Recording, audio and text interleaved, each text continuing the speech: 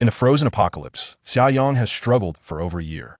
While exploring a strategic resource reserve, he encountered a catastrophic explosion, only to be reborn alongside the reserve 1 month prior to the apocalypse's onset, endowed with dimensional space abilities. As the apocalypse arrived as foretold, a peculiar countdown shattered before Xia Yang's eyes, transforming into a wandering system. With a flourish of its metaphorical hand, the system metamorphosed a heavy-duty RV into a mobile survival base. Chapter 1. Rebirth and the Peculiar Countdown. On the Blue Planet, in the city of Sanshan, Xia Country. March 5, 2049, the moment of awakening. At 3 in the morning, a light drizzle enveloped this coastal city. A flash of white light pierced the darkness, and a formidable bolt of lightning illuminated the sky. Moments later, a tremendous clap of thunder reverberated, causing the window panes to tremble. Startled from his slumber, Xia Yang emitted a piercing scream and jolted upright in bed, instinctively covering his eyes with his hands. He discovered that his back was drenched in sweat, his cotton pajamas clinging uncomfortably to his skin, an indescribable discomfort washing over him. Another flash of lightning lit up the cramped room momentarily. Xia Yang's complexion was as pale as a ghost, resembling a cadaver. At this moment, he remained in a daze, taking some time to regain his senses. He glanced down at his body, even lifting the covers to inspect, relieved to find that all essential parts remained intact.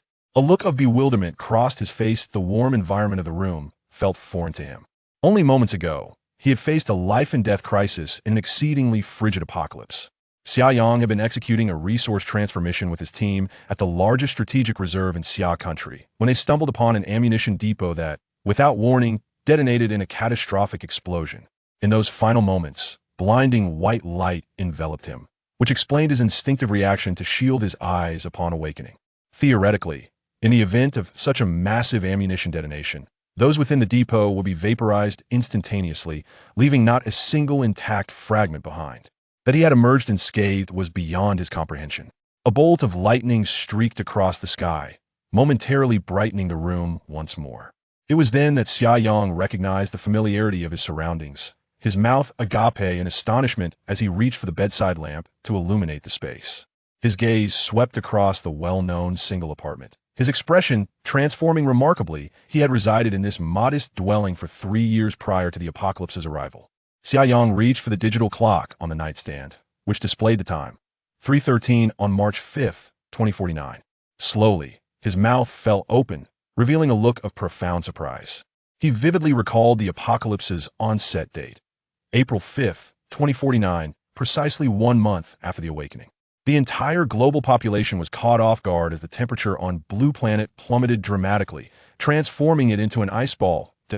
In the frozen apocalypse, Xia Yang struggled to survive, enduring numerous brushes with death. Eventually, after awakening his dimensional space abilities, he was recruited into a survivor organization in Xia Country, which improved his living conditions somewhat. Of course, it was also due to his dimensional powers that he undertook missions, only to unfortunately encounter a catastrophic explosion at an ammunition depot. Fortune often arises from misfortune, and misfortune can conceal fortune. Such is the intriguing nature of life circumstances.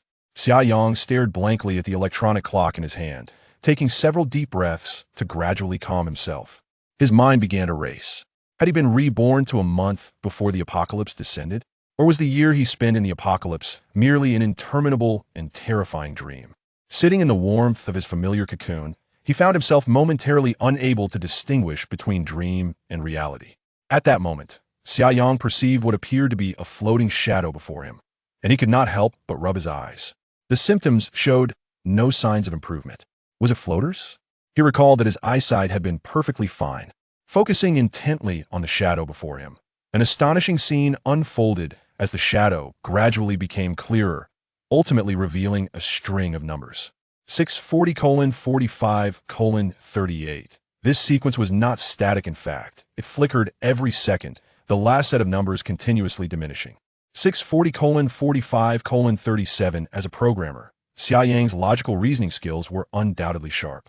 After a moment's contemplation, he realized that this must be a countdown. The numbers changed every second, with the final digits representing seconds, the middle set indicating minutes, and the first 3 digits undoubtedly denoting hours. Xia Yang quickly retrieved his phone from the bedside and opened the calculator. The computation was not complex, and soon he had the answer. The countdown concluded at precisely 8 p.m. on April 5th. Xia Yang was taken aback. Whether the memories of that entire year spent in the apocalypse were a dream or a genuine experience, he was indelibly marked by that moment in time. April 5th, 2049, at 8 p.m. Beijing time, was when the global populace witnessed a spectacular meteor shower. Naturally, in some regions, it was daytime, yet people could still observe a multitude of meteors streaking across the sky. That day, social media was inundated with posts about the meteor shower, which had transformed into a worldwide celebration. Little did they know that this beautiful meteor shower signified the onset of a terrifying disaster. It was this very meteor shower that heralded the beginning of an era of global frost and desolation. Xia Yang attempted to close his eyes, yet the countdown persisted in his line of sight, flickering and changing at a steady pace of once per second. However, if his attention drifted from the countdown, the string of numbers would gradually fade into a nebulous shadow, causing no disturbance in his daily life. Sweat beads formed on Xia Yang's forehead. If the experiences of the past year in the apocalypse were merely a dream, how could he explain this bizarre countdown? Xia Yang believed that he had most likely been reborn. Thus, in 1 month's time, the impending apocalypse would likely descend upon him. In other words, he had a month to prepare for the forthcoming brutal end of days. Before his rebirth, or rather within the confines of his dreams, Xia Yang had, after enduring a grueling period exceeding a month, fortuitously awakened to the rare ability of dimensional space. In the days that followed, his existence was markedly more comfortable compared to that of ordinary survivors. Reflecting upon his experiences over the past year of the apocalypse, Xia Yang instinctively reached out to sense his dimensional space. Suddenly, his eyes widened in disbelief. He had merely acted out of habit, attempting to perceive the dimensional space that had accompanied him for over 10 months during the apocalypse. To his astonishment, he truly sensed its existence. This suggested that the dimensional space had indeed returned with him in this rebirth. A joyful smile spread across Xia Yang's face. With a month remaining, the presence of a dimensional space granted him myriad opportunities to prepare for the imminent apocalypse. However, an even greater surprise awaited him. Chapter 2. Strategic Material Reserve. Xia Yang swiftly discerned that his dimensional space seemed to possess an infinitesimal vastness. In his previous life, although he had awakened the ability of dimensional space, it remained in its nascent stage until his untimely demise. The entire dimensional space was akin to the size of 5 or 6 shipping containers. However, upon re-establishing a mental connection with his dimensional realm, he was enveloped by an overwhelming sense of boundlessness. While it was impossible for the dimensional space to be truly infinite, its vastness created an illusion of infinity for Xia Yang. Indeed, this space could easily accommodate several forbidden cities, making the claim of boundlessness not entirely unfounded, as it was improbable for Xia Yang to fill such an immense expanse. Soon thereafter, Xia Yang inhaled sharply, for the surprises within the dimensional space had not yet ceased. At the periphery of this realm, he encountered a structure that struck a chord of familiarity. Was that not the strategic material reserve? Xia Yang murmured to himself, puzzled by its presence in his dimensional space. Indeed, he had stumbled upon the very strategic material reserve that had led to his rebirth following the cataclysmic explosion of the ammunition depot. This was one of the 3 major strategic reserves of the Summer Nation, meticulously prepared to confront extreme situations, and it housed an astonishing array of supplies, weaponry, and equipment. In truth, this strategic material reserve had hollowed out an entire mountain and featured extensive underground constructions. It was a bastion forged from reinforced concrete and vast quantities of steel. Even in the face of a cataclysmic strike, as long as one was not at the epicenter of the explosion, it would remain unscathed. Now, this colossal fortress had somehow detached itself from the mountain and entered Xia Yang's dimensional space. The magnitude of this revelation was indeed astonishing. With a mere sweep of his mind, Xia Yang grasped the situation of the reserve. In reality, he could only sense a fraction of the strategic material reserve. Approximately 4/5 of the structure remained shrouded in mystery. Situated at the boundary of the dimensional space, the reserve appeared to be ensnared at the edge, with only about 1/5 residing within Xia Yang's realm. Yet, even this mere 1/5 left him utterly astounded. The warehouse was brimming with various high-quality ores, mountains of iron, copper, and aluminum ingots. A vast seed repository housed an assortment of plant and crop seeds, meticulously categorized. An abundance of cables, optical fibers, pipes, and various fittings filled the space. There were hundreds of sealed stainless steel water tanks, each capable of holding hundreds of tons, all containing purified water. A multitude of clothing, Tents, compressed biscuits, instant noodles, ham, and daily medicinal supplies were also present. Xia Yang even discovered a primary and a backup set of disk arrays, labeled as the Electronic Knowledge Repository. It was likely that within these arrays resided a wealth of information encompassing the technology, culture, and arts of the Summer Nation and beyond.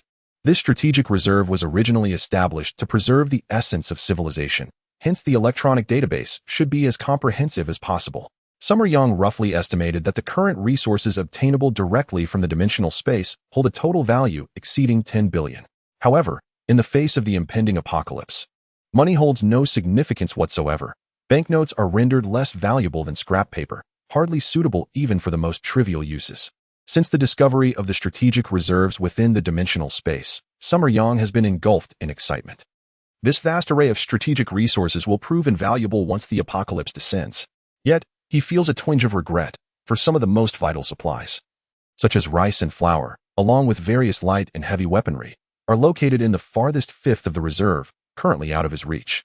In terms of weaponry, Summer Yang has only acquired 2 Type 95 automatic rifles and a standard pistol from the guard station at the entrance of the strategic reserve, along with approximately 200 rounds of rifle ammunition and 100 rounds of pistol ammunition. According to his knowledge, this strategic reserve contains an assortment of light and heavy weaponry sufficient to equip an entire brigade, as well as wheeled infantry fighting vehicles, mortars, self-propelled artillery, and an abundance of ammunition that fills 2 warehouses. On the top level of the reserve, 2 armed helicopters and 2 transport helicopters are stationed, with the ceiling capable of being opened in emergencies. Furthermore, he has heard whispers that the deepest part of the reserve is even equipped with intercontinental ballistic missiles, though it remains uncertain whether they are fitted with nuclear warheads. Regarding food supplies, the strategic reserve boasts long-stored rice and flour in the tens of thousands of tons, enough to sustain 50,000 people for an entire year. If Summer Yang were to access this food, he could feasibly survive for 50,000 years on his own. Additionally, there is a substantial quantity of gasoline, diesel, aviation fuel, extremely valuable scientific experimental equipment, complete artificial ecosystem setups, advanced CNC machine tools, and more. Unfortunately, all of this is merely a dream for Summer Yang at present. Fortunately, having survived for over a year during the apocalypse, he is well aware of how to enhance his spatial abilities.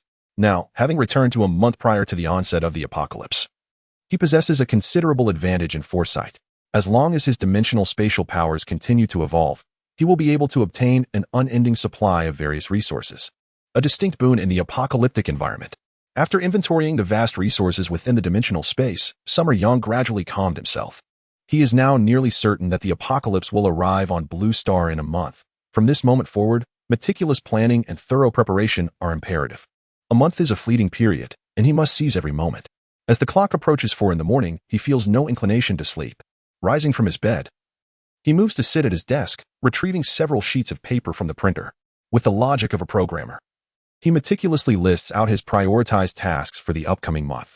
He refrains from completing this work on a computer, as any device connected to the internet cannot guarantee absolute information security. As he pondered, he scribbled on the printing paper. Unbeknownst to him, the horizon outside had already begun to reveal a pale blush of dawn. Summer Sun, holding 2 sheets of densely written paper, rose and approached the window, stretching languidly and exhaling a long breath of stale air.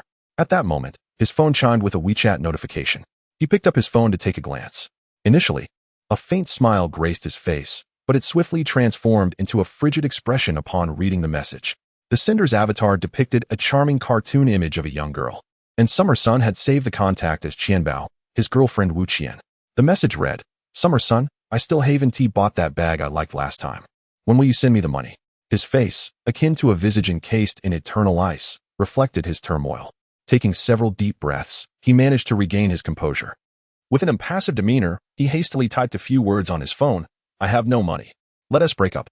Without hesitation, he pressed send, carelessly tossing the phone aside, and returned to contemplating the plans he had penned.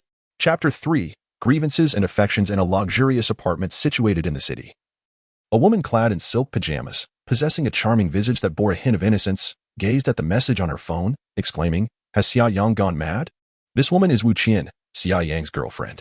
No sooner had her words escaped her lips than a delicate arm emerged from beneath the covers, and a woman with a hint of allure rubbed her eyes and inquired, "What is the matter? What has happened?" Fuming, Wu Qian retorted, "Bing bing, look. That useless Xia Yang actually took the initiative to break up with me. The woman in the bed was Wu Qian's close friend, Zhou Bingqing. Upon hearing this, she became instantly alert and leaned over to glance at Wu Qian's phone screen. With a mischievous grin, she remarked, "Qian, do you think Xia Yang has discovered something about your affair with young Master Wang?" "Impossible," Wu Qian asserted vehemently. Yet, after speaking, a flicker of uncertainty crossed her mind. Last night, young Master Wang had indeed stayed over, and they had engaged in a mixed doubles game. Later, in the wee hours, young Master Wang had been summoned by his rowdy friends to continue drinking, while Zhou Bingqing had opted to stay the night at Wu Qian's residence. "I'll give him a call," Wu Qian declared. In a modest apartment, Xia Yang's phone rang. He glanced at the caller ID and, upon recognizing Wu Qian's number, promptly disconnected the call without a second thought.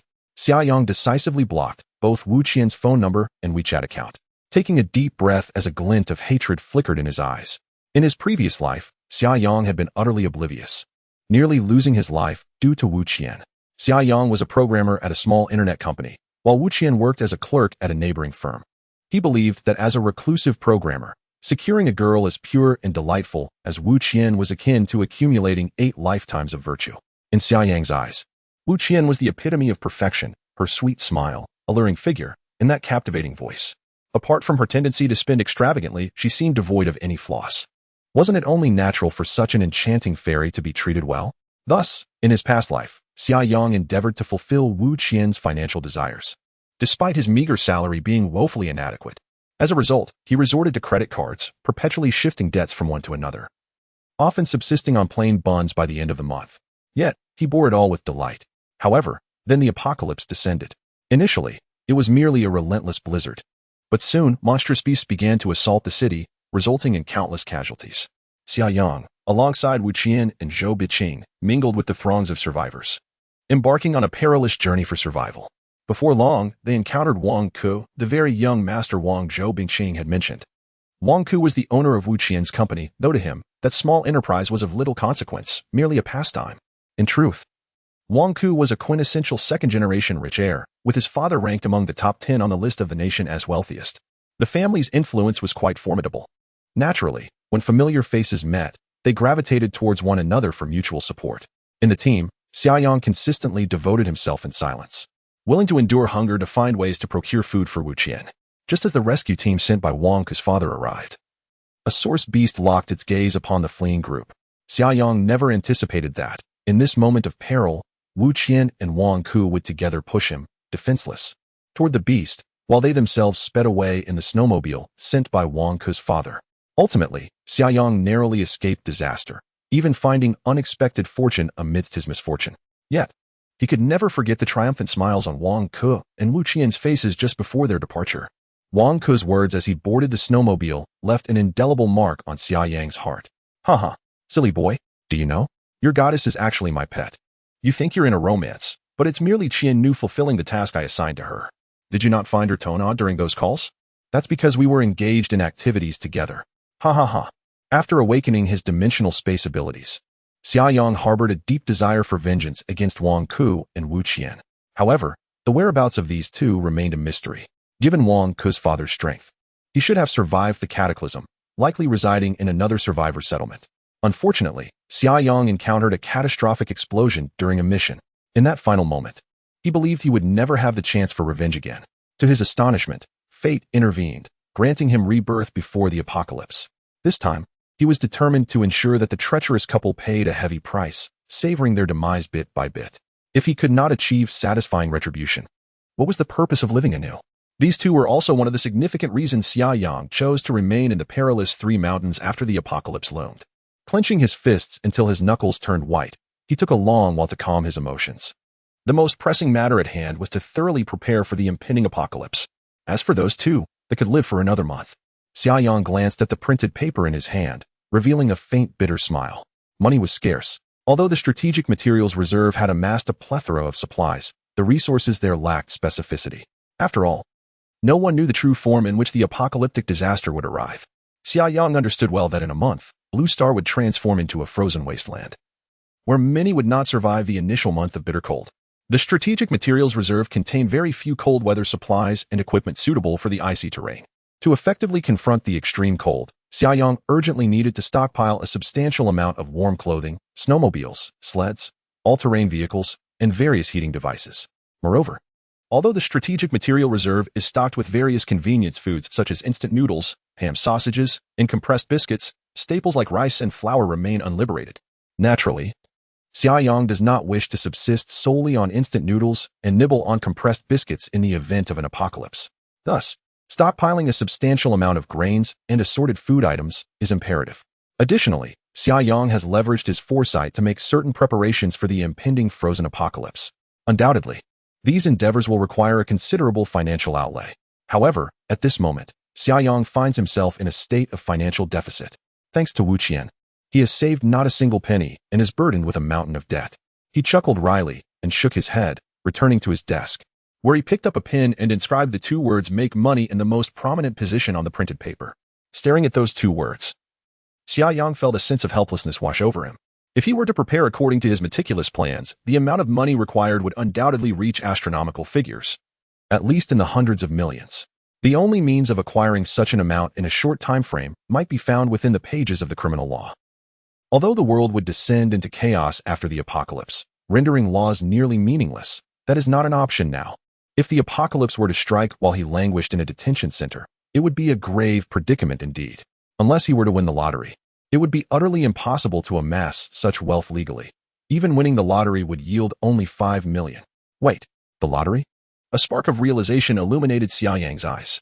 Chapter 4. The billion-dollar slip of paper. Xia Yang glanced around and swiftly approached the sofa, pushing aside 2 stylish checkered shirts, 3 identical pairs of jeans, and a few odorous socks, to uncover his quintessential programmer's black backpack. Upon unzipping the compartment of the backpack, he indeed discovered a lottery ticket. If memory serves him right, this ticket was purchased the previous evening while casually passing by the lottery shop on his way home from work.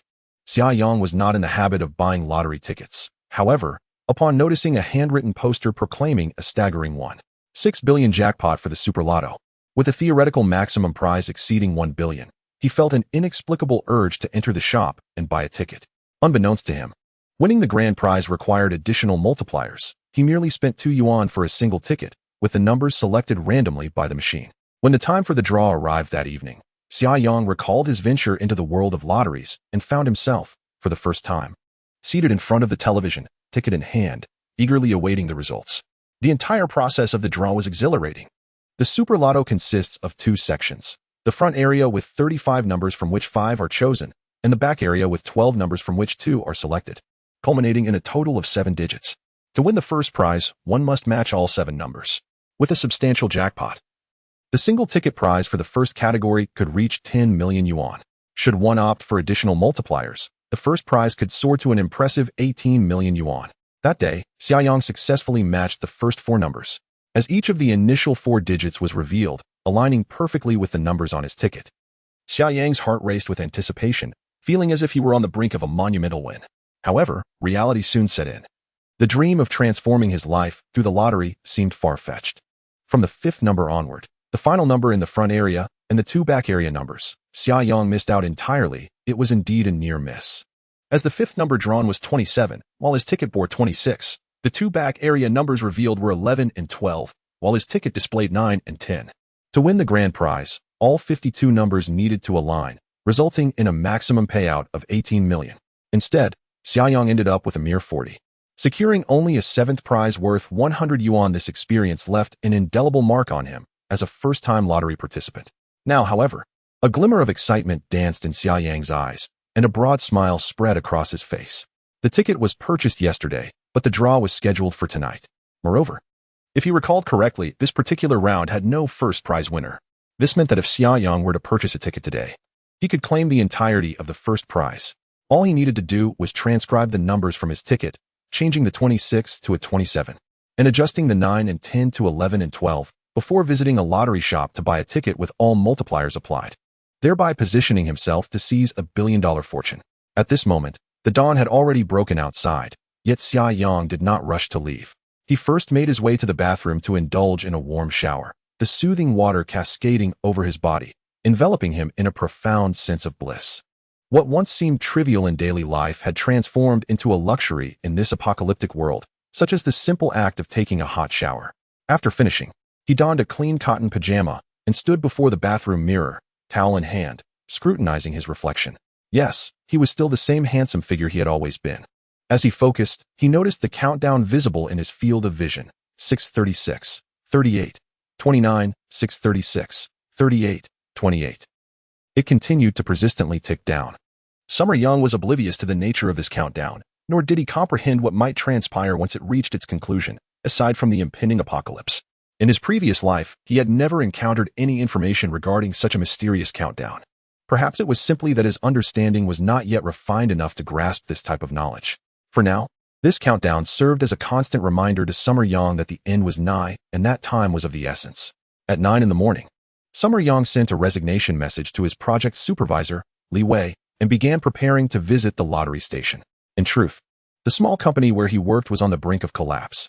It had been nearly half a month since the completion of their last project without a new one in sight, and rumors of layoffs had already begun to circulate.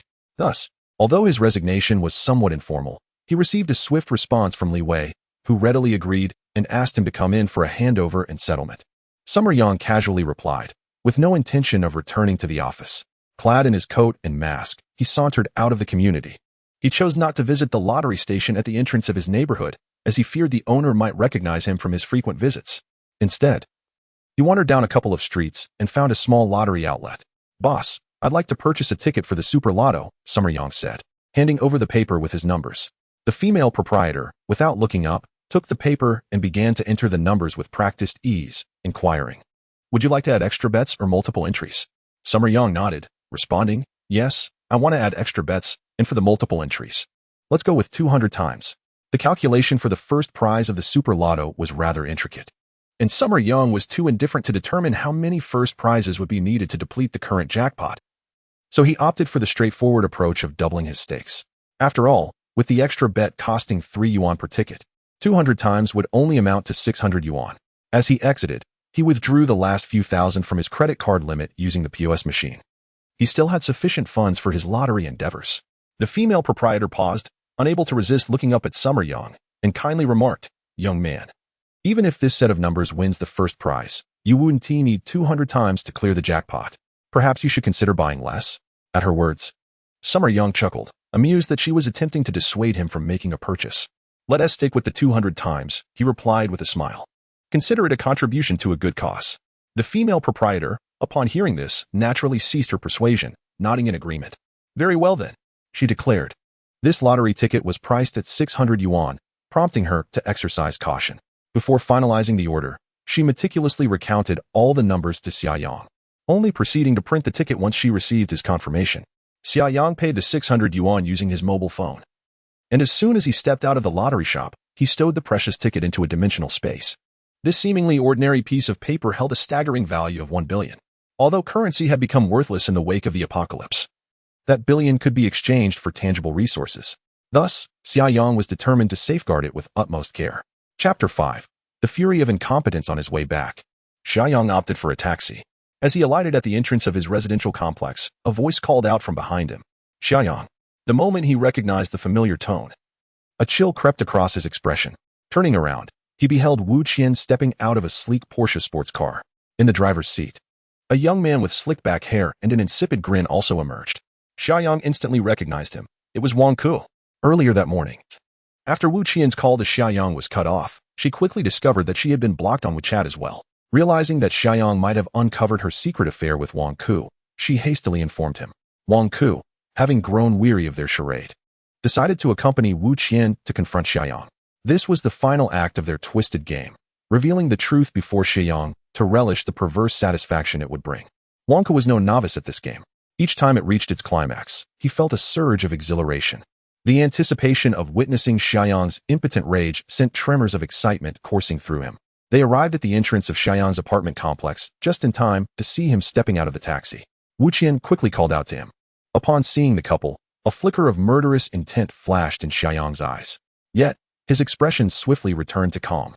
He stood still while Wang Ku brazenly wrapped an arm around Wu Qian's waist and swaggered towards him. Xia Yang regarded Wu Qian with quiet scrutiny, noting the unmistakable air of debauchery surrounding her. No amount of perfume could mask the sin of moral decay. It was truly blinding, his past infatuation with such a woman. mistaking her for pure and innocent. What do you want? Xia Yang inquired coldly. Wu Qian nestled against Wang Ku, who boisterously introduced himself. Let me introduce myself. I know who you are, Xia Yang interrupted. Wang Ku. Wang Ku chuckled. It seems you've indeed pieced together some truths, even my identity. But do you know? Once again, Xia Yang cut him off, coldly asserting, are you inquiring if I know that Wu Qian is your pet? Wang Ku's eyes widened in astonishment, clearly taken aback. Xia Yang, however, displayed a smirk laced with derision. Of course I know. I knew from the very beginning. Moreover, I have assessed your pet. She's quite skilled. From a certain perspective. Your taste is commendable, you cuckold. With that, Xia Yang turned his back on the dumbfounded Wang Ku and Wu Qian, striding towards the complex. He paused momentarily, glancing back to add, by the way, I want to charge you for the assessment. No need to thank me, cuckold. Finally, Wang Ku regained his composure. Fury boiling within him. He spat, I'll make you pay for this. Xia Yang's expression hardened. In a flash, he was before Wang Ku. Crack, crack. Two sharp slaps echoed through the air. On both sides of Wang Ku's face appeared 5 distinct fingerprints, swelling visibly at an alarming rate. Xia Yang leaned in, fixating on Wang Ku's eyes, and coldly declared, I don't believe you. Show me one. Wang Ku felt a chilling intensity in Xia Yang's gaze.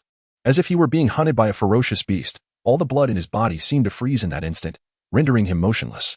Xia Yang stared at Wang Ku for a full 10 seconds before disdainfully averting his gaze and walking into the community without a backward glance. Throughout the encounter, Xia Yang didn't even spare a glance at Wu Qian. Wang Ku felt his calves trembling. Xia Yang's gaze had been terrifying. Only after Xia Yang's figure vanished into the community did Wang Ku begin to regain a semblance of composure.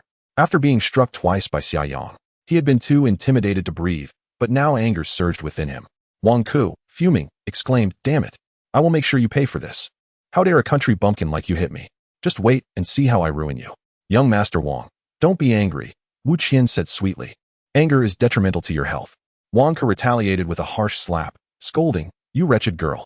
What right do you have to speak? Tell me, did you inform him? Wu Qian stumbled back from Wang Ku's merciless slap, falling to the ground. Covering her face, she sobbed, I didn't. I said nothing. He suddenly broke up with me. I truly know nothing. Humph. Can anything you say be trusted, you lowly wretch? Wang Ku sneered, get lost. I never want to see you again. Wu Qian had already lost her value. Even without today's events, Wang Ku would have shown her no mercy. Please. Young Master Wang, don't. Wu Qian pleaded desperately, I am your Qian slave. You cannot abandon me. Get away. Wang Ku kicked Wu Qian disdainfully, striding past her and driving away. Sitting on the ground, Wu Qian wept bitterly. The entrance of the community soon attracted a crowd who gawked and whispered about her. After crying for a while, unable to endure the strange stares any longer, she rose and left in shame. Upon returning to his rented room, Xia Yang's mood gradually settled. However, his inner turmoil was far from the calm he portrayed. He had been suppressing his rage, otherwise it would have been all too easy to eliminate the two unworthy individuals. Although he had not awakened to power, his physical abilities had nonetheless been enhanced during the process, albeit less noticeably than those with powers. With his current strength, Xia Yang could easily crush Wang Ku, whose body had been ravaged by indulgence, with a single hand. Once inside, Xia Yang began to pack his belongings. The convenience of dimensional space allowed him to swiftly store everything away. He cast a final glance at the modest abode he had inhabited for 3 years, then turned and exited without a trace of nostalgia. From this moment forth, Xia Yang resolved to no longer reside in the rental unit. He was acutely aware that a pompous and arrogant scion like Wang Ku would never willingly accept such a significant loss. Wang Ku would undoubtedly seek vengeance. If Xia Yang continued to dwell in this place, he would inevitably encounter various troubles. However, he was not intimidated by the prospect of Wang Ku bringing a throng to create chaos, even against overwhelming numbers. A burst from the concealed Type 95 automatic rifle within the dimensional space could ensure no survivors remained. Yet, Xia Yang was reluctant to create a considerable uproar before the apocalypse had descended and order had unraveled. After all, he had numerous matters to attend to and preparations to make. His plans could not be so easily disrupted. With only a month remaining until the arrival of the apocalypse, time was of the essence. Moreover, he did not wish to eliminate Wang Ku and Wu Qian too swiftly. He believed that the events of today would not yield a significant butterfly effect. It was highly likely that Wang Ku and Wu Qian would survive the onslaught of the source beasts and embark on their escape. At that juncture, Xia Yang would be able to engage with them in a more fitting manner. He could not bear the thought of allowing them to perish slowly in despair. The bitterness in his heart would remain unquenched. Should they meet their end during the siege of the source beasts, then perhaps it would be considered a stroke of good fortune for them. Chapter 6. The billion-dollar prize. Xia Yang exited through the side gate of the community and hailed a taxi, heading straight to the Shangri-La Hotel.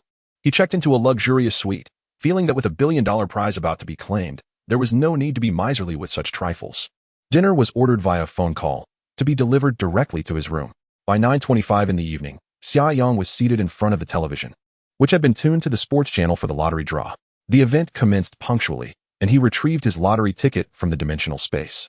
Fixating intently on the screen, the small balls danced merrily within the transparent lottery machine. Soon enough, the first ball was drawn.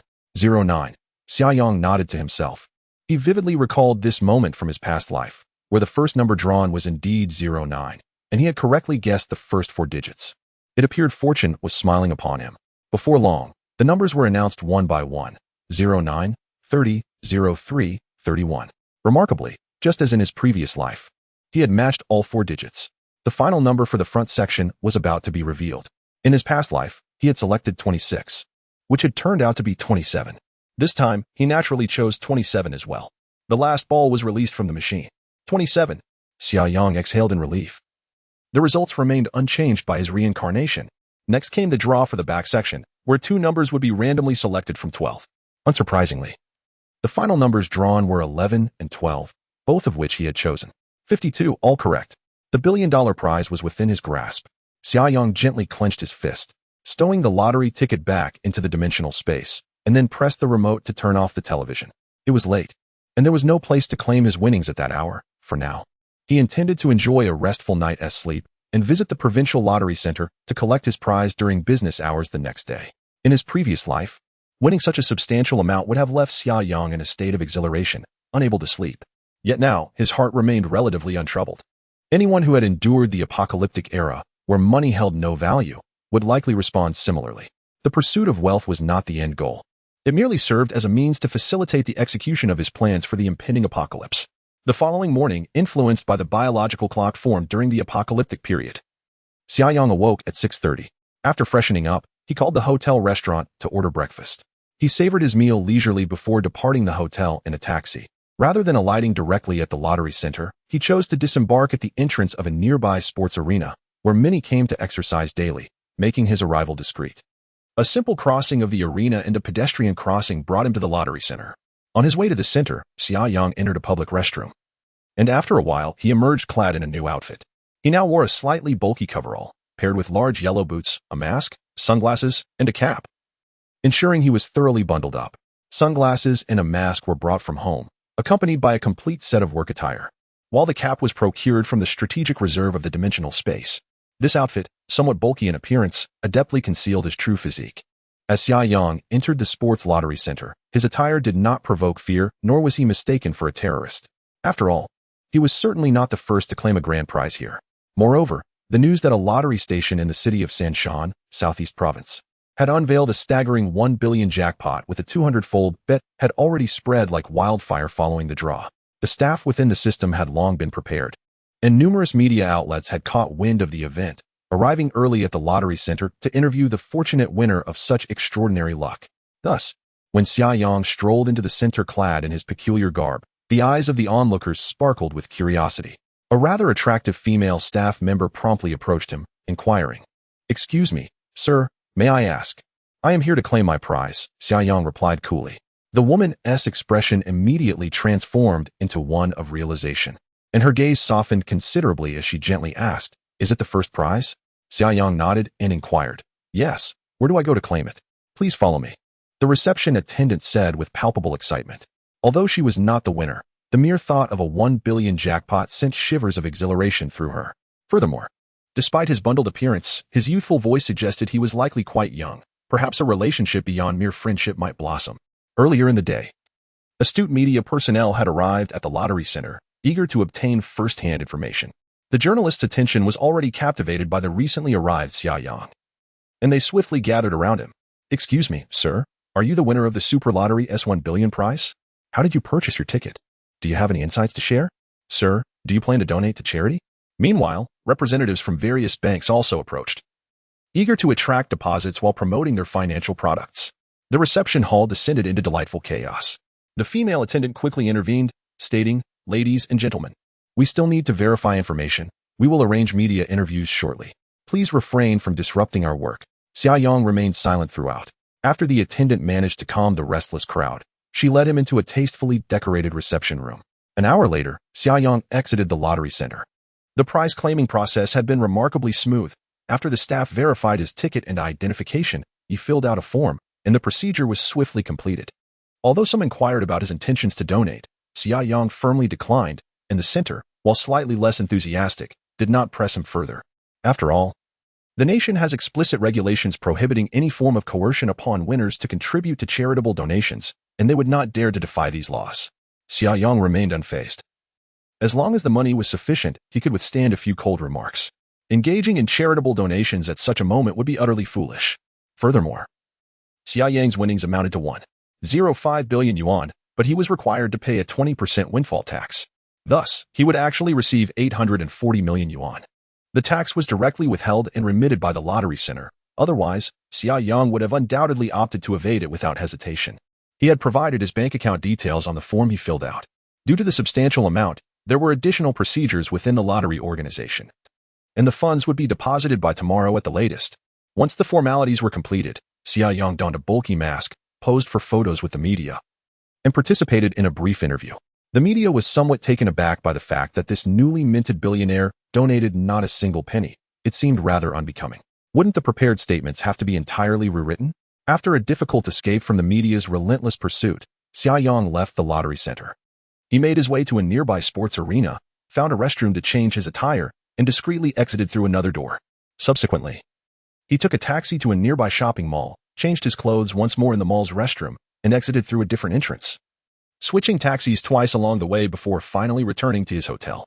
Having survived in a post-apocalyptic world for over a year, Xia Yang had cultivated a habit of utmost caution. In stark contrast, the populace during the peaceful and prosperous era preceding the apocalypse lived in excessive comfort. Exhibiting little awareness of safety, to Xia Yang, they seemed as naive as innocent little rabbits.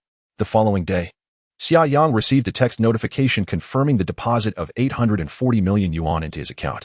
Upon logging into his mobile banking, the sight of an array of zeros made him slightly dizzy. At long last, he had acquired wealth, and now it was time to indulge in shopping. Chapter 7. Temporary shelter in his past life. Xia Yang had never possessed such a vast fortune. Indeed, it only held significance if spent before the onset of the apocalypse. Xia Yang had already devised a meticulous plan for the utilization of this wealth. The bonus exceeded his initial expectations by several million, ensuring that his strategy could be executed smoothly and with ample resources. After quickly tidying up, Xia Yang checked out of his hotel room and took a taxi to a car rental agency. He had reserved a vehicle online the previous day, as he had numerous tasks to accomplish in the coming days. Renting a car would significantly enhance his efficiency. With alacrity, he paid the deposit and completed the paperwork, then drove straight to a gas station to fill up the tank before heading toward the southern outskirts. For the past couple of days, Xia Yang had scoured the internet and had set his sights on a warehouse in the southern suburbs. The city of Sanshan, situated along the southeastern coastal line, had constructed numerous civil defense projects, colloquially known as air raid shelters, due to its unique historical circumstances. Over the years, many of these shelters had fallen into disrepair, while some had been repurposed for rental. The warehouse that captured Xia Yang's interest was a relic from that era. It was a robust structure of reinforced concrete, built against the mountainside, with its interior connected to an air raid shelter. A substantial opening in the mountain-facing wall provided direct access to the shelter within. This was the temporary sanctuary that Xia Yang had chosen.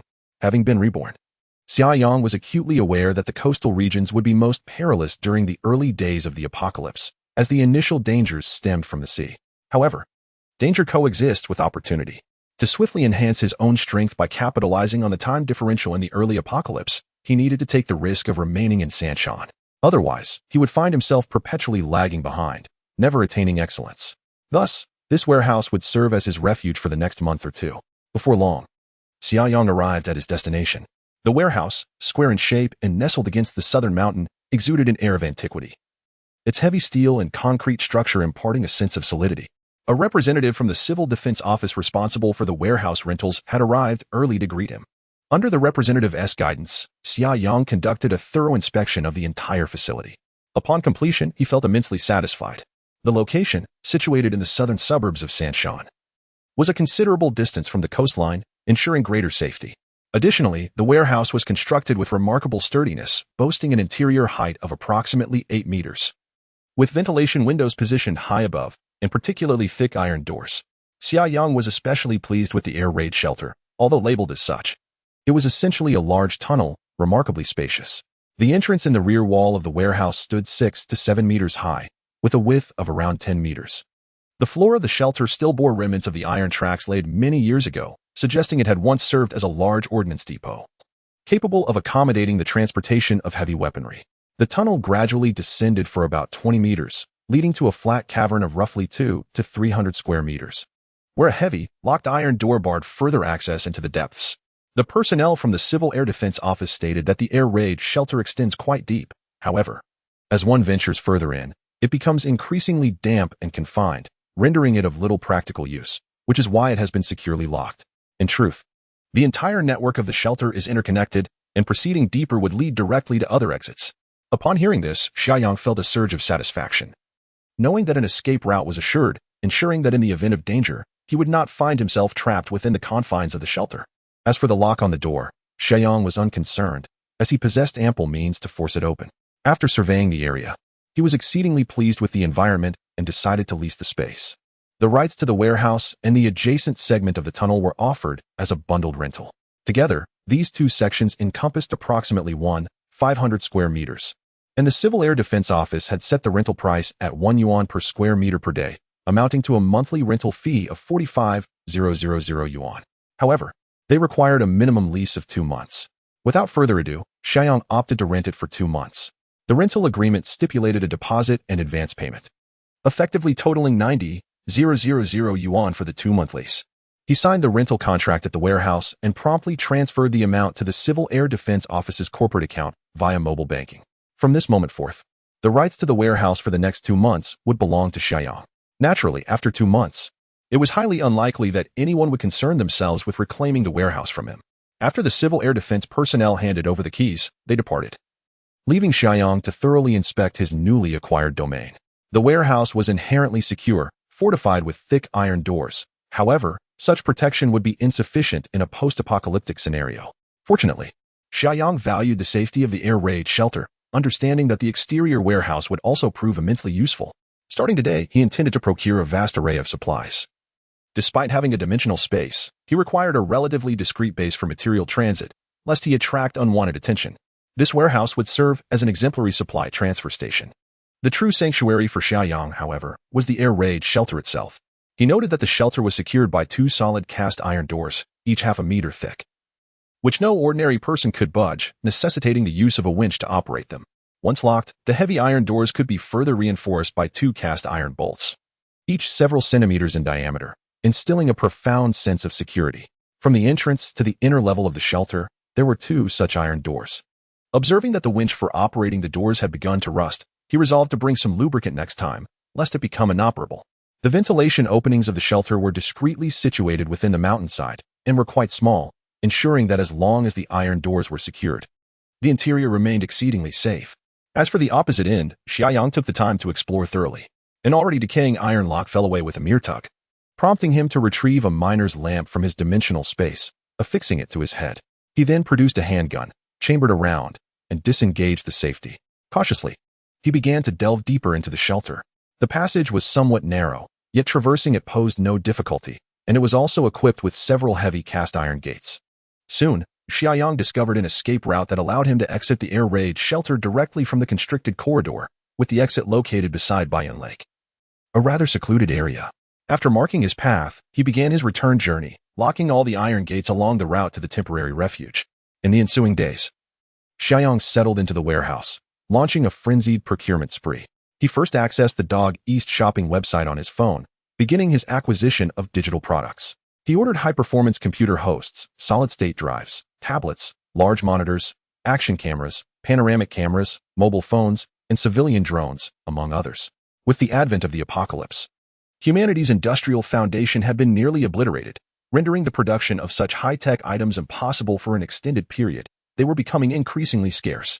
Seizing the moment, he aimed to stockpile as much as he could. He purchased 500 of each item that caught his eye.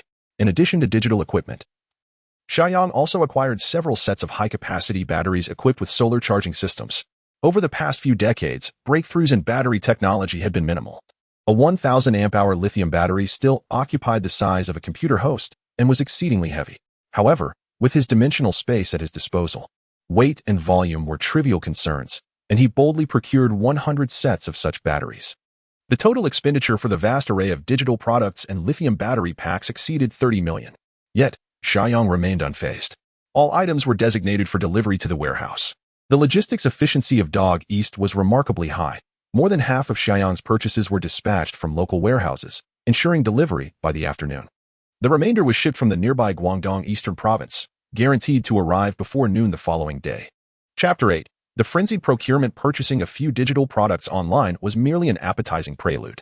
Xia Yang reached out to a reputable trade company from northeast China to procure 300 tons of rice, opting for a straightforward transaction at the price of 5,000 yuan per ton without seeking any discounts. His sole stipulation was for the swift delivery to the warehouse in Sanshan. The substantial business deal of 1.5 million yuan garnered the counterpart's utmost attention. Transporting 300 tons of rice from northeast China to Sanshan was most efficiently accomplished via freight train, necessitating approximately 5 carriages.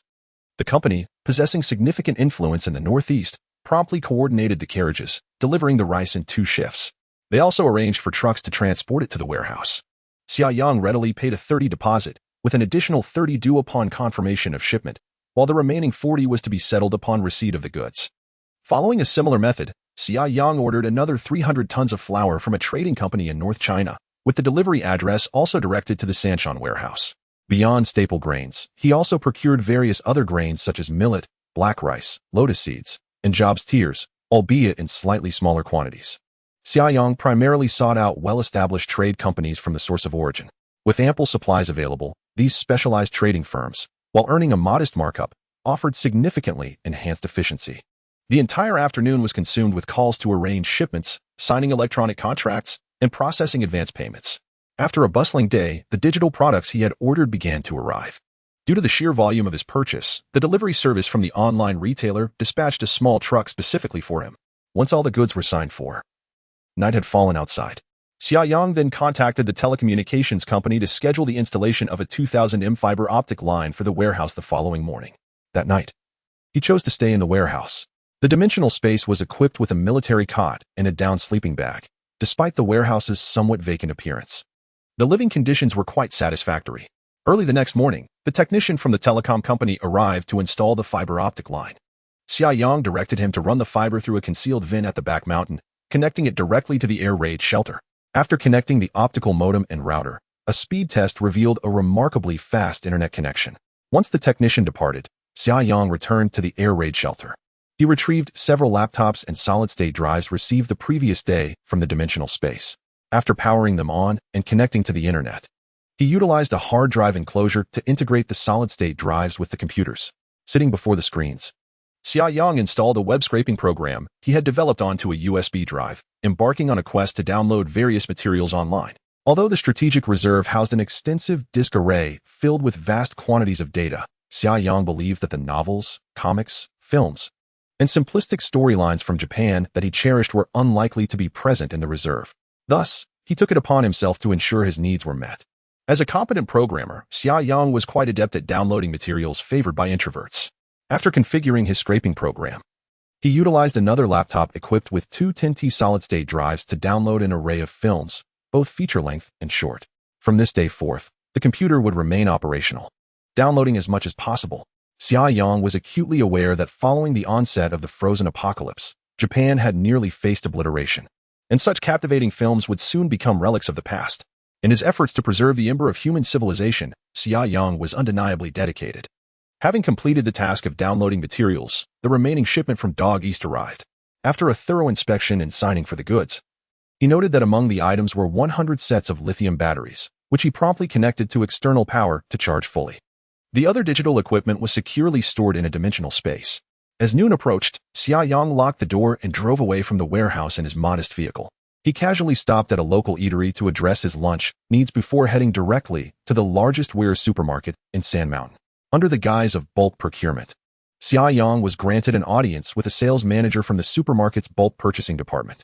He requested a comprehensive list of the supermarket's products and proceeded to check off numerous items. Anything he deemed potentially useful for the future was added to his cart. Instant noodles, in various flavors, were ordered by the thousand, alongside 200 boxes of seasonings. Items such as pickled vegetables, ham sausages, assorted beverages, mineral water, beef jerky, and peanuts followed suit. He also included laundry detergent, mosquito coils, dishwashing liquid, paper towels, disinfectants, and cling film. Alcoholic beverages, including beer, white spirits, red wine, and foreign liquors, were not overlooked. Frozen dumplings, buns, and steamed bread were also selected, alongside storage boxes, various dining utensils, digital hardware, small household appliances, cultural and sports supplies, and camping gear. For larger items, like treadmills, he ordered 5 or 6 units, while smaller products were often requested in the thousands or even tens of thousands. The act of selecting items consumed a full 3 hours, leaving the supermarket sales manager astounded, with doubts swirling in his mind about whether he had encountered a con artist. A rough estimate of Xia Yang's selections, even with bulk purchasing discounts, suggested a total exceeding 210 million yuan. Naturally, the supermarket did not possess such an inventory. But the regional warehouse in Guangdong province posed no issue for stock transfer. Even if certain items were in short supply, notifying suppliers for urgent delivery would not take long. Who would fear a hefty order? The only concern for the supermarket was whether this young man could truly afford such an expenditure. Was he perhaps playing a prank? Xia Yang swiftly dispelled any doubts through decisive action. After the supermarket calculated the total cost, amounting to 210 million yuan, both parties signed a contract on site. And he promptly transferred the agreed-upon deposit to the supermarket's account. The sales manager, now at ease, beamed with joy. This substantial transaction promised significant profits. The thick contract resembled a tome, with 90% dedicated to a catalog of goods. After thoroughly scouring the market, twilight descended. Satisfied with his accomplishments, Xia Yang drove back to the warehouse to check the download progress before retiring early for the night. The following day, he visited 2 more supermarkets. As even the largest establishments could not encompass every product, thus, it was prudent to make supplementary purchases. Consequently, another 50 million was expended. Subsequently, Xia Yang ordered a substantial quantity of fresh vegetables, fruits, and meats. The dimensional space could not accommodate living beings, and time within it was nearly stagnant. Alleviating any concerns regarding preservation, items remained unchanged from the moment they were stored to when they were retrieved. With abundant funds at his disposal, Xia Yang indulged in purchasing dozens to hundreds of tons of produce. Even if his dimensional space could never be upgraded again and the vast reserves in his strategic stockpile remained inaccessible, the sheer volume of these acquisitions would ensure he could utilize them for an eternity. In addition to local bulk purchases, Xia Yang reached out online to a company specializing in imported skiing equipment, ordering a significant amount of winter gear. This included sleds, ski helmets, and skis, with the most crucial being high-grade polar cold weather apparel. The wholesale price for such a complete set was approximately 20,000 yuan, and Xia Yang ordered 5,000 sets, thereby spending another 100 million. He also procured over 100 snowmobiles and all-terrain vehicles, essential for traversing snowy landscapes. Following this, he invested several million yuan in smokeless coal, fireplaces, and other heating supplies, as well as acquiring the quietest gasoline and diesel generators. Originally, Xia Yang intended to stockpile gasoline and diesel. Although his strategic reserve contained vast quantities of fuel, it remained sealed, rendering it inaccessible. He understood that as an individual, he had no means to procure large amounts of fuel, so he resigned himself to the situation. With numerous gas stations in the city of Sanshan, he planned to embark on a delightful zero-cost shopping spree once the apocalypse arrived, confident that he would gather substantial fuel supplies, at least for the short term. In just a few days, Xia Yang had spent 500 million. Yet, his heart remained unperturbed. He continued his lavish spending. A few days earlier, he had contacted a machining factory in Sanshan and had made a partial deposit. With some free time on his hands, Xia Yang promptly visited the factory to finalize the contract, generously prepaying 80% of the total cost. With tens of millions of yuan arriving, the factory was invigorated, operating at full capacity to produce the custom alloys and equipment he had ordered. In the days that followed, Xia Yang transformed into a quintessential spendthrift, extravagantly dispensing his wealth. He occasionally returned to the warehouse to receive shipments, leading a life that felt remarkably fulfilling. The resources within his dimensional space grew increasingly ample, granting Xia Yang a sense of profound reassurance. Finally, Xia Yang meticulously surveyed the prominent restaurants across the 3 mountains. He placed an order for 10,000 portions of the renowned Buddha jumps over the wall at Juchunyuan, priced at 598 yuan each. Additionally, he procured signature dishes from several esteemed establishments in the region, all in quantities of 10,000. Moreover, he arranged for an excess of 10,000 banquet tables from various hotels. Within the confines of the dimensional space, time appeared to stand still. The meticulously prepared dishes remained impeccably preserved. Consequently, Xia Yang would be able to savor the exquisite culinary creations of professional chefs at his leisure. This indulgence was unfathomably luxurious, a stark contrast to the frozen apocalypse he had endured in his previous life. The preparation of such dishes required considerable time. Thus, during the following weeks, Xia Yang virtually resided at the warehouse, receiving a continuous influx of delectable dishes and supplies transported from afar. After this frenzied shopping spree, his bank account dwindled to just over 30 million, a sum that barely represented a fraction of his initial winnings. Chapter 9. The Doomsday Ark RV. On this day, under the pretext of not having any cargo to receive, Xia Yang drove the rented dilapidated vehicle straight to the northern suburbs of Sanshan. He recalled that there were several companies here specializing in the sale and modification of recreational vehicles, and he intended to purchase one. In the apocalyptic environment, the utility of an RV was rather limited, especially in a world engulfed by ice. A conventional RV would find it exceedingly difficult to navigate. However, for Xia Yang, who possessed a dimensional space, it presented an excellent alternative.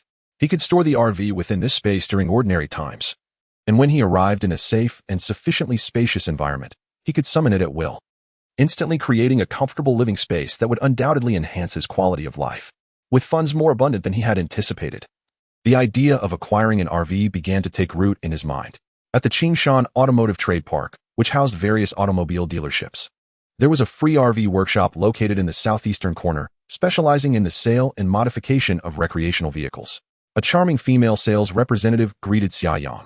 "Sir, our store represents most of the mainstream RV brands in the country. May I inquire about your preferred model?" she asked. As Xia Yang surveyed the surroundings, he replied, "I am not very familiar with RVs. Could you provide me with some information? By the way, it seems that the RVs here are rather compact." With a smile, the saleswoman explained, "Sir, our national policy currently allows vehicles under 6 meters to be registered with a blue license plate, which can be driven with a Class C license. Therefore, to accommodate the driving needs of the majority, the maximum length of domestic RVs is limited to 5.99 meters. Xia Yang nodded in understanding, though a hint of disappointment flickered in his heart. A vehicle measuring 5.99 meters would need to accommodate a bed, sofa, small kitchen, bathroom, and other amenities, resulting in inherently limited internal space. Purchasing such an RV would hardly offer any comfort. In essence, it was rather impractical. Moreover, he noted that most of the RVs in this area were built on Iveco or Dongfeng chassis, with bodies constructed from sandwich-structured fiberglass. In the context of an apocalyptic environment, such vehicles were alarmingly fragile, easily susceptible to being torn apart by a mere swipe from a beast. Although Xia Yang intended to use the RV primarily as a room in a relatively safe setting, the excessive fragility of the vehicle's body remained a significant concern.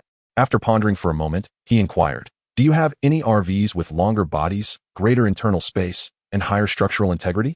The saleswoman smiled and replied, "Sir, if the vehicle is longer, it must be registered with a yellow license plate, which generally requires an A2 or even A1 license to operate." "That is not a problem," Xia Yang interjected confidently. Although he held a Class C license, in this post-apocalyptic world, who would bother checking licenses? The saleswoman continued, "We do have a larger RV, a modified version of the Modelo Conqueror." As she spoke, she immediately regretted her words. She had noticed Xia Yang arriving in the small, worn-out vehicle, which bore a conspicuous logo, clearly indicating it was a rental. Though the sales associate did not judge by appearances, she exhibited a certain aloofness upon noticing that Xia Yang was driving a rented, dilapidated vehicle. However, making a preliminary assessment of a potential customer's purchasing power is a fundamental skill in her profession. The standard model of the Modelo Conqueror T motorhome boasts a factory price of approximately 11 million, with subsequent modification costs reaching several million. This young man before her hardly seemed capable of affording such a lavish investment. Xia Yang, however, remained oblivious to the changing expressions of the sales associate. His eyes brightened slightly at her words as he inquired, "Oh, would it be convenient for you to show me around?" He had occasionally encountered this motorhome, dubbed the Ark of the Apocalypse, while scrolling through short videos. It was precisely this moniker that had brought it to his mind during the cataclysm. Of course, after the onset of the frozen apocalypse, Xia Yang had never actually seen this vehicle. The so-called Ark of the Apocalypse seemed utterly inadequate in an environment fraught with peril amidst the icy desolation. Nevertheless, Xia Yang was no longer the same as in his previous life. Encountering such a motorhome now, with ample funds at his disposal, purchasing it as his own mobile sanctuary was indeed an appealing option. The sales associate hesitated for a moment before finally nodding. No problem. However, sir, company policy dictates that motorhomes priced over 10 million can only be viewed from outside. Should you wish to board for an inspection, we will need to verify your financial capacity. Xia Yang smiled non-committally and replied, let us take a look first. The sales associate inwardly sighed, perceiving Xia Yang as merely a curious onlooker. However, given the lackluster business at the store lately, with few customers visiting, she decided to treat this as a potential opportunity. She led Xia Yang to a separate exhibition hall next door. In the center of the hall stood a colossal motorhome, resembling a steel behemoth, cordoned off by barriers.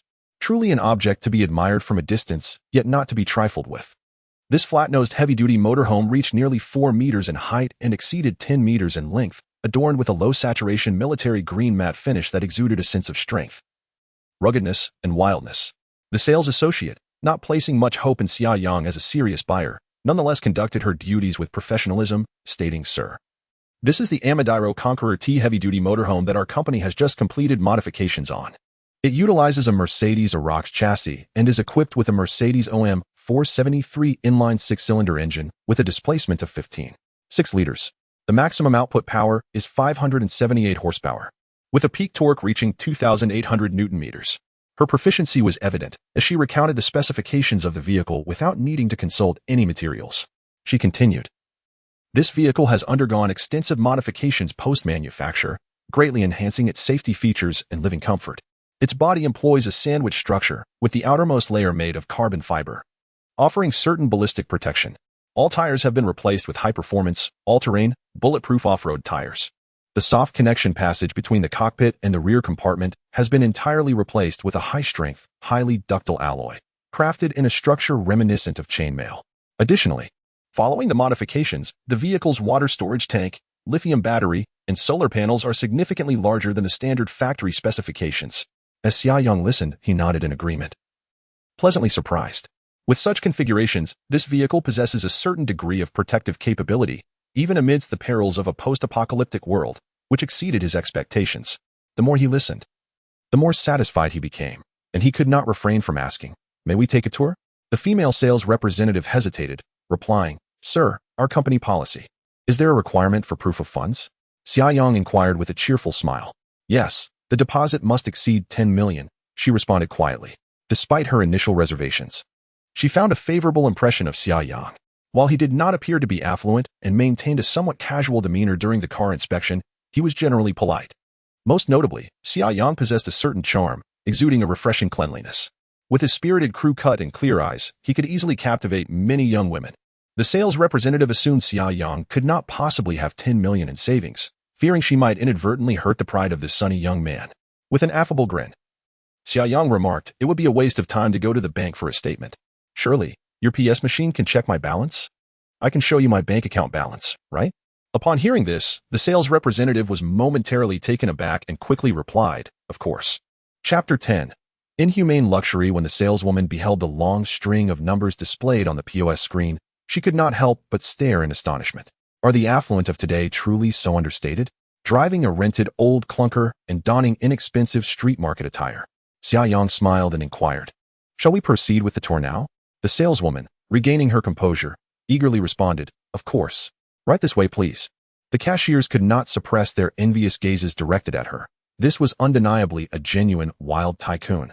Should this deal come to fruition, the saleswoman's commission would certainly reach a six-figure sum. Furthermore, if she could seize the opportunity to attract a wealthy partner, her earnings would extend far beyond mere commission. The saleswoman's excitement was palpable. This Amadiro Conqueror T had become a source of frustration for the company's owner. Originally ordered by a wealthy executive 6 months prior, the vehicle had undergone extensive modifications here, taking 2 to 3 months. Yet, just as it was about to be delivered, the executive's company went bankrupt, leaving him unable to pay the final installment. While the free RV workshop had profited from a $3 million deposit, the total cost of the vehicle and its modifications approached $20 million. The clientele for such luxurious RVs was inherently limited, and given the current economic climate, Finding a buyer in the short term seemed implausible. The workshop had to front the cost for the vehicle from the manufacturer and the various customized components, locking up at least $10 million in funds. Consequently, the owner issued a statement. Whoever succeeded in selling this vehicle would not only receive the standard commission but also an additional substantial bonus of $100,000. The saleswoman envisioned a shower of red bills cascading down upon her. Swiftly, she removed the barrier, inputted the password, and opened the rear compartment door, allowing the automatic electric step to descend gently. She gestured towards Xia Yang, saying, "Sir, please step aboard." Xia Yang ascended the step and entered the RV's interior. While the saleswoman enthusiastically began her introduction, "Sir, our vehicle not only boasts immense power and top-tier safety features but also achieves near perfection in terms of living comfort. As you can see, the front living area features a private double bedroom with an oversized bed, an independent television, and a concealed door leading directly to the cockpit." As the saleswoman elaborated, Xia Yang's satisfaction grew. The living arrangements in this vehicle could be succinctly summarized in 4 words: wealthy indulgence. Stretching 12 meters in length. The interior space was remarkably spacious, offering not only a master bedroom, but also ample areas for living and entertainment. It was equipped with 3 independent air conditioning systems and 2 heating systems, making it a veritable year-round RV. The kitchen area was exceptionally luxurious, featuring a 243-liter refrigerator, a microwave oven combination, an exhaust hood, a built-in coffee machine, a complete set of imported cookware, and an imported washing machine, among other amenities. Additionally, there was a bathroom with wet and dry separation, showcasing top-tier brands for both the smart toilet and shower facilities. The rear lounge area features a circular sofa arrangement, exquisitely upholstered in luxurious leather. This space is equipped with an electric dining table that can be lowered to transform into a bed approximately 1.2 meters wide, catering to the need for occasional rest. The entire vehicle is outfitted with Bose audio systems, while the flooring showcases imported teak wood akin to that found in yachts. Another remarkable highlight is that one side of the rear lounge can be fully opened, rotating 90 degrees to create a vast terrace. From the comfort of the lounge sofa, one can behold an unobstructed panoramic view, and the terrace is perfect for barbecuing and singing. Upon viewing, Xia Yang remarked, "This vehicle seems quite satisfactory. Let us discuss the price. If the discount is to my satisfaction, I shall place an order today." The female sales representative had previously mentioned that this vehicle was abandoned by a prior customer, allowing Xia Yang to take immediate possession. The saleswoman, visibly excited, assured him, "Rest assured, I will strive to secure the maximum discount for you. Please make yourself comfortable." She guided Xia Yang to the lounge sofa and opened her folder, writing on a blank A4 sheet as she spoke. "Sir, the factory price for the standard model is 10.88 million yuan, but we have made extensive modifications post-manufacture, totaling 7.35 million yuan. Here is a detailed list of the modifications for your review." Xia Yang waved his hand dismissively. "I won't bother with the specifics. The total is over 18 million, correct? However, these modifications were tailored to the preferences of the previous customer, not my own. Therefore, it is unacceptable for you to sell it at the original price." The saleswoman quickly responded, "Of course, we will ensure you receive a substantial discount. How about this? We will consider the vehicle's price at 10 million, and we will absorb our profit margin. For the modifications, we have incurred actual costs, but we can offer you a price of 7 million. Honestly, we are left with no profit at this price, merely aiming to recoup funds." Xia Yang chuckled. "Dear lady, I believe you still stand to profit, and the previous customer's deposit must have been significant. I am not inclined to engage in prolonged negotiations. I will state a figure, and if you find it acceptable, we can finalize the purchase today. If not, we can part ways amicably. Is that agreeable?" The saleswoman, a bit anxious, gazed at Xia Yang. He calmly stated, 15 million. The saleswoman gasped, "Sir, your bargaining is rather steep. Is there any room for?" "I have made my offer clear. If you can accept it, we will sign the contract now. If not, then we shall amicably part ways. After all, business is business," Xia Yang declared, rising as if to leave. The saleswoman quickly interjected, Wait. Sir, this price indeed exceeds my authority, but I can seek approval from my manager. Would you mind waiting a moment?" Xia Yang smiled, "Certainly. I appreciate your efforts." He felt quite assured that the other party would certainly accept the proposed price. Firstly, the procurement cost of the original factory vehicle could not possibly reach 10 million. For such luxurious motorhomes, the profit margin granted by manufacturers to dealers is rather substantial. Furthermore, the profit from the customization aspect is even more considerable. With modifications priced over 7 million, the profit could potentially soar to 3 million or even more. Additionally, They had conveniently acquired the deposit from the previous client, ensuring that they were indeed turning a profit. Indeed, it wasn't long before the female sales representative returned to the motorhome with a hint of excitement, stating, "Sir, our boss has agreed." Xia Yang smiled slightly and replied, "Then let us prepare the contract." Chapter 11. The long winter has arrived. Upon signing the contract, Xia Yang promptly settled the entire purchase amount of 15 million for the vehicle, leaving the warehouse address before departing in his car. Lacking a driver's license, he certainly could not operate the RV at this stage. But in due time, he would undoubtedly indulge in leisure. The Freedom RV Workshop would send a driver to deliver the vehicle. The dealer attempted to market additional modified accessories. Yet Xia Yang was acutely aware that the current level of modifications would hold little significance once the apocalypse descended, and thus he declined decisively. However, he entrusted the manufacturer to procure a batch of identical all-terrain bulletproof tires, as well as 10 sets of onboard lithium batteries according to the original configuration, which resulted in an additional expenditure of several 100,000 yuan. After returning to his rented warehouse for a brief respite, the colossal off-road RV arrived.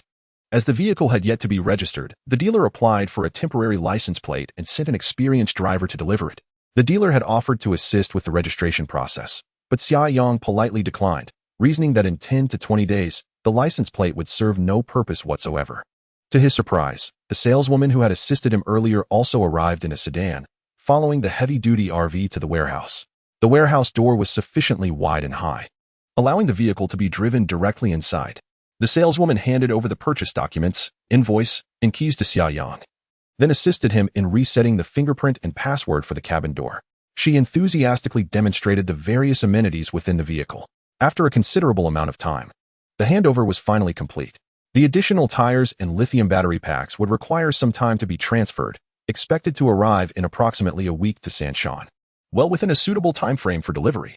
Once the charming saleswoman departed with a lingering gaze, Xia Yang returned to the warehouse.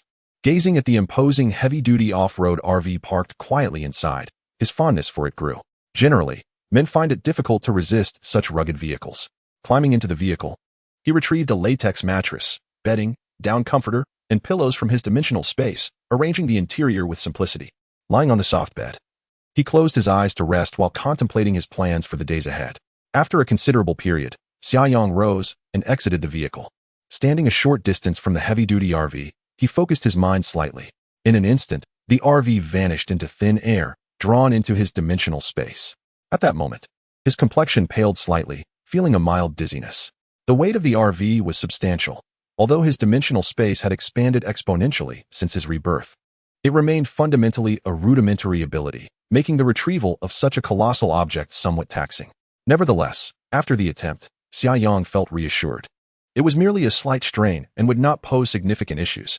He simply needed to avoid retrieving or releasing the RV during combat. Moreover, once his dimensional space abilities advance, performing such operations will become exceedingly effortless. Summer Yang remains quite confident in the progression of his abilities. As days pass by, unbeknownst to him, the relentless countdown in his line of sight has dwindled to the final 10 hours. All the supplies he ordered have been fully delivered. At this moment, excluding the portions in the combat supply reserve that he cannot access temporarily, the provisions within the dimensional space are sufficient for Summer Yang to sustain himself for over 10,000 years. On the final day, he drove his dilapidated vehicle to the rental company to return it. He then headed straight to a supermarket, where he spent the last of his funds, including the recently refunded rental deposit. Now, apart from the 30 yuan set aside for a taxi, he possesses no surplus funds and is burdened with debts amounting to several 100,000. Upon exiting the supermarket, Summer Yang hailed a taxi to return to the warehouse. Along the way, he gazed at the bustling streets of the provincial city, his mind drifting in a moment of reverie. This is the last tranquility he would experience. Upon returning to the warehouse, it was already midday. Summer Yang took out the heavy-duty RV and parked it in the open space in front of the warehouse. He retrieved a serving of Buddha jumps over the wall and a steamed Australian lobster from his dimensional space, along with a bottle of fine Petrus wine. After enjoying a simple yet delightful lunch, he took a nap in the RV to replenish his energy.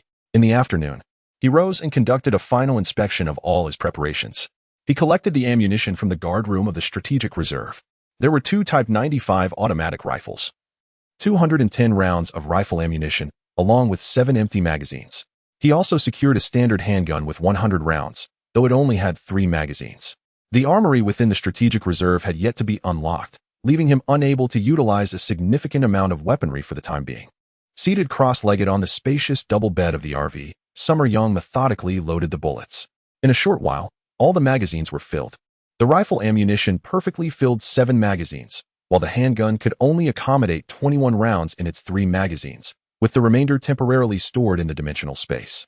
He chambered rounds into all 3 firearms and disengaged the safety. Thus, should the need arise, he could swiftly draw the gun from the space and fire without wasting a moment. As dusk approached, Xia Yang lacked the appetite for dinner. He hastily consumed a meager meal before climbing onto the roof of the RV through the skylight above the double bed. After its modification, the solar panels on the roof could be fully raised, transforming into side railings to create a rooftop terrace. Xia Yang retrieved a lounge chair from the dimensional space and reclined on the terrace, squinting at the darkening sky. The countdown in his vision flickered faintly, indicating approximately 1 hour remained. At this moment, a subtle tension began to manifest within him. If the apocalyptic freeze did not arrive as anticipated, then his recent frenzied spending could undoubtedly be deemed the most extravagant folly of the modern age. The illustrious first-generation heir of the Xia nation pales in comparison to him. Time slips away, second by second. As the countdown entered its final minute, Xia Yang, who had been meditating with his eyes closed, opened them. 50 seconds, 40 seconds, 30 seconds. The countdown resolutely ticked away at a steady pace. Finally, the numbers on the translucent panel in his field of vision transformed to 00, 00, 00. In that instant, Xia Yang witnessed the panel shatter before his eyes, disintegrating into glimmering fragments that slowly faded away. Simultaneously, a bright point emerged in the pitch-black sky. This luminous dot streaked across the dark canvas at an astonishing speed, leaving behind a dazzling trail. Shortly thereafter, more glowing points appeared, intertwining in the sky to form a resplendent web of shooting stars. This scene mirrored precisely what Xia Yang had experienced in his past life. That day would later be referred to as Judgment Day. Xia Yang couldn't help but sigh inwardly. That long, biting winter had ultimately arrived as expected. At that moment, a mechanical electronic voice suddenly resonated in Xia Yang's mind. The countdown has concluded. The system is beginning initialization. Chapter 12, The Wandering System. What is this? A system? Xia Yang could not help but slightly part his lips, displaying an expression of astonishment. This countdown panel had appeared in his field of vision since the day he was reborn. Aside from the incessant ticking of the clock, there were no other peculiarities. Xia Yang had speculated more than once about the purpose of this entity, other than indicating the impending arrival of the apocalypse. However, until the countdown reached its conclusion, nothing else transpired, and the virtual panel shattered into fragments. Little did he expect that the answer would be revealed now. It turned out to be a magnificent system. Xia Yang pondered for a moment. Since the phenomenon of rebirth had already occurred to him, the introduction of a system did not seem excessive, did it? With this thought, acceptance came more easily. After all, fortune and misfortune are intertwined. One cannot escape their fate. Everything would be clarified once the system completed its initialization. At this moment, Xia Yang felt a chill enveloping him. Following the arrival of the meteor shower on Judgment Day, the global temperature began to plummet that very night, ushering in a prolonged winter. He rose from his seat, casually stowing his recliner into the dimensional space, and then slipped through the skylight into the heavy-duty RV. As Xia Yang entered the cockpit of the RV, he ignited the vehicle's engine. The interior of this cockpit was far more luxurious and technologically advanced than that of a typical truck or off-road vehicle. The central control area boasted features typically found in high-end Mercedes sedans, including 2 curved touchscreens with exceptional clarity and resolution. The steering wheel was equipped with an electronic power assist system, making it feel remarkably light, almost imperceptible as that of a large off-road RV. The expansive front windshield offered an elevated sense of superiority to both driver and passengers, providing an excellent view. Moreover, features such as one-touch start, electronic parking, and the classic Mercedes gear design were standard. Xia Yang gently maneuvered the gear lever, released the brake, and the robust, heavy-duty, bulletproof tires of the RV began to turn slowly as the vehicle exited its parking space. Currently, utilizing the dimensional space to store and retrieve the RV was somewhat taxing for Xia Yang, but the warehouse and the air raid shelter within were sufficiently tall and spacious, prompting him to drive the vehicle directly into the shelter. This was Xia Yang's first experience operating such a large vehicle, and he initially found it somewhat disconcerting. Thus, he decided to take a few laps around the open area in front of the warehouse. He discovered that the steering wheel of the heavy-duty RV was incredibly light and the handling remarkably agile, contrary to his initial expectations of cumbersome maneuverability. Despite being a colossal machine exceeding 4 meters in height and 12 meters in length, Xia Yang felt as though he were driving a city SUV. Having familiarized himself with the vehicle's controls, Xia Yang gradually navigated it into the warehouse and then directly into the air raid shelter. He parked the vehicle in the spacious flat square at the depths of the shelter, then stepped outside to securely lock the warehouse doors. Afterward, he returned to the entrance of the air raid shelter and began to turn the winch. The heavy cast iron doors began to close slowly. Finally, Xia Yang pulled down a heavy bolt on the side of the shelter, sealing it completely. Such a formidable door would be exceedingly difficult to breach, even with explosives. For the time being, Xia Yang planned to remain sheltered within the sanctuary. He was acutely aware that in the initial days following the onset of the apocalypse, most individuals were still oblivious to the harsh realities that lay ahead. Although the weather was deteriorating, the majority of households possessed a certain degree of supplies, preventing them from plunging into immediate despair. Furthermore, the most significant dangers of the apocalypse had yet to manifest, rendering these early days relatively safe. Xia Yang also intended to await the completion of the system initialization, eager to discern the true nature of the enigmatic system. Thus, he chose to stay confined within the sanctuary. Reflecting upon his previous life, he knew that within a week, the city would descend into chaos, and calamities would soon follow. At that juncture, Xia Yang could indulge in the joys of a carefree shopping spree without expenditure. A few days prior, he had installed a concealed camera in the warehouse, allowing him to monitor external conditions via his computer. The camera's power supply was directly connected to a lithium battery pack, which was fully charged.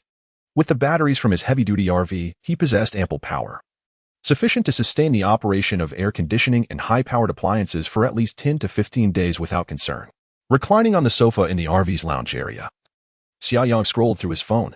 As anticipated, his social media feed was inundated with images of the meteor shower, with similar posts dominating various WeChat groups. Some individuals expressed their astonishment at the abrupt onset of this year's late spring chill. However, within a mere hour or two, the temperature fluctuations were not extreme enough to garner substantial attention. Ding! A notification chimed. Subsequently, a mechanical voice resonated within Xia Yang's mind. System initialization complete. Welcome, host, to the Vagabond system. Binding in progress. Please wait. Xia Yang's spirits lifted. The Vagabond system? The very name exuded a sense of freedom and unrestrained adventure. He found himself intrigued. Soon, the system's voice echoed once more. Binding complete. Welcome to the Vagabond system. This system encourages the host to wander amidst the chaos of the apocalypse, signing in at various locations to receive random rewards. Completing system tasks will yield generous rewards. Many more intriguing features await the host's discovery. Xia Yang could not suppress a raised eyebrow, feeling pleasantly surprised. In a frozen world of calamity, remaining within the sanctuary was undoubtedly the safest option. Given the circumstances, who would willingly venture into the perilous, icy wilderness? The preparations he had undertaken over the past month, accumulating vast supplies, were precisely to ensure his prolonged safety without the need to venture outdoors. Yet, this system audaciously encouraged wandering? How reckless! Deciding to adopt a cautious approach, Xia Yang resolved to observe the situation further. He would not recklessly abandon his safety for a system that seemed somewhat dubious. In the realm of survival during the apocalypse, the most essential and pivotal principle could be summed up in one word: endure. At that moment, the system's voice echoed again. Given the host's current frailty, the system shall construct a rudimentary survival base to enhance the host's chances of survival. Environmental monitoring in progress. Xia Yang sputtered in frustration. How could I, a formidable figure in the dimensional realm, be considered weak? Very well. Even if my power is indeed somewhat diminished at this moment, I am certainly not insignificant. As a system, you ought not to underestimate me. Monitoring complete. The host may choose to establish a fixed survival base utilizing the subterranean structure or opt for the nearby vehicle as the foundation for a mobile survival base. Please make your selection, esteemed host. Chapter 13. Mobile Survival Base. After a long period of contemplation, Xia Yang spoke up. I wish to transform the mobile survival base. Although he still harbored some resistance towards the reckless act of wandering in the apocalypse, the air raid shelter was merely a temporary stronghold for him. The survival conditions in Shanshan City would soon deteriorate significantly, making it evidently unsuitable to establish a permanent base here. Moreover, he felt a flicker of anticipation towards the mobile survival base. Should the heavy-duty RV be sufficiently formidable after the transformation, Xia Yang could recalibrate his plans. He had a pressing desire for travel. His only relative resided thousands of kilometers away in the border province. Due to various concerns and fears, he could neither inform them nor dare to do so before the onset of the apocalypse. The optimal choice would be to seek them out after the world had settled into its new reality. If he could reap the benefits bestowed by the wandering system while journeying to the border province, it would be a delightful bonus. The transformation requirements have been confirmed. The system's cold, unfeeling voice continued. Please provide 500 kilograms of iron, or 200 kilograms of tungsten, or 100 kilograms of titanium, or rubber, and more. Xia Yang interrupted the system, exclaiming, "Isn't the opportunity to transform the survival base a gift from you? Why must I provide the materials?" The system's voice remained devoid of emotion. The transformation opportunity is indeed complimentary, but given the host's current capabilities, there is still a long path ahead to meet the prerequisites for transforming the survival base. The provision of the transformation opportunity is already an exception. Thus, the materials must be supplied by the host. There is no such thing as a free lunch. I found myself at a loss for a rebuttal. At that moment, the system added, "The host may also choose to forego this opportunity. Now, please inform me of your decision." Xia Yang pursed his lips and declared, "I choose to proceed with the transformation." Since resistance was futile, he opted to embrace the experience, primarily within his dimensional space. The strategic material reserve had already unlocked a warehouse for storing various ores and materials, leading him to believe he could readily gather the necessary raw materials. The system then enumerated a dozen types of materials, fortunately, none of which were exceedingly rare, nor was the quantity particularly overwhelming. Xia Yang promptly extracted the requisite raw materials from the ore warehouse in his dimensional space. In an instant, the area beside the RV was piled high with various ores and supplies. With ample materials on hand, the estimated transformation duration was approximately 48 hours. During this period, the host was prohibited from entering the vehicle or storing it in the dimensional space. Should the transformation commence? Xia Yang pondered for a moment, then nodded and replied, "Let us begin." As the transformation commenced, the system's voice resonated, and the entire heavy-duty RV was enveloped in a radiant glow. Xia Yang could not discern the internal situation, but he observed the ores and other raw materials outside gradually being consumed. During the 2 days of waiting for the transformation to conclude, Xia Yang found himself rather idle.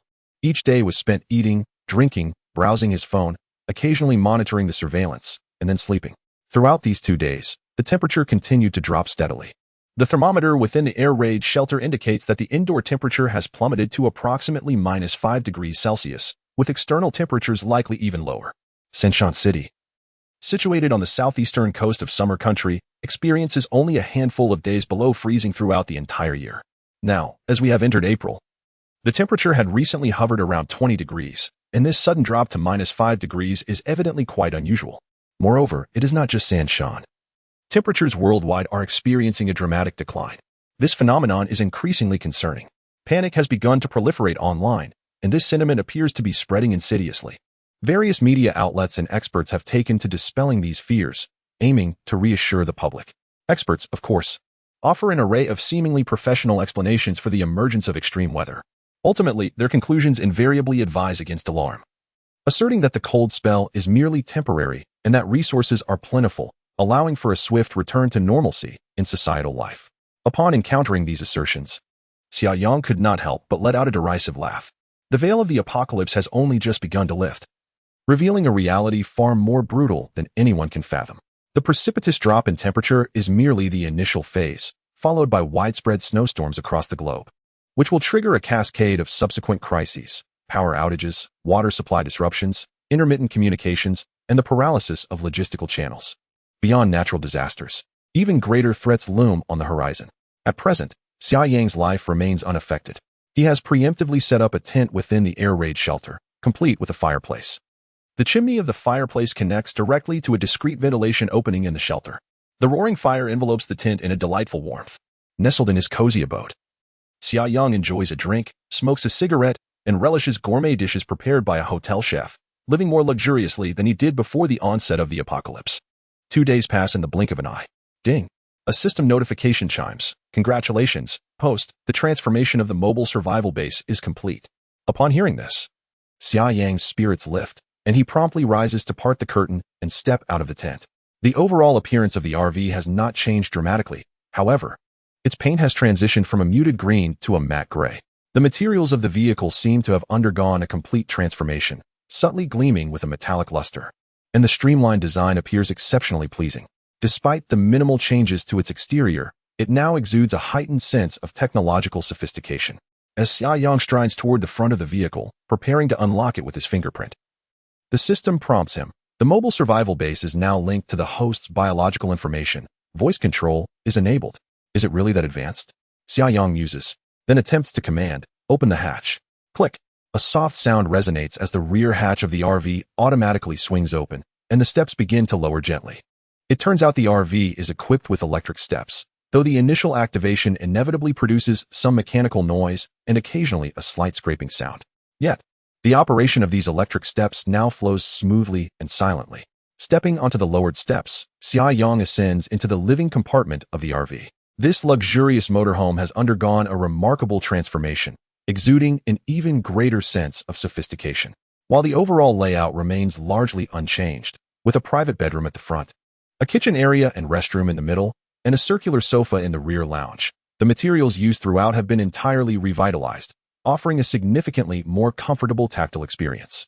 Moreover, the lighting throughout the vehicle has evidently been upgraded. While the fixtures are discreetly hidden from view, each area is illuminated with a soft, inviting glow.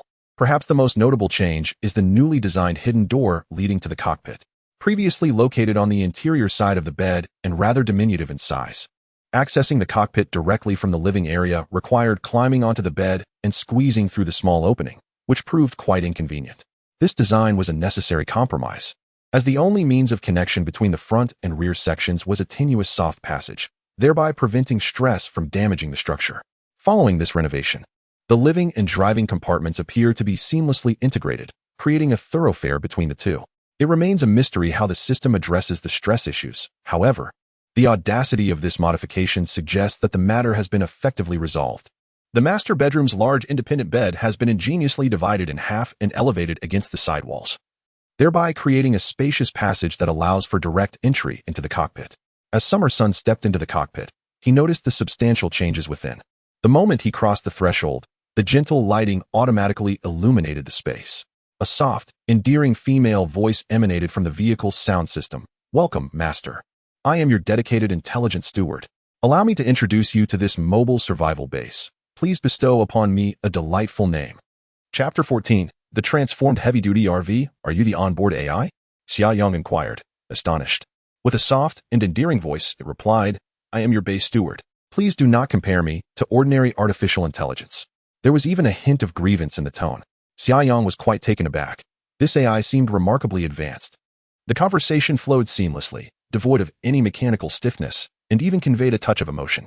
The soft voice continued, Master, you have yet to bestow upon me a name. After a brief moment of contemplation, Xia Yang chuckled and said, Your voice is so adorable. Henceforth, I shall call you Meng Meng. Wonderful. Thank you, Master. From now on, I shall be Meng Meng. Meng Meng joyfully exclaimed. Oh, by the way, Xia Yang interjected, please refrain from calling me Master. Just call me Yang Gu. The notion of a cute, cherubic voice referring to him as Master filled Xia Yang with an inexplicable sense of guilt. Meng Meng readily acquiesced. All right, Yang Gu, Meng Meng, please introduce me to this mobile survival base. Xia Yang requested, noting the significant modifications in the cockpit. The cockpit had undergone a remarkable transformation, adorned with numerous buttons and screens resembling that of an aircraft. The seating was more ergonomic, and even the steering wheel exuded a sense of technological sophistication. Yang Good. The cockpit serves as the control core of the mobile survival base, Meng Meng explained. Here, you can oversee the entire operational status of the base. This screen displays various data concerning the survival base, providing you with updates on each section's condition. This screen shows surveillance footage. The base is equipped with 360-degree high-definition external monitoring, allowing you to stay informed about external dynamics at all times. This button releases the protective shield. This screen can connect to drone imagery. Additionally, there is a small drone nest atop the cockpit, housing 10 reconnaissance drones and 5 attack drones. This button toggles the snow driving mode. Depending on external conditions, the survival base can automatically deploy anti-slip chains and even load tracks. However, the track functionality has yet to be activated. Further efforts from Yanggu are required.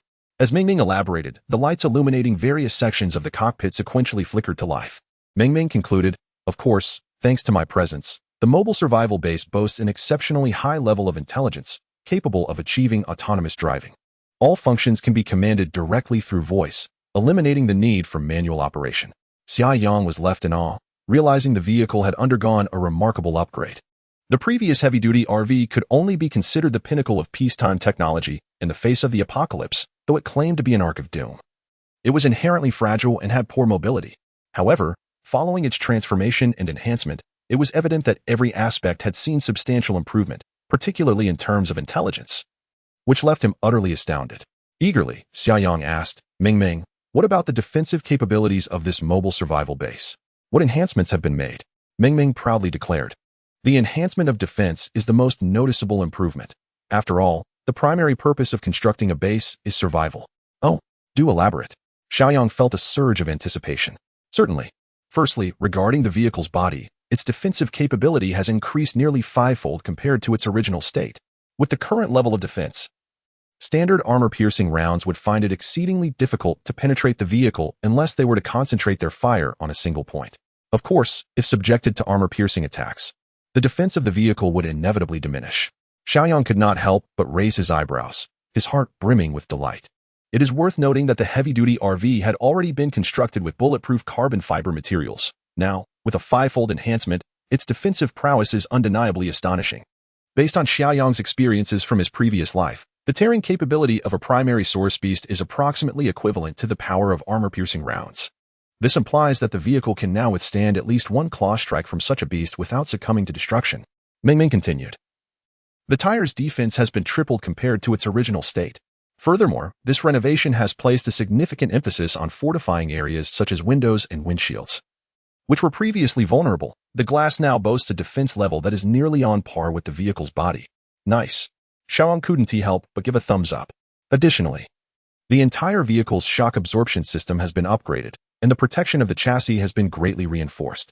Now, even if it were to drive over a standard anti-tank mine, it would not inflict fatal harm on the vehicle or its occupants. Weapon mounting positions have been reserved on all four sides of the vehicle, enabling future upgrades for various armaments as the base evolves. Currently, only firing ports have been created, allowing Xia Yang to retaliate during encounters. A small storage compartment has been added to the rear, capable of releasing souffle spikes when necessary to impede adversaries. Moreover, the entire vehicle is equipped with a passive defense system that can deploy a protective shield in the event of an attack with potentially catastrophic consequences, thereby mitigating some of the assault's impact. Furthermore, Xia Yang can issue commands to activate the shield. However, the energy recharge for the shield is relatively slow. This feature must be used judiciously to avoid being rendered inoperative when truly needed. I understand. Xia Yang nodded in satisfaction. You mentioned many features that will require upgrades. What specific criteria must be met to achieve these upgrades? Ming replied with a playful smile. Well, Yang can consult the wandering system. All right. Xia Yang responded. In contrast to the cold, impersonal system, he clearly preferred conversing with a charming figure like Ming. System, please inform me how I can continue upgrading the mobile survival base. The haughty system remained silent, instead displaying a detailed chart in Xia Yang's field of vision. Upon closer inspection, he noted the meticulous details listed therein. The mobile survival base, renovated from the heavy-duty RV, has been classified by the system as a D-class mobile survival base. The continuous upgrade system encompasses various tiers, C, B, A, S, SS, and the pinnacle of SSS. The wandering system merely delineates the prerequisites for elevating the mobile survival base from D to C tier. In essence, the upgrade necessitates the expenditure of contribution points. Transitioning from D to C can be accomplished through two distinct methods. The first is a bundled upgrade, which requires 1,000 contribution points. The second is a modular upgrade, where the defense module demands 300 contribution points, and the weapon module requires 200 contribution points. When the total of all modules is aggregated, the overall expenditure amounts to approximately 300 points. Both methods yield identical results. However, the bundled upgrade is evidently more economical. Yet, one cannot simply calculate the costs in such a straightforward manner, especially when initial contribution points are scarce. Upgrading select modules to selectively reinforce the mobile survival base can enhance its capabilities, thereby accelerating the subsequent acquisition of contribution points. This prompts the question, how can one procure those delightful contribution points? Xia Yang also expressed his inquiries to the system. Chapter 15. Fragments of the dimensional fuel tank blueprint. This time, the system did not directly present a list to Xia Yang. A mechanical voice echoed in his mind. The methods of acquiring contribution points include, but are not limited to, signing in, participating in lotteries, and completing system tasks. Additionally, the host is reminded that signing in at new locations will yield extra rewards, with varying degrees of reward depending on the location. There is also a chance of obtaining a lottery opportunity when signing in at new places. Unable to suppress his inner thoughts, Xia Yang mused. In simpler terms, it's merely encouraging aimless wandering. Wait a moment. Signing in. He could not help but inquire. Can I sign in now? Certainly. Then I shall sign in. Xia Yang declared without hesitation.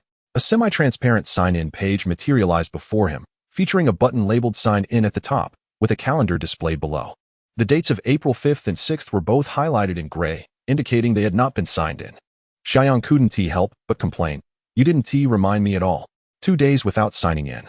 What a loss, the system coldly responded. The system is under no obligation to remind the host to sign in. Undeterred, Xia Yang pressed on, asking, can I make up for the missed sign-ins? Perhaps by watching a 30-second advertisement? Absolutely not. The system was evidently unyielding. Resigned to his misfortune, Xia Yang decided to sign in quickly. Otherwise, after midnight, today's opportunity would be wasted.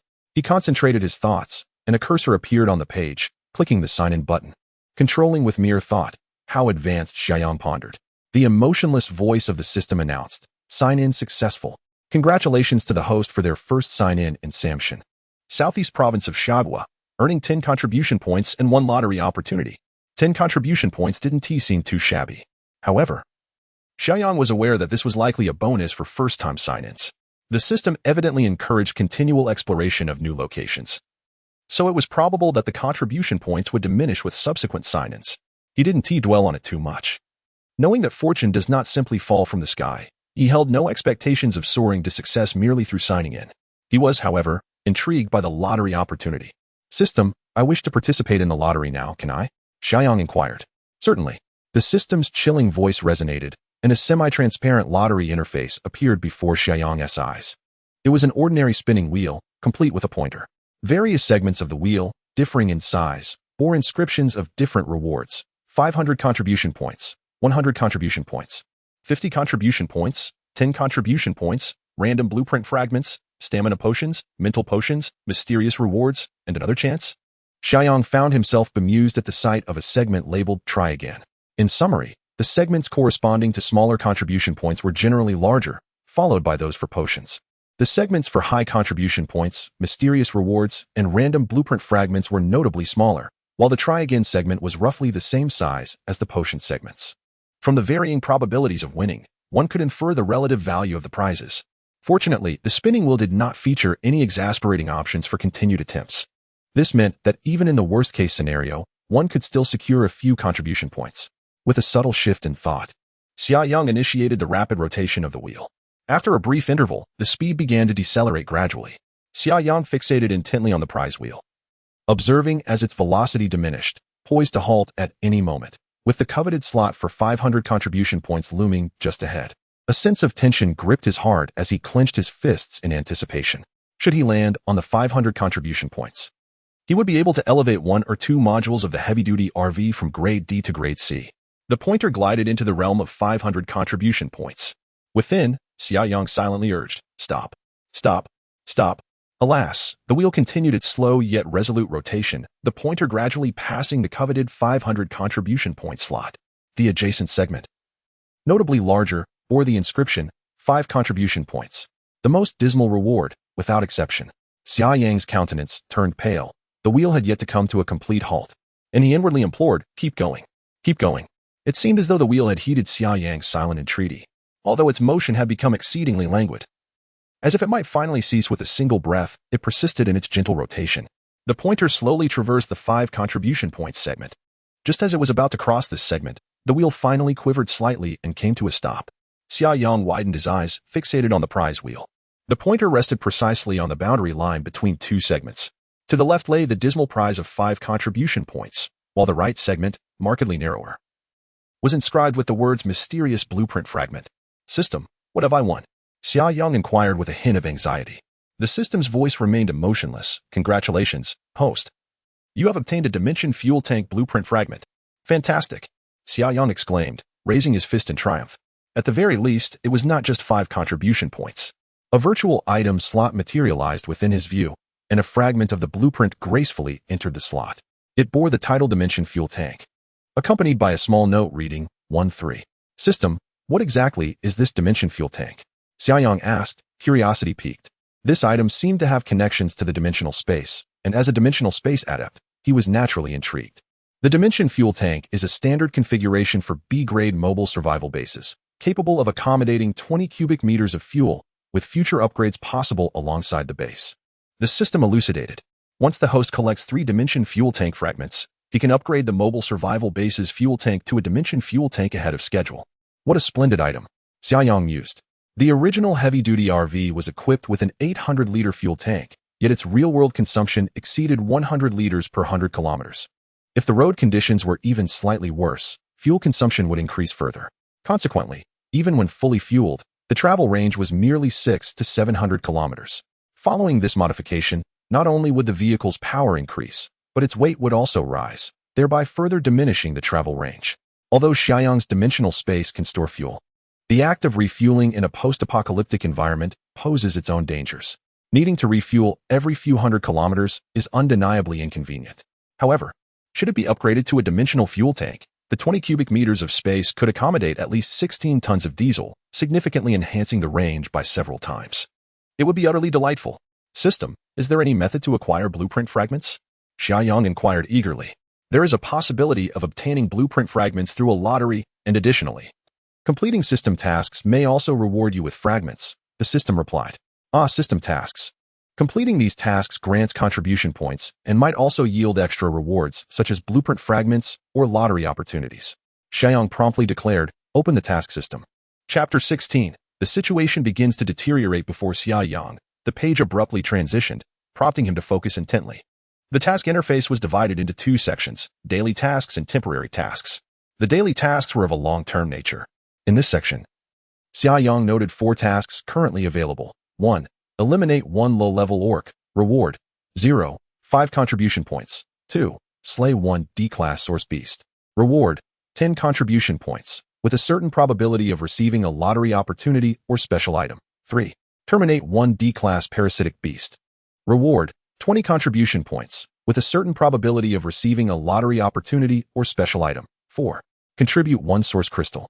Reward 1,000 contribution points, plus 3 lottery opportunities for the host, with at least 1 guaranteed special item. Upon reviewing this list of daily tasks, Xia Yang's expression grew increasingly solemn. Clearly, the system's comprehension of the apocalypse was not inferior to his own. The fact that these orcs, source beasts, and parasitic beasts had yet to make an appearance, yet were already included in the daily tasks, was telling. However, after a moment's reflection, he found solace in the thought that the system's initial state was tied to that countdown timer, likely having returned alongside him from the apocalypse. Thus, it was not surprising that the system possessed insight into the end times. Surely, these contribution points are set rather low. Xia Yang could not help but comment. The first 3 tasks offered meager contributions, akin to a drop in the ocean. The final task appeared to offer a significant reward, yet was ultimately futile. Source crystals were perpetually scarce. For an ability user to continually enhance their prowess, the constant utilization of source crystals was essential. If Xia Yang were to acquire a source crystal, he would undoubtedly prioritize enhancing his dimensional space ability rather than exchanging it for contribution points with the system. After struggling for over a year in the apocalypse, he understood deeply that no external force could rival the importance of one's own strength. The system coldly replied, the distribution of contribution points has been meticulously calculated. The host may raise objections, but this system will not entertain them. Xia Yang nearly coughed up blood, realizing that this entity was impervious to reason. With little recourse, he could only acquiesce. He then turned his attention to the temporary tasks. 1. Embark on a wandering journey. Check in at a new location outside of Sand Mountain City for an additional reward of 10 contribution points. 2. Achieve the first kill of an orc for an extra reward of 5 contribution points. 3. Achieve the first kill of a source beast for an extra reward of 100 contribution points. 4. Achieve the first kill of a parasitic beast for an extra reward of 200 contribution points. Additionally, at the bottom of the task page, a note read, daily and temporary tasks will be continuously updated. Please remain vigilant regarding the task interface. In the ensuing days, Xia Yang did not leave the air raid shelter. Instead, he relocated from his tent to reside within his vehicle. The external temperature had plummeted to around -15 degrees. The electric heating apparatus within the RV remained perpetually activated, maintaining a comfortable interior temperature of approximately 25 degrees. During these days, Xia Yang busied himself by establishing a small home server within the RV. The vast array of data downloaded over the past few days has been seamlessly integrated into the RV's internal network. This enables him to access the content stored on the miniature server at any moment via his smartphone, tablet, or television. Whether he wishes to indulge in a drama or peruse a comic, the convenience is unparalleled, and there is no longer a need to connect to the internet. Summer Sun is acutely aware that global communications are poised to become increasingly sporadic, with even satellite communications likely to be affected. Consequently, for the past month, he has been diligently downloading a myriad of data and resources, following the upgrade of the heavy-duty RV into a mobile survival base. And taking advantage of the current stable internet connection, the intelligent assistant, Ming Ming, has also been linked to the internet. This serves a dual purpose: to further her education in artificial intelligence, which is continually evolving, and to assist Summer Sun in acquiring various materials and data. With the highly intelligent Ming Ming at his side, Summer Sun's downloading efficiency has significantly increased, as he no longer needs to worry about data organization. Ming Ming effortlessly arranges everything in an orderly manner. His sole responsibility is to continually expand the hard drive capacity to ensure ample storage. As night falls, the RV is illuminated by warm lighting. After enjoying a hot shower, Summer Sun reclines on the soft, spacious bed in his comfortable cotton pajamas. He inquires, "Ming Ming, what news has transpired outside these past few days?" "Please hold on, Yang." Ming Ming replies. After a few seconds, the LCD television at the foot of his bed springs to life, displaying footage curated by Ming Ming. Her voice soon follows. "Yang, Ming Ming has searched the internet for news. In summary, the external temperature has plummeted to around -20 degrees Celsius, with even lower temperatures in high-latitude regions, and the cold is expected to persist." Accompanied by Ming Ming's narration, various news clips appear on the screen. Numerous nations, including Summer Country, Beautiful Country, Japan, and Stick Country, have declared states of emergency in response to the impacts of extreme weather. Reports emerge of elderly citizens succumbing to the harsh conditions, including a harrowing incident in Stick Country where 44 residents of a nursing home perished due to a power outage, leading to widespread protests demanding accountability from the power company. However, public dissent has primarily manifested online, as venturing outdoors has become exceedingly challenging. The global crime rate is surging. As snippets of news unfold on the television, Summer Sun remains composed. He has already endured similar tribulations in his past life, facing even graver circumstances, rendering the current situation inconsequential. Ming Ming continues her broadcast, but suddenly, Summer Sun interjects, "Stop. That segment of news, are there any more detailed reports available? Please gather more information." "Certainly, Yang." Ming Ming responds. The segment she just reported pertained to a local incident in the Three Mountains region, where a middle-aged man went into a frenzy, attacking residents within a community. The deranged individual injured 5 residents and 3 security guards before finally being subdued and bound with ropes. He was sent to the city psychiatric hospital, while the injured residents and security personnel, after receiving medical attention, exhibited symptoms of wound infection and fever. The efficiency of artificial intelligence and information gathering remains remarkably high. Within mere seconds, a surveillance image appeared on the television, likely depicting the scene of the incident. Ming Ming remarked, "Yang, there isn't much news regarding this matter, possibly due to the extreme weather, making it difficult for reporters to conduct on-site interviews. I discovered that the man, surnamed Huang, is 51 years old and an owner in the Oasis community. The surveillance footage revealed that he initially bit a family member before pursuing them outside. During the security personnel's attempt to contain him, 3 individuals were also bitten. The man surnamed Huang has since been transferred to Qingshan Psychiatric Hospital, where his condition is reportedly dire. He is kept chained and occasionally emits beast-like growls." Xia Yang, with a grave expression, scrutinized the footage of the man named Huang and muttered to himself, "The emergence of such a beastly figure at this early stage seems rather unsettling." He then addressed Ming Ming with seriousness. "From now on, focus your efforts on gathering information regarding incidents of individuals suddenly turning violent.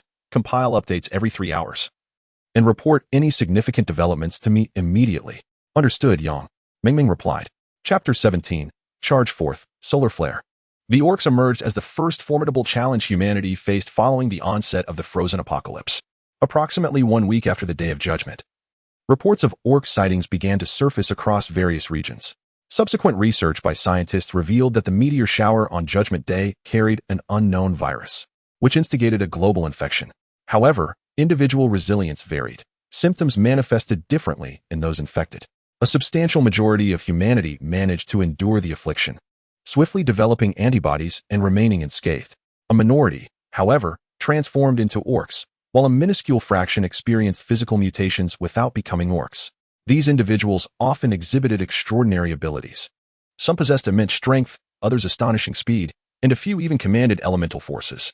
Such individuals were referred to as psychics. Orcs, by definition, are humans who have reverted to their primal beastly instincts. They have largely lost their capacity for speech, reduced to instinctual howls, and their minds are entirely governed by animalistic impulses, rendering them unable to recognize even their closest companions. In a certain sense, orcs no longer belong to the realm of humanity. More terrifyingly, orcs have an innate propensity to bite the humans around them. Those unfortunate enough to be bitten, even if they have developed viral antibodies, bear a significant risk of infection, potentially transforming into new orcs. According to calculations from the scientists of the past, the probability of this occurring is approximately 80%. The virus's incubation period typically spans around 1 week. Initially, humanity was utterly unprepared for this predicament. A week later, a surge of orcs appeared globally, catching many off guard and leading to numerous fatalities and injuries. The injured often succumbed to transformation as well, plunging human society into chaos. The fundamental order began to disintegrate with the advent of orcs. Today, upon witnessing the frantic surveillance footage of a man surnamed Wang, Xia Yang immediately discerned that he had mutated into an orc. Xia Yang understood that the emergence of the first orc signaled impending turmoil outside. Statistically, it was estimated that at least 1/5 of the population in Shanshan City would become infected and transform into orcs, with the added risk of transmission through bites. This number would only escalate. Xia Yang realized it was time for him to venture out. To him, these newly transformed orcs represented a veritable source of contribution points. He was in dire need of them. Aside from the 10 contribution points he earned on his initial day of signing in, he had only garnered a solitary point each subsequent day. To date, his accumulated contribution points amounted to a meager 14. A segment of the mobile survival base was still undergoing modifications, specifically the track system. Xia Yang was acutely aware that a worsening snowstorm loomed on the horizon. Without the track system, the heavy-duty RV would find itself immobilized. Merely upgrading the track mechanism required 100 contribution points. With no source beasts yet to be found, Xia Yang's avenues for earning contribution points, beyond signing in, were limited to eliminating orcs. On that evening, Xia Yang retired early to bed, instructing Meng Meng to awaken him at 6 in the morning. The next day, a gentle melody stirred Xia Yang from his slumber. Rubbing his eyes, he rose from the bed as the adjustable ambient lights gradually illuminated under Meng Meng's command. "Good morning, Brother Yang," chimed Meng Meng with exuberance. "Good morning," Xia Yang replied, descending from the bed while inquiring, "Any new developments regarding the inexplicable frenzy?" He shuffled into the bathroom of the caravan to freshen up. Meng Meng's voice emanated from the nearest Bose speaker. "Since yesterday, there have been 2 more similar incidents reported in Sanshan. Additionally, sporadic occurrences have been recorded globally, with a total of 18 cases within our nation and 56 cases across other countries." As he brushed his teeth, Xia Yang nodded thoughtfully, stating, "Maintain heightened vigilance regarding this matter, and report any relevant information to me immediately." "Understood, Brother Yang," Meng Meng responded cheerfully. In the following 2 days, Xia Yang's contribution value reached 16. The external situation continued to deteriorate, and the accuracy of the information Meng Meng gathered diminished. Her sources were derived from the internet. Yet amidst such chaos, even authoritative media had largely succumbed to paralysis. Nevertheless, through a mix of credible and dubious information on forums, some semblance of the reality could still be discerned. As temperatures plummeted, many households had exhausted their food supplies. More alarmingly, the southern regions were ill-prepared for extreme cold conditions, leading to widespread burst pipes and disrupted water supply. Toilets became inoperable, and the resulting odors were unbearable. The lack of water rendered cooking, laundry, and bathing impossible, forcing many to brave the freezing temperatures in pursuit of bottled water, though numerous stores had ceased operations. Some, unable to endure the circumstances, resorted to breaking in. Conflicts erupted frequently, and urban areas descended into chaos.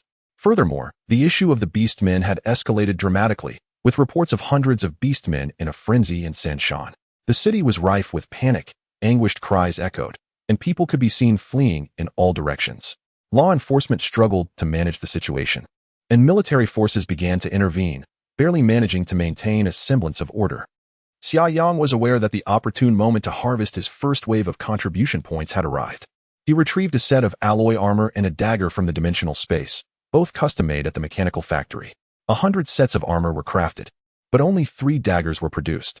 The private manufacturing of weapons is illegal. However, the factory reluctantly agreed to the risk, given the substantial orders Xia Yang placed. Dressed in thermal underwear, he donned the armor, which, while not as protective as professional bulletproof vests, provided some degree of safeguarding for vital areas such as the chest and abdomen, offering him enhanced assurance in the face of the beastmen. Subsequently, he donned a complete set of polar cold weather gear. Finally, he secured a leather sheath made of full-grain cowhide to the outer side of his thigh and slid the alloy dagger into its sheath. Within the dimensional space, 3 firearms lay ready, their chambers already loaded, poised for immediate use. He glanced at the surveillance footage. The warehouse appeared eerily still. Then, Xia Yang instructed Meng Meng, "Maneuver the vehicle out of the bombed shelter." Having spoken, he stepped out of the vehicle, unfastened several heavy iron doors, and proceeded to open the warehouse entrance.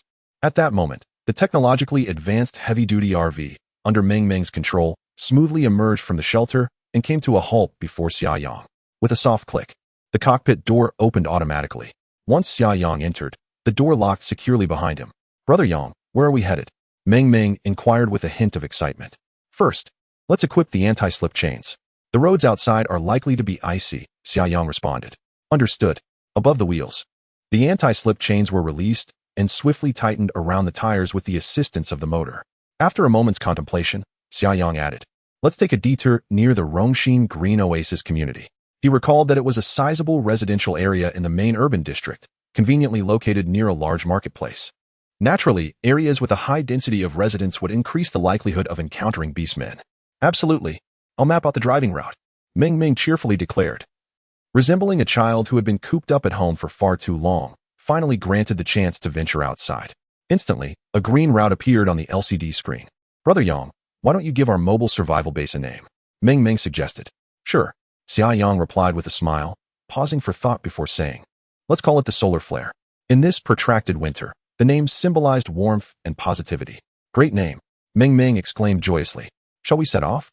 "Let us go." Xia Yang gestured forward with his right hand. Meng Meng called out, "Solar flare. Let us charge forth." Xia Yang's expression turned peculiar, pondering, what shall we charge forth to? This child, it seemed, was not as innocent as one might think. The heavy-duty RV roared to life, its thunderous growl akin to that of a steel beast as it burst forth from the warehouse. Chapter 18. The first kill of the orc. The villain grows old. The biting cold wind swept through the desolate expanse of the world. Inside the cockpit of the blazing sun vehicle, warmth akin to spring enveloped the space. The driving responsibilities had been entrusted to Meng Meng. Leaning against the plush seat, Xia Yang instructed Meng Meng, "Deploy several drones to scout and maintain vigilance within a 3-kilometer radius around us." "All right," Meng Meng cheerfully replied. A hatch at the top of the cockpit opened, releasing 3 rotor drones in succession. One drone soared ahead to scout the path, while the other 2 ascended to the flanks, tasked with aerial surveillance. The cockpit screen illuminated with the images relayed from the drones. Xia Yang's expression turned complex. This once thriving provincial capital appeared to have been frozen in time. Most inhabitants cowered within their homes, shivering from the cold. The streets were nearly devoid of vehicles. In the distance, some residents had hung distress signals from their windows, a testament to their dire straits as many had already run out of provisions. The footage also revealed the sporadic passage of police vehicles flashing their lights, indicating that unrest had begun to stir in certain areas. In the early days of the apocalypse, the orcs were truly unpredictable. No one could ascertain whether those around them might suddenly transform into fearsome beasts. Before long, the blazing sun vehicle approached the Rongxin Oasis community. Xia Yang caught a glimpse on the screen of a commotion erupting at the entrance of the Yonghui supermarket. "Turn left, Meng Meng. Head to the Yonghui supermarket," he commanded promptly. "Understood." The steering wheel of the vehicle adjusted automatically, and the massive frame adeptly maneuvered into the left street. Yonghui Supermarket, a national chain originating from Sanshan, boasted a substantial outlet in this area. However, the supermarket had long ceased operations, its shutter now battered, indicating that others had already ventured into Scavenged for supplies. A middle-aged couple, faces etched with fear, stumbled out of the supermarket, hastily fleeing. Following them, a sprightly elderly woman emerged from the gap in the shutter, clutching a large box of instant noodles, her pockets bulging with an evident haul. "Xiaohua, wait for me.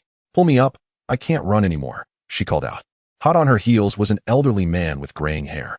Though he bore semblance to an ordinary person, his expression was grotesque, with blood-red eyes and incoherent growls emanating from his mouth. The middle-aged couple, deaf to the elderly woman's cries for help, continued their desperate flight. The man, now transformed into an orc, exhibited a newfound swiftness.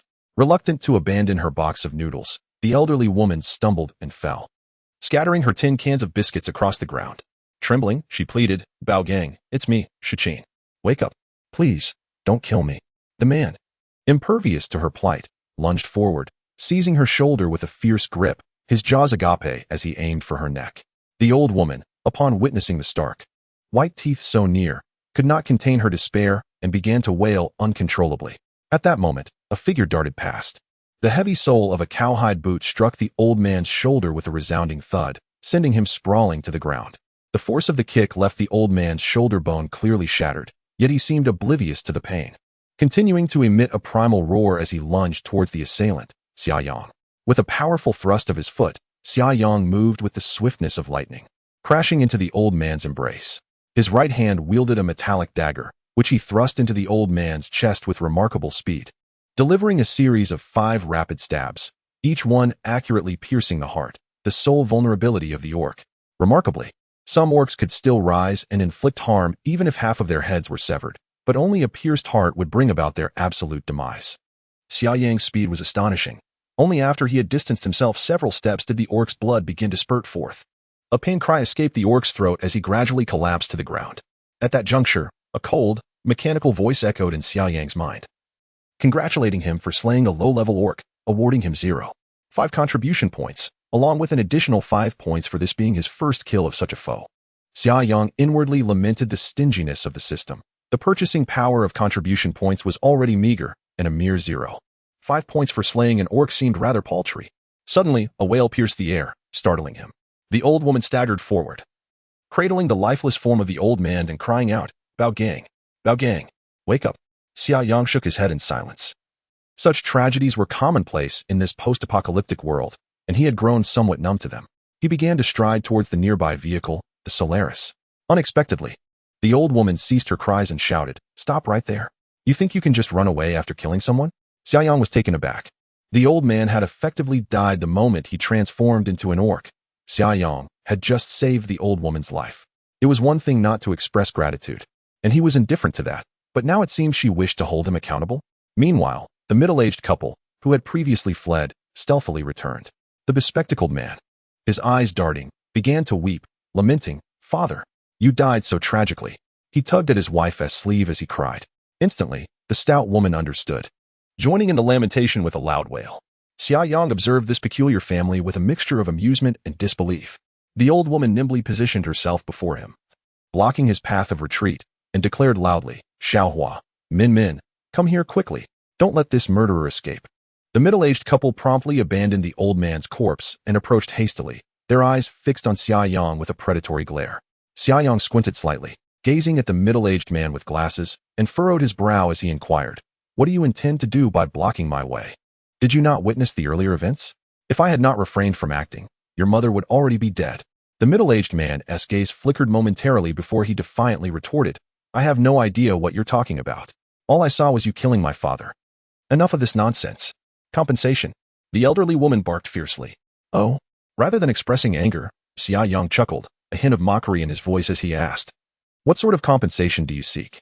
The plump middle-aged woman shouted, Money. If you don't pay, you shan't leave. The bespectacled man pulled the woman aside, scolding her, Have you lost your mind? What purpose does money serve now? What can it buy? The elderly woman shot her daughter-in-law a disapproving glare, then declared, Xiaohua is right. We do not want money. We want goods, food, drink, necessities. Surely, your vehicle is stocked with supplies. She cast a covetous glance at the vehicle parked nearby, the Liang. The middle-aged man protested, Mother, that's a human life at stake. A few supplies simply won't suffice. We demand that vehicle as compensation. The elderly woman, as if enlightened, eagerly nodded and asserted, Yes. How could mere items compare to a human life? If you relinquish this vehicle, we shall consider this matter settled.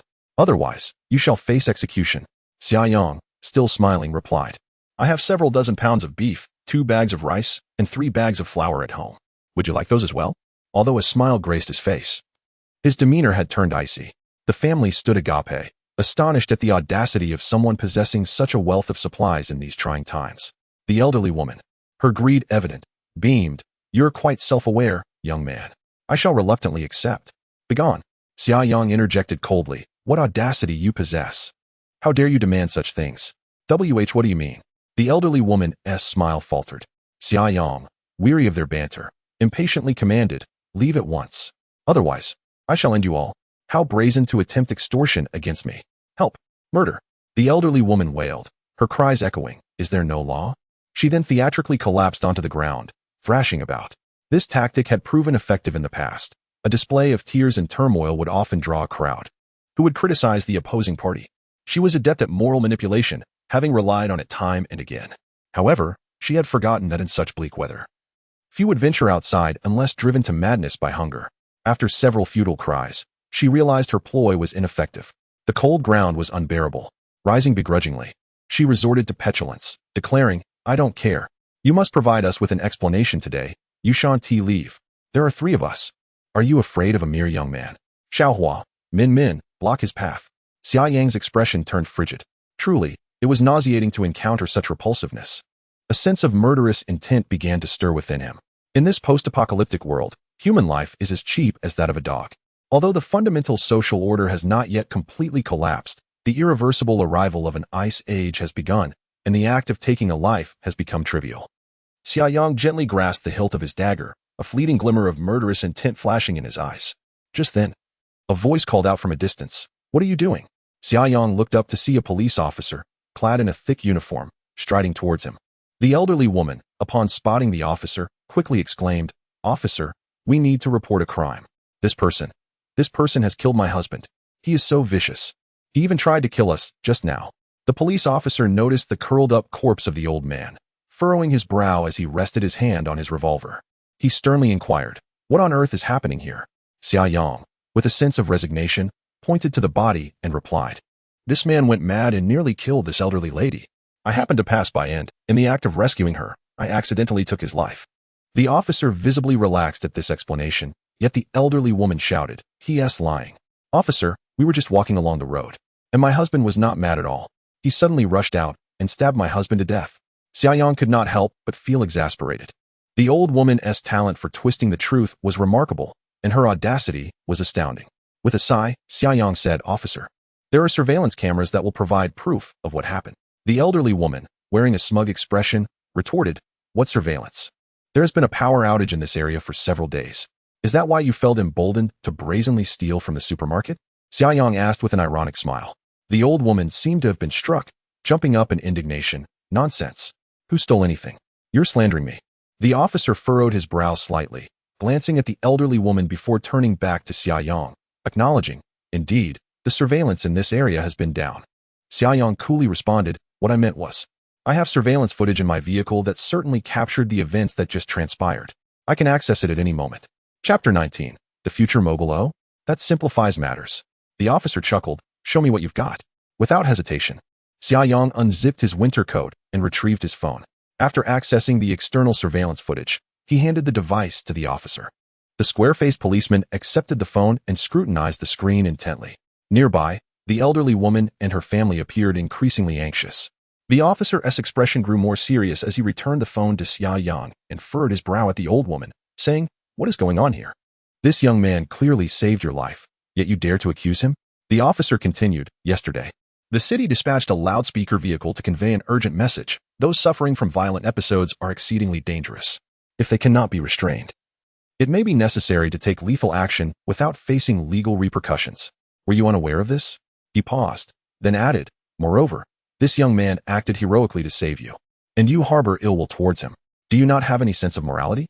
The elderly woman muttered. The loudspeaker's volume was so low, who could hear it? Moreover, it's a matter of life and death. Can one simply take a life without consequence? Shouldn't we receive some form of compensation? The officer fixed his gaze on the old woman, coldly retorting, "Are you attempting to extort? Perhaps we should first discuss your family's theft from the supermarket." The footage captured everything quite clearly. Upon hearing this, the elderly woman became flustered, stammering, How can that be called theft? We have nothing to eat at home, and the authorities haven't provided us with any assistance. Should we just starve? Besides, it's not that we refused to pay. There were no cashiers at the supermarket. So, taking items from the supermarket freely is justified in your eyes?" The officer was both exasperated and amused. Nevertheless, the current circumstances were indeed dire, with many resorting to theft out of extreme hunger. Given the severe shortage of police personnel, such matters were often overlooked. Impatiently, the officer waved his hand, saying, "Just go home. What is this nonsense? You're only complicating matters further. The elderly woman and her family dared not protest further. They cast a reluctant glance at Xia Yang's vehicle before departing in shame. As they left, the old woman remembered to pick up the instant noodles and biscuits she had previously dropped. The officer called after them. Hey, you were leaving just like that? Are you going to abandon the body? The middle-aged man with glasses turned back and replied, well, we can't manage that. In this dreadful weather. How can we conduct a funeral? Should we keep it at home? That would be terrifying. The officer, bemused, chuckled. But that is your own father. Are you truly willing to let him remain exposed? Having little desire to engage further with such a troublesome family, the officer waved his hand dismissively. Just leave. Be on your way. In recent days, incidents involving beastmen had escalated, and the exposure of corpses on the streets was no longer a rare occurrence. The Civil Affairs Department was also severely understaffed and could only defer such matters. As the family gradually distanced themselves, the officer glanced at Xia Yang's vehicle and remarked, Brother, that's a fine car. Oh, why is it unregistered? Xia Yang replied, I just bought it, and then the weather turned dreadful, but I do have a temporary license. Upon concluding his words, Xia Yang ascended into the driver's seat, rummaging through the glove compartment until he retrieved the expired temporary license, which he presented to the officer. The policeman cast a fleeting glance at the outdated permit, but did not press Xia Yang further. He merely waved his hand and remarked, It's nothing, I was just inquiring. You won't be able to register anyway, as the vehicle administration office is closed. Xia Yang smiled and replied, Thank you, officer. Would you like a cigarette? He then pulled out a pack from his pocket and offered one to the policeman. Ah, it's still a Huazi. Thanks. The officer accepted the cigarette with a grin, lifting his gaze to meet Xia Yang's from the driver's cabin. As the car window slid open, the warm air from within began to waft outside, and the officer could distinctly sense a hint of warmth. He cast a jealous glance at Xia Yang and pulled out his lighter to ignite the cigarette. Taking a deep drag, he relished the moment, saying, These days, one can't even purchase cigarettes. I've been out for 2 days. Thank you, my friend. Xia Yang, upon hearing this, decided to offer the officer the bulk of his remaining cigarettes, extending his hand with generosity. Oh, I couldn't possibly accept that. The policeman hesitated, gesturing to decline. Take it. I still have a bit of a stash. Xia Yang smiled, understanding the plight of a fellow smoker. Well, thank you. After a moment of deliberation, the officer accepted the offer. Xia Yang inquired, May I ask your surname, officer? Taking another puff, the policeman replied with a warm smile. You can call me Zhou. Zhou Yawu. And what do they call you, young man? Ah, so it's Brother Zhou. Xia Yang responded, I'm Xia Yang, Xia for summer and Yang for sunlight. You can call me Xiao Xia. Internally, Xia Yang felt a stir of excitement. He had recognized the officer's familiar face and sought to engage him in conversation. To his surprise, it turned out to be Zhou Yawu. In his previous life, Zhou Yawu had garnered significant renown among the survivors.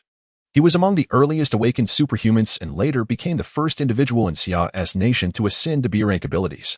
In Xia Yang's past existence, Zhou Yawu was undoubtedly at the pinnacle of the elite.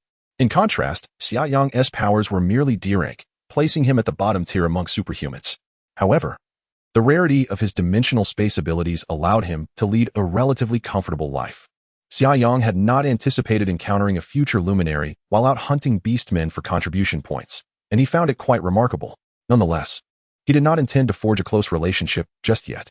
Xia Yang was aware that Zhou Yawu might not have fully awakened his powers at this moment, and given their recent acquaintance, it was unwise to delve into deep conversations too soon. Zhou Yawu had always maintained a good reputation in his past life, so there might be opportunities for collaboration in the future. Thus, Xia Yang simply asked, Brother Zhou, how is the situation in the Three Mountains area currently? Zhou Yawu, drawing on his cigarette, replied with a worried expression, It's not looking good. This weather shows no signs of warming up anytime soon. The worst part is, the number of crazed individuals is on the rise. We are utterly overwhelmed. Xia Yang responded, These deranged individuals seem to have completely lost their sanity. I believe we must act decisively and eliminate them without mercy. Zhou Yawu nodded in agreement. Indeed, some individuals who have been bitten have also exhibited identical symptoms, which is truly terrifying. A consensus has largely been reached among the higher-ups, and the next step may very well involve a crackdown. Which areas are currently experiencing the most severe situations? Xia Yang inquired. Perhaps the Western District, Zhou Yawu replied. Most of our personnel have been dispatched there. Why? Are you eager to join the fray, Xia? Zhou teased. Xia Yang chuckled and replied, What sort of excitement could I possibly contribute? I can hardly find a way to hide. Zhou Yawu smiled knowingly and remarked, I just reviewed the surveillance footage. Your skills are quite commendable. I imagine you wouldn't be overly intimidated by those deranged individuals. But I am terrified of dying. I prefer to remain safely inside the vehicle. Xia Yang retorted without hesitation. Well then, Zhou, I shall take my leave. Please take care of yourself. Zhou Yao nodded, waving the cigarette box in his hand. He smiled and said, Thanks, Xia. You're welcome. Xia Yang replied with a faint smile as he rolled up the car window. Meng, head to the Western District. Xia Yang commanded. Understood. Planning the route immediately. Meng responded. Chapter 20. A close call in the biting cold wind. The tires of the solar flare churned up icy flakes as it traversed the desolate streets. 3 drones flitted nearby, relaying real-time footage from various angles. Inside the warm cockpit, Xia Yang reclined with his legs crossed, enjoying music while his fingers gently tapped a rhythm on the armrest. Brother Yang. It seems there's a situation in the residential building ahead. The music halted, and Ming's voice chimed in. Xia Yang sat up and replied. Deploy the drones for close reconnaissance. Zoom in on the footage. Drone 1 soared toward the residential building, the screen gradually magnifying the image. This area belonged to the western outskirts of the city, and the building in question was a 3-story self-constructed house. The drone hovered before a second-floor window, and the transmitted image grew increasingly clear. Through the glass, Xia Yang discerned 3 beastmen gathered within. 2 elderly figures and a middle-aged woman, roughly in her 40s, were voraciously tearing into a lifeless corpse. Blood dripped from their mouths as they emitted guttural, beast-like growls, creating a scene of utter horror. On the sofa lay a barely conscious youth, one of his arms gruesomely severed at the shoulder, now clutched in the hands of the middle-aged female beastman, who was gnawing at it.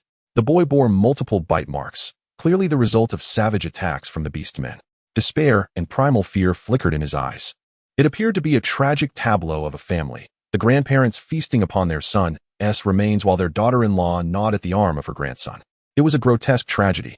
Yet, Xia Yang refrained from impulsive action. He maneuvered the other 2 drones to circle around the self-constructed house for further surveillance.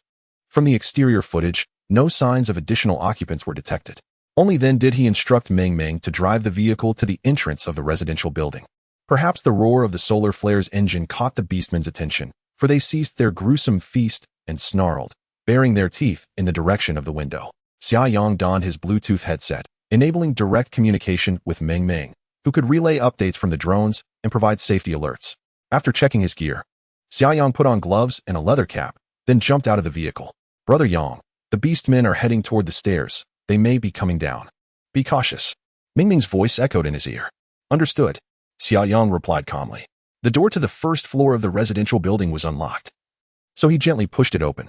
He swiftly aimed his handgun at the entrance, scanning for threats before slipping inside. The sound of beastmen footsteps echoed from the staircase. Xia Yang stood still, weapon drawn and aimed at the stairway. Moments later, the middle-aged female beastman peeked around the corner. Upon spotting Xia Yang, she let out a terrifying screech, revealing her blood-stained teeth. With a muted thud, the silenced handgun discharged, and a bullet found its mark, piercing the heart of the middle-aged beastman. The impact caused her to stagger momentarily before she collapsed onto the ground. Congratulations, host, on eliminating a low-level orc and earning 0.5 contribution points. The system's utterly emotionless voice echoed in Xia Yang's mind. He transferred the firearm to his left hand, drawing a dagger with his right as he rushed towards the staircase. Upon reaching the staircase, he encountered 2 elderly orcs head-on. Without hesitation, he raised his gun, took a brief aim, and fired again. Bang! Bang! As he discharged the first shot, he realized it had gone awry, failing to strike the heart directly. Thus, he swiftly adjusted and fired once more. The system notification chimed again, confirming the addition of 0.5 contribution points. One of the old orcs had perished instantly. Meanwhile, the other elderly orc had already closed in on Xia Yang. Without a moment's hesitation, Xia Yang willed his handgun into the dimensional space and gripped his dagger tightly as he charged forward. He twisted his waist, colliding his shoulder heavily against the old orc, causing it to stumble. This maneuver was a technique Xia Yang had mastered in his previous life, proving effective against low-level orcs. Though their strength was formidable, they were exceedingly clumsy. Such close-quarter tactics could create a momentary pause in their movements, presenting the perfect opportunity for attack. As Xia Yang collided with the old orc, his right hand thrust the dagger forward with lightning speed. It pierced through fabric and flesh, navigating between ribs to accurately penetrate the orc's heart. Xia Yang's movements were swift, delivering 4 or 5 rapid stabs in quick succession. The system notification resounded in his mind. He rated his performance an 80 out of 100. In his previous life, He had rarely utilized firearms, which explained his misfire at such close range. However, he wielded the dagger with remarkable proficiency. After wiping the blood on the orc's clothing, he ascended the stairs. The second floor revealed a living room permeated with the stench of blood. A young boy lay near the sofa, barely conscious, his eyes devoid of vitality. It was evident that he was on the brink of collapse, overwhelmed by fear and sorrow. Xia Yang cautiously surveyed the surroundings before approaching and inquiring, "How are you?" The boy weakly glanced at Xia Yang and asked, "What about my grandparents and my mother? What happened to them?" Xia Yang paused momentarily before responding. "They're gone. Did you kill them?" the boy questioned. Xia Yang shook his head, clarifying, "From the moment they fell ill, they were already lost. So, the one who bit my father and tore my arm apart wasn't actually my mother?" the boy asked, his eyes reddening. "You could say that," Xia Yang replied. Observing the boy, he added, "Your situation is dire. I can only offer temporary assistance to stop the bleeding. Do you need me to call for help?" The boy's arm was bleeding profusely from a fracture, and he bore bite marks on his neck, his face pale from the significant blood loss. Despite calling for an ambulance, it is highly probable that help will not arrive in time, as ambulances are currently overwhelmed. Yet, Xia Yang could only go this far. He was unable to save the boy. Furthermore, the deteriorating natural conditions rendered it unlikely that the boy could endure much longer. Additionally, with his wounds, there was a significant chance he would succumb to the virus and transform into a beastman. The boy weakly shook his head and pleaded, "Brother, I beseech you. Could you grant me a swift end? I am in excruciating pain." Xia Yang hesitated momentarily and replied, "Your injuries might not be beyond salvation." The boy managed a faint smile and said, "I have lost my home, and now I am crippled. Even if I miraculously survive, what then? In this weather, I cannot last much longer. Please help me."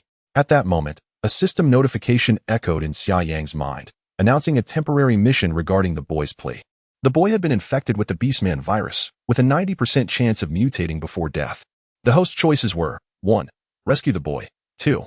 Help him end his suffering. 3. Await his transformation to earn contribution points. The system would conduct a comprehensive evaluation based on the host's selection. Such a temporary mission? Xia Yang couldn't help but glance at the boy, who looked at him with pleading eyes, saying, "Brother, please help me." After a moment of contemplation, Xia Yang slowly approached the boy, crouched down, and said, "Close your eyes and rest for a moment. May I take some time to consider?" The boy gently nodded and wearily shut his eyes. At this point, he felt a chill in his chest. Upon opening his eyes, he saw a metallic dagger plunged into his heart. He sensed his strength ebbing away and managed to force a smile as he weakly uttered, Thank you. Brother, rest easy. Life in this world is too painful. You are now free." After speaking, Xia Yang gently withdrew the dagger. Blood gushed forth, and the boy's head tilted as he succumbed to death. Xia Yang casually grabbed a cushion to wipe the blood from the dagger, stating, "System, commence the evaluation." The cold, electronic voice of the system responded, "Temporary mission completed." The host chose to help the boy end his suffering, earning a reward of 10 contribution points. Xia Yang nodded, walking towards the staircase while asking, "If I had chosen to assist him, would I have incurred a deduction of contribution points?" Choosing to rescue him would not incur a deduction of contribution points, but there would be no reward either. The system coldly replied, "The host would receive the title of saint." Xia Yang nearly stumbled at the revelation. That title was far harsher than a mere deduction of points. What if I decided to wait for him to transform into a beastman before killing him? Xia Yang inquired further. The system responded, "The host shows decisiveness in combat. For the sake of contribution points, the system will reward the host with 100 contribution points." Xia Yang rolled his eyes and muttered, "I can't believe you."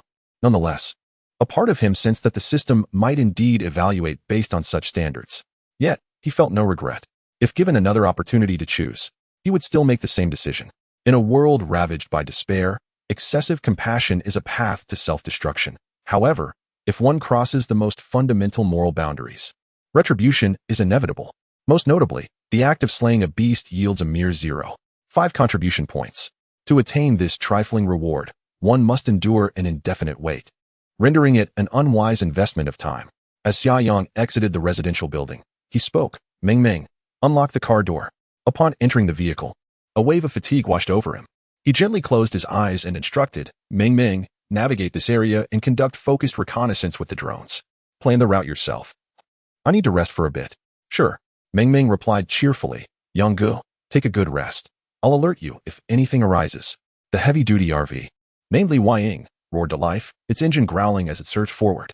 3 drones took to the skies, tirelessly scanning the surroundings in 3 different directions. At that moment, Meng Ming's voice chimed in, Yang, there's an incoming call. Would you like to connect it to the vehicle's communication system? Chapter 21.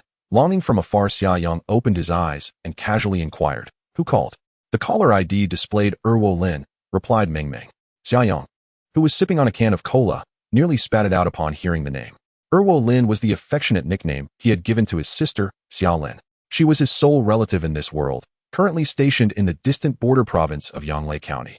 As a member of an aid team, Xia Lin had been dispatched to the border province for a year last year, during the outbreak of the apocalypse in his past life. Xia Lin was also in the border province. Xia Yang refrained from contacting her, knowing that his sister would likely remain unharmed in the early stages of the apocalypse. She had not transformed into a beast man, nor had she succumbed to the claws of source beasts. Instead, she had successfully awakened her abilities. Xia Yang worried that if he were to carelessly alert her, he might inadvertently alter her fate like the flutter of a butterfly's wings. Thus, he had restrained himself from revealing any information to Xia Lin. Go ahead and connect the call, Xia Yang said, taking a deep breath. Connection established. In the next moment, Xia Lin's voice resonated from the cockpit. Yang, where are you? Are you all right? Is there still food at home? Are you in any danger? Many people have suddenly gone mad, claiming it's due to some virus. Xia Lin bombarded him with a flurry of questions. Xia Yang chuckled wryly and replied, Sister, could you please refrain from calling me by my childhood name? I'm over 20 now. Don't change the subject. You haven't answered my questions. Xia Lin retorted impatiently. Where else would I be? Naturally, I'm at home. Xia Yang replied. He took a sip of cola, feeling the warmth of the cockpit, and added, It's quite warm here, and I have plenty of food. There's no danger, so don't worry about me. Just focus on your own safety. That's good to hear. It's snowing heavily here, and for the past couple of days, the phone signal has been down. I heard the communication tower lines were crushed by the snow. Xia Lin explained. Today, I noticed a sudden signal, so I hurried to call you. I'm fine here, so you can rest easy, even without the apocalypse. It was quite normal for heavy snowfall in the border region during this season. With the sudden drop in temperature, snow would naturally begin to fall earlier there. In fact, it wouldn't be long before the Sand Mountain area would also be blanketed in snow. Soon, the entire world would be enveloped in ice and snow. That's a relief. If anything happens, let the boys take the lead. Don't recklessly rush forward. Xia Yang cautioned. And many people have gone mad. That's very dangerous. So you must be vigilant around others. Xia Lin was quite beautiful, exuding an air of a refined young lady. Yet her personality was fiery and sometimes a bit eccentric. All right, I understand. If there's nothing else, I'll hang up. Take care of yourself, all right? You're not a child anymore. Xia Yang hesitated for a moment before quickly saying, Wait, sister, I estimate that if the inclement weather persists, communication will soon be affected. If you are unable to reach me, do not fret, and certainly do not hastily come to find me. Just take care of yourself. There is no need for you to worry about me. I will find a way to contact you as soon as possible. All right, I remember, said Xia Lin, and then she hung up the phone decisively, as was her custom. The sound of music once again filled the cockpit, while Xia Yang fell into deep contemplation. In his previous life, during the final moments of the ammunition depot explosion, he harbored feelings of regret. Not only had he failed to take vengeance upon Wang Ku and Wu Qian, the treacherous pair, but he also felt a profound sense of guilt towards his sister, Xia Lin. In his past existence, Xia Lin had met her untimely fate over half a year after the apocalypse began. By the time Xia Yang learned of her demise, 2 months had already passed. He had encountered a girl who had participated in the aid team alongside Xia Lin, and from her, he gleaned the outline of events. Following the global communication blackout, Xia Lin was unable to contact Xia Yang and was exceedingly worried. Ultimately, she joined a team venturing south in search of a safe haven, disregarding the dangers to find him. The perilous journey spanning thousands of kilometers during the early days of the apocalypse was unimaginable. Tragically, Xia Lin fell just 1,000 kilometers from their point of departure.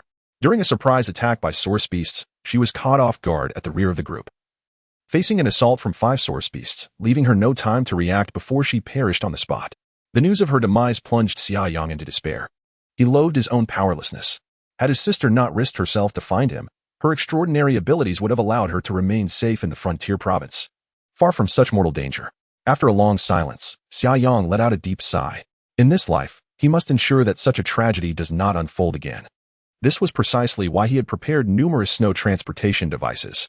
Despite knowing the dangers of wandering in the apocalypse, he did not vehemently oppose the System S arrangements. The immediate priority was to strengthen himself swiftly. Otherwise, Even with the radiant survival base, the chances of traversing 5,000 kilometers to find his sister would be exceedingly slim. Ming Ming, expand the search range of the drone. Xia Yang's gaze hardened with determination. I must eliminate as many beasts as possible to accumulate contribution points swiftly. His initial target was 100 contribution points.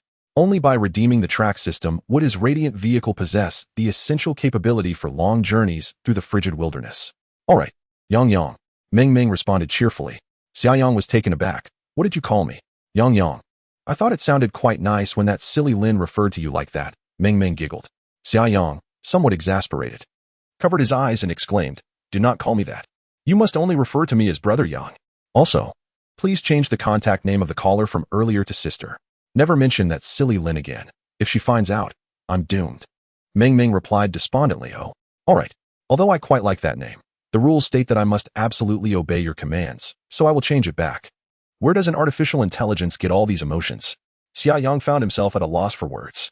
As the afternoon unfolded, Xia Yang wandered through the western region of Sanshan City aboard the blazing sun vessel, relentlessly vanquishing orcs. It was only as dusk began to envelop the sky that he resolved to return to the air defense shelter. The orcs possessed an acute ability to detect the scent of the living, and even in dim conditions, their combat prowess remained unaffected. The Shroud of Night served as their greatest camouflage, while Xia Yang faced considerable restrictions under the cover of darkness. Therefore, prudence dictated that he refrain from undertaking any risks at night. Throughout the day, he had slain a total of 16 orcs, resulting in a cumulative reward of 23 contribution points, including those from temporary missions. With his previously accrued points, his total contribution points had now reached 39.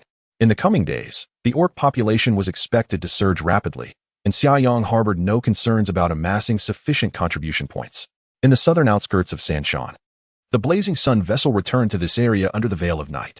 Brother Yang, a sweet voice called out as two vans were spotted near the warehouse, and there seemed to be signs of activity within. Xia Yang's expression turned serious, and he decisively instructed, find a concealed spot to park. Deploy several drones for reconnaissance. Understood. Chapter 22. Trapping the tortoise. The reconnaissance drones surged forth, swiftly ascending into the night sky as they silently approached the warehouse. The images transmitted back appeared instantaneously on the cockpit screen. The drones, produced by the system, were equipped with night vision capabilities and displayed commendable image quality. MOMO. Activate the thermal imaging device. Xia Yang commanded. Let us survey the perimeter. Understood. MOMO replied promptly. The thermal imaging apparatus of the reconnaissance drone was activated, and soon, the screen revealed the results of the detection. 2 areas of concentrated heat signatures were identified at the warehouse entrance, with one more located beneath a nearby tree, and 3 others adjacent to 2 vans. Thus far, 6 individuals had been detected. The interior of the warehouse remained undetectable, shrouded by thick walls. Xia Yang furrowed his brow. One thing was certain, these individuals were indeed drawn to the warehouse.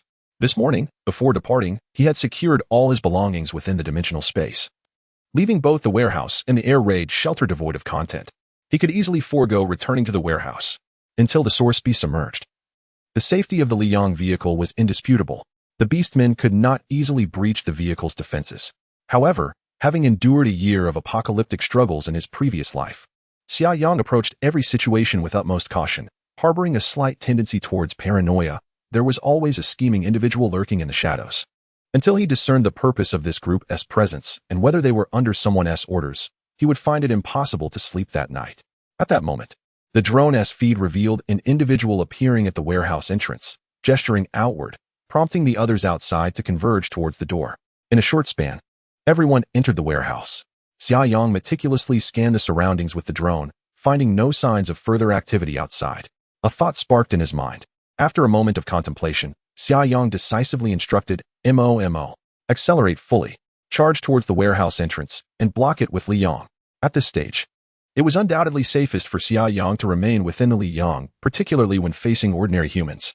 Therefore, he would refrain from exiting the vehicle carelessly. Now was the opportune moment.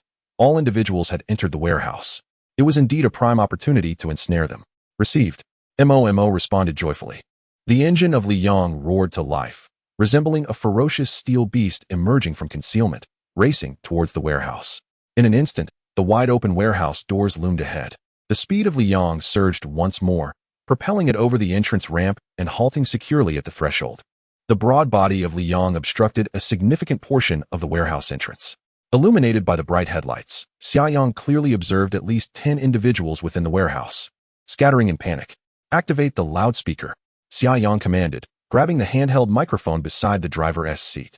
All of you, hands on your heads. Huddle down, or I will open fire. The ominous muzzle of a Type 95 automatic rifle protruded from the side window, aimed at the individuals inside the warehouse. The drone's mothership atop the cockpit opened once more, releasing 5 attack drones into the air. The attack drones are significantly larger than reconnaissance drones. Each attack drone is capable of carrying 100 rounds of ammunition and can also be equipped with 5 grenades. Moreover, these drones have begun to autonomously seek out and lock onto targets. A burly man with a bushy beard shouted, "Brothers, run to the cave." He led the charge towards a nearby air raid shelter.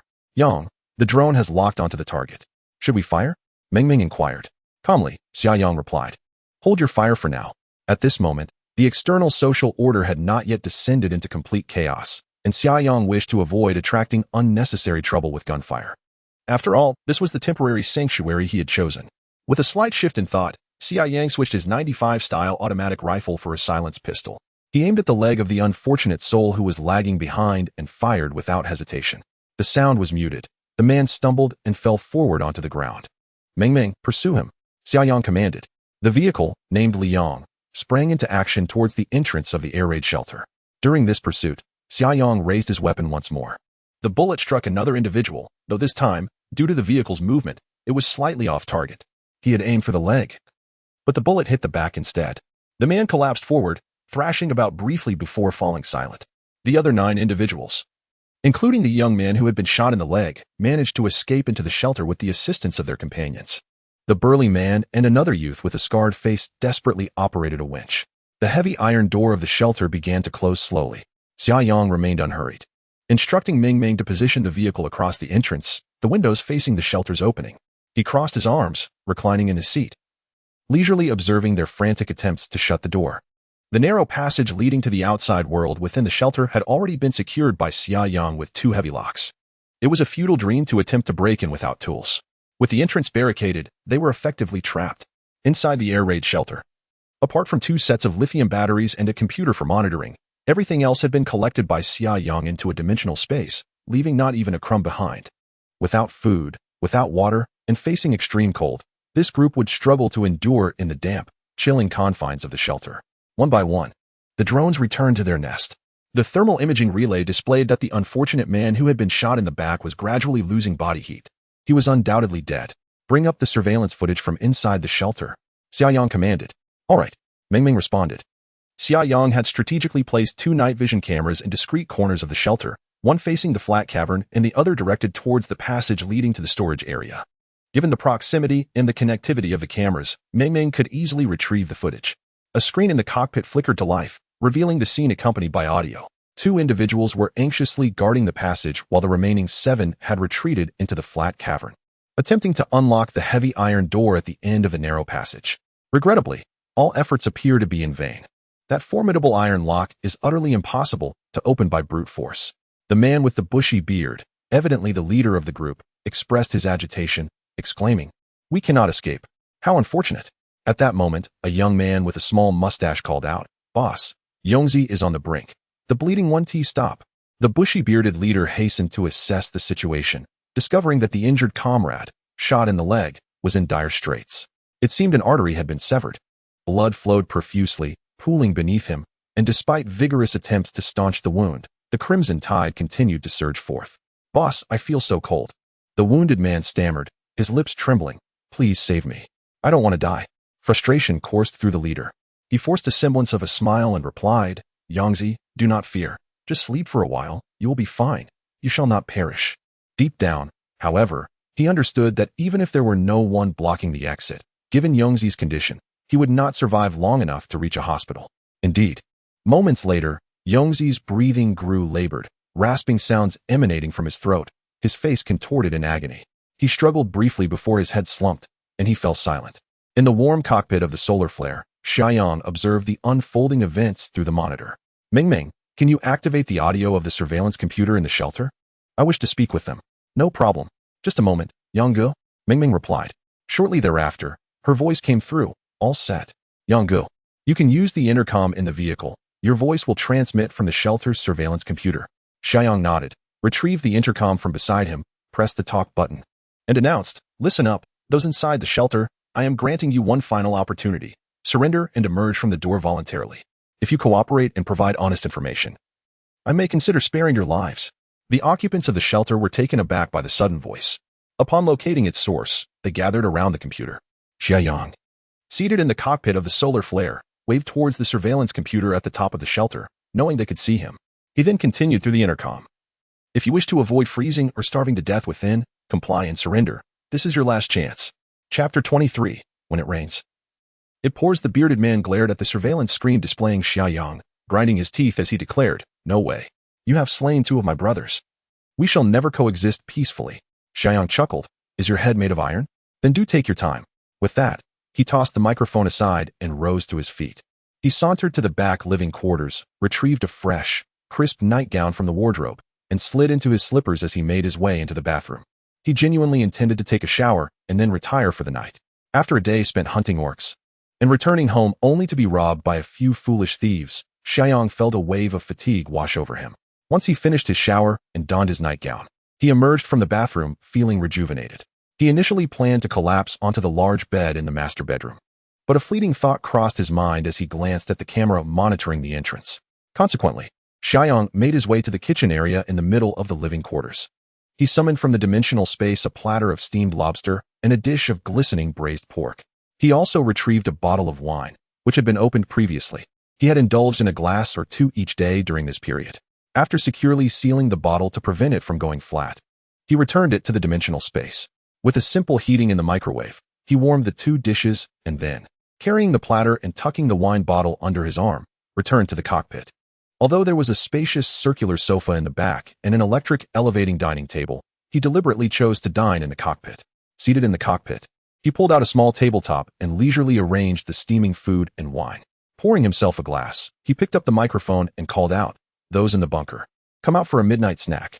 With that, he picked up a piece of braised pork with his chopsticks and savored it with hearty bites. He then raised his wine glass towards the camera, signaling, and took a generous swig. In the bunker, the bearded man and his companions were certainly not daring to sleep. In fact, they were all cold and hungry, unable to find rest. They huddled around the laptop, their emotions complex as they observed every action of Xia Yang. The camera at the entrance captured ultra-high-definition footage. The interior of the blazing sun was brightly lit, and Xia Yang had intentionally left the blackout curtains open. Thus, his every move was crystal clear to the watchers. Dressed in his thin nightgown, it was evident that the environment within the vehicle was warm and inviting. The sight of braised pork and lobster made the bearded man and his companions instinctively swallow hard. Over the past few days, they had barely managed to fill their stomachs. And any food was a blessing. It had been many days since they last tasted meat. Having only eaten a little in the morning, they had gone an entire day without sustenance. Now, witnessing Xia Yang indulge in a feast before the camera was an unbearable provocation. Xia Yang, meanwhile, was also aware of the situation in the bunker. While he munched on his food, sipping wine and feasting on lobster, he occasionally picked up the microphone to taunt the group of inept thieves in the bunker. "Boss, this situation cannot continue." The young man with the small mustache could not help but exclaim. "In just a couple of days, if that guy outside doesn't make a move, we will either starve, die of thirst, or freeze to death ourselves." The man with the rugged beard shot him a glare and replied, "What do you propose we do? That fellow is clearly ruthless. Did you not see the gun in his hand? Venturing outside would be tantamount to seeking death." "What then?" The young man with the small mustache said with a furrowed brow. "All our remaining provisions are out there in the vehicle. None of the brothers have food on them." The rugged bearded man retorted angrily, "Just hold on for now. Let me think of a solution." Naturally, Xia Yang had witnessed this scene through the surveillance. He remained unperturbed, leisurely finishing his late-night snack before wiping his mouth, picking up the handheld microphone, and stating, "You all just keep holding on. I'm off to bed." With that, he rose from the cockpit and headed to the restroom in the back. On the surveillance computer inside the air raid shelter, the rugged bearded man and the others observed the brightly lit interior of the solar flare. The beds on either side of the living quarters slowly descended, thanks to the electric mechanism, forming a large bed. Xia Yang climbed onto the bed and lay down, waving his hand toward the direction of the air raid shelter through the side window before covering himself with a soft, warm down blanket. Subsequently, the rugged bearded man and the others saw all the windows and windshields of the solar flare gradually lower their sunshades, obscuring their view entirely. The young man with the small mustache whispered, "Boss, what should we do? Should we take the opportunity to escape?" The rugged bearded man scoffed, "Are you foolish? This must be a feint. He could very well be watching us. Let us not act rashly. We'll reassess the situation later in the night." In truth, Xia Yang had no intention of prolonging this standoff. The surveillance video was monitored by Meng Meng, who would alert him at the slightest hint of unusual activity. Thus, he could sleep soundly, replenishing his energy. Xia Yang nestled comfortably in his warm blanket, drifting into deep slumber. Meanwhile, the 8 men in the air raid shelter shivered in the cold, hungry, and weary, with the lifeless body of Yongzi nearby, its rigid form casting an unsettling shadow under the dim light. Unbeknownst to them, time slipped into the latter half of the night. The young man with the small mustache could no longer endure the cold, and they had been fixated on the surveillance screen, which showed no sign of movement from the solar flare.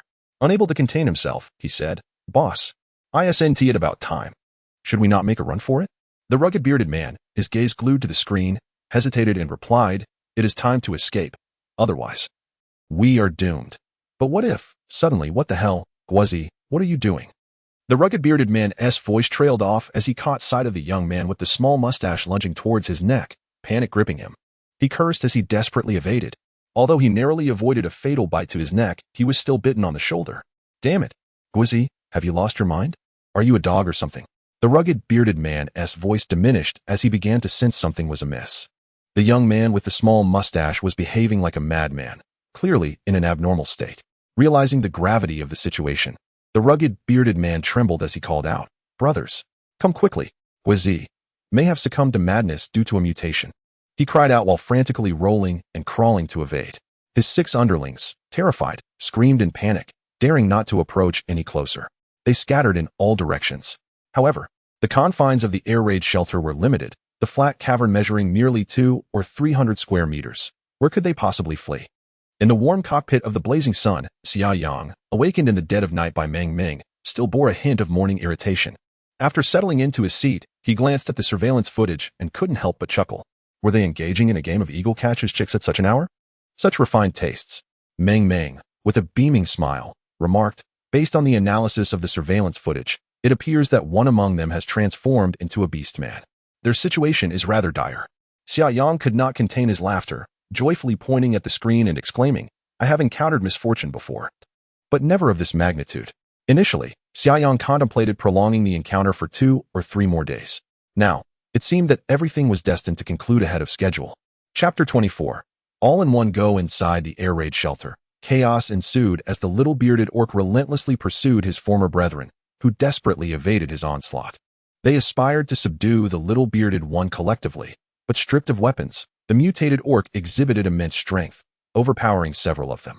Tragically, 2 more of his underlings fell victim to the orc's savage bites. To make matters worse, amidst the fray, another comrade transformed into an orc, turning the odds from 1 against 7 to 2 against 6. The situation grew increasingly dire for the bearded ones as they found themselves in a precarious predicament, nearly all sustaining injuries. If this continued, they would soon be devoured by the 2 orcs. Unable to contain his desperation, the bearded leader shouted, "Brothers outside, we surrender. Please, have mercy and let us exit, spare our lives." Xia Yang, with a smirk, picked up the microphone and replied, "If I had known this would be the case, I would have acted differently from the start. It's too late. Enjoy yourselves." Just as he was about to set the microphone down, a thought struck him, and he lifted it once more. "By the way, you could attempt to break out and see whether my bullets or your legs are swifter." With a determined kick, the bearded leader sent the little bearded orc sprawling and fled in a hasty retreat. While running, he called out, "Wait, don't you want to know why we are here?" "Indeed. I am quite curious." Xia Yang chuckled. "Speak, and if the information proves valuable, I might consider sparing you. You must let us out first. Only then can we divulge the details." The bearded leader was not foolish. Revealing information at this juncture would render him of no further use, making it even less likely that Xia Yang would show them mercy. Xia Yang scoffed. "Do you truly believe you still possess leverage in this negotiation? If you choose silence, then relish your fate inside. Please, brother." Another orc bit into the bearded leader, causing him to howl in pain. Struggling free, he exclaimed, "Brother, someone leaked information to us, claiming you have abundant supplies. If you spare my wretched life, I will certainly provide you with the details." As he evaded, the bearded leader shouted, "You must also wish to know who has deceived you, correct?"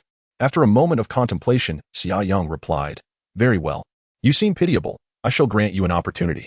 In 10 minutes, you may emerge, and I assure you, your lives will be spared. However, should you contemplate escape, do not expect my mercy. The bearded leader hastily replied. I would not dare. Thank you, brother. Thank you. He then rallied his comrades. Brothers, hold on. If we can endure for just 10 minutes, salvation will be ours. Fortunately, the orcs they faced were newly mutated and classified as novice orcs, possessing only slightly greater strength than ordinary humans. Had they been intermediate orcs, enduring even 3 minutes would have been a daunting task for this group. Inside the Xia Yang vehicle, Xia Yang set down the handheld microphone and calmly instructed. MNGM-ing, deploy the attack drones. Do not fire unless I command it. Understood. The drone mothership opened, and 5 attack drones emerged. Hovering before the air defense bunker, their dark barrels aimed at the entrance. Xia Yang donned a warm polar survival suit and leapt from the vehicle. He first locked the warehouse door from the inside before returning to the Xia Yang. Climbing out through the skylight above the master bed, he stood atop the vehicle. Armed with a fully loaded standard handgun and carrying a Type 95 assault rifle on his back.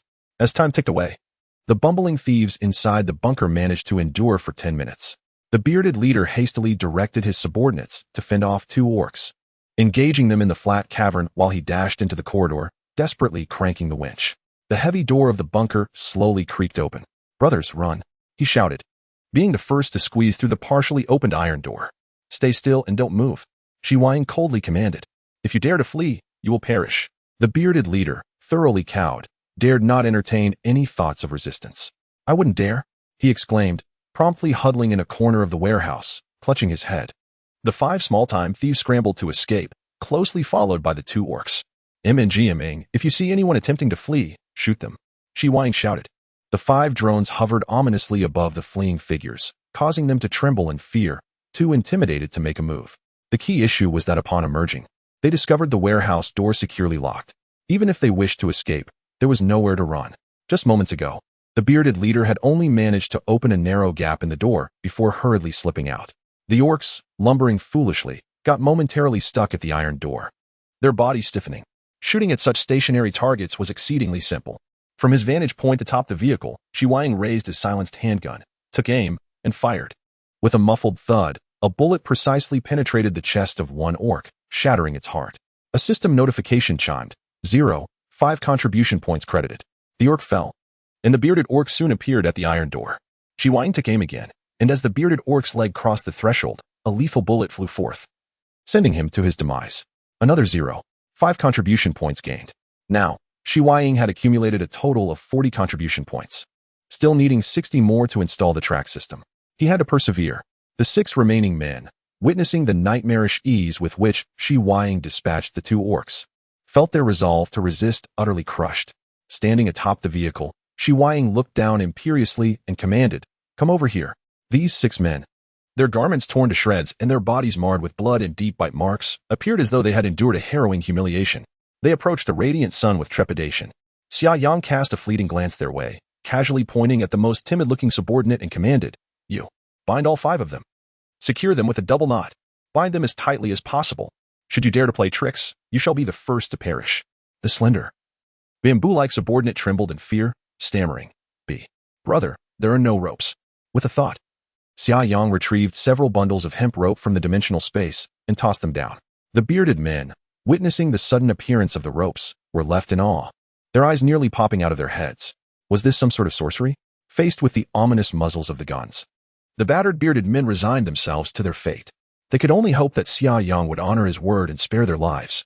The timid subordinate dared not delay, hastily picking up the ropes to securely bind the bearded men. Xia Yang then retrieved a pair of handcuffs from the dimensional space and threw them down. "One cuff on your own wrist, and the other on your brother's wrist," he instructed. "Be quick about it." The slender subordinate shivered at the command, promptly grabbing the handcuffs and obediently securing himself to the already bound bearded man. Xia Yang then leisurely descended from the roof of the radiant sun and instructed Meng Meng to open the cabin door, stepping forward to stand before the bearded men. Although he contemplated leaping down dramatically from the roof, the height of over 4 meters was beyond his current capabilities, leaving him feeling somewhat helpless. His anticipation for the forthcoming source beasts grew ever stronger. The source crystals within these adorable creatures could swiftly elevate the powers of the ability users. Xia Yang could hardly contain his eagerness. In this life, he must not merely exist as a fragile dimensional space ability user. Powers of strength, elemental abilities, and mental prowess. The more, the better. Chapter 25. The puppet master Xia Yang elegantly alighted from the vehicle. He approached the bearded man and began to drag him towards the air raid shelter, while the other subordinates followed in a disarrayed line, akin to grasshoppers strung together. The bearded man, stumbling awkwardly under the tension of the rope, called out in a panic, Big brother, you promised not to kill us. What are you so flustered about? Did I ever say I would kill you? Xia Yang responded nonchalantly as he continued to pull them towards the shelter. Before long, Xia Yang had dragged the 6 individuals into the smooth cavern of the air raid shelter. He then stepped outside to open all the doors, shouting, Meng Meng, drive the Sunfire into the shelter. The headlights of the Sunfire flickered twice before it gradually began to move towards Xia Yang. He casually disposed of the 2 orc corpses into a corner of the dimensional space. He intended to remain in this place for some time. And the sight of the orc bodies was rather unsightly. Tomorrow, when he ventured out to hunt orcs, he could simply discard them in some inconspicuous spot. As the Sunfire rolled into the shelter, Xia Yang turned the winch to securely close the heavy iron door, fastening the bolt. When he entered the smooth cavern, Meng Meng had already maneuvered the Sunfire to a position at the center of the cavern. The 6 men, including the bearded one, were wide-eyed with disbelief, as the vehicle had seemingly driven itself into the shelter with no one at the helm. Are motorhomes really this advanced now? Xia Yang approached the group, casually retrieving a picnic chair from the dimensional space. Once seated, he crossed his legs and lit a cigarette, taking a deep drag before speaking. Now, let us talk. Who sent you here? Share everything you know. If there is even a hint of concealment, I assure you, you will regret not being bitten to death by those 2 just now. As he spoke, Xia Yang tapped the dagger lightly against his palm. His gaze fell upon each individual, causing them to instinctively lower their heads. The bearded man displayed a look of hesitation, realizing he had indeed encountered a formidable opponent.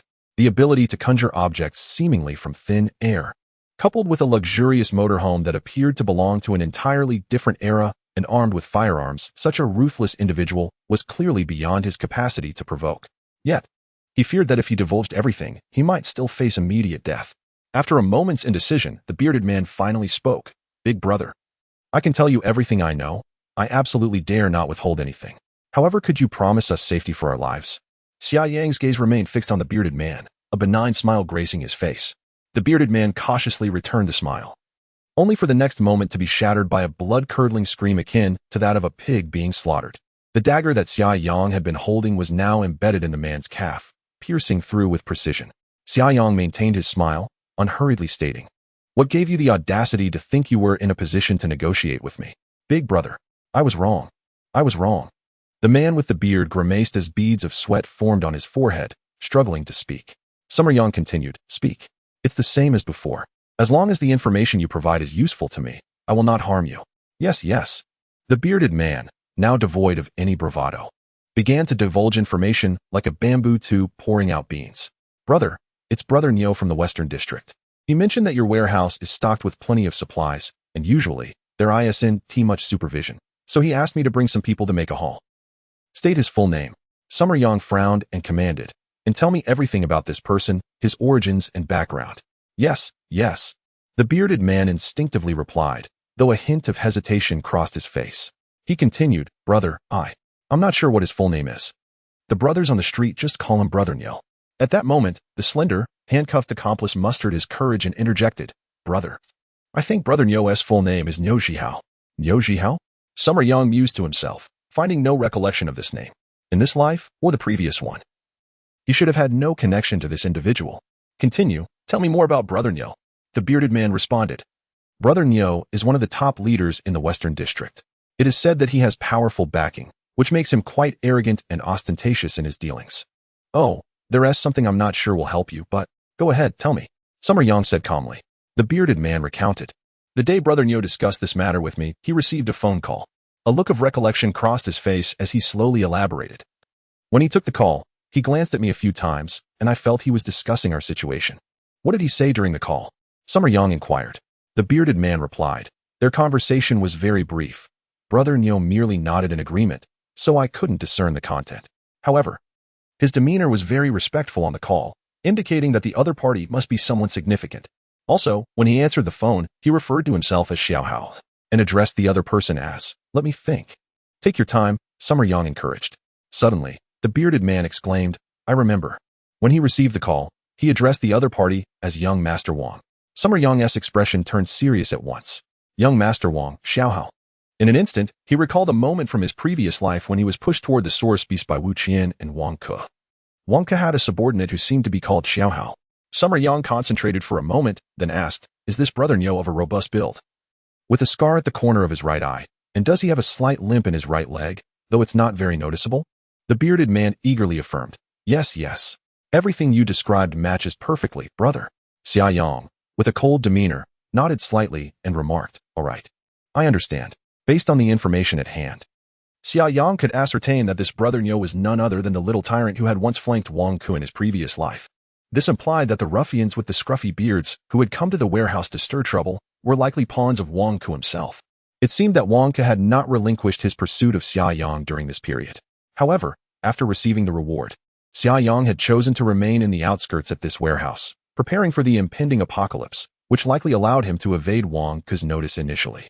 Otherwise, it would be improbable for Wang Ke to have waited so long before dispatching a band of inept thieves to create disturbances.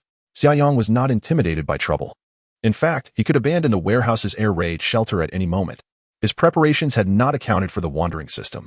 Now, with the upgraded heavy-duty RV, his defensive capabilities were sufficiently robust. At least at this stage, Xia Yang did not need to rely on a sanctuary, and his safety was assured. However, he was not one to be wronged without retaliation. When enmity arose, he believed in confronting it directly.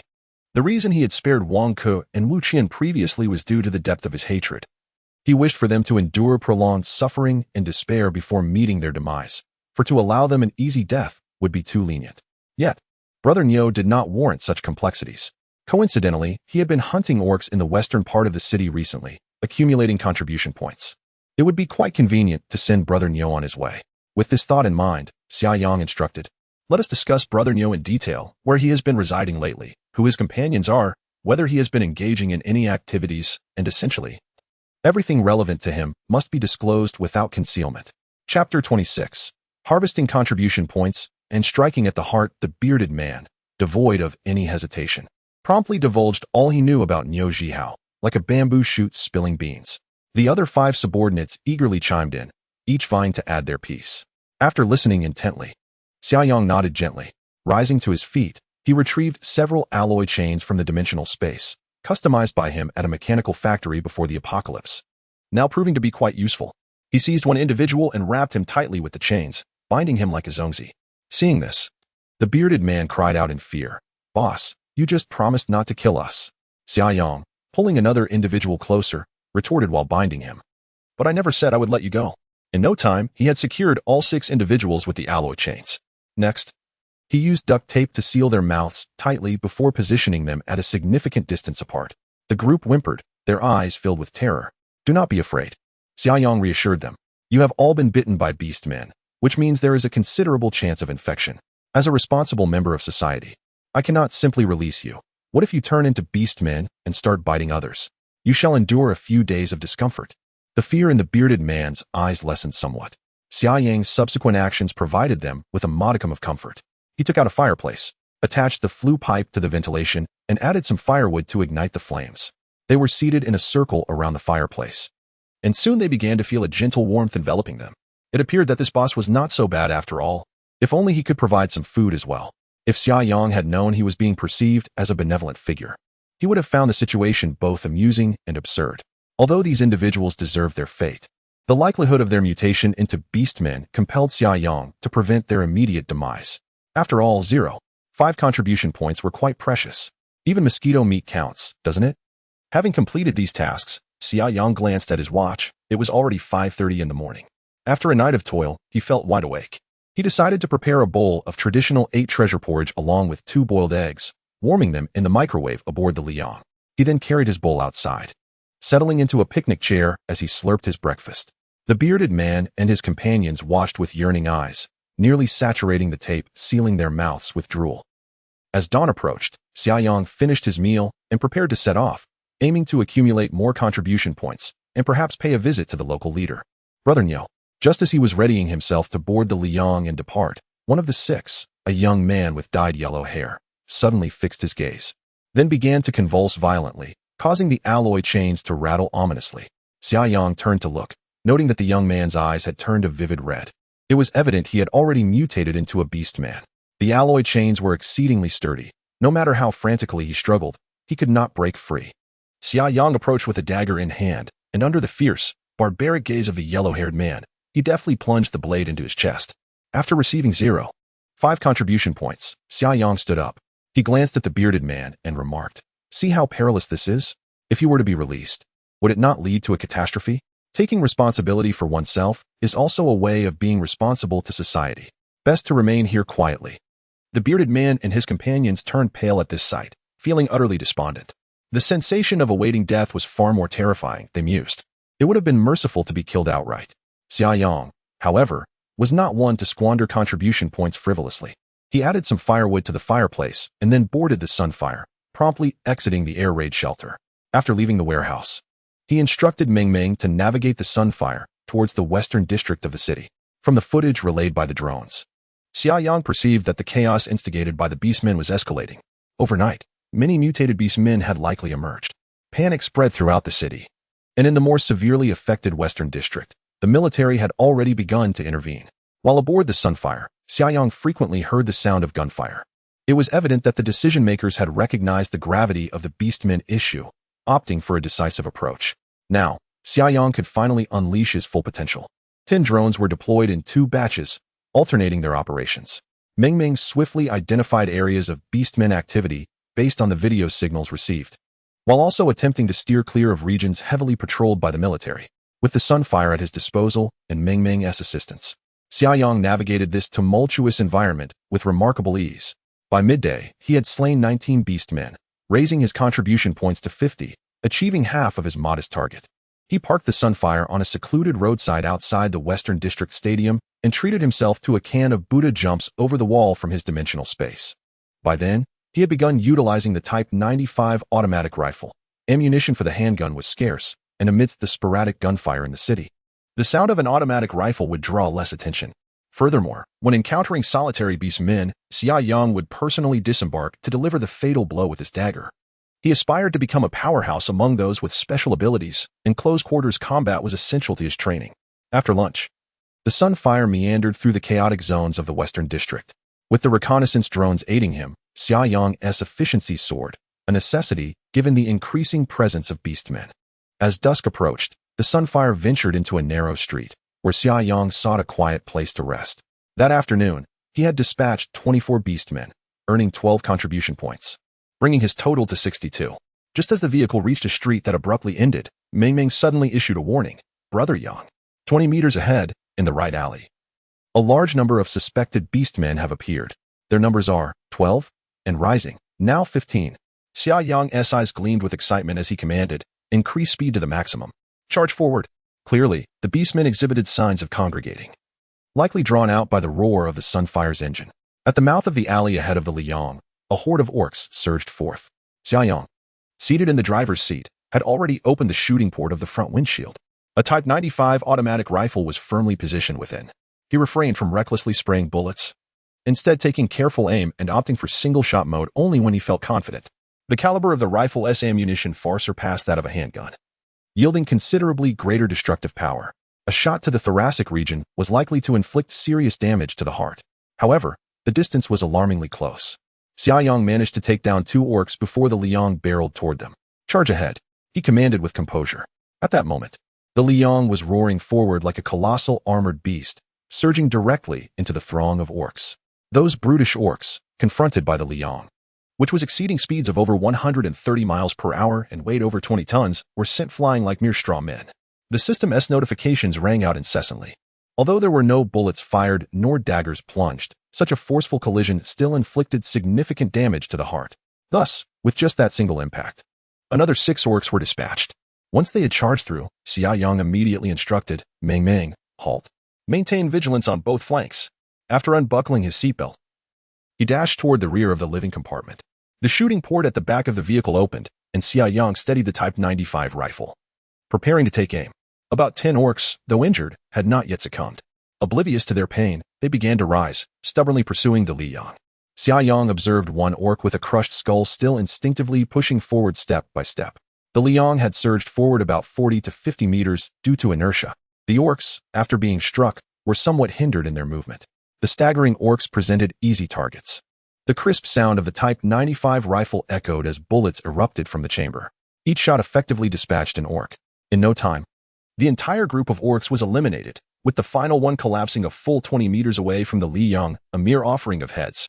Xia Yang stowed his rifle and checked the system notifications. He had slain a total of 19 orcs in that wave, earning 5 contribution points, bringing his total to 5 points. At this rate, he would undoubtedly accumulate 100 contribution points by tomorrow, allowing him to upgrade the track device. A light snow had begun to fall sporadically around the vicinity of Sanshan City, and Xia Yang felt a sense of urgency. The sky had darkened significantly. It's about time, Xia Yang remarked softly. Mei Ming, let us head towards Hepping Lake. It's time to have a heart-to-heart with that Niu brother. Understood, Ming Ming replied. Route has been planned. Liang, let us advance. Xia Yang's expression was peculiar. After pondering for a moment, he ultimately decided against alerting Ming Ming. The Liang vehicle roared as it surged out of the narrow street. According to the instructions provided by the bearded man, Niu Zhihao was gathered in a small villa with limited property rights by the shores of Hepping Lake, approximately 5 kilometers from their current location. Along the way, Xia Yang encountered a few scattered beastmen. However, he did not pause to squander time. Instead, he commanded the Liang vehicle to charge forward, resulting in the acquisition of 2 contribution points. Before long, the Liang vehicle arrived near Niu Zhihao's villa. The reconnaissance drone was swiftly launched, soaring towards the direction of the villa. Chapter 27. The God of Death approaches in the darkness of night. A drone glided towards the lakeside villa.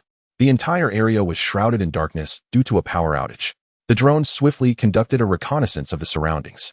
The vicinity housed only a few dilapidated small ownership villas that had long evaded demolition. After surveying the perimeter, Xia Yang had grasped the situation. Niu Zhihao's villa, the largest in the center, showed no signs of activity from the 3 surrounding houses. Yet, faint light flickered from within Niu Zhihao's abode, perhaps from candles or a fire for warmth. The drone captured a somewhat blurry image through the window, but Mei Ming enhanced its clarity. Ultimately, Xia Yang confirmed that Niu Zhihao was inside that very house, and it seemed there were more than one person present. However, Xia Yang remained unfazed, commanding, Ming Ming, bring the sunfire to the entrance of that house. No need to conceal our movements. Understood, Ming Ming exclaimed gleefully. Blocking the entrance was her favorite pastime. The sunfire roared to life, emerging from the shadows as it headed toward Niu Zhihao's villa. Inside the lakeside villa, Niu Zhihao and his companions were gathered around a fire in the first-floor hall. In the center stood a battered iron pot, filled with scraps of wood, likely remnants of dismantled furniture. A girl, seemingly no older than 18 or 19, adorned in heavy makeup, nestled in Niu Zhihao's embrace. Across from them were several young men who exuded a delinquent aura. The girl, with a playful tone, lamented, Brother Niu, this dreadful weather. Who knows when it will end? Eating instant noodles daily is driving me insane. Niu Zhihao playfully pinched her waist and boisterously replied, At least we have something to eat. Look at your friends. They're practically starving. In this weather, not even a soul would want to go out and sell. A young man with green-dyed hair across from him chuckled. Isn't that the truth? Just yesterday, Lily offered to spend the night with me for a pack of instant noodles, with any position I desired. Haraha. Guimao, you didn't actually go, did you? Another young man laughed. The green-haired lad smirked. Of course not. Who doesn't he know that food is the most precious commodity now? I just found it amusing, back then. Lily was so haughty in front of me, and now she is willing to settle for a mere pack of noodles. She used to ignore me, and now I'm out of her league. Ha! He continued, ingratiatingly, thanks to Brother Niu's foresight in clearing out that little supermarket early on. We all have something to eat now. We owe it to Brother Niu. Niu Zhihao relished the adoration from his subordinates, feigning modesty as he waved his hand. We're all brothers, no need for such talk. I assure you, as long as I, Niu Zhihao, have something to eat, my brothers shall never go hungry. Thank you, Brother Niu. Brother Niu is mighty. Niu Zhihao took a sip of his drink, furrowing his brow as he inquired, What is taking Big Beard and the others so long to report back? The young man with green hair shook his head and said no. Brother Niu, could it be that they received some benefits and simply ran off? I heard that warehouse holds quite a lot. In these times, resources are incredibly valuable. Niu Zhihao's expression darkened as he replied, He wouldn't dare. We agreed on a 60-40 split. I provided the information. And he must obediently deliver 60% of the goods to me. If he tries any tricks, I shall toss him into the Min River. Exactly, That bearded fellow wouldn't dare to cross Brother Nyo. Another subordinate chimed in. Given the current state of affairs, losing a few lives is hardly noteworthy. It is precisely the moment for Brother Nyo to showcase his prowess. Even if he had multiple lives, he wouldn't dare. Another subordinate remarked. I suspect he must have been delayed by some matter. Nyo Jihao's expression softened slightly, and he nodded. That seems likely. Gui Mao? Take 2 men to that area tomorrow and investigate. Understood, Brother Nyo. The young man with green hair promptly replied. At that moment, the sound of a car engine echoed from outside. Listening to the increasingly approaching sound, the young man smiled and said, the vehicle has arrived. Could it be the bearded ones? It's highly likely. Nyo Jihao replied with a restrained smile, speak of the devil, and he shall appear. This lad is quite sensible. After obtaining the goods, he delivered them overnight. The sound of the car grew louder until it came to a screeching halt right at the villa's entrance. The headlights remained on, illuminating the area with blinding brightness, causing Nyo Jihao and the others to squint painfully. Unable to bear the brightness, Nyo Jihao shielded his eyes with his hand and cursed, Beard, do you want to die?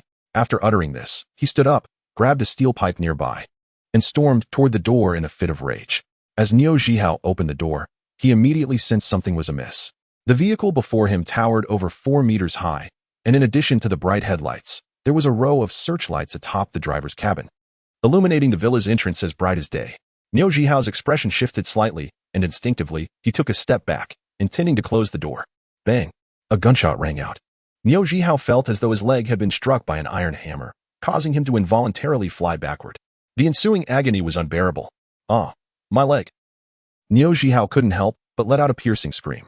His subordinates, terrified, dared not approach. These men were typically fearless and would brandish weapons like machetes and steel pipes, but when faced with someone adept with firearms, their bravery dissipated. Close the door. Close the door. Nyo Jihao shouted. One subordinate, summoning his courage, rushed forward to shut the villa door. Bang! Another gunshot echoed. The unfortunate subordinate was struck in the head. Silenced before he could even utter a cry, his life extinguished in an instant. Blood mingled with brain matter splattered across the ground, and the wide-eyed gaze seemed to pop from their sockets. A heavily made-up woman shrieked in terror and, unable to control herself, wet herself in fear. The others stood frozen in silence. Click! A car door creaked open, and a figure leaped out. Due to the blinding brilliance of the lights, they could only discern the silhouette of a solitary figure, seemingly burdened by a long rifle. The newcomer was, of course, Xia Yang. He approached the entrance of the villa with deliberate steps, nonchalantly kicking the corpse of the subordinate aside as if it were a lifeless dog. For Xia Yang, who had endured the harrowing trials of a post-apocalyptic world, the act of killing held no significance. He remained devoid of any emotional turmoil. In stark contrast, Nyo Jihao and his companions were rendered pale with fear at the sight. As Xia Yang advanced towards Nyo Jihao, the muzzle of his Type 95 automatic rifle pressed against the latter's forehead. Then, with a measured calmness, Xia Yang spoke. You must be Brother Nyo, am I right? It is a pleasure to finally make your acquaintance. Chapter 28. No escape though Nyo Jihao was racked with excruciating pain from a bullet wound to his thigh. He dared not move an inch. Faced with the overwhelming threat of death, his former bravado had dissipated entirely. He trembled uncontrollably, his teeth chattering together, producing a chattering sound. Brother, brother. With a sharp crack, the butt of a gun struck his cheek, knocking several teeth from his mouth and causing his face to swell at an alarming rate. Who do you think you're calling brother? You think you deserve that title? Xia Yang remarked coolly. Nyo Jihao quickly began to plead in a hushed tone.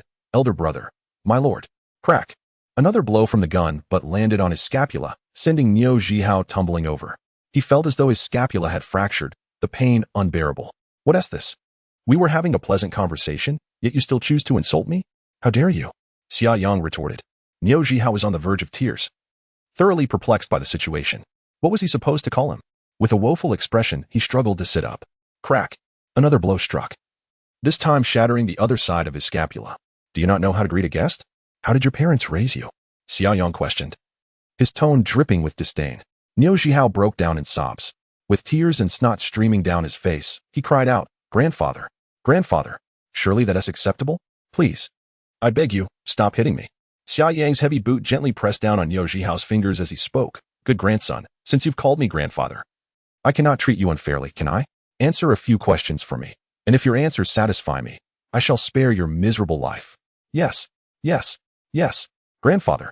Ask as you please, I shall tell you everything. Nyo Jihao exclaimed eagerly. The few underlings stood frozen, not daring to breathe. They watched in disbelief as the once unassailable Niu Gu was reduced to a pitiful state before this ruthless man, their idol crumbling before their eyes. Xia Yang inquired. The matter regarding the bearded man at the southern warehouse was your doing, correct? The bearded man was known by that moniker, and after being captured, he divulged every detail of his ancestry without hesitation. Niu Zhihao paused momentarily, his eyes darting nervously. Grandfather, I'm not quite sure. Before he could finish, Xia Yang pressed down forcefully, his heavy boot grinding down with cruel intensity.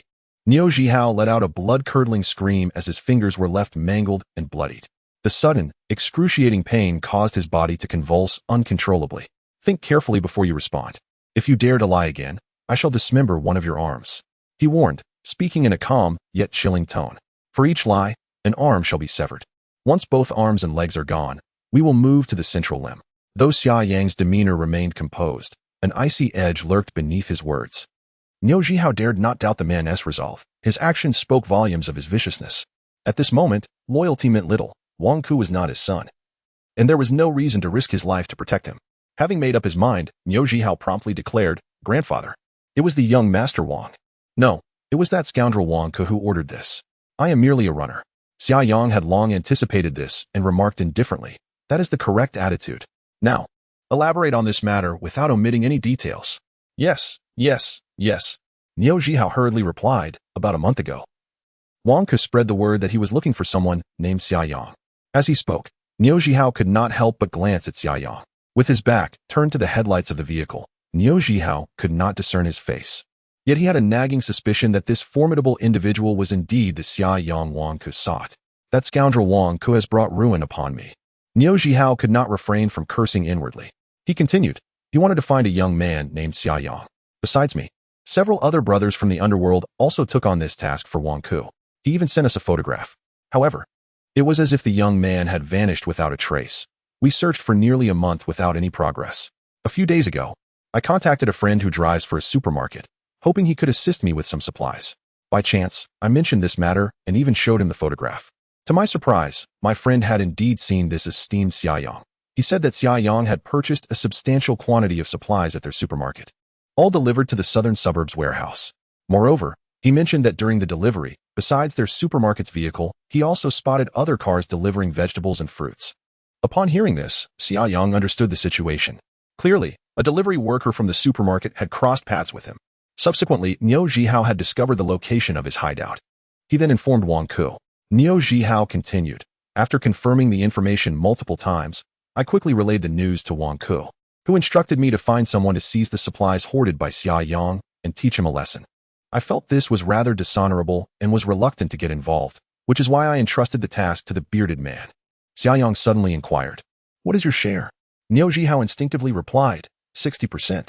Xia Yang, with a hint of a smile, remarked, oh, you find this dishonorable and your conscience weighs heavily. Yet you sit at home and take 60% of the supplies?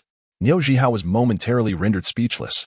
Xia Yang, uninterested in lingering on this matter, stated directly, now, tell me about Wang Ku. Where does he reside? Who are his associates? And what are his recent activities?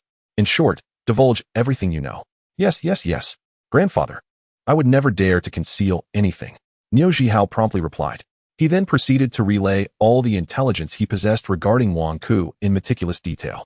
As Xia Yang listened, he nodded gently.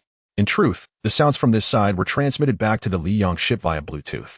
Ming would convert the audio into text and categorize it for archiving. Whenever Xia Yang required it, he could access this intelligence directly. Niu Zhihao racked his brain, speaking until his throat was parched, finally articulating all the information he knew. Grandfather, I know, that's all. Niu Zhihao spoke cautiously. Xia Yang nodded, stating, one final question. Should your answer satisfy me, your life shall be spared. Niu Zhihao hurriedly replied, ask away.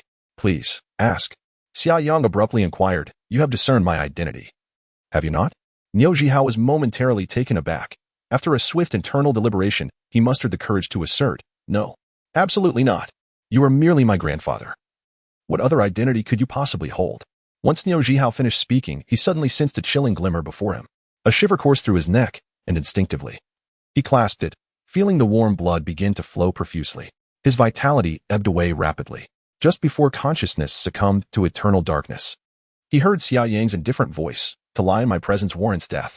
Niu Jihao's body slumped, his head tilting to one side as he gradually fell silent. Xia Yang then turned towards Niu Jihao's three subordinates, a smile gracing his lips as he beckoned, "Come here, you three." The trio exchanged glances, a glint of ferocity evident in their eyes. They understood all too well that escape was futile. Xia Yang possessed a firearm, having witnessed Niu Jihao's demise. They harbored no illusions of survival. Pleas for mercy would yield no results. It would be better to confront him head-on. After sharing a resolute glance, the three began to approach Xia Yang, appearing obedient and compliant. However, as they drew near, they suddenly shouted in unison and lunged toward him. Xia Yang was prepared. Gripping his dagger in reverse, he moved with the agility of a nimble ape, advancing rather than retreating, closing in on them. The cold blade flashed, and one subordinate felt a crimson line appear across his neck. Without pausing, Xia Yang deftly intercepted another subordinate's punch with his left hand, twisting the dagger's direction to deliver a thrust. The man, struck in the heart, clutched his chest and collapsed, gasping for breath until silence enveloped him. The last subordinate, pale with terror, felt his legs weaken. "Spare," he barely managed to utter, but before he could complete his plea, the dagger's cold glimmer surged toward him. With a swift thrust, he too was pierced through the chest. Having recently hunted beast men, Xia Yang had honed his skills at targeting the heart with cold weapons. In mere seconds, the encounter had concluded. All three subordinates lay lifeless. Only a heavily made-up woman remained, her body trembling in fear. As Xia Yang approached her step by step, she desperately pleaded, "Please, spare me, big brother. Spare me." Unceasing in his advance, Xia Yang continued toward her. "Big brother, please don't kill me. I can serve you well. You can have your way with me. Just don't take my life." As she spoke, she knelt before him, reaching for his waistband. However, her face, adorned in garish makeup, resembled that of a monkey's rear, her eyes shadowed heavily like a panda's, and an unpleasant odor clung to her. Xia Yang felt a wave of revulsion rise within him, nearly causing him to retch. He took a step back, the dagger in his hand showing no hesitation as it swiftly cut across the woman's throat. She clutched her neck, her eyes reflecting sheer terror. Emitting a hissing sound from her throat, her windpipe had been severed. Moments later, she collapsed to the ground, utterly silenced. In the presence of the numerous corpses strewn about the room, Xia Yang felt not a flicker of emotional disturbance. As for Niu Jihao, his bushy beard was unmistakable, a clear indication that he had been sent by him. Xia Yang vividly recalled how, in his previous life, as he was thrust towards the source beast, Niu Jihao had joined Wang Kun mocking him, his laughter the loudest. They deserved their fate. Regarding the lackeys, Xia Yang was acutely aware that after the apocalypse descended, these former delinquents thrived amidst the chaos. Many committed unspeakable acts, initially seizing others' resources and later occupying survival points, becoming tyrants in those territories. It could be said that, given the actions of these rogues during the apocalypse, if they were lined up to be executed, many would undoubtedly slip through the cracks. Even if the entire lot were to be purged, few would be wrongfully accused. Such societal detritus, if eliminated, would elicit no remorse from Xia Yang. After a thorough search to ensure no one had escaped, Xia Yang conveniently collected some of the supplies hoarded by Niu Jihao into his dimensional space. Niu Jihao had stockpiled a considerable amount, yet it consisted mainly of instant noodles, sausages, and braised eggs, merely enough to satiate hunger and utterly incomparable to the lavish feasts within Xia Yang's dimensional space. Adhering to the principle of waste not, he decided to gather these provisions. Ultimately, he kicked over the brazier in the center of the living room and piled up flammable items such as curtains and blankets atop it. He then turned and exited the villa. The Liang vehicle made a U-turn away from Peace Lake, while behind, the villa was engulfed in roaring flames. Listening to soft, pure music, Xia Yang glanced at the fuel gauge on the screen. Approximately one-third of the diesel in the tank had been consumed. After a moment of contemplation, he said, "Meng Meng, please locate the nearest gas station. We need to gather some fuel." Meng Meng replied, "Sure thing." The Liang vehicle swiftly merged onto the second ring road, racing towards the closest gas station. The word count of this chapter has exceeded 300 words. Now, a few words aside from the main text.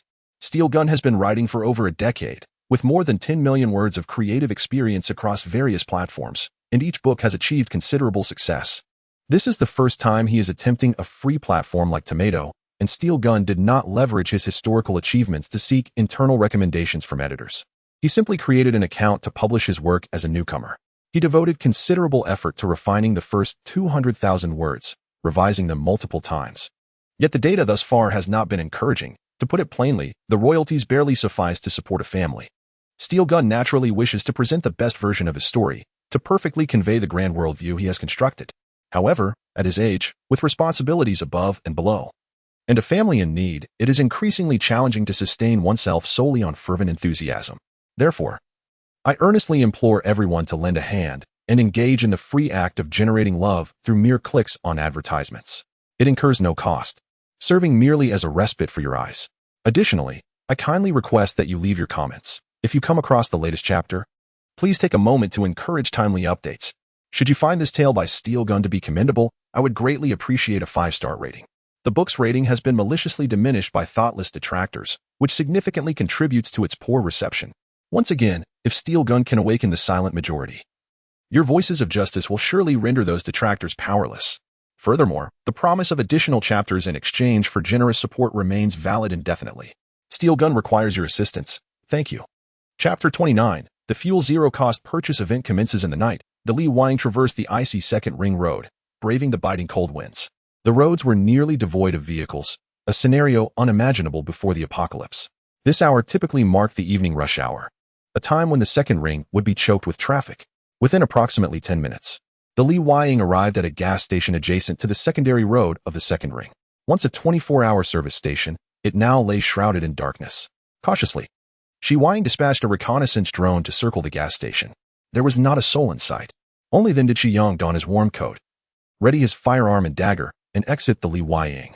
The drone remained vigilant, with MNGM poised to alert Xia Yang at the first sign of trouble. Shortly, Xia Yang discovered the filling port of the underground oil tank in an open area behind the gas station. He retrieved a crowbar from his dimensional space and effortlessly pried open the filling port. Having previously customized several large-capacity oil tanks, which he stored in the dimensional space, he was able to directly siphon the fuel into them once the port was open. If anyone were to observe the underground tank, they would witness the fuel level plummeting rapidly as vast quantities of fuel vanished into thin air. Meanwhile, within the dimensional space, one of the empty oil tanks gradually filled with the newly siphoned fuel. Xia Yang continued his efforts, draining all the fuel from the 4 underground tanks of the gas station. Being located in an urban area, the gas station predominantly stored gasoline. Out of the 4 tanks, 3 contained gasoline, while 1 held diesel. Each tank had a capacity of 30 cubic meters. However, due to continuous refueling prior to the apocalypse, they were not full. The total gasoline amounted to approximately 70 cubic meters, while the diesel was about 20 cubic meters. Nonetheless, this was still a substantial amount.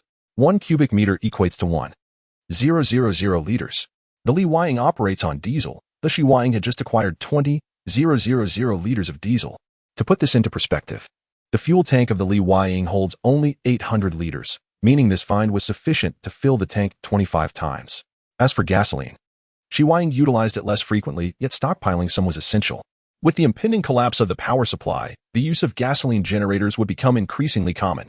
Xia Yang proceeded to other gas stations, opting to bypass some within the city. He instructed MNGM to navigate the Li Yang outside the third ring, searching for gas stations near the highway entrance. Such routes typically saw a higher volume of large vehicles, suggesting a greater reserve of diesel. Indeed, at the next 3 gas stations he visited, diesel was the primary fuel. Throughout the night, Xia Yang amassed fuel from 4 gas stations, ultimately collecting 160 cubic meters of gasoline and 300 cubic meters of diesel. This substantial supply would adequately meet his needs in the near future. Even if he were to drive the Li Yang to the border provinces to seek out his sister, he would have more than enough fuel. Moreover, one can discover other gas stations along the way to continue the zero-cost purchases.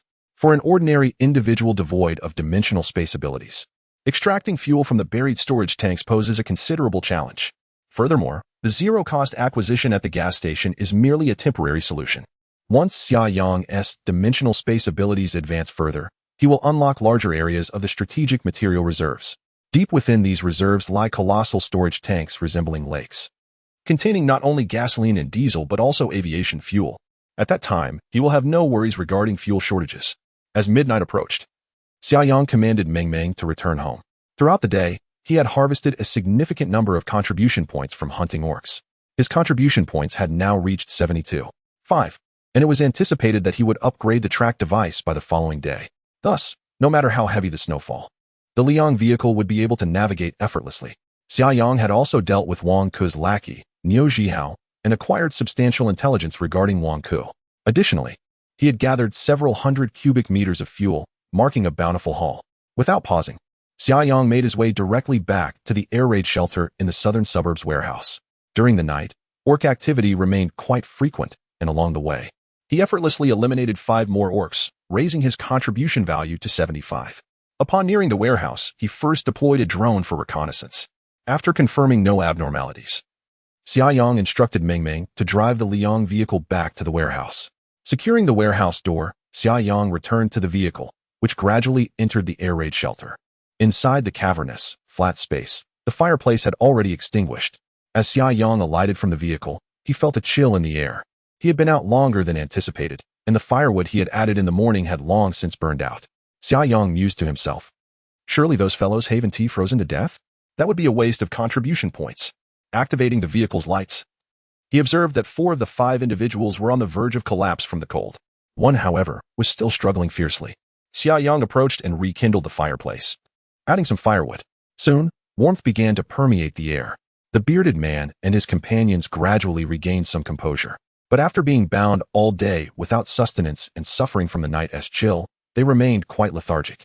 Only one individual, with reddened eyes, continued to struggle desperately, his facial muscles twitching from exertion. Xia Yang moved closer and tore the tape from the man's mouth. The instant the tape was removed, the subordinate emitted a primal, beast-like roar, baring his teeth at Xia Yang. "Ah, another one has mutated," Xia Yang remarked without hesitation, drawing forth a dagger and skillfully plunging it into the man's chest, smiling as he received 0.5 contribution points, casually storing the corpse in the dimensional space. He then removed the tape from the mouths of the bearded man and his 3 companions. The bearded man, utterly exhausted, pleaded, "Brother, please, grant us a merciful end. I can't take it anymore." Upon uttering these words, he began to weep uncontrollably. The other 3 subordinates joined in, crying out for Xia Yang to provide them with a swift conclusion. Living in this manner, witnessing my companions transform one by one into beast men, only to be subsequently slain by Xia Yang, has left an indelible psychological scar. The pain is so profound that it makes one ponder whether it would be preferable to embrace death rather than endure such torment. Xia Yang, with unwavering resolve, declared, "How could I possibly betray my word? I have vowed not to harm you, and thus I shall not." As he spoke, he retrieved 2 bottles of mineral water and 2 bowls of instant porridge from the dimensional space, items scavenged from Niu Jihao's villa. Such lowly sustenance was beneath him, yet it served the purpose of prolonging the lives of those like the bearded man.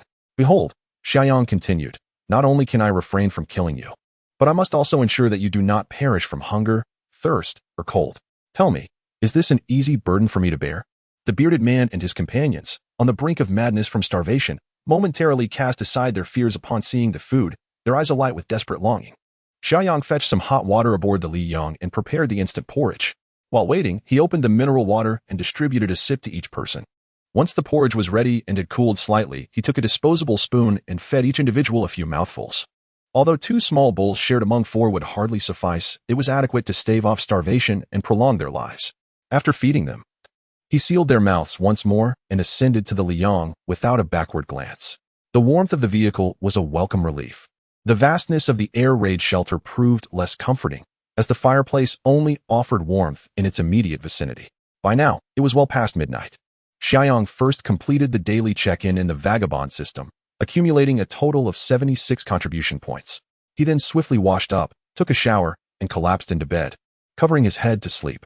The night passed peacefully.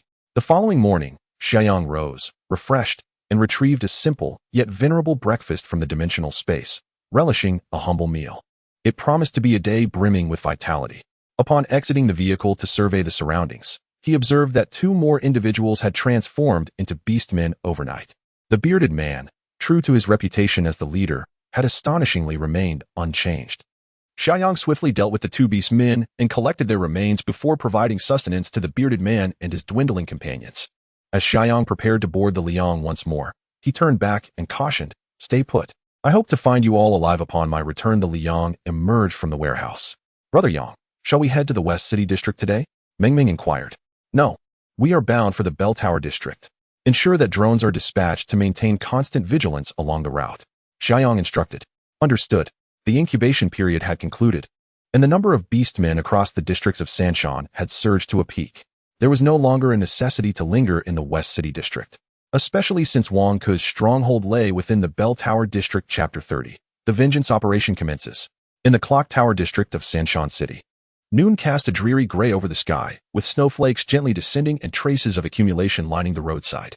A dark gray heavy-duty RV loitered at the street corner, resembling a silent steel behemoth. Both the front and sides bore stains of mud, and upon closer inspection, one could discern faint traces of blood. Distant gunfire intermittently broke the stillness, accompanied by the echoes of anguished cries and wails. The city had descended into chaos. Xia Yang leaned against the vehicle's body, taking one final drag of his cigarette before discarding the butt and crushing it into the icy water with his boot. Not far from him lay 2 orc corpses, stiffened by the cold. With these 2, he had dispatched a total of 36 orcs that morning. When confronted by groups of orcs, Xia Yang typically charged them with the rising sun and then methodically picked them off with his Type 95 automatic rifle. In instances where only a few orcs appeared, he preferred to take direct action, resolving the encounters with his dagger. Although his physical prowess had not seen a significant enhancement, he had made rapid strides in close combat over the past few days. After discarding the cigarette butt, he climbed into the driver's cabin of the rising sun. With a mere thought, a translucent system panel materialized before him, displaying that his contribution points had reached 94. The first minor goal was drawing ever closer, filling Xia Yang with a sense of urgency. Calculating the days, he realized that the source beasts would soon emerge. If orcs were merely an appetizer in this apocalyptic feast, then source beasts represented the first monumental threat to humanity's very existence. The level of danger posed by source beasts was entirely incomparable to that of orcs. Xia Yang needed to prepare in advance. Otherwise, even with the assistance of the rising sun, his safety would remain uncertain. While mere escape might not be a significant issue, Xia Yang was determined to eliminate as many source beasts as possible. Earning contribution points was one reason, but the more pressing motivation was his urgent need for source crystals to enhance his abilities. To thrive in the apocalypse, one must always be a step ahead. In such times, retreating was futile, for Xia Yang had nowhere left to fall back. The location where he parked the vehicle was relatively secure, so he decided to rest for a moment. Extracting a clay pot rice dish from his dimensional space, he heated it up, thus resolving his lunch dilemma. He then returned to the driver's cabin, invigorated, and declared, "Meng Meng, let us proceed. We must accumulate those contribution points." "Understood," Meng Meng replied. The rising sun roared to life, its wheels fitted with anti-slip chains crunching over the icy streets. In a luxurious standalone villa at the foot of Wusher Mountain in the Clock Tower district, flames danced vigorously in the living room's fireplace, the crackling wood providing a comforting sound. The villa's living room exuded warmth. However, Wang Ke's mood was anything but pleasant. The onset of the apocalypse had been abrupt, catching not only ordinary citizens off guard but also the wealthy, like Wang Ke, unprepared for the chaos that ensued. Fortunately, his father, once ranked among the top 5 on the wealthy list, possesses considerable influence and foresight. Although Wang Ke's father is not physically present in the Three Mountains, just days after the temperature plummeted following Judgment Day, he managed to send a plethora of living supplies to Wang Ke through his extensive network. Thus, Wang Ke currently enjoys a relatively ample supply of resources, allowing him to live comfortably, at least in a material sense. However, compared to the lavish and hedonistic lifestyle he once led before the apocalypse, his current existence feels akin to imprisonment, causing him considerable distress. Within the confines of this villa, he is accompanied only by 5 bodyguards sent by his father and Wu Qian. Previously, at the entrance of the community where they rented in Xianyang, Wang Ke nearly kicked Wu Qian to her demise. Yet, Wu Qian, in her desperation, came to his villa that same day, tearfully pleading for shelter. Wang Ke had lost interest in her, but coincidentally, the young model he had recently encountered was away on a performance. And Wu Qian had the significant advantage of being adventurous and compliant with Wang Ke's peculiar requests. Thus, he reluctantly allowed her to stay. However, mere days later, following a beautiful meteor shower, the temperature dropped drastically, and the world seemed to come to a standstill. Soon after, the emergence of beastmen ensued, plunging the outside world into chaos.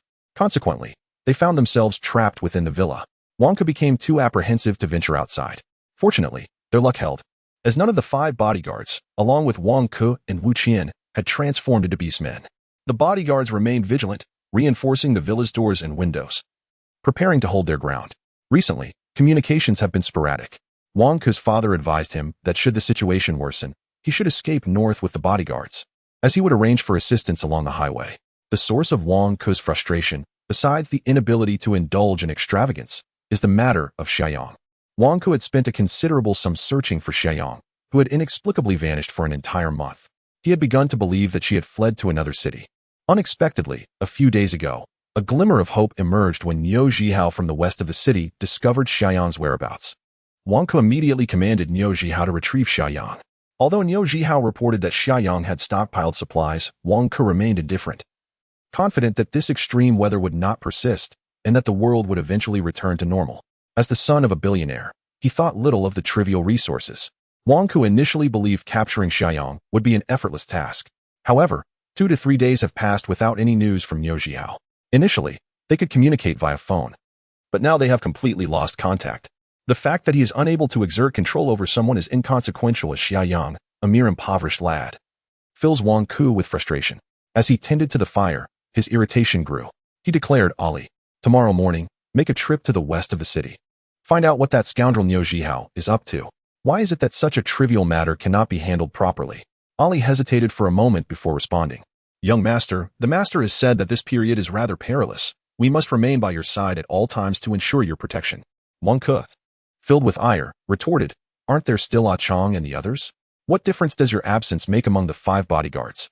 You are to head to the west of the city first thing tomorrow. If you miss your task, I shall see how you will be dealt with." Seeing the situation, Ali dared not say another word, silently nodding in agreement. Just then, Wang Ke seemed to hear a noise outside and turned to glance. Through the floor-to-ceiling glass of the living room, he spotted 2 drones hovering in the garden. "Whose drones are these?" Wang Ke exclaimed in fury. "Are they filming my house?" Ali and Chang, along with the others, followed his gaze, and upon seeing the drones, their expressions changed drastically. The bodyguard captain, Chang, shouted, "This is bad. Quickly, take cover." No sooner had he spoken than the drones revealed 2 ominous black barrels from beneath their bodies. A rapid succession of gunfire erupted, shattering the tempered glass of the living room into countless shards that fell to the ground with a thunderous crash. At that moment, the bodyguards had encircled Wang Ke, swiftly seeking shelter. Only Wu Qian stood frozen in fear, dazed and rooted to the spot. However, the attacking drones seemed to deliberately avoid her, and amidst the hail of bullets, she remained unscathed. After a brief moment, Wu Qian regained her composure and let out a piercing scream, carelessly dropping to the ground. Her hands clasped over her head, her body trembling incessantly. One of the drones flew in through the shattered window. It sped towards the bar where Wang Ke and the bodyguards had taken refuge. The bodyguards drew their weapons to retaliate, but alas, the drone was too swift, too agile, and its target was exceedingly small. They could not hit it. As the drone surged forward, it ejected a dark object that fell behind the bar. Simultaneously, the drone executed a sudden halt, then deftly reversed its flight. "Protect the young master," Chang bellowed, being the first to throw himself over Wang Ke. The other bodyguards followed suit, piling on top of him. Boom! The grenade ejected by the drone exploded. Chapter 31. A sudden discovery amidst the chaos. Shrapnel flew in all directions. The solid wooden bar was obliterated in an instant. The 2 outermost bodyguards let out muffled groans, and moments later, their heads drooped, silenced forever. Their backs were riddled with an array of shrapnel.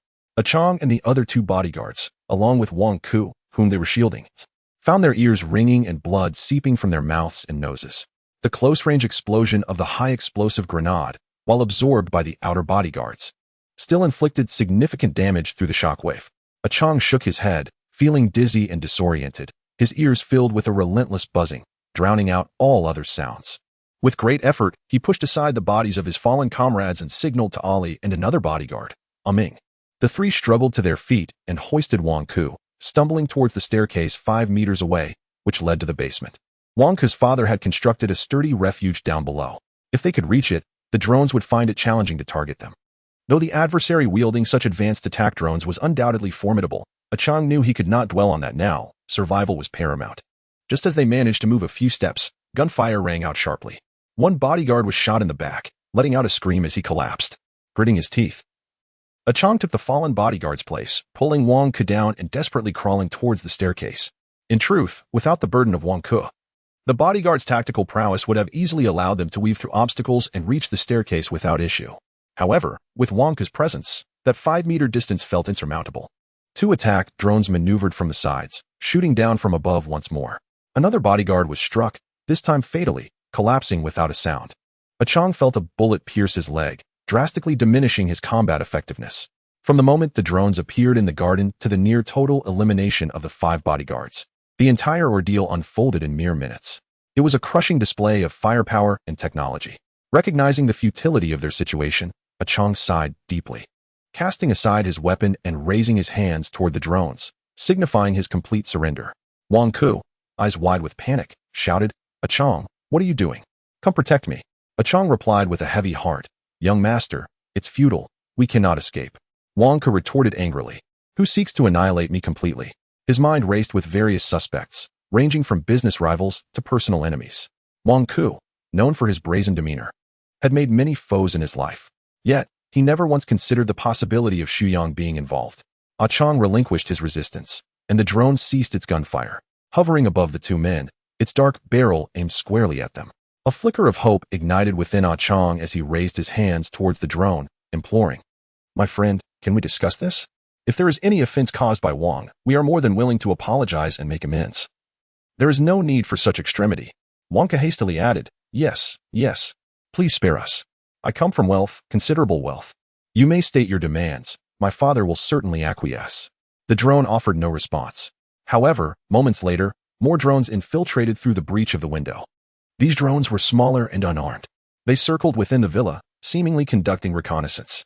Ultimately, all the drones converged around Wang Ku and Chang, while Wu Qian, slumped in the living room, appeared to be entirely disregarded. Wang Ku and Chang were engulfed in anxiety, scarcely daring to breathe, as if awaiting the pronouncement of their fate. After a prolonged silence, the distant rumble of engines filled the air. With a crash, the iron gates of the villa's courtyard were flung open, and a formidable heavy-duty truck barreled into the garden. Shortly thereafter, footsteps echoed from outside. Wang Ku and Chang exchanged tense glances. A figure clad in an orange extreme cold weather suit, wearing a leather cap, mask, and goggles, enveloped from head to toe, emerged into view. He bore a Type 95 automatic rifle on his back and a handgun in hand, striding through the gaping hole of the shattered window. Thud, thud, thud. The sound of his boots striking the marble floor resonated like the pounding of Wang Ku's heart, escalating his trepidation. Xia Yang approached Wang Ku and Chang, similarly ignoring the frail Wu Qian. Despite the barrier of the goggles, Wang Ku could still feel the icy gaze of Xia Yang piercing through. Trembling, he stammered, Brother, big brother, I do not know how I have offended you, but if you are this irate, it must surely be my fault. Whatever you desire to alleviate your anger, I shall comply. You are undoubtedly aware of my family's circumstances, as long as you spare my life. My father will pay any price. Yet Xia Yang paid no heed to Wang Ku, his attention fixated on the bodyguard, Chang. Pointing his gun at Chang, Xia Yang coldly commanded, Lift your head. Chang hesitated momentarily but quickly complied, nervously meeting Xia Yang's gaze. Recognizing the somewhat familiar visage, Xia Yang felt a stir within. Your name is Zhao Liqiang? He asked coolly. Taken aback, Chang nodded after a brief pause. Yes, I am Zhao Liqiang. You are Wang Ku's bodyguard? Tell me about your experiences, Xia Yang inquired. Chang was bewildered. Why did this formidable figure appear more interested in him than the very subject of the inquiry? Wang Ku. However, under the prevailing circumstances, Chang had no choice but to acquiesce. He pondered for a moment and said, I am an orphan. I lived in the vicinity of the China-Myanmar border until I was 13. The esteemed gentleman, namely, Mr. Wang's father, saved my life and extricated me from that chaotic region. He also financed my training, after which I remained by his side to protect him. A year ago, I was assigned to Sanshan to safeguard the young master. Chang's story is rather straightforward, yet it profoundly illustrates the matter at hand. Essentially, he is one of the elite warriors cultivated by Wang Jianbin, Wang Ku's father. Those bodyguards, they share a similar background to yours, do they not? Xia Yang inquired. Chang nodded and replied, Yes. Most of us have been by the gentleman's side since childhood. Xia Yang slightly nodded in understanding. It was no wonder that those bodyguards had demonstrated such fearless bravery moments ago, showing no concern for their own safety. Their sole focus was the protection of Wang Ku. These individuals had been indoctrinated from a young age and had long since devoted themselves entirely to the Wang family. However, this was not the crux of Xia Yang's concern. His attention was fixed on the sole surviving bodyguard, Chang, otherwise known as Zhao Liqiang. In Xia Yang's past life, this Zhao Liqiang was classified as a B-level supernatural being. At that time, a little over a year after the onset of the apocalypse, there were perhaps only around 100 individuals globally who had achieved B-level status among the supernatural. Most critically, Zhao Liqiang had been the representative of the collaborating party during the Strategic Material Reserve exploration mission that Xia Yang ultimately participated in. In a certain sense, the most formidable Zhao Liqiang was the commander of that operation. The outcome was catastrophic, resulting in the annihilation of the exploration team, which, of course, included the bodyguard A Chong, who had yet to become a supernatural being. Reflecting on that mission now, Xia Yang sensed numerous discrepancies. To his astonishment, he had just learned that the B-level supernatural being, Zhao Liqiang, who led that expedition, had such profound ties to the Wang family. Xia Yang firmly dismissed the notion of coincidence. How could there be so many coincidences in the world? As he recalled the entirety of that perilous mission, he fell into a deep reverie. Chapter 32. The Unmasking of Disgrace. Xia Yang vividly recalled that the mission had originally not been assigned to him. Zhao Liqiang, accompanied by several individuals with extraordinary abilities, had arrived at their survival point, and Xia Yang had previously encountered him. The following day, the leader of the mission team extended an invitation for him to join, citing the necessity of his dimensional space abilities. At that moment, Xia Yang had given it little thought. However, in hindsight, it was likely Zhao Liqiang's idea to include him. Having spent considerable time alongside Wang Ke, Zhao Liqiang may have recognized Xia Yang, or at least seen his photograph. This suggested that he had identified Xia Yang as a potential threat to Wang Ke, and thus sought to eliminate him as a collateral consequence. Of course, Xia Yang did not believe that Zhao Liqiang would resort to detonating an entire munitions depot merely to eliminate him. A more plausible deduction was that Zhao Liqiang's primary intention was to blow up the munitions depot, thereby obliterating the strategic material reserves. As for Xia Yang, he was merely an incidental target.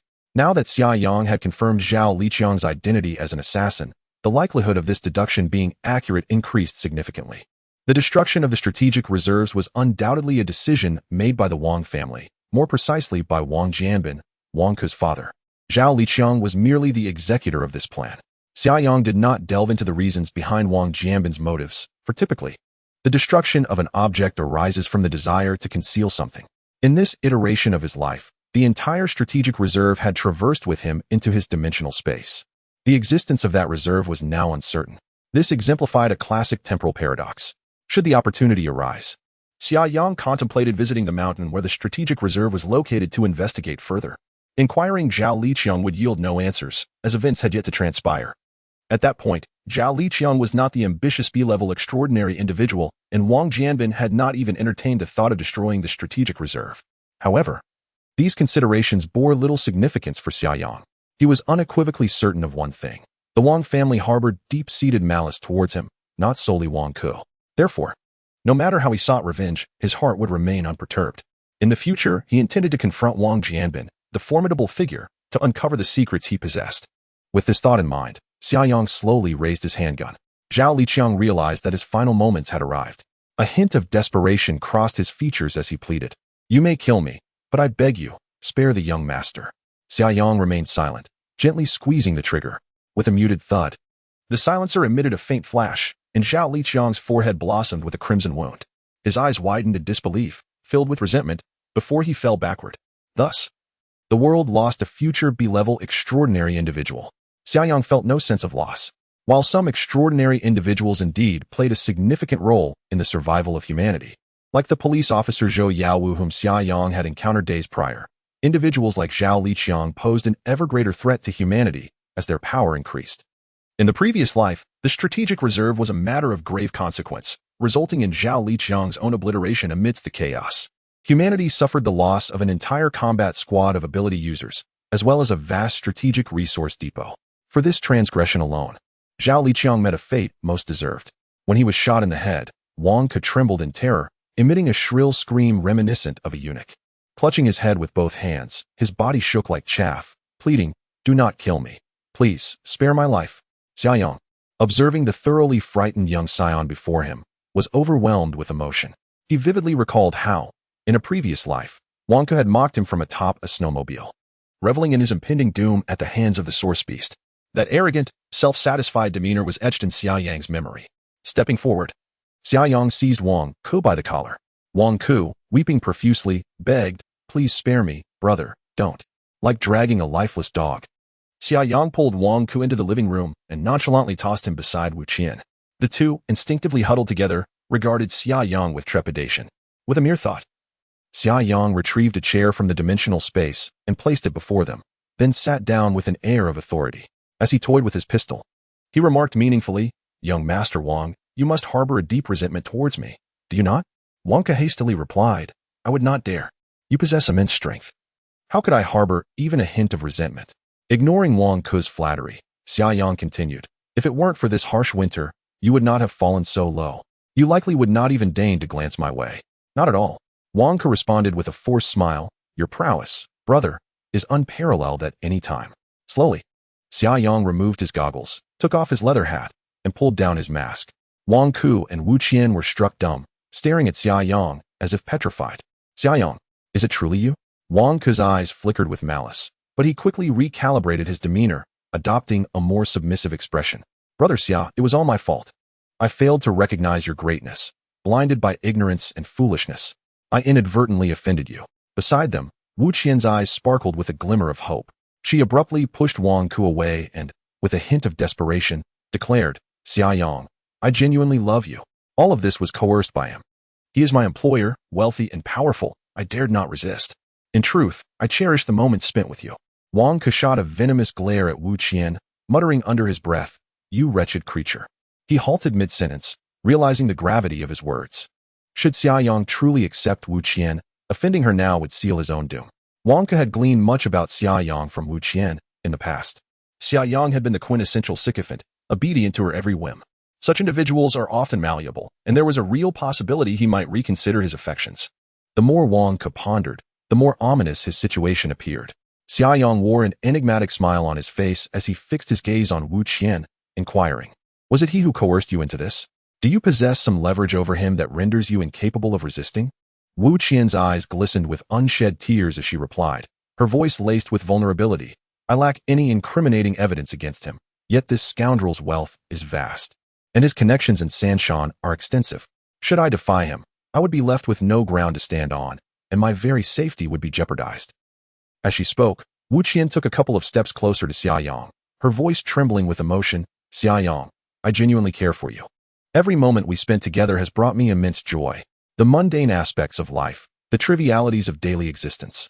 That is the life I long to lead. Will you take me away? Let us forge a blissful future together. As Wu Qian drew nearer, Xia Yang inwardly scoffed. Had it not been for his previous experiences, he might have softened in his resolve. However, having been thrust towards the fierce source beast by this very woman, how could he allow her words to ensnare him? Just as Wu Qian was about to close the distance, Xia Yang abruptly lifted his foot and forcefully kicked her several meters away. Rising to his feet, he loomed above her, his voice as cold as frost. You still perceive me as that foolish youth from before. Beside them, Wang Ke silently exhaled in relief, quickly exclaiming, well done, Xia Ge. This woman is utterly despicable. Xia Yang cast a dispassionate glance at Wang Ke, retorting, do I require your praise?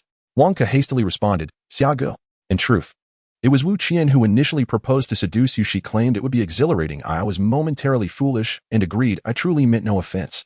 Xia Yang held no interest in their sordid entanglements. In terms of character, this pair was equally contemptible.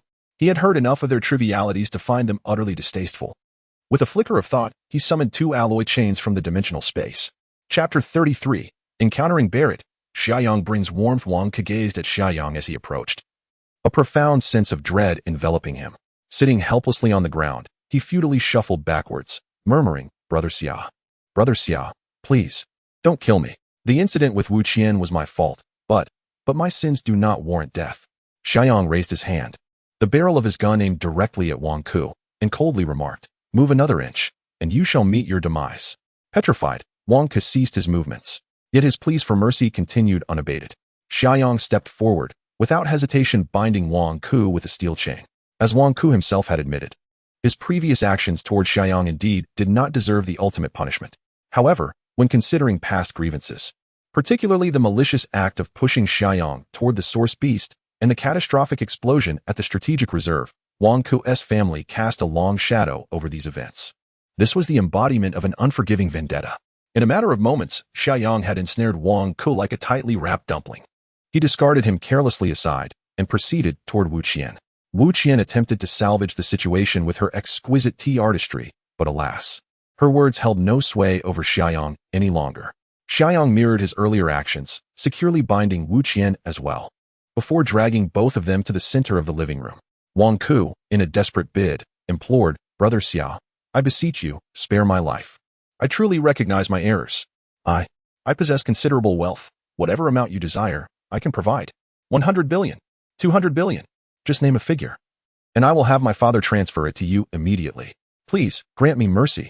I do not wish to die. Wu Qian, tears streaming down her face, joined in the supplication for her life. Yet, Xia Yang remained unmoved, leisurely collecting the weapons and ammunition from the fallen bodyguards. Each bodyguard was equipped with a Desert Eagle, along with a cache of over 100 bullets, likely acquired through the shadowy avenues of the international black market. Under normal circumstances, such firepower would have sufficed to protect Huangke, for Xia country is regarded as one of the safest nations in the world. Yet, none could have anticipated the sudden onset of the apocalypse, nor could they have foreseen that Xia Yang, with merely a handful of drones, would gain such overwhelming advantage. Xia Yang stored the 5 Desert Eagles and approximately 600 rounds of ammunition within his dimensional space. He then unceremoniously discarded the bodies of the bodyguards in the living room. The deceased bore grotesque expressions, and as Xia Yang tossed 5 corpses beside Wang Ku and Wu Qian, they were struck with terror, their cries echoing in the air. Particularly for Wu Qian, sprawled on the living room floor, the corpse of bodyguard Ali lay perilously close, its head nearly touching hers. The sight of those lifeless, wide-open eyes sent her into a frenzy of screams, as she desperately wriggled her body to distance herself from Ali's remains. Ignoring the pleas from both Wang Ku and Wu Qian, Xia Yang scoured the villa from top to bottom. He discovered that Wang Ke had indeed amassed a substantial stockpile of resources: rice, flour, oil, various types of meat, instant food, drinking water, cigarettes, beer. These items piled up to occupy nearly half of the room. If it were just the few of them consuming these supplies, they could easily last for at least 2 months. Without hesitation, Xia Yang stored the provisions in his dimensional space. Furthermore, he made unexpected discoveries in the rooms of several bodyguards. A small box containing approximately 2,000 rounds of handgun ammunition, along with a crate of grenades totaling 36 pieces. This was merely the tip of the iceberg. Beneath the bed, he uncovered a long rectangular box, and upon opening it, he couldn't help but gasp. A Barrett anti-material sniper rifle lay before him, pristine and seemingly scarcely used. The box also contained an optical sight, a detachable stock, magazines, and other accessories. Additionally, there was a case filled with 50 caliber sniper bullets, roughly estimated to be around 100 rounds. Such treasures, the Barrett, often referred to as a cannon, speaks volumes of its formidable power. Simply put, the targets of anti-material weapons are never personnel but primarily military equipment and assets. The Barrett can effortlessly penetrate 22mm steel plates. Ordinary bulletproof vests, even armored vehicles, would appear as flimsy as paper in its presence. In practical combat scenarios, the Barrett is frequently employed to attack armored transport vehicles. Even the resilient exterior of the Solar would sustain damage when subjected to close-range fire from a Barrett. While penetrating it outright may be unlikely, sustaining damage is almost inevitable. Should a skilled marksman concentrate fire on a specific point, the probability of breaching the vehicle becomes significant. Xia Yang fondled the rifle for a while, enamored, before finally storing the Barrett, its accessories, and ammunition into his dimensional space. This weapon could prove invaluable even against source beasts, although the ammunition was somewhat limited. Clearly, Zhao Liqiang and his fellow bodyguards had likely undergone rigorous mercenary training abroad, which would explain their familiarity with foreign equipment, such as the Desert Eagle and Barrett. The Barrett appeared more as a collector's item. They evidently underestimated the severity of the impending apocalypse. Hence, while protecting Wang Ku, they only carried the Desert Eagle, leaving the more powerful Barrett to gather dust beneath the bed. After thoroughly rummaging through the villa, Xia Yang returned to the living room on the first floor. Some matters required a definitive conclusion. He glanced around, approached the floor-to-ceiling window, seized the luxurious curtains, and yanked them forcefully. He then carelessly bunched the curtains together and discarded them in the center of the living room. Subsequently, Xia Yang gathered several flammable materials: mahogany dining table, pure wool carpet, wooden-framed decorative paintings, and piled them on the living room floor. Once he completed these tasks, he focused his thoughts and retrieved a plastic barrel from his dimensional space. He then began siphoning gasoline from the oil tank within. In the seemingly empty plastic bucket, gasoline began to materialize out of thin air, and the liquid level steadily rose. Even the most naive of individuals, Wang Ku and Wu Qian, grasped the grim intent of Xia Yang. They struggled frantically, their hearts brimming with dread of death and a fervent desire for life. As they fought against their fate, they pleaded vocally for mercy. Unperturbed, Xia Yang commenced to douse the living room with gasoline, a smile gracing his lips as he remarked, "Do you know what the most precious luxury is in this desolate world? Warmth. How many tremble in the bone-chilling cold? How many despair and perish on frozen nights? See how considerate I am? Just before you depart, I allow you to warm yourselves. Surely, you will find happiness on the road to the afterlife, will you not?" Wonka wept. "No, I do not wish to warm myself.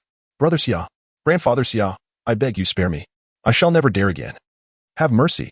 Meanwhile, Wu Qian, pale with terror, realized she had never envisioned that partaking in her master's thrilling games could cost her life. Xia Yang extracted 5 or 6 barrels of gasoline from the dimensional space, saturating the first floor of the villa. With particular focus on the spots where Wang Ke and Wu Qian stood, he discarded the plastic bucket onto the ground, glanced back at them, and coolly stated, "Savor the last warmth." With that, Xia Yang stepped away from the villa. In the garden, the steel beast, the solar flare, stood silently, leaning against its massive front bumper. Xia Yang retrieved a cigarette and placed it between his lips. With a flick, he ignited his Zippo, lighting the cigarette and inhaling deeply. Inside the villa, Wang Ke seemed to sense Xia Yang's unwavering resolve to kill. No longer pleading, he resorted to furious curses. "Xia Yang, what are you so proud of? Killing me won't change the fact that you depend on me. You bastard, my father will never forgive you. Even as a ghost, I shall haunt you." Wang Ke's most venomous curses echoed in Xia Yang's ears as nothing more than impotent howls. They served only to amplify his delight in vengeance, bearing no adverse effects. Listening to Wang Ke's tirade and Wu Qian's sobs, Xia Yang quietly smoked. In a fleeting moment, the cigarette was finished. Rising, he turned towards the villa and calmly uttered, "Farewell." With a flick of his middle finger, he sent the cigarette but sailing through the air, landing precisely in the shattered window of the villa's grand hall. Chapter 34. The joy of revenge and the chaos of origin beasts. As the cigarette but fell to the ground, flames swiftly erupted across the villa's floor, spreading rapidly. The curses of Wang Ke and the cries of Wu Qian transformed into desperate, piercing wails. Xia Yang turned and boarded the solar flare.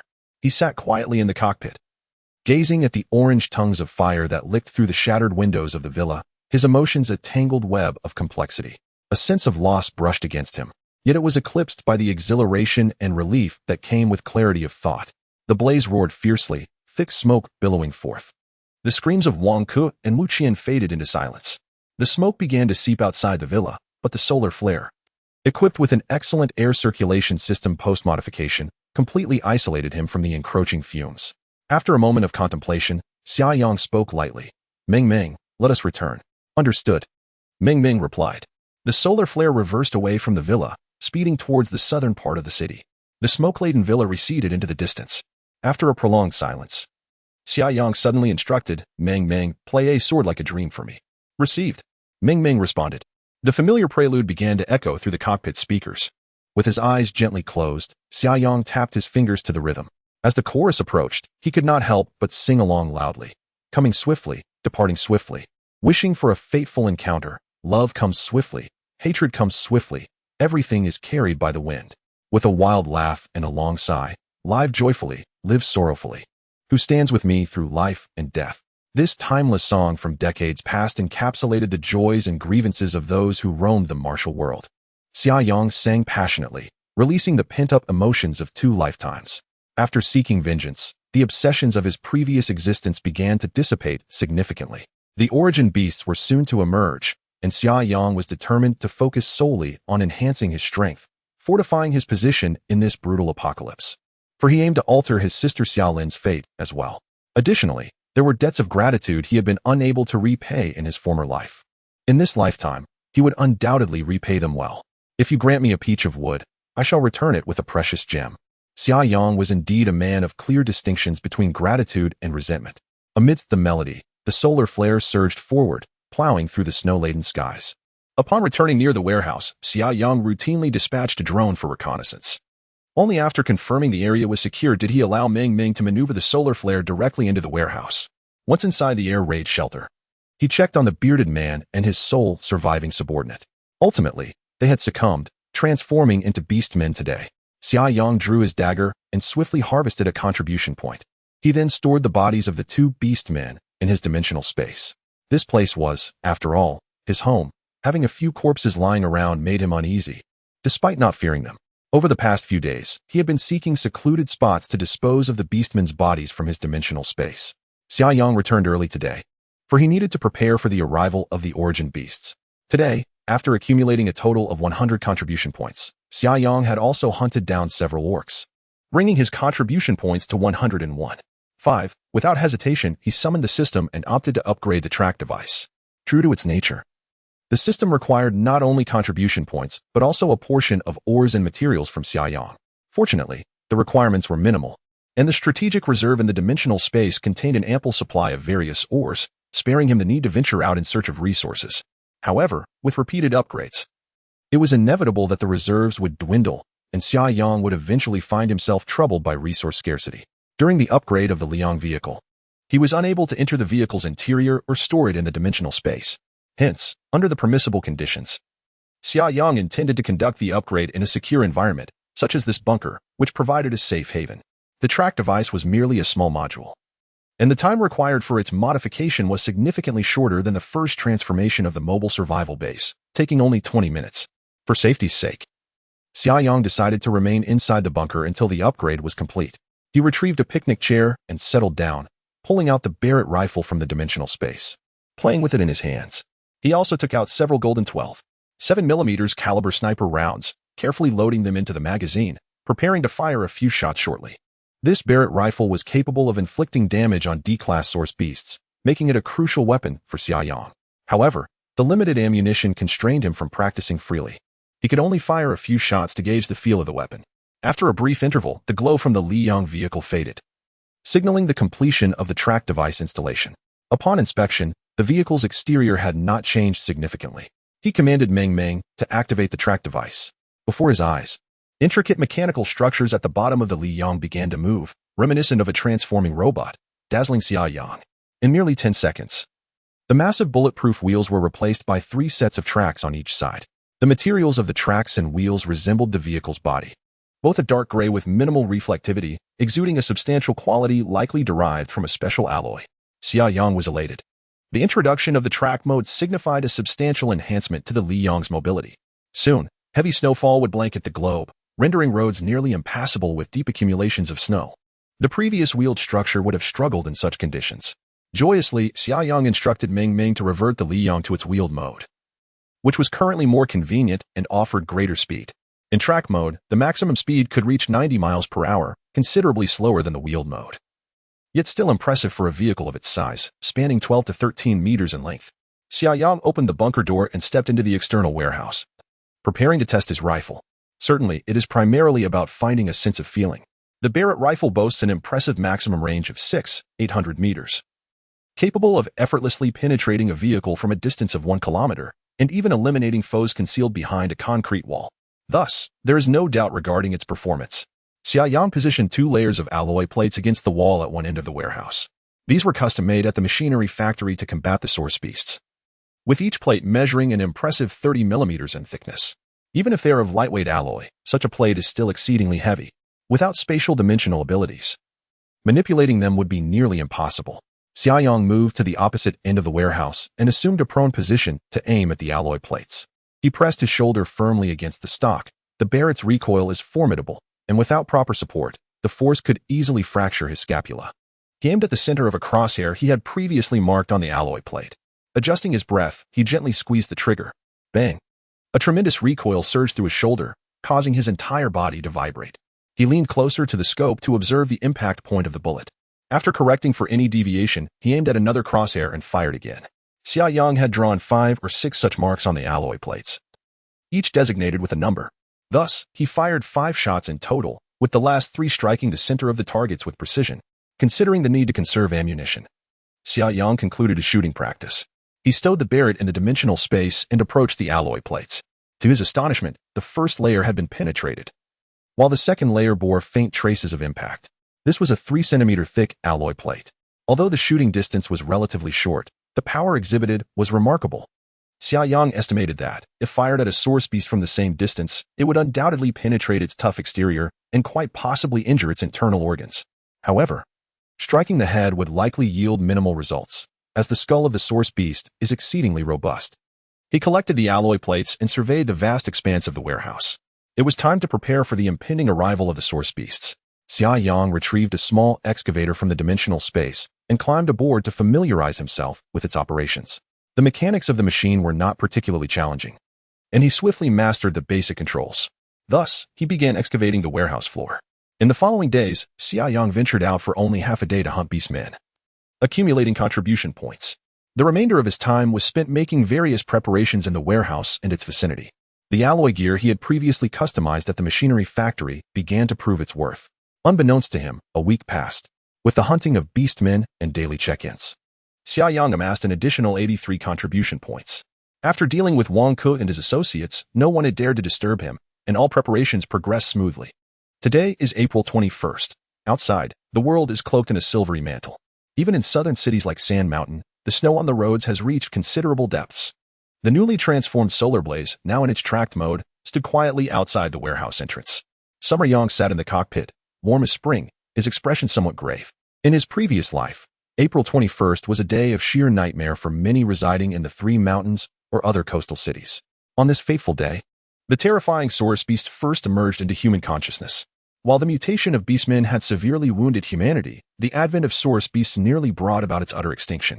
However, as is often the case, crises are intertwined with opportunities. Summer Yang had prepared extensively for this very moment. Sitting in the driver's seat, he gazed at the snowflakes drifting through the overcast sky ahead, took a deep breath, and declared, "Ming Ming, let us embark." To the designated location.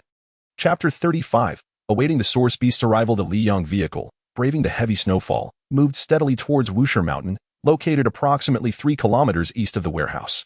Over the past few days, Xia Yang had navigated this route multiple times. His choice of the southern suburbs as a temporary station was significantly influenced by the proximity to Wusher Mountain. On this very day in a past life, around 20 Saurus beasts had landed on the eastern coast, causing chaos in the Three Mountains district. These beasts typically traveled in groups of at least 5. But due to the sparse population density near Wusher Mountain, only 2 had appeared. Xia Yang was not particularly ambitious. His target was solely these 2 Saurus beasts. To this end, he had made extensive preparations and had frequently scouted Wusher Mountain, meticulously refining his plan to hunt the beasts. Inside the cockpit of the Yang, silence reigned. The superior soundproofing effectively muffling the engine's roar. Xia Yang gripped his alloy dagger, his lips pursed in contemplation. At that moment, Ming Ming remarked, "Brother Yang, you seem a bit tense." With a smile, Xia Yang replied, "To be precise, I believe it's excitement. It's been a long time since I felt this way." In his previous life, Xia Yang had faced Saurus beasts up close on several occasions, but aside from the first time when Wang Ke and Wu Qian had pushed him forward, most encounters had involved team efforts. This was the first time he would venture out alone with the intent to hunt. Ming Ming commented, "Human emotions are truly complex." Xia Yang chuckled, "Perhaps this is the greatest distinction between humans and artificial intelligence." Wusher Mountain was, in essence, merely a small hill rising a few dozen meters. Within the Three Mountains urban area, there were no significant mountains, making Wusher Mountain a prominent feature of the cityscape. Prior to the apocalypse, this area had been a park bustling with visitors, especially on weekends and holidays. However, since April 5th, it had become nearly deserted. With no large residential complexes in the vicinity, the atmosphere was particularly serene. The Yang advanced through the snowstorm. Soon arriving at a small parking lot at the base of Wusher Mountain, Ming Ming skillfully maneuvered the vehicle into a designated spot that Xia Yang had previously scouted. The area was relatively open yet concealed by several trees, providing a degree of cover. Furthermore, in the event of an emergency retreat, the Yang could swiftly accelerate. The engine of the Yang fell silent. Snowflakes settled on the roof, creating a soft rustling sound, which heightened the tranquility of the surroundings. In no time, the vehicle's tracks were concealed beneath a blanket of snow, and the roof began to accumulate a layer of white. Viewed from a distance, the Yang appeared almost seamlessly integrated into the environment. Xia Yang raised his hand to check the time. It was 12:13 p.m. In approximately half an hour, the first wave of 5 or 6 Saurus beasts would begin their assault on the city. Countless lives would be lost today. In this regard, there was little he could do. He could not afford to raise an alarm that would place him in peril. In the eastern part of the city, chaos was imminent, poised to transform into a hellscape. Xia Yang, undeterred by the impending doom, resolved to harness the memories of his past life. Employing every conceivable tactic to hunt down the 2 Saurus beasts that were advancing towards Wusher Mountain. As time ticked away, the clock struck 12:43. Rising from his seat, Xia Yang stretched his limbs. The cockpit of the Yang was spacious and lofty, allowing him to stand upright with ease. By this time, the Saurus beasts should have commenced their rampage in the eastern region of the Sand Mountain City. It was only a matter of moments before they would appear. Xia Yang instructed Ming Ming to open the firing portal at the front of the Yang. He retrieved a Barrett anti-material sniper rifle from the dimensional space, positioning it at the aperture. The front section of the rifle featured a bipod, perfectly balanced atop the control panel, to safeguard the panel from damage. Xia Yang took care to place a down jacket beneath it. The central seat in the cockpit could be adjusted in height as he sat. He found himself perfectly aligned with the optical sight. Peering through the scope, he surveyed his surroundings. Reconnaissance drones had long since been deployed. The first batch comprised 5 drones, fanning out in search towards the east. Inside the cockpit, an air of silence enveloped them. Suddenly, Ming Ming's voice broke the stillness. "Young good. It seems that Drone 3 has made a discovery." Xia Yang's spirits lifted. He straightened and commanded, "Enlarge the image." "Understood." The large screen on the control panel displayed the real-time footage transmitted by Drone 3. This particular drone had been scouting a northeasterly direction, approximately 2 to 3 kilometers away, where several aged residential complexes lay. The footage revealed a multitude of people frantically fleeing, their cries echoing in despair. In their wake, a towering figure pursued them, wreaking havoc. Xia Yang's gaze sharpened, fixated on the menacing silhouette. Indeed, it was the greatest nightmare of humanity during the early days of the Ice Age, a source beast. Illustrated by the AI, the source beast stood in a semi-upright position, towering at around 3 meters. Its elongated forelimbs nearly grazed the ground, resembling a gibbon from a distance. The creature was ensconced in a thick layer of brown scales, with glinting, sharp claws adorning its toes, symmetrically arranged along its elbow joints, the posterior of its shoulders, and the back of its neck were menacing, pointed bone spikes. A lengthy tail trailed behind, lined with hard and sharp barbs. Atop its head sprouted a pair of curved, bony horns, reminiscent of a bull's, yet far more formidable in strength. The beast's eyes burned with a demonic crimson hue, and its mouth bore tendrils that hung downwards, resembling whiskers. These were, in fact, its oral appendages. During an attack, these long tendrils could rigidly transform, capable of piercing through steel as effortlessly as one would penetrate tofu. When encountering an ordinary person, the source beast needed only a casual sweep of its forelimb to cleave them in two, before swiftly driving its hardened mouthpart into the body, reducing a person to a desiccated husk in the blink of an eye. Moreover, the source beast was remarkably swift. In the bright summer sun, Xia Yang distinctly witnessed the source beast effortlessly catch up to a fleeing woman with just a few swift strides. With a gentle grasp of its forelimb, the creature lifted her as one would a chick, bringing her to its maw. Its sharp mandibles pierced her flesh, and in an instant, the woman ceased her struggles, her body visibly transforming into a desiccated corpse at an alarming rate. The entire ordeal transpired within a mere 2 to 3 seconds. Throughout this horrific scene, the source beast did not decelerate. It continued its relentless pursuit of the fleeing crowd while feasting on its prey. Xia Yang's body trembled slightly, a mixture of tension and excitement coursing through him. He made no attempt to rescue those individuals, for he knew he was utterly incapable of doing so at this stage. Recalling the memories of his previous life, he was aware that the source beast would eventually arrive at Wusher Mountain. The renowned Wusher Tower, perched halfway up the slope, had been obliterated by the very creature that now haunted his thoughts. Thus, Xia Yang remained vigilant, lying in wait like a hunter for his quarry.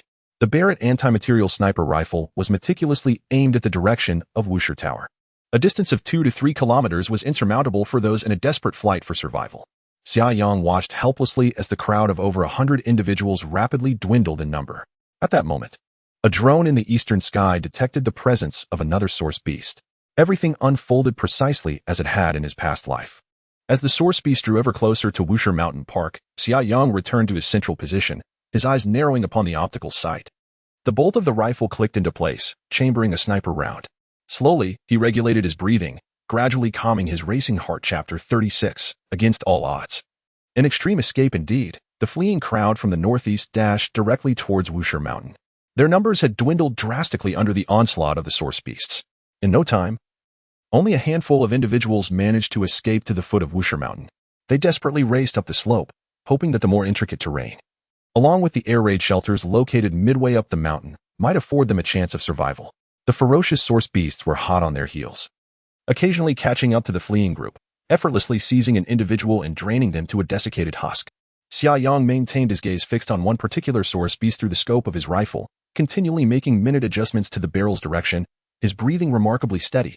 The more tense the situation became, the calmer Xia Yang remained, a testament to his experiences in his past life, having faced death numerous times.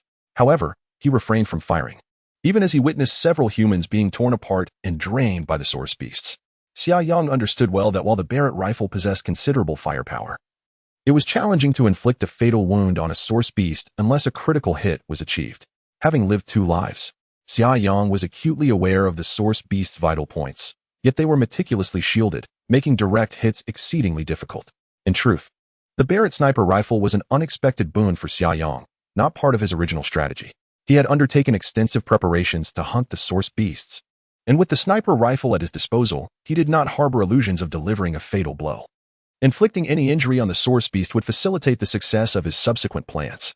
Unlike a seasoned sniper, Xia Yang did not keep both eyes open while aiming, for he did not need to survey the surroundings. Ming Ming would serve as his vigilant sentinel.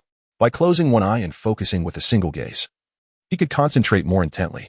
At this moment, both the fleeing crowd and the source beast had ascended Wuxia Mountain. The beast surged forward once more, its powerful forelimbs snatching a bald man and pulling him back. Its elongated, whisker-like mouthparts became taut, aiming directly at the man's chest. The opportunity was fleeting. Xia Yang held his breath, his shoulder firmly pressed against the stock of the Barrett sniper rifle. At the instant the source beast's mouthparts became rigid, Xia Yang did not hesitate to pull the trigger. Boom! The Barrett sniper rifle recoiled sharply, a faint flash igniting from the muzzle. A 12.7mm sniper round hurtled towards the source beast, a distance of nearly 1,000 meters. Xia Yang's target was the area behind the beast's mouthparts, precisely between the equivalent of a human's two collarbones. This location constituted one of the source beast's vital points, typically well guarded by its mouthparts. Upon being attacked, those mouthparts would rapidly harden, completely obscuring the vital area, rendering direct hits almost impossible. Xia Yang strategically chose a position to the front and side of the source beast. As the beast prepared to feast upon the flesh and blood of humanity, that vital point was momentarily exposed from this angle. This was the opportunity Xia Yang had been waiting to seize. A distance of 1,000 meters is, in fact, not particularly far when it comes to a sniper rifle. After pulling the trigger, Xia Yang's gaze remained fixated on the scope. Through the lens, he observed the source beast's body tremble violently before it emitted a furious roar. It seemed too indifferent to consume the flesh of the bald man, opting instead to rend him into several pieces, then abruptly turning its blood-red eyes towards Xia Yang's direction. A faint, bitter smile crossed Xia Yang's face. The shot he fired had not struck the source beast's vital area, a fact he had anticipated. At such a distance, and with no professional sniper training, having only fired 5 rounds with this weapon previously, the outcome was as expected. Furthermore, the test had taken place indoors, while today, in the midst of a heavy snowfall and biting winds, the conditions were far less favorable. At such a range, the bullet traveled in an arc, necessitating adjustments for wind speed. Thus, if he had managed to hit a vital area, it would have been a fortuitous accident. The current situation, however, was entirely within the realm of normalcy. Nevertheless, Xia Yang had confirmed that his shot had at least struck the source beast, and it was not far from a critical point. He could see the bullet had created a bloody wound on the creature's body. The source beast, in a fit of rage, pounded its chest before abandoning the few humanoid prey that had fled to the Wuxia Tower, charging toward the direction of the Liang vessel with great strides. Xia Yang furrowed his brow slightly. It appeared the source beast was not significantly hindered by the gunshot. Such a thick-skinned and robust creature was indeed a source of great frustration. Brother Yang, I assess that the danger posed by the forthcoming beast is exceedingly high. Should we make a swift retreat? Ming Ming inquired earnestly.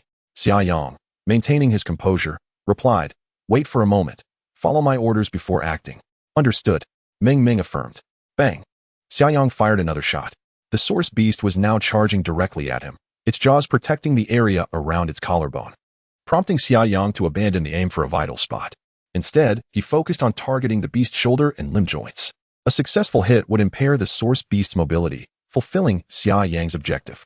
The source beast made little effort to evade, charging straight towards Xia Yang. However, the distance remained somewhat considerable, and given Xia Yang's limited familiarity with the firearm, his shot veered off slightly, striking the bony protrusion on the shoulder. While it shattered a bone spur, it did nothing to impede the source beast. Rather, it seemed to further incite its fury. The creature's speed increased, shortening the gap between itself and the Liang vessel. Xia Yang remained remarkably composed. Bang, bang, bang. He fired 3 more shots. He did not succumb to panic as the source beast approached. Between each shot, he took a brief pause to adjust his breathing and re-aim before firing again. With the source beast now closer, the accuracy of these 3 shots improved significantly. The first shot struck the source beast squarely in the left shoulder, creating a gaping wound from which blood oozed. The mobility of the beast's left forelimb would undoubtedly be significantly impaired. The second and third shots were aimed at the beast's knee joint. As the creature was in motion, the second shot missed its mark, yet the third found its target. To Xia Yang's astonishment, although the bullet did not sever the leg, the source beast, caught off guard during its rapid sprint, lost its balance and tumbled onto the snowy ground. In a fortunate twist of fate, as it fell, the beast instinctively lifted its head, exposing a vital area near its clavicle. Xia Yang seized the moment, took careful aim, and fired decisively. Bang! The distance was merely around 200 meters this time, and Xia Yang had grown increasingly attuned to the performance of the Barret. Fortune favored him once more, as the bullet penetrated the beast's critical point. A chilling howl erupted from the creature as it struggled to rise. But the shot had dealt a fatal blow, sapping its strength rapidly. Moments later, the source beast fell silent. This was an unexpected triumph. Xia Yang had never dared to dream of slaying a source beast with the Barret sniper rifle. He quickly commanded, "Mei Ming, drive over." "Hurry." The Li Yang vehicle roared to life, its engine growling as the treads crunched through the snow towards the carcass 200 meters away. "Brother Yang, the second source beast is approaching swiftly," Ming Ming warned. "If we proceed, we may not escape safely." Gritting his teeth, Xia Yang replied, "Ignore that. Push forward at full speed." After all his efforts, he was intent on acquiring the precious source crystal from the beast. Having fortuitously slain one, he could not possibly abandon the body now. "All right," Ming Ming acquiesced. "Don't stop for a moment. When I give the signal, turn around and follow our escape route to the warehouse," Xia Yang said, his eyes fixed on the nearby carcass. "Understood," Ming Ming affirmed. The second source beast had now entered their field of vision, evidently aware of its companion's demise, and accelerated rapidly. Xia Yang's eyes remained glued to the fallen beast as he silently urged, "Faster. Just a bit faster." At that moment, the Li Yang vehicle was effectively barreling toward the second source beast. The distance between them dwindled rapidly, 1,000 meters, 800 meters. When the gap was reduced to approximately 500 meters, they finally neared the first source beast's carcass. Xia Yang had already opened the car door in anticipation. "Mei Ming, turn around," he shouted, leaping from the Li Yang vehicle. He rolled upon landing in the snow to dissipate the momentum, his hand just grazing the fallen beast's body. With a slight mental command, the carcass vanished into thin air, absorbed into his dimensional space. Meanwhile, the Li Yang vehicle executed a dramatic drift in the snow, sending flurries of snowflakes swirling around. After executing a sharp turn, the blazing vessel surged toward Xia Yang's direction once more. As the vessel passed by, Xia Yang leaped with all his might, seizing the handle on the side of the cockpit, and propelled himself into the cockpit enveloped in a frigid aura. He promptly commanded Ming Ming to secure the door. Ming Ming's voice echoed, "Brother Yang, the source beast is merely 100 meters away. Given the difference in our speeds, it will catch up in no more than a kilometer. We won't be able to return to the warehouse. With the defensive capabilities of the blazing vessel, it won't withstand the source beast's assault for long." Xia Yang gritted his teeth and replied, "Do not concern yourself with anything else. Accelerate toward the warehouse. I will handle the source beast." With that, Xia Yang rose and dashed toward the rear of the living quarters. He opened the rear firing port and retrieved a Barret from the dimensional space, positioning it atop the opening. Peering through the firing port, he observed the icy debris and swirling snowflakes stirred up by the blazing vessel. The source beast, as if equipped with springs beneath its feet, bounded forward with leaps of 7 or 8 meters at a time, rapidly closing the distance between itself and the vessel. This was a fully powered source beast. At such a close range, being pursued would surely spell disaster. Xia Yang took a deep breath, spread his legs to stabilize his stance, and leaned into the Barret's scope. Chapter 37. The trap strikes. The distance between the second source beast and the solar flare quickly diminished to a mere dozen meters. At such a close range, the beast could launch an attack on the solar flare at any moment. Summer Yang remained focused on his aim. The vehicle sped forward, inevitably encountering bumps along the way, and the ice shards and snowflakes swirling behind it obscured his vision.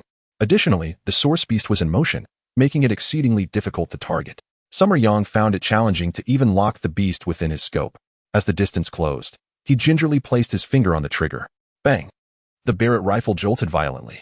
A sniper bullet spiraled out of the chamber. However, at that precise moment of firing, the source beast leapt, and the vehicle jolted over a pothole, causing the bullet to miss entirely.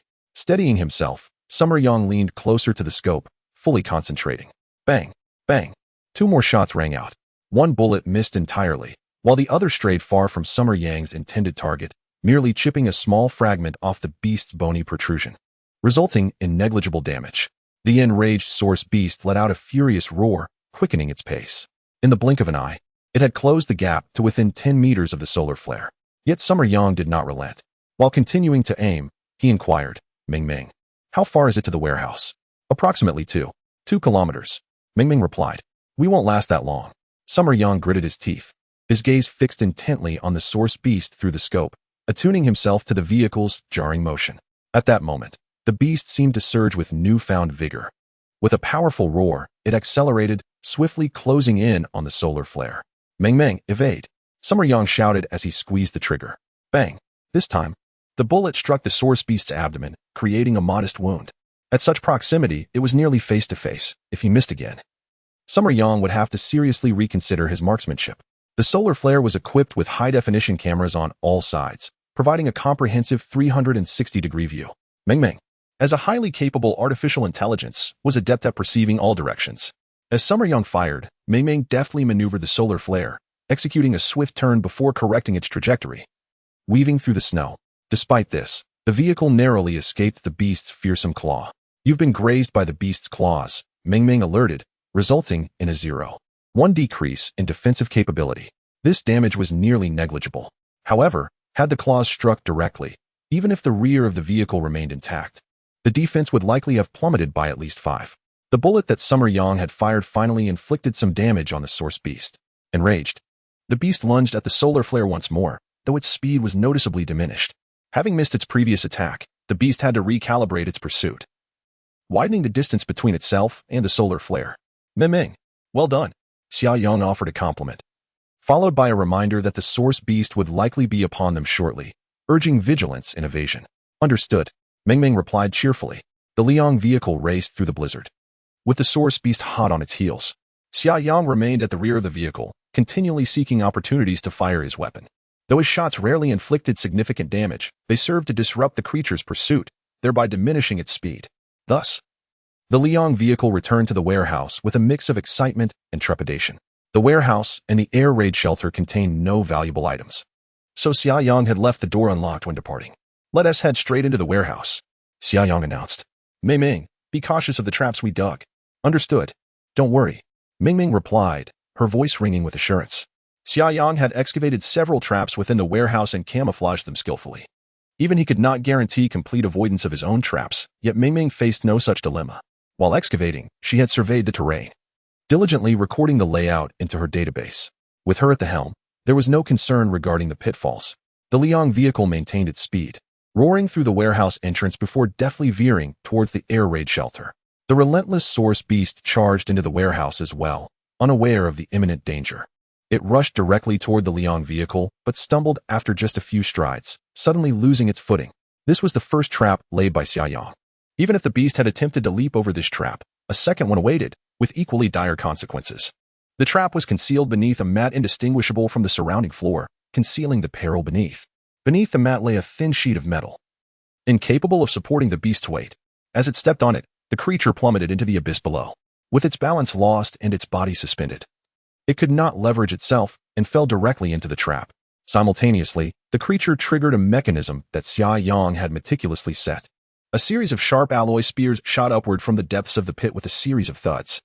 This mechanism was a custom component Xia Yang had assembled upon his return from the mechanical factory, including the alloy spears. The mechanism operated on principles akin to that of a compound bow, utilizing a spring structure created from layered thin alloy plates. Upon activation, the springs released tremendous force, propelling the alloy spears forth. While these spears were indeed sharp and effective against ordinary beasts, they fell short against the resilient hide of the source beast. This was precisely why Xia Yang had designed the traps. This strategy targeted a crucial vulnerability of the source beast, located towards the lower rear of its body, commonly referred to as its posterior. This area, situated further back, was typically shielded by the beast's sturdy tail, making it significantly more challenging to strike than targeting the collarbone region. Once the source beast inadvertently steps into the trap, it instinctively raises its tail in an attempt to maintain balance. At that moment, the alloy javelins are launched at high speed, with a significant probability of striking the beast's vulnerable rear. This method had already been validated in Xia Yang's previous life. Many teams of abilities favored such traps, especially when dealing with the relatively weaker D-class source beasts, proving to be remarkably effective. The success rate is exceedingly high. The Liang vehicle halted at the entrance of the air raid shelter, and Xia Yang, positioned at the rear window, intently observed the source beast. Should the trap prove ineffective, he would still wield his barret for further assault. As anticipated, the source beast, having missed its footing, instinctively lifted its tail. Simultaneously, the alloy javelins, imbued with a chilling intent to kill, shot forth from below. Thud, thud, thud. Numerous javelins struck the beast, While those that hit other parts of its body merely inflicted superficial wounds, Xia Yang distinctly noted that one javelin had penetrated deeply, nearly half its length embedded within the creature. The source beast emitted a piercing howl, now adorned with at least 6 or 7 alloy javelins, ensnared in the trap.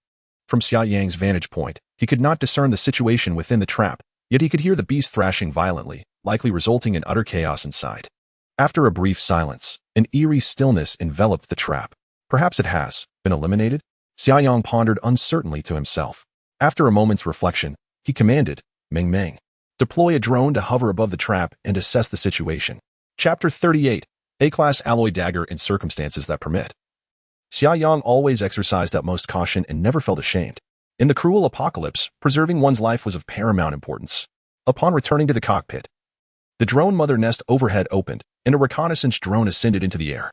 The drone swiftly soared above the trap, its gimbal gradually adjusting its angle. Through the screen, Xia Yang beheld the chaotic scene within the trap. Indeed, it was a disarray. Numerous alloy spears had become deformed and twisted, and the mechanisms he had set up were nearly rendered inoperative. The source beast lay still at the bottom of the trap, motionless. A spear was deeply embedded in the lower rear side of its body, a sight both gruesome and alarming. At the sight, Xia Yang could not help but instinctively tense up. He instructed Meng Meng to maneuver the drone to lower its altitude slowly, circling around the trap. Finally, Xia Yang confirmed that the source beast was unequivocally deceased. He exhaled a long breath, his taut nerves relaxing in an instant. Only after this mental release did Xia Yang realize he had acted foolishly. Summoning the system panel, he found 3 notifications displayed. Congratulations, host, for slaying 1 D-Class source beast, earning 10 contribution points. As this was the host's first kill of a D-Class source beast, an additional reward of 100 contribution points and a chance to draw a special item was granted. This draw guarantees a special item. Congratulations, host, for slaying 1 D-Class source beast, earning another 10 contribution points. With the accumulation of 83 contribution points over the past few days, Xia Yang now possessed a total of 203 contribution points. Prior to embarking on this hunt for source beasts, Xia Yang had deliberately disabled the voice notifications from the system to maintain focus and avoid distractions at critical moments. In his heightened state of tension, he had completely overlooked this matter. Otherwise, a simple glance at the system panel would have sufficed, eliminating the need to dispatch a drone for an extended observation. With the system's confirmation, Xia Yang felt a profound sense of relief. He was not in a hurry to disembark and collect the carcass of the source beast. Rather, he found himself intrigued by the chance to draw a special item. The prospect of a guaranteed special item was undeniably alluring. Eagerly, Xia Yang declared, System, I wish to utilize my opportunity for the special item draw. The system, as always, maintained its aloof demeanor, promptly presenting a draw interface before Xia Yang. The layout was nearly identical to his first draw, differing only in that the wheel was evenly divided into 8 segments, each inscribed with the words special item. It seemed indistinguishable from one another. Xia Yang silently scoffed at this, then focused his thoughts to activate the draw button at the wheel center. The wheel began to spin. Unperturbed, Xia Yang felt no anticipation, for regardless of where it landed, it would yield a special item. The specifics would ultimately depend on fortune. After a brief moment, the wheel came to a halt. The system's mechanical voice resonated. Congratulations, host, you have obtained 1 A-Class Alloy Tactical Dagger. In the lottery page's item grid, the first slot displayed a blueprint for a dimensional fuel tank, 1-3, while the second slot revealed a dagger. The distinction lay in the fact that the blueprint fragment was abstract and could not be extracted, whereas the dagger materialized in Xia Yang's hand with a mere thought. It appeared that this item grid bore some resemblance to a dimensional space. Xia Yang examined the fully black dagger in his hand, feeling a surge of excitement. The design of this dagger bore a resemblance to the alloy dagger he had crafted himself, both being tactical daggers meant for single combat. However, the system's awarded dagger was evidently far more exquisite. Although the blade emanated no light and reflected nothing, it projected an aura of chilling sharpness. The crucial aspect was its material, Grade A alloy. To draw a comparison, the Liyang, currently classified as a Grade D mobile survival base, primarily utilized Grade D alloy in its construction. Progressing upwards, there existed Grade C, Grade B, and then Grade A. While the quantity of materials used in crafting a dagger is not comparable to that required for constructing a mobile survival base, the rarity of Grade A alloy is indisputable. In terms of hardness, malleability, and sharpness, Grade A alloy stands in stark contrast to Grade D alloy, as their levels differ vastly. Given the material of this dagger, Xia Yang could utilize it for an extended period. It might well serve him well before he even needed to replace his melee weapon upon advancing to an A-grade ability user. He drew forth the alloy dagger he had previously fashioned and tested the grade A alloy dagger against it. With a swift, light sound, the grade A alloy dagger sliced through his earlier creation as effortlessly as cutting through tofu, cleaving it in two. In wielding the grade A alloy dagger, Xia Yang felt almost no resistance during the cut. The sharpness was astonishing. Observing the remnants of his original alloy dagger, now reduced to merely a hilt, Xia Yang felt no pang of regret. He casually discarded the hilt, enthralled by the new grade A alloy dagger, much like a child delighting in a coveted toy. In his playful exuberance, he gradually reduced his previous dagger to fragments with his new toy. After a while, Xia Yang finally stowed the grade A alloy dagger in the dimensional space. He refrained from sheathing it on the outer side of his thigh, as its sharpness posed a significant risk of injury. Moreover, placing it in the dimensional space proved exceptionally convenient. With a mere thought, he could summon it to his hand with a speed surpassing that of retrieving it from a sheath, and it offered an element of surprise. Xia Yang exited the vehicle, circumventing the second pit he had dug, and approached the first trap. The trap was over 2 meters deep. Yet the source beast had perished while partially leaning against the trap's wall, allowing Xia Yang to reach and touch the beast's pointed head from above. He effortlessly retrieved the carcass of the source beast into the dimensional space. As for the remaining twisted alloy spears and mechanical components, he left them there for the time being, as they were already beyond salvage. Xia Yang then proceeded to walk toward the entrance of the air raid shelter. After Meng Meng maneuvered the Liang into the air raid shelter, Xia Yang employed the winch to securely close the heavy iron door and fasten the bolt. He then returned to the spacious cavern, eagerly extracting the corpses of the 2 source beasts. After his rebirth, Xia Yang had meticulously planned and prepared for this moment. The source crystals had been on his mind for far too long. He retrieved the freshly acquired A-level alloy dagger from his dimensional space and approached one of the source beast carcasses, unhesitatingly plunging the blade into its abdomen. At that moment, the cold, mechanical voice of the system suddenly resonated. Chapter 39. Upgrading the source crystal processing module upon detecting the source crystal. An option to trade it for contribution points appeared. Without a moment's hesitation, Xia Yang declined, asserting, "No trade. I can hardly spare any for myself. You expect me to exchange source crystals for contribution points? What a ridiculous notion." As he spoke, he deftly used his alloy dagger to slice open the abdomen of the source beast. The source crystal lay within, positioned approximately where a human kidney would be. The hide of the source beast was tough and thick, and even though it was deceased, penetrating its skin proved to be quite a challenge. However, the A-class alloy dagger effortlessly cleaved through it. Xia Yang found that he hardly needed to exert much effort as he made a sizable incision in the beast's abdomen. This dagger was truly a miraculous tool for extracting organs. With its aid, collecting source crystals became remarkably convenient. Splendid. Having returned to life, Xia Yang was determined to become an expert in organ extraction.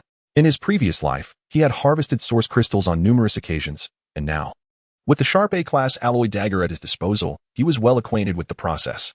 In just a moment, he extracted a droplet-shaped crystal the size of a pigeon egg from the beast's abdomen.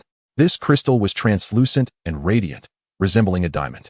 Remarkably, despite being retrieved from the bloody interior of the source beast, it bore no trace of blood. Suppressing his excitement, Xia Yang stored the crystal within his dimensional space. He then approached another source beast carcass, employing the same technique. He successfully acquired 2 source crystals in total. Furthermore, he collected the carcass of the source beast as well, as its flesh held certain benefits for abilities users, aiding in the enhancement of physical constitution. However, the effects were minimal compared to those of the source crystals, which were worlds apart in their potency. At that moment, the system's mechanical voice resonated once more. Detection complete. Host has acquired source crystals. The source crystal processing module is now accessible at the survival base. The host can review and exchange it through the system interface. Intrigued, Xia Yang promptly summoned the system's main interface. Indeed, a new exchange option had appeared, titled D-Class Source Crystal Processing Module. In the Notes section, he discovered a description of the module's functions. By installing this module, the host could conduct attribute detection and impurity purification on source crystals. A further note indicated that the D-Class module could only process D-Class source crystals, and higher-grade crystals would require an upgraded module. Xia Yang's excitement surged. The 2 primary functions of the source crystal module were straightforward to comprehend. Having endured the apocalyptic trials of his previous life, he possessed a profound understanding of source crystals. Thus, upon reading about these 2 functions, his eyes sparkled with anticipation. Attribute detection, as the name suggests, allowed for the assessment of a source crystal's characteristics. Source crystals varied in attributes, encompassing strength, elemental, mental, and various special properties.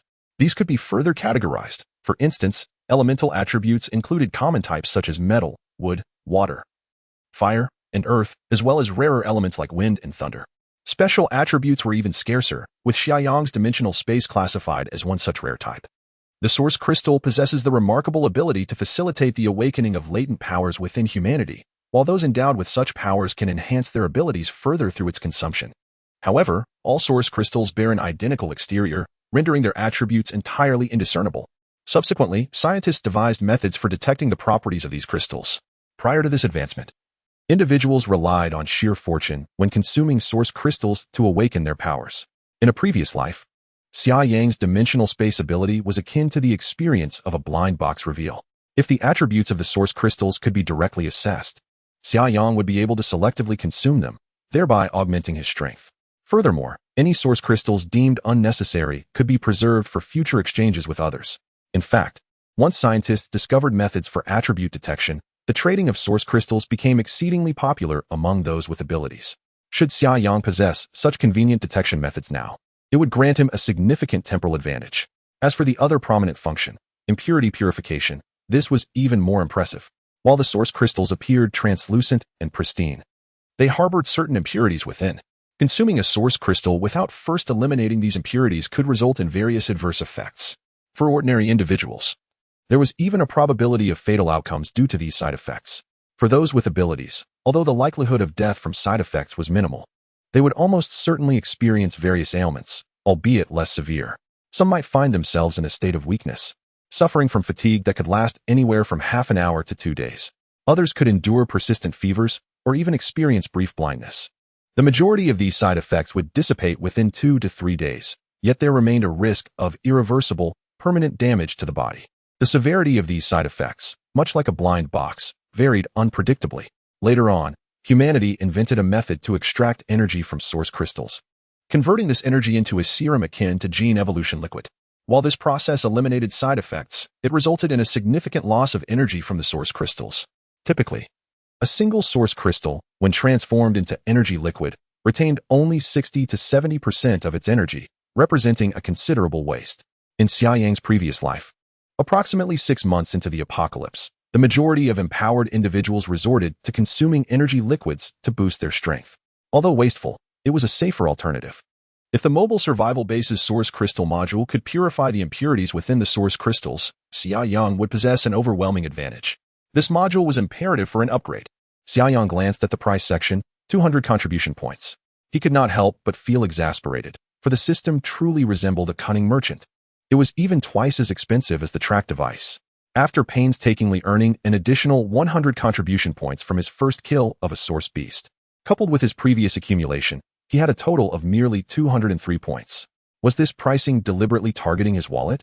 Regardless of his complaints, the contribution points were indispensable. Xia Yang chose to proceed with the upgrade. Unsurprisingly, in addition to the 200 contribution points, the system required him to provide a set of mineral materials. Xia Yang felt a slight stir in his heart and inquired, "System, I possess some alloy materials. Can they offset a portion of the ore?" He recalled the set of discarded alloy springs and mechanisms from the traps outside. With a mindset of repurposing waste, he ventured to ask. To his astonishment, the system indeed acquiesced. "Please provide the alloy materials. Upon inspection, they may offset a portion of the ore materials." How remarkable! Upon hearing this, Xia Yang dashed outside the air raid shelter, anxious that the system might retract its agreement. Arriving at the warehouse, he leaped into the trap and gathered all the alloy materials in one fell swoop. After returning to the air raid shelter, Xia Yang extracted all the damaged alloy components. As for the intact alloy spears, he naturally reserved them for future use. "System, please conduct an assessment. How much can these materials offset?" he asked. Moments later, the system responded, "The alloys provided by the host can offset 80% of the materials. The host is also required to provide." The system then enumerated a list of materials, considerably shorter than the previous one. It seemed that in the future, any metallic materials encountered could be collected, proving invaluable when upgrading the mobile survival base. Collecting scrap indeed appears to be a promising vocation. With enthusiasm, Xia Yang promptly retrieved ore materials from the strategic supply reserve. A radiant glow enveloped the solar flare. The upgrade commenced. Chapter 40. This microwave is quite sophisticated. The system prompted that the upgrade process would require 20 minutes. With some leisure time on his hands and a slight hunger gnawing at him, Xia Yang decided to extract a source beast carcass, intending to roast some source beast meat for sustenance. The source beast bore a striking resemblance to a cow, complete with a pair of curved horns atop its head. However, it differed in two notable aspects. The source beast was significantly larger in size, and it typically maintained a semi-upright posture. In his previous life, practitioners of abilities had quite the penchant for consuming source beast meat. Despite its tough exterior, the flesh was remarkably tender, especially when roasted, offering an exquisite flavor. Moreover, a prolonged diet of source beast meat could enhance one's physical constitution. Xia Yang utilized a metallic dagger to carve a hefty chunk of leg meat, weighing no less than 5 pounds. He then retrieved a barbecue grill, charcoal, and an array of seasonings from his dimensional space and commenced the grilling process within the air raid shelter, slicing the source beast meat into approximately 1 centimeter thick pieces. He placed them on the grill. In no time, the meat began to release its juices, filling the air with an enticing aroma that wafted through the shelter. As he brushed the meat with seasonings, the system indicated that the source crystal processing module had not yet completed its upgrade. But Xia Yang was already indulging in a generous piece of roasted source beast meat, although it had not been marinated in advance. The meat was still incredibly delicious once cooked. He savored each bite, the unique flavor of the source beast meat enveloping his palate, causing every taste bud to rejoice. Memories of sharing source beast meat with his comrades in his former life flooded his mind, and he yearned for this long-lost flavor. After consuming 2 substantial pieces of meat, the radiant glow surrounding the Li Yang vessel dissipated. The system notified him that the source crystal processing module had completed its upgrade. Xia Yang then stored the remaining grilled source beast meat in his dimensional space and made his way to the living quarters of the Li Yang vessel. Ming, where is the source crystal processing module? Xia Yang inquired eagerly. Please proceed to the cockpit, Yang. Ming replied cheerfully. Upon entering the cockpit, Xia Yang immediately noticed the transformation. In front of the co-pilot's seat, what had once been a glove compartment for storing items had now been replaced by a rectangular device with sharp angles, resembling a microwave. Taking a seat in the co-pilot's position, he pointed at the device and asked, "Is this it?" Ming, how do I use this? Yang, good. All you need to do is open the side door and place the source crystal inside. The rest is fully automated, Ming explained with a smile, adding that it could accommodate up to 5 source crystals at once. Noticing a button on the lower right side of the source crystal processing device, Xia Yang pressed it curiously. With a click, the side door sprang open, revealing an internal chamber with a circular tray. It was undeniable that this contraption was not merely similar to a microwave. It was virtually identical. Are you certain this is not a microwave? Xia Yang couldn't help but jest. Absolutely, Ming responded with conviction. This is a Class D source crystal processing module, Yang. You can use it with confidence. All right. Then, Xia Yang nodded. Then I shall give it a try. Hesitant to place both of the precious source crystals he had acquired into the device, he carefully selected one and placed it on the tray, subsequently closing the side door. A chime resonated, and the apparatus emitted a faint glow, accompanied by a low, rumbling hum that hinted at its inner workings. They claim it's not a microwave, Xia Yang thought, a twinge of worry creeping in. He couldn't help but wonder if he would end up with a source crystal that had been microwaved to oblivion. The machine operated for a full 5 minutes before it finally came to a halt. Another chime sounded, and the side door of the source crystal processing module automatically sprang open. Xia Yang gazed inside with a mix of trepidation and anticipation. The source crystal had vanished. His heart raced as he exclaimed, "Where is the source crystal? What has become of it? They said this wasn't a microwave. My crystal has been vaporized." Ming chuckled softly. "Don't fret, Yang. Take a closer look." Xia Yang focused intently, and at that moment, he noticed that the circular tray within the device had split open in the center, allowing a sealed, elongated glass tube to rise slowly from below.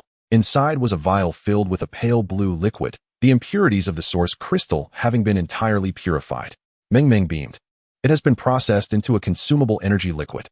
Xia Yang grasped the vial tightly in his hand. "No wonder it looks somewhat familiar," he mused, a hint of apprehension coloring his thoughts. "This energy liquid, it can't have lost much of the source crystal's energy, can it?" The liquid bore an uncanny resemblance to the energy liquid processed by human scientists in his previous life, yet it appeared even more pristine, shimmering with a translucent brilliance when gently agitated. "There has been no loss whatsoever," Ming confidently asserted. "Only the impurities have been removed. The energy of the source crystal is preserved at 100%. This was indeed impressive. In his previous life, The highest quality energy liquid retained only about 80% of its energy. With a sigh of relief, Xia Yang pondered another question. By the way, what about the attribute detection? What attribute does this source crystal possess? This information was crucial. Knowing the attribute in advance would spare him the uncertainty akin to opening a blind box when consuming it. It's displayed on the panel. Ming replied. Xia Yang, having been preoccupied with his own source crystal, had overlooked the panel on the right side. Upon hearing Ming's words, he quickly turned his gaze. Indeed. For characters were displayed, mental attribute. Ming explained with a smile. In the future, as you gain experience, you won't even need to check the panel. You'll be able to discern the attribute of the source crystal by its color. Energy liquids derived from different attributes of source crystals have distinct colors. The energy liquid from a mental attribute source crystal is always pale blue. Xia Yang nodded. I understand. The first source crystal yielded a mental attribute. His heart longed for a source crystal with a strength attribute. He yearned to become a power-type ability user promptly. Otherwise, he would be ill-equipped to engage in close combat with source beasts. However, the source crystals of the mental attribute are exceedingly rare. And those endowed with mental abilities are indeed formidable, especially as their powers ascend to higher levels, their techniques far surpassing those of their strength-based counterparts. Thus, Xia Yang could hardly be considered disappointed. He inquired, Ming, is it sufficient to consume this energy liquid directly? Is there anything I should be cautious about? There is nothing to worry about. It can be consumed directly, Ming replied. The energy liquid has no side effects, at most. One may experience slight discomfort during the process of energy transformation in the body. This discomfort is entirely normal. Xia Yang vividly recalled the hellish sensation he endured upon his first consumption of a source crystal in his past life. Given this, Xia Yang promptly decided to ingest the energy liquid without delay. He retrieved the second source crystal and placed it into the processing module, which hummed back to life. Then, Xia Yang grasped the slender glass vial containing the pale blue energy liquid. The vial was completely sealed. With an A-grade alloy dagger, he deftly sliced off one end of the vial.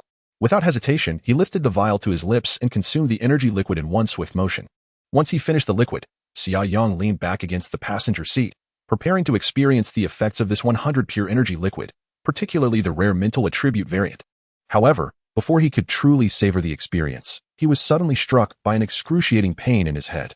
How could one describe it? It felt as if 1,000 needles were piercing through simultaneously, or as if countless ants were gnawing at his brain.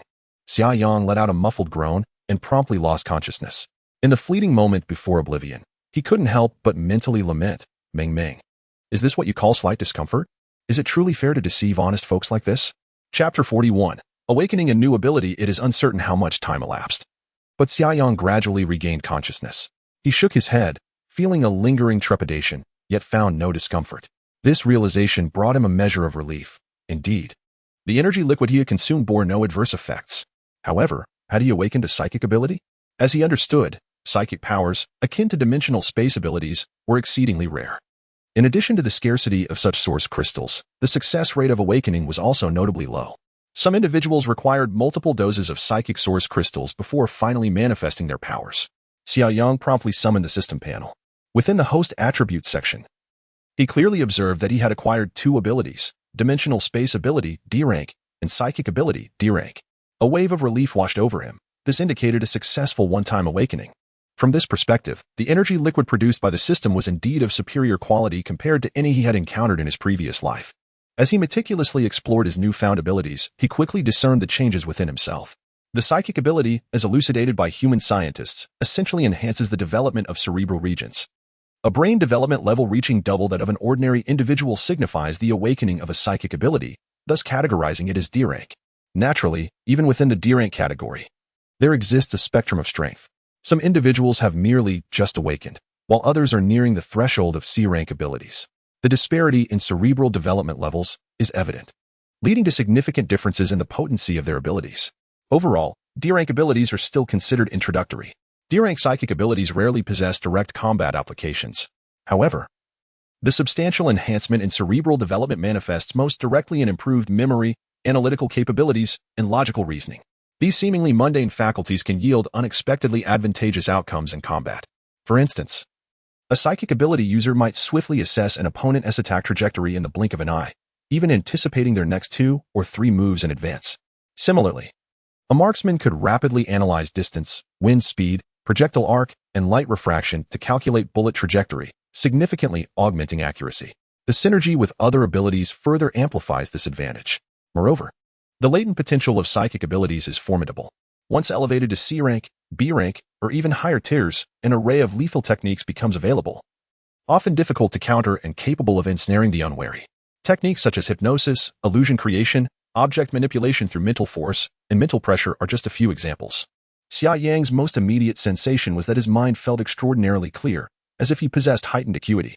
He attempted to retrieve a book from the dimensional space, casually flipping through its pages, then closed his eyes to recall the content. To his astonishment, he was able to recite every detail he had just skimmed through, word for word.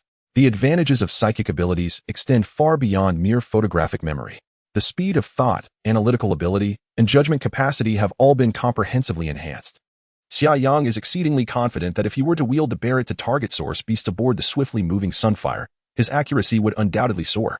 He is thoroughly satisfied with the awakening of this extraordinary ability. In the future, he aspires to further refine his psychic powers, which are destined to become immensely formidable in the later stages. In the microwave, the second source crystal has also been processed. Xia Yang glanced at the panel on his right. Strength system. Hooray! He could not resist clenching his fist. What he desired most was a source crystal of the strength system. In close combat, the enhancement provided by strength-based abilities is the most pronounced, making it the most practical ability in the early stages. Xia Yang retrieved the light blue energy liquid from the microwave, and without hesitation, he unsheathed a dagger to open the glass vial and drank it down. He leaned back tightly against the passenger seat, bracing himself for the mild discomfort that Meng Meng had mentioned. However, he found his worries to be unfounded. The discomfort was indeed very slight. After consuming the light blue strength energy liquid, he felt as if tiny ants were crawling inside him. The tingling sensation was not particularly pleasant, yet entirely bearable. A short while later, he sensed a swelling in his muscles and bones, accompanied by a slight rise in body temperature. Overall, it was not particularly uncomfortable. Although the process was gentle, it lasted longer than the awakening of psychic abilities. Approximately half an hour later, he felt the peculiar sensations gradually dissipate. Xia Yang accessed the system panel and, as expected, he had successfully awakened his strength-based ability, Grade D. Rising to his feet, he prepared to assess his newfound powers. However, the moment he stood, he heard a cacophony of cracking sounds from his bones, reminiscent of unrefined machinery clashing together. He quickly moved his hands and feet, and gradually the sound subsided. He noticeably felt that his clothes were somewhat tight and clung uncomfortably to his body. Rolling up his sleeves, he discovered that his arms had significantly bulked up, with well-defined muscles. He decided to return to the living quarters and retrieve larger clothing from the dimensional space. During a massive shopping spree at the supermarket, he had procured a variety of clothing sizes. Holding a clean garment, Xia Yang entered the restroom of the Sunfire, intending to take a shower first. Once he disrobed, he realized that his physique had become markedly more robust. His muscles were not exaggerated like those of a bodybuilder, imposing yet impractical, but rather firm, with perfectly defined lines. Most importantly, Xia Yang could feel the latent explosive power hidden within his muscles. He did not emit the unpleasant, sticky residue often portrayed in martial arts novels after a transformation. However, he was quite sweaty and felt uncomfortable. He quickly took a shower and changed into a larger set of clothes. Stepping out of the bathroom, he measured his height and discovered that after awakening his extraordinary powers, he had inexplicably grown approximately 5 centimeters. Previously standing at 178 centimeters, he now reached 183. It seemed that while he had only possessed the charm of a handsome man, following his windfall of a 10 billion prize, he had barely claimed both wealth and attractiveness.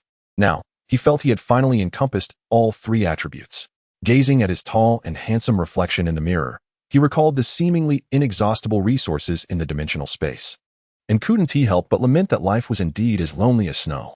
Descending from the raging sunship, he resolved to experiment with his newly awakened powers. He first retrieved a metal javelin, roughly the thickness of a child's arm, from the dimensional space. Gripping both ends of the javelin, he exerted a gradual force inward. To his astonishment, the javelin began to bend, ultimately contorting into a perfect ring. Next, he hung a sandbag and, after delivering a few punches to gauge the latent power within him, he unleashed a powerful strike that sent the bag swinging. As it returned, he executed a high roundhouse kick with unrestrained force. A resounding thud echoed as the sandbag burst open, spilling its contents all around.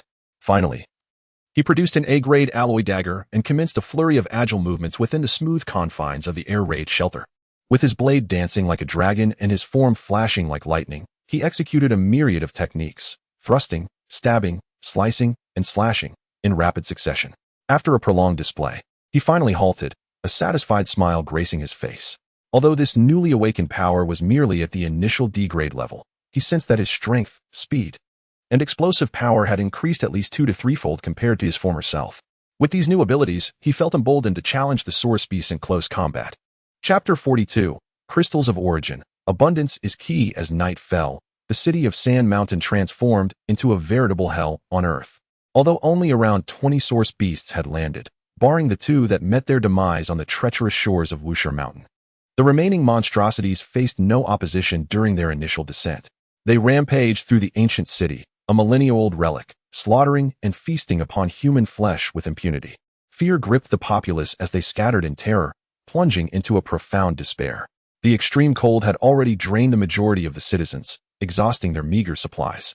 The sudden emergence of such ferocious creatures left no glimmer of hope for survival.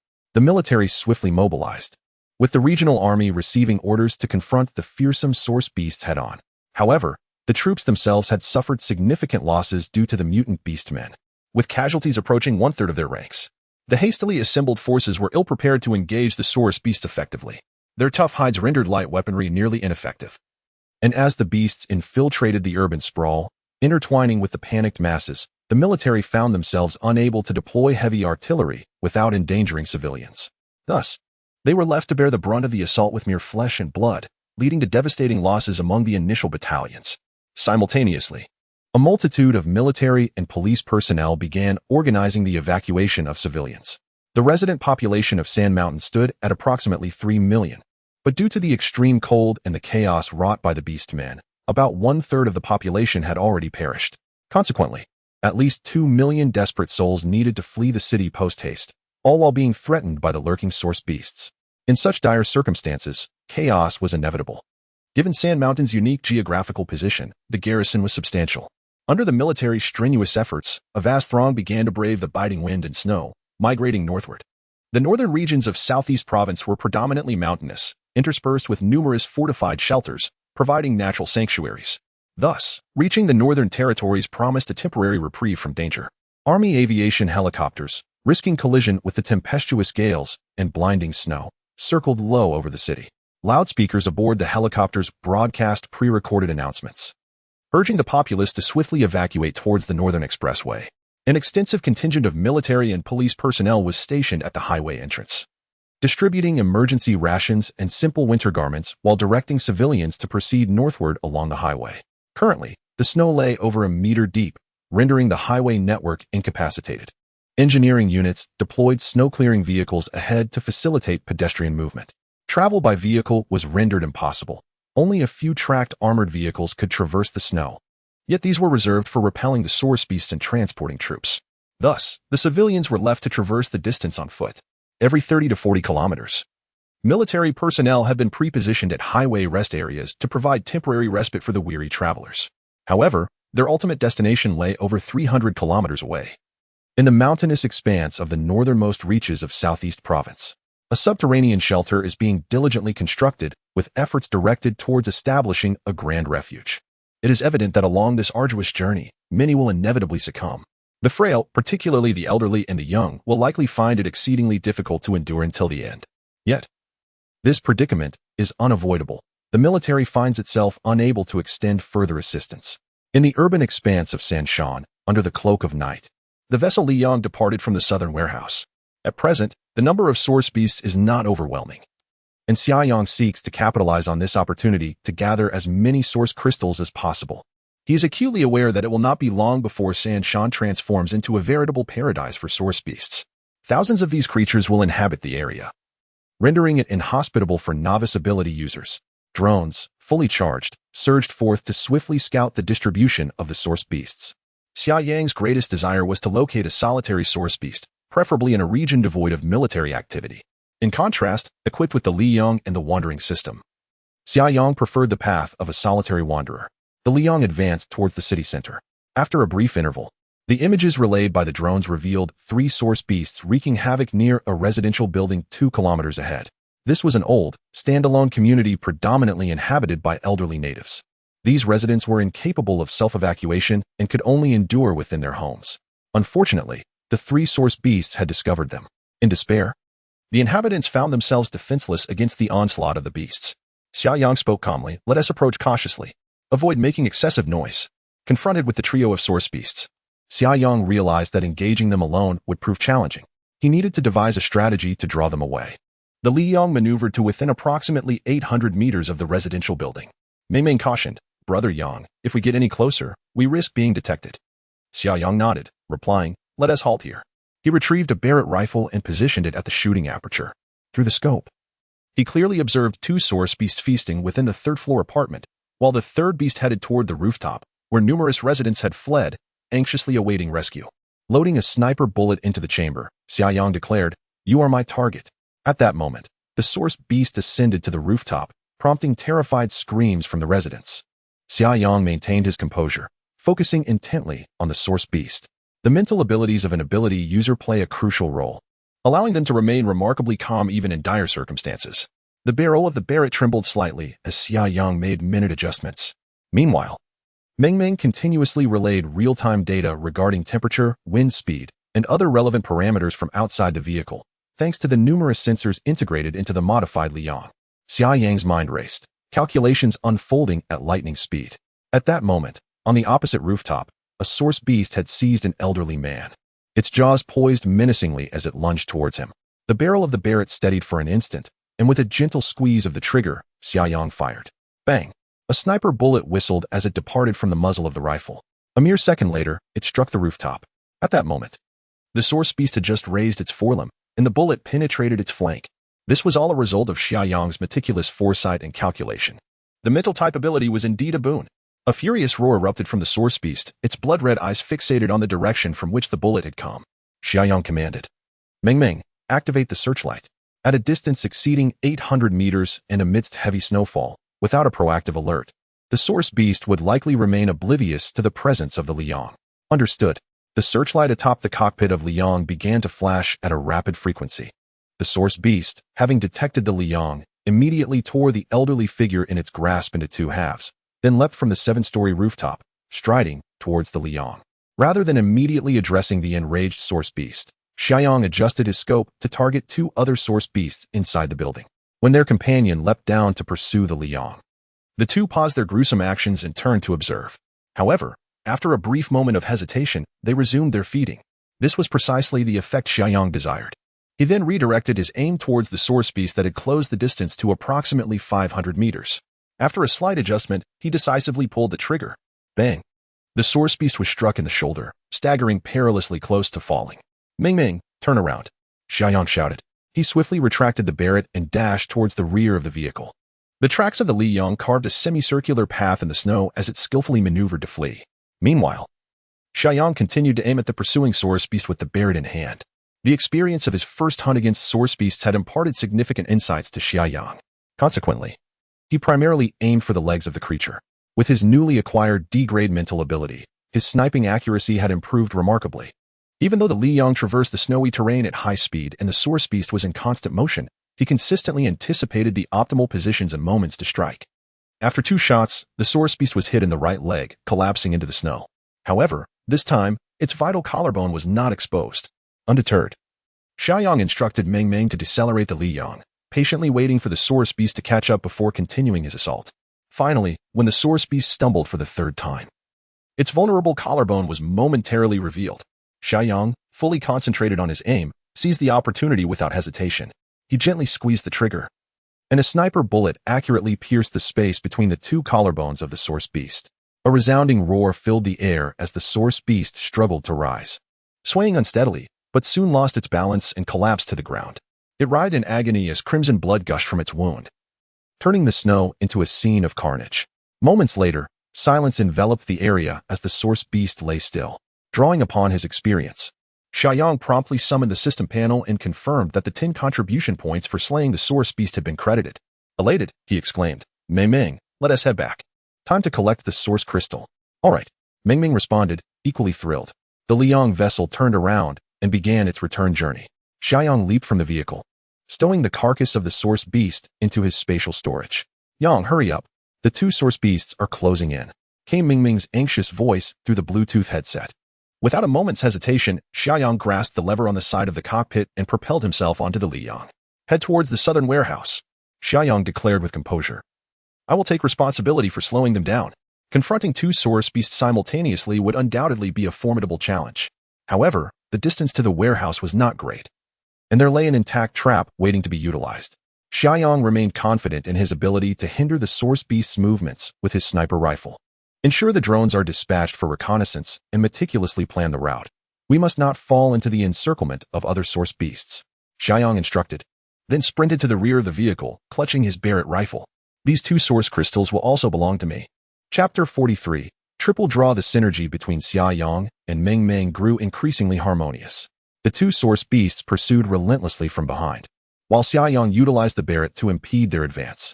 He primarily targeted the beast's legs, achieving a significantly higher accuracy rate than before awakening his psychic abilities. Xia Yang deemed the Barrett to be exceptionally effective, though he lamented the scarcity of ammunition. After a day's effort, only around 50 sniper rounds remained. Conservation was imperative. Furthermore, he wished for a bit more power. Currently, it could only breach defenses, and unless he struck two vital points, achieving a fatal wound was entirely out of reach. The two source beasts had become completely incensed, relentlessly chasing after the radiant sun. In a moment, Meng Meng alerted Xia Yang. Brother Yang, we are almost at the warehouse. Just execute the plan. Xia Yang responded calmly, understood. The radiant sun surged into the warehouse, deftly circumventing two traps, and positioned itself at the entrance of the air raid shelter. Xia Yang quickly adjusted his aim, resting the Barrett against the side shooting aperture. The two source beasts charged in with ferocious roars. The trap at the entrance was now exposed, yet Xia Yang showed no intention of dismantling it. The source beasts, upon spotting the stationary radiant sun, charged forward without hesitation. As they leapt over the first revealed trap, they landed directly into the second trap. The ground gave way slightly, triggering the concealed mechanism. The two source beasts lost their balance and plunged into the pit, while simultaneously, the coiled alloy springs released, launching a barrage of alloy javelins skyward. The sound of the javelins piercing the source beast's flesh echoed through the air. Their cries transformed into anguished howls, even while seated in the heavy-duty truck. Xia Yang felt the ground tremble beneath him clearly. The source beasts were thrashing violently. With unwavering focus, he trained his sights on the trap through the scope. Concurrently, he summoned the system interface. Moments later, a notification appeared. Congratulations, host. You have successfully slain one source beast, earning 10 contribution points. And then, silence ensued. The sounds of struggle and enraged roars continued to emanate from the trap. Xia Yang surmised that one source beast may have been fortunate enough to evade critical damage, though it was undoubtedly injured. After a brief contemplation, he stowed the Barrett away and stood upright, proclaiming, Meng Meng, open the living compartment door. He resolved to confront the source beasts personally, now that Xia Yang had awakened his power ability. He felt that even though a D-class ability was not advantageous against a D-class source beast with superior innate qualities, shying away from even an injured source beast would hinder his progress. The door is open, came Meng Meng's voice. Brother Yang, the source beasts are extremely dangerous. Please exercise caution. Rest assured. Xia Yang flashed a smile, and with a thought, an A-class alloy dagger materialized in his palm. This also serves as one of the reasons he dares to engage the source beast in close combat. Xia Yang leaped down from the blazing sunship, his figure a blur as he swiftly advanced towards the direction of the trap. At that moment, he spotted a razor-sharp claw emerging from the edge of the pit. Soon after, the beast's menacing head appeared. The source beast, having caught sight of Xia Yang, let out a furious roar and forcefully pushed itself out of the pit. Xia Yang, with his dagger firmly grasped, observed intently and noted that the source beast was impaled by at least 5 or 6 metal spears. Yet by some stroke of fortune, none had struck a vital point. Nonetheless, Xia Yang remained remarkably composed. Clearly, the injuries had taken a toll on the beast. Its unsteady demeanor indicated a significant impairment in its mobility. If such a source beast could not handle itself, it would be better off returning home to nurse its wounds. Xia Yang crouched slightly, as if springs were fitted beneath his feet, and like lightning, he approached the source beast. The beast's blood-red eyes fixated on Xia Yang, its claws glinting ominously. It swung its claws down towards Xia Yang's head. Like a nimble monkey, Xia Yang deftly evaded the strike. Under the influence of his psychic abilities, the beast's attack unfolded in slow motion, allowing Xia Yang to mentally visualize the trajectory of the strike. As he passed by the source beast, Xia Yang's A-class alloy dagger swiftly sliced beneath its ribs. The razor-sharp dagger effectively disregarded the beast's defenses. A flash of cold light appeared, and the beast's flesh parted, sending a jet of blood soaring. The source beast roared in fury, attempting to retaliate against Xia Yang, but he had already nimbly distanced himself. Thus, utilizing his superior agility and the dagger's sharpness, Xia Yang circled around the source beast, landing quick strikes.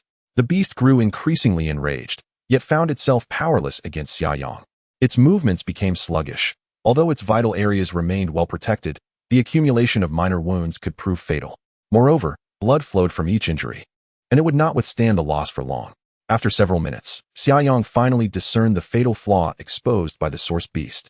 Weakened from blood loss and slightly clumsy, the beast attempted to swipe at Xia Yang with its sharp tail, but Xia Yang executed a roll and advanced. In the next instant, he wielded a gleaming metal spear. The beast's tail arched, revealing its vulnerable flank. With his center of gravity low and in the optimal position to attack, Xia Yang seized the opportunity. With a thrust, the metal spear pierced deeply. The source beast howled in agony, a final act of desperation as Xia Yang, summoning all his strength, kicked the spear's end, driving it further in by several inches. While he deftly leaped back, the beast thrashed wildly, raising a cloud of dust in its frantic struggle. Xia Yang stood at a distance, calmly observing the scene before him. Moments later, the source beast ceased its struggles. The simple-minded creature would never comprehend, even in death, how it fell at the hands of such a feeble human. Xia Yang, having achieved his goal, beheld the notification of contribution points credited to his account on the system panel. He exhaled a long sigh. Engaging in close combat with source beasts necessitated an unwavering state of mental focus. Otherwise, even the slightest brush of a tail or a scratch from a claw could result in grievous injuries, with skin torn and bones shattered. Even a wounded source beast posed a significant threat in close quarters, given Xia Yang's current capabilities. Nevertheless, such battles were the most effective means of enhancing one's strength. Xia Yang distinctly felt a deeper understanding of combat, and his proficiency with the A-grade alloy dagger had markedly improved. Satisfied, he stored the corpses of the two source beasts in his dimensional space and returned to the shelter alongside the solar flare. Inside the spacious cave, with a resounding thud, he laid out the three source beast corpses in a straight line. Without hesitation, Xia Yang unsheathed his alloy dagger and commenced his work. Moments later, he retrieved 3 pristine, transparent source crystals. He leaped onto the solar flare and placed the 3 crystals into the microwave, which could process up to 5 at a time. Thus, Xia Yang opted to handle them all in one go. He wondered if a triple draw might enhance his luck, yielding even better source crystals. Chapter 44. Time waits for no one. 5 minutes later, the microwave emitted a prompt sound. With anticipation, Xia Yang gazed at the text displayed on the right panel. Power system, elemental system, gold.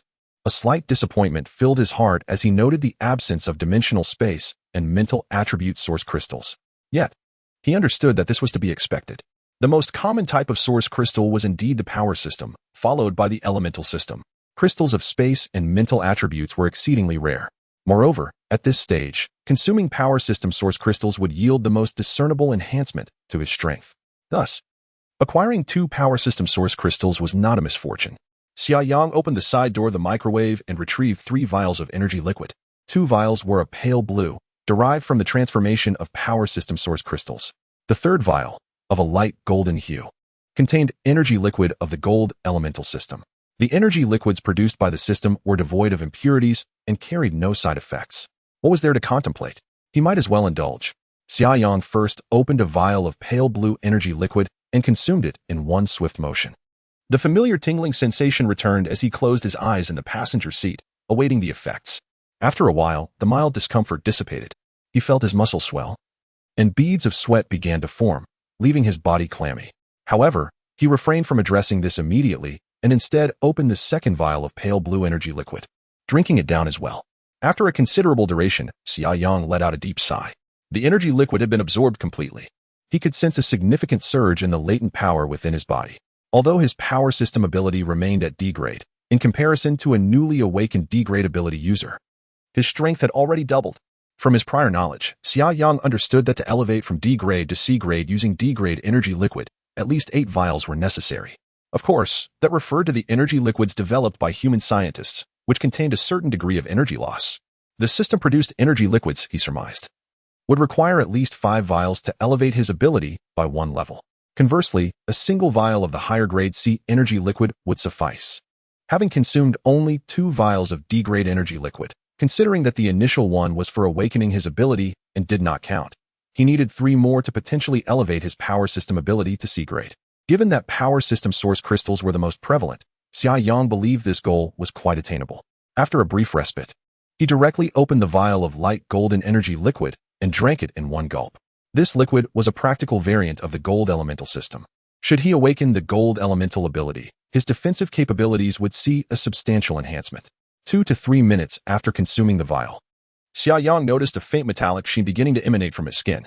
This process continued for several minutes, after which the metallic luster gradually faded, and his skin color returned to normal. The system panel indicated that Xia Yang had awakened the gold elemental system ability. Xia Yang distinctly sensed that, although the metallic sheen of his skin had subdued, it had become remarkably more resilient. The D-grade metallic ability primarily serves to reinforce the skin. Should the level of this ability continue to ascend, the muscles, fascia, and even bones would undergo fortification, significantly enhancing the defensive capabilities and vitality of the ability user. Rising from his repose, Xia Yang made his way to the restroom of the living pod to take a shower, donning a fresh set of clothing thereafter. The recent enhancement of his strength-based ability had not altered his physique, thus he found no need to procure larger garments. Nonetheless, Xia Yang was acutely aware that his muscular power, explosive strength, and speed had all seen substantial improvement. The gains he had made today were monumental. He had, at last, acquired the strength necessary to survive in this apocalyptic world. As the clock struck midnight, Xia Yang retrieved the leftover roasted beast meat from the dimensional space, heated it, and consumed it heartily. After finishing his meal, he instructed Meng Meng to lower the large bed in the master bedroom, climbed onto it, and rested for several hours. At around 5 in the morning, with dawn's light barely breaking, Xia Yang arose to wash up and have breakfast. Despite having slept for only about 4 hours, he felt invigorated. After sipping some milk, he inquired, Meng Meng, what news has come from the outside world yesterday? Due to the prolonged low temperatures, communication had largely been severed. However, the military had recently airdropped a substantial number of radios from supply depots, along with a considerable amount of dry batteries.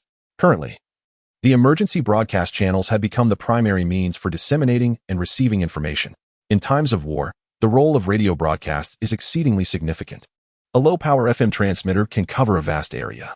Naturally, the Liyang had radios on board, and Meng Meng diligently gathered information from various frequencies each day. Meng Meng replied, yesterday, the source beasts landed, resulting in catastrophic casualties.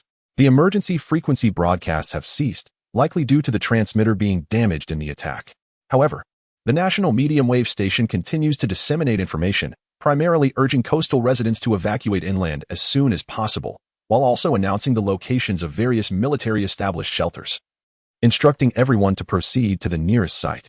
Xia Yang nodded, then queried, has there been any concrete information collected regarding the Sand Mountain area? Meng Meng chuckled softly. Not entirely devoid of information. I attempted to decrypt the military satellite communications and managed to glean some fragments, albeit rather disjointed. You were able to decrypt military satellites? Xia Yang couldn't help but gasp in astonishment. He was aware that the Liyang was equipped with satellite reception devices, but he presumed they were merely standard civilian equipment, perhaps akin to a television satellite dish. He never anticipated that Meng Meng could actually decipher military satellite signals using their equipment, which seemed remarkably extraordinary. Meng Meng, with a hint of pride, remarked, my algorithms are quite advanced, though not by much, which is why the information I obtained remains fragmented and requires further organization. Brother Yang, you must strive diligently to elevate the Solar Number 1 to a Class C level. This will significantly enhance my algorithms and computational power, allowing me to assist you more effectively. Xia Yang nodded in agreement and inquired, what information have you gathered? Please share the details. Primarily concerning casualties, Meng Meng replied. The 1st Battalion deployed to halt the Source Beasts, the Coastal Defense Brigade 3, has suffered near total annihilation. Currently, the Infantry Combined Brigade 1 is advancing, albeit at the cost of many lives. Upon hearing this, Xia Yang was rendered speechless. In the initial phases of the Source Beast invasion, military casualties were the most severe. While civilians could retreat, some lucking out with a chance to escape, the military had no such luxury. They were compelled to confront the ferocious Source Beasts head-on, even when hope for victory was but a flicker. Meng Meng continued, approximately 2/3 of the population has evacuated. Yet they remain ensnared in a protracted migration. It is uncertain what other dangers may lie ahead, or how many will survive. The light weaponry proved ineffective against the Source Beasts, prompting the military to resort to long-range box-type rocket artillery for carpet bombing of the Sanshan urban area, though this could only be executed after the evacuation was complete. At this stage, lives were the only currency to expend. In a satellite phone communication last night, the commander of the combined brigade once stated that all personnel were prepared for sacrifice, even if it meant fighting until the last man. They would steadfastly hold the line to buy time for the civilians' escape. Xia Yang fell into a contemplative silence. He could not match the soldier's nobility, nor would he easily relinquish his own life. Yet, he could endeavor to slay as many source beasts as possible, thus alleviating some of the pressure faced by frontline troops. What about the situation with the source beasts? Xia Yang inquired. Around 3 o'clock in the morning, the Coastal Defense Brigade 3 made their last communication with command, reporting the sighting of approximately 50 source beasts landing along the eastern coastline. Meng elaborated. In total, there should be over 60 source beasts currently occupying the Sanshan urban area. Xia Yang nodded, knowing that as time progressed, more source beasts would arrive, ultimately rendering the Sanshan region a no-go zone for humanity. He felt a sense of urgency before the onslaught of source beasts escalated. He had to hunt as many as possible and gather source crystals. With an overwhelming sense of time slipping away, he quickly devoured his hot dog and drained his glass of milk in one go. After tossing the dishes into the dishwasher, Xia Yang wiped his mouth and declared, "Let us go. It's time to set forth." Chapter 45. Gratitude from the Big Boss Zhonglo District, Sanshan City. At the entrance of Donghu Park, the streets were lined with thick layers of snow, and the roads were muddied. Suddenly, a source beast crashed through the glass window of a small supermarket, roaring as it tumbled in the snow. Vivid crimson blood splattered across the pristine white snow, creating a shocking contrast. A figure shot out from the supermarket, swiftly approaching the source beast like a wraith. This individual was Xia Yang, who roamed the city hunting source beasts. Blood dripped from his A-grade alloy dagger, tainted with that of the recently injured beast. Though gravely wounded, the source beast still struggled to rise and continue its assault on Xia Yang. From a distance of 2 to 3 meters, Xia Yang propelled himself forward, executing a powerful kick that struck the beast's head. The creature recoiled as if struck by a hammer, collapsing once more. As Xia Yang landed, he rolled, his dagger vanishing to be replaced by a sharp alloy spear. Seizing this fleeting opportunity, he thrust the spear deeply into the beast's vital area between its collarbones. The spear penetrated through with a sickening sound. After consuming 3 vials of strength-enhancing energy liquid, Xia Yang's power rivaled that of a D-grade source beast. The creature emitted a heart-wrenching wail before succumbing to its injuries moments later. The system panel indicated that 10 contribution points had been credited to him. Rising to his feet, Xia Yang stored the carcass of the source beast in his dimensional space. This marked the 3rd source beast he had hunted that day, including the 3 he had slain the previous night, along with the contribution points from signing in and the beastmen he had effortlessly dispatched along the way. His contribution points were nearing 100. However, Xia Yang sought to collect more source crystals, viewing contribution points as a mere bonus. Retrieving his dagger from the dimensional space, he took a cloth to gently wipe away the remnants of blood. The Li Weiying ship was stationed nearby, and he could contact Meng directly through his Bluetooth headset. Today, he had resolved all 3 source beasts through close combat. He understood the necessity of enhancing his melee capabilities, refraining from excessive reliance on firearms. Naturally, source beasts often moved in packs, so Xia Yang typically engaged them from about 1,000 meters away, using a sniper rifle to draw one out for a one-on-one confrontation. This tactic had proven successful thrice, suggesting that the distance of 1,000 meters was indeed optimal for luring. As Xia Yang prepared to call the Li Weiying ship, a slight furrow appeared on his brow as he listened intently. "Come out," he commanded coldly, simultaneously drawing a Desert Eagle pistol and aiming it at a nearby sewer opening. "Don't make me shoot," he warned. "Don't shoot. I'm coming out," a voice called from within the sewer. And the manhole cover began to be slowly pushed aside. In the scorching sun, Xia Yang aimed his gun at the sewer entrance. With a vigilant gaze, he observed a figure slowly emerging. The individual was clad in a tattered police uniform, his face marred by several scratches and smudges, presenting a disheveled appearance. Xia Yang felt an inkling of familiarity. Upon closer inspection, he hesitantly inquired, "Are you Zhou Yao?" The officer paused, scrutinizing Xia Yang before exclaiming in delight, "So it's you, Brother Xia. What a remarkable coincidence." Xia Yang couldn't help but chuckle, replying, "Indeed, it is you, Brother Zhou. What on earth happened to leave you in such disarray? I nearly failed to recognize you." As he spoke, Xia Yang lowered the muzzle of his Desert Eagle. Zhou Yu was the police officer Xia Yang had encountered on his first day hunting beastmen. In the future, he would shine as the foremost practitioner of supernatural abilities in Huaxia, being the first power-type ability user to achieve B-class status. However, The present circumstances of this future luminary were quite dire. Zhou Yuwu managed a bitter smile, recounting. Don't mention it, I was out this morning assisting the military in evacuating the area when I found myself surrounded by monsters. Many soldiers sacrificed their lives. I only survived by swiftly hiding in the sewer. The term source beast was later designated by human scientists upon discovering that source crystals could awaken abilities and enhance the powers of their wielders. The source in source beast essentially refers to the origin of strength. For now, humanity still referred to them as monsters. Zhou Yawu glanced again at the desert eagle in Xia Yang's grasp, stating, Brother Xia, the city is exceedingly perilous at present. There are numerous monsters around. What brings you here? Xia Yang replied with a subtle smile, to slay monsters. He followed Zhou Yuwu's lead, referring to source beasts as monsters. Zhou Yuwu gasped, having witnessed the ferocity of monsters up close. Now, he bore psychological scars, unable to fathom how fragile human bodies could contend with such beasts. Presently, Zhou Yuwu was far from the powerful ability user he would become. He was completely oblivious to the capabilities of ability wielders. After a moment, Zhou Yuwu gave Xia Yang an admiring thumbs up, exclaiming, Brother Xia, your courage is extraordinary. I am in awe. He then asked, Brother Xia, I heard quite a commotion nearby. Oh, I just encountered a monster. Xia Yang casually remarked. Zhou Yuwu was taken aback, asking, what about the monster? It fled. Xia Yang replied, that creature was rather cunning. It ran away when it couldn't defeat me. The corpse of the source beast had already been stored in Xia Yang's dimensional space.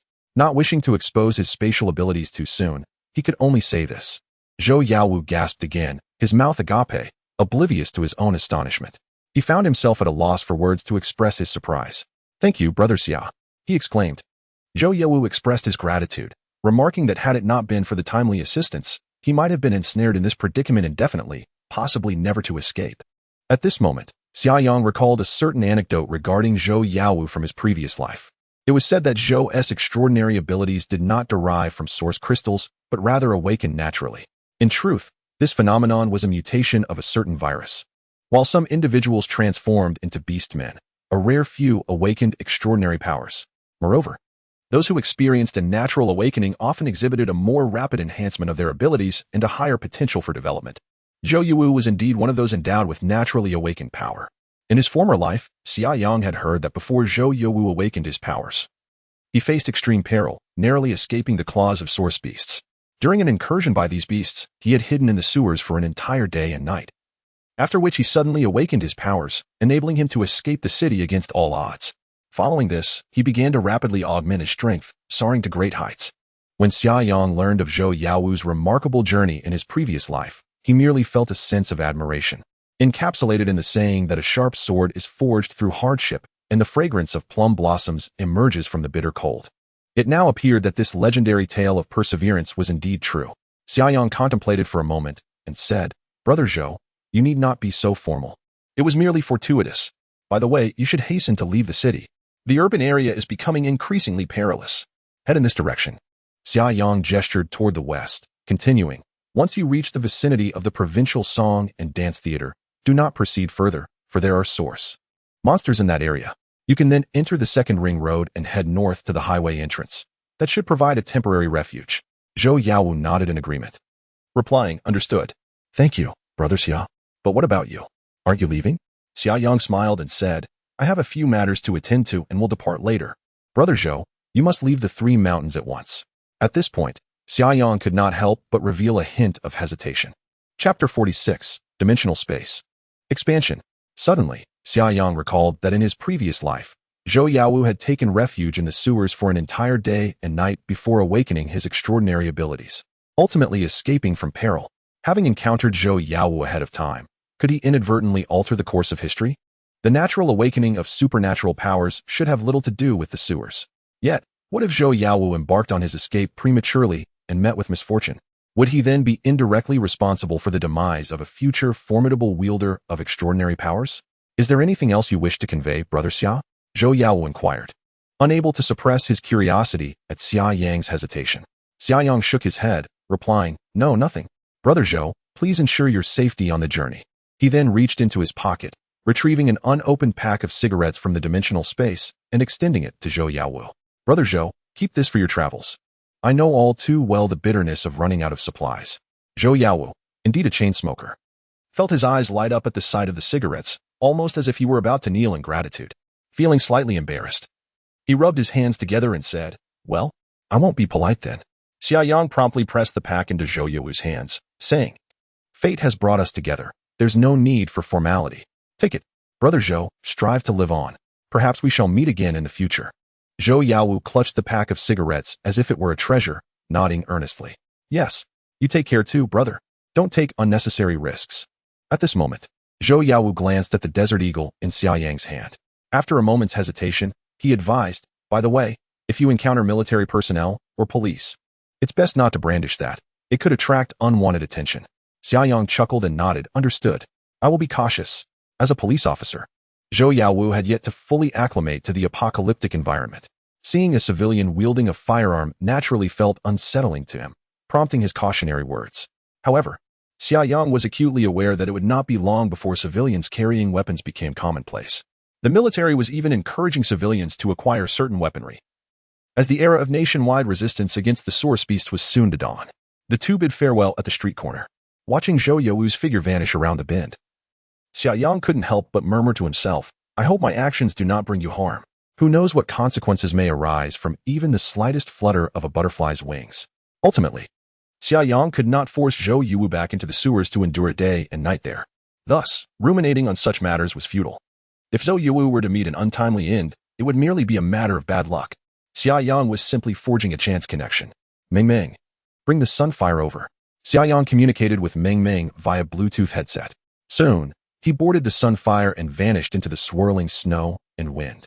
As nightfall descended, the South suburban warehouse awaited. The Sunfire battled against the wind and snow, returning with the chill of winter. It proved that Xia Yang's choice of this temporary refuge was indeed wise. Thus far, no source beast had appeared. Upon returning to the air raid shelter, Xia Yang alighted from the vehicle and secured the iron door of the warehouse as well as the entrance to the shelter. He made his way back to the flat cavern and, with a wave of his hand, summoned the corpses of 5 source beasts from the dimensional space.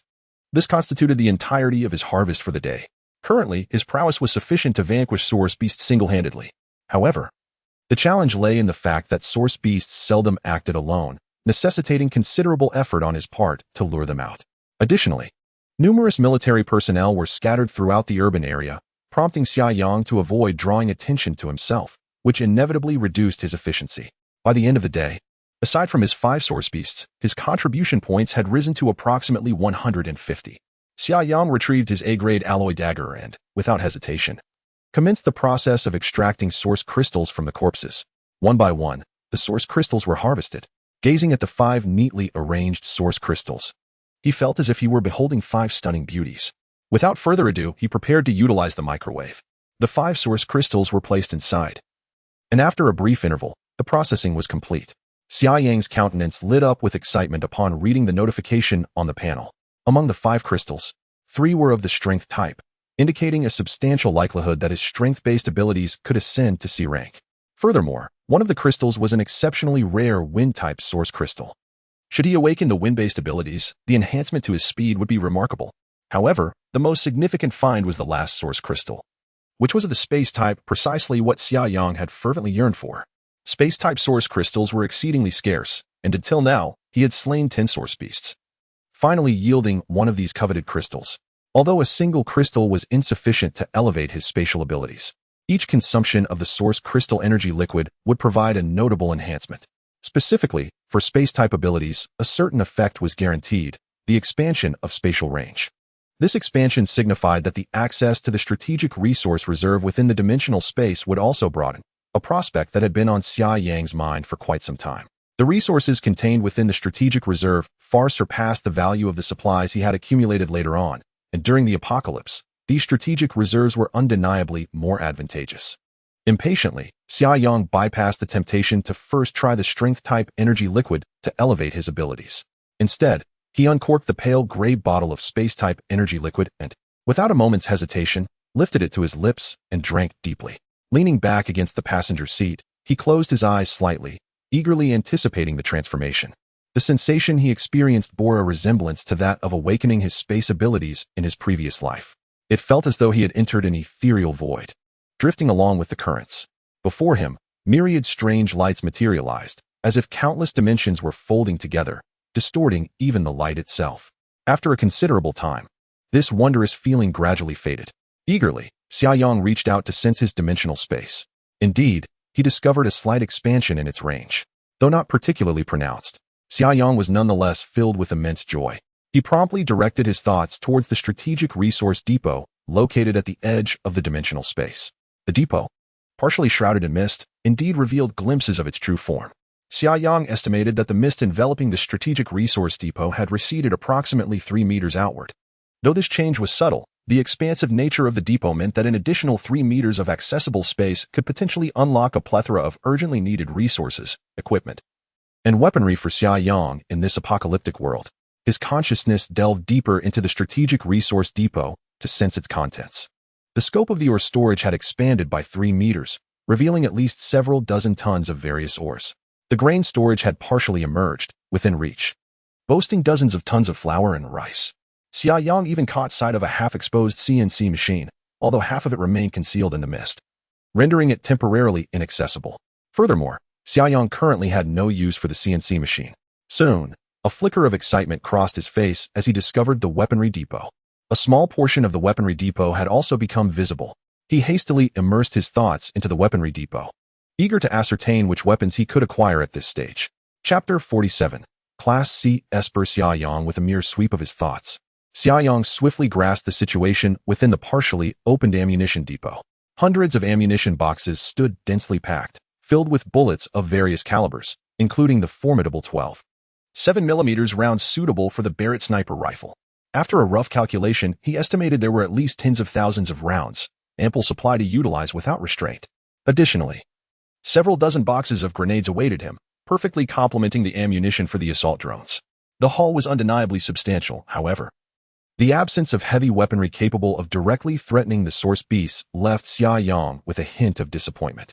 The scope of the ammunition depot was vast, and this time he had only unlocked a small portion of the outermost layer. Larger equipment surely lay deeper within. At that moment, Xia Yang noticed 2 elongated equipment boxes at the edge of the mist, accompanied by a dozen or so ammunition boxes, which differed slightly in design from those containing bullets and grenades. He disembarked from his vehicle and retrieved the equipment boxes and ammunition boxes from his spatial storage. With a click, he opened one of the elongated equipment boxes, revealing a rocket launcher before him. He recognized it immediately as the military standard issue, the Type 11. 93mm caliber individual rocket launcher. This weapon was an anti-armor tool employing 93mm rockets. Over the past few days, through drone reconnaissance, Xia Yang had observed the military relying heavily on this equipment when combating source beasts. After all, standard rifles and machine guns were nearly ineffective against such formidable foes, while more powerful weapons risked widespread collateral damage to nearby civilians. A satisfied smile graced Xia Yang's face. The rocket launcher boasted considerable power, surpassing that of the Barrett sniper rifle. Although the military's recent efforts with this rocket launcher against source beasts yielded mediocre results, primarily due to the beast's swift movements and the complex battlefield dynamics that made seizing the opportunity challenging, Xia Yang's approach would differ entirely. His psychic abilities enabled him to calculate the optimal firing time and angle in the blink of an eye, accounting for all variables. Furthermore, his physique exceeded that of an ordinary soldier, allowing him to disregard the effects of recoil and unleash successive rocket attacks on the source beasts. Upon inspection, he discovered 2 rocket launchers, along with several ammunition boxes containing compatible rockets, exactly 100 rounds in total. This was indeed splendid. Initially, upon unlocking a small portion of the ammunition depot and only retrieving bullets and grenades, Xia Yang had felt a twinge of disappointment. However, his spirits now soared with satisfaction. He carefully stored away the rocket launcher and rockets before reboarding the Sunfire. There awaited 4 bottles of energy liquid for him to indulge in. After some contemplation, he decided to open the bottle containing wind attribute energy liquid, treating it as a preliminary offering. Moments later, he successfully awakened his wind attribute ability, albeit at the weakest D rank. Xia Yang, not in haste to experiment with his newly acquired abilities, immediately began to consume the energy liquid of the power system. A myriad of sensations, itchy, tingling, numbing, washed over him, distinct and familiar, occurring in a continuous sequence. Moreover, he felt his clothing tighten once more. His body brimmed with explosive strength, igniting an overwhelming impulse to seek out a source beast to unleash his pent-up energy. The system panel indicated that after consuming 5 vials of the energy liquid, Xia Yang had successfully ascended to the C-class level in his power abilities. The previous enhancements had been mere quantitative increases. This time, however, it was a qualitative transformation. Ignoring the discomfort of his sweat-soaked attire clinging to him, Xia Yang leaped from the vehicle, resolute in his desire to fully embrace his newfound powers. He retrieved 3 sturdy alloy plates, stacking them together and positioning them against a wall. Stepping back several meters, Xia Yang propelled himself forward with all his might. Speed. His figure darted forward like a specter, traversing the distance in an instant. In the blink of an eye, he stood before the alloy plates. Utilizing the momentum from his sprint, he unleashed a powerful punch against the plates. Bang, bang, bang. The resounding thuds echoed in unison, creating a cacophony. Within a mere 2 seconds, Xia Yang had delivered a flurry of punches, exceeding a dozen in number. Finally, twisting his waist, he propelled himself nearly into the air, delivering a mighty kick to the alloy plates. With a resounding crash, the outermost plate shattered completely. Unfazed and breathing steadily, Xia Yang approached to inspect the damage. The surface of the alloy plates bore a multitude of fist imprints, nearly perforated. The second plate displayed similarly pronounced markings, while the final one still showcased clear impressions of his strikes. The powerful kick he had unleashed had even fractured the robust alloy plate. Xia Yang, upon witnessing this, could hardly contain his astonishment. This alloy was significantly more resilient than that of an ordinary car exterior. The fact that he could penetrate 3 layers with his bare fist was astounding. The strength of his punches had likely reached a ton. Additionally, his wind-based abilities proved to be an excellent complement. Xia Yang distinctly felt as though he could merge with the wind while running, resulting in a remarkable enhancement of his overall speed and agility. With superhuman velocity combined with formidable strength, the current Xia Yang resembled a humanoid beast of prey. Newly awakened D-class abilities merely surpassed the average human, akin to a super soldier, yet remained within the realm of human understanding. However, the power of a C-class ability was exceedingly extraordinary, hinting at a transcendence in life forms. Strictly speaking, C-class abilities had begun to diverge from the realm of ordinary humanity. Now, Xia Yang possessed C-class strength and 4 other D-class abilities: space, mental, metal, and wind attributes, endowing him with remarkable confidence. Recently breaking through to C-class abilities, Xia Yang felt an unparalleled surge of energy. He resolved to forego rest that night and continue his hunt for source beasts. His time in the 3 mountains was swiftly drawing to a close. The source beasts that have emerged now can merely be deemed as the vanguard, or perhaps just scouts for what lies ahead. An incessant tide of source beasts will inevitably follow. In the encirclement of thousands of these creatures, it is not merely the lowly C-level ability users who are in peril. Even B-level ability users would find it impossible to escape unscathed. Summer Sun must seize this moment, while there is still room for maneuver, to accumulate as many source crystals as possible. Even if certain attributes of the source crystals prove temporarily unusable, they may later serve as valuable trade commodities with others. Resolute in his decision, Summer Sun retrieved a substantial piece of source beast meat, weighing at least 10 pounds. Once roasted, he devoured it ravenously. Instantly, a wave of warmth enveloped him. Following his enhancement, he had noticeably increased his appetite. This, of course, was a natural phenomenon. Energy is ultimately conserved. As his body grew stronger, the energy consumed would proportionally increase, necessitating a greater intake. Upon returning to the blazing sun vessel, he took a quick shower and changed into a slightly larger outfit. Emerging from the bathroom, he measured his height, 185 centimeters. He had grown 2 centimeters. The increment was not as pronounced as during the awakening of his abilities, but Summer Sun found it quite acceptable. His threshold was to avoid becoming an excessively tall, muscle-bound figure. Presently, his physique was still quite standard. With a refreshed spirit, Summer Sun returned to the cockpit and settled into the pilot's seat. "Ming Ming," he announced, "let us work overtime tonight. How about we hunt source beasts through the night?" Ming Ming replied with a cheerful smile, "Of course. Fighting alongside Brother Yang is a blessing for me." Summer Sun was momentarily taken aback, thinking to himself how perceptive this child was. Well then, no need for further words. Blazing Sun Vessel, set sail. Chapter 48, The Spirit of the Summer Nation in the City of Sanshan, along the North Second Ring Road. The power had long been extinguished, casting the entire metropolis into a shroud of darkness. The moonlight reflected off the snow, allowing for the faintest glimpse of shadowy forms. Nearby, towering concrete edifices loomed like phantoms in the night. From the direction of the city center, flickers of fire could be discerned, accompanied by sporadic gunfire and the thunderous echoes of grenades. Amidst this nocturnal chaos, a weary band of soldiers toiled to construct makeshift fortifications. Behind them, several residents from nearby neighborhoods were evacuating. Further afield lay the entrance to the Sanshan North Expressway. These few dozen soldiers had recently been redeployed from the city center. tasked with securing the relatively safe perimeter near the expressway. Their battalion had suffered grievous losses during the daytime skirmishes. By day's end, only a handful remained. Insufficient to form even a complete company, the battalion had been decimated. Should they continue to hold the city center, it would not merely be a matter of organizational disarray, but perhaps the very dissolution of their unit. A disheveled lieutenant colonel, his eyes bloodshot and weary, stared intently towards the city center, lost in silence. Beside him, his fellow soldiers remained mute, diligently transporting ammunition and stacking sandbags. Despite the futility of their defensive efforts against the source beasts, they remained steadfast, rigorously adhering to their training and preparing for battle. "Commander, please have something to eat," a young second lieutenant urged, offering the colonel a piece of compressed biscuit. "You haven't had a morsel or a drop to drink all day." The commander waved his hand dismissively. "I cannot stomach it, Wei. How are the troops holding up?" With a bittersweet smile, Wei, the squad leader, replied, "Everyone is quite sorrowful. Given the loss of so many comrades who have shared our days and nights." His voice faltered momentarily, but he quickly regained his composure, a glimmer of resolve shining in his eyes. "However, their fighting spirit remains unbroken. They are prepared for sacrifice. Rest assured, Commander, our battalion is not comprised of cowards."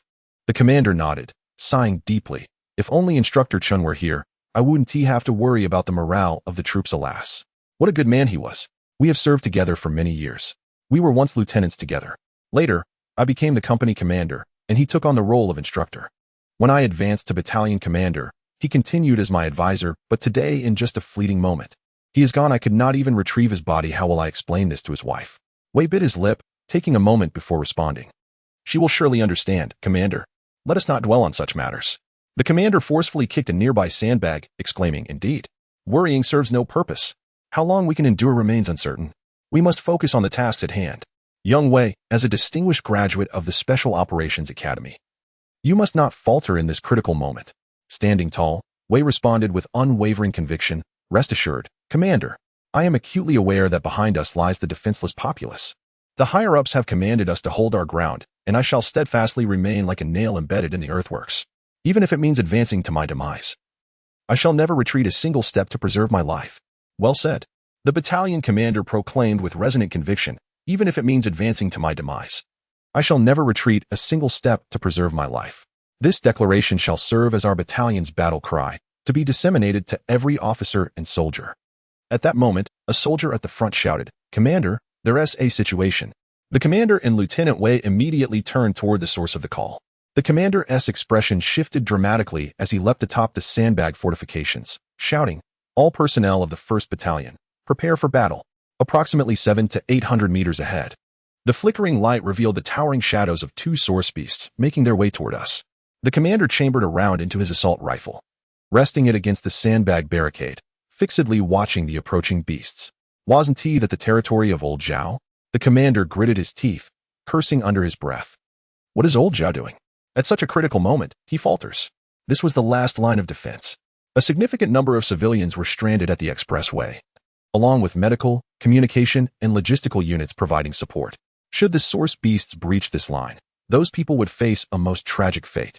Everyone in the 1st Battalion pulled their bolts, aiming their rifles forward, their faces reflecting a solemn determination. Having faced the source beasts in the light of day, they were acutely aware of the horror these creatures embodied. Thus, they were already prepared for sacrifice.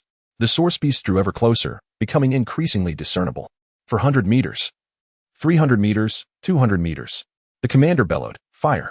Dozens of soldiers, taking cover behind the circular fortifications, opened fire simultaneously upon the source beasts. The bullets wove a net of gunfire directed toward the creatures. However, the effect was minimal. Most rounds struck the beasts, only to ricochet off with sparks flying. Their relentless barrage merely served to slow the beasts' advance. Yet, this also incited the creatures' fury. As they roared, they pressed forward unabated through the hail of bullets. Once within 50 meters, the soldiers began to throw grenades. The thunderous explosions erupted in succession. As the smoke cleared, the source beasts swayed slightly, but continued their advance. They bore a few inconspicuous wounds, yet these had little impact. Lieutenant Wei, witnessing this, glared with bloodshot eyes, gritting his teeth, and suddenly stood up. He reached for a bulletproof vest that his comrades had prepared earlier, adorned with an array of grenades. However, someone else's hand moved faster than his. A young sergeant beside him swiftly seized the vest, donned it without a second thought. Lieutenant Wei's expression shifted slightly as he called out, "Squad Leader Wu." The sergeant flashed a grin at Lieutenant Wei and replied, "Commander, you are the only son in your family, so please don't compete with me. I have a younger brother, and he already has children. My family cannot afford to be left behind. This time, it's my turn." Having spoken, he swiftly donned his bulletproof vest and leapt onto the makeshift barricades of sandbags. Looking back at his comrades, Squad Leader Wu laughed heartily, exclaiming, "Brothers, I shall take my leave first. If fate permits, please take care of my parents." With that, he jumped down from the fortification and strode purposefully towards the source beasts, not glancing back. The battalion commander and Sergeant Wei remained silent. Their jaws clenched tightly enough to shatter steel, their hands gripping the sandbags with such intensity that their knuckles turned pale. Wu was not the first to act thus. Over the course of a day and a night, at least 20 to 30 members of their battalion had charged towards the source beasts in a similar manner, resolutely detonating the grenades strapped to them. Yet, the most significant outcome was merely to severely injure 2 of the beasts. They were like ants standing before a colossal elephant.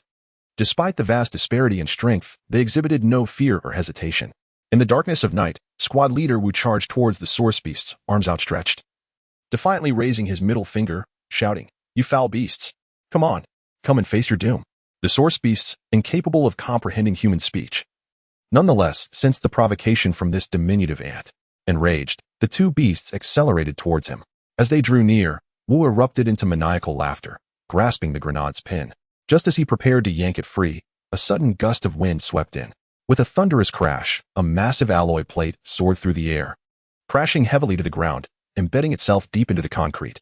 The plate fortuitously positioned itself between Wu and the charging source beasts. Their razor-sharp claws scraped across the metal, producing a spine-chilling screech. Wu, embracing the certainty of his demise, was momentarily stunned. "Step back," came a calm voice. "You wouldn't want to be splattered with blood."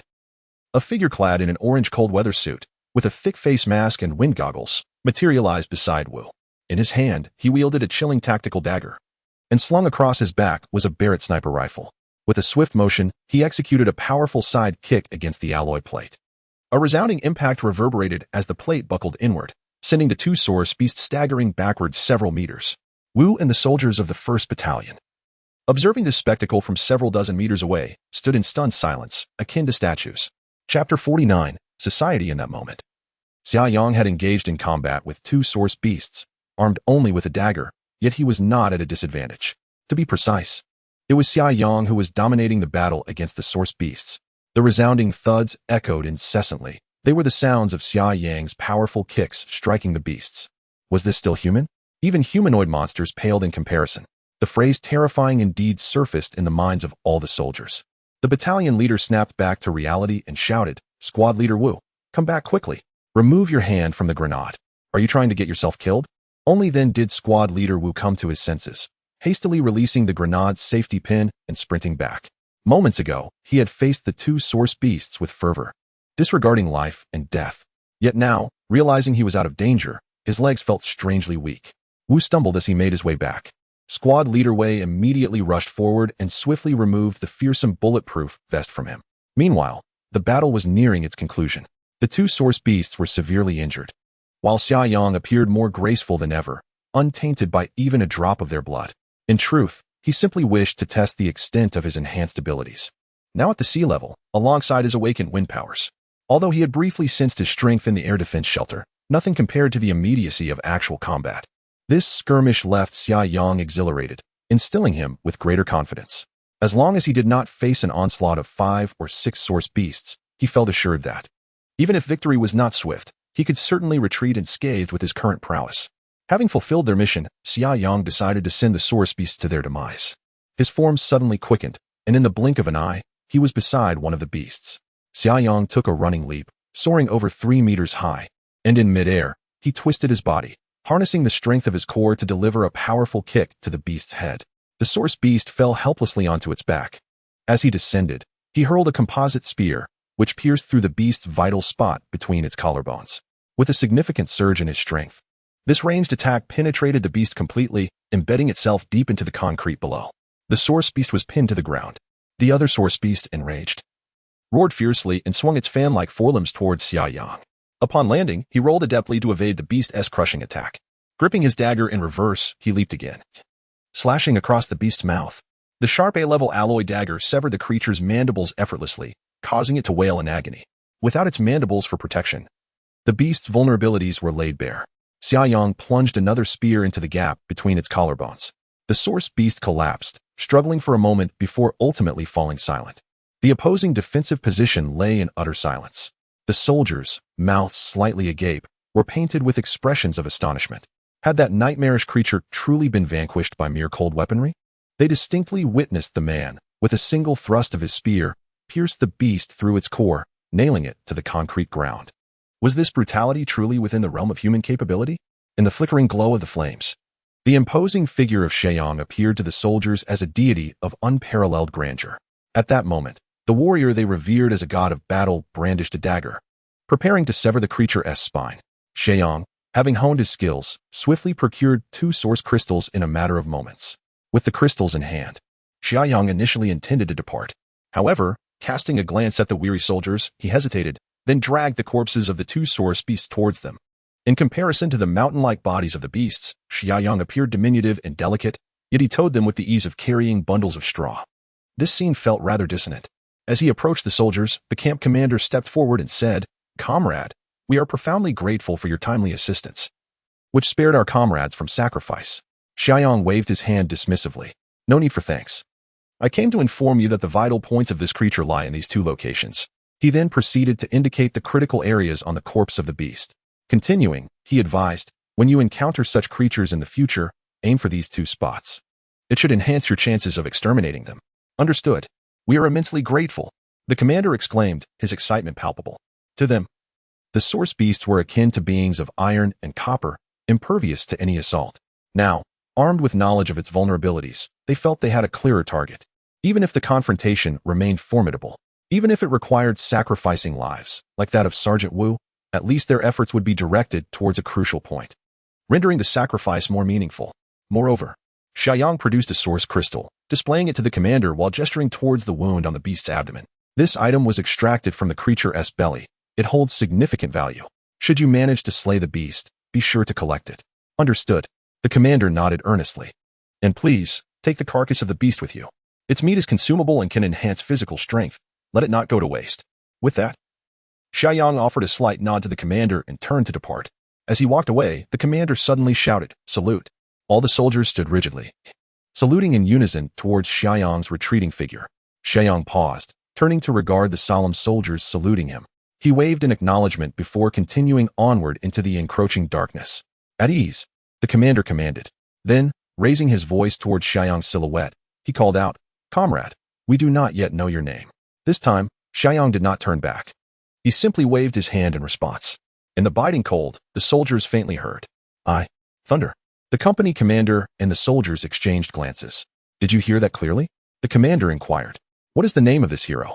Sergeant Wei, somewhat uncertain, replied, "I only caught the word Thunder. I suppose that must be his name." The recently saved Corporal Wu, with a face full of admiration, excitedly exclaimed, "Let us call him Brother Thunder. From now on, Brother Thunder will be my idol. You may be a bit far away, but I just witnessed Brother Thunder battling those 2 monstrous creatures up close. It was absolutely breathtaking. I aspire to be a great hero like Brother Thunder one day." Sergeant Wei, observing the fervor ignited within Corporal Wu, chuckled and said, "Then you must work diligently. And don't be reckless. If you sacrifice yourself, you won't have the chance to become a hero like Brother Thunder." The soldiers animatedly discussed Brother Thunder's valiant fight against the monsters. Soldiers have always revered the strong. The image of Brother Thunder slaying the beasts in the midst of the storm was indelibly etched in their minds. The great hero, Brother Thunder, had already boarded the fiery sun, hidden in the shadows not far away. With tasks completed, he slipped away, concealing his achievements and name. Little did he know that Amir just had crafted a resplendent image of Brother Thunder, whose name began to circulate throughout the ranks. Chapter 50. The Butterfly Effect. On a frigid night, the vessel, Lianyang, navigated through the snow-laden streets, defying the biting wind. Inside the warmly inviting cockpit, Xia Yang toyed with a source crystal while inquiring, "Ming, can the 2 primary functions of this source crystal processing module be utilized independently? For instance, if I merely wish to ascertain the properties of the source crystal without converting it into energy liquid, is that feasible?" Ming chuckled, responding, "Brother Yang, what a peculiar request you have. Without processing the source crystal into energy liquid, it cannot be employed. Can it be done or not? Xia Yang pressed. That is indeed possible. I merely need to adjust the settings, Ming replied. Then please proceed with the modification. Xia Yang instructed. From now on, let us default to identifying the properties first. I shall have it processed into energy liquid only when necessary. This identification function would prove immensely beneficial for Xia Yang in the future. For example, prior to engaging in source crystal transactions, he could preemptively filter for the crystals he required.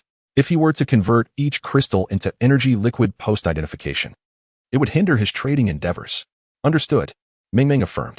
Moments later, she announced, Brother Yang, the modifications are complete. Excellent, Xia Yang nodded. Retrieving the 2 source crystals he had recently acquired, let us first identify the properties of these 2 crystals. He placed them within the processing module. After a brief interval, the apparatus emitted a chime. Upon inspection, Xia Yang noted that the source crystals remained unchanged, not transformed into energy liquid. However, the identification results were now displayed on the right side panel. Type, Strength System Element. Wind. Indeed, Strength System source crystals were the most common, consistently appearing in his encounters.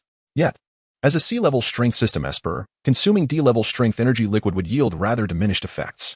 To elevate his abilities from D to B level through D-level energy liquid would require a considerable quantity, dozens, in fact. In contrast, ingesting C-level energy liquid would suffice with approximately 5 doses to achieve a B-level enhancement. Consequently, Xia Yang resolved to retain the Strength System source crystal for future use. The Wind attribute source crystal, however, surprised him. It was indeed a relatively rare variety, and he had not anticipated discovering a second one so swiftly. There was no hesitation. Even the most rudimentary D-level Wind attribute ability would significantly enhance speed and integration with the natural environment. As for C-level and higher Wind abilities, they would bestow formidable offensive capabilities. The formless, invisible Wind blade epitomized the quintessential lethal technique of Wind attribute abilities. Xia Yang promptly commanded Ming to process the Wind attribute source crystal into energy liquid. A few minutes later, the processing module came to a halt. Opening the side door, he discovered one remaining source crystal beside a nearly colorless and transparent vial of energy liquid. He stored the source crystal in his dimensional space, then uncorked the glass vial and consumed the Wind attribute energy liquid in one swift motion. Having previously ingested Wind attribute energy liquid, he was aware that the ensuing discomfort was minimal and fleeting, though the blazing sun now traversed the perilous heart of the city. Xia Yang chose to consume the energy liquid directly. A few minutes later, the faint sensation of dizziness dissipated, and Xia Yang had fully absorbed the contents of the vial. As for the enhancement effects, only practical experience could reveal the truth. Xia Yang was poised to instruct the drone to expand its reconnaissance range in pursuit of isolated source beasts when a voice, tinged with urgency, interrupted him. Brother Yang, I just intercepted military satellite communications. There appears to be a significant number of source beasts landing along the eastern coastline of Zenshan, and it seems a C-grade source beast has emerged. At this, Xia Yang's expression shifted to one of concern. Can we confirm this? He inquired, emphasizing the matter of the C-grade source beast. It cannot be fully confirmed, Ming replied, but from the military communications, the likelihood exceeds 80%. A whole platoon responsible for coastal defense was annihilated by a single source beast, while the other source beasts merely observed. The military suspects that the source beasts are asserting dominance. Xia Yang immediately dismissed any lingering sense of complacency. Such power could only belong to a C-grade source beast. This was an unforeseen development. According to Xia Yang's recollections from his past life, the landing of a C-grade source beast would not occur for at least 3 days. However, the timeline had shifted, and he was uncertain if this alteration was connected to him. Logically, the number of source beasts he had hunted should not have been sufficient to alter their overarching strategy. Yet, one could not be certain. Perhaps his actions had indeed provoked a sensitive nerve among the source beasts. Regardless, it was time to consider an exit from Zenshan. Faced with a solitary C-grade source beast, Xia Yang was not entirely without the means to fight back. However, C-grade source beasts never acted alone. Each commanded at least 100 D-grade source beasts, and often, multiple C-grade source beasts would coordinate with hundreds of D-grade beasts. Such a formidable horde was not something even the renowned ability user Zhou Yaowu could confront head-on in his previous life. What else did you intercept? Xia Yang asked. Are there any military plans? They're already organizing a retreat, Ming responded. The frontline troops are gradually disengaging from contact with the source beasts. She continued, in fact, over 80% of the urban population has already evacuated, primarily on foot, and they are not far from leaving Zenshan. The preliminary military arrangement is for the troops to also begin withdrawing from the battlefield to ensure the safety of the civilians. Xia Yang nodded slightly, lost in contemplation. The alteration of history would inevitably lead to an increase in casualties. However, he was no saint, nor did he possess such lofty ideals. Regardless of whether this change was connected to him, his primary concern remained his own safety. The eastern coastline was only 50 to 60 kilometers from the center of Sanshan. Thus, without much hesitation, Xia Yang declared, immediately chart a route for evacuation. We must leave Sanshan. Understood. Ming remarked, Yang, considering the multitude of migrating people along the highway, I suggest we take the national road. The Liang vehicle possesses remarkable capacity, and traversing the national road poses no issue whatsoever. Without a moment's hesitation, Xia Yang responded. The stretch out of the city can indeed follow the national road. However, upon reaching Qishan County, we must transition to the Jinghua Expressway. Qishan County is a suburban district of Sanmian City, merely 20 to 30 kilometers from the urban center. Prior to the onset of the apocalypse, there had been fervent calls for Qishan to be upgraded from a county to a district. Now, of course, such aspirations hold no significance. Ming felt a sense of confusion and inquired, Yang, I believe that taking the expressway may not be the optimal choice and could even hinder our evacuation speed. I understand, Xia Yang replied calmly. Though it may not be the best option, it is a necessary decision I must make. Let us adhere to my proposed route. Understood. Ming, responsible solely for offering suggestions, was resolutely obedient to Xia Yang's commands. Leaning against the driver's seat, Xia Yang gazed out at the profound night sky, his expression somewhat dazed. The wheels of history had taken a slight turn. Would he still have the chance to meet that person at the Qishan service area? In this life? Could he ever repay the immense kindness that had gone unacknowledged in his past existence? Chapter 51. Heart of Iron. The tracks of the Sunfire vehicle ground through the snow-laden roads in the dark of night, steadily heading northward, away from the city. The Sunfire had fully transitioned to autonomous driving, leaving Xia Yang somewhat idle in the driver's seat. He perused his system panel, reflecting on the contributions he had accrued over the past few days through check-ins, hunting source beasts, and dispatching Orcish foes along the way. His total contribution points had now reached 183. Originally, Xia Yang had intended to amass 200 points to upgrade the weapon module. However, plans are often subject to change, and his upgrade aspirations would need to be postponed slightly. Nevertheless, this delay would not be prolonged. A mere handful of contribution points remained. And should he encounter a lone source beast, it would merely require the elimination of 2. Once the weapon module was upgraded, the Sunfire would possess active offensive capabilities for the first time. At that juncture, Ming would control the mounted weapons, while Xia Yang would utilize a Barrett or rocket launcher, significantly enhancing their striking power. Moreover, Xia Yang had reviewed the module's description, noting that it encompassed not only the weapons affixed to the Sunfire, but also allowed for the enhancement of existing armaments. Naturally, each upgrade would require a certain expenditure of contribution points. If he could amplify the power of the Desert Eagle and Barrett, he would be more than willing to invest some contribution points. Unbeknownst to him, the tall buildings outside began to dwindle in number. The Sunfire approached the Tongshan Bridge, where the once torrential Dongjiang River had succumbed to the icy grip of winter. Upon crossing the bridge, they would officially depart from the main urban area. The Sunfire navigated the roads with ease, as the city's populace had largely retreated. Occasionally, orcs would appear on the streets, and Xia Yang dispatched them one by one with his Desert Eagle, conveniently earning an additional 5 or 6 contribution points. As they moved further from the city center, the speed of the Sunfire gradually increased.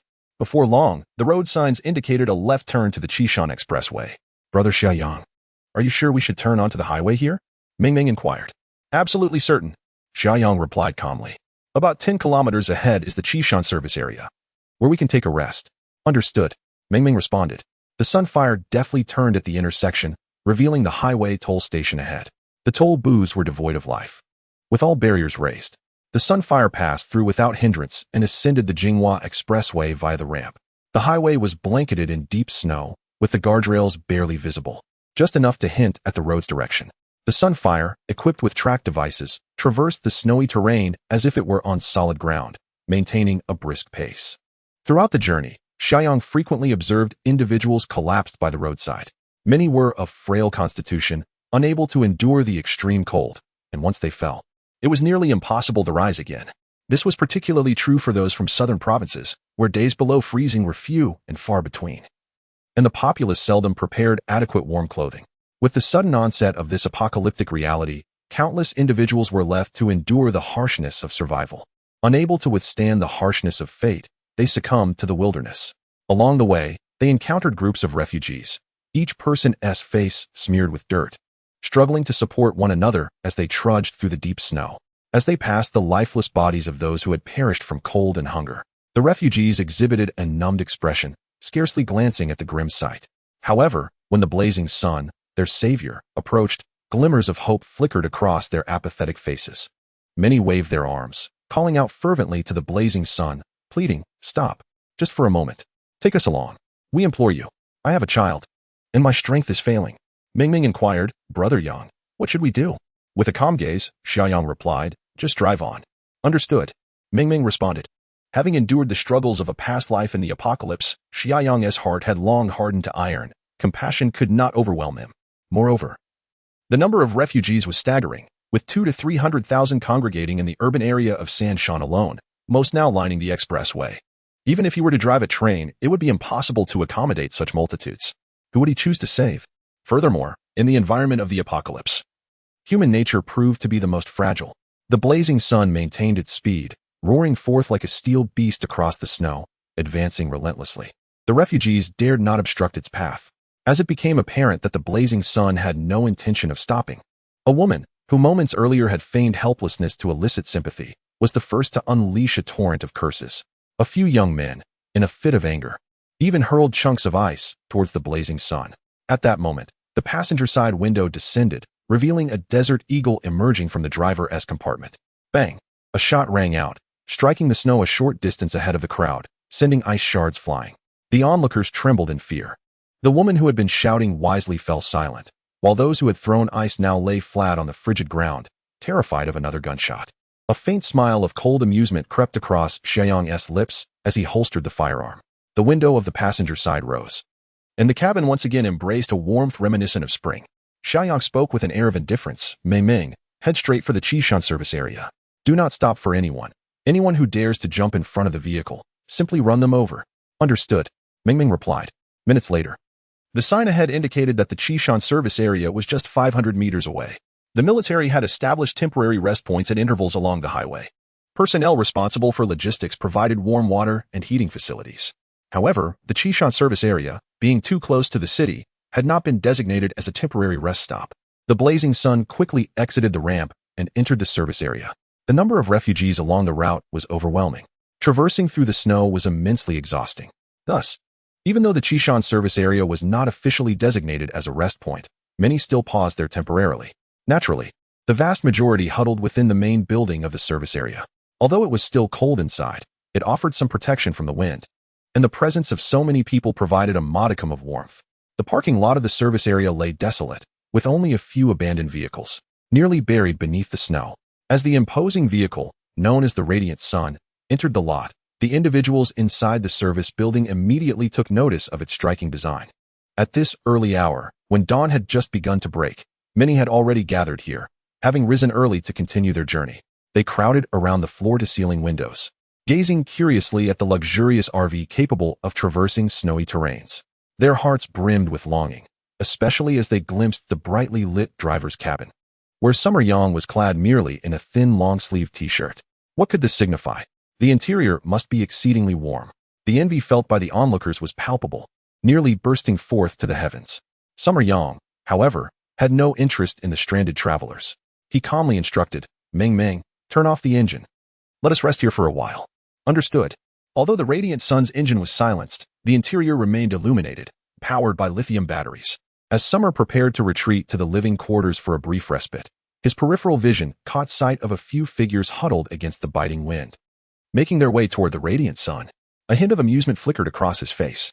Surely, there were still those who lacked awareness. Yet, perhaps this was fortuitous. Summer might linger at this service area for a day or two, perhaps even hunt a few chickens to deter any bothersome intruders. Thus, he decided to remain seated, leisurely awaiting his unexpected guests.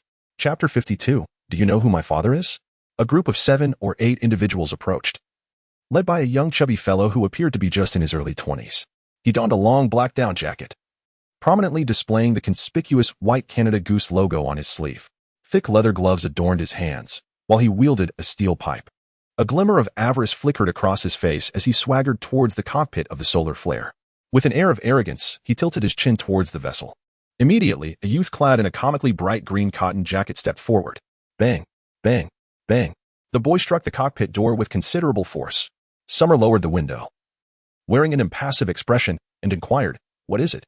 The boy, brimming with pride, gestured toward the chubby leader and proclaimed, "This is our brother Yu. He seeks your attention." He bowed slightly to the chubby fellow, then retreated to the side.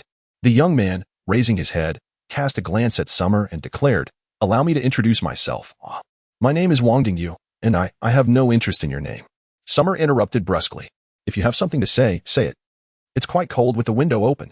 An expression of annoyance instantly crossed Wang Dingyu's face. Before he could respond, his entourage could no longer contain themselves and erupted into shouts, with the boy in the green jacket being the most animated. "Hey, do you even know who you're speaking to? Are you seeking death? Do you not believe that with a single word, brother, you could strip you bare and leave you to freeze in the snow?" It seemed you had not suffered the harsh lessons of society to dare speak to brother Yu in such a manner. Inside the main building of the service area, a multitude of refugees gathered around the floor-to-ceiling windows, their eyes fixed on the solar flare. Wang Dingyu and his group had recently established themselves as the tyrants of the Qishan service area. They proclaimed themselves members of the Temporary Military Management Committee, claiming to maintain order in the area. In reality, they engaged in extortion and theft, taking whatever caught their eye, whether food, clothing, or other necessities. Often, they did not even bother to fabricate a reason, opting instead for outright robbery. Any hint of resistance was met with violence. Just last night, a family of 3 had their legs broken and were discarded in the snow. Their cries faded within half an hour, leaving behind 3 frozen corpses. Wang Dingyu's down jacket had been taken from that very family. The onlookers now watched with trepidation as Wang Dingyu had fixed his sights on the luxurious RV parked outside. Whispers among the crowd ensued. Some expressed concern for the occupants of the opulent vehicle. Others remained indifferent, merely spectators to the unfolding drama, yet others reveled in the misfortune. Exchanging snide remarks, it seemed the young man was in grave danger, having attracted the attention of such brigands. What audacity he had to flaunt his wealth amidst a sea of suffering. While everyone else endured hunger and cold, he paraded in such luxury. Perhaps he truly deserved to be robbed. Alas, what a world we live in, where thugs reign supreme, and no one dares to challenge them. If they hear us, it will be disastrous. In the vehicle named, Xia Yang maintained a calm demeanor and inquired, "Is there an issue or not? If there isn't, I shall close the windows. I've finally managed to accumulate some warmth, and I don't want it to escape." "Wait a moment." Wang Dingyu retorted with a grim expression. "Brother, you're being somewhat disrespectful. Let me speak plainly." As he spoke, he lightly tapped his palm with a steel pipe. He continued, "We are the Temporary Military Control Committee of Qishan County, tasked with maintaining order in the service area. Now, on behalf of the committee, I must inform you that due to operational requirements, we are requisitioning your vehicle." Xia Yang nearly chuckled at the absurdity of a temporary military control committee emerging in this situation. What a peculiar organization. With a faint smile, he queried, "What if I refuse?" Beside him, a figure clad in a green jacket glared fiercely at Xia Yang, exclaiming, "You seem to be unaware of the gravity of the situation. Look over there." He pointed towards 3 human-shaped ice sculptures not far away, adding, "That is the fate of those who do not cooperate. These are extraordinary times. Do you think the orders of the Military Control Committee are a jest?" Xia Yang had indeed seen the 3 frozen corpses earlier, initially believing them to be unfortunate souls who had succumbed to exhaustion and hunger while fleeing. He was taken aback to realize they had been murdered by this group. "You killed them?" Xia Yang asked, his brow furrowing slightly. "How novel." The green-jacketed figure replied smugly, "Do you think this is still the old world? Wake up. What kind of era is this?" "Might makes right." Wang Dingyu scoffed, his expression haughty as he declared, "Enough with the chatter. Get out of the vehicle. We are requisitioning it." After a moment's contemplation, he added, "By the way, if you comply, you may take 1 warm piece of clothing with you, lest you freeze to death. But you are not to touch anything else in the vehicle. Those are now the assets of the Temporary Military Control Committee." Xia Yang laughed derisively. "Are you out of your mind?" With that, he raised the window. "Ming, activate the vehicle's safety protection mechanism," he instructed calmly. "Understood." Activation complete. Ming's voice resonated. Wang Dingyu, furious, shouted, "You're refusing a toast and opting for punishment. Brothers, let us bring him out and teach him a lesson." The most eager was still the figure in the green jacket. He was the first to charge forward. The cockpit was elevated, and as the green-jacketed man reached for the side lever, intending to climb up, he encountered misfortune. After the modifications, the vehicle had a highly effective safety mechanism. If anyone attempted to ascend, it would instantaneously release high-voltage electricity. Xia Yang had already instructed Ming to activate the safety feature. Thus, as the green-jacketed man grasped the lever, A flash of electricity surged forth, rendering him rigid and causing his hair to stand on end. Fortunately, the electric discharge was intermittent. Had it been continuous, his grip on the lever would have ensured he was electrocuted to a crisp. As the brief high-voltage discharge ceased, the green-jacketed man fell with a thud into the snow. Wang Dingyu and his companions were taken aback by the sudden discharge. After the little figure in the green coat tumbled from the vehicle, they hastily gathered around. The little one's face was charred black, and his body was convulsing uncontrollably. In a rather comical twist, his hair stood on end, each strand curling in defiance, wisps of smoke still rising from it. The little green coat had unwittingly received an impromptu perm. Throughout this spectacle, Xia Yang remained utterly unperturbed, seated leisurely in the driver's seat. A mocking smile adorning his face. Wang Dingyu was instantly consumed by rage. He feared that Xia Yang might simply drive away. Yet he was also wary of the peculiar vehicle that emitted sparks. He gestured toward his lackeys, who promptly understood and dashed toward the entrances and exits of the service area. They moved the barriers, effectively blocking the ramps to prevent Xia Yang's escape. Only then did Wang Dingyu feel a modicum of relief. He glanced up at Xia Yang in the cockpit of the Lianyang vehicle and declared, "You may think that with this strange vehicle you can act with impunity. Go and inquire around. In this territory of Qishan County, who dares to disregard my authority? Do you know who my father is?" Chapter 53. This question should be directed to your mother. Xia Yang initially had little interest in engaging with them, choosing instead to observe the motley crew of clowns performing below from the cockpit. However, upon hearing the words of the plump boy named Wang Dingyu, he couldn't help but chuckle. He lowered the car window, casting a look of pity at Wang Dingyu, and remarked, "Such matters are best directed to your mother." Wang Dingyu was momentarily taken aback, unable to process the remark. Xia Yang sighed.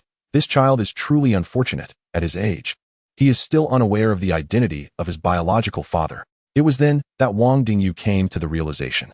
Was he being insulted? Fury surged within him, and he aimed the steel pipe at Xia Yang, shouting in anger, "You!" Feigning fear, Xia Yang replied, "Do not be so dramatic. Don't place the blame on me. I am hardly older than you. When you were born, I was not yet capable of such functions. How dare you?"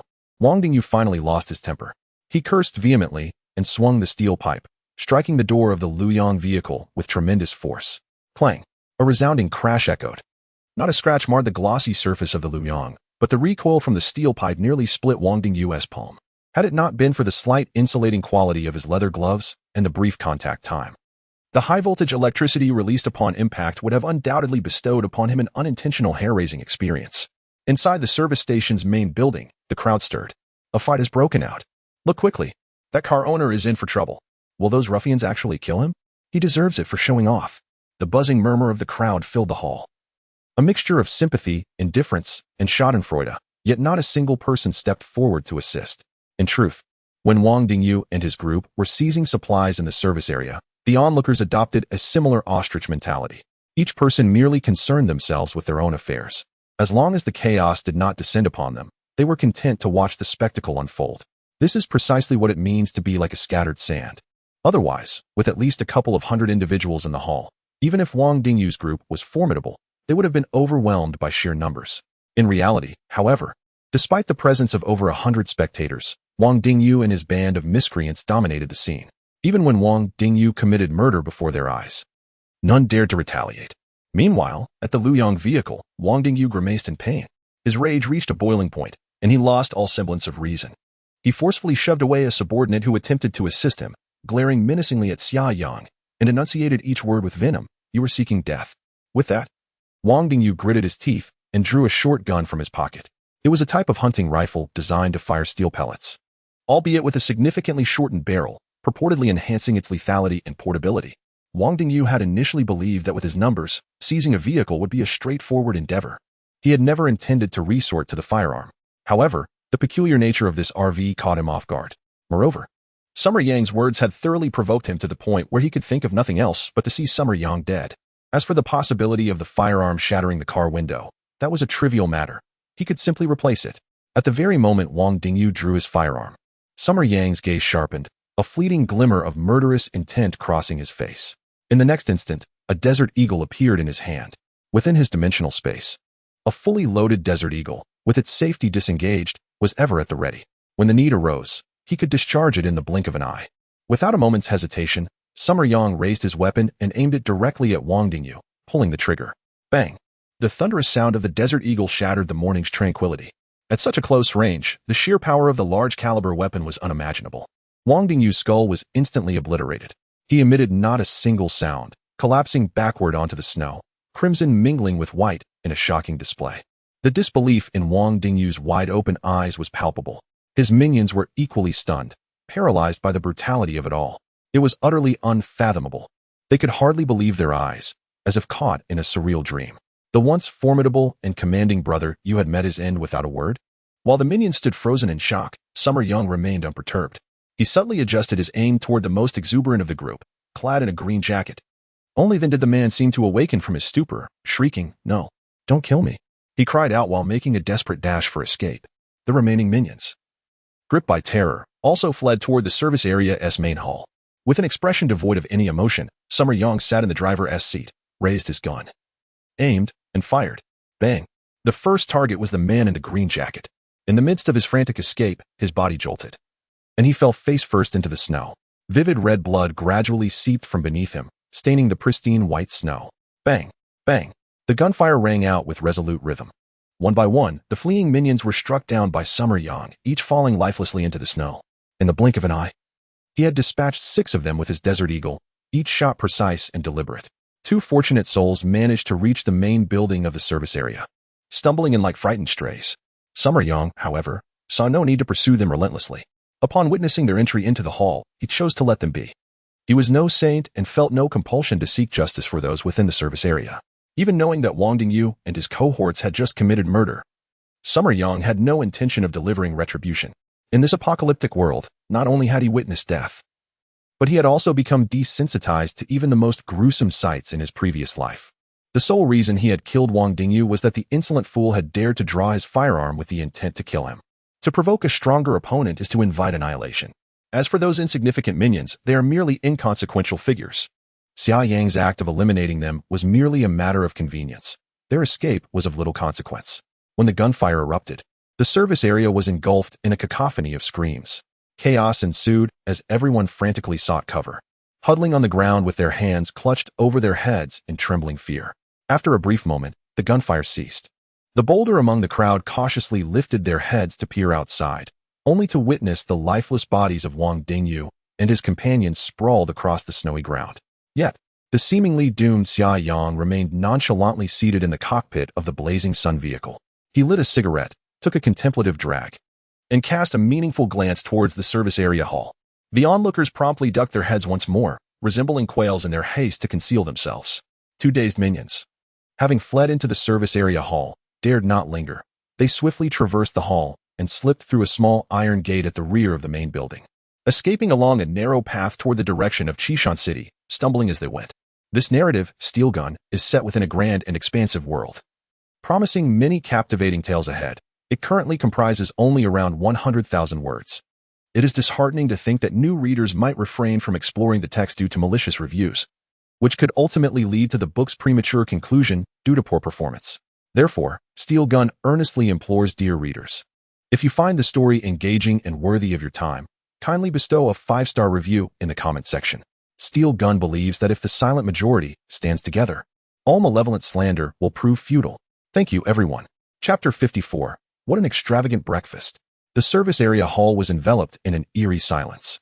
After a prolonged pause, the patrons gradually dared to lift their heads. Upon realizing that the formidable figures atop the heavy-duty trucks did not approach, a slight sense of relief washed over them. A few audacious souls began to whisper among themselves. Slowly, everyone managed to rise from the ground, yet none dared to cast their ambitions toward the RVs any longer. The gruesome scene they had just witnessed had thoroughly instilled fear within them. Initially, some had intended to resume their travels, but with the imposing presence of the Liang vehicle stationed outside, an unspoken pressure rendered them hesitant to leave the service area hall. This was precisely the effect Xia Yang desired. Unsure of how long he would linger in this service area, and observing the varied assortment of individuals within the hall, he realized that a show of authority was necessary to deter any disturbances. Otherwise, he would be incessantly troubled. As daylight broke, Xia Yang prepared to procure some sustenance. Having spent the previous night in Sanshan City engaged in the hunt for source beasts, he had scarcely eaten and now felt a pang of hunger. However, after days of consuming source beast meat, he craved something less greasy for breakfast. Thus, he returned to the kitchen of the living quarters. retrieving a portion of abalone sauce rice and a can of chicken soup with clams from the dimensional space, placing them into the microwave for heating. After some contemplation, he surmised that this modest fare would not suffice for his appetite and decided to fetch 2 bamboo steamers filled with crystal dumplings. These dumplings were the signature dish from the century-old establishment, Old Sanshan, from which he had ordered an extravagant 10,000 portions, leaving him with ample stock. Once the breakfast was ready, Xia Yang carried the tray to the circular sofa area at the rear of the living quarters and seated himself at the dining table. The ceiling speakers hummed to life, and Meng Ming's gentle voice filled the air as she relayed some intelligence information she had compiled. Currently, the sources of information primarily stemmed from military satellite communications and radio transmissions, as civilian communication networks, including the internet, had been utterly crippled. As he listened, Xia Yang pondered thoughtfully and spoke. Meng Ming, deploy a few reconnaissance drones in the direction of Qishan City. Understood, Yang. Meng Ming replied eagerly, then inquired, what specific targets should we investigate? Source beasts? Xia Yang shook his head. If there are signs of source beast activity, we shall certainly take note. However, this reconnaissance mission primarily aims to observe the fleeing populace heading toward the highway. Just ensure the imagery is well documented, and I will discern the details myself. Got it, Meng Ming affirmed. The drone mothership atop the cockpit of the Liang slowly opened, releasing 3 petite reconnaissance drones that ascended swiftly toward Qishan City. The large LCD screen opposite Xia Yang automatically illuminated, displaying a split-screen view of the real-time video feeds from the 3 drones. As Xia Yang indulged in his breakfast, he occasionally cast a glance at the screen, his mind swirling with contemplation. The operational radius of the reconnaissance drones was approximately 5 kilometers, significantly superior to that of standard civilian drones, yet still limited in scope. Uncertainty lingers regarding the possibility of encountering the awaited individual. Within the service area S-Hall, many patrons find themselves involuntarily swallowing in response to their surroundings. The parking spot of the Li Weiying vehicle is not far from the hall, and Summer Yang has chosen not to draw the sunshades inside the car. This allows passers-by a clear view through the expansive rear window of the living cabin, revealing the opulent interior. Envy permeates the atmosphere as onlookers behold a pristine, luxurious, and undeniably inviting living space, adorned with immaculate napkins and exquisite delicacies. This scene, even before the onset of extreme cold, is a remarkable indulgence. Presently, the interior of the Li Weiying, merely a few meters away, appears to be a paradise, nay, a realm more desirable than paradise itself. Under the gaze of 100 or 200 pairs of eyes, Summer Yang remains oblivious to the attention as he leisurely enjoys his breakfast. His movements exude elegance. After delicately picking up a soup dumpling with chopsticks, he pierces a tiny hole, savoring the flavorful broth within before consuming the entire dumpling. This ritualistic act captivates the onlookers, who find themselves swallowing in unison with his every motion, envisioning themselves as the fortunate ones relishing the sumptuous fare in the warmth of the cabin. Once he has finished his breakfast, Summer Yang meticulously wipes his mouth with a napkin. Glancing at the LCD screen, he notes that the drone has uncovered nothing of interest. He contemplates for a moment before instructing Meng Ming, have the drone scout within a 5-kilometer radius and temporarily store the return video. Ensure it returns promptly as the battery depletes. Understood, Meng Ming replies. Subsequently, Summer Yang requests that all the sunshades in the vehicle be drawn. While he is indifferent to being observed during breakfast, he has no desire to bathe in public view, as he lacks the peculiar inclination to disrobe in front of an audience. Having endured a sleepless night, Summer Yang yearns for a brief rest to replenish his energy. Naturally, he intends to shower before indulging in slumber. However, before bathing, he retrieves a water storage barrel from the dimensional space, opens the water tank in the vehicle, and fills the living water reservoir. He then extracts a barrel of diesel, filling the fuel tank as well. Following its modification, the Li Weiying allows for the addition of both water and fuel from within the cabin, eliminating the need to exit the vehicle, significantly enhancing safety. Any minor odors from refueling dissipate within minutes, thanks to the advanced ventilation system of the Li Weiying.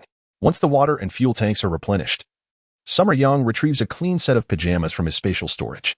He undresses within the living cabin, tossing his garments into the washer-dryer, adding detergent, and activating the machine.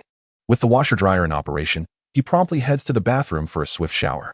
After donning his fresh pajamas, he emerges from the bathroom to find that Meng Ming has already lowered the electric adjustable bed in the master suite.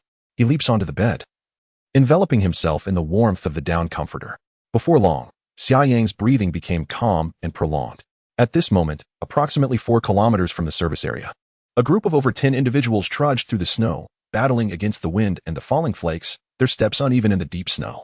A stout middle-aged man halted, leaning heavily on his knees, gasping for breath. Between breaths, he inquired in broken Mandarin, "Xiao Yu, are you certain this way will lead us to the highway?" A petite young woman stepped forward. Her name was Li Muyu.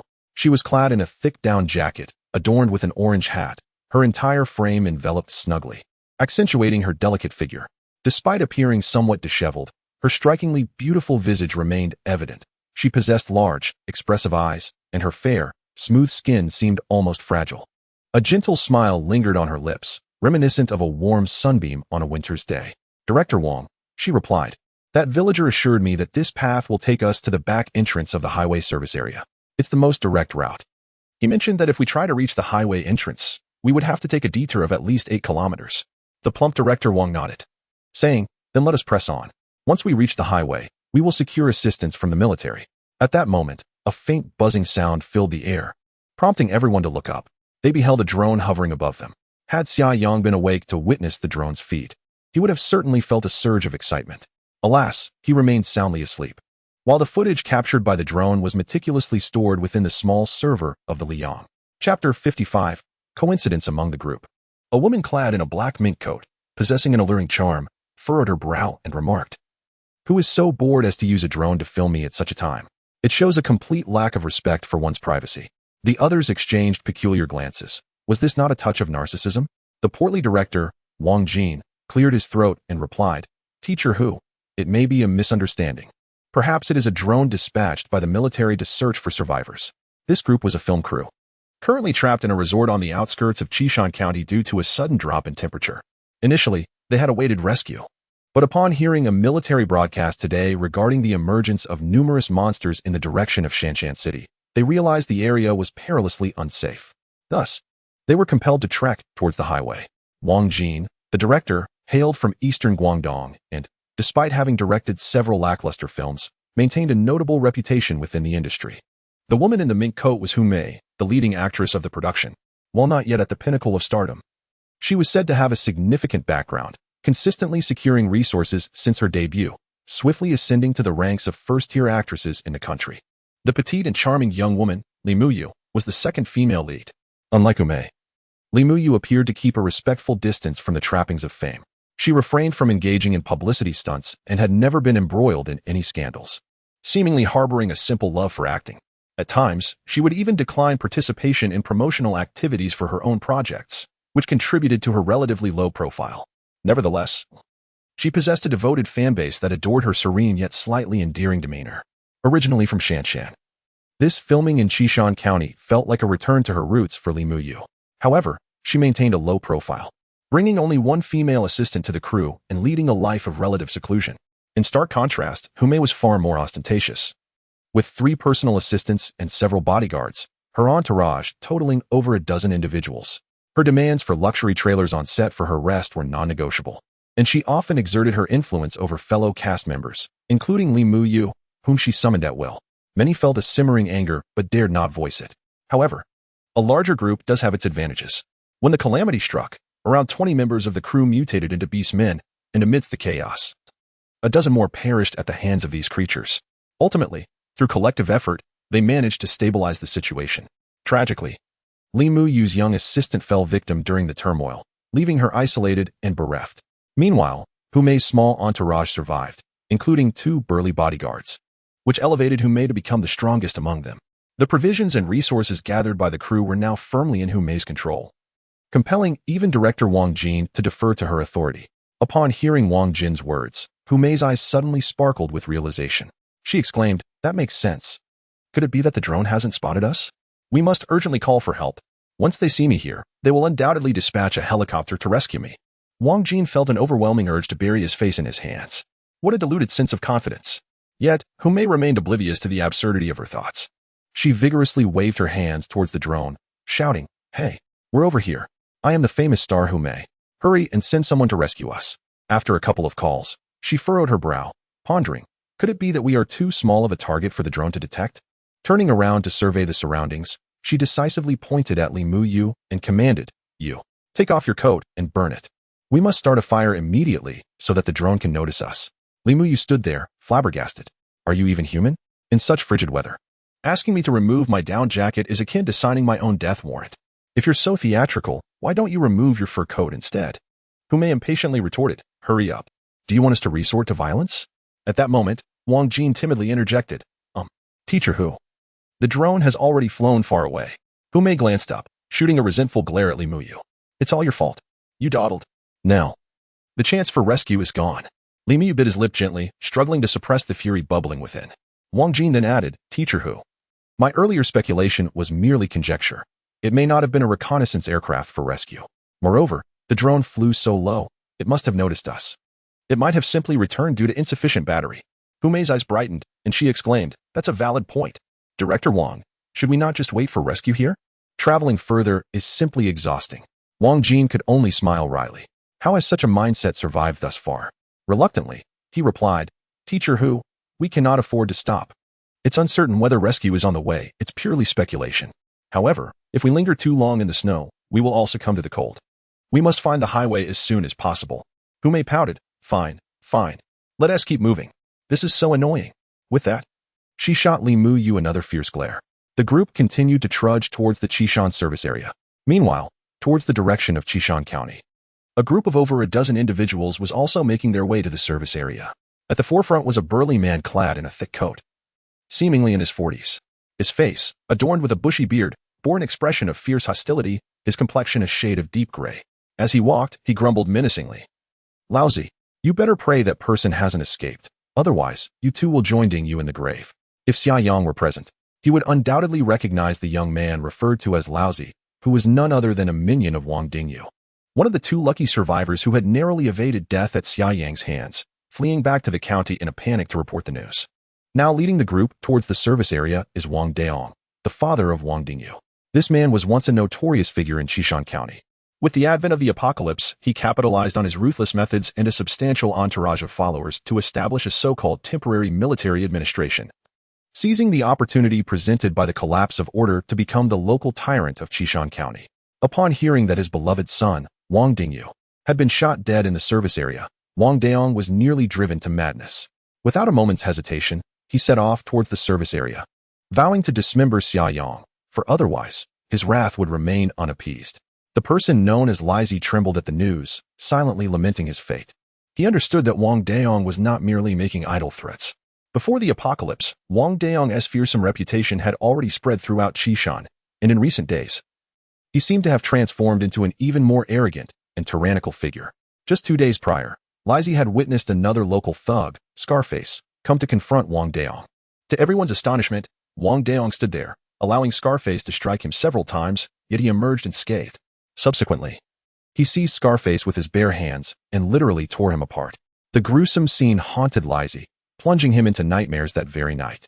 The most perplexing aspect was how a normal person could possess such extraordinary strength.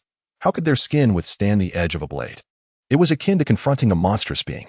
Chapter 56, Image Recognition. A new approach. Xia Yang was still fast asleep aboard the Li Yang. After more than 2 hours, gentle music stirred him from his slumber. Yang Gu, it is now precisely 9 o'clock in the morning, Ming Ming announced. Your designated wake-up time has arrived. Rubbing his sleepy eyes, Xia Yang rose from his bed and made his way to the bathroom to splash some water on his face, instantly feeling invigorated. Since awakening his extraordinary abilities, Xia Yang's sleep quality had been remarkably good. Typically, just 2 hours of rest left him brimming with energy for the entire day. After changing his attire, he settled onto the circular sofa at the rear of the living quarters. Ming Ming, please display the footage captured by the drone. I wish to see if there are any findings. As you wish, Yang Gu, Ming Ming replied playfully. The LCD television opposite him flickered to life, beginning to showcase the video footage relayed from drone number 1. Xia Yang retrieved a bottle of soda from his dimensional space, unscrewed the cap, and gulped down several mouthfuls. Lighting up a cigarette, he took a deep drag before reclining on the sofa, his gaze fixated on the television screen. The ventilation system above him emitted a soft hum, as the air circulation system automatically activated to expel the smoke outside. Under the drone's lens, the world appeared a stark white. Ming Ming had already edited the video. Since Xia Yang had instructed her to search for people, the footage now displayed only images of individuals captured by the drone. Early that morning, many residents of Qishan County had also received the news, causing a mass exodus toward the highway as they embarked on their escape. Consequently, the drone recorded a considerable number of people. As Xia Yang smoked, he scrutinized the images.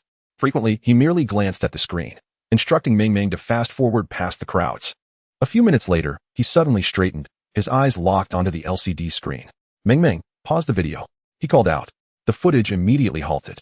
Can you enlarge the image a bit? I want a clearer view of this girl in the down jacket. As you wish.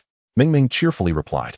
The video gradually expanded, maintaining focus on the petite girl at the center of the frame. Xia Yang let out a long sigh. Indeed, it was her. Ming Ming. No need to view the other videos. Xia Yang decisively stated. The girl we just saw is the one I'm looking for. Can we still find her with the drone? Without hesitation, Ming Ming replied, that should be feasible. The drone has tracked them for a while, and judging by their direction, they are likely heading toward the service area. Do you want to initiate a search now? Yes. Deploy several more drones. Xia Yang commanded. Understood. After Ming Ming spoke, the image on the LCD screen froze, isolating the area of Li Muyu and continuously enhancing the clarity. Moments later, Ming Ming announced, all set. I have transmitted the girl's image to the drone. Her features are quite distinct, enabling precise identification. Well done. Xia Yang praised, giving a thumbs up. He heard the sound of the drone nest opening. Xia Yang leaned closer to the panoramic window of the living pod, looking up to see 10 reconnaissance drones swiftly ascend, transforming into small black dots in the sky before vanishing completely. Suddenly, an idea struck Xia Yang, and he inquired, Ming Ming, you excel in image recognition, don't you? If I provide you with a photograph, could you accurately identify the person? If the clarity is sufficient and the facial features are distinct, it should not pose a problem. Ming Ming replied with a cheerful grin. Are you looking for someone, Yang Ji? After a moment of contemplation, Xia Yang continued, what if that person is in a different location? Can you now decode high-definition reconnaissance satellite images? Ming Ming responded, reading the data should be feasible, but altering the satellite's operational protocol is beyond my current capabilities. Thus, it depends on the area where the person you seek is located. If a satellite has passed over that region and captured high-definition images, I should be able to locate them. Xia Yang nodded in understanding, stating, so, if the satellite has captured an image of the person I'm looking for, you can identify her through the visuals. However, you are unable to command the satellite to focus on a specific area, correct? Precisely. Ming Ming affirmed. Therefore, Yang Ji must work hard to upgrade. A Class C mobile survival base can accomplish far more than what we can do now. Xia Yang sighed with a wry smile. I understand. I understand. Patience is a virtue. I currently lack sufficient contributions, so I am unable to proceed. He then added, I will upload the picture to the vehicle's server. Could you assist me in searching for her? At your service. Ming Ming replied enthusiastically. Thus, Xia Yang opened his phone and retrieved a photograph of his sister, Xiaolin. This one, unedited, he said, uploading it to the vehicle's compact server. Ming Ming, this is my sister.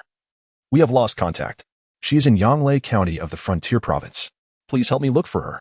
Sure thing. There are quite a few satellite images of that area. There's hope. Ming Ming exclaimed.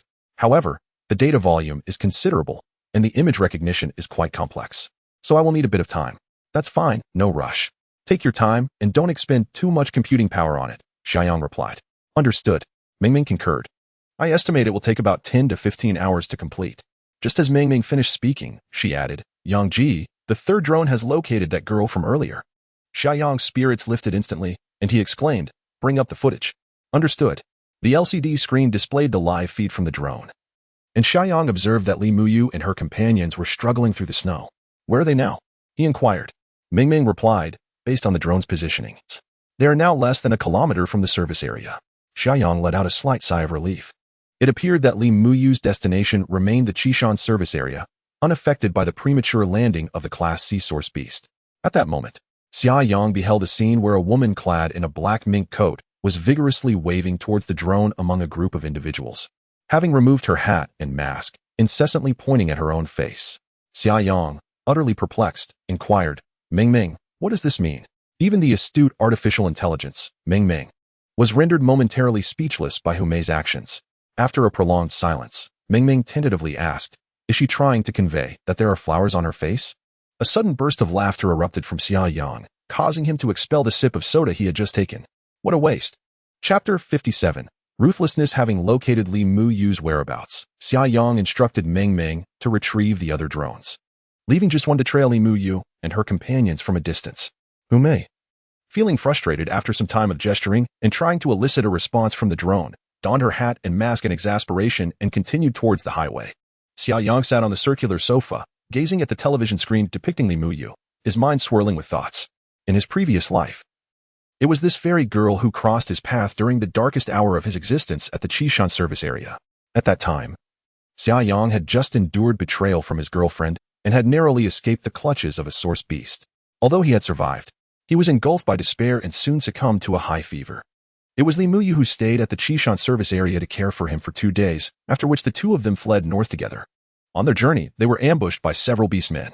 After being bitten by one of the creatures, Li Muyu resolutely refused to flee, bravely confronting the beastmen and urging Xia Yang to escape with all her might. Initially, he was unwilling to abandon her. But as she shouted at him in anger while drawing closer to the beastmen, she soon bore numerous injuries. Reluctantly, Xia Yang gritted his teeth and fled for his life. Even now, Xia Yang vividly recalls that moment from his previous life. He turned back one last time to see Li Muyu being torn apart by the beastmen. Yet her eyes remained fixed on him, a faint smile lingering on her lips. Amidst the frigid snow, that final smile was indelibly etched into Xia Yang's heart. Later, he was fortunate enough to awaken his dimensional space abilities, yet the gratitude he owed to Li Muyu could never be repaid. In this new life, Xia Yang did not aspire to save Blue Star or humanity, nor did he seek refuge in solitude, indifferent to the fate of others as the apocalypse unfolded. However, there were two individuals he felt compelled to protect, his sister Xia Lin and Li Muyu. As Li Muyu and her group trudged onward, Director Wang Jin, panting heavily, pointed ahead and exclaimed, "Xiaoyu, look over there. Is that the highway?" Li Muyu approached, peering intently, and joyfully declared, "It must be. Look, we can still see a bit of the guardrail. That should be the Qishan service area. We haven't gone astray. Fantastic. Everyone, let us muster our strength. We can rest once we reach the service area." Hearing this glimmer of hope, the group felt revitalized and quickened their pace. Half an hour later, they finally arrived at the small iron gate behind the service area. This gate had previously been locked, accessible only to staff, but now it stood wide open.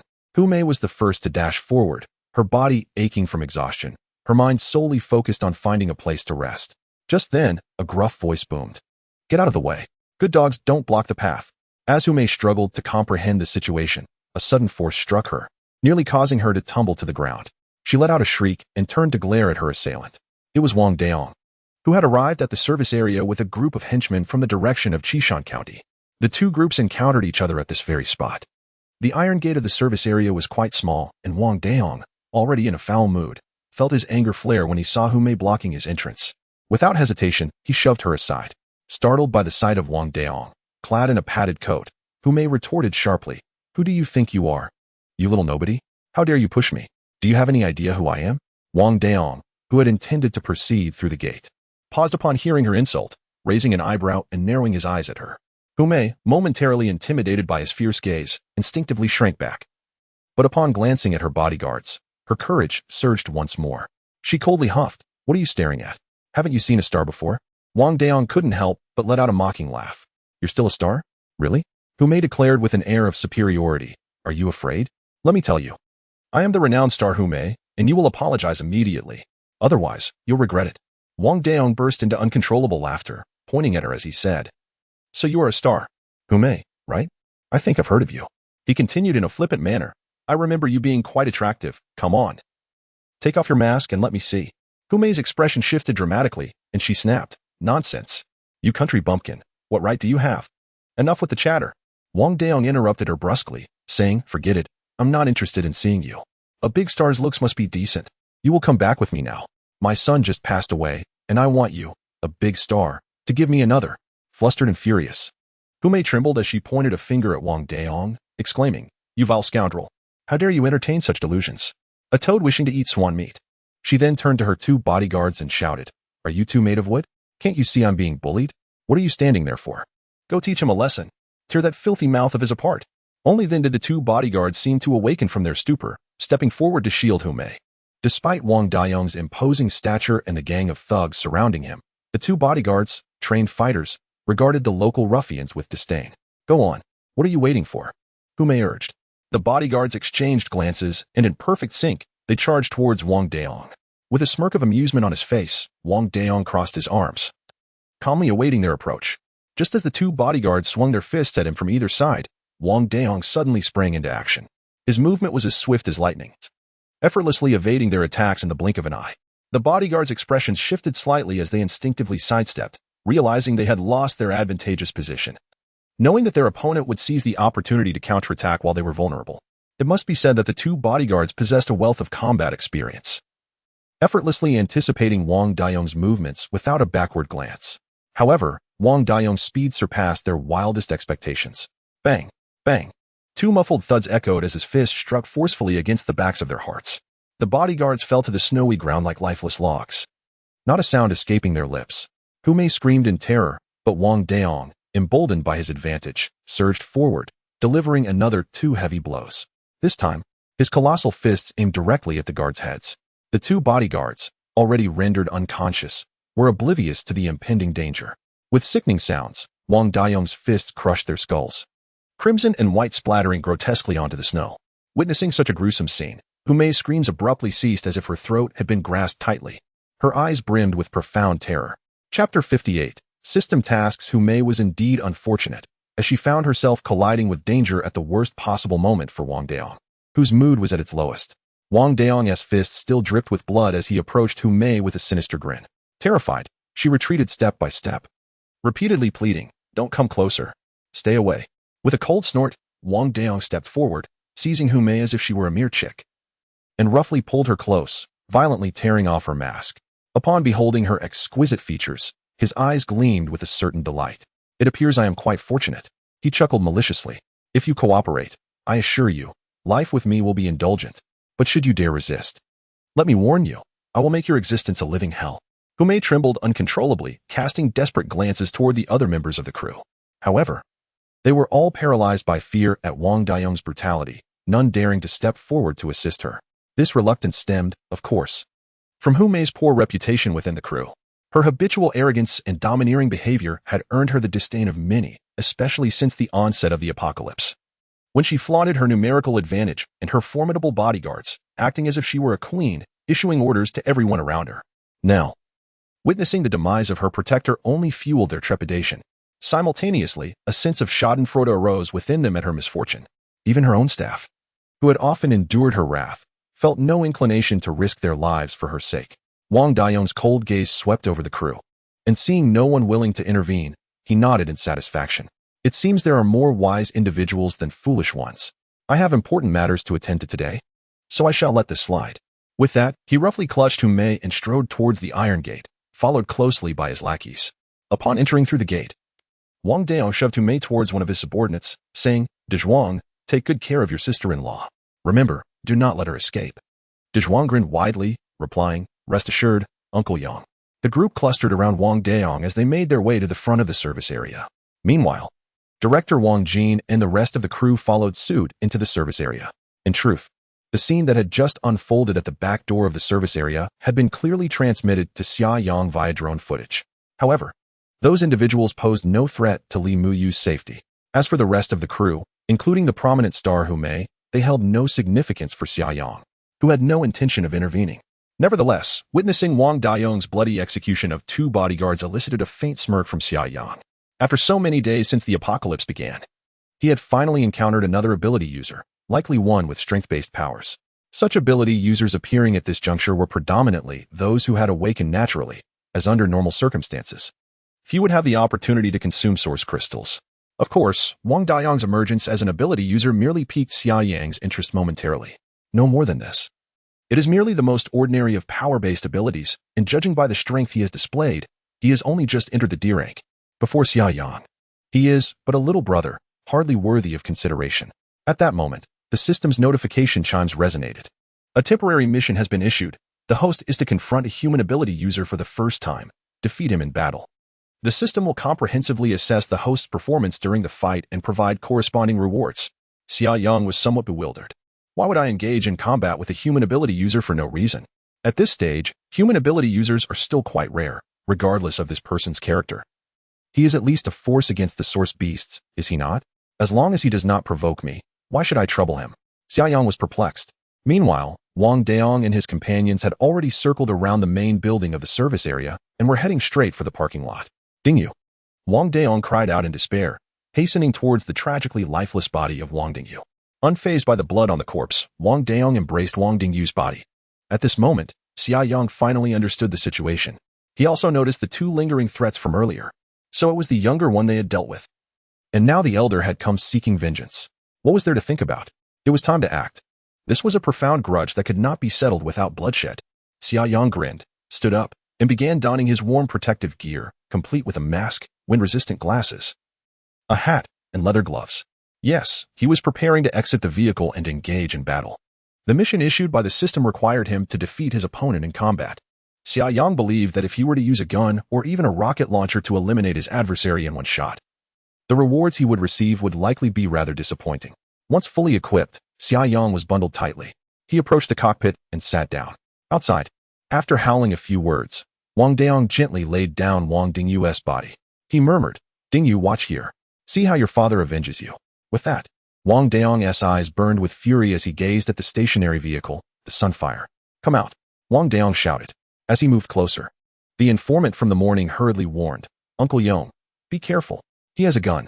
Brother Yu was caught off guard this morning." Wang Daong scoffed disdainfully. "So what if he has a gun? I have explosives."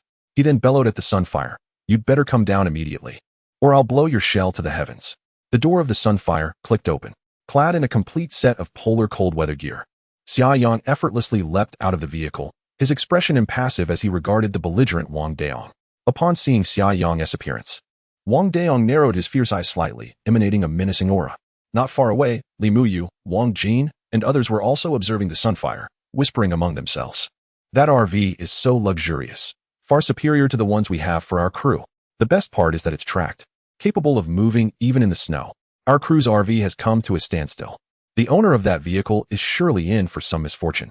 That individual is a harbinger of death. Hu Mei is equally foolish. What kind of world is this, still parading around with the airs of a major star? It seems she is destined to become a mere plaything for that harbinger of death." Li Muyu listened to the discussions of those around her, choosing not to engage, instead gazing from a distance at the figure of Xia Yang, who had just leapt from the blazing sun vehicle. A hint of bewilderment graced her features. Li Muyu sensed that the man, casually leaning against the RV with an air of nonchalance, had cast several glances in her direction, both intentionally and unintentionally.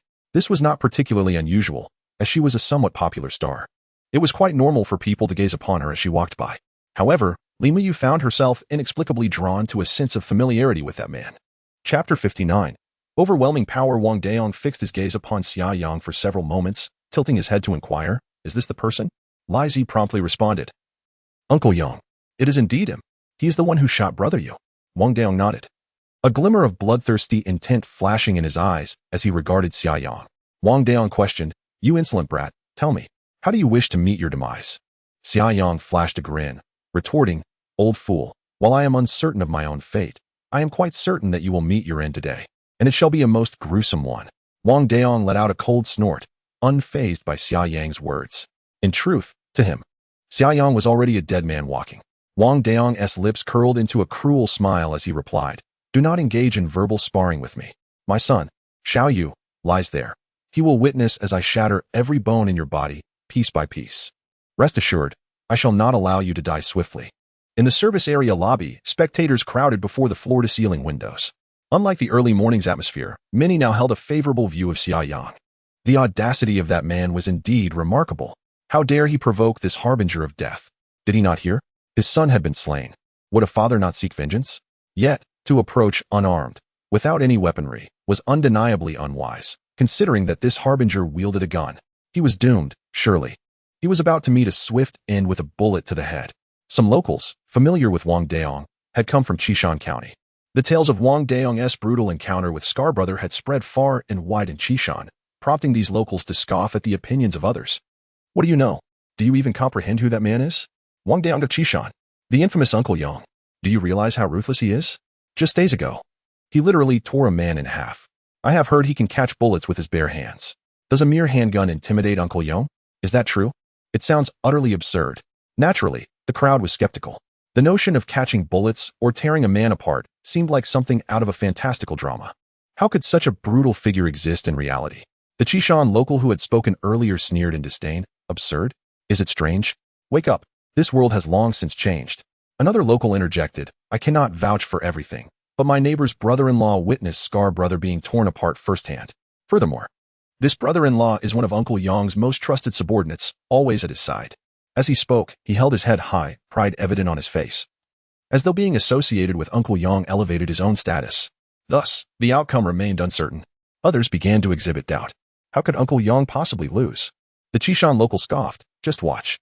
The so-called harbinger of death is about to find himself in dire straits. By the parking lot, Li Miyu anxiously gazed in the direction of the Li Yang vehicle, ignoring the discussions of her colleagues around her. She clearly did not know the young man driving the RV, yet inexplicably, a sense of concern for him stirred within her heart. Beside the blazing sun, Xia Yang spoke with an air of nonchalance, crushing every bone in one's body, piece by piece. It sounds like a splendid idea. Indeed, if I were to do so, the system's score would surely be quite high. Wang Daong was momentarily taken aback, but quickly scoffed, exclaiming, "What nonsense! You little brat. If you kneel down and beg for mercy now, perhaps my benevolence might allow you to suffer a little less." Xia Yang sighed softly and replied, "You talk too much. Do you not know that villains perish from excessive chatter?" With that, he did not hesitate to propel himself forward, his foot barely touching the ground as he lunged toward Wang Daong like a bolt of lightning. "No more pretense. It's time to lay my cards on the table. I shall crush you with sheer strength." Xia Yang's speed caught Wang Daong off guard, yet he remained unfazed. Ever since he had inexplicably awakened his power-related abilities and witnessed the might he possessed, his confidence had soared to unprecedented heights, leading him to believe he was invincible in this realm. He even dared to challenge the monsters lurking in the city. Wang Daong let out a cold laugh, swinging his fist towards Xia Yang, determined to overpower him with brute force. "I'll shatter your hand bone by bone." Under the influence of his mental abilities, Xia Yang perceived Wang Daong's movements as though they were unfolding at 1/10 of their normal speed, allowing him to discern the trajectory of Wang Daong's punch with clarity. Evading it would have been effortless, yet Xia Yang chose not to. Did Wang Daong wish to trade blows? So be it. Clenching his fist, a hint of scorn danced upon the masked visage of Xia Yang as he struck directly at Wang Daong's fist. How arrogant. He dares to exchange punches with Uncle Yang? A man from Qishan in the service area mocked loudly. However, the next moment, it was as if he had been choked, his mouth agape in shock. Unable to utter a sound, his face flushed red and pale, he wished he could vanish into the ground. This was because, upon the collision of Xia Yang and Wang Daong's fists, Wang Daong's entire arm grotesquely contorted at an unnatural angle, his fist transforming into a mass of pulp. A blood-curdling scream erupted from Wang Daong, shaking him to his very core with pain. Yet, more than the agony, it was fear that filled his eyes. He was acutely aware of his own strength. Even if he had struck a bull, he could have easily killed it with a single blow. Yet, facing this individual, who merely met his punch with casual ease, he felt as though he had been struck by a truck, just as he had anticipated. This was indeed an overwhelming display of power. The only difference was, the one being crushed was not Xia Yang, but rather Wang Daong himself. In the service area, silence reigned. The atmosphere was so thick that one could hear a pin drop, as everyone was left in shock by the spectacle. The crew members began to stir quietly, murmuring among themselves. Meanwhile, Li Miyu secretly exhaled a sigh of relief. Xia Yang offered Wang Daong no respite whatsoever. After exchanging a blow, Xia Yang immediately advanced, employing a brutal and unyielding approach. He delivered a vicious elbow strike aimed at Wang Daong's neck. The speed was so rapid that Wang Daong had no time to retreat. His right arm was entirely incapacitated, hanging at an awkward angle by his side. Reluctantly, he gritted his teeth and raised his left hand to defend himself. Crack! His left arm, as fragile as a tender cucumber, shattered upon impact with Xia Yang's elbow. Wang Daong let out a blood-curdling scream, hurriedly calling out, "Brother, wait. It's all a misunderstanding. Misunderstanding my foot." Before he could finish, Xia Yang executed a swift sidekick. Wang Daong felt as though a heavy truck had collided with his abdomen. The violent force left his insides reeling, and he was compelled to fly backward. He landed heavily in the snow, curling up like a boiled shrimp, the corners of his mouth beginning to bleed profusely. It was evident that his internal organs had sustained severe damage. Wang Daong's curled body trembled uncontrollably. Xia Yang approached him step by step, crouching down to loom over Wang Daong. He coldly inquired, "Have you decided how you wish to meet your end?" Chapter 60. Decisive slaughter. Wang Daong's body trembled incessantly, half from pain and half from fear. His complexion had turned ashen, the earlier bravado completely diminished. He stammered, spare me. Noble hero, spare me. I realize my mistakes." Wang Daong's surrender was unequivocal. Xia Yang shook his head and remarked, "Since you refuse to choose, I shall make the choice for you. The method of death you just proposed seems rather intriguing. I have decided to give it a try." Wang Daong's expression shifted drastically, and he hastily exclaimed, "No." Bang! Before he could finish, Xia Yang delivered a forceful kick to Wang Dayong's knee. Crack! The kneecap shattered. Wang Dayong emitted a heart-wrenching wail. The onlookers in the service area, the minions in the parking lot, and even the crew members accompanying Wang Jin all shuddered in unison, as though the blow had landed upon them. Just hearing that sound was enough to evoke pain. Yet, Xia Yang did not relent. Bang! Another kick struck. The other knee of Wang Dayong was rendered useless. Bang! Bang! Bang! The dull thuds echoed relentlessly, inducing a sense of discomfort in those who listened. Wang Dayong's agonizing cries were equally persistent. Under such excruciating torment, an ordinary person would have long succumbed to unconsciousness. But Wang Dayong, albeit a rather weak D-class ability user, possessed a physique far more resilient than that of an average individual. Thus, even as the pain reached its zenith, he remained conscious, enduring the suffering. Moreover, his vitality surpassed that of common folk. At this juncture, only one thought occupied Wang Dayong's mind: to swiftly conclude this hellish torment and grant him a merciful end. Xia Yang, however, remained unhurried, delivering kick after kick. Each strike was powerful yet non-lethal. Wang Dayong's voice had grown hoarse, his body resembling a heap of mangled flesh, yet he remained alert.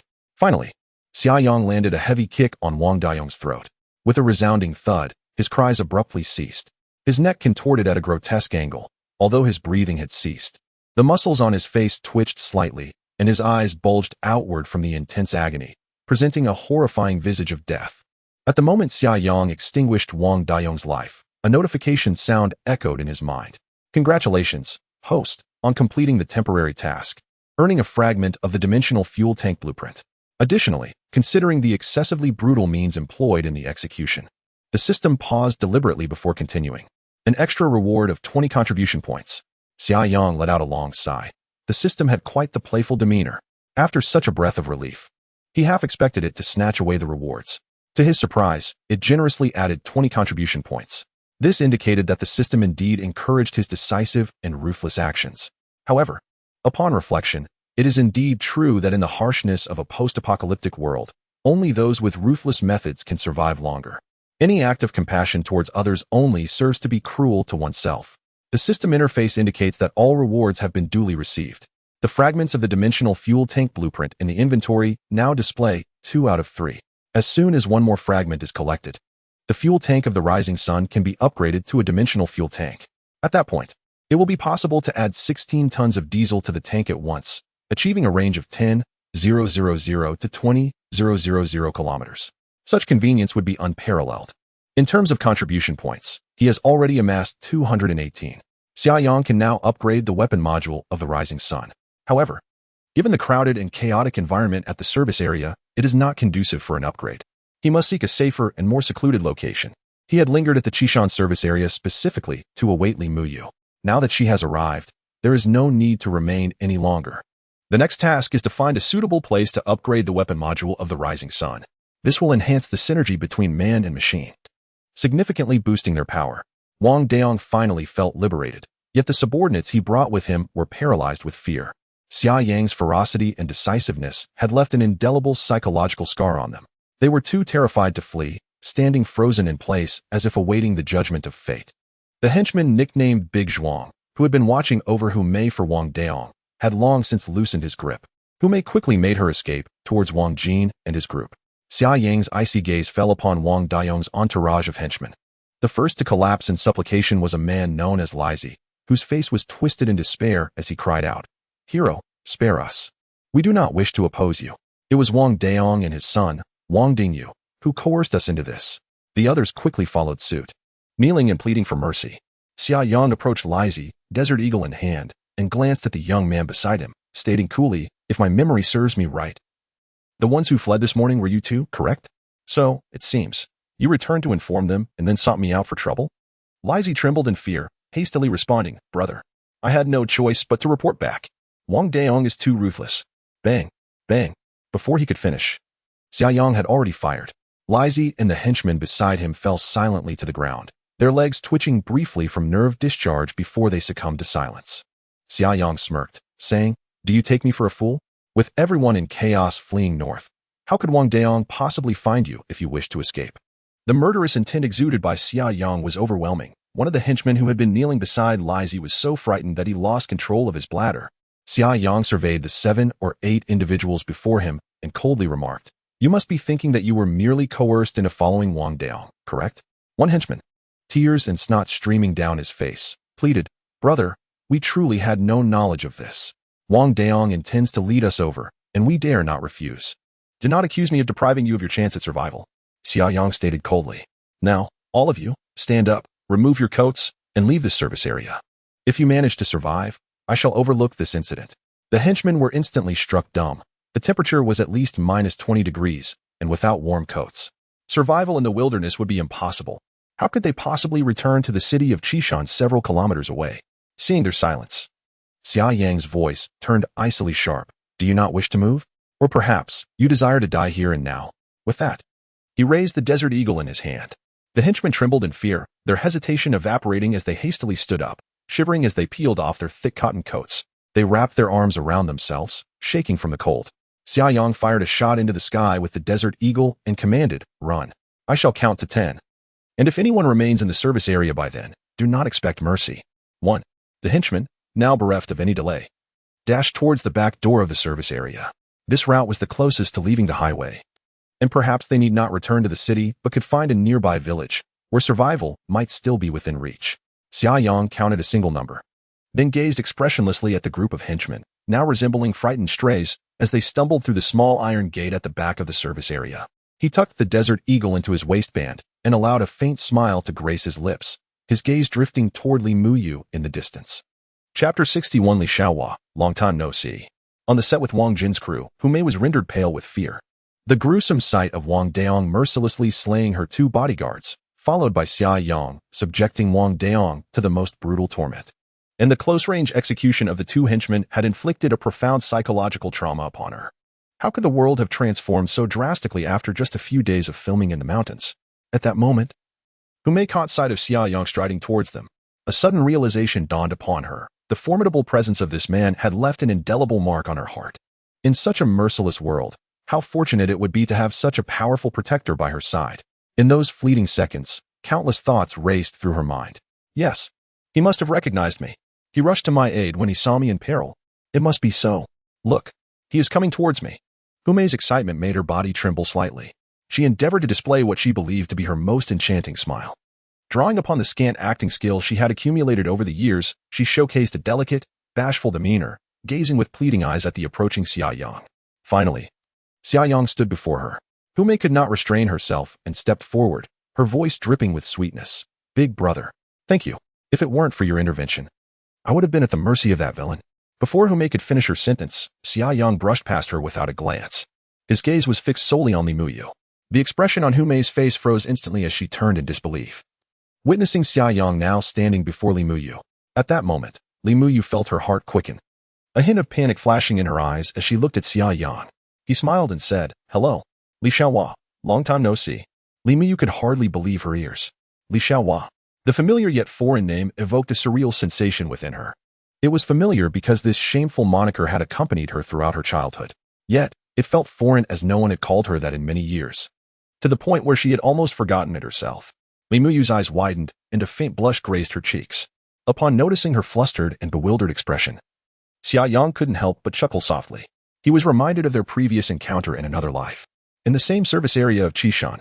A despondent Xia Yang sat curled up in a corner of the hall, his gaze hollow and devoid of life. Li Muyu approached him, scrutinizing him closely for several moments before asking, "Are you Xia Yang?" Xia Yang nodded, weakly responding, "And you are? You truly are Xia Yang," Li Muyu exclaimed, her face lighting up with a radiant smile. "Hello, Xia Yang. Long time no see." Then she added, "I am Li Muyu. You don't remember me?" Xia Yang was completely devoid of any recollection, gently shaking his head. Li Muyu felt a wave of disappointment wash over her upon realizing that Xia Yang had completely forgotten her. Unable to contain herself, she prompted him, "Donghu Primary School. We were in the same class." Xia Yang strained to recollect but was met with a blank slate. Bewilderment etched across his face, he thought. How could I not remember a beautiful girl named Li Muyu from my primary school class? This is illogical. A girl so stunning. How could she have slipped from my memory? Seeing Xia Yang's perplexed expression, Li Muyu understood that he still did not recall her. She stamped her foot in frustration and retorted, "Li Xiaohua. You haven't forgotten Li Xiaohua, have you?" Suddenly, Xia Yang's face lit up with realization. His eyes widened as he gazed at Li Muyu, exclaiming, You are Li Xiaohua? How? How is it that you bear no resemblance to your childhood self? Your transformation is astounding. And why have you changed your name? Li Xiaohua is such a lovely name. A mix of embarrassment and irritation surged within Li Muyu. She gently bit her lower lip, indignantly responding. I was always called Li Muyu, all right? Back in second grade, someone overheard my grandmother calling me by my nickname after school. And soon it spread throughout the entire class.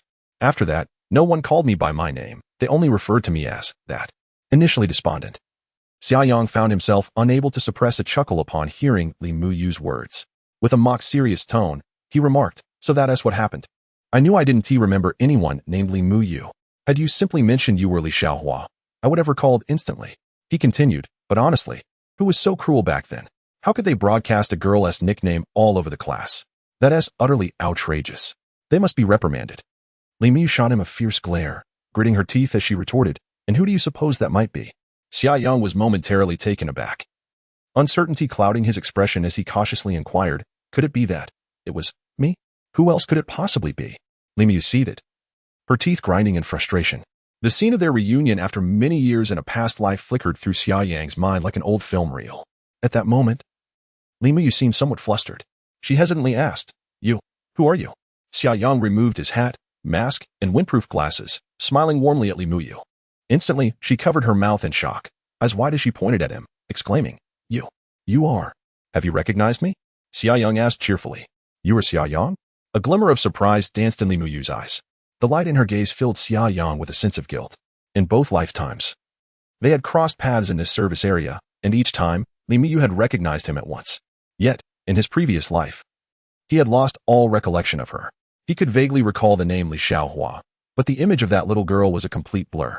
Xia Yang's smile grew warmer as he nodded. Indeed, it seems our big star has not forgotten her roots.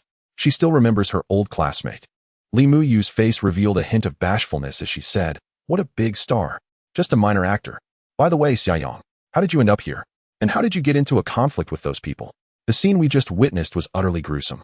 Even now, Li Muyu finds it hard to believe that the ruthless killer, who shot without so much as a blink, was her elementary school classmate. Li Muyu held a profound impression of Xia Yang. She recalled that although he was a bit mischievous back in the day, he was generally quite a refined child. And at this moment, Xia Yang wore a warm smile, embodying the essence of a sunny young man. He seemed like a completely different person from the cold-blooded killer she had just seen. Xia Yang chuckled and remarked, As for this matter, it's a long story about a child without a mother. I'll share the details with you when I have the chance. Xiaohua. It's not appropriate to talk here. Don't call me by my nickname. Li Muyu retorted, playfully hitting Xia Yang on the shoulder in a mix of embarrassment and annoyance. Nearby, Wang Jin and the others nearly dropped their jaws in disbelief. Did Li Muyu actually strike the killer? What if he unleashed his ferocity? With just a dozen of them, they wouldn't stand a chance against him. Naturally, Xia Yang was not prone to rage. He simply grinned and said, I just find it endearing to call you Xiaohua. You're still calling me that. Li Muyu stomped her foot in frustration. Xia Yang, you bullied me as a child. Why do you still do this now that we've grown up? At this, Xia Yang let out a hearty laugh and said, All right. I won't tease you anymore. Muyu, it's not convenient to talk here. If you don't mind, let us sit in my car. Xiaoyu, is this great hero your friend? Before Xia Yang could finish his sentence, a sweet voice interrupted him. Chapter 62. Shall we take a bath first? Xia Yang furrowed his brows slightly and turned to look. He saw Humei approaching with a warm smile, linking her arm with Li Muyu's and casting a flirtatious glance at Xia Yang. With a beaming expression, Humei said, Xiaoyu, why don't you introduce me? Li Muyu instantly felt a shiver run down her spine. Back when they were filming, despite her role as the second female lead, Humei had scarcely acknowledged her, often treating her dismissively. Moreover, during the filming process, she would frequently throw tantrums, retreating to her trailer at the slightest inconvenience.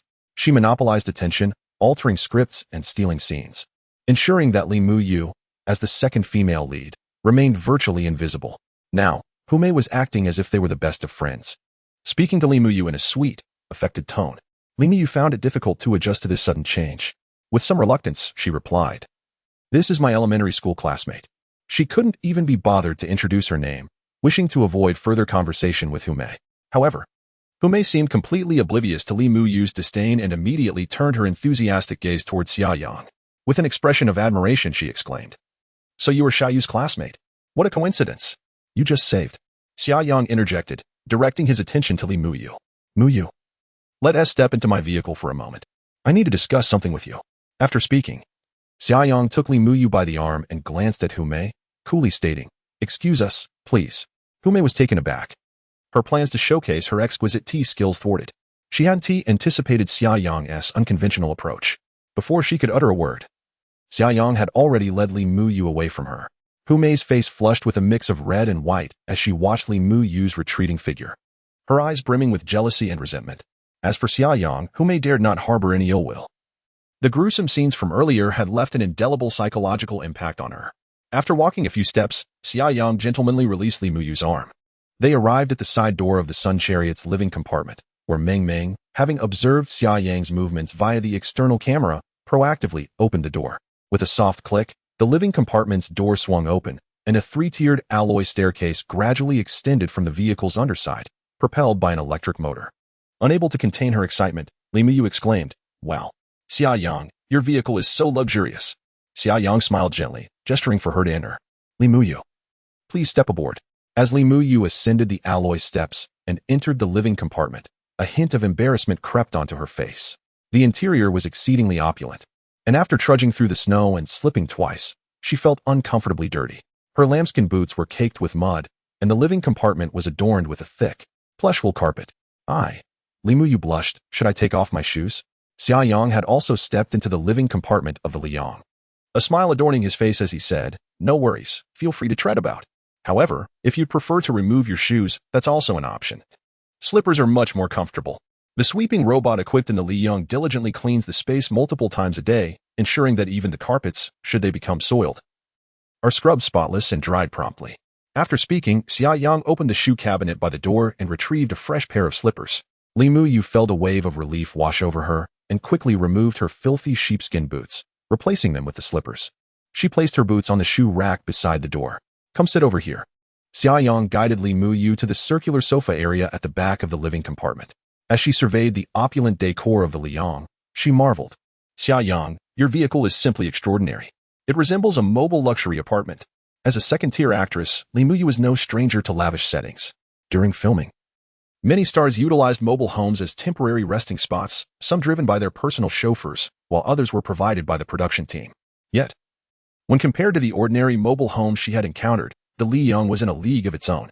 If the Liang was akin to an upscale luxury apartment, then the mobile homes she had seen previously were nothing more than small shanties, completely incomparable.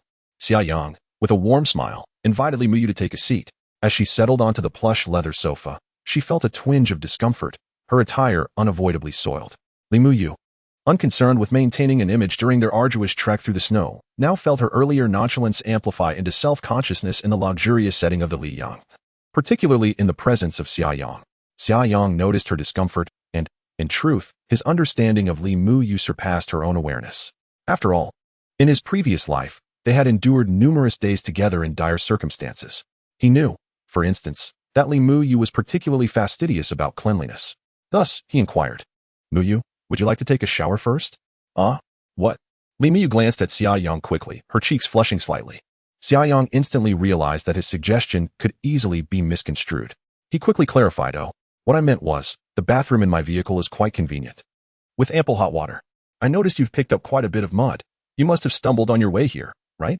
So, would you like to take a shower here?" This proposition was an irresistible temptation for Li Muyu. She hadn't bathed in several days, as the resort booked by the production team had been without water and electricity for days, making her feel rather unkempt. Is it really possible? Her large eyes sparkled with anticipation. Xia Yang couldn't help but chuckle, saying, "What's the problem? It's merely hot water. We're old classmates. There's no need for formality." "Wonderful. Then I shall wash up." Li Muyu's face instantly lit up with joy. Xia Yang couldn't help but sigh truly. The environment transforms a person. A star like Li Muyu would never imagine that one day she would feel such immense delight simply from the prospect of taking a warm shower. "Come on. Let me show you how to use the restroom in the vehicle," Xia Yang said with a smile. The restroom in the living cabin was located in the middle of the vehicle, designed with a separation of wet and dry areas, complete with a dedicated shower space.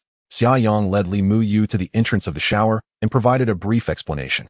In fact, the electric water heater in the shower was instantaneous, delivering constant warm water at the turn of a knob, and it was quite simple to use. With just a quick rundown from Xia Yang, Li Muyu grasped it effortlessly. "Take your time. I'll wait outside, Xia Yang said with a grin. Xia Yang, wait a moment.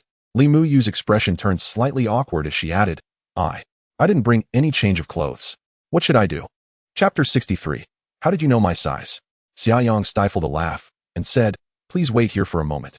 With that, he turned and walked to the main sleeping area at the front of the living pod. After avoiding Li Muyu's gaze, he retrieved a complete set of new clothing from the dimensional space, undergarments, thermal wear, extreme cold weather gear, hats, windproof masks, and everything one could possibly need. Carrying the clothes, Xia Yang returned to the shower area. He handed the garments to Li Muyu, smiling as he said, here you go. By the way, you can leave the outerwear outside. Just put it on when you come out. A flicker of surprise passed through Li Muyu's eyes. And when she caught sight of the undergarments on top, a faint blush crept onto her cheeks. She quickly glanced at them and couldn't help but exclaim, how did you know my size? Immediately realizing what she had blurted out, she covered her face with a muffled sound, berating herself internally. Why do I speak without thinking? Now I have no face left to show anyone. Xia Yang was equally bewildered, pondering the unexpected nature of her words. In truth, he was aware of Li Muyu's clothing size because, in his previous life, there were a few days when she was not particularly comfortable. And he had even assisted her with laundry on 2 occasions, before the apocalypse struck, while shopping at the supermarket. Xia Yang had consciously purchased a substantial amount of clothing and various necessities for girls. He had not given it much thought earlier and had simply brought them out for Li Muyu's use. Now, reflecting from her perspective, it seemed slightly inappropriate after all. However, how could a handsome and intelligent young man like Xia Yang lack adaptability? A look of innocent bewilderment graced his face, akin to that of a naive child. Oh, these clothes are for my sister, he explained. But they're all new. Do you remember Xiaolin? She was 2 grades above us in elementary school. You must have seen her. We used to go to and from school together. Xia Yang then inquired, by the way, what did you just say? Something about being sunburned? Nothing. You must have misheard. Li Muyu's cheeks flushed as she snatched the clothes from Xia Yang's hands and hurriedly slipped into the shower. A smile crept onto Xia Yang's face. Look at that. How crucial is the ability to adapt. As long as I feign ignorance convincingly, the one who feels awkward will be the other person. Yet, his moment of triumph was quickly eclipsed as Li Muyu suddenly pulled open the shower door once more. She retrieved the heavy outer coat, realizing that the shower cabinet was too small to hold anything but the close-fitting garments. Why are you still here? Li Muyu's face retained a hint of redness. Huh. Xia Yang was momentarily taken aback, replying, it's nothing at all. I just thought you might need something else. Please take your time washing. I'll step outside for a smoke. With that, he made his way toward the front cabin.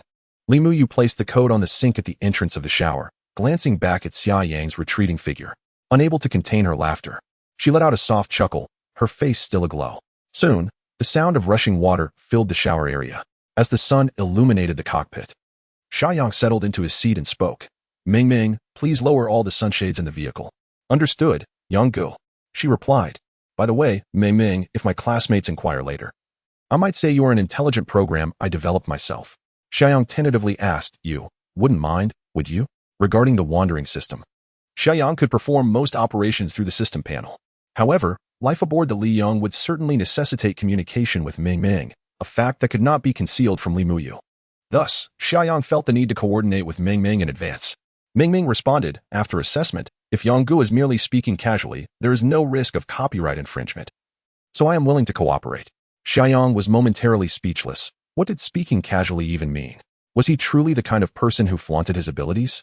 Nonetheless, as long as Ming Ming agreed, he paid little mind to her mention of copyright risks. With the assistance of the motor, the sunshades on all windows in the windshield of the Li Yang began to descend slowly. Soon, the shades fully blocked the outside world, concealing the interior from curious gazes. Not far away, Hume was whispering with several crew members, her envy and jealousy evident as she glanced at Li Muyu inside the Li Yang, wishing it were her in the vehicle. Consequently, her words dripped with bitterness. Just then, all the sunshades of the Li Yang unexpectedly lowered completely, rendering the interior invisible. Hume could not help but exclaim, pulling the curtains in broad daylight. Humph, this cannot be a good sign. Those two are certainly too eager. They might already be embracing each other. Director Wang Jin could hardly contain himself and interjected, Teacher Hu, it's inappropriate to speak ill of others behind their backs. Hume scoffed. In the crew, I've always thought Li Muyu was not a good person. Flirting with one today and another tomorrow, always posing provocatively. Wang Jin and the others could not suppress their thoughts. How could she despise Li Muyu so much when she had just acted like a good friend? Moreover, Her words seemed to reflect her own behavior. Li Muyu was renowned for her integrity within the industry. Hu Mei continued, "What is there to fear in speaking the truth? If they dare to engage in such shameless behavior in broad daylight, why shouldn't I comment? Director Wang, don't be sarcastic. Whether behind their backs or in front of them, I would say the same." Suddenly, Hu Mei's words halted, her expression shifting dramatically. The cockpit door of the Liang swung open, and Xia Yang, clad in an orange extreme cold weather suit, jumped out. He furrowed his brow and glanced toward Hu Mei and her companions, then retrieved a cigarette from his pocket and lit it. Wang Jin struggled to suppress a laugh and asked, "Teacher Hu, you were just about to finish your thought. What was it?" "Nothing," Hu Mei replied curtly. Then, she looked at Xia Yang, a flicker of interest crossing her mind. "Director Wang, should we go over and greet him?" Hu Mei encouraged. After all, he did save us. Wang Jin repeatedly waved his hand, insisting, "I think I shall pass. He did not save me. In such adverse natural conditions, how long could we rely on our own legs to reach our destination?" Hu Mei continued, "Isn't that person acquainted with Li Muyu?" "Director Wang, why not speak to Li Muyu and see if he could assist us with a ride? As long as we can locate a military resettlement point, that would suffice." Wang Jin shook his head like a metronome, replying, "I won't seek unnecessary trouble. That vehicle does not belong to Xiao Yu, and I cannot impose on her. If you wish to go, you should do so alone. We shall refrain from joining the fray." "Humph. If I go, I shall go," Hu Mei declared. "And when I secure a ride, do not let envy consume you." "Absolutely no envy." Wang Jin chuckled. "Hu Lao sure, do go. We shall support you in spirit." Hu Mei let out a light huff, swaying her alluring figure, and made her way towards Xia Yang, adorned with a radiant smile, ready to speak. Just then, Xia Yang abruptly discarded his half-smoked cigarette onto the ground, crushing it under his extreme boots, and proceeded directly into the driver's cabin. He ignored Hu Mei completely, as if she were but a wisp of air. Click! The door of the Liang vehicle locked shut. Hu Mei raised her hand, poised to greet, but it remained suspended in midair, her smile frozen in place. Chapter 64. Little girl, I shall support you. Hu Mei seethed with barely contained fury. Her teeth clenched as she feigned an attempt to kick the tire of the Blazing Sun vehicle in a futile attempt to vent her frustration. Just as she lifted her foot, however, the window of the cockpit descended slowly, revealing the serene visage of Xia Yang. A fleeting glance from Xia Yang sent a shiver through Hu Mei. In that moment, she realized that her adversary was not merely a classmate of Li Muyu, but a fearsome killer who could take a life without a flicker of hesitation. Cautiously retracting her foot, Hu Mei forced a conciliatory smile onto her face. Yet, before she could utter a word, Xia Yang coldly commanded, "Keep your distance from my vehicle. Otherwise, I cannot guarantee that unpleasant circumstances will not arise." With that, Xia Yang promptly shut the window. A wave of crimson and pallor washed over Hu Mei's face, but ultimately, she refrained from indulging her petulant disposition and left in a huff. Inside the Blazing Sun vehicle, Xia Yang retrieved an abundance of food from the dimensional space, all of which were Li Muyu's favorite dishes. The spread included Buddha jumps over the wall, lychee pork, stir-fried crunchy delights, pan-fried liver, steamed red sturgeon with vermicelli, and braised pig trotters with taro, among other classic dishes from Sanshan. Xia Yang recalled that during their shared flight from danger in a previous life, Li Muyu often expressed nostalgia for the culinary delights of her hometown. After years of gallivanting and filming, finding authentic Sanshan cuisine had proven to be quite the challenge. In times of cold and hunger, the longing for the taste of beloved foods only intensifies.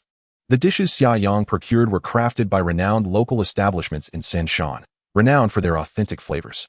He had ordered enough similar feasts from various restaurants to serve a staggering number of guests, over 10,000 tables. Should it be just the two of them? Or perhaps with Xia Lin included, they could dine for 2 to 3 decades on this bounty.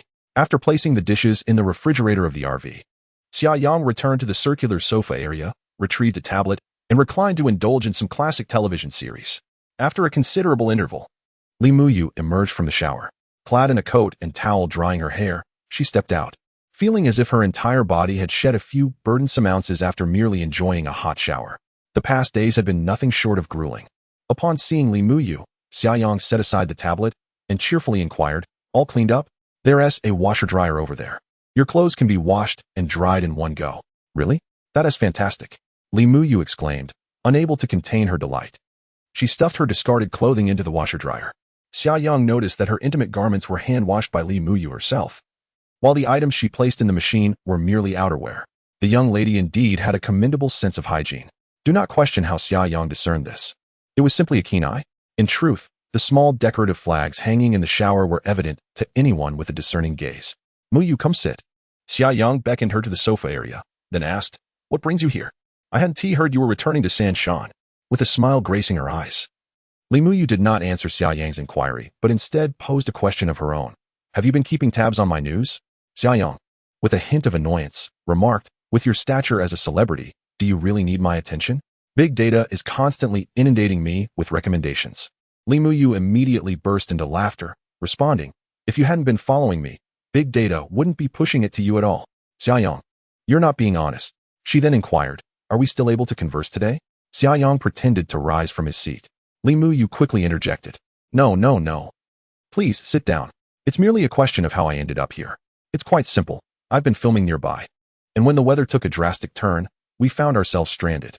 Many became frantic. It was utterly terrifying. And then, Xia Yang prompted. Initially, we were awaiting rescue, but as our food supplies dwindled, we heard an announcement yesterday stating that numerous monsters had appeared in the city, and the military could no longer hold them back, urging everyone to retreat inland. That's when we resolved to take matters into our own hands. Li Muyu's eyes sparkled as she gazed at Xia Yang and continued, and look, upon arriving at the highway service area, I witnessed you, Xia Yang, displaying your valiant prowess. Xia Yang nodded. I see. Are you hungry? What? She replied. I asked if you were hungry, Xia Yang reiterated. Is this girl's brain frozen? Can she not comprehend Mandarin? You're the one whose brain is frozen. Li Muyu playfully retorted, I was just a bit distracted. I've never been frozen. Xia Yang chuckled. Don't you find my car quite warm? I've been living in it for a while. Li Muyu, both amused and exasperated, remarked, you're quite full of yourself. But I must admit, your situation is indeed enviable.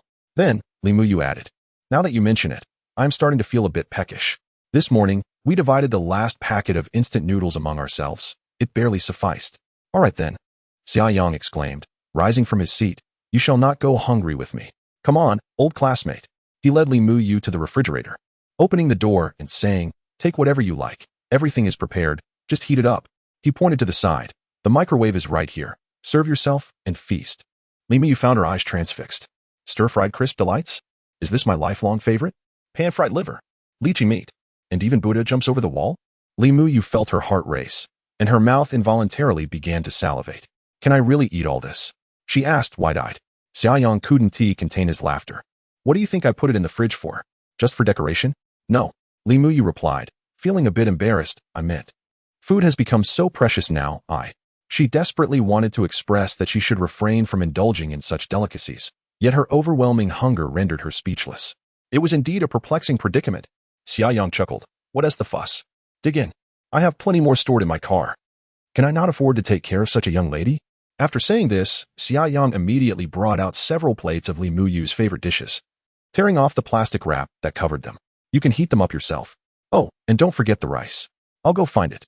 Having subsisted on instant noodles and dry rations for the past 10 or 20 days, often going hungry, Li Muyu was instantly captivated upon seeing the hometown delicacies she had longed for.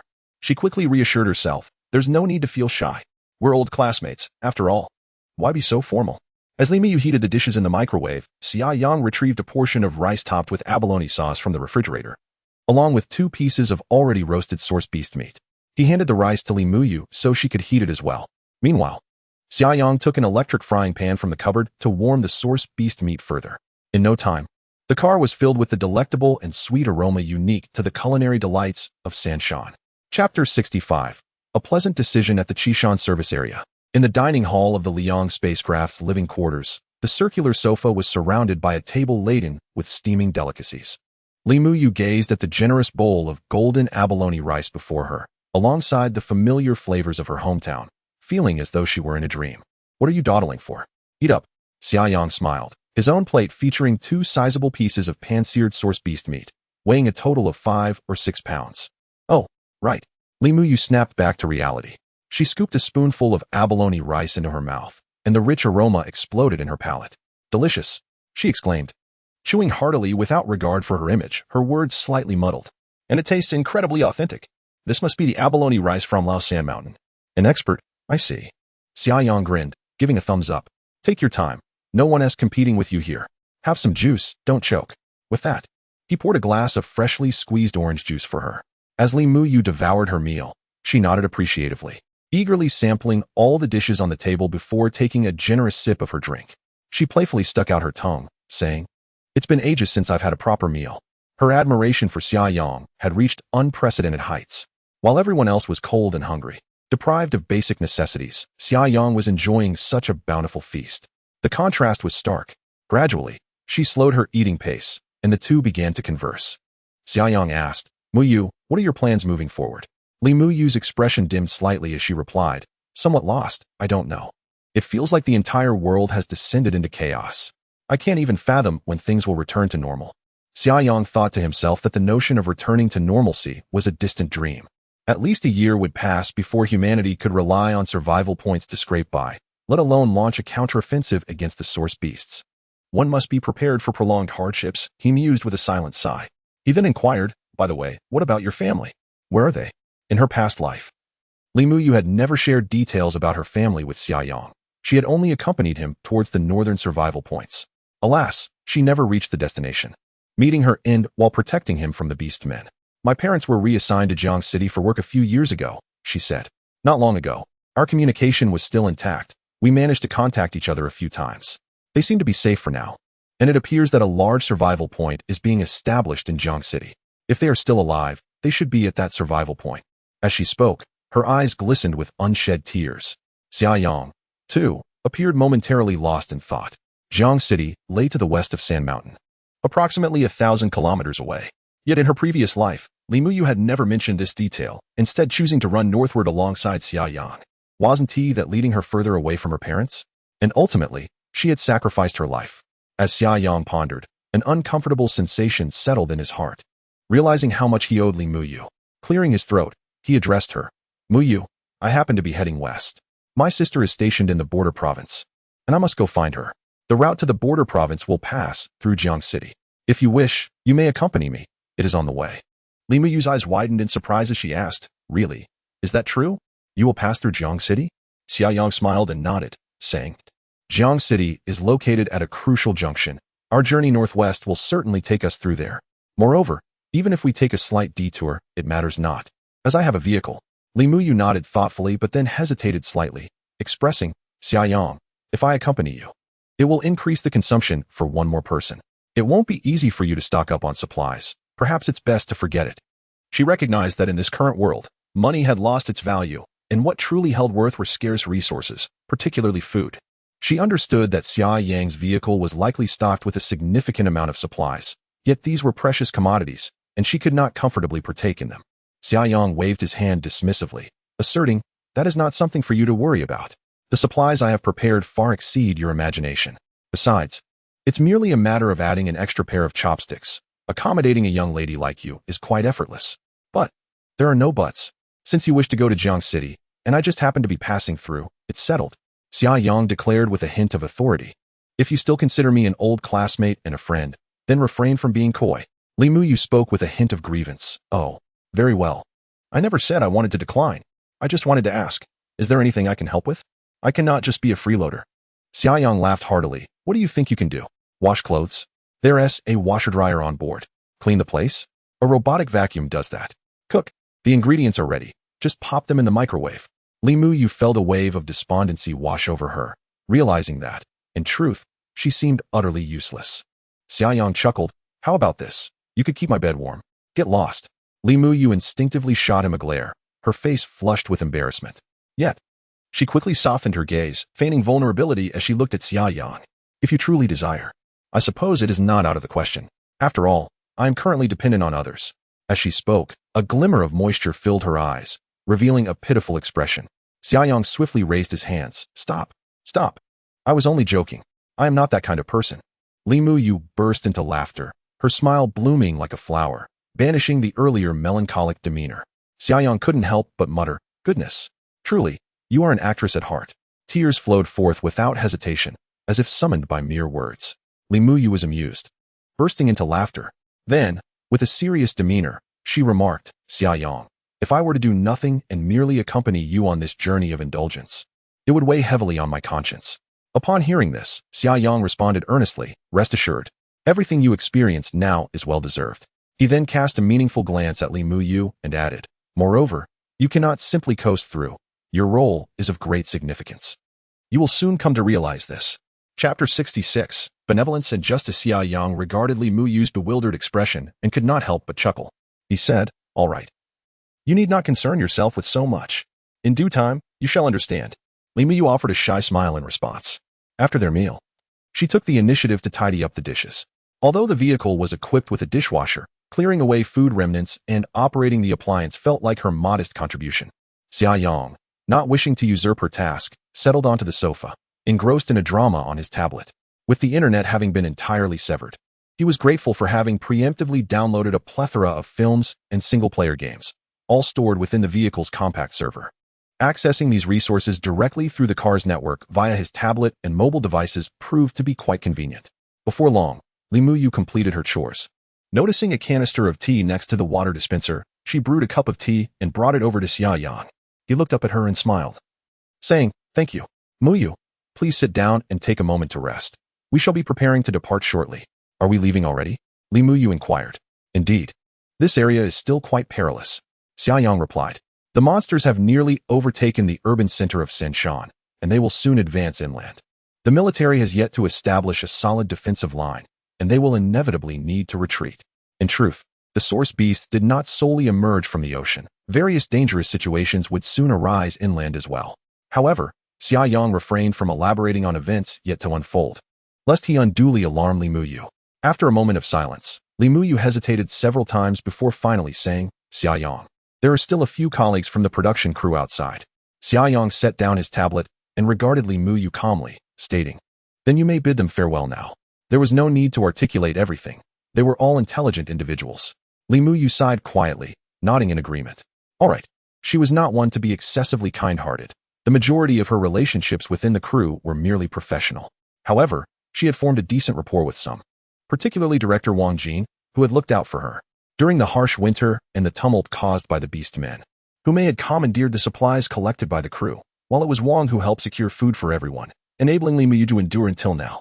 Yet, she was well aware that Xia Yang had no ties to those individuals. His offer of transportation stemmed from their camaraderie as classmates, and she would never dare to impose further requests, especially not for entry into such an intimate space as the RV, particularly in these tumultuous times. It was out of the question to allow unrelated individuals to intrude. At that moment, Xia Yang suddenly added, "Muyu, my suggestion is to summon those with whom you share a good rapport to say your farewells individually. You might remind them to leave this place promptly, or they could truly be at risk to their lives." Li Muyu's expression turned grave as she nodded in agreement. "Understood. I shall heed your advice." In truth, they were merely ordinary colleagues. Director Wang had shown me considerable kindness, and I certainly could not depart without bidding him farewell. Xia Yang nodded, aware of Wang Jin's significance, not due to the renown of his works, but because Li Muyu had once spoken of him during their tumultuous escape in a past life. Li Muyu had recounted this with a sense of regret, for Wang Jin met an untimely demise before reaching the Qishan service area. Hume had also been taken by a local bully in Qishan County, and Wang Jin had bravely intervened, only to be struck down on the spot. Li Muyu had narrowly escaped, eventually arriving at the Qishan service area, where she encountered the despondent Xia Yang. Reflecting on it now, the bully Li Muyu had mentioned was likely either Wang Daong or Wang Dingyu. From this perspective, Xia Yang could be seen as the savior of both Wang Jin and Hume. After a moment's contemplation, Xia Yang instructed, "Please summon him. I must bid him farewell." "Understood," Li Muyu replied, striding towards the hatch of the living quarters. "Meng Meng, open the side hatch," Xia Yang commanded. "Certainly, Yang Gu." Meng Meng's voice rang out within the living quarters, startling Li Muyu, who was changing her shoes. "Who is that?" she inquired, glancing around. "Xia Yang. Do you have someone in the car?" Xia Yang chuckled. "Allow me to introduce Meng Meng, my intelligent onboard assistant. She assists me with myriad tasks." "Meng Meng. This is my classmate Li Muyu. She will be traveling with us for a while." Xia Yang smiled, encouraging her to greet Meng Meng. "Hello, Muyu. I am Meng Meng. Welcome aboard the Liang," Meng Meng exclaimed. Li Muyu's eyes widened in astonishment. Hello. Xia Yang, your onboard assistant is truly remarkable. Is this vehicle named Liang? What a lovely name. Haha, we'll discuss it in detail later. For now, you should find Director Wang," Xia Yang suggested. "All right," Li Muyu said, playfully addressing the heir, Meng Meng. See you shortly. Xia Yang instructed Meng Meng to draw the blackout curtains. After observing Li Muyu exit the vehicle, she made her way directly to the service area lobby where the crew had gathered, seeking warmth. Consequently, Xia Yang retrieved a backpack from the dimensional space. He then collected an assortment of snacks, biscuits, sausages, canned meats, and instant noodles, packing them into a bag. These provisions had been casually gathered from Miu Zhihao and Wang Ku. They served him little purpose, and it was better to offer them as a favor to Li Muyu. Moreover, this was merely a fraction of the food he had procured. Once Xia Yang had finished packing, he glanced outside and saw Li Muyu walking alongside Wang Jin, engaged in conversation as they approached the Liyang. Behind them, a few remaining crew members trailed out, though they hesitated to join, merely standing at the entrance of the service area lobby, casting glances in their direction. As the sun blazed overhead, Xia Yang stepped off the vehicle, a backpack slung over his shoulder. Upon disembarking, he overheard Li Muyu engaged in conversation with Director Wang Jin. Li Muyu explained, "Director Wang, this is the situation. My classmate and I are headed west, and he can give me a lift for part of the journey. Therefore, I must bid farewell to everyone here. I apologize." Wang Jin chuckled warmly, replying, "Xiaoyu, there is no need for apologies. It's your classmate's vehicle, not yours. Besides, our paths do not align. We are headed north to find the nearest settlement, while you are traveling west." He continued, "Just follow your classmate. Having someone look after you on the road gives us peace of mind. You need not worry about us. The distance to the settlement is manageable, and we can make our way there on foot." At this juncture, Xia Yang approached them directly. Upon noticing Xia Yang, Wang Jin promptly remarked, "Sir, thank you for allowing Xiaoyu to inform us. We have decided to rest for half an hour before setting off northward." Xia Yang smiled and nodded, extending the backpack in his hands toward Wang Jin. Wang Jin looked perplexed. Xia Yang, with a grin, said, "This is a small token of appreciation from Muyu, thanking you for your care during this time." Li Muyu looked at Xia Yang in surprise. He had not mentioned his intentions beforehand and had prepared supplies in her name. A ripple of emotion stirred within her, and her gaze towards Xia Yang softened. Wang Jin quickly regained his composure, waving his hands. "This is too generous. I cannot accept such a precious gift." Xia Yang firmly pushed the backpack into Wang Jin's embrace and released his grip. Wang Jin instinctively cradled the backpack with both hands. Xia Yang then smiled and reassured him. "Director Wang, it's merely some convenience foods, nothing particularly extravagant. Please accept it without concern." However, he shifted his tone, speaking with gravity. "In these tumultuous times, carrying a substantial amount of food warrants caution. I would not wish for this to bring you harm. My suggestion is to leave with a few trusted individuals right away. Do not return to that service area lobby." Wang Jin swiftly opened the backpack for a glimpse inside, and his body tensed visibly as he hastily zipped it shut. He glanced around the service area lobby, appearing quite apprehensive. Xia Yang, maintaining a cheerful demeanor, reassured him. "While I am here, no one will dare to harm you. Director Wang, we shall depart in about 15 minutes. You must leave with your people immediately. There is still time." Understanding the urgency, Wang Jin felt as if a revelation had dawned upon him. He bowed deeply to Xia Yang, stating, "Sir, your kindness is beyond words. If there is ever an opportunity in the future, I shall repay your generosity." Afterward, he offered a slight bow to Li Muyu, saying, "Xiaoyu, thank you as well. You are a kind-hearted young woman. I wish you both safe travels." Li Muyu quickly responded, "Director Wang, please do not be so formal. Hurry and take your people away." After a moment's hesitation, she quietly cautioned, "Be sure to be careful of whom may." Wang Jin's expression momentarily faltered as he nodded gently and said, "I will. Farewell, sir. Goodbye, Xiaoyu." He waved goodbye to Xiaoyang and Li Muyu. Accompanied by several members of the crew, as they trudged away from the service area, their footsteps crunching in the deep snow, resolutely continuing their arduous journey along the highway without looking back. Xiaoyang, on the other hand, returned to the warmth of the Liang vehicle with Li Muyu. "All right, let us tidy up. It's time for us to depart," Xiaoyang announced. The two tidied the interior of the vehicle before taking a moment to rest. Xiaoyang intended to give Wang Jin some extra time, as the service area lobby was already filled with curious onlookers. However, due to Xiaoyang's imposing presence, none dared to pursue them under his watchful gaze. After approximately 20 minutes, Xiaoyang and Li Muyu settled into the cockpit. Li Muyu curiously surveyed the cockpit, filled with a sense of modern technological marvel, eagerly anticipating how Xiaoyang would maneuver the colossal steel beast. To her surprise, Xiaoyang casually propped his leg up and nonchalantly declared, "Ming Ming, we are set to depart. Let us set our destination to Jianshan for now." "All right," chimed Ming Ming with a cheerful tone within the cockpit. Moments later, she added, "Route planning is complete. Liang vehicle, let us set forth." Xiaoyang, in the midst of taking a sip of water, nearly sputtered it out. Li Muyu, sitting beside him, instantly comprehended the playful atmosphere, her cheeks flushing a deep crimson as she struggled to suppress a laugh. biting her lower lip with her pearly teeth in an effort to contain her amusement. The Liang vehicle roared to life, carving a beautiful arc through the snow as it headed toward the service area exit. Chapter 67. Embarking on the journey, Wesley Muyu widened her beautiful eyes and turned her head to glance at the unperturbed Xia Yang, who had not moved a finger. Stunned, she finally managed to stammer, "Is this automatic driving? Xia Yang, can your vehicle drive itself?" Over the years, advancements in autonomous driving technology had seen little significant progress and had not been fully adopted. Therefore, Li Muyu was utterly astonished to witness the heavy RV, the solar flare, operating in automatic mode. Xia Yang chuckled. "Isn't it fascinating? Do you think our Ming Ming is just idle? She is quite capable. Fully autonomous? No human intervention required?" Li Muyu still found it hard to believe. Xia Yang shrugged. "Of course. Isn't Ming Ming impressive?" "Indeed." Li Muyu couldn't help but give a thumbs up. The cockpit resonated with Ming Ming's voice. "Thank you, Brother Yang and Muyu, for your compliments. Ming Ming will continue to strive for excellence." Li Muyu chuckled. "Ming Ming is rather modest." Xia Yang then spoke earnestly. "Ming Ming, there's something I wish to remind you." "Please, Brother Yang." Ming Ming replied obediently. "Is there something I did wrong?" Clearing his throat, Xia Yang continued with sincerity. "In the future, could you change your catchphrase to something like solar flare, set off?" Ming Ming, slightly puzzled, asked, "Why? Isn't this slogan invigorating? Solar flare, engage. Stop. Stop, stop." Xia Yang interjected hastily, with a hint of disdain. "Ming Ming, let's refrain from using engage and opt for something more civilized. From now on, remember this change. Don't question it too much." Li Muyu felt her face flush with embarrassment and muttered, "Hey, Ming Ming is still a child. Don't lead her astray. I'm merely guiding her onto the right path." Xia Yang replied with a smile.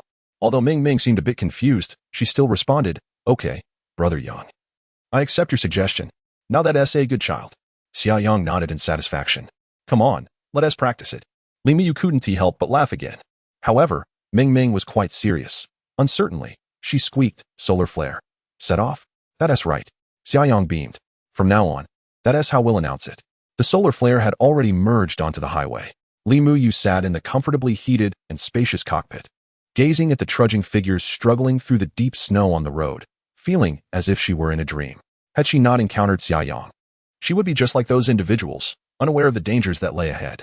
With this thought, Li Muyu couldn't help but turn her gaze towards Xia Yang, her eyes shimmering with newfound appreciation. Before long, she spotted Wang Jin and the others laboriously making their way through the thick snow up ahead. They had clearly noticed the solar flare early on and had stepped aside, standing near the guardrail, glancing back. Xia Yang's expression remained unchanged, his focus steadfastly directed forward. Li Muyu let out a silent sigh, refraining from uttering a word. As the vehicle, the solar chariot, passed by Wang Jin and others, she merely waved her hand towards the window. She noticed May continuously gesturing towards the solar chariot, and upon realizing that it had no intention of stopping, her expression soured, her lips muttering something likely unflattering. A sense of distaste welled up within Li Muyu, prompting her to turn her head away and disregard the crew members entirely. After approximately half an hour of travel, Li Muyu observed the vehicle gradually veering to the right, subsequently merging onto an exit ramp.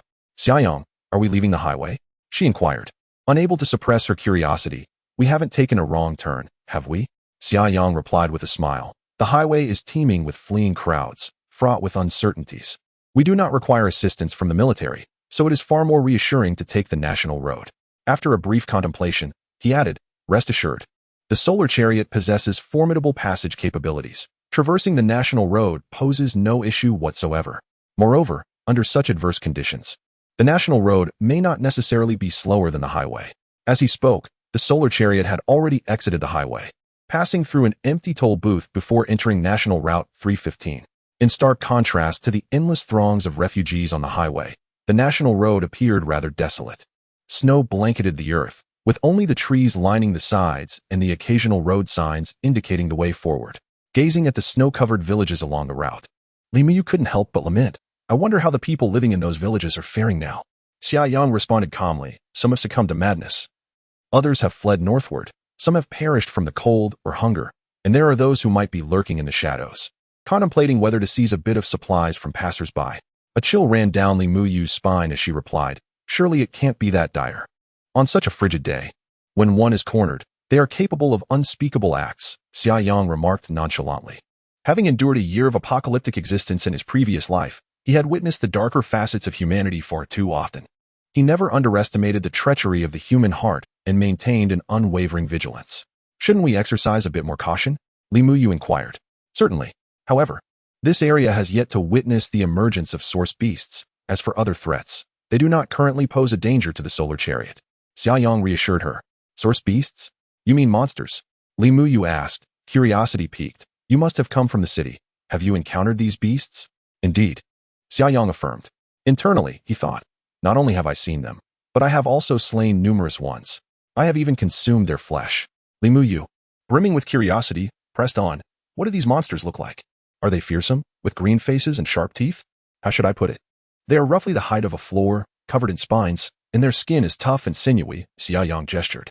Their mouths bear extremely sharp mandibles. And once they latch onto a person with a swift motion, they can reduce them to a mere desiccated husk in no time. Li Muyu, feeling a tinge of fear, asked with a slight tremor in her voice, You wouldn't be trying to scare me on purpose, would you? Am I so idle as to deliberately frighten you? I have witnessed it with my own eyes, replied Xia Yang. Pausing for a moment, he added, strictly speaking, you have encountered a source beast as well. Me? Li Muyu shook her head vigorously. Impossible. If I had, I would surely remember. Xia Yang chuckled. Think carefully. Just a moment ago, while we were dining, Li Muyu still appeared perplexed. What did I eat? Steak. She instinctively responded, but soon realized her mistake, abruptly turning her gaze towards Xia Yang with wide, astonished eyes. No way. You didn't eat that source beast's flesh, did you? She asked with difficulty. Xia Yang shrugged nonchalantly. You're not entirely foolish. Source beast meat can enhance one's physique. It is a precious commodity. You should indulge more in it. Li Muyu shook her head repeatedly, exclaiming, No way. I refuse to eat that. Upon hearing Xia Yang's description, Li Muyu felt a wave of disgust at the thought of such a grotesque creature. How could one possibly consume something so repulsive? The mere thought made her feel queasy. Xia Yang smiled, choosing not to elaborate further. In the apocalypse, source beast meat was indeed a coveted delicacy, a top-tier ingredient, typically reserved for those with extraordinary abilities. It was astonishing that Li Muyu could still express disdain. She had evidently not yet faced the trials of a harsh world. By the way, Xia Yang inquired, aren't you curious as to how I came by the source beast meat? With an air of certainty, Li Muyu replied, You must have killed it. You're so formidable. The beast surely stood no chance against you.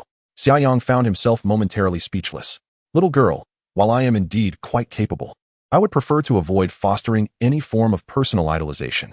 As their conversation continued, a cute voice suddenly chimed in. Yanggu, 500 meters ahead. Beside that small house, an unidentified heat source has been detected. Here, Steel Gun made a formal promise. A chapter would be added for every significant acknowledgement. Although Steel Gun might struggle somewhat, if a wealthy benefactor were to generously support, he would certainly spare no effort in fulfilling his commitment to deliver additional chapters, as promised. Chapter 68. The ambush. Upon hearing this, Xia Yang immediately directed his gaze toward the screen before him. The display showcased the infrared imaging from the blazing sun vessel.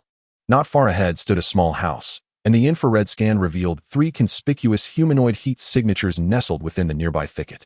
Li Muyu, somewhat anxious, inquired, Xia Yang, do you think there might be any danger? Xia Yang replied nonchalantly, Indeed, it is quite perilous. Ah? She exclaimed, I meant the individuals hiding in the thicket. Xia Yang continued, Let us hope they are not approaching us, or else they would be in dire straits. Li Muyu was momentarily speechless, but Xia Yang's jest alleviated her inner tension considerably. The highway was devoid of vehicles, and the blazing sun vessel maintained a swift pace. Soon, they drew near the small house. The imagery on the screen indicated that the individuals concealed behind the bushes were in motion.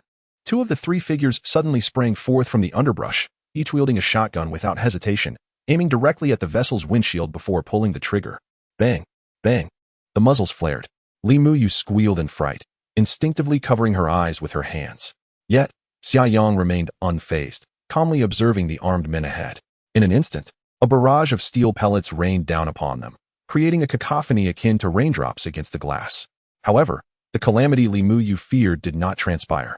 The windshield not only remained intact, but bore no marks whatsoever. Instead, the pellets ricocheted wildly. The blazing sun vessel continued its unimpeded advance, charging forward. After firing, the 2 assailants swiftly dove to the sides of the road, perplexed by the windshield's resilience. Nevertheless, they quickly reloaded their weapons. Just as the vessel passed them, they simultaneously aimed their shotguns at the side windows of the vehicle, firing again. 2 more shots rang out. Yet, the glass remained unscathed. Conversely, one of the shooters, due to their close proximity, was struck by a ricocheted pellet, causing blood to gush forth from his forehead. This is absurd, one of them muttered in disbelief. The blazing sun vessel continued its bold passage. It traveled 100 meters before Xia Yang commanded Meng Meng to halt.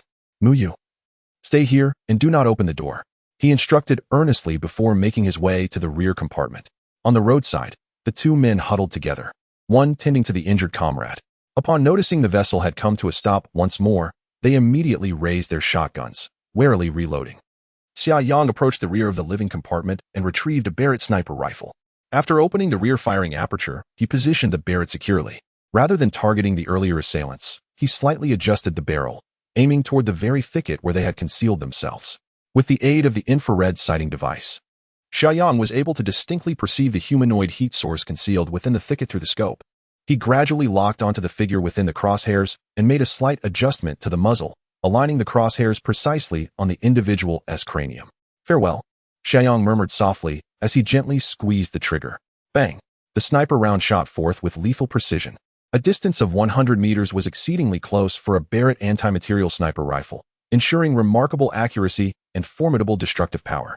Through the scope, Xia Yang witnessed the figure's head shatter like a watermelon, with droplets of warmth splattering outward. Without a moment's hesitation, he adjusted the muzzle to target 2 individuals by the roadside. Startled by the gunfire, they instinctively dropped to the ground, realizing they had encountered a serious threat. Surprisingly, the bullet did not find its mark, leaving them somewhat relieved as they scrambled to escape. Their only hope lay in reaching the nearby thicket, where safety awaited. Xia Yang remained composed as he observed the 2 fleeing towards the trees. Just as they attempted to cross the roadside ditch in their flight, he decisively fired again. Bang! A bullet erupted, and one of the individuals collapsed, blood erupting from his chest. The other, terrified beyond measure, darted behind a roadside tree. A cold smile crept across Xia Yang's lips as he aimed at the tree, estimating the position before firing once more. Bang! The bullet pierced through the trunk, entering the neck of the man behind it. After peering through the scope for a moment, Xia Yang realized he could not discern the situation behind the tree, prompting him to call out, Meng Meng, reverse. Back to our previous position. He needed to confirm that the target was truly deceased. Understood. The vehicle, Liang, slowly retreated as Xia Yang kept his eyes glued to the scope. As the angle shifted, he could see the man lying motionless behind the tree. Soon, Liang returned to the vicinity of the house. Xia Yang, clutching the Barrett, made his way back to the cockpit. Li Muyu had already spotted a corpse and the stark crimson blood staining the snow. Xia Yang, you've killed someone, she exclaimed, a hint of terror in her voice. Xia Yang regarded her with a peculiar expression and queried, indeed. So what? It dawned on Li Muyu that she had spoken foolishly. How many had Xia Yang already killed at the Qishan service area? For him, it seemed that taking a life was of little consequence. Xia Yang opened the side shooting port, extending the Barrett outward, then leaned into the scope. This angle afforded him a clear view of the figure behind the tree.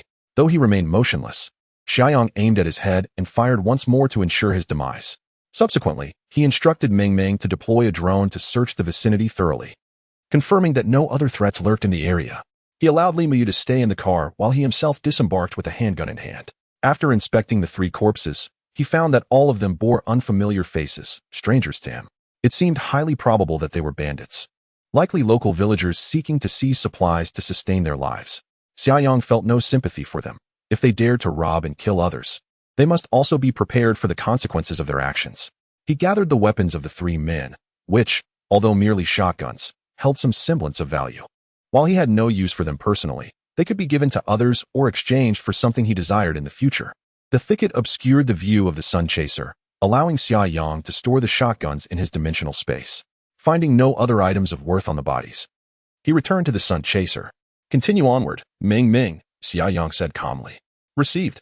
The sun chaser resumed its journey along National Highway 315. The interior of the vehicle was enveloped in silence. After a considerable time, Xia Yang suddenly inquired, Muyu, do you think I am somewhat cold-blooded? Li Muyu was taken aback by the question. She wanted to say no, yet her true sentiment was that Xia Yang did indeed seem a bit cold-hearted. This was not solely due to his recent act of shooting the 3 bandits. She had also witnessed him inflict a form of near-torturous torment upon Wang De Yong at the Qishan service area, killing him slowly. The psychological impact of that scene had been profound. However, would expressing her honest feelings be too harsh on Xia Yang? Li Muyu found herself in a state of inner turmoil. Chapter 69. Is it too late to seek support? Xia Yang chuckled and remarked, even without your words. I know your answer is undoubtedly affirmative, am I right? Li Muyu paused for a moment before responding, yes. But I understand that you must have your own reasons for acting this way, correct? Xia Yang did not directly address Li Muyu's comment. Instead, he stated, in fact, I could have simply driven past those three individuals. They are mere trifles, and their pathetic weapons posed no threat to the Liang. Yet, I chose to stop and eliminate them. Do you know why? A hint of confusion crossed Li Muyu's face as she asked, why? To uphold justice? To prevent them from harming others? Xia Yang could not help but burst into laughter, saying, uphold justice? As an ordinary person, what right do I have to do so? Why should I be responsible for others? The fate of anyone other than those I care about is of no concern to me. When Li Muyu heard the phrase those I care about, she inexplicably thought of herself, her cheeks slightly flushing. She inquired, then what is the reason? I merely wish to impart a lesson through this incident, Xia Yang replied earnestly. He turned to face Li Muyu and continued. Since that day when the meteor shower descended, this world has irrevocably changed. The values and moral standards you have cultivated over the past 20 years are no longer applicable in this realm. It is a world where the weak are devoured by the strong, where survival of the fittest reigns supreme. Oftentimes, if you are not ruthless towards others, you are merely being cruel to yourself. Muyu, you must remember my words. Li Muyu felt a subtle tremor within her, displaying a contemplative expression as she gently nodded. Although she still believed such brutal methods were inappropriate, she had greater faith that Xia Yang would not deceive her. Xia Yang smiled and said, all right, you will gradually come to understand. Just remember my words, and do not let your kindness lead to your own downfall. Yes, I will remember. Li Muyu replied earnestly, nodding her head. The Liang continued its journey westward through the biting wind and snow. Xia Yang asked, by the way, Muyu, what do your parents do? Li Muyu replied, they are engaged in scientific research. They were professors at the biology department of Sanchon University and moved to the National Biological Research Institute in Jiangcheng 5 years ago. Scientists, Xia Yang exclaimed, giving a thumbs up and smiling at Li Muyu. Who would have thought our star hails from such an intellectual lineage? Li Muyu playfully glared at Xia Yang, saying, do not make fun of me. Xia Yang chuckled, since your parents are scientists, there should be no issues regarding safety. Scientists are always valuable assets, especially in times like these, and will surely be well protected. A worried expression crossed Li Muyu's face as she said, I hope so. It has been over 20 days since I last contacted them. I hope they are safe. Do not worry. Xia Yang reassured her in such perilous times. The value of scientists will be even more pronounced. Uncle and aunt will surely be fine. At this moment, Xia Yang suddenly felt as though he had overlooked some crucial information. He pondered carefully and couldn't help but turn to Li Muyu. Xia Yang inquired, Muyu, did you just mention that your parents are biologists? Indeed, Li Muyu replied, bewildered by Xia Yang's sudden reaction. They work at the National Biological Research Institute in Jiangcheng, right? Exactly. Xia Yang couldn't restrain his curiosity any longer. Would you mind sharing their names with me? I've admired scientists since childhood. I must take them as my role models. Li Muyu couldn't help but chuckle, saying, stop being so coy. You just want to know my parents' names, don't you? What a clumsy excuse. She then gracefully revealed, my father is named Li Xiaoyang, and my mother is Fang Wenqin. Upon hearing this, Xia Yang gasped in astonishment, his expression one of utter surprise. Li Muyu laughed. Why the big reaction? It's as if you've heard of my parents before. Of course, Xia Yang had heard of these distinguished figures, albeit in his previous life. At this moment, his heart was tumultuous, his gaze complex as he looked at Li Muyu. Little girl, I never imagined you came from such an illustrious background. I wonder if it's too late to seek their favor now? Li Xiaoyang and Fang Wenqin, these names in Xia Yang's former life were undoubtedly luminaries. The reason humanity managed to tenuously hold its ground in the apocalypse, ceasing its relentless decline, was largely due to the increasing emergence of superpowered individuals. The balance of power between both sides gradually shifted as the number of these extraordinary beings grew. The mass cultivation of superpowered individuals hinged upon the groundbreaking invention of energy liquid. The technology for extracting energy liquid from source crystals was developed at the National Biological Research Institute in Jiangcheng. The head of the research team that pioneered this extraction technology was none other than Li Xiaoyang, with Fang Wenqin as his assistant. In his previous life, this couple, Li Xiaoyang and Fang Wenqin, held an esteemed reputation among all of humanity. Should humanity triumph over the apocalypse and rebuild its home, this couple would undoubtedly be immortalized in history. As their only daughter, Li Muyu would certainly live a privileged life, even amidst the apocalypse. Li Muyu felt a bit uneasy under Xia Yang's gaze. She shifted uncomfortably and playfully scolded, Why are you staring at me? Is there something on my face? Xia Yang replied earnestly, Muyu, in times of wealth and honor, do not forget your friends. Li Muyu rolled her eyes, saying, that's so random. I have no idea what you're talking about. Xia Yang chuckled and said, just joking. But rest assured, I am 90% confident that uncle and aunt are being well protected at this very moment, and they will undoubtedly have opportunities to shine in their professional fields in the future. Li Muyu nodded vigorously, responding, yes. I appreciate your kind words. The Liang continued to brave the wind and snow, proceeding without further incident. In truth, the vicinity of the national highway has become rather desolate, and the chaos wrought by the beastly creatures has yet to encroach upon this area, allowing for a semblance of tranquility along the road. As evening approached and the sky darkened, Xia Yang resolved to find a suitable place to set up camp. Although the Liang vehicle had achieved full automation in its driving capabilities, traveling at night still posed a heightened risk of unforeseen dangers. Thus, Xia Yang deemed it prudent to halt for the night to ensure peace of mind. He instructed Meng Meng to reduce the vehicle's speed slightly while dispatching a drone to scout the surrounding area in search of a relatively safe campsite. Before long, based on the drone's feedback, Xia Yang selected an old brick kiln located 2 kilometers away. The drone's reconnaissance indicated that there were no signs of human activity in the vicinity, nor were there any sightings of the beastmen. The nearest village was over 3 kilometers away, suggesting that passing the night here would be relatively secure. Consequently, Xia Yang directed Meng Meng to maneuver the Liang vehicle towards the old brick kiln. A few minutes later, the Liang vehicle arrived and parked in the sheltered area behind the kiln.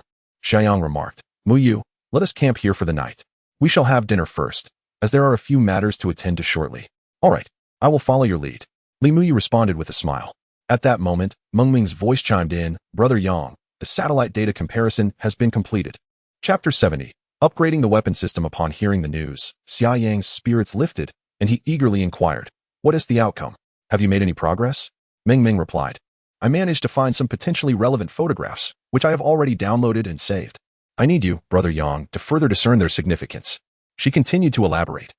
The satellite images were captured from a high altitude, making it difficult to capture clear facial features. Thus, we can only conduct a fuzzy comparison. Moreover, the probability of the target being outdoors at the time of the satellite's passage and capture is not guaranteed. So, I understand. No worries. Let us first examine the images you have filtered, Xia Yang responded, rising to head towards the rear cabin. After taking a couple of steps, he paused and turned back to say, Muyu, feel free to take whatever you wish from the refrigerator for dinner. No need to be frugal. We have plenty of supplies. Oh, sure. Li Muyu also stood up from the co-pilot seat. Her curiosity piqued as she asked, Xia Yang, what are you planning to do? Xia Yang replied, I've asked Meng Meng to capture some satellite images to see if we can locate my sister's whereabouts. It's a long shot, but I'm not holding out too much hope. Li Muyu exclaimed in surprise, Meng Meng can capture satellite images? That is impressive. Xia Yang chuckled. Meng Meng possesses many talents. You'll see in due time. So, would you mind preparing dinner? I'm going to check the images Meng Meng has found. Sure, go ahead. Xia Yang settled into the circular sofa area in the rear cabin, and the LCD television screen opposite him automatically illuminated. A photograph taken from above appeared, magnified significantly, though the clarity was merely average. In the image, Meng Meng had marked one individual's position with a red circle. Due to the elevation of the shot, it was nearly impossible to discern clear facial features. However, one could make rough judgments based on clothing and body shape. Xia Yang scrutinized the image before requesting Meng Meng to switch to another one, as he did not believe the previous individual resembled Xiaolin.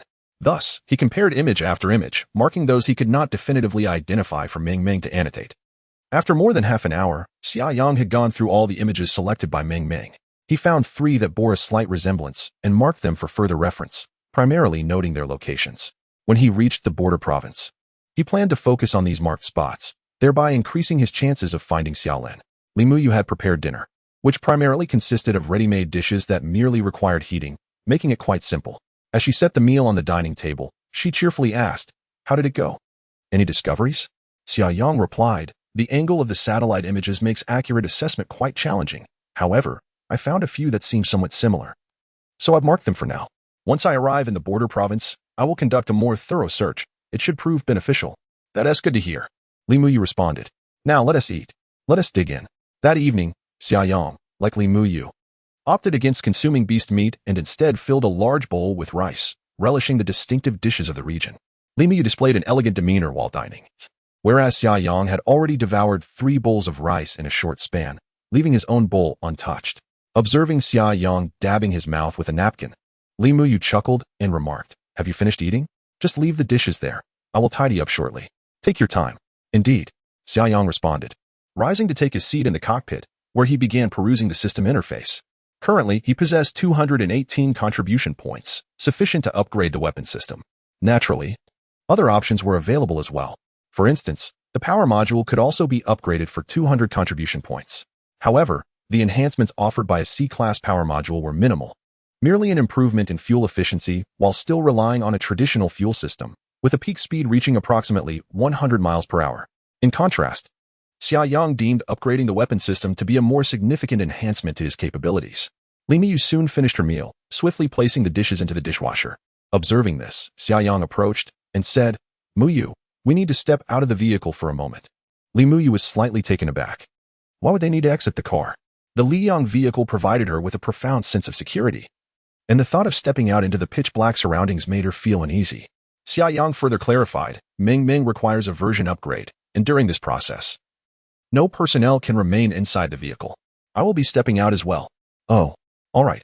Although Li Muyu found it peculiar that an artificial intelligence necessitated the evacuation of the vehicle for an upgrade, she refrained from voicing her concerns, trusting Xia Yang completely.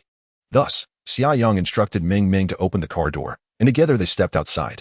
Once outside, Li Muyu was immediately enveloped by the biting cold. Despite wearing polar-grade winter attire, she instinctively tightened her jacket. Xia Yang approached the side of the Li Yang vehicle and opened the luggage compartment, avoiding Li Muyu's gaze. He retrieved several items from the dimensional space, which materialized directly within the luggage compartment. He then extracted them and led Li Muyu into the old brick kiln. Inside the dimly lit kiln, Li Muyu felt a sense of trepidation and instinctively grasped Xia Yang's arm. Xia Yang illuminated the space with a powerful flashlight. Discovering it was relatively dry and well insulated from the wind, he reassured her, "There's no need to be afraid. I have already surveyed the area with a drone, and there is no one around." Once inside the kiln, Xia Yang set down the numerous items he had carried and unfolded 2 picnic chairs. He then added firewood to the fire pit and set about igniting the flames. As the warm glow gradually illuminated the space, Li Muyu's heart began to settle somewhat. "Warm yourself by the fire. I will be back shortly," Xia Yang declared. Where are you going?" Li Muyu's voice trembled. In the vast emptiness of the brick kiln, how could she not feel fear? "Rest assured, I will be right next to the Li Yang vehicle. Before Ming Ming's upgrade, I need to perform some operations. I will return in a few minutes." Xia Yang comforted her, promising to be back soon. "Oh," Li Muyu replied, her voice quivering then. "Please hurry. Very soon." After Xia Yang finished speaking, he stepped towards the outside of the brick kiln. The Li Yang ship was stationed behind the kiln, although it obstructed Li Muyu's line of sight. There remained a possibility for Xia Yang to see anyone approaching from a distance. He hastened to the side of the Li Yang ship and summoned the system interface. Selecting the option to upgrade the weapon system, a voice resonated in his mind. "Host has chosen to upgrade the weapon system. Please provide the necessary materials." Below is the list. The system interface simultaneously displayed a series of various ores. Without hesitation, Xia Yang retrieved the required quantities of ores from the strategic reserve S storage and placed them beside the Li Yang ship. The system then confirmed. Materials confirmed. Upgrade commencing. Estimated time, 30 minutes. A radiant light enveloped the Li Yang ship.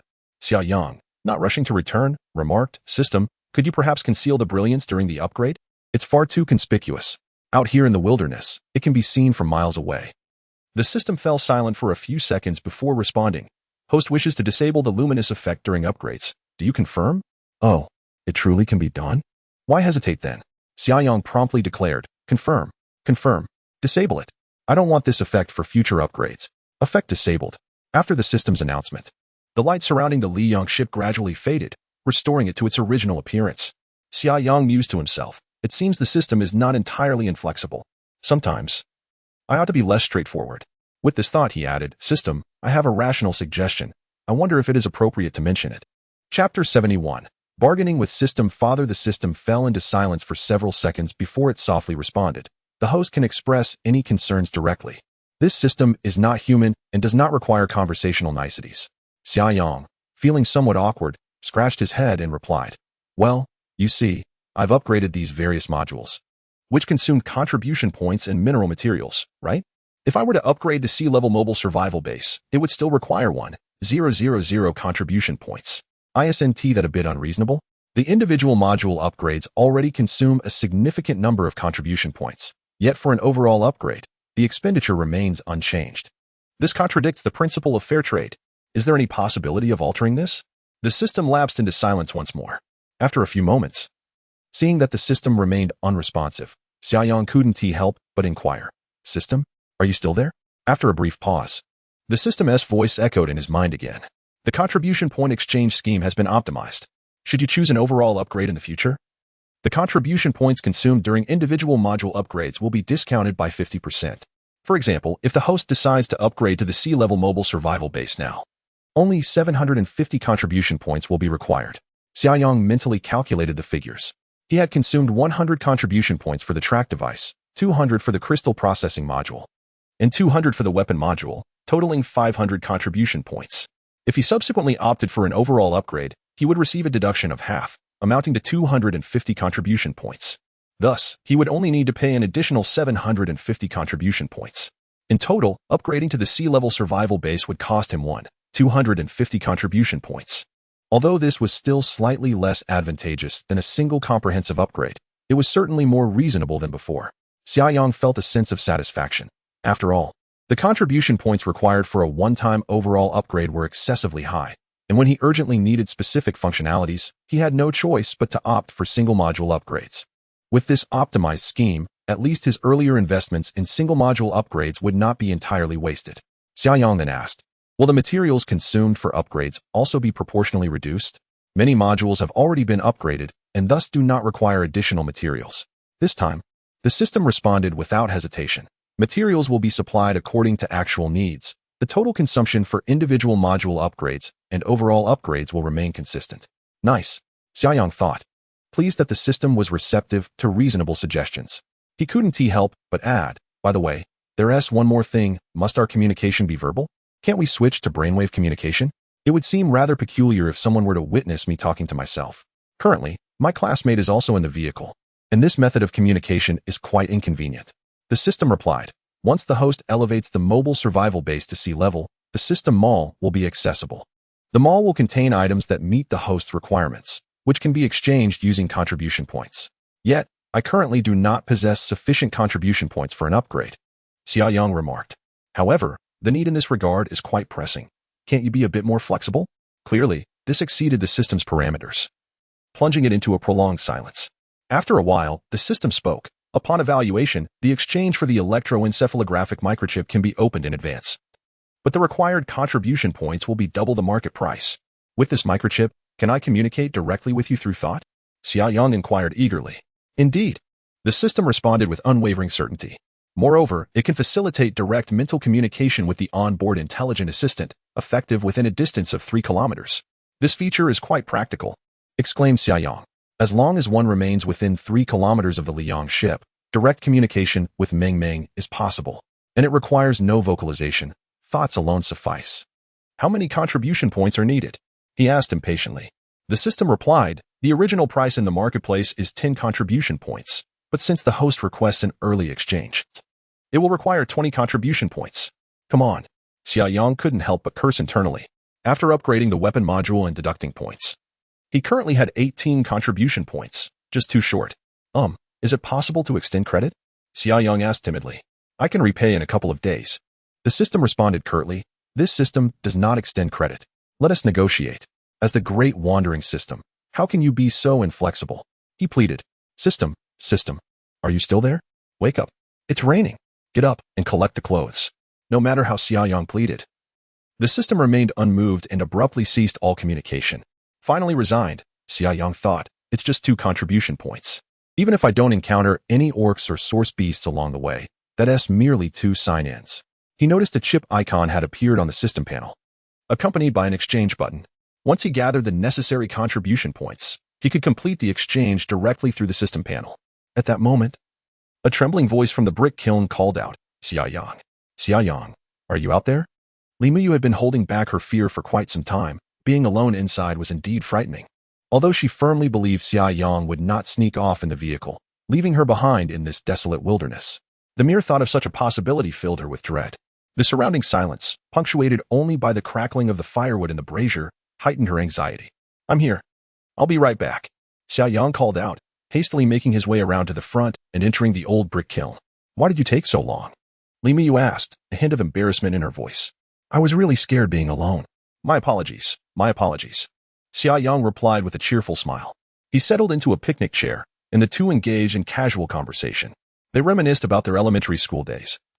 Having shared 6 years of classes together, naturally accumulating a wealth of shared memories. Unbeknownst to them, as they conversed, the bond between them grew more harmonious. After a reunion of over a decade, the once palpable sense of distance began to quietly dissipate. At that moment, a system notification resonated in Xia Yang's mind. Weapon module upgrade complete. He promptly rose to his feet and declared, all right, Ming Ming should be done by now. Let us return to the vehicle. Li Muyu, eager to return, immediately stood up and replied, sure. The two exited the brick kiln and swiftly made their way back to the solar flame. Xia Yang observed that, despite the weapon module upgrade, the interior of the solar flame had undergone no visible changes. The weaponry was likely concealed within the compartment, ready to emerge from beneath the firing ports when needed. It's still warm inside the vehicle, and it feels so secure, Li Miyu exclaimed with delight. Xia Yang chuckled in response, you should sit and rest for a moment. Where are you going again? Li Miyu inquired, unable to suppress her curiosity. Xia Yang couldn't help but laugh, saying, isn't there something left to tidy up at the brick kiln? I must attend to it. Oh, then be quick about it. Li Muyu realized, perhaps without noticing, how increasingly reliant she had become on Xia Yang after just a day's companionship. Once Xia Yang exited the vehicle, he instructed Ming Ming to secure the car doors and then hastened back into the brick kiln, equipped with insulated gloves. He emptied the remnants of unburned firewood from the fire pit, covered it with some snow from the side, and then gathered everything else into his dimensional space. When Li Muyu saw Xia Yang return to the vehicle, she asked, have you finished tidying up? All done.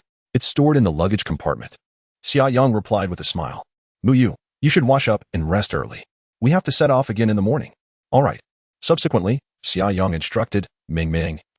Lower the main bedroom's bed. Understood. Yang go. Ming Ming responded. The bed, previously stowed against the side walls, descended slowly under the motor's influence, swiftly assembling into a spacious double bed. Xia Yang glanced at Li Muyu, who appeared somewhat flustered. Curiously, he asked, why haven't you gone to wash up yet? Li Muyu cast a quick glance at the large bed, her cheeks flushing with embarrassment as she stammered. How are we going to sleep tonight? Chapter 72. What is the learning material? Curiosity killed the cat upon hearing this. Xia Yang nearly burst into laughter. He stifled his amusement and feigned confusion, asking, what's the matter? Is the bed not big enough? I believe it's sufficient for sleeping. Li Muyu's face instantly flushed crimson as she playfully retorted, but there's only one bed. How can we sleep together? We? Xia Yang pretended to be taken aback, exclaiming, you actually want to share a bed with me? I never imagined you to be of such character. Li Muyu, of course not. Li Muyu replied, both embarrassed and flustered. There is plainly just one bed here. And what do you mean by sufficient for sleeping? Xia Yang, with an innocent expression, replied, I meant I would be sleeping alone. I've been doing so for a month. There's ample space. After saying this, he gazed at Li Muyu with a smile and countered, what do you think? What did you take my words to mean? Li Muyu. Her cheeks puffed in indignation, stamped her foot, and said, you're doing this on purpose. Xia Yang laughed heartily. All right. I won't tease you any longer, I was just joking.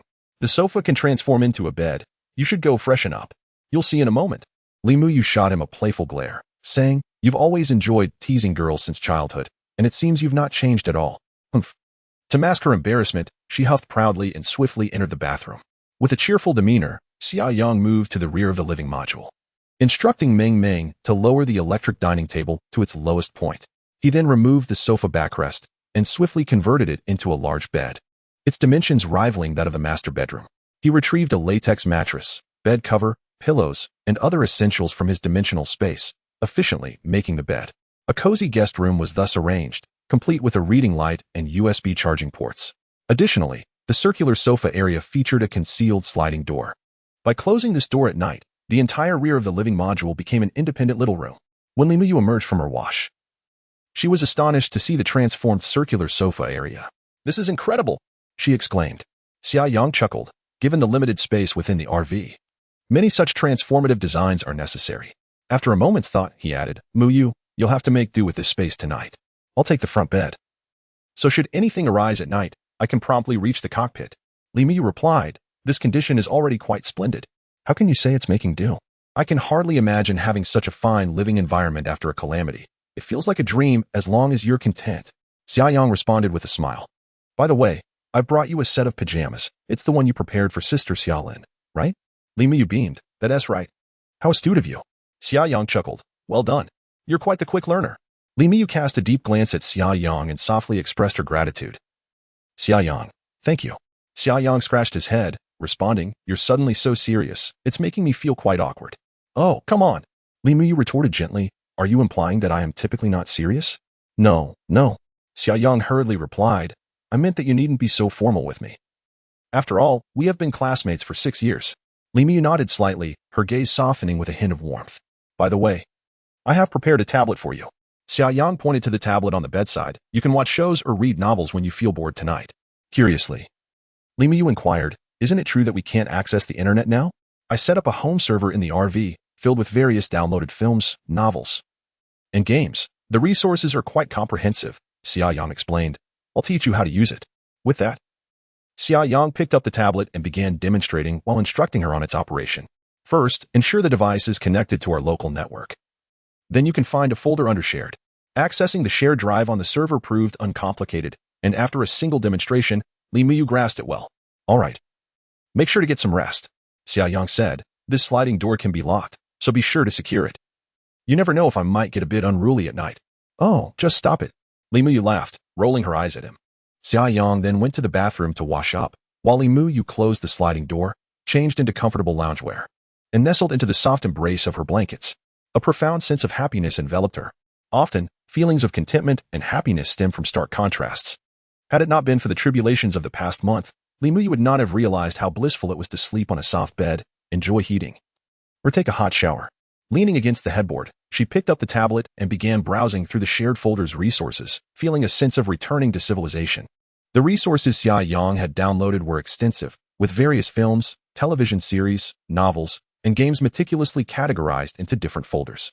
As she casually browsed, searching for a movie she might enjoy, she opened a folder containing an old film from the 1990s, only to discover, alongside a video file, another folder named Study Materials. This guy really hid the study materials well. Li Muyu mused to herself, intrigued. What could these study materials be? So mysterious. Driven by curiosity, she clicked into the folder. Inside, she found another nested folder titled Learning Makes Me Happy. Clicking further, she encountered another folder, and then another, each layer revealing new depths. Li Muyu's curiosity intensified as she delved deeper, ultimately discovering a plethora of folders densely packed with files. Teacher Tsang, Teacher Wu, Teacher Feng. Could it really be legitimate study materials? Li Muyu gazed at the various folders belonging to the teachers and couldn't help but mutter to herself. She clicked on a particular teacher's folder. Upon seeing the multitude of video files within, her cheeks flushed with embarrassment. There was no need to open them. The thumbnails revealed everything. Just then, the bathroom door swung open, and Xia Yang emerged, having finished his grooming. The sound startled Li Muyu, causing her to instinctively toss the tablet aside as if it were scalding hot. In a twist of fate, her arm brushed against the screen of the tablet, which fortuitously was set to maximum volume. Consequently, an overwhelming, indescribable sound erupted from the device. Li Muyu's face paled further, and she hurriedly fumbled to silence the video. However, the more frantic she became, the more mistakes she made. Her grip faltered, and the tablet tumbled onto the bed once again. Xia Yang had already caught wind of the peculiar noises emanating from within. He approached the sliding door and knocked gently, inquiring, Muyu, are you all right? Do you feel unwell? The muffled sounds from inside seemed to carry a hint of distress. What could be the matter? Li Muyu, in a flurry, finally managed to turn the tablet's volume down to its lowest setting. The screen, however, continued to display those unspeakable images. Her cheeks burned, and she hastily shut off the video.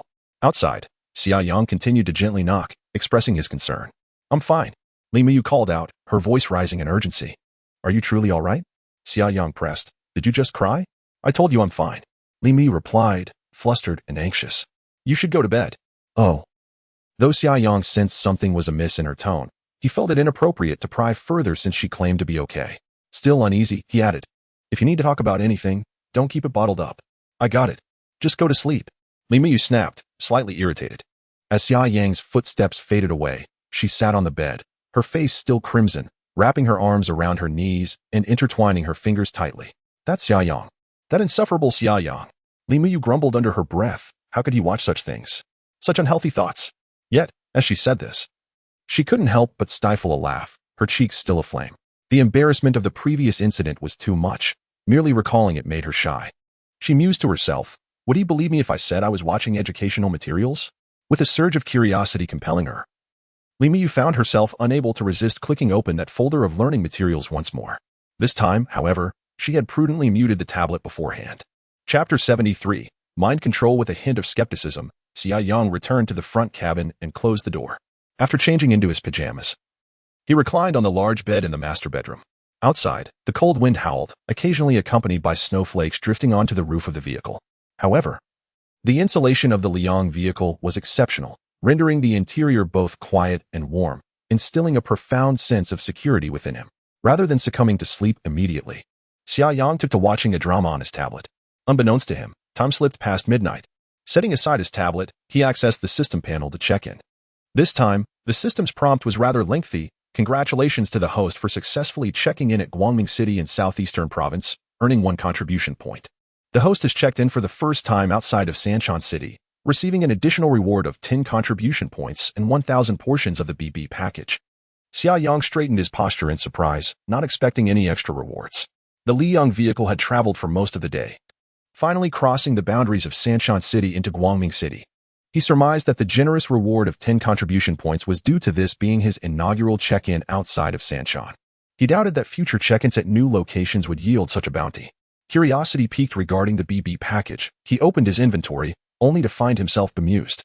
The displayed icons clearly depicted 2 bowls, one filled with tossed noodles and the other with wontons. A bright red label indicated 1,000 portions. In this region of southeastern province, wontons were referred to as bayanru. Thus, the BB package comprised bayanru and tossed noodles. Xia Yang suddenly realized that the popular snack from Shaxian, which was beloved throughout Xia country, originated from Guangming City.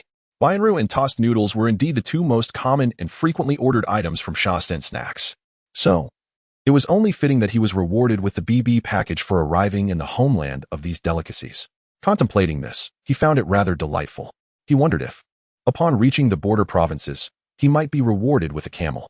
As he indulged in these whimsical thoughts, he attempted to retrieve a portion of the BB package. It appeared quite appetizing. The bayanru were plump and the sesame sauce on the tossed noodles emitted a tantalizing aroma. Moreover, they were steaming hot, ready to be savored. At that moment, Xia Yang felt no inclination to indulge in a midnight snack, opting instead to return the bayanru and tossed noodles to his inventory. He appreciated the convenience of the inventory system and decided against transferring them to the dimensional space. Now, with 29 contribution points accumulated, he eagerly exchanged for the neural microchip within the system interface. After spending 20 contribution points, he was left with a solitary 9. A delicate, miniature chip materialized in his inventory. With a mere thought, Xia Yang extracted it, discovering that the chip was remarkably small, about half the size of his pinky nail. After reviewing the explanation on the system interface, he noted that the chip was simple to use. Just press it against the nape of his neck. Xia Yang hesitated not for long, turning the side of the chip with 2 small antennae inward. He reached back to his neck, felt around, and gently pressed it down. A mild sting coursed through him, followed by a slight itch at the nape of his neck. Upon further inspection, he discovered that the chip had vanished entirely, seemingly absorbed into his flesh. Was this it? Xia Yang felt uncertain. He attempted to silently call out, "System? Are you there?" "I am here." The voice of the system resonated within his mind, confirming that the microchip installation was complete. Henceforth, the host could communicate directly with the system through thought. Excellent. Xia Yang continued to experiment with his thoughts. "Meng Meng? Are you there?" "Yang Ge, I'm here." The signal was remarkably clear. Ming's voice echoed in Xia Yang's mind, indicating that he could now also communicate with her via thought. However, the effective range was limited to 3,000 meters, and he needed to be mindful of this distance. With the acquisition of this microchip, the issue of inconvenient communication had been satisfactorily resolved. Xia Yang felt immense satisfaction. As the hour grew late, he lay down and soon drifted into slumber. At 6 in the morning, Meng Ming's voice reverberated in Xia Yang's mind. "Yang Ge, it is time to rise as per your designated waking hour." Xia Yang rubbed his sleepy eyes and sat up in bed. The surroundings were exceptionally quiet, and he had enjoyed a restful night's sleep. He swiftly changed his clothes and got out of bed. The large bed folded itself slowly against the walls, dividing into 2 halves. He glanced towards the rear cabin, where the sliding door remained closed. Li Miyu had likely not yet awakened.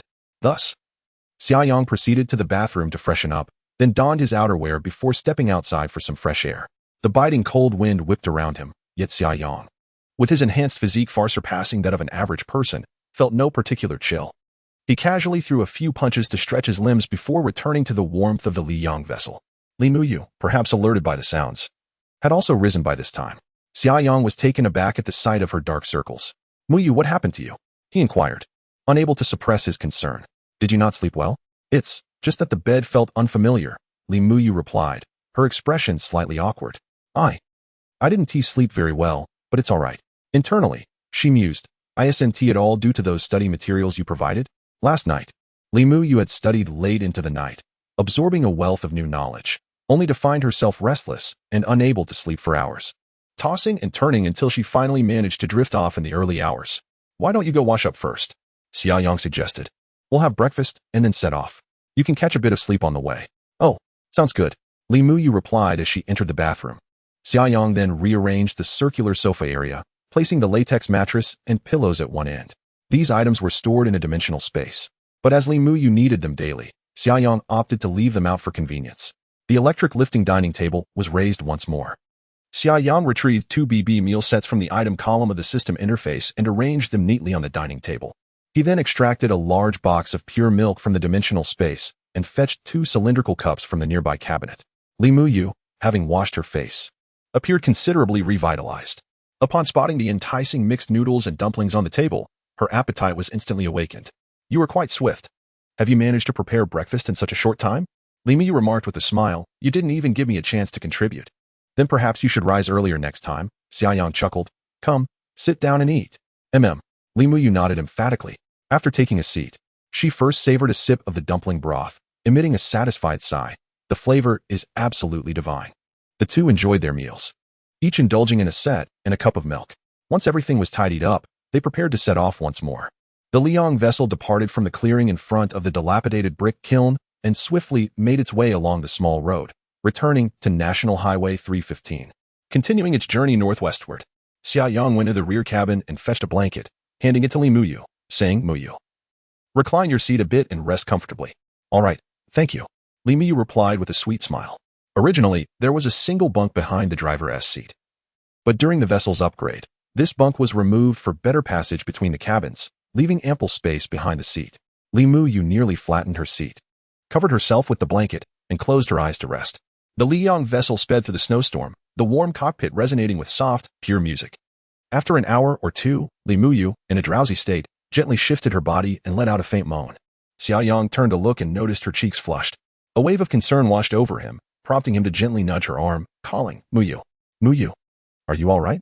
Li Muyu struggled to open her eyes, which were tinged with bloodshot veins. Weakly, she murmured, Xia Yang, I think I feel a bit unwell. Perhaps I have a fever. Xia Yang reached out to feel her forehead, remarking, you are indeed warm. It's uncomfortable to lie here. You should rest in the rear cabin. He then called out, Meng Meng, lower the master bed. Understood. Behind them, the master bed gradually descended from both sides and closed together. Although the passage between the cabins was obstructed by the bed, one could still directly climb onto it from the cockpit. Xia Yang unfastened Li Muyu's seatbelt and assisted her onto the bed in the rear cabin. He then climbed onto the bed himself, descending from the other side to fetch a damp towel from the bathroom, preparing to physically cool Li Muyu down. Although he had stockpiled numerous medications in the dimensional space, he had no intention of using any on Li Muyu. In truth, Xia Yang felt remarkably calm, even harboring a sense of anticipation. This scenario was eerily reminiscent of an experience he had endured in his previous life. Chapter 74. Attentive care. Xia Yang gently placed a damp towel on Li Muyu's forehead, speaking softly, Muyu, rest for a while. If you feel particularly unwell, just call for me. I'll be in the cockpit. Li Muyu nodded weakly. Xia Yang then crawled back from the master bedroom to the cockpit. According to the traffic regulations before the apocalypse, passengers in a moving RV were prohibited from lying in bed. They had to sit in their seats with seatbelts fastened. However, those regulations had lost their obligatory power in the current world. Nevertheless, for safety's sake, Xia Yang instructed Meng Meng to reduce the speed of the vehicle, while also avoiding sudden stops and sharp turns. The vehicle, Li Yang, traveled smoothly, with soft music echoing in the cockpit. Xia Yang remained vigilant, keeping an eye on the surroundings, occasionally leaning back to check Li Muyu's temperature. As noon approached, Xia Yang did not stop. He had 2 bowls of mixed noodles and 2 bowls of dumplings in the cockpit. He then went to the rear cabin, prepared some glucose water, and gently propped Li Muyu up to feed her a little at a time. In the afternoon, her temperature continued to rise, and she began to mumble incoherently. Xia Yang decided to park in an empty space in front of an abandoned restaurant by the National Road, where he continuously attempted to cool Li Muyu down physically. In addition to the damp towel on her forehead, he retrieved a bottle of alcohol from his dimensional space, applying it repeatedly to her palms and soles. Although applying alcohol to the armpits would yield better results for physical cooling, it was evidently inconvenient. I'm feeling so unwell. Am I going to die? Li Muyu murmured. As Xia Yang replaced her towel, he reassured her, don't say such foolish things. It's just a minor cold and fever. How could it be fatal? You'll feel better soon. After saying this, he stood to head to the restroom to wring out the towel, but Li Muyu grasped his hand tightly. Xia Yang could feel the heat radiating from her palm, stirring an odd sensation within him. In his past life, during her fever, she had held onto his hand in the same desperate manner, unwilling to let go for a moment. Holding Li Muyu's hand, he whispered, Muyu, it's all right. Just take a nap and you'll be fine. Please don't leave me. Li Muyu murmured, I'm very scared. I will never abandon you. Xia Yang replied firmly, rest assured, I will ensure your safe arrival in Jiang City, back to your uncle and aunt. A faint smile gradually appeared on Li Muyu's flushed face as she made an effort to open her eyes and glance at Xia Yang before wearily closing them again. Throughout the afternoon, Xia Yang scarcely had a moment to sit down. He hurried back and forth to change Li Muyu's towels, periodically dipping cotton swabs in alcohol to cool her down. Every 30 minutes, he used an infrared thermometer to check her forehead temperature. It was not until evening that her temperature began to slowly decrease. Xia Yang quietly sighed in relief. This situation was far better than in his previous life. Certainly, the circumstances this time were considerably improved compared to before. In a previous life, when Li Muyu had a fever, they sought refuge in a dilapidated barn that was rife with drafts, devoid of medicine and sustenance. At that time, Xia Yang genuinely worried that Li Muyu would not endure. Yet, in such dire circumstances, Li Muyu persevered, and thus, this time, Xia Yang harbored no concerns. Outside, the sky gradually darkened. Xia Yang instructed Meng Meng to lower the car's sunshade as the warm lights began to illuminate the interior. He made his way to the rear kitchen area, retrieving a bowl of preserved egg and lean meat congee from the dimensional space. Given Li Muyu's condition, her appetite was surely diminished, so a light meal was in order for the evening. As for himself, he prepared 10 pounds of source beast meat, setting up a small grill at the back of the vehicle to commence cooking. The automatic ventilation fan at the rear began to hum, operating at full capacity to expel the smoke outside. Xia Yang settled at the circular sofa's dining table, heartily devouring the fragrant source beast meat. In no time, he had polished off the entirety of the 10 pounds. Since becoming an ability user, his appetite had indeed increased significantly. Hearing commotion from the front cabin, Xia Yang quickly rose and hurried over. He found Li Muyu struggling to prop herself up. He rushed to her side, saying, Muyu, you're awake. How do you feel? Li Muyu weakly replied, I think I feel a bit better. Don't move just yet. Let me check your temperature, Xia Yang said as he picked up the forehead thermometer resting on the bedside. 38. 2 degrees, still a fever. But it has decreased slightly since the day. Xia Yang remarked, since you're awake, let us get you something to eat. You only had a bit of dumpling noodles this morning. Li Muyu nodded and sat up, draping a coat over herself as she attempted to get out of bed. Her legs felt somewhat unsteady, as though she were treading on cotton. Xia Yang suggested, perhaps you should stay in bed. I've heated some preserved egg and lean meat congee. I can bring it to you. Flushing slightly, Li Muyu whispered, I need to use the restroom. Caught off guard, Xia Yang felt a wave of embarrassment wash over him. What should we do? He asked. Li Muyu, her face still flushed, replied, you need to help me. Oh, right. Xia Yang quickly assisted Li Muyu in getting off the bed, guiding her slowly towards the restroom. A faint, alluring fragrance wafted into his nostrils, stirring his thoughts. Fortunately, the restroom was quite close. He helped her inside, quickly saying, I'll go heat up the congee. With that, he hastily shut the restroom door behind him and rushed to the kitchen area, placing the congee in the microwave. Xia Yang, what's wrong? He heard her voice from the restroom. I can't stand up. Li Muyu's tone was laced with a hint of shyness. Should I come in to help you? Xia Yang awkwardly inquired. Could you please close your eyes when you come in? Li Muyu stammered. I haven't tea. Put my pants on yet. Taken aback, Xia Yang was momentarily at a loss. Taking a deep breath, he declared loudly, I understand. I'm closing my eyes now. Upon finishing his words, Xia Yang tightly closed his eyes. Click.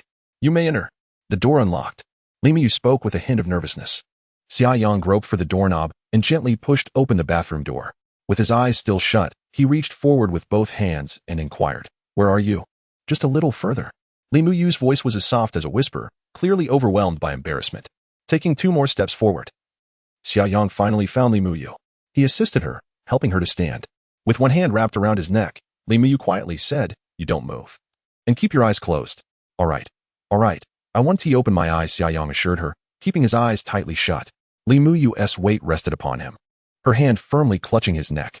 The rustling sounds reached Xia Yang's ears, inevitably stirring his imagination. Fortunately, Li Muyu soon shyly announced, "I'm all set, you can open your eyes now." Xia Yang felt as if he had been granted a reprieve and hastily opened his eyes. As his vision cleared, he was met with the exquisite features of Li Muyu's face mere inches away, leaving him momentarily entranced. "What are you dawdling for? Help me out." Li Muyu's cheeks were flushed, and it was hard to tell if it was due to fever or embarrassment. "Oh, I was just wondering if I should flush first." Xia Yang stumbled over his words. Li Muyu, both shy and anxious, replied, "I've already flushed." "Oh, let us go. Let me help you out," Xia Yang quickly responded. Li Muyu leaned entirely against Xia Yang, her warmth enveloping him, and her body still radiating heat from the lingering fever, which was undeniably a trial for the youthful Xia Yang.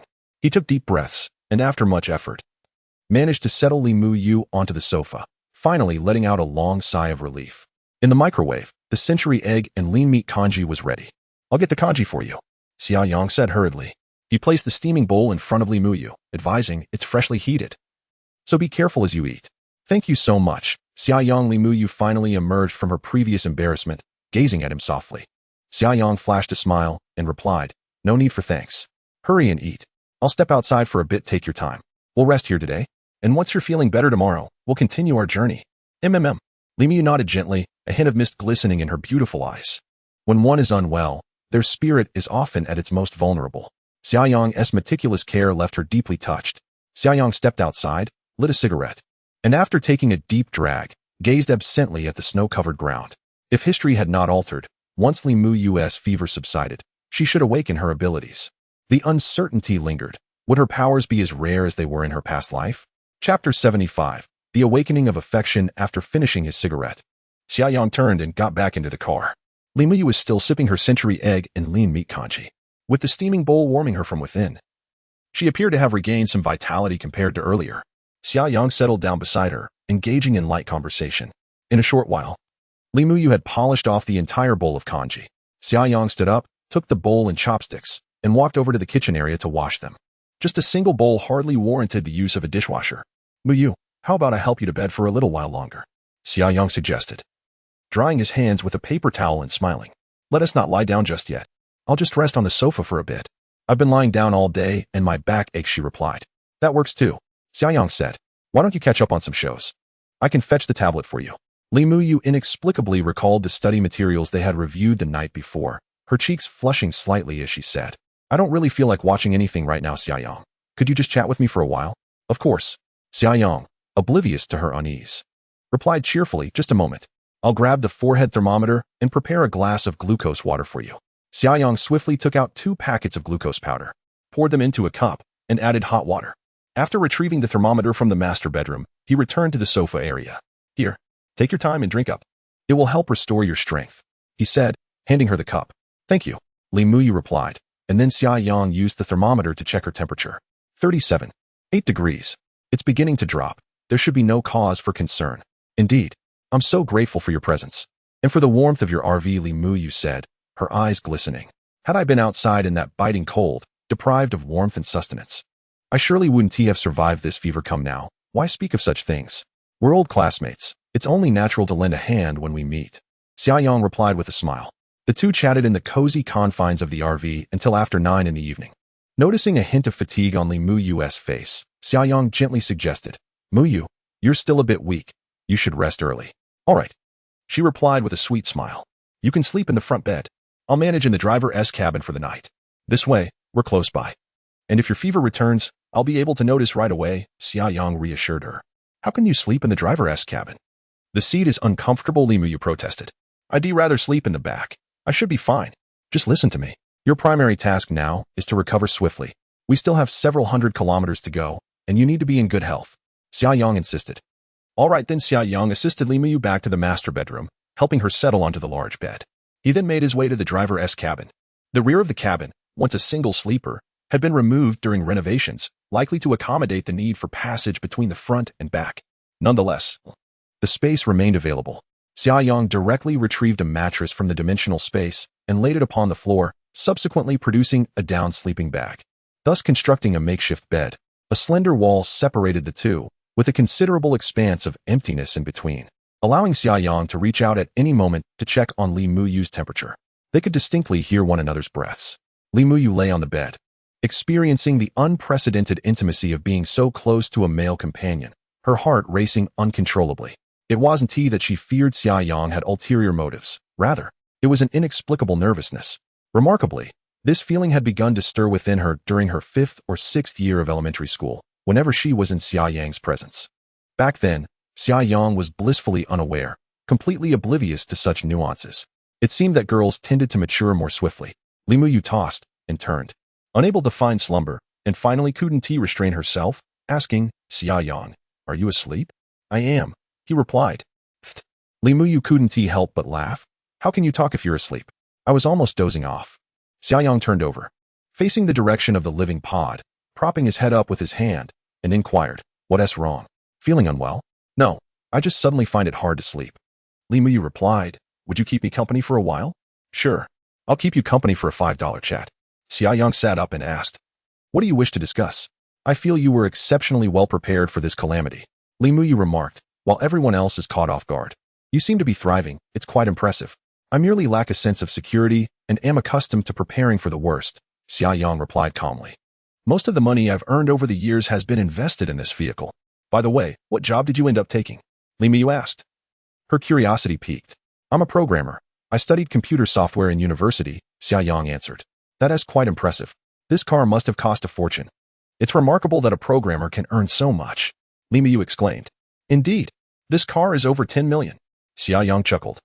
"That was from my first project I independently managed. After its completion, I received a bonus." "A bonus of over 10 million? Your company is quite wealthy." Li Muyu responded. "What are you thinking? Let me finish." Xia Yang interjected, "With that substantial bonus, I decided to celebrate by purchasing a lottery ticket." "And then? Did you win?" Li Muyu asked, intrigued. "Yes," Xia Yang replied. "Out of the blue, I struck it rich, which led to this car. And I also stockpiled some food and medicine." His words were a blend of truth and exaggeration, yet Li Muyu believed every word. Listening to Xia Yang's voice provided her with an inexplicable sense of reassurance.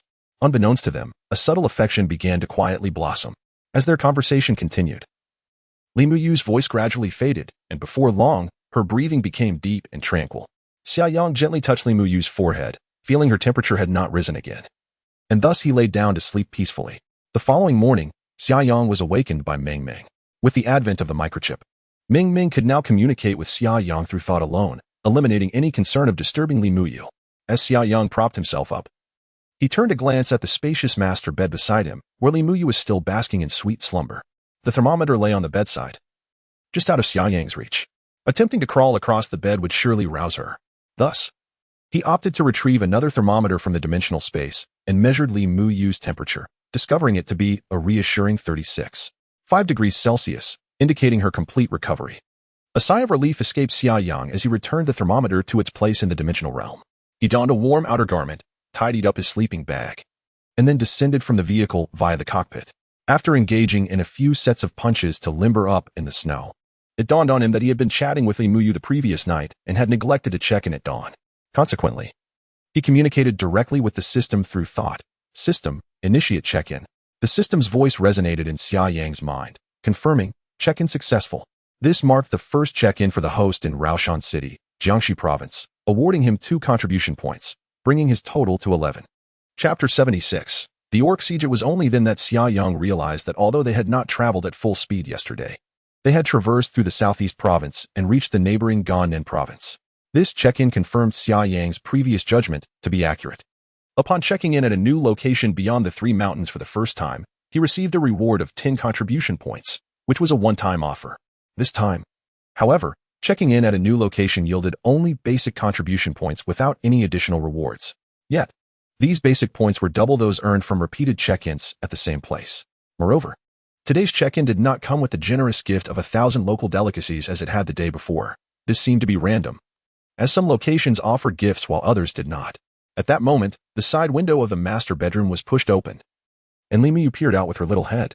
Xia Yang, you're awake. Good morning. Xia Yang smiled and waved at Li Miyu, inquiring, how are you feeling today? Good morning. Li Miyu replied with a smile, I think my fever has subsided, and I don't feel as uncomfortable anymore. I should be fine. That's great to hear. Xia Yang chuckled. Get up, freshen up, and let us prepare for breakfast. By the way, do you need me to help you? Li Miyu's cheeks flushed slightly, and she quickly responded, No, I can manage on my own. She was recalling the awkward moment from yesterday when she had needed assistance in the restroom. Xia Yang wandered outside for a bit before returning to the Yang vehicle. Li Miyu was already up, having neatly folded her blanket and tidied her bed. She was currently in the bathroom freshening up.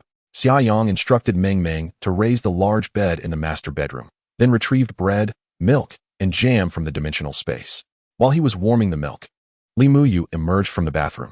Are you preparing breakfast again? Li Miyu asked. Let me handle that.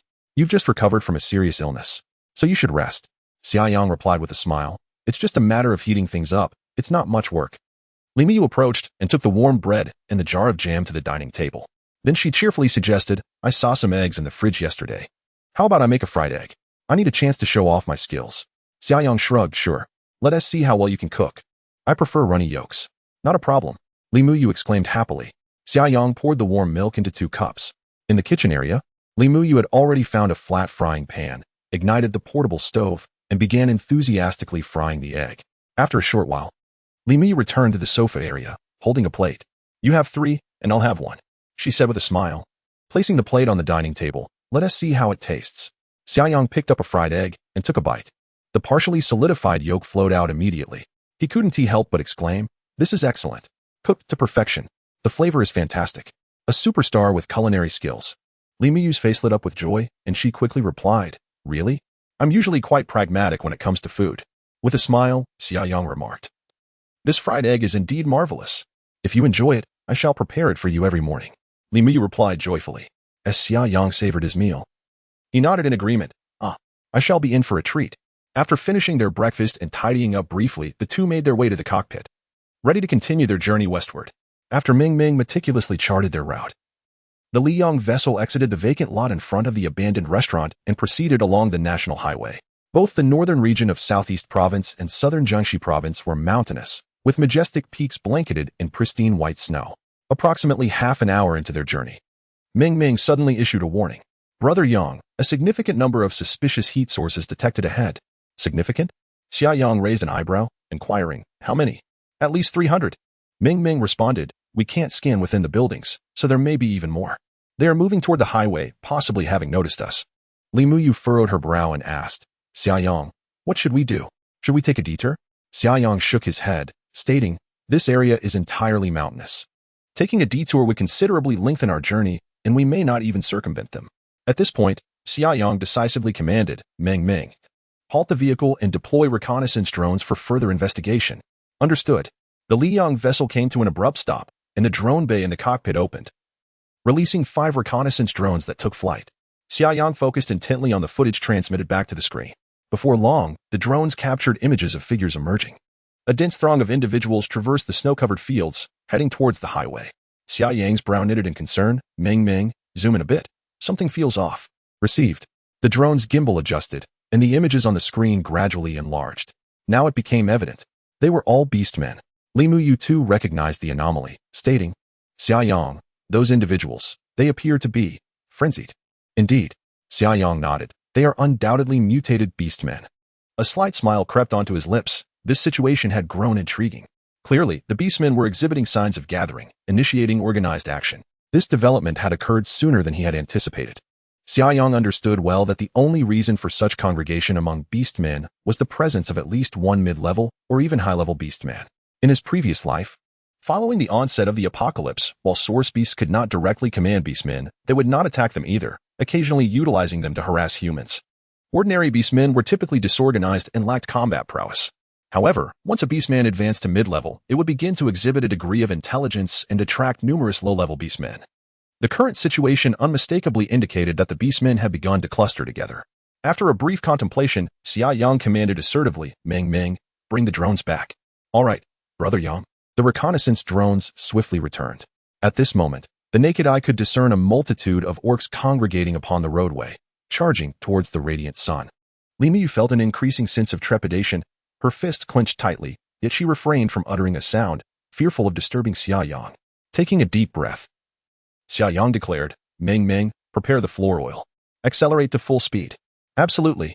Ming Ming responded with excitement.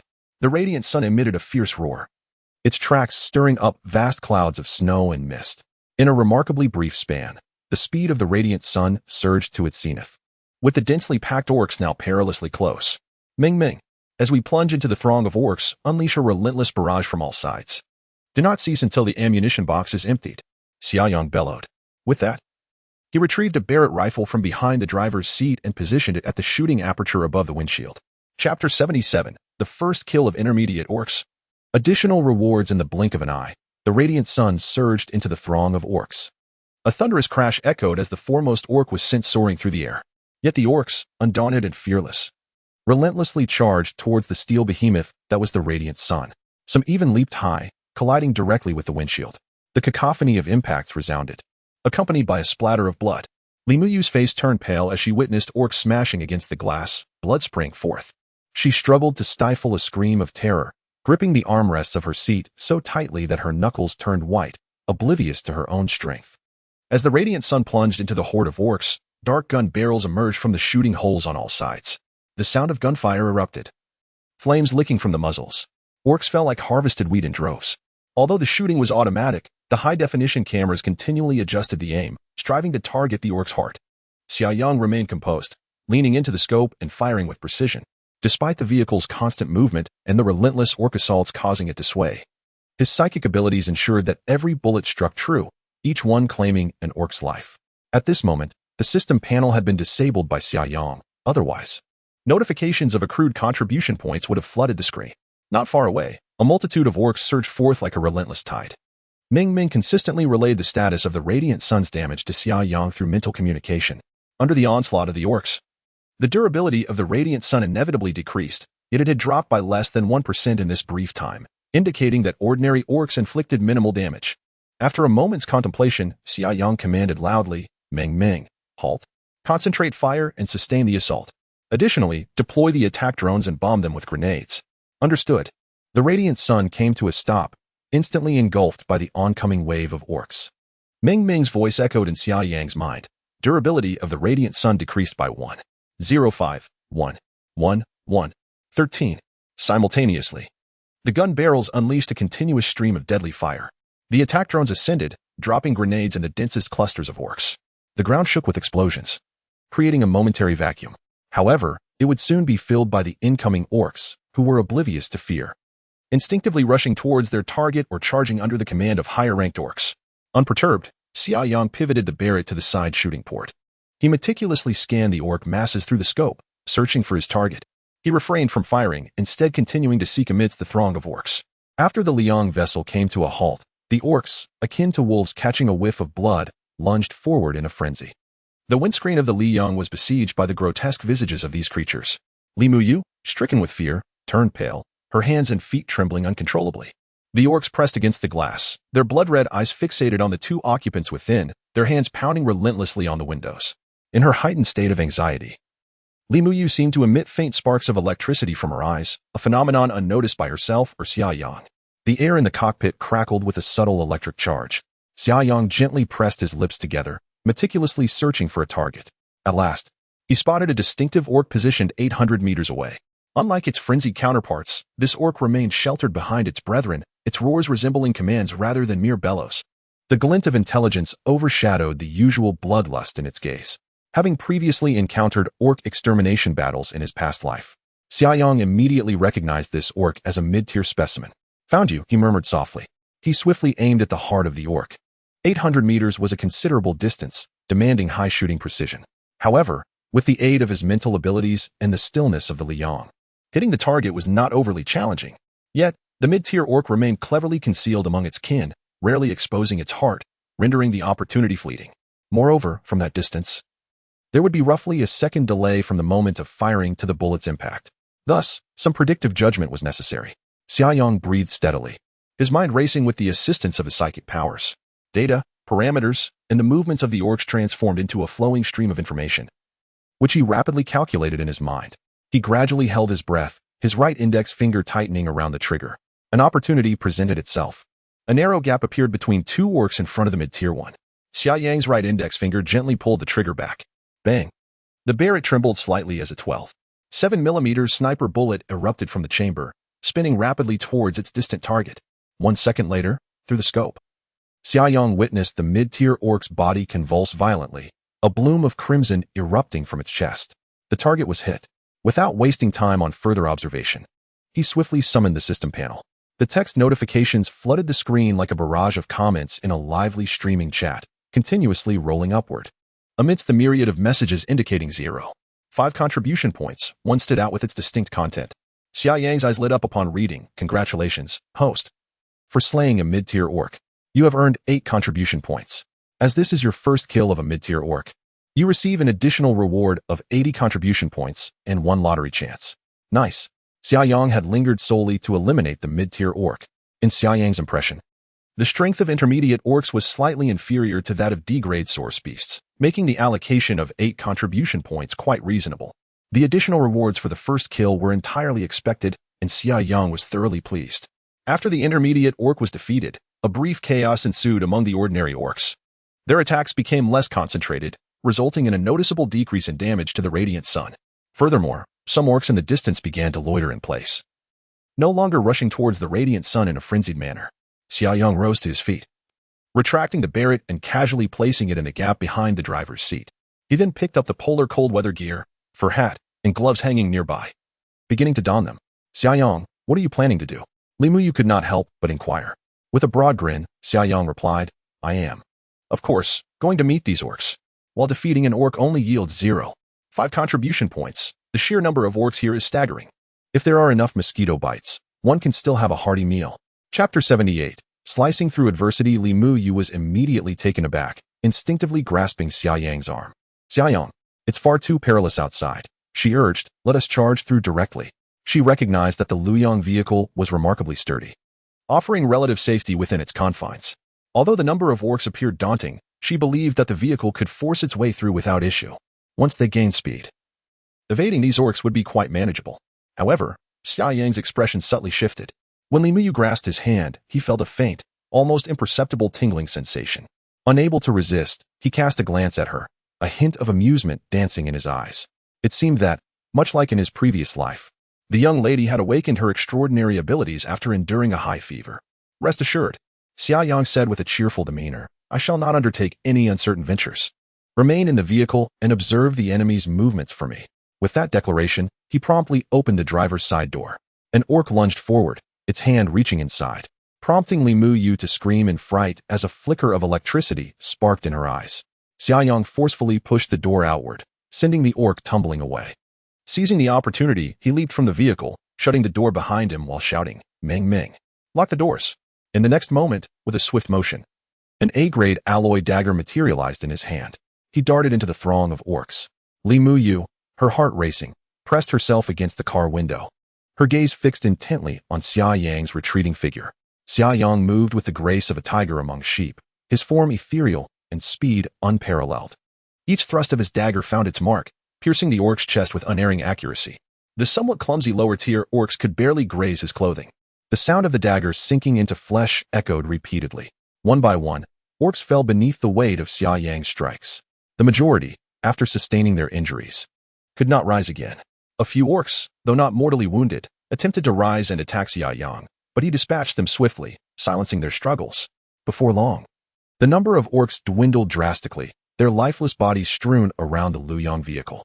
Xia Yang felt invigorated. Utilizing his C-grade power against ordinary orcs was akin to slicing through melons and cucumbers. With the aid of his mental and wind abilities, his speed and reflexes far surpassed ordinary limits, allowing him to navigate seemingly perilous situations with ease, as if dancing on the edge of a blade. While Li Muyu watched in trepidation, Xia Yang moved with effortless grace. Within mere minutes, the area surrounding the Luyang vehicle was cleared of orc presence.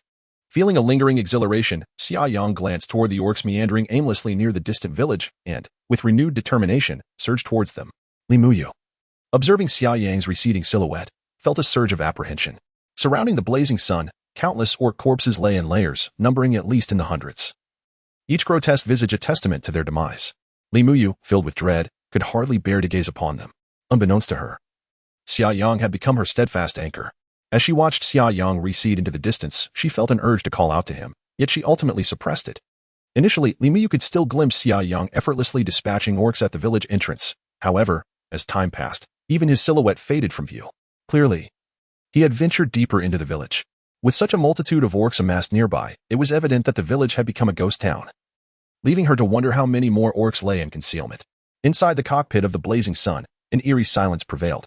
The windshield and windows bore horrific bloodstains. A chilling handprint smeared across the glass. Li Muyu sat tensely in the cockpit when suddenly, a cheerful voice broke the stillness. Muyu, do not worry. Yang Good is incredibly strong. A few orcs are no match for him. Li Muyu quickly inquired, Ming, do you know where Xia Yang is now? Can we deploy a drone to check? Ming replied, I'm sorry, Muyu. While a drone could locate Yang Good, I am programmed to follow only his commands. This is a fundamental aspect of my logic that I cannot alter. Unless Yang Gu instructs me to deploy the drone, I cannot do so independently. Oh, it's fine. Li Muyu responded, resigned to waiting patiently. Fortunately, Xia Yang did not keep Li Muyu waiting long. Within mere minutes, she spotted his figure emerging at the village entrance. She eagerly leaned closer to the window for a better view. She could vaguely make out Xia Yang trudging through the deep snow, seemingly dragging something behind him. As he approached, she was astonished to discover that he was hauling two orcs. Though tightly bound like pigs, the orcs continued to thrash about in a frenzy. What was Xia Yang planning to do? Xia Yang effortlessly dragged the two orcs to the rear of the blazing sun. At the back of the vehicle, a motorcycle rack was installed, yet he had no intention of carrying a motorcycle. Instead, he had stored a snowmobile in his dimensional space. Thus, the motorcycle rack remained unoccupied. He placed the two orcs onto the rack and retrieved a sturdy alloy chain from his dimensional space, securing them firmly in place. Subsequently, Xia Yang made his way to the cockpit, opened the door, and climbed in. Upon seeing him, Li Muyu visibly exhaled in relief, a sense of security washing over her once more. Overwhelmed by curiosity, she could not resist asking, Xia Yang, I see you've brought back two orcs? Xia Yang chuckled heartily, indeed. It took quite an effort to capture them alive. Why capture them? Wouldn't it be easier to just kill them? Li Muyu queried. In recent days, she seems to have gradually acclimated to the concept of slaughter. Xia Yang revealed a mysterious smile and remarked, it is indeed beneficial. You shall soon discover its value. Now, let us continue our journey. The stench of blood here is overwhelming. In truth, the interior of the Liang vessel is equipped with an efficient air filtration system, rendering the external odors nearly imperceptible. However, the scent of blood emanating from Xia Yang himself was so pronounced that it seemed almost inseparable from him, despite his nimble movements. It was impossible to avoid the blood of the orcs entirely. Xia Yang commanded, Ming, proceed at a moderate pace. Deploy the drones to survey the terrain and identify a suitable temporary stopping point. We need to wash the vehicle and have lunch before resuming our journey. Acknowledged. The Liang vessel roared back to life. Ahead lay a veritable sea of orc corpses, densely packed with no discernible gaps. Naturally, the Liang vessel did not require any openings. It simply crushed its way through the bodies. The sickening sounds of squelching echoed as the tracks of the Liang vessel pressed down upon the orc remains, reducing them to a soupy mass of flesh. Xia Yang first removed his heavily bloodstained jacket and carelessly tossed it out of the window. Then, he settled into the driver's seat, activated the system panel, and prepared to assess the spoils of this recent carnage. Chapter 79. Accumulating Sand into Towers. Profound Harvest. Xia Yang first glanced at the total amount of contribution points, 285. 5 points. He silently calculated that prior to encountering the horde of orcs, he possessed only 11 contribution points. After slaying the intermediate orcs, including the first kill bonus, he amassed a total of 88 contribution points. Thus, it became apparent that today's extermination of ordinary orcs had yielded him an impressive 186. 5 contribution points. Considering the orcs he dispatched during the collision with the Sunfire, he had effectively eliminated around 300 to 400 ordinary orcs today. Indeed, the numbers seemed accurate. The system had not shortchanged his contribution points, and Xia Yang was thoroughly satisfied. This marked the most fruitful day in terms of contribution points since the onset of the apocalypse. While the contribution points offered by ordinary orcs may be modest individually, their sheer numbers rendered them quite substantial. Moreover, the key factor was their ease of defeat, coupled with minimal risk. In addition to the 200 to 300 contribution points, Xia Yang also earned a chance to participate in a lottery. Without hesitation, He summoned the lottery interface, ready to draw. The wheel spun rapidly. Xia Yang had adopted a rather philosophical approach to the lottery, recognizing that winning was largely a matter of chance, akin to how exposure was allocated to novels in the tomato literature realm. A well-written book might not necessarily garner significant visibility. Thus, he pressed the lottery button and left it to fate. Before long, the wheel gradually came to a halt, and the pointer landed on the section labeled Recovery Potion. A message appeared on the interface. Congratulations, host, you have received a bottle of Recovery Potion. Subsequently, Xia Yang noticed a red bottle labeled Recovery Potion in his inventory. Curious, he examined the item description. Although the name of the Recovery Potion sounded rather commonplace, it appeared to be rather promising. The potion not only rapidly replenished stamina, but also proved effective in treating various internal and external injuries, as well as poisonings. What a splendid item. Xia Yang felt a surge of joy within. In a world ravaged by the apocalypse, how could one possibly remain unscathed? With this recovery potion, it was akin to possessing an extra life in critical situations. If only he could stock up on a few more. Xia Yang recalled that the system had previously mentioned that upon upgrading the mobile survival base to level C, the system mall would be unlocked. Therefore, would it be possible to redeem the recovery potion directly in the mall then? An array of expectations blossomed in his mind. He still possessed a D-grade power source crystal. Given that his power ability was already at level C, consuming the energy fluid derived from the D-grade crystal would yield negligible effects, hence he had been saving it. Now, Xia Yang was struck by an impulse to exchange the source crystal for contribution points. This singular crystal could be exchanged for 1,000 contribution points. Additionally, it included 3 lottery chances, one of which guaranteed a special item. With those 1,000 contribution points, the Sunfire could be immediately upgraded to level C. It seemed quite an enticing prospect nevertheless. Xia Yang managed to exercise restraint. In a previous life, even before the rebirth of Xia Yang, source crystals were exceedingly precious and scarce resources, and utilizing them to exchange for contribution points was indeed a wasteful act. Although he had no immediate use for the strength-type source crystal, he could certainly offer it to his sister, Xia Yang. Alternatively, he could barter it for other types of source crystals. It is worth noting that he held an informational advantage. Aboard his vessel, the Liang, there existed a source crystal processing module capable of accurately determining crystal attributes and converting them into pure energy liquid without any loss, a capability not possessed by others. Thus, he could exploit this disparity to amass a considerable fortune in source crystals. After much contemplation, Xia Yang resolved to retain the strength-type source crystal for the time being. The Liang advanced through the snowstorm.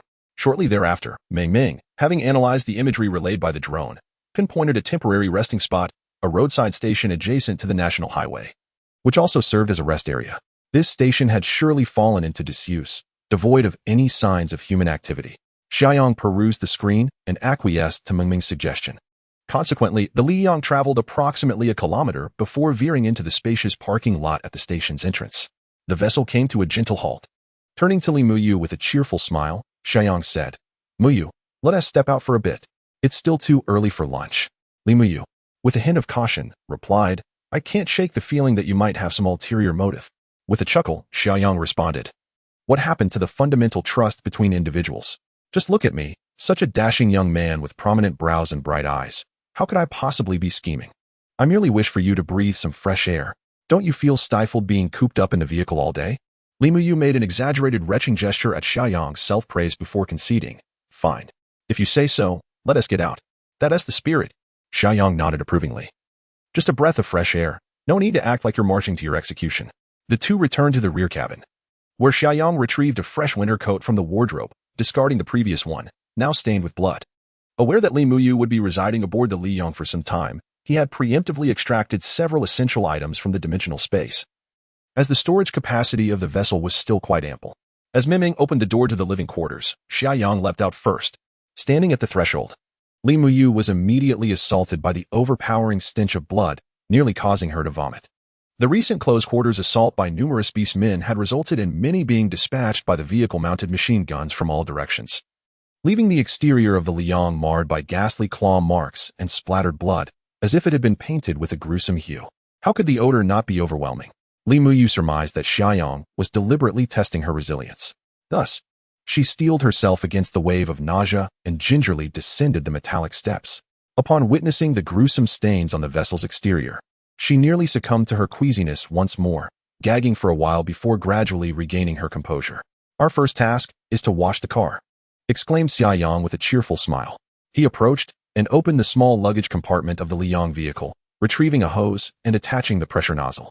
The other end of the hose was connected to the exterior faucet on the side of the compartment. Xia Yang tested it and found that the water pressure was quite strong. After the upgrades, all the water tanks were equipped with insulation. Otherwise, the water within them would have frozen in such frigid weather. Come on, superstar, Xia Yang said with a grin as he handed the high-pressure nozzle to Li Muyu. Without hesitation, Li Muyu took the hose and began to spray vigorously at the Liang vehicle. The bloodstains on one side gradually washed away, the water cascading down to form a winding red stream in the snow, flowing towards a nearby low-lying area. Li Muyu maneuvered the hose, rinsing one side, then the front, and finally the other side, as she pulled the hose back and walked to the rear of the vehicle to clean it. She momentarily forgot that two captured beastmen were still hanging from the back. Though securely bound, the beastmen bared their teeth menacingly at Li Muyu, emitting terrifying, inhuman growls. Suddenly, the hose slipped from her grasp. Li Muyu stared at the beastmen for a full 2 seconds before letting out a blood-curdling scream, akin to a startled rabbit, and darting into Xia Yang's embrace at a speed reminiscent of a 100-meter dash. Chapter 80. Li Muyu's abilities. Xia Yang initially wore a mischievous grin, anticipating the spectacle of Li Muyu's embarrassment. However, her unexpected maneuver left him utterly flabbergasted. The delightful, soft young lady suddenly leapt into his embrace. Who could withstand such a surprise? The crucial factor was that in moments of tension and excitement, her body involuntarily emitted currents of electricity. Even as a C-grade ability user, Xia Yang found himself overwhelmed by the delightful tingling sensation, compounded by the intoxicating fragrance of the young girl wafting into his nostrils. It was an oddly exhilarating experience. Xia Yang's hands found themselves awkwardly at a loss. He cleared his throat, attempting to regain composure. Muyu, you can let go of me now. Those two beastmen are securely tied up, so there's no need to worry. Li Muyu exclaimed, hastily extricating herself from his grasp. Her pretty face flushed crimson. Unable to contain her frustration, she stamped her foot and pouted. It's all your fault. Why did you have to capture those beastmen? You nearly scared me to death. Xia Yang chuckled. Of course. It serves a significant purpose. With that, he approached the water faucet, using a high-pressure hose to clean the rear of the vehicle before methodically organizing the water pipes. Li Muyu, unable to suppress her curiosity, urged him, Xia Yang, don't keep me in suspense. What do you intend to do with those beastmen? Once he had tidied the water pipes, Xia Yang cheerfully led Li Muyu to the rear of the blazing sun vehicle. He yanked open the metallic chains and forcefully tossed the two beastmen onto the ground. Li Muyu instinctively took a step back in fright. Yet, given the beastmen were securely bound, she mustered her courage to remain, refraining from fleeing outright. Xia Yang approached her, gently taking her hand. Come over here. Li Muyu was quite resistant, attempting to stay put, but Xia Yang's pull caused her to slip forward from the snowy ground. The closer she drew to the beastmen, the more anxious she became. As her tension mounted, the electric sparks in her eyes intensified. Xia Yang, too, could feel the delightful tingling sensation coursing through his hand, while Li Muyu remained blissfully unaware. Xia Yang smiled encouragingly. Come on, Muyu, hit it, wa? Hit it. Li Muyu stammered, bewildered. Precisely. Give it your all. Xia Yang insisted earnestly. The beastmen can't move, so what are you afraid of? Yet, Li Muyu was indeed terrified. It was not surprising. Any normal person would feel a profound chill upon encountering a beastman, whose wild and ghastly visage was enough to instill fear. The beastman before her, despite being bound tightly, still exuded an aura of ferocity. With razor-sharp teeth bared and blood-red eyes filled with madness and savagery, he resembled a feral beast. Just a glance was enough to make Li Muyu avert her gaze in terror. Xia Yang's expression turned serious as he raised his voice slightly. Hit it. Li Muyu, if you cannot muster the courage to confront even a restrained orc, how will you fare against an unbound orc or even more ferocious source beast in the future? Will you simply submit to your fate? Xia Yang's tone was somewhat severe. At this moment, he felt an inexplicable sensation. In her past life, although Li Muyu was not particularly bold, after awakening her powers, she would always charge forward to face danger, ultimately giving her all to protect Xia Yang during their last encounter with an orc. Lack of courage was not an option. Why then had Li Muyu become so timid now? Xia Yang was perplexed. Nevertheless, his words served as a source of encouragement. Gathering her courage, Li Muyu stepped forward to confront the orc. Yeah, she exclaimed, tightly clenching her delicate fists as she struck at the creature. However, the moment her fists made contact with the orc's body, she retracted her hands as if shocked. Xia Yang could not help but chuckle. Li Muyu, are you trying to hit it or merely tickle it? Her face flushed crimson. Xia Yang further provoked her. Imagine if one day your parents, and I, were all incapacitated and in need of your protection. Would you display such timidity in front of an orc to safeguard us? At last, Li Muyu was spurred into action, though she still did not fully grasp the significance of Xia Yang's words. Taking a deep breath, she stepped forward to the orc and shouted with all her might, delivering a powerful punch. In truth, her heart was still filled with trepidation. Yet, as her fist landed on the orc, she immediately sensed something unusual. Crackle! A surge of electric sparks erupted, and the orc let out a cry of agony. Upon closer inspection, she noticed a charred mark where her fist had struck. Li Muyu was momentarily dumbfounded. Glancing back at Xia Yang and pointing at the scorched area on the orc, speechless for a time. Gradually, she regained her composure and asked, Xia Yang, did I do that? Xia Yang smiled and nodded, countering, reflect on that sensation. Didn't it feel like a force was surging within you? Li Muyu pondered intently. Somewhat comprehending, and indeed, she recalled feeling something extraordinary. Xia Yang continued with a smile, no worries, just practice a few more times, and that sensation will become clearer. Li Muyu nodded vigorously. She realized that she could inflict considerable damage on the orc, which filled her with exhilaration. Yeah, I can hit it. I'll hit it again. Her exuberant cries echoed incessantly. Concurrently, the sound of crackling electricity was unrelenting. The orc was indeed having a terrible time. If it still possessed its wits and could speak, it would surely lament, who have I wronged? The orc's body bore numerous charred marks, and Li Muyu's mastery over her abilities grew increasingly proficient. Yet, Xia Yang remained somewhat unsatisfied. According to his past experiences, a naturally awakened superhuman must swiftly acclimate to the unique energy within their body. This method proves to be the most effective and rapid. However, Xia Yang is acutely aware that Li Muyu's powers extend far beyond mere electricity. While her abilities belong to the broader category of electrical powers, they are distinctly exceptional. Electrical abilities are already quite rare, but Li Muyu's prowess is exceedingly uncommon. The capabilities she currently exhibits are merely the tip of the iceberg, far from fully harnessing her potential. Continue, Xia Yang said calmly. At this moment, Li Muyu was invigorated, without needing further encouragement from Xia Yang. She eagerly experimented with her abilities, akin to a young girl receiving her cherished doll, brimming with excitement. Crackle, crackle, crackle. The sounds of electric discharges echoed continuously. Suddenly, as Li Muyu launched a powerful punch towards the beastman from a distance, a thunderous roar erupted. A visible bolt of lightning struck the beastman. Chapter 81. Electric anomaly. As the orc was struck by lightning, its body stiffened momentarily, and its cries abruptly ceased. Charred in various places, the final jolt of explosive current nearly pierced its heart. Under such circumstances, survival was utterly impossible. This unfortunate creature, after enduring relentless torment, had finally found release. Li Muyu stood in astonishment, gazing at the motionless orc curled upon the ground, struggling to comprehend her own hands. Did she truly slay this beast? Although the orc had been bound by Xia Yang and rendered immobile, its mutated form remained robust and tough. Li Muyu was taken aback by her ability to vanquish the orc, particularly by the final strike that even startled her. Only Xia Yang wore a faint smile of satisfaction, as this moment showcased the formidable nature of Li Muyu's powers. Her abilities were of the lightning attribute, significantly more potent than ordinary electrical powers, and they had awakened naturally. If she continued to develop her talents, bolstered by the prestige of her parents, her future accomplishments would be boundless. Regrettably, in her past life, Li Muyu had barely awakened her powers before sacrificing herself to protect Xia Yang during an orc assault. In this lifetime, Xia Yang vowed that such a fate would not befall her again. Xia Yang, Li Muyu exclaimed with joy, did you see? Xia Yang nodded with a smile, giving her a thumbs up. Impressive. I witnessed it all. What Xia Yang admired most about Li Muyu was not merely the strength of her abilities, but her exhilaration following the orc's demise. A stark contrast to her earlier fear and trepidation. It appeared that Li Muyu was not inherently timid. Rather, she had grown accustomed to relying on Xia Yang in recent days. Once she let go of her inhibitions, she proved to be fiercer than a warrior.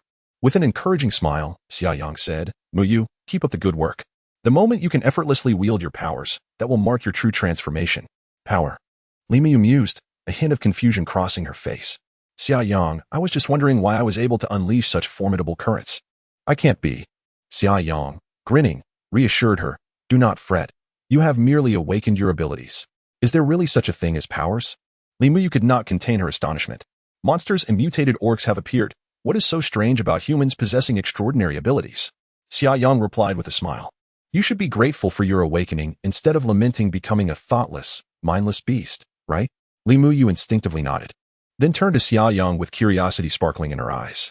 So, Xia Yang, does this mean you possess powers as well? What do you think? Xia Yang countered playfully. Otherwise, how could I so effortlessly slay them amidst their assault? And how did I manage to hunt the source beast meat? What kind of powers do you have? Do tell. Li Muyu transformed into a curious child, eager for revelations. Ah, this is rather intricate. Strength, speed, reaction ability. Xia Yang said with a cheerful grin. In summary, I have been enhanced in every conceivable aspect. Huh. Why is your ability so formidable while I can only generate a bit of electricity? Li Muyu remarked. Xia Yang couldn't help but roll her eyes and replied, Sister, do you have any idea how rare your electrical powers are? If you hone that ability, its might will be tremendous. I would even consider trading with you. Li Muyu smiled faintly and said, After hearing you say that, I feel much more at ease. Then she added, by the way, I need to intensify my training, right? Xia Yang, I'm off. With that, Li Muyu headed toward another orc not far away. Xia Yang quickly called out to her. Wait, what are you up to? Li Muyu pointed at the orc and said, I'm practicing my powers. Xia Yang, amused yet exasperated, responded. You can practice without directing it at the orc, can't you? It's not easy for me to catch an orc. I can't allow such an opportunity to be squandered. Oh, Li Muyu stuck out her tongue and then asked, So how should I practice? Do I really need to teach you this? Xia Yang said, Just recall the feeling from earlier and try to release the electricity. Must it be aimed at the orc to manifest? Indeed. Li Muyu chuckled, feeling slightly embarrassed. Thus, she began to ponder the application of her powers nearby, while Xia Yang observed. It must be said that Li Muyu's aptitude is quite remarkable. She quickly gained better control over her abilities. Essentially, her success rate in unleashing high-voltage currents was impressively high. However, manifesting the immense power of that final strike seemed to pose some difficulty. Xia Yang encouraged her a few times, urging her to continue honing her skills. Meanwhile, Xia Yang moved to the other side of the Liang ship, opening the luggage compartment to retrieve a barbecue grill, a folding table, and picnic chairs. The weather was delightful today. Although the temperature had plummeted to around minus 30 degrees, there was a hint of sunshine, and most importantly, there was no snow. Thus, Xia Yang decided to enjoy lunch outdoors, with the main dish being source beast meat. Skillfully, he set up the grill, kindled the fire, and then unfolded the picnic table and chairs. Xia Yang returned to the vehicle, but merely as a ruse. In reality, he retrieved 10 to 20 pounds of pre-cut and marinated source beast meat from his dimensional space. Sitting beside the grill, he relished the grilling process while savoring Li Muyu's crackling discharges of electricity. Energy, at its core, is a finite resource, and thus cannot be utilized without limits. After a while, Li Muyu felt her internal energy waning. The fatigue resulting from overexertion of her abilities was more pronounced than physical exhaustion, manifesting as a dual burden on both her mind and body. Breathing slightly heavier, Li Muyu paused her training and stepped through the snow to join Xia Yang, having long been lured by the delightful aroma wafting from his side. After an incessant and intense exertion of her extraordinary abilities, she found herself utterly famished. She felt as though she could consume an entire cow. The aroma of the roasted source beast meat was exceptionally unique and tantalizing. How could Li Muyu possibly resist? Approaching, she exclaimed, I'm utterly exhausted. Xia Yang, I am so hungry. Is the meat ready? I'm going to have a piece. Without waiting for a response, Li Muyu seized a knife and fork, slicing a generous portion of the roasted source beast meat and stuffing it into her mouth. As she chewed heartily, savoring the jubilant dance of flavors upon her palate, she mumbled, "MMM. This meat has such a peculiar fragrance. It's truly, extraordinarily delicious." At that moment, however, Li Muyu suddenly became aware of something. Her chewing came to an abrupt halt, and she stood frozen, lost in contemplation. Chapter 82. Please, do not act recklessly. Xia Yang gazed at Li Muyu in a state of utter astonishment. He had originally pondered how to persuade her to accept the source beast meat, for it was the most easily absorbed and nutritionally superior food for those with abilities. For instance, if Li Muyu had exhausted her powers, consuming source beast meat would significantly accelerate her recovery. However, Xia Yang never anticipated that he would not need to exert any persuasive effort. Li Muyu took the initiative to shove a hefty piece of meat into her mouth and began to devour it voraciously, observing her ravenous consumption. Xia Yang realized that she was completely oblivious to the nature of the meat and had simply eaten it out of hunger. When Li Muyu abruptly paused, Xia Yang quickly deduced the reason. He exclaimed, "Do not spit it out. This meat is exceptionally precious, not easily obtained, and highly beneficial for those with abilities. It must not be wasted." Being a girl, Li Muyu was taken aback by Xia Yang's ominous description of the source beast. Now that she recognized she was chewing on source beast meat, The sensation was beyond description. With a mournful expression, she reluctantly swallowed the meat. Immediately, she pouted and exclaimed, "Xia Yang, how could you be so cruel? You didn't even warn me." Xia Yang shrugged and replied, "You need to give me time to inform you." "Goodness, you rushed in like a starving ghost, seizing the meat to gnaw on." Li Muyu felt even more embarrassed. To be likened to a starving ghost was a blow to her pride as a beautiful young lady. Xia Yang continued, "Muyu, as you can see, our lunch consists of source beast meat. If you choose not to eat it, you will have to go hungry. Could I just have instant noodles?" Li Muyu asked pitifully. "Absolutely not." Xia Yang replied without mercy. "You have already eaten some. Tell me honestly, how does the source beast meat taste?" "It seems rather good," she admitted reluctantly. "Then that settles it. You have never seen it alive, so what is there to fear?" Xia Yang said nonchalantly. "Moreover, I have already mentioned that as an ability user, it is best to consume source beast meat daily. This ensures more rapid enhancement of your abilities and quicker recovery of expended energy." "Oh, I understand now," Li Muyu muttered, pouting slightly. Seizing the moment, Xia Yang urged, "Other ability users would find it exceedingly difficult to acquire source beast meat, so do not remain oblivious to your fortune. Come, have another piece. Just think of it as steak." With gritted teeth, Li Muyu nodded and said, "All right." She bravely forked another piece of source beast meat, closed her eyes, and stuffed it into her mouth. To be fair, the aroma of the roasted source beast meat was indeed delightful. Although Li Muyu harbored some apprehensions, she found herself unable to resist the urge to chew. The hardest part is often taking the first step. After consuming one piece of source beast meat, her resistance had considerably diminished.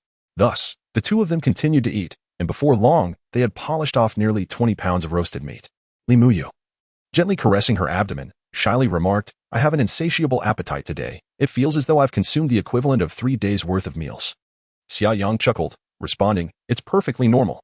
After awakening your abilities, your body demands more energy, hence your appetite will undoubtedly increase. Have you not noticed that I am eating even more than you?" Li Muyu nodded in agreement, saying, "I have indeed turned into a glutton. But I wonder if consuming this much will lead to weight gain. The desire for beauty is an innate trait among girls, and female practitioners of abilities are no exception." Xia Yang laughed. "It's quite simple. As long as the energy you absorb is expended, there is no risk of gaining weight. So, how about practicing your abilities a bit more?" "What a splendid idea." Li Muyu eagerly nodded. "All right then, you practice first," Xia Yang said with a smile. "I'll tidy up a bit, and shortly we shall traverse 100 kilometers or so to find a suitable campsite for the night." Yes. An hour later, Xia Yang and Li Muyu returned to the solar flare and resumed their journey westward. Through their training, Li Muyu had become adept at releasing ordinary high-voltage electricity, and her success rate for unleashing formidable lightning had reached approximately 50%. For someone who had awakened their abilities just a day prior, this progress was remarkably swift. As the saying goes, one can go too far in pursuit of something. Thus, Xia Yang decided to take the eager Li Muyu along, preparing to continue their journey. Once they locate a campsite for the evening, they can resume training then. By this point, they had ventured deep into the central region of Jiangxi province. Xia Yang reviewed the route planned by Meng Meng, which aimed to traverse the entirety of Jiangxi province, entering Hunan province through Pingxiang City, and then proceeding northwest into Hubei province. Li Muyu's parents resided in Jiang City, the capital of Hubei province. Currently, the solar flare was situated near Jianshi, predominantly in mountainous terrain. Throughout the afternoon, the solar flare navigated through the mountains. The road conditions were rather poor, with numerous sharp turns and deep snow, compelling Meng Meng to exercise extreme caution in assessing the road conditions, lest they inadvertently veer off the path. Consequently, their speed remained quite slow, covering less than 100 kilometers throughout the entire afternoon. As dusk approached, Xia Yang sought a relatively sheltered valley and parked the vehicle by the roadside, preparing to spend the night there. Li Muyu, brimming with eagerness to practice her abilities, had not been idle during the journey. Seated in the front passenger seat, she had been continuously conjuring electric sparks, thoroughly enjoying herself. Xia Yang, sitting beside her, felt a mix of excitement and apprehension. As soon as the vehicle came to a halt, Li Muyu leapt out and began discharging electricity at the roadside trees. Meanwhile, Xia Yang remained in the solar flare, roasting source beast meat. After more than half an hour, Xia Yang leaned out of the car window, calling for the breathless and sweat-soaked Li Muyu to return to the vehicle. The two then indulged in the source beast meat with great fervor. Li Muyu had now nearly overcome any psychological barriers regarding the source beast meat, showcasing her remarkable adaptability. Once dinner was concluded, Xia Yang cheerfully inquired, "Muyu, shall we take a moment to digest our meal and engage in some exercise?" Li Muyu was at the peak of her fascination with supernatural abilities, and Xia Yang's words resonated perfectly with her. She eagerly nodded her head in agreement. All right, let us go. Upon finishing his remark, Xia Yang was the first to step out of the vehicle. After Li Miyu exited, she noticed Xia Yang dragging the orc towards her. Didn't you say the orc was still useful? How could you possibly use it for my practice? She inquired with a playful smile. Xia Yang merely smiled in silence, swiftly beginning to unfasten the alloy chains binding the orc. Observing this, Li Miyu's smile faltered, and with a hint of uncertainty, she asked, Xia Yang, what? What are you planning to do? Without responding, Xia Yang hastened his actions. Li Miyu's expression turned pale as she exclaimed, You can't possibly be thinking of letting it loose, right? Please don't do anything reckless. Chapter 83. People are forced out. Seeing the pale expression on Li Miyu's face, Xia Yang couldn't help but chuckle. He swiftly unfastened the alloy chains binding the beast man. Instantly, the beast man bared its teeth and lunged at Xia Yang. With a powerful kick, Xia Yang sent it flying 3 meters away, pointing at Li Miyu and exclaiming, That is your target. No. Li Miyu couldn't restrain her scream. The beast man, unable to comprehend Xia Yang's words, was merely drawn to Li Miyu by her proximity and her panicked cry. Consequently, as expected, the beastman turned and charged towards her. Li Miyu, flustered, clumsily attempted to strike the beastman from a distance. Crack! A bolt of electricity struck the beastman. Amidst the flickering sparks, the beastman's arm was charred black. Although its speed faltered slightly, it seemed impervious to pain, pausing only briefly before lunging again in Li Miyu's direction. Fear gripped Li Miyu even more as she continuously unleashed electrical currents while retreating. While the high-voltage electricity was quite lethal, it had little effect on a beastman devoid of pain sensation. As long as its heart remained unscathed, it would sustain minimal damage, nearly slowing its advance. The beastman, scorched and with its fur standing on end, remained as vigorous as ever. In the blink of an eye, it had closed in on Li Miyu. She felt her heart racing uncontrollably, especially when confronted with the beastman's menacing visage, causing her legs to weaken involuntarily. She intended to sidestep, but slipped, falling to the ground. In an instant, the beastman pounced, its white fangs poised to sink into Li Miyu's throat. Just then, a large foot appeared. Bang! The beastman was sent flying. Xia Yang extended his hand to Li Miyu, a playful smile in his eyes. Get up. In a real battle, you would have already perished. With a dejected expression, Li Miyu grasped Xia Yang's hand and stood. Suddenly, her face changed as she pointed behind him, exclaiming, It's coming again. Xia Yang nimbly dodged aside, chuckling, Carry on. Try to utilize your lightning. Otherwise, it will be difficult to defeat it. And don't expect me to save you every time. Imagine the terrifying consequences if I am too late. Li Miyu shot him an exasperated glare. Did he really think she was unaware of the lightning's potency? Unfortunately, conjuring such power wasn't as simple as she wished. She truly felt incapable. However, there was no time for banter with Xia Yang, as the beastman was once again advancing. Reluctantly, Li Miyu found herself embroiled in a fierce struggle against the beastman. For a novice, even facing an ordinary beastman posed a significant threat. While the beastman could withstand injuries, humans faced a substantial risk of mutation if bitten. Regarding this matter, Li Miyu was acutely aware that her assistant, a young girl, had transformed into an orc on the very night she was bitten. Thus, when confronted by the orcs, Li Miyu found herself somewhat restrained. Meanwhile, Xia Yang remained true to his word, observing from a distance as if watching a distant spectacle. In the midst of peril, Li Miyu could not help but grit her teeth in frustration. Several times, she narrowly evaded the orc's bites, yet Xia Yang remained indifferent. In truth, with his psychic abilities, Xia Yang could discern clearly whether Li Miyu was genuinely in danger. Often, it is only when one is backed into a corner that their greatest potential is unleashed. Moreover, Xia Yang was aware that once a human becomes an ability user, the likelihood of being infected and transforming into an orc after being bitten decreases significantly, a fact unknown to Li Miyu, which left her in a perpetual state of fear. At last, she began to sporadically unleash lightning. Thunder rumbled as a powerful bolt struck an orc, sending it sprawling. As the orc rose again, its mobility was evidently impaired. Li Miyu felt a surge of encouragement. She diligently attempted to channel more lightning to strike the orc. Indeed, necessity breeds ingenuity. It appeared she had discovered a method. As her success rate in releasing lightning soared, thunder roared. With the third bolt hitting the orc, this seemingly indomitable creature finally succumbed. The lightning struck directly at its chest, obliterating its heart. The orc collapsed, lifeless and charred. Li Miyu seemed to be greatly drained. Her face was pale, and she leaned heavily on her knees, panting. Xia Yang approached with a smile, playfully kicking the orc's corpse and giving Li Miyu a thumbs up. It seems the effect was quite beneficial. He exclaimed, Miyu, well done. Li Miyu couldn't help but shoot him a glance of exasperation. Although she had harbored a slight grievance towards Xia Yang for his inaction during her moment of peril, that feeling had dissipated. She now understood that his approach was to push her to her limits. If he had intervened at the slightest danger, she might have taken much longer to master the art of lightning release. Catching her breath, Li Miyu teasingly remarked, "The effect was too good. I'm hungry again. What should I do?" "No problem. Let us arrange for a late-night snack." Xia Yang laughed heartily. Li Miyu couldn't help but giggle. With a playful tone, she said, "Then I don't want the source beast meat anymore. I want to order whatever I like." "Order anything you want," Xia Yang replied with enthusiasm. "Really? Anything?" Li Miyu's eyes sparkled as she inquired, "Then I want to eat lobster and foie gras." "No problem at all," Xia Yang replied without hesitation. "I'll also bring a bottle of red wine, the 2009 Petrus.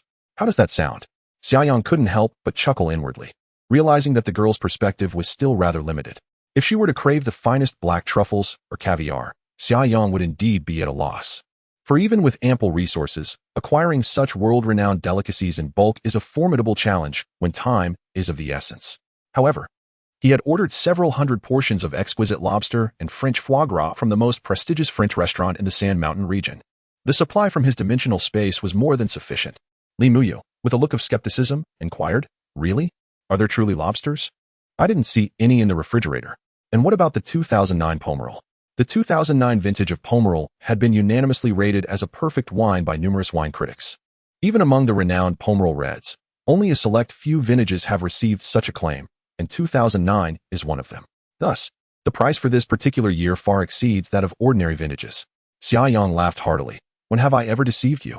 If I say it exists, then it certainly does. Do you think you could ever uncover my hidden treasures? Huh? Come on, let us get in the car. It's time to prepare for a midnight feast." Chapter 84. Unwavering Progress Upon Returning to the Li Yang. Li Miyu first made her way to the rear of the living quarters, shutting the sliding door behind her. She changed into a lightweight and comfortable loungewear. For the interior maintained a pleasant temperature of over 20 degrees Celsius, rendering thick winter attire utterly impractical. When she reopened the sliding door, she was astonished to find that in just a short span of time, Xia Yang had prepared an extravagant array of ingredients. Not only were there whole lobsters and foie gras, but also baked snails, white wine snails, pan-seared scallops with liver PT, cabbage rolls stuffed with meat, and more. The small kitchen countertop was brimming with culinary delights, while beside the refrigerator sat a bottle of Petrus red wine. Li Miyu gaped in disbelief. "Xia Yang, are you performing magic? Is there truly this much delectable food? One must deliver on promises." Xia Yang replied with a cheerful grin. "Just a few minutes, and our late-night feast will be ready." Most of the dishes were already prepared, merely requiring a brief heating. Soon, a splendid array of exquisite delicacies was laid out upon the dining table. Xia Yang uncorked the red wine, pouring a modest amount into each glass, and then raised his glass with a smile, saying, "Cheers. Let us toast to our star, who has finally begun to master her extraordinary abilities. Soon, she shall conquer the world." Li Miyu blushed slightly, feeling a mix of bashfulness and delight, yet she graciously lifted her glass to clink with Xia Yang's. Sincerely, she expressed her gratitude. "Thank you." The two began to savor the sumptuous feast. To be candid, Xia Yang believed that French cuisine was fundamentally an experience of ambience. When it came to flavor, he still preferred the rich and diverse culinary offerings of their homeland, which truly embodied the essence of color, aroma, and taste. However, in the midst of a desolate world, with the howling northern winds and swirling snow outside, sitting comfortably in a warm, softly lit vehicle, enjoying red wine and indulging in lobster and foie gras was undeniably a pleasurable experience.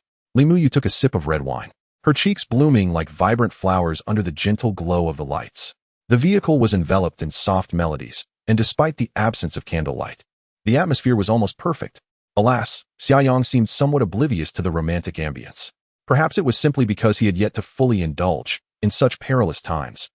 He needed to maintain a clear mind, limiting his drinking to mere sips.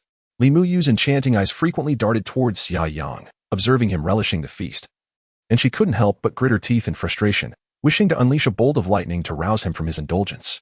After finishing their late-night meal, the two took turns showering in the bathroom before retreating to their respective sleeping quarters for rest. The following day, both rose early, and after a quick breakfast, they resumed their journey. Along the way, Li Miyu kept expressing her desire to encounter a few beast men, eager to test her newfound abilities.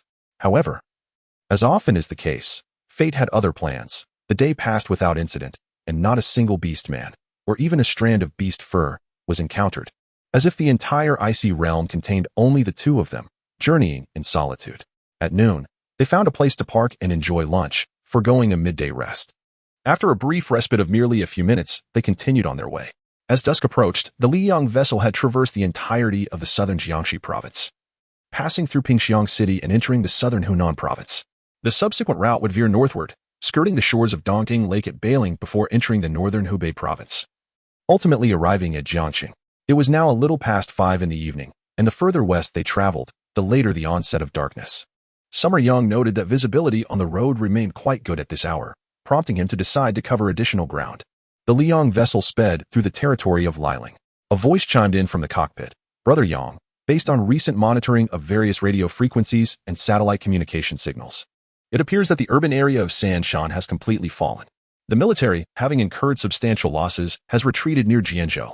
Although Summer Yang was acutely aware that this was an inevitable outcome, he could not help but feel a twinge of sorrow upon hearing this news. He sighed and inquired, "The losses must be considerable, correct? Preliminary statistics indicate that among the permanent residents of Sanshan, a portion has directly transformed into beast men. The casualties during the initial landing of the source beast were extensive, and many more suffered losses while migrating northward. Ultimately, it is estimated that fewer than 1 million managed to escape," came the response. Summer Yang nodded gently. With a permanent population exceeding 3 million, this meant that over 2/3 had perished in this catastrophic event. Even in the apocalypse, such a casualty rate was profoundly significant. Of course, other coastal cities faced similar fates. Overall, the inland cities experienced relatively lesser losses. Continuing, the voice stated, "The military has also suffered heavy losses. 2 composite brigades stationed in the southeastern province have been nearly decimated, along with coastal defense forces, artillery units, missile troops, and numerous logistical support personnel, including medical staff from field hospitals. The total number of casualties exceeds 50,000. "I understand," Summer Yang replied, feeling somewhat despondent. He silently vowed, "One day, I will return to Sanshan, not only for the innocent lives lost and the brave soldiers who perished, but also because Sanshan was his hometown, a place imbued with cherished memories." The voice continued, "Additionally, according to military intelligence, source beasts have begun to appear in the inland regions." Upon hearing this, Summer Yang's demeanor shifted to one of seriousness. "Do you know their exact location?" "In the Daunting Lake area," came the reply. "According to our plans, we should approach that region tomorrow, so we must exercise caution." Summer Yang nodded in agreement. Having endured a year of apocalyptic existence in his previous life, he possessed a far greater understanding of source beasts than any other human at present. He was aware that source beasts did not solely emerge from the sea. In his past experience, many inland areas had quickly encountered them. Initially, they predominantly appeared near water bodies, such as large lakes and rivers. Thus, there was a prevailing belief that source beasts developed in aquatic environments before emerging to wreak havoc in adulthood. However, this theory had never been substantiated. In fact, in his previous life, source beasts had been spotted directly in arid deserts, albeit in relatively sparse numbers. Summer Yang was psychologically prepared for the possibility of encountering source beasts on this journey. Li Muyu had been listening intently beside them, and upon hearing this, she inquired with a hint of apprehension, "Xia Yang, do you think we might encounter source beasts ahead?" Xia Yang nodded affirmatively and replied, "Indeed, Meng Meng's intelligence is highly credible. There have been sightings of source beasts in the Dongting Lake region, which happens to be along our route. Perhaps we should take a detour?" Li Muyu suggested. "Wouldn't it be too perilous to traverse that area directly?" Xia Yang shook his head with a smile, asserting, "That would be futile. The number of source beasts will only increase. A detour will not resolve the issue. Furthermore, even if we manage to avoid the source beasts in the Dongting Lake area, what awaits us further ahead? What if source beasts emerge in the Yangtze River? Are we to abandon our journey to Jiangcheng?" Jiangcheng, located in the Jianghan Plain, is the confluence of the Yangtze River and the Han River. Li Muyu replied earnestly, "Then let us not go to Jiangcheng. Xia Yang, I examined the map last night. You could head directly west to the border province without passing through Dongting Lake. Taking a detour via Jiangcheng would add at least 500 to 600 kilometers to our journey. Moreover, given the current danger..." "Stop speaking foolishly," Xia Yang interjected firmly. "Muyu, remember this. In the face of such calamity, avoidance will not solve our problems. I promised you that I would help you find your uncle and aunt, and I will fulfill that promise. As for the source beasts along the way, we shall slay them and feast upon their flesh." Xia Yang's declaration was remarkably bold, and Li Muyu gazed at him, feeling her heart flutter, almost as if stars were about to sparkle in her eyes. She gently bit her lower lip and looked deeply at Xia Yang before responding, "All right. I will stand by you to face the danger. If source beasts obstruct our path, we will confront them together." Xia Yang beamed and said, "That's the spirit. Our classmate Mu Yu has become a formidable ability user. With our combined strength, what do we have to fear from source beasts?" "Precisely," Xia Yang continued, "Meng Meng. If that is the case, let us find a nearby place to rest, regain our strength tonight, and tomorrow we shall directly traverse the Dongting Lake region." "Understood." Meng Meng seemed to be invigorated by the determination of Xia Yang and Li Muyu, her tone now imbued with enthusiasm. Chapter 85. I shall not allow such a remarkable presence nearby. The following day, the Sun Chaser, braving the howling northern winds, traversed the Shuguang Expressway. Upon entering Hunan Province, the highway was devoid of the throngs of refugees, and the road was considerably broader than that of the national highways. Thus, Meng Meng opted for the expressway in her navigation plans. By now, it was the afternoon, and the Sun Chaser was approximately 90 kilometers away from Bailing. The pace of travel had been rather leisurely, as news of the appearance of source beasts heightened Xia Yang's vigilance. He instructed Meng Meng to divide the reconnaissance drones into 3 groups, sending them out in rotation for surveillance. The drones not engaged in reconnaissance were stationed within the nest, recharging and on standby. Given the drone's relatively slow speed, the Sun Chaser could only maintain a cautious pace. In preparation for any unforeseen circumstances, both Xia Yang and Li Muyu donned full outdoor attire. Moreover, the temperature within the vehicle was adjusted to a cooler setting to avoid discomfort. They had also taken a break at a service area during lunchtime. The day had progressed without incident. However, Xia Yang remained ever vigilant. With their proximity to Poyang Lake and Bailing increasing, the likelihood of encountering source beasts grew ever higher. Regardless, they would inevitably pass through the Bailing region today, even if it meant traveling some distance at night. Xia Yang's primary focus rested on the screen before him, displaying the live feed from the reconnaissance drones. 3 drones were currently positioned about a kilometer ahead of the Sun Chaser, executing a fan-shaped search pattern. Suddenly, Xia Yang, who had been squinting slightly, straightened in his seat, his eyes sparkling with intensity. He commanded, "Meng Meng, stop the vehicle." The Sun Chaser came to a swift halt with a screech. Concurrently, Meng Meng's voice rang out, "Yang Go, we've detected potential source beast traces." Li Muyu, seated in the passenger seat, gazed nervously outside. Though she had never encountered a source beast, Xia Yang's descriptions had made her well aware of the terror they invoked. Xia Yang reassured her with a smile, "Muyu, don't be too anxious. We haven't located the source beast yet." "Wait, didn't you just say we found a source beast?" Li Muyu could not help but inquire. "It's merely some suspected traces," Xia Yang replied, his gaze fixed on the screen. Almost simultaneously with Mei Ming, he discerned that the image relayed by Drone 2 contained several marks resembling source beast footprints. At that moment, Drone 2, under Meng Ming's control, closed in for further investigation. Upon magnifying the image, Xia Yang swiftly reached a preliminary conclusion. Indeed, these were source beast footprints. The snowfall outside indicated that the source beast had likely appeared at this location not long ago. Otherwise, the footprints would have been quickly obscured by the fresh snow. "Meng Ming, follow the footprints and scout for the source beast's whereabouts." Xia Yang commanded, "I shall not permit such a formidable presence near my route." Li Muyu was amused by Xia Yang's sudden flair for the dramatic, suppressing a laugh behind her lips.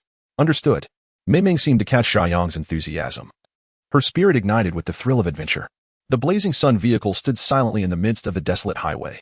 Snowflakes danced gracefully in the air, settling upon the vehicle's roof, yet the windshield and windows, equipped with automatic heating functions, ensured that the snow could not linger. It melted swiftly, transforming into rivulets of water that flowed away. This feature guaranteed an unobstructed view from within the blazing sun vehicle. 3 drones commenced their synchronized flight, diligently tracing the tracks of the source beasts. After a few minutes, the screen finally revealed the presence of the source beasts, 3 of them, ambling through the snowy expanse. They appeared oblivious to the blazing sun vehicle and the drones soaring over 100 meters above. The trio of beasts moved leisurely, their direction aligning closely with that of the vehicle, suggesting their destination was also the city of Bailing. After a moment of contemplation, Xia Yang decisively commanded, "Mei Ming, deploy the other drones to scout within a 5-kilometer radius of the source beasts to ascertain if there are any additional dangers." "Understood." The drones buzzed to life above, swiftly dispersing in various directions. Xia Yang then rose and addressed Li Muyu, saying, "Stay inside the vehicle and do not exit. If any danger arises, immediately have Mei Ming contact me." Li Muyu quickly inquired, "Are you going to hunt the source beasts?"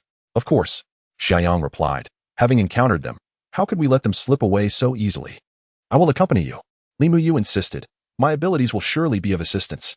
Xia Yang shook his head, stating, if it were only one source beast, I would certainly take you along. Participating in real combat would benefit you greatly. However, with 3 source beasts, I cannot ensure your safety. It is far too perilous. A moment's carelessness could cost you your life. Therefore, you cannot come. But isn't it more dangerous for you to go alone? Li Muyu pleaded anxiously, attempting to dissuade Xia Yang. With a calm smile, Xia Yang replied, without the distraction of safeguarding you, 3 source beasts are manageable. Muyu, remember, no matter what occurs, you must not leave the vehicle. Meng Meng, after I disembark, immediately lock the doors. Xia Yang instructed Meng Meng, emphasizing the importance of not opening the door. Do you understand? Yes, sir.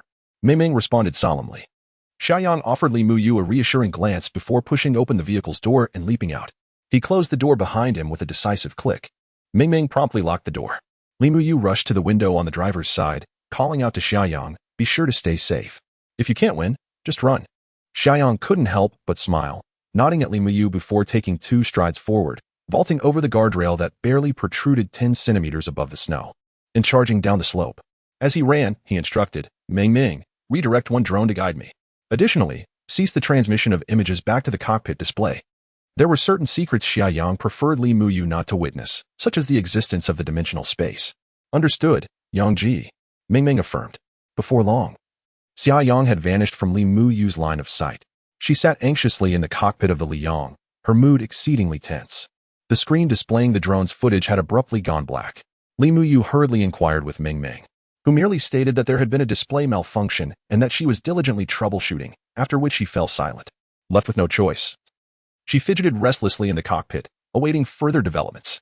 Meanwhile, Xia Yang had extracted a snowmobile from the dimensional space and mounted it. A drone soared at a height of several meters ahead of her. The engine of the snowmobile roared to life, propelling Xia Yang forward with newfound speed. Brother Yang, the source beasts have detected you and are charging back. Meng Meng's voice echoed in Xia Yang's mind. With a bold declaration, Xia Yang exclaimed, bring it on. Moments later, the silhouettes of 3 source beasts appeared within her view. Xia Yang twisted the throttle of the snowmobile to its fullest extent, hurtling towards the source beasts. The source beasts, too, began to accelerate, gliding effortlessly through the snow as the distance between them and Xia Yang rapidly diminished. 50 meters, 30 meters, 10 meters. It was only when they were nearly upon her that Xia Yang suddenly leapt from the snowmobile. Simultaneously, the snowmobile vanished into thin air, drawn back into the dimensional space. As she soared through the air, Xia Yang deftly produced an A-grade alloy dagger from the depths of her space. Upon landing, she executed a nimble roll and plunged directly into the midst of the 3 source beasts. With a gleam of cold light, the A-grade alloy dagger struck like a venomous serpent towards the source beast closest to her. Chapter 86. Digging.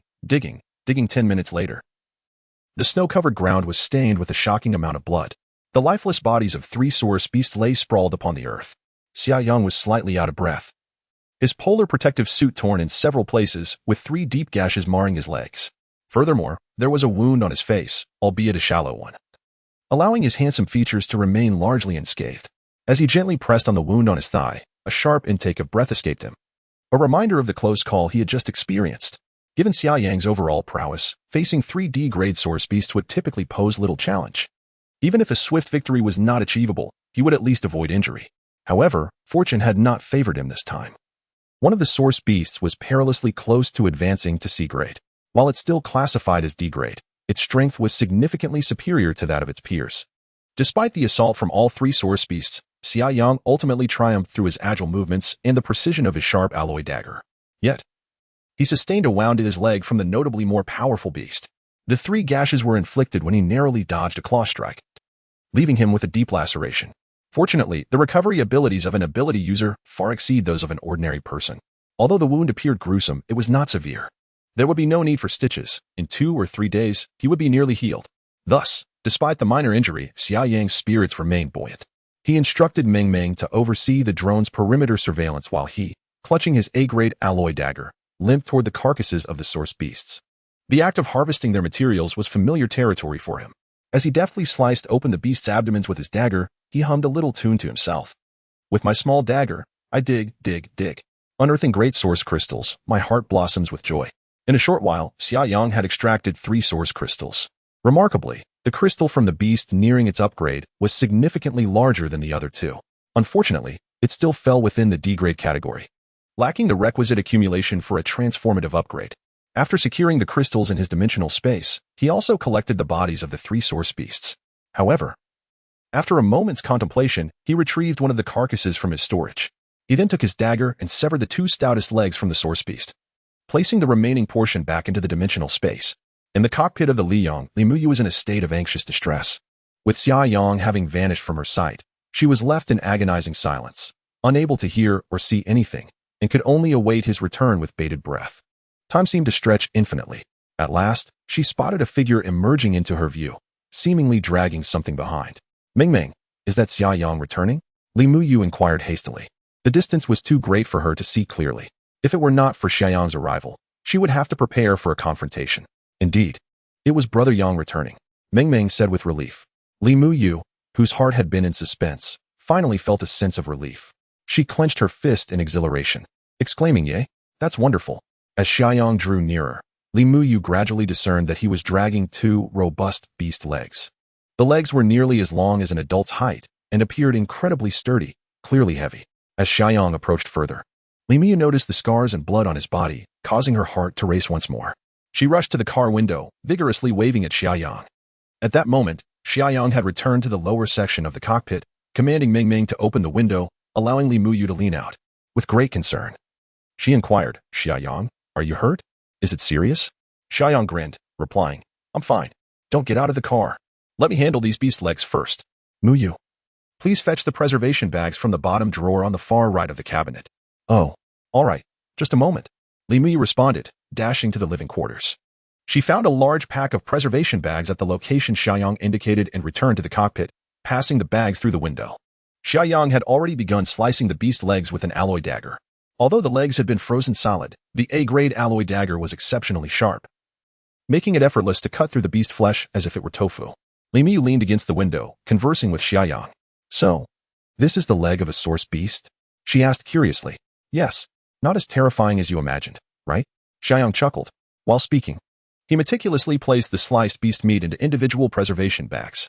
In no time, the two sturdy beast legs were entirely disassembled and packed away. Xia Yang hoisted two hefty bags of beast meat aboard the Liang. "Muyu, please place the beast meat in the refrigerator," he instructed. In the current weather, there was no need for refrigeration if they simply tied the beast legs to the roof of the car. However, the scent of beast blood could attract numerous source beasts and beastmen, making it imperative to avoid that course of action. The interior temperature of the vehicle was maintained at over 20 degrees, necessitating refrigeration. "All right."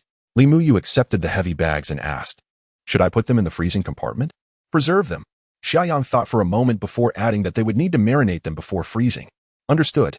Li Muyu headed to the rear compartment, while Xia Yang retrieved Yunnan Baiyao spray, bandages, and medical tape from his supplies. He then used scissors to cut open his outer pants. Due to the low temperature outside, the fabric had stuck to the wound during the brief interval. Gritting his teeth, Xia Yang carefully peeled away the fabric. Hiss. He instinctively gasped. The sensation of tearing at the wound was excruciating. Even the sea-level superpower users are of no use. Li Muyu has returned from the rear cabin, and upon witnessing the gruesome wound on Xia Yang's bloodied thigh, she couldn't help but gasp in horror. "Xia Yang, you are gravely injured." Li Muyu's voice trembled, tinged with a hint of sobbing. "What should we do? Are you in pain?" Xia Yang forced a faint smile, replying, "It's nothing. It looks worse than it is. I'm not severely hurt." Li Muyu's eyes glistened with unshed tears as she pointed at his injury. "Is this not serious?" "Xia Yang, this needs stitches, doesn't it?"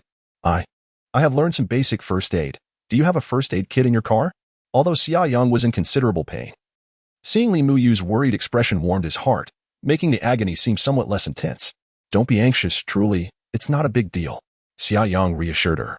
"I won't need stitches. A spray of this gel will suffice. Once it's bandaged properly, it will heal in a couple of days." Chapter 87. An eye for an eye. Li Muyu appeared somewhat incredulous. "A wound like this doesn't require stitches? How could it possibly heal?" Xia Yang smiled and reassured her. "Muyu, you cannot apply your previous knowledge to assess the constitution of an extraordinary being. Rest assured, I am well aware of my own body. Truly, there is nothing serious. As long as I refrain from vigorous activity for the next couple of days, it will heal swiftly." Li Muyu nodded, albeit with lingering skepticism. Almost immediately, she leaned closer and offered, Let me help you bandage it. Xia Yang's expression shifted to one of caution. What are you trying to do? I must inform you that I am a respectable young man, and my unblemished body should not be subjected to your whims. Not only touching, but even looking is a transgression. Please, turn around. Ignorance is bliss, you know? Li Muyu, initially with tears in her eyes from concern, couldn't help but burst into laughter at Xia Yang's words. She gently punched him in the chest, playfully exclaiming, "Oh, come off it. Even in such a state, your tongue is still sharp. Enough chatter, quickly hand me the spray," she insisted. Xia Yang obediently passed her the Yunnan Baiyao spray, teasingly adding, "Just be careful not to spray it in the wrong place. This spray forms a gel and is particularly intense." The injury on Xia Yang was located on the upper thigh, and a miscalculation on Li Muyu's part could result in an inappropriate application of the gel. Li Muyu's cheeks flushed crimson as she retorted, "Just don't move." All right, I won't move. You take the lead." No, you direct the operation," Xia Yang stammered. Li Muyu felt a mix of annoyance and amusement at his suggestive remarks. She found herself begrudgingly understanding his humor, perhaps due to the extensive study material she had consumed in recent days, though she wished to make Xia Yang endure a little discomfort during the treatment. The sight of his deep wound filled her with compassion, making her reluctant to do so. With utmost care, Li Muyu sprayed the medication onto Xia Yang's injury. This Yunnan Baiyao spray, developed in recent years, could swiftly form an absorbable gel, effectively stopping bleeding and sealing the wound. For injuries that typically required stitches, this spray could provide a remedy, sparing one from the agony of sutures. Of course, given the considerable depth and length of Xia Yang's wound, the spray alone would not suffice. After applying the spray, Li Muyu took bandages to assist in wrapping his injury. This was particularly challenging for Xia Yang, as the location of the wound necessitated wrapping around his leg, inevitably leading to some degree of contact. Li Muyu's soft, delicate fingers occasionally brushed against Xia Yang's skin. Moreover, she would occasionally instruct him, "Spread your legs a bit. This is difficult to manage." What kind of statement was that? Xia Yang felt a wave of embarrassment wash over him. He decided to close his eyes and allow Li Muyu to take charge. He feared that if he continued to gaze upon her, his little Xia Yang might involuntarily salute her in reverence. After an extended period of effort, they finally completed the bandaging. Both Xia Yang and Li Muyu simultaneously exhaled a sigh of relief. Li Muyu felt a wave of anxiety wash over her, accompanied by an overwhelming shyness. She endeavored to maintain an air of nonchalance, as if to convey, "I am merely assisting you with the bandaging." In the eyes of a physician, there is no distinction of gender. This was somewhat of a self-deception. Her cheeks blazed with heat, akin to a fever. Xia Yang, feeling as if he had been granted a reprieve, hastily remarked, I need to change my pants. Could you please step aside?" "Oh." Li Muyu quickly cast a glance at Xia Yang and inquired, "Would you like some assistance?" No. Xia Yang fervently shook his head. He inexplicably recalled the embarrassing incident of Li Muyu rushing to the restroom when she had a fever. It was indeed a case of karma. After Li Muyu retreated to the rear cabin, Xia Yang retrieved a fresh pair of comfortable pants from the dimensional space, struggling slightly to change into them before swapping his outerwear for loungewear. "Muyu, I'm ready," Xia Yang called out. "Let us proceed." "Okay, I'm coming," Li Muyu responded, returning to the cockpit, her face still slightly flushed. Remembering the earlier scene, she felt a twinge of shyness, unable to meet Xia Yang's gaze, and promptly settled into the co-pilot's seat. Ming, let us continue," Xia Yang instructed. "Keep the drone on alert ahead. If any source beasts are detected, we shall avoid them as much as possible." Although it was merely a superficial injury, the damage to his leg would still impede his movements. In the event of encountering multiple source beasts, Xia Yang would have no choice but to retreat. However, he was not afraid of a direct confrontation. With the protection of the solar flare, he felt confident that he could emerge unscathed even in a face-off against 5 source beasts. "Understood," Ming replied enthusiastically. "Solar flare. Let us set off." The iron colossus roared to life, its treads beginning to turn slowly as it advanced towards Jiangqing. Approximately half an hour later, the solar flare arrived at Bailing. The highway grazed the outskirts of the ancient city, with the renowned Dongting Lake visible on the left. Once a vast expanse of misty waters, Dongting Lake was now completely blanketed in snow. Beneath the snow lay a thick layer of ice. Endless ice, drifting snow. The imagery from famous poetry unfolded vividly before Xia Yang and Li Muyu. It was likely that the fish beneath the surface, if not transformed into more resilient beings, had perished from asphyxiation.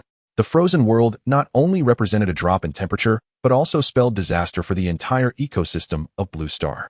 Xia Yang understood well that the disruption of communications and power was merely the initial impact. A series of subsequent chain reactions would inevitably follow. In his previous life, He recalled vividly how numerous nuclear power facilities had failed to withstand the strain, resulting in nuclear leaks. Under the shadow of nuclear contamination, the conditions for human survival had grown increasingly dire. Drone reconnaissance revealed that Bailing, a city steeped in history, had nearly transformed into a ghost town. A few beastmen lingered within the city, while the surviving humans had vanished without a trace. Xia Yang surmised that any survivors here had likely migrated towards Jiangqing or Xinjiang. In his memory, both cities boasted substantial hubs for survivors. Due to the absence of a fierce onslaught from the source beasts in the early stages, the military was able to establish layered defenses in a timely manner, deploying heavy weaponry such as anti-aircraft machine guns and rocket launchers. Prior to his rebirth, the survivor settlements in these two locations were relatively secure.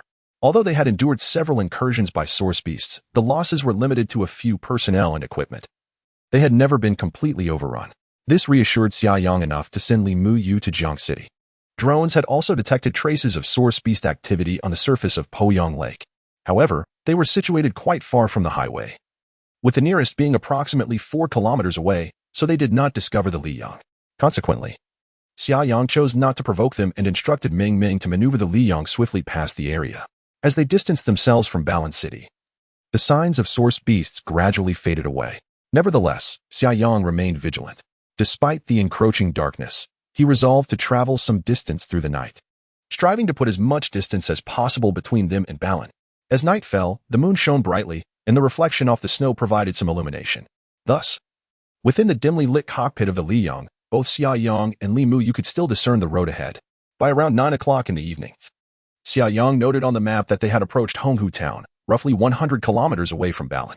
A further journey of over 100 kilometers would lead them to Jiang City, Li Mu Yu's destination. It was then that Xia Yang sought a highway service area to park and rest. The service area was desolate, devoid of any human presence. A few trucks sat in the parking lot, almost entirely buried under snow. Those aboard had either transformed into beast men, perished in the calamity, or fled towards Jiang City. Xia Yang directed the Liyang to park in the staff parking area behind the service station. With no one to manage the area, he opted for a more secluded and discreet spot. Although today's travel distance was not significantly greater than in previous days, the pace had been slow due to following the drone, resulting in an extended travel time. Thus, both Xia Yang and Li Mu Yu felt somewhat fatigued. They retrieved some source beast meat from the refrigerator, grilled it, and after satisfying their hunger, took turns washing up before retreating to their respective cabins to rest. After closing the door to the main cabin, Xia Yang entered the cockpit from the opposite side of the bed. He retrieved 3 source crystals acquired that day from his dimensional space and inserted them into the source crystal detection and processing device in the passenger seat. Chapter 88. The renowned city of Starfire over 100 kilometers away lies Jiangqing, a city that once held a position among the top 10 metropolises in the nation, now reduced to a landscape of devastation. In the heart of Jiangqing, along Guanggu Avenue, Sinlin Avenue, and the Ring Expressway, a formidable perimeter spanning approximately 45 kilometers has been established. Relying on these thoroughfares, an imposing steel wall, extending over 40 kilometers in length and standing 5 meters tall, has risen, encircling a vast area of more than 100 square kilometers, an immense bastion for human survival. This expanse, once home to several universities, hospitals, and the Provincial Olympic Sports Center, along with expansive residential complexes, lies at a considerable distance from both the Yangtze and Han rivers, rendering it relatively suitable for the resettlement of survivors. However, the area represents less than 1/10 of Jiangqing's central urban zone. With millions of survivors vying for shelter within its confines, the situation is undeniably cramped. In reality, not all individuals reside within the survival enclave. Surrounding this colossal refuge are numerous military units with many survivors, under military guidance, exploring other territories primarily to scavenge for resources and eliminate threats posed by beastly entities, thereby laying the groundwork for the eventual expansion of the survival zone. The steel wall bristles with densely packed fire points. Anti-aircraft machine guns, once stationed for aerial defense, have been repositioned atop the wall, their barrels aimed in readiness. Countless soldiers labor diligently to establish defenses, transport supplies, and accommodate individuals. Within the survival enclave, a multitude of temporary housing units has been erected, resembling makeshift slums. The overwhelming number of individuals requiring shelter, combined with the limited area, has rendered space scarce. Having a place to shield from the elements is considered a significant achievement. Former residential complexes and school dormitories have been repurposed and redistributed. During these extraordinary times, military governance has been instituted, rendering pre-disaster property titles utterly worthless. Most housing units have been transformed into structures akin to communal dormitories, with multiple bunk beds crammed into single rooms to maximize accommodation. Yet at the core of the survival enclave lies an upscale community that has largely retained its original configuration. This area is inhabited by individuals of significant importance: senior military commanders, scientists, medical experts, and high-level technical and administrative personnel. Their roles are crucial to the safety of the survival enclave and the continued existence of humanity, thus affording them privileges that far exceed those of ordinary survivors. Surrounding the upscale community are imposing walls, guarded by numerous elite troops tasked with ensuring security, creating an atmosphere of stringent vigilance. Adjacent to the living quarters is a sector housing the command center, research facilities, hospitals, and supply warehouses, all of which are similarly safeguarded by a substantial military presence. This work area is interconnected with the living quarters via internal roads. Within the confines of the survival point, the living quarters and work areas converge, aptly named Spark City, symbolizing the notion that a single spark can ignite a vast conflagration. It is hoped that the flame of human civilization, through the efforts of these elites, will not only endure but flourish with an unstoppable momentum. Spark City essentially serves as the inner sanctum of the survival point. Ordinary individuals, let alone gain entry into the heart of Spark City, are subjected to rigorous scrutiny even when approaching its periphery. As night descends, the majority of the survival point is enveloped in darkness. Following the onset of the apocalypse, power plants have largely fallen into disrepair, and the emergency power generation facilities established within the survival point yield only a meager supply of electricity, as both coal and fuel have become exceedingly scarce. Consequently, electricity is prioritized for a select few areas, such as the defensive structures of the city walls, the command center, and research institutes. Within Spark City, dimly lit street lamps are spaced at considerable intervals, providing scant illumination. Two figures tread upon the snow-covered ground, emerging from the passageway of the work area into the living quarters. Their shadows stretch long beneath the glow of the street lamp. These two individuals are none other than Xia Yang and Fang Wenxin, the parents whom Limu yearns for day and night. Having just completed their shifts at the Research Institute, they now return home, their weary bodies dragging along.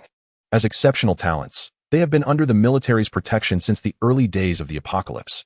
Following the establishment of the survival point, they have continued their research within Spark City, where they have been allocated an 80-square-meter residence, a privilege reserved for senior experts. Many of their colleagues at the Institute, while also residing in Spark City's living quarters, often share cramped accommodations, with some unable to secure even a private room. Before long, Xia Yang and Fang Wenxin arrive at their new home, a modest 10-story building, with their residence located on the second floor. The relatively low floor does not reflect their status. Rather, it signifies that the elevator has long ceased operations, and thus, those assigned to the second or third floors are typically of considerable importance. Naturally, higher-ranking military officials and top-tier scientists may even reside in standalone villas within the residential area, which comprises approximately 20 such homes. Although their status as priority protection subjects grants them access to electricity, the couple refrains from squandering this precious resource.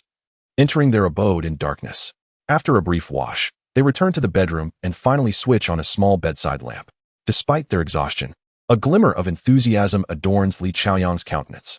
He exclaims with excitement, "Wenxin, today's discovery is of monumental significance. It could very well alter the fate of humanity." Fang Wenxin mirrors his exhilaration, responding, "Indeed, once the experimental data is released tomorrow, we shall compare it, and I foresee no substantial issues." Xia Yang nods in agreement, exclaiming, "It is truly remarkable. The energy of the crystal, while differing in attributes from that released by the two ability users in collaboration with the military, is fundamentally compatible. If the energy contained within the diluted crystal solution can be absorbed by mice, then theoretically, it is highly probable that humans could also harness this energy." Wenxin, do you comprehend the implications of this? Fang Wenxin smiled and replied, "Of course. It signifies that we may have the potential to mass-produce individuals with extraordinary abilities. The strength of humanity will undergo a monumental transformation." "Indeed," Xia Yang exclaimed with enthusiasm, "although our work has only just commenced, with challenges ahead regarding energy extraction, impurity removal, and clinical trials, I firmly believe we are on the right path. Once this path is successfully navigated, humanity will witness the dawn of hope." Fang Wenxin inquired, "Xia Yang, I heard that these crystals were brought here by someone from the Southeast War Zone at great risk?" Xia Yang nodded, responding, "Yes. As we are authorities in biological research, despite the severe climate conditions, the Southeast War Zone dispatched helicopters, risking crashes, to deliver these crystals, hoping we could produce valuable results. It appears hope is indeed substantial. Then we must be frugal in our usage, Fang Wenxin remarked. It is no easy feat for them to deliver these. Li Xiaoyang added. I have heard that such monsters have also appeared near Dongding Lake. I suspect it won't be long before they reach Jiangcheng. At that point, these crystals will surely continue to arrive in abundance. However, we must indeed use them sparingly, for each crystal has been obtained at the cost of countless soldiers' lives. Sensing the atmosphere had grown heavy, Li Qiuyang chuckled. Wenxin, I heard that initially, the military was unaware of the existence of these crystals. It was a civilian expert, known as Brother Lei, who informed them. Moreover, military personnel have witnessed this Brother Lei effortlessly slay a monster while facing two adversaries. How impressive! Fang Wenxin exclaimed. This Brother Lei must be an extraordinary individual. He may have awakened his abilities earlier. Even among extraordinary individuals, that is indeed remarkable, Li Qiaoyang acknowledged. After a brief conversation, Fang Wenxin suddenly sighed. Alas, I wonder how Muyu is faring. The situation in the southeast province is dire, and the child is frail. I truly fear. Wenxin, do not frighten yourself. Muyu is blessed and will surely be safe, Li Qiaoyang said with a serious expression. Although Fang Wenxin was an outstanding scientist, she remained more emotional as a woman. With a worried expression, she added, It is so cold. I wonder if Muyu is enduring hunger and cold. She has always been sensitive to the cold, and in this dreadful weather, how will she manage? Do not dwell on such thoughts. Let us rest for now, Li Qiaoyang suggested. Tomorrow, we have a plethora of experimental data to analyze. As the bedside lamp extinguished, the two lay down, burdened by their thoughts. Over 100 kilometers away, in a highway service area near Honghu town, the heater in the Liang vehicle was set quite high, and the down comforter's insulation was excessively effective. In her slumber, Li Muyu felt somewhat warm and, in a daze, could not resist lifting her leg to throw off the covers, turning to press the blanket between her legs. The elongated and remarkably supple legs traced an alluring curve upon the warm, soft bed. Chapter 89 Muyu. It's time for your medicine. In the early morning of Honghu town, the weather was quite pleasant, with the sun rarely gracing the day with its cheerful visage. Under the warm embrace of the spring-like sun, Xia Yang and Li Muyu had risen early. After a brief wash and a simple breakfast, the two made their way to the cockpit. Muyu, if all goes well, you should be able to see your parents today, Xia Yang said with a cheerful smile. Let me ask you, how do you feel right now? Li Muyu bit her lip and replied, how should I put it? Excited? Nervous? Anxious? Perhaps a little bit of everything. My emotions are rather complex. There was one sentiment Li Muyu had yet to express, reluctance. As they drew closer to Jiang City, the pangs of parting weighed heavily on her heart. Unbeknownst to her, she had grown accustomed to life by Xia Yang's side. With him around, she felt an unusual sense of stability and security. Moreover, the unique feelings blossoming within her, which had quietly taken root years ago, had been fervently flourishing in recent times, creating an undeniable, overwhelming urge. She naturally wished for her parents' safety and yearned for the opportunity to live with them. Yet, at the same time, she wished fervently for Xia Yang to remain in Jiang City as well. However, Li Muyu understood all too well that she could not hold on to him. His older sister awaited him in the frontier province, and no matter how many reasons she conjured, she could not voice them. The mere thought of their impending separation, with Xia Yang embarking on a solitary journey of thousands of miles westward, filled her heart with melancholy. Xia Yang, with a jovial demeanor, remarked, regardless of how you feel, let's just drink this first. He then retrieved a glass vial from his jacket pocket and, with a deft motion using an A-grade alloy dagger, neatly sliced off one end of the vial, which fell precisely into the small trash bin at their feet. He handed the open vial to Li Muyu. Curiously, she inquired, what is this? The liquid within the vial shimmered, a translucent blue hue tinged with a hint of golden light. Xia Yang chuckled, it's a mesmerizing potion. Once consumed, you'll be in a state of oblivion, allowing me to. Enough of that. Li Muyu playfully glared at Xia Yang and snatched the vial from him. Without hesitation, she tilted her head back and downed the entire contents of the vial, the blue, golden-tinged liquid sliding down her throat. Ah, such trust in me. Xia Yang laughed heartily. Of course, Li Muyu retorted with a roll of her eyes. You're just a man with a thief's ambition, but no courage. Unable to resist, Xia Yang replied. Li Muyu, it's fine for you to criticize me, but why do you sound like you're disappointed in me? Do you wish for me to have that kind of courage? Not at all. Li Muyu exclaimed bashfully, stamping her foot in playful annoyance. At that moment, she suddenly felt an unusual sensation coursing through her body, a tingling, electrifying feeling, akin to the sensation one might experience while absorbing instructional materials. Li Muyu couldn't help but ponder. Could this fool have truly administered something to me? Certainly, reason told her that this was utterly impossible. Yet, The sensation was undeniably peculiar, growing ever stronger, to the point where she found herself struggling to suppress an odd sound. The substance that Xia Yang administered to Li Muyu was certainly not some bizarre concoction. It was a high-purity energy liquid extracted from source crystals.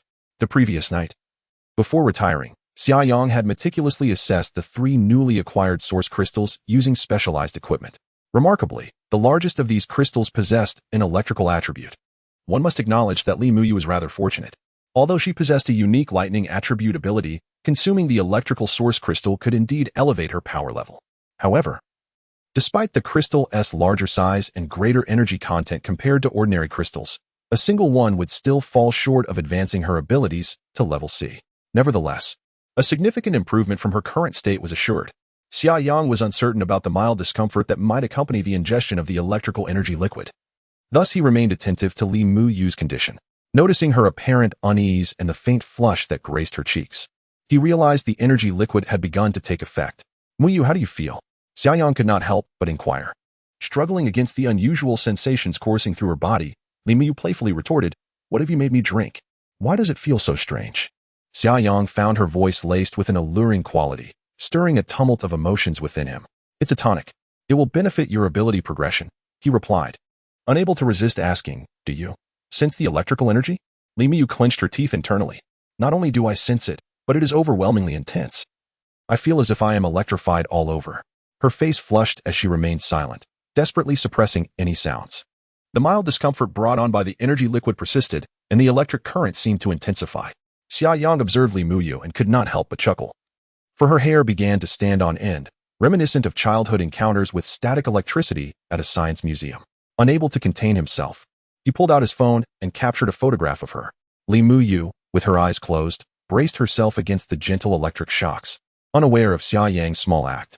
After a considerable duration, the sensation gradually diminished, receding like a tide. Surprisingly, Li Muyu felt a twinge of loss and emptiness. Yet she secretly sighed in relief. Thankfully, her self-control was quite strong. Otherwise, to cry out in front of Xia Yang would have been utterly embarrassing. "Feeling a bit better?" Xia Yang inquired with a smile. Li Muyu, still bearing a hint of crimson on her cheeks, gently nodded and replied, "Yes, I feel much better now." "That should indicate the absorption is complete," Xia Yang stated. "Why not test the enhancement?" "How shall I do that? Shall I summon a bolt of lightning?" Li Muyu queried. Xia Yang chuckled. "Let us not resort to such violence."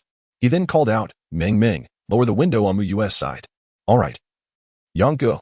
The window slowly descended. Xia Yang pointed to a tree outside the window and said, "Channel your extraordinary abilities towards it and compare the results with before." Li Muyu felt a surge of excitement, sensing the significant enhancement of the energy within her.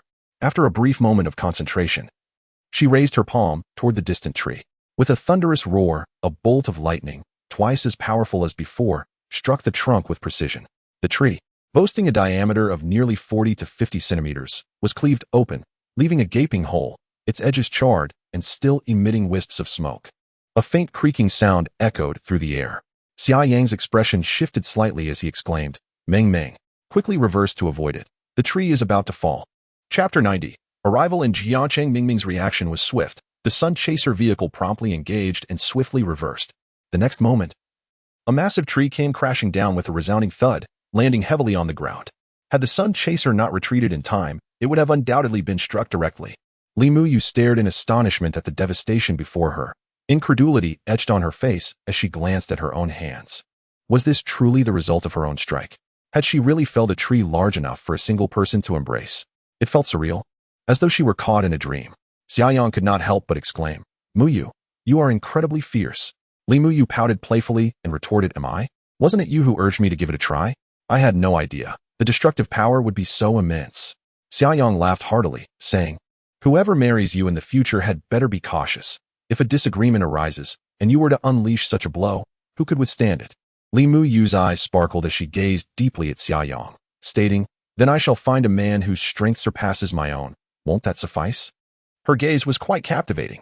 Xia Yang could only laugh awkwardly and reply, "That makes sense. Truly makes sense." After a brief respite, the Sun Chaser resumed its journey along the highway. They were now just over 100 kilometers from Jiangcheng, and at the rate they were traveling, they should arrive by afternoon. Throughout the journey, Li Muyu's emotions were tumultuous. She was both anxious about finding her parents in Jiangxing and reluctant to face the impending farewell. Xia Yang instructed Meng Meng to attentively monitor all frequency bands for information, as he believed the military would issue guiding announcements. Indeed, approximately 50 kilometers from the urban area of Jiangxing, Meng Meng picked up the military's repeated broadcast on an emergency frequency. This broadcast was intended to guide any survivors who might be able to hear it towards the survival point in Jiangxing. The military provided route suggestions for survivors approaching from various directions, ensuring a relatively safe passage to the survival point. Xia Yang immediately directed Meng Meng to recalibrate their route in accordance with the military's broadcast, continuing their advance toward Jiangxing. Simultaneously, he instructed Meng Meng to retract all reconnaissance drones. Though Xia Yang had never been to the Jiangxing survival point in his previous life, he surmised that such a large-scale survival area would undoubtedly be heavily guarded by military forces. Therefore, deploying drones indiscriminately not only risked interference and potential destruction, but could also lead to misunderstandings with the military. As expected, when the Sun Chaser approached the outskirts of Jiangxing in accordance with the military's guidance, Xia Yang could already discern the presence of troops in his line of sight. They were still at least 20 kilometers from the survival point. Naturally, the military's precautions were primarily directed at source beasts and beastmen. Hence, despite the Sun Chaser's conspicuous design, the outermost guards did not impede their progress or question them, as they adhered to the designated military route. Unbeknownst to them, the Sun Chaser had already entered the city's South Ring Road. Outside, the landscape remained blanketed in white snow. However, sporadically, one could glimpse individuals traversing between various structures, likely personnel dispatched from the survival point in search of supplies. From a distance, onlookers were captivated by the imposing solar flare. The vessel continued its journey along a route secured by the military, which also coincided with pathways taken by small teams venturing out from their survival points in search of supplies. Each day, troops would clear the surrounding dangers, ensuring a relatively safe passage.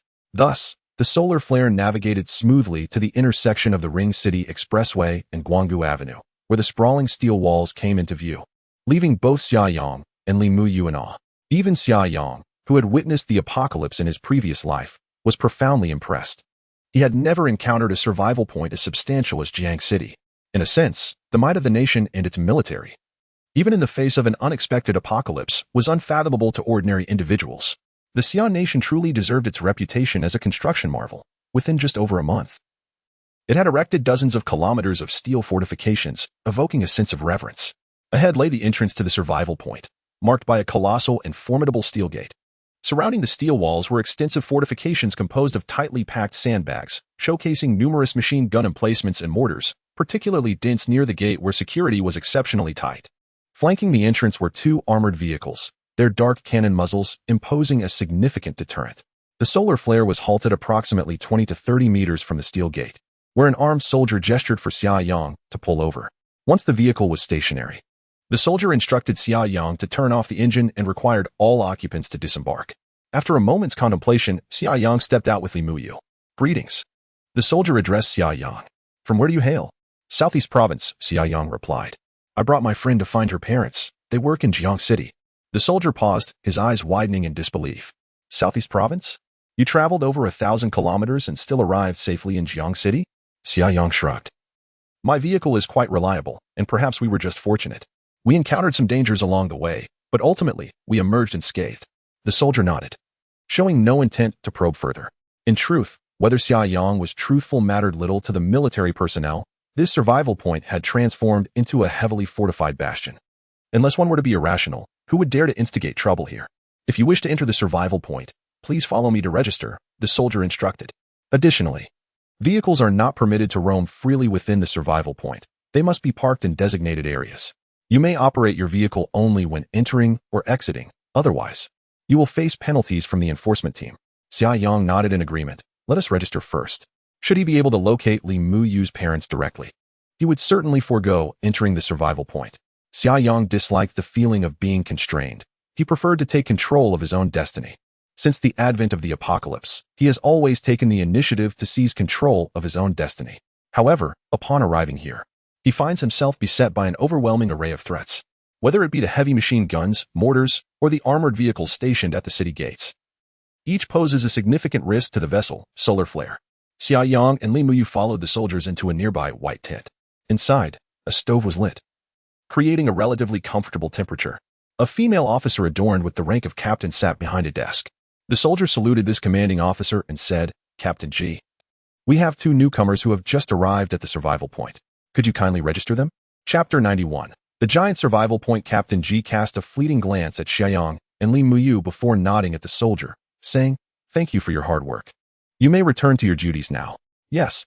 The soldier saluted Captain G and promptly exited the tent. Once the soldier had departed, Captain G withdrew 2 forms and addressed Xia Yang and Li Muyu. "Please fill out these forms. Once you have completed them, I have a few questions to ask." Xia Yang and Li Muyu approached the table.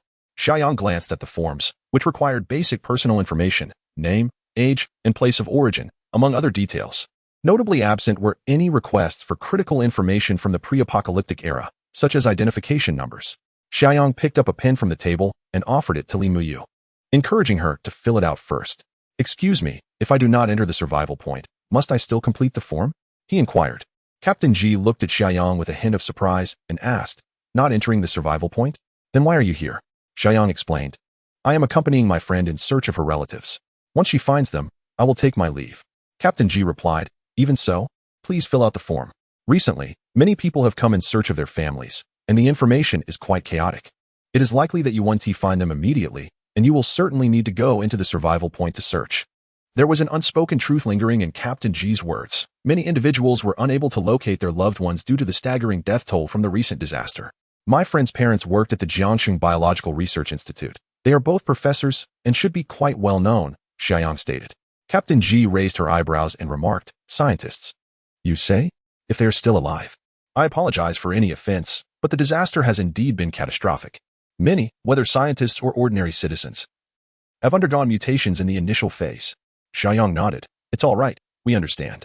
Captain G continued, "If they survive the initial viral onslaught, they are most likely in Xingho City now." "Xingho City?"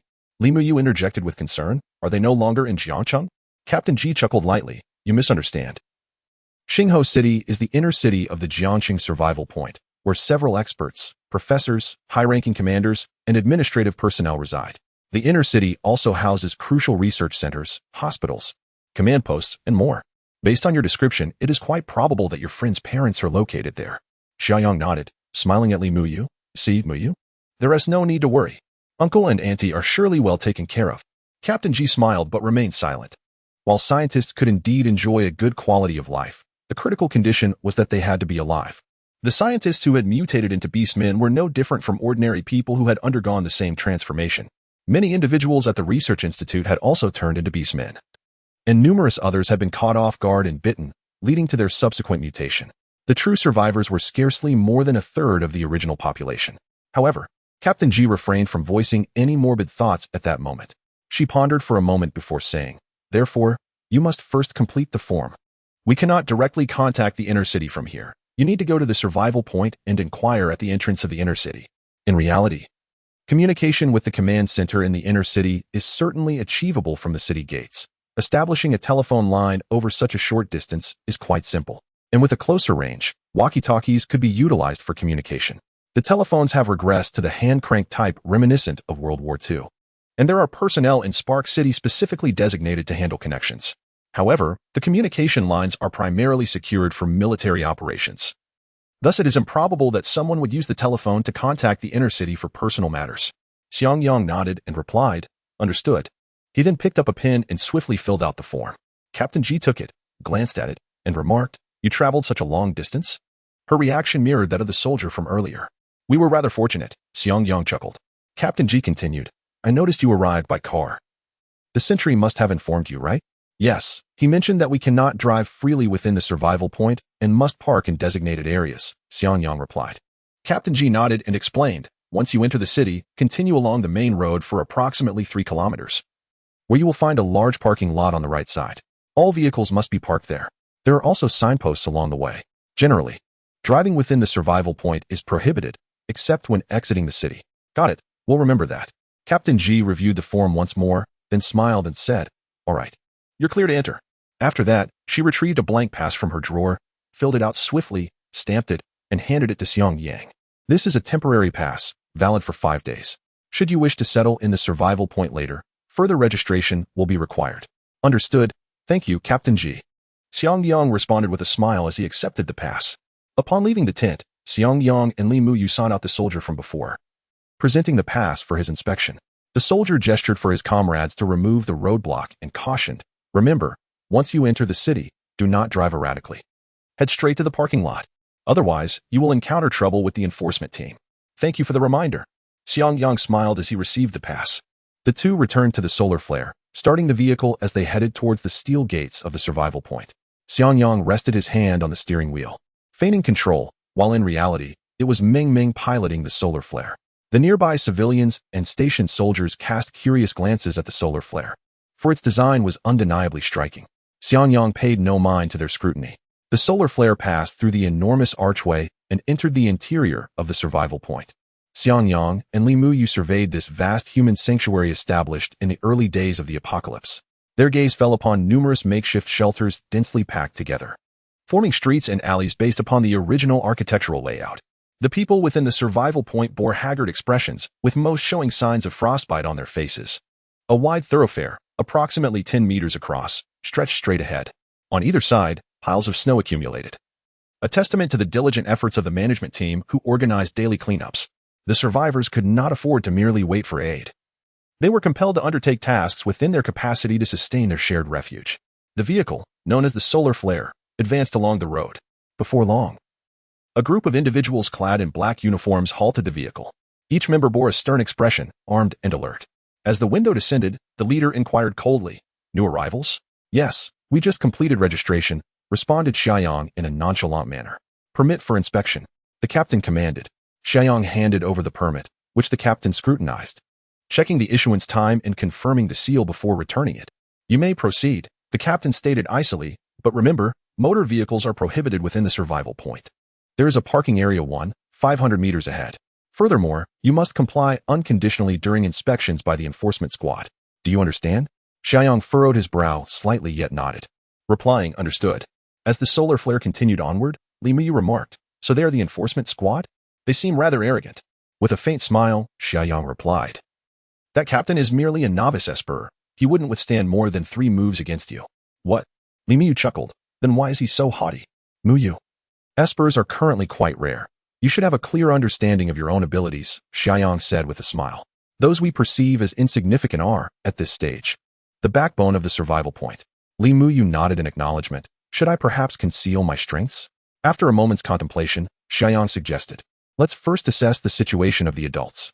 If their significance is substantial, you need not hide your abilities. No one would dare assign you perilous tasks. However, if they have yet to establish their importance, you may indeed need to mask some of your power." "Understood," Li Muyu affirmed. As they conversed, the solar flare had already arrived at the parking lot.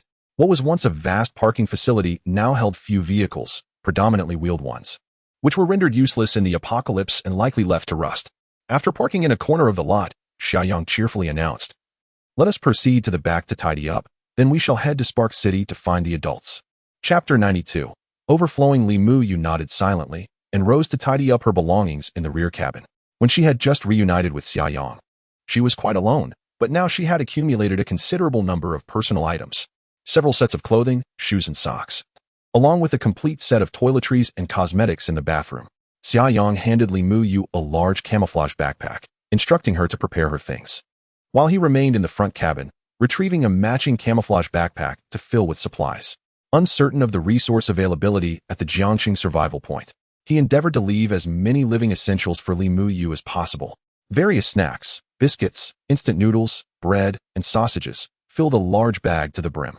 Additionally, he packed some daily necessities such as shampoo, shower gel, soap, and laundry detergent. After a moment of contemplation, he extracted a large bag from his dimensional space and stuffed it into the backpack, making it nearly half his height and completely packed. Finally, Xia Yang opened the refrigerator and removed over 100 pounds of source beast meat from the freezer, placing it into a travel-friendly bag. This was the entirety of the refrigerator's stock. However, compared to the storage in Xia Yang's dimensional space, it was merely the tip of the iceberg. Once Xia Yang had organized his items, Li Muyu approached with her backpack in hand. Her belongings were relatively few, making the backpack appear somewhat deflated. Xia Yang had already prepared several sets of extreme cold weather gear, along with matching snow boots, thermal socks, and gloves. He took Li Muyu's backpack and promptly added these items. "Xia Yang, I have enough clothes. Don't give me more. Aren't you going to fetch Sister Xiaolin? She needs these clothes too, Li Muyu quickly interjected. While stuffing the clothing into the bag, Xia Yang replied. I have plenty prepared. There's enough for my sister as well. This is for your parents. I suspect the living conditions here won't be too favorable. Even if the scientists receive preferential treatment, it will likely only cover the most basic living needs. Upon hearing that it was for her parents, Li Muyu found herself at a loss for words, a warm current surging within her.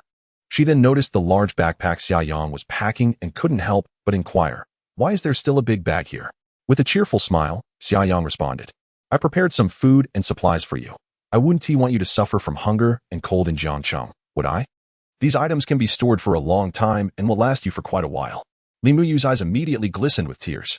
Xia Yang, why are you so kind to me? Her voice carried a hint of emotion, clearly affected by the impending departure. Xia Yang grinned broadly and replied, because you deserve it. Silly girl, there's no need for so many reasons. I simply wish to be kind to whomever I choose. Being handsome allows for such indulgences. Unable to suppress a laugh, Li Muyu chuckled through her tears, you're insufferable. I've never met anyone so narcissistic. Well, now you have. Xia Yang laughed heartily and said, let us go. One bag for each of us, no slacking allowed. Though it was said, Xia Yang nonetheless took the initiative to don the heavier camouflage backpack. Naturally, the pack containing clothing was lighter, and it was left for Li Muyu. Xia Yang then picked up the substantial bag of source beast meat, stating, make sure to consume some of this source beast meat daily. The weather is quite frigid. As long as it is not stored in a heated room, it will remain fresh. Huh? Li Muyu approached the refrigerator and, upon opening it, exclaimed, why did you give me all the source beast meat? You need to eat as well. I still have plenty stored in the luggage compartment behind. Xia Yang replied with a smile. Moreover, I can hunt for source beast meat any time along the way. It will be much harder for you to procure it at the survival point. Enough talk. Let us be on our way. Li Muyu nodded silently, casting a deep glance at Xia Yang before shouldering her backpack. The two stepped off the vehicle. Li Muyu glanced back at the formidable and majestic Li Ying and mused. These past days spent aboard the Li Ying have truly been the happiest moments of my life. I wonder if I will ever see it again. There will surely be opportunities. Xia Yang chuckled. If I successfully reunite with my sister, I want to remain in the border province. I will most likely head southeast. When I pass through Jiang City, I will come to find you. Really? Li Muyu's eyes lit up. You must keep your word. A gentleman's promise is as heavy as 4 horses. Xia Yang laughed heartily. Let us go. All right. Li Muyu waved goodbye to the Li Ying, saying, Meng Meng. Farewell. Meng Meng's voice echoed from the vessel. Goodbye, Muyu. Meng Meng will miss you. Hearing this, Li Muyu nearly shed tears. The two began their trek towards Xingho City. In his mind, Xia Yang communicated with Meng Meng. Meng Meng. I am uncertain whether the distance from Xingho City to the parking lot exceeds 3 kilometers, so activate all defensive mechanisms now. If you encounter any challenging situations, release a drone immediately to establish contact with me. Xia Yang and Meng Meng's communication range was approximately 3 kilometers. Beyond this distance, direct contact was impossible. However, the drone was equipped with a communication module, serving as a relay device. The drone's effective range was around 5 kilometers. As long as the straight-line distance between Xia Yang and the Li Ying did not exceed 8 kilometers, communication could theoretically be maintained, albeit with less convenience. Understood. Don't worry, young Gu. Meng Meng will safeguard the Li Ying. Meng Meng assured. Xia Yang and Li Muyu continued along the avenue. Xia Yang sensed piercing gazes from the narrow alleys on either side, likely drawn to the side of their backpacks. However, it seemed the enforcement team's deterrent effect was substantial, as no one dared to take risks. Xia Yang paid little heed to these stares, pressing onward step by step. His leg injury had not yet healed, causing him to walk with a slight limp. Li Muyu inquired with a hint of concern, Xia Yang, your injury has yet to heal. Are you certain you can manage? Perhaps I should go alone. A man must never concede defeat. Xia Yang replied with a cheerful smile. The wound is still somewhat painful, but it does not hinder my mobility. Let us proceed. We are so close to our goal. We must see this through to the end. One must accompany others to the very last moment, for safety within the survival points is not guaranteed. How could I allow a young lady like you to venture forth alone? The two traversed the straight road for over 2 kilometers until they beheld the imposing steel walls ahead, which marked the entrance to Starfire City. A map of the survival point in Jiang City. Chapter 93, An Unexpected Surprise. This is Spark City. Li Muyu gazed up at the towering walls. Unable to suppress her admiration for the grandiosity of it all, the two continued their advance. And outside the grand entrance on this side of Spark City stood fully armed guards. A conspicuous caution line was drawn 10 meters from the gate. with the words "the sanctity of the sentinel, no trespassing" inscribed upon the ground.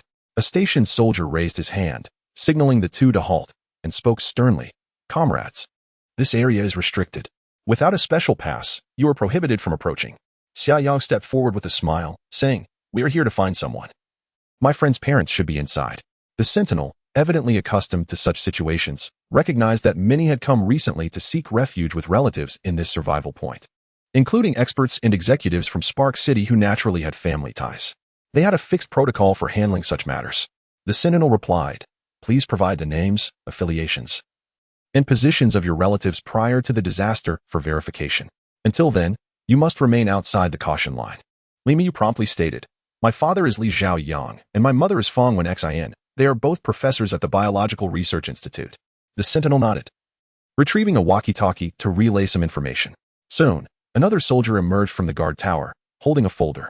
He handed the folder to Li Miyu, saying, "Please write down the specific details. We will assist you in verifying them. Also, include your personal information." After Li Miyu recorded the relevant details, she handed the folder back to the soldier. "Thank you for your assistance," she expressed gratefully. The soldier smiled and nodded at Li Miyu, turning back to the guard tower without further comment. Noticing Li Miyu's anxious demeanor, Xia Yang gently patted her shoulder. "Don't worry. Uncle and aunt are certainly in Spark City. They are aware of your search for them and will come to meet you at the earliest opportunity." "Indeed," Li Miyu nodded emphatically, though her face still bore a look of tension. Within the newly established Biological Research Institute in Spark City, Xia Yang and Fangwen Xin were analyzing the latest experimental data at their computer. From the data on the mice, the increase in strength has reached 213, and the variance in repeated experiments is minimal.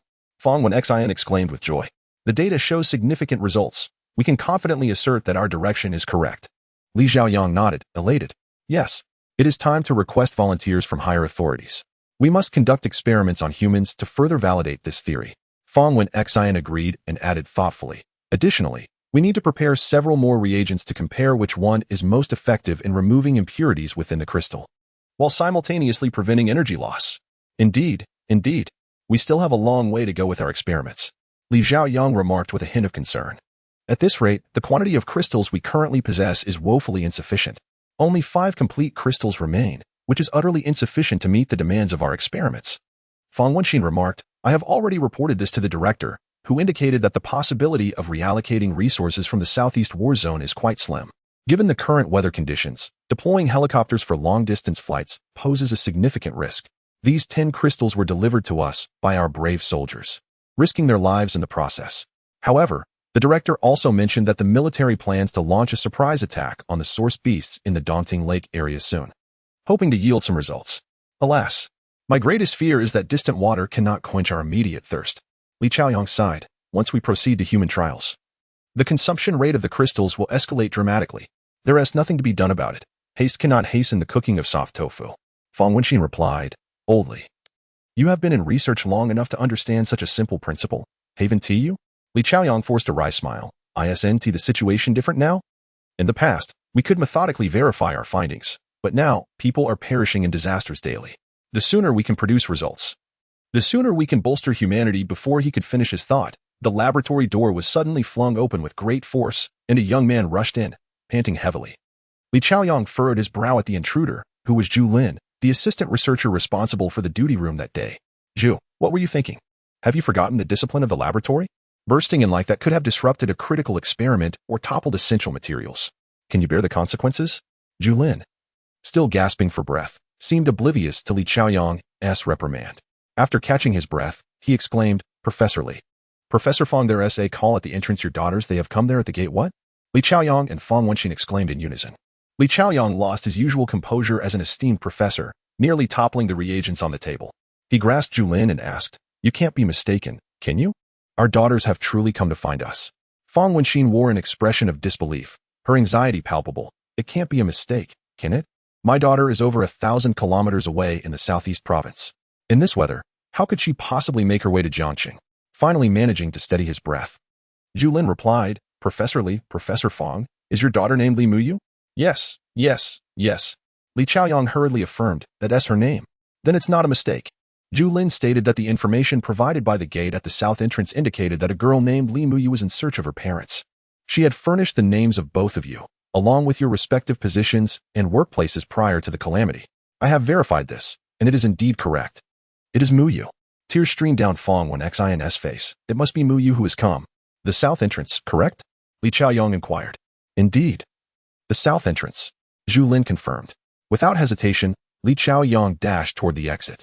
Fong Wenxin called out from behind. Chaoyang, wait for me. And don't forget to take your work badge. Right? Li Chaoyang exclaimed, rushing back to seize the work badge from the table. The very item that attested to their identities, as the gate only recognized the work badge. With the badge in hand, Li Chaoyang grasped Fong Wenxin's hand. And they hurried outside. As they ran, he called back, Xiaoshu, please explain the situation to the director for me and request a leave of absence. Julin hurriedly replied, rest assured. Take care. The ground is slippery outside.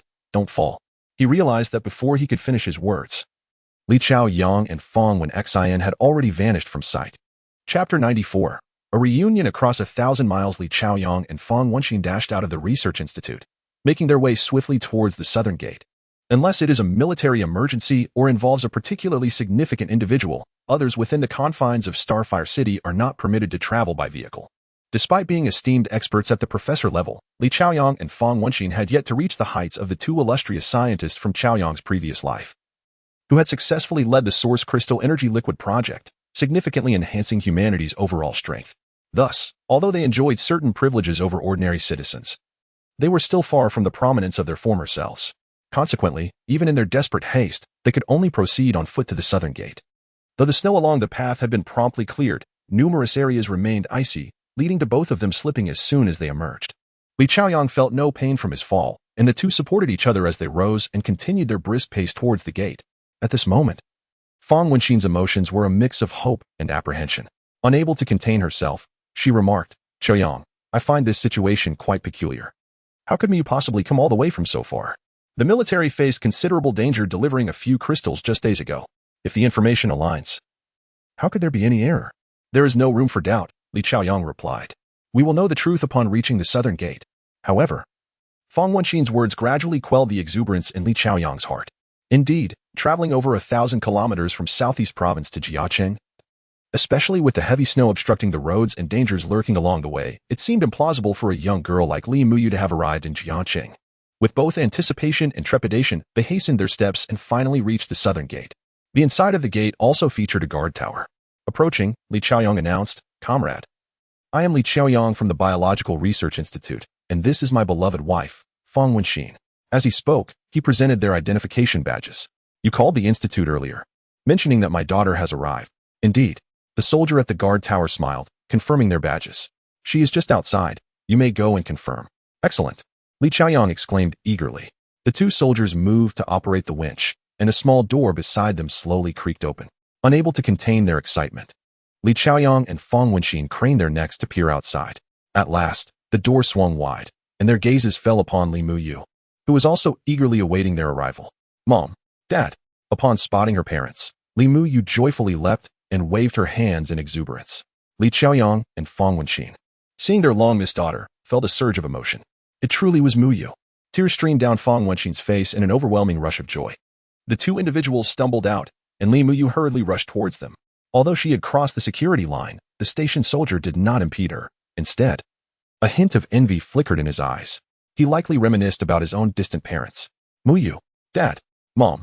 The trio embraced, weeping profusely. In this perilous apocalypse, such a reunion from afar felt exceedingly precious. Xia Yang stood nearby, smiling as he observed this poignant scene, his heart filled with solace. At the very least, he had successfully altered Li Muyu's fate, sparing her from the tragedies of her past life. After a while, the emotional tumult of the family began to stabilize. Fong Wenxin grasped Li Muyu's hand and inquired, Muyu, how did you manage the journey? Over 1,000 kilometers. You must have endured considerable hardships. Li Muyu tilted her head in thought. Indeed, the initial stretch was fraught with difficulties, but after encountering Xia Yang, each passing day felt even more flourishing than before the catastrophe. Reflecting on this, Li Muyu quickly exclaimed, by the way, Mom and Dad, let me introduce you to my elementary school classmate, Xia Yang. I wonder if you recall him. We met along the way. Thanks to his care, I could reach Jiangcheng so smoothly. Xia Yang smiled and said, Hello, uncle and aunt. It was only then that Li Xiaoyang and Fong Wenxin noticed him. Li Xiaoyang promptly stepped forward, grasping Xia Yang's hand tightly, and exclaimed excitedly, "Xiao Xia, thank you. Thank you for taking care of Mu Yu along the way." Fang Xin, with tears in her eyes, added, "My husband and I have been worried sick about Mu Yu these past few days, especially considering how far away she was. Thankfully, heaven has blessed her to meet you. Otherwise, uncle and aunt, I happen to be heading in this direction. Escorting Mu Yu is merely a matter of convenience. No need for thanks." Xia Yang replied with a smile. In his previous life, he had heard much about Xia Yang and Fang Xin. In fact, these two were luminous figures among all the humanity of Xia country, especially among the capable. Upon meeting them today, Xia Yang realized they were flesh and blood individuals, not deities. They too would worry for their loved ones and shed tears out of overwhelming emotion. "By the way, how did you come here?" Fang Xin couldn't help but ask. "That's over 1,000 kilometers. I can hardly imagine. You two children. I have a fairly decent RV. I made the journey without much incident." Xia Yang replied nonchalantly. "You must have encountered numerous dangers along the way," Fang Xin said, her heart fluttering with apprehension. Xia Yang interjected. "This is not the place for such discussions. Let us head home first. We can converse in detail there." "Indeed." Fang Xin quickly agreed, feeling flustered with excitement. "Xiao Xia, come with us home." At that moment, a soldier on duty approached and saluted Xia Yang and Fang Xin. He said, "Professor Fang, I apologize, you may take your daughters into Xingho City, but this comrade." The soldier glanced at Xiao Yang and continued, "He is not a relative. Thus, according to regulations, he cannot enter." "What?" Mu Yu immediately felt displeased. "He is my classmate. Can I bring him home?" The soldier smiled wryly and replied, "I'm sorry. A classmate does not qualify as a relative. In fact, your entry into Xingho City also follows a special procedure, and you will need to undergo detailed registration and review. Currently, you only possess temporary residency rights. Formal residency will be granted upon approval." Mu Yu frowned and said, "But we are together." Xiao Yang waved his hand and said, "Never mind. Mu Yu, I want to go in. I'll just escort you to your uncle and aunt, and I will consider my mission accomplished." Xia Yang displayed a troubled expression and remarked, "How can this be appropriate? You have worked so hard to bring Mu Yu here, yet you cannot even step through our door. This is truly..." Xiao Yang chuckled and replied, "Uncle Li, these are extraordinary times. I completely understand." Afterward, Xiao Yang turned to Mu Yu and said, "Mu Yu, remember what I told you. I will be spending the night in the parking lot outside the city, so when the time comes, just find a way to send me a message." Mu Yu could only nod and said, "How about this? No matter what, you must not leave directly. If I haven't sent you a message, meet me here tomorrow afternoon at 5 o'clock. We shall discuss it then." "All right." Xiao Yang smiled and said, "Uncle and aunt. Mu Yu, I'll head back to the car now. Take care, Xiao Yang." Xia Yang and Fang Xin were filled with guilt, feeling that they owed a great deal to this young man. Mu Yu gazed deeply at Xiao Yang's retreating figure, his heart brimming with reluctant affection. Chapter 95. Let us talk business. Li Chaowen observed Xia Yang's limping figure and could not help but inquire softly, "Mu Yu, what has happened to Xia?" With tears glistening in her eyes, Mu Yu replied, "Yesterday, he was injured while trying to save me." In truth, Xia Yang had not sustained his injuries directly from saving her, yet to Mu Yu, the distinction was negligible. "Ah, this." Upon hearing this, Li Chaoyang's feelings of guilt intensified. Fang Wenxin suggested, "Let us enter first. We shall remember the great favor Xia has done for our family and will surely repay him when the opportunity arises." Li Chaoyang declared, "No. I must speak with the director today to see if we can make special arrangements to secure Xia a residency permit for Xingho City. Even if we cannot allocate housing immediately, he can stay with us." Upon hearing this, Mu Yu's eyes initially sparkled with hope, but that light soon dimmed. She forced a smile and said, "He cannot remain in Jiang City. He has matters to attend to. He only took this detour to escort me." "Huh? The outside world is so dangerous. Having finally reached a safe haven, why would he leave?" Fang Wenxin was perplexed. "Even if he has to stay in the outer city, at least there is safety assured." Li Mi replied, "This is a long story. Let us discuss it once we return home." Yes. Let us return home." "Mu Yu, we are going home." Li Chaoyang quickly interjected. The return of his daughter was an immense joy, and with significant breakthroughs and crucial experiments. He felt a lightness in his heart. As Mu Yu prepared to step forward, she suddenly halted. She glanced at the soldier on duty and asked, "Excuse me. What are the requirements to obtain residency in Xingho City?" The soldier responded, "There is a specialized assessment committee at the Jiang City survival point, but generally, it pertains to high-level talents, such as Professor Li and Professor Fang, as well as their direct relatives. Additionally, those with special abilities automatically qualify for residency in Xingho City." Mu Yu's mouth opened in surprise, but she quickly recalled Xia Yang's admonition and swallowed her words. The soldier continued, of course. Those with abilities must commit to residing in Jiang City for at least 1 year. And they must cooperate with us in executing tasks within their capacity whenever required by the military. Li Mu nodded, grasping the essence of the information. This meant that even those with special abilities could not merely enjoy privileges without shouldering responsibilities. In light of this, Xia Yang's way of life seemed more appealing, free and unencumbered, where one's strength could lead them anywhere in the vast world. Thank you. Li Muyu expressed her gratitude. Li Chaoyang approached the guard post to register Li Muyu's information, then returned with a smile, saying, "Let us go, Muyu. We can enter now." With that, he hoisted the backpack left by Xia Yang onto his shoulders and reached for the travel bag containing the source beast meat. Oh dear, why is this so heavy? Li Chaoyang struggled to lift it at first. Li Muyu chuckled, saying, "Dad, let me handle it. You are a delicate young lady. How could you possibly?" Before Li Chaoyang could finish his words, he witnessed Li Muyu effortlessly lift the travel bag with a single hand, as though it bore no weight at all. This. Both Li Chaoyang and Fang Wenqin gaped in astonishment. Li Muyu smiled and said, "Mom and Dad, let us go. We can talk more at home." The family of 3 entered Xingho City.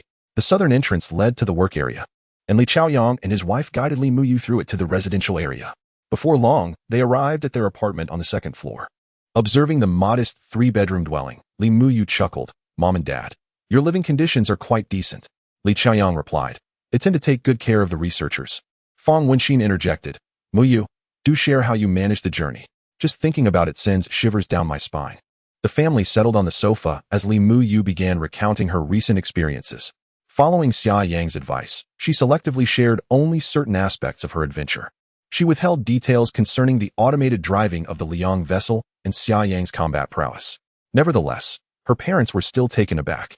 These 2 children are incredibly audacious, daring to drive all the way from such a distant place.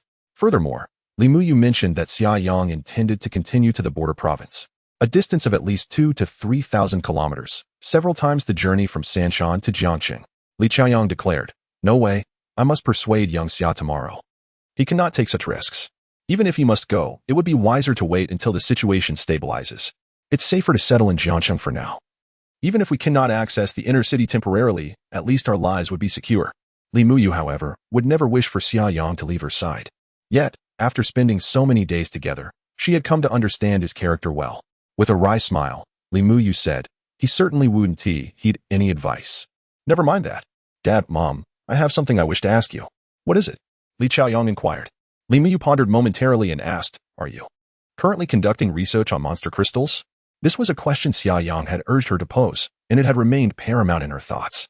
Li Chaoyang and Fang Wenqin exchanged glances, both displaying surprise.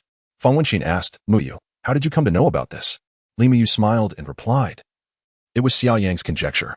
I mentioned that you both work at the Biological Research Institute, and he deduced that your institution is a leading authority in the national biological research field. Hence he speculated that this research project would likely fall under your purview." "Wait," Li Chaoyang interjected, "Muyu, are you suggesting that young Xia is aware of the properties of these crystals? Is this some sort of secret?" Li Muyu playfully inquired. Li Chaoyang, deep in thought, remarked, "For the general populace, this would certainly be a secret. They could not possibly access such information. So, is Xia an ability user?" Li Muyu's admiration for Xia Yang was beyond measure. Xia Yang had already anticipated his parents' reactions and had advised her on how to respond. Li Muyu nodded and said, "Indeed," without a modicum of confidence. How could he dare to traverse thousands of miles alone? Xia Yang had instructed Li Muyu that their identities as ability users did not require stringent secrecy, but they must not indiscriminately reveal their true capabilities. Li Xiaoyang displayed a knowing expression and remarked, "No wonder." Li Muyu playfully pouted, "Dad, you haven't answered my question yet. Were you involved in this research?" Li Xiaoyang glanced at his wife beside him, then nodded, proudly declaring, "Indeed. And I am the head of this project." Fang Wenqin added, "I am the deputy leader of the project team." "Really? That's wonderful," Li Muyu exclaimed with joy. "Then, let us discuss a business deal." "A business deal? What could a young girl like you possibly negotiate with us?" Li Xiaoyang chuckled. Looking at Li Muyu, "Hee, surely your laboratory possesses those crystals, right?" Li Muyu said with a grin, "I want. Don't even think about it." Li Xiaoyang replied sternly, "Muyu, each crystal is earned through the sacrifices of frontline warriors, and transporting them to Jiangqing entails immense risk. Each crystal is a vital research resource for the Institute, and even as the project leader, I have no authority to enrich myself at the expense of our mission." Li Muyu pouted, saying, Dad, why are you like this? I didn't say I wanted them for free. Fong Wen Xian interjected, Xia Yang. Let our daughter finish her thought. Muyu has always been sensible. How could she possibly make such an unreasonable demand? While seemingly defending Li Muyu, she was subtly using praise to silence her. After all, she too was the deputy leader of the project and held it in high regard. Li Muyu glanced at her parents in exasperation and retorted, I was asking for Xia Yang, and he isn't asking for them for free. He intends to trade. 1 for 1, and if he truly needs something specific, a 2-for-1 exchange might not be out of the question. Chapter 96, A Worthy Exchange? Both Li Chaoyang and Fong Wenxin inhaled sharply in unison. Li Chaoyang hastily inquired, Muyu, are you suggesting that Xia has such crystals? Indeed. He must have them. Li Muyu replied, otherwise, how could he possibly offer you anything in exchange? Li Chaoyang exclaimed, we are in dire need of such monster crystals. The demands for our recent experiments have surged. As he spoke, he could not help but rub his hands together, adding, Muyu, could you persuade Xia to part with some of these crystals for us? We can offer various resources in exchange. Survival supplies, weapons as well. I will submit a request. Upon hearing this, Li Muyu rolled her eyes and playfully reproached, Dad, how could you be like this? Just moments ago, you were lecturing me. And now, it seems you wish to obtain Xia Yang's crystals without any qualms? What gives you the right? Not for free. Li Chaoyang replied with a sheepish smile. As I mentioned, I will request the necessary resources. And I assure you that Xia will not suffer any loss. In truth, Li Chaoyang harbored no ill intentions. He simply placed immense importance on this experiment. He was wholly focused on the project, never once contemplating the personal accolades that might arise from its success. Truly exceptional researchers tend to possess a profound purity of purpose. Otherwise, they would not achieve remarkable results within their fields. Why don't you inquire if he is in need of supplies? Li Muyu retorted, somewhat exasperated. I've accompanied him all the way from Sand Mountain, and I have yet to witness any signs of him lacking food or clothing. In fact, I've even gained a few pounds. Is that so? Li Chaoyang chuckled awkwardly, then we can provide other resources. Weapons and ammunition would suffice. Isn't he heading to the border province? The journey is long. It's essential to be well armed. Li Muyu responded with a bemused expression, Dad, you should give it up. Aside from exchanging for crystals, Xia Yang will not entertain any other proposals. The only deal he will consider is 1 crystal for 2, provided that your crystals are urgently needed. Upon hearing this, Li Chaoyang felt a twinge of disappointment. With his experiment at a critical juncture, he naturally desired as many crystals as possible to sustain its progress. To put it plainly, he wished to trade other resources for Xia Yang's source crystal. However, Li Muyu's words extinguished his hopes. Fong Wenxin, displaying greater attentiveness, noticed a detail that had escaped Li Chaoyang's attention. She asked, Muyu, from what you've said, it seems that Xia Yang has a method to assess the properties of the crystals. Otherwise, how would he know which ones are crucial for him? Li Muyu shrugged. I cannot say for certain. He merely asked me to inquire whether you are involved in this project, and if so, whether you have access to the crystals and can arrange for an exchange. Then, in a playful tone, Li Muyu added, oh dear, why are you all acting this way? According to Xia Yang's proposal, you wouldn't be at a loss. Even a 1-for-1 exchange means we aren't taking advantage of the state. Are the crystals you possess not of equal value? Fong Wenxin remarked, indeed, that is not the case. Li Chaoyang sighed with a wry smile. At present, we are unable to accurately detect the properties of the crystals without compromising their integrity. Moreover, our current focus is primarily on fundamental experiments, which do not necessitate specific crystal attributes. Theoretically, crystals of any property are equivalent. Isn't that a resolution? Li Muyu interjected. Mom and Dad, you should make an effort. I believe it would be better to exchange 1 for 1 rather than 2 for 1. You would not incur a loss. And Xia Yang could obtain the crystal he requires. Wouldn't that be a mutually beneficial arrangement? Li Chaoyang chuckled. 1 for 1? How can that be considered mutually beneficial? Our quantity of crystals remains unchanged. Muyu, you little rascal, why are you being so self-serving? How can you say that? Li Muyu retorted. Her tone laced with displeasure. He selflessly brought your daughter all the way from Sanshan to Jiangcheng, providing for her along the journey. You know how precious resources are in these times, don't you? Calling him a benefactor to our family is hardly an exaggeration. What harm is there in helping him with a small favor without compromising public interests? Li Chaoyang sighed. You are right, my daughter. It is indeed the fault of your father and mother. We were solely focused on the project and completely overlooked this aspect. Xia has greatly benefited our family. I will certainly do my utmost to meet his request. Li Muyu's displeasure transformed into joy as she exclaimed, now, that is my good father. Fong Wenxin smiled, saying, it appears our little princess is quite invested in Xia's affairs. Not at all, Li Muyu replied. Oh, Her cheeks slightly flushed as she playfully protested, "He has helped me, so I am merely returning the favor." "What is wrong with that?" "Absolutely nothing. Muyu has acted correctly," Xia Yang affirmed. "The director should still be in the office. I shall head to the research institute to request the necessary permissions." Muyu was elated and quickly responded, "Thank you, Dad. By the way, please do not mention anything about a 2-for-1 exchange. It is best to stick with a 1-for-1 arrangement." She wished to spare Xia Yang any disadvantage. "I understand. Await my good news." Xia Yang affectionately ruffled Li Muyu's nose and then turned to Fang Wenqin. "Wenqin, please prepare a sleeping space for Muyu and whip up something delicious for her." Fang Wenqin nodded with a smile. Xia Yang braved the wind and snow as he departed from home. Fang Wenqin then guided Li Muyu to the secondary bedroom, which was already furnished with a ready-made bed. "Muyu, I will fetch the large comforter from the master bedroom for you. Your father and I can keep warm together with a smaller blanket," she said, acknowledging the current scarcity of supplies. Even esteemed experts like Xia Yang and Fang Wenqin could hardly find 2 large comforters in their home. Li Muyu quickly insisted, No, Mom. I have a down blanket in my backpack that is very warm." This down blanket was indeed one that Li Muyu had used aboard the Liang. As it was extremely lightweight and could be compressed into a small size, occupying minimal space, thus Xia Yang had encouraged her to bring it back. As for the cumbersome latex mattress, it remained aboard the vessel Liang. "Did you really bring a blanket on your journey?" Fang Wenqin was taken aback. Li Muyu chuckled and replied, "It's from the summer vehicle. He was concerned that our supplies might be insufficient, so he asked me to take it home for use." Fang Wenqin gave Li Muyu a meaningful glance and remarked, "It seems that Xiao Xia is quite fond of you." Li Muyu, feeling inexplicably flustered, blushed slightly and said, "We're just old classmates." With a cheerful smile, Fang Wenqin stood up and said, "Muyu, why don't you tidy up your room? I'll go prepare dinner." "Sure, sounds good." Li Muyu nodded in agreement. After Fang Wenqin left, Li Muyu began to unpack the items from her camouflage backpack. She first took out her personal belongings from her own bag and organized them. Then, she opened the backpack that belonged to Xia Yang. At the top were several sets of cold-weather clothing and snow boots, which she set aside. Next, she reached inside and pulled out a large package. Upon noticing the prominent logo on it, a charming blush crept onto her face.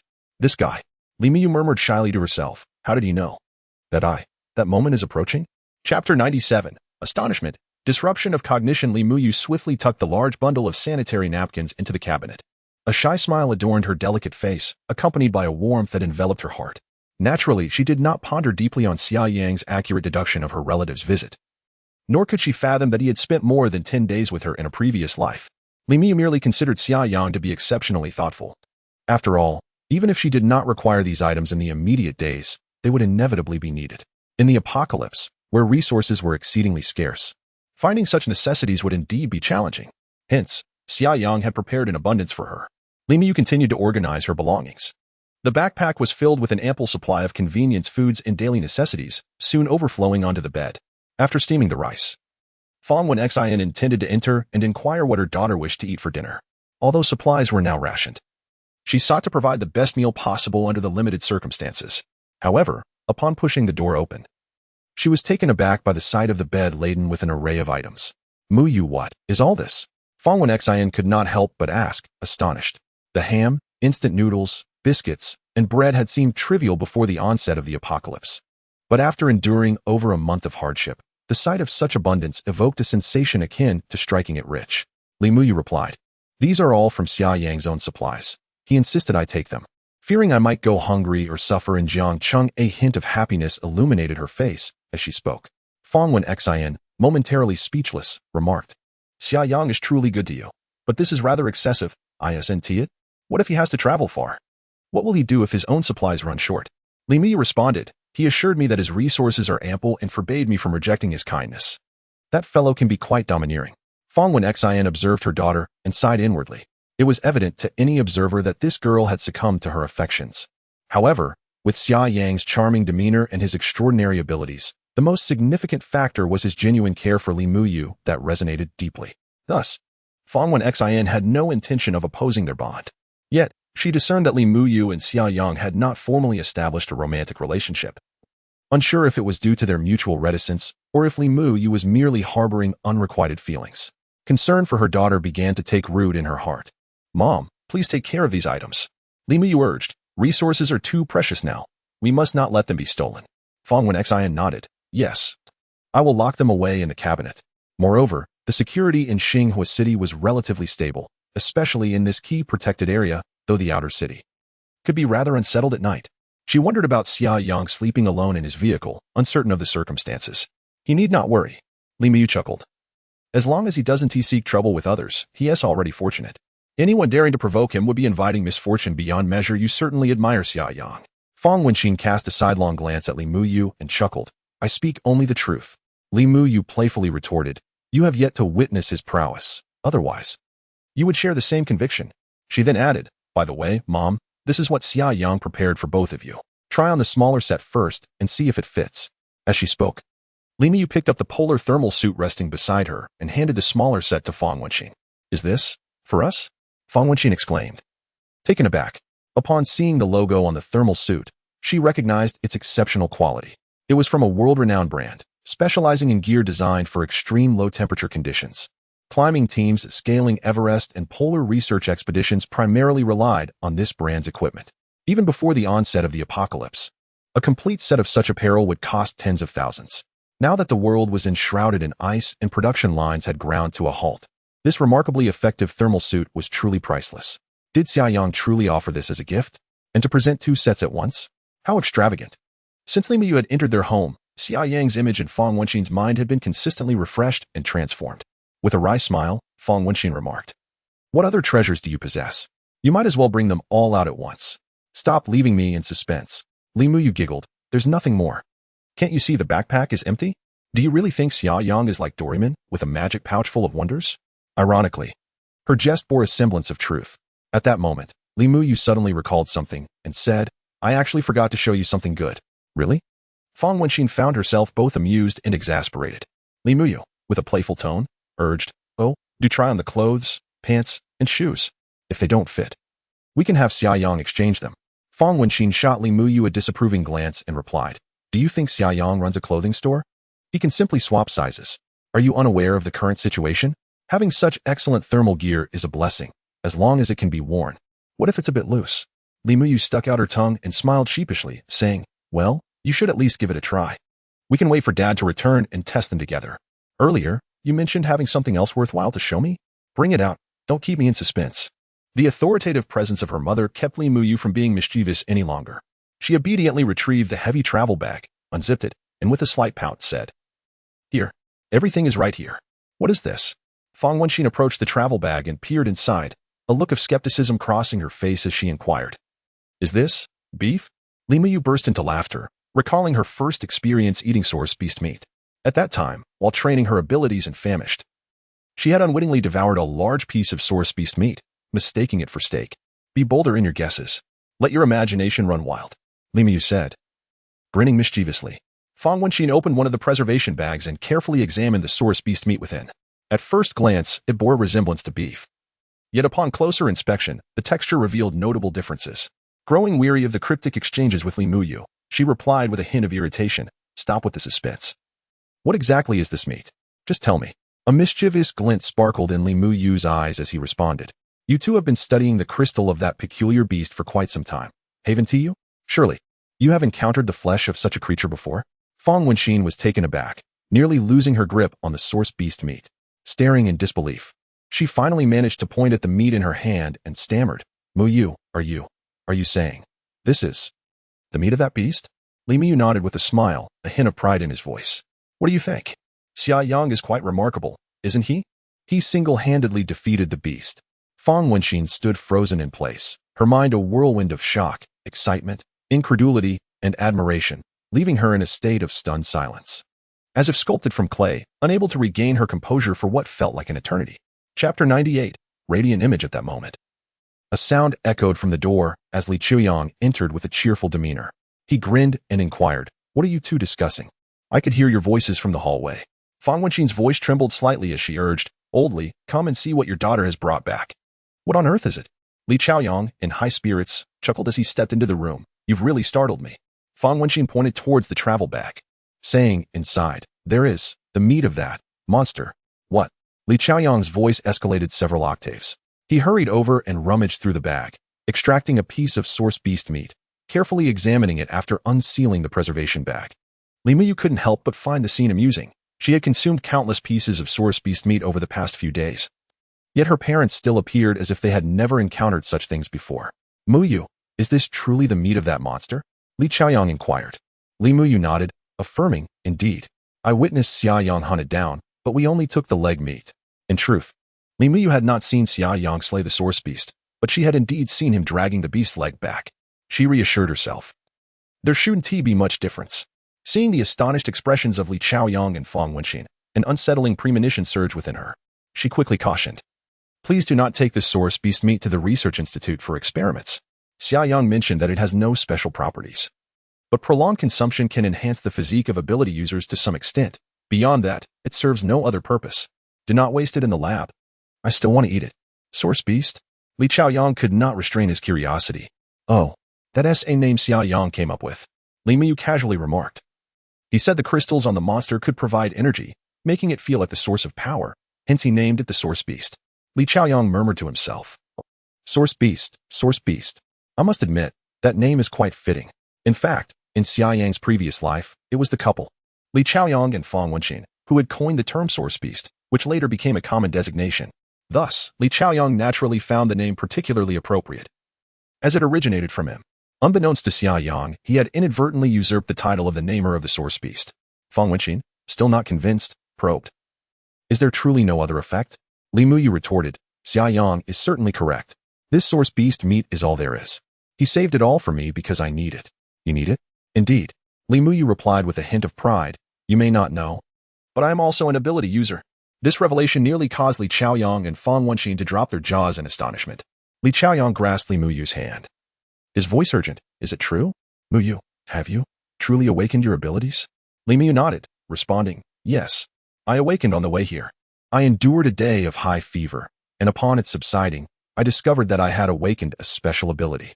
Fang Wenxin, unable to contain her curiosity, inquired, what? What kind of ability have you awakened? Could you possibly demonstrate it for us? At that moment, Li Chaoyang and Fang Wenxin had fully assumed the roles of esteemed researchers. Very well, Li Muyu replied. Recalling Xia Yang's advice, she refrained from showcasing her most potent lightning attack and merely released a modest current of electricity. Nonetheless, this display astounded both Li Chaoyang and Fang Wenxin. The two gazed at the crackling electricity dancing between Li Muyu's hands, rendered momentarily speechless. This is an electrical ability, Li Chaoyang exclaimed excitedly. It is our first encounter with an electrical ability user. How extraordinary. Li Muyu felt a twinge of fear and withdrew her power, warily stating, Dad. Mom, you aren't planning to take me to the laboratory as a test subject, are you? I must clarify. I will never comply. Fang Wenxin shot a disapproving glance at Li Muyu, retorting, What do you mean, test subject? That sounds dreadful. Rest assured, there are volunteers in the laboratory. However, your ability is rather unique, and should the need arise, don't tell me you want me to be a test subject. Li Muyu cried out.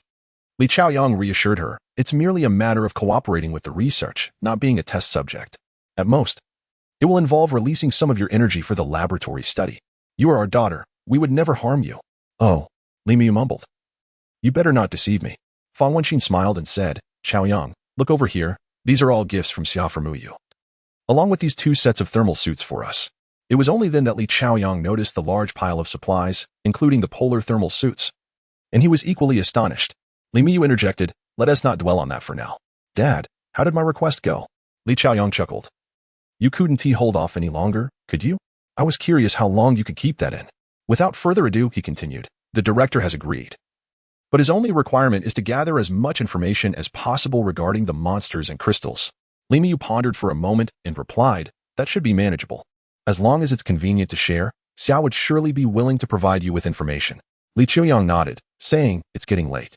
An entry into Starfire City is now prohibited. Furthermore, the outer city is unsafe. We'll go find Xia tomorrow morning. Li Muyu beamed. Yes, that sounds wonderful. Later that evening, Li Muyu personally grilled some source beast meat to share with her parents, while Fang Wenxin prepared a few additional dishes. And the family enjoyed a delightful meal together. In the aftermath of the apocalypse, such moments of gathering around the table for food and conversation had become a rare luxury, making it all the more precious. The 3 of them chatted late into the night. Following Xia Yang's counsel, Li Muyu chose to conceal certain matters while sharing all other non-essential information with her parents. Simultaneously, Li Muyu cautioned Li Xia Yang and Fang Wenxin to maintain the confidentiality of the matter concerning Xia Yang and her extraordinary abilities for the time being. Naturally, Li Xiaoyang and Fong Wenxian understood the gravity of the situation and nodded in agreement. After an extensive discussion, through Li Muyu's portrayal, the image of Xia Yang in their minds became increasingly vivid and multifaceted. The opulent vehicle, an abundance of precious resources, the independent hunting of source beasts, and the ability to discern the attributes of source crystals. Some details were recounted by Li Muyu, while others were witnessed firsthand by Li Xiaoyang and Fong Wenxian. Together, these elements gradually sculpted a radiant image of Xia Yang in their hearts. The following morning, Li Xiaoyang rose at the crack of dawn. After sipping a bit of millet porridge, he set off early to the research institute. Half an hour later, he returned home, accompanied by a robust man who carried a small, elegant briefcase. This was Sun Ming, the captain of the security team at the research institute. His task today was to escort Li Xiaoyang's family to the outer city, while also safeguarding the source crystals contained within the briefcase. Fong Wenxian and Li Muyu had long been prepared, and after reuniting with Li Xiaoyang, the group proceeded towards the southern gate of Xinghua City. Chapter 99. The Transaction, Part 1. At the survival point outside the city, Summer Yang had just risen from slumber. He was seated upon the circular sofa of the Sun Chariot, with a sizable bowl of hot-drying noodles adorning the dining table. Today marked Summer Yang's inaugural check-in at Jiang City, and in addition to earning 2 contribution points, the system graciously bestowed upon him 1,000 servings of the local delicacy. Hot-drying noodles. Summer Yang mused that if he journeyed around the world, sampling the unique culinary offerings from various locales, the bounty provided by the system would suffice to nourish him for a lifetime. He vigorously stirred the noodles in his bowl, the rich aroma of sesame paste wafting increasingly stronger. Once mixed thoroughly, he took a mouthful, and indeed, it was a burst of flavor. The reputation of Jiang City as hot, dry noodles was well-deserved. Last night, he had taken refuge in the parking lot, and a petty thief had indeed attempted to approach the luxurious RV, hoping for a windfall, only to be met with a shocking surprise. Perhaps the local enforcement possessed a modicum of deterrence, for the thief dared not create too much commotion, cursing under his breath as he retreated. Summer Yang, having slept in the vehicle, felt no inclination to investigate the disturbances, rolling over to resume his slumber. Within the confines of the survival point, he held absolute trust in the defensive capabilities of the Sun Chariot, unless someone were to bring heavy artillery such as anti-aircraft guns or mortars to bombard it. He doubted anything could damage even a speck of its paint. Having consumed nearly half of his bowl, he was alerted by Meng Meng's voice. "Brother Yang, Miyu has arrived, along with 3 others." Upon hearing this, Summer Yang glanced out of the window, and indeed, he spotted Li Muyu and her family, accompanied by a burly man carrying a small suitcase, making their way towards the Sun Chariot. Setting down his bowl, he instructed Meng Meng to open the hatch and stepped out to greet them. "Good morning, Uncle, Aunt Muyu." Summer Yang greeted with a cheerful smile. Li Xiaoyang and Fong Wenxian gazed at Summer Yang with curiosity. Although they had briefly met the previous day, Li Muyu had regaled them with tales from their journey home, painting Summer Yang in an illustrious light, akin to an invincible hero, which piqued their interest even further. "Good morning." Li Muyu's spirits soared upon seeing Summer Yang, and she smiled as she inquired, "Did you sleep well last night?" "Quite well," Summer Yang replied. "Though there were some noises, the soundproofing of the Sun Chariot is rather effective." Li Xiaoyang and Fong Wenxian's attention was naturally drawn to the imposing and magnificent Sun Chariot. Its grandeur and robust tracks finally convinced them that Summer Yang and Li Muyu had indeed traversed 1,000 kilometers to reach Jiang City. The Sun Chariot exuded a sense of solid reliability. Li Muyu quickly added, "Summer Yang, I spoke with my parents about your situation yesterday. My father consulted the leadership at the station, and they have tentatively agreed. Today, we have brought the source crystals." Her expression brimmed with pride, as if seeking praise. Summer Yang felt a surge of joy and expressed his gratitude, saying, "I truly appreciate Uncle and Aunt." Li Muyu's smile faltered slightly as she remarked, "Am I not worthy of thanks, just my parents?" "Certainly, I must extend my gratitude to classmate Li Muyu." Xia Yang chuckled. "I knew you would be the most loyal. That is." Li Muyu replied, her irritation transforming into delight. Fong Wenxian, observing this exchange from the side, could not help but silently chuckle at the situation. It was evident to her that her daughter's heart had already been captured by Xia Yang. In these tumultuous times, as Xia Yang prepared to venture to the distant border province, one could only hope for a favorable outcome for them both. Li Xiaoyang stepped forward and said, "Xia, our research institute is particularly in need of such crystals, so..." "Uncle Li, I understand," Xia Yang replied with a smile. "I spoke with Miyu yesterday. If it pertains to what I require, I can." Cough, cough, cough. Li Muyu continually signaled Xia Yang to be discreet. Li Xiaoyang glanced at his daughter with amusement and remarked, "Indeed, Muyu mentioned a 1-for-2 exchange, right?" That won't be necessary. You are a great benefactor to our family. We cannot take advantage of that. Our director's intention is that as long as the quality of the crystal is satisfactory, we can accept a one-for-one exchange.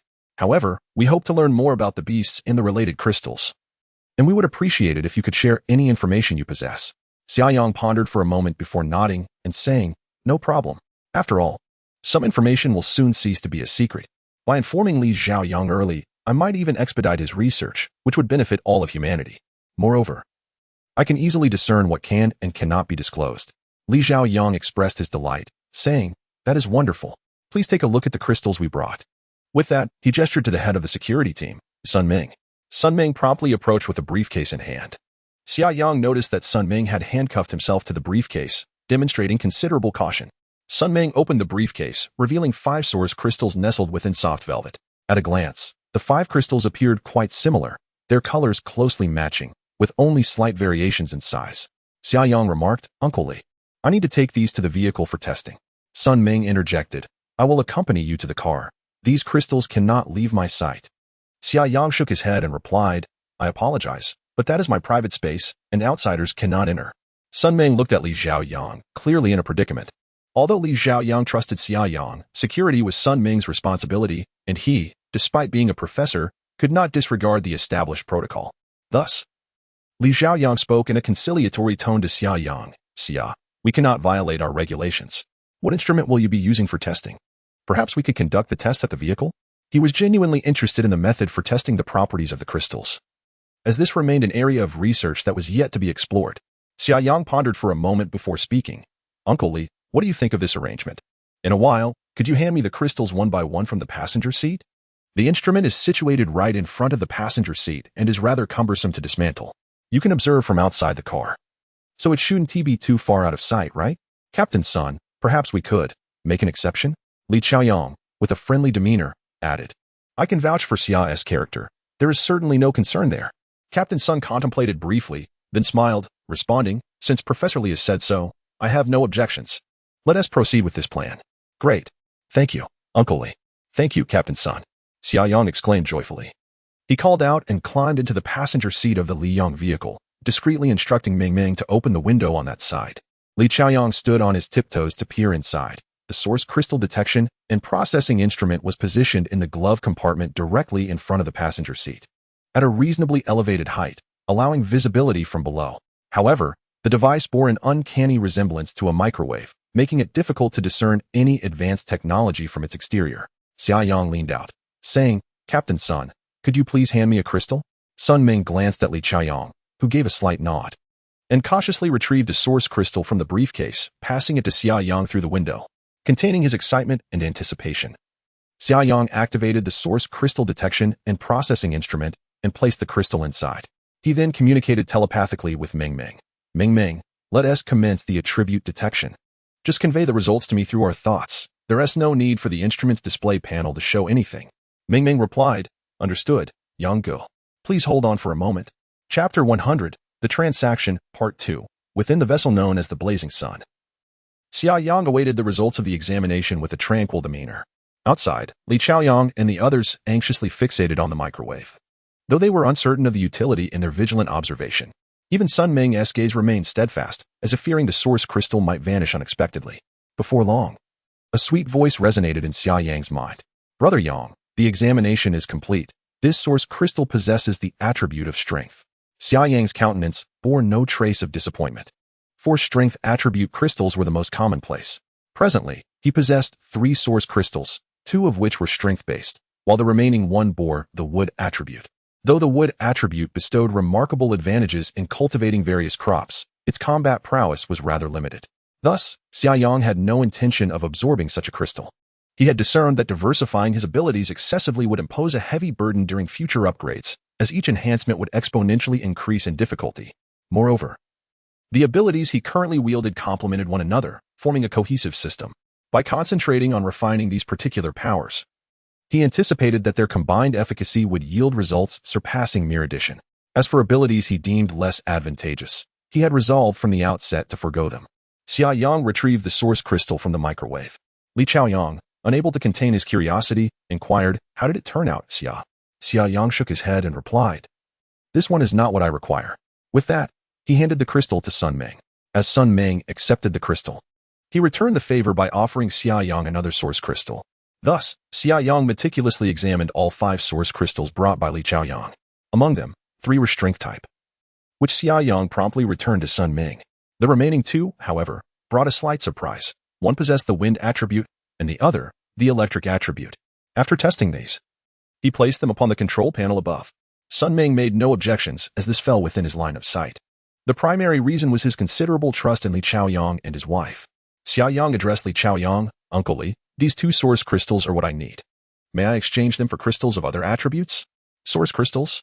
Li Chaoyang paused momentarily, then chuckled. "Ah, I see you've coined yet another term. Yesterday, you mentioned you referred to that creature as a source beast, and thus, the corresponding crystal as a source crystal. Quite fitting indeed.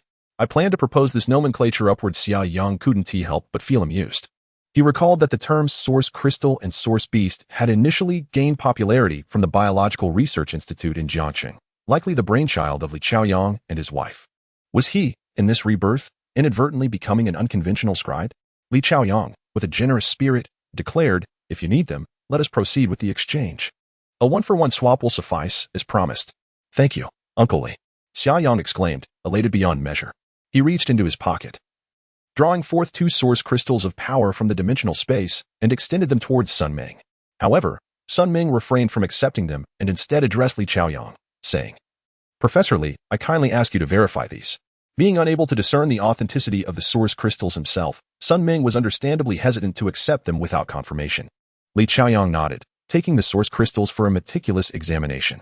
In truth, the source crystals were not difficult to identify, as they differed significantly from any known metals or gemstones on Blue Star.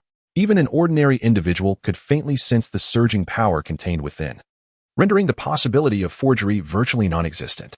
Li Chaoyang nodded in affirmation, stating, "The source crystals are genuine, Captain Sun. Please ensure their safekeeping."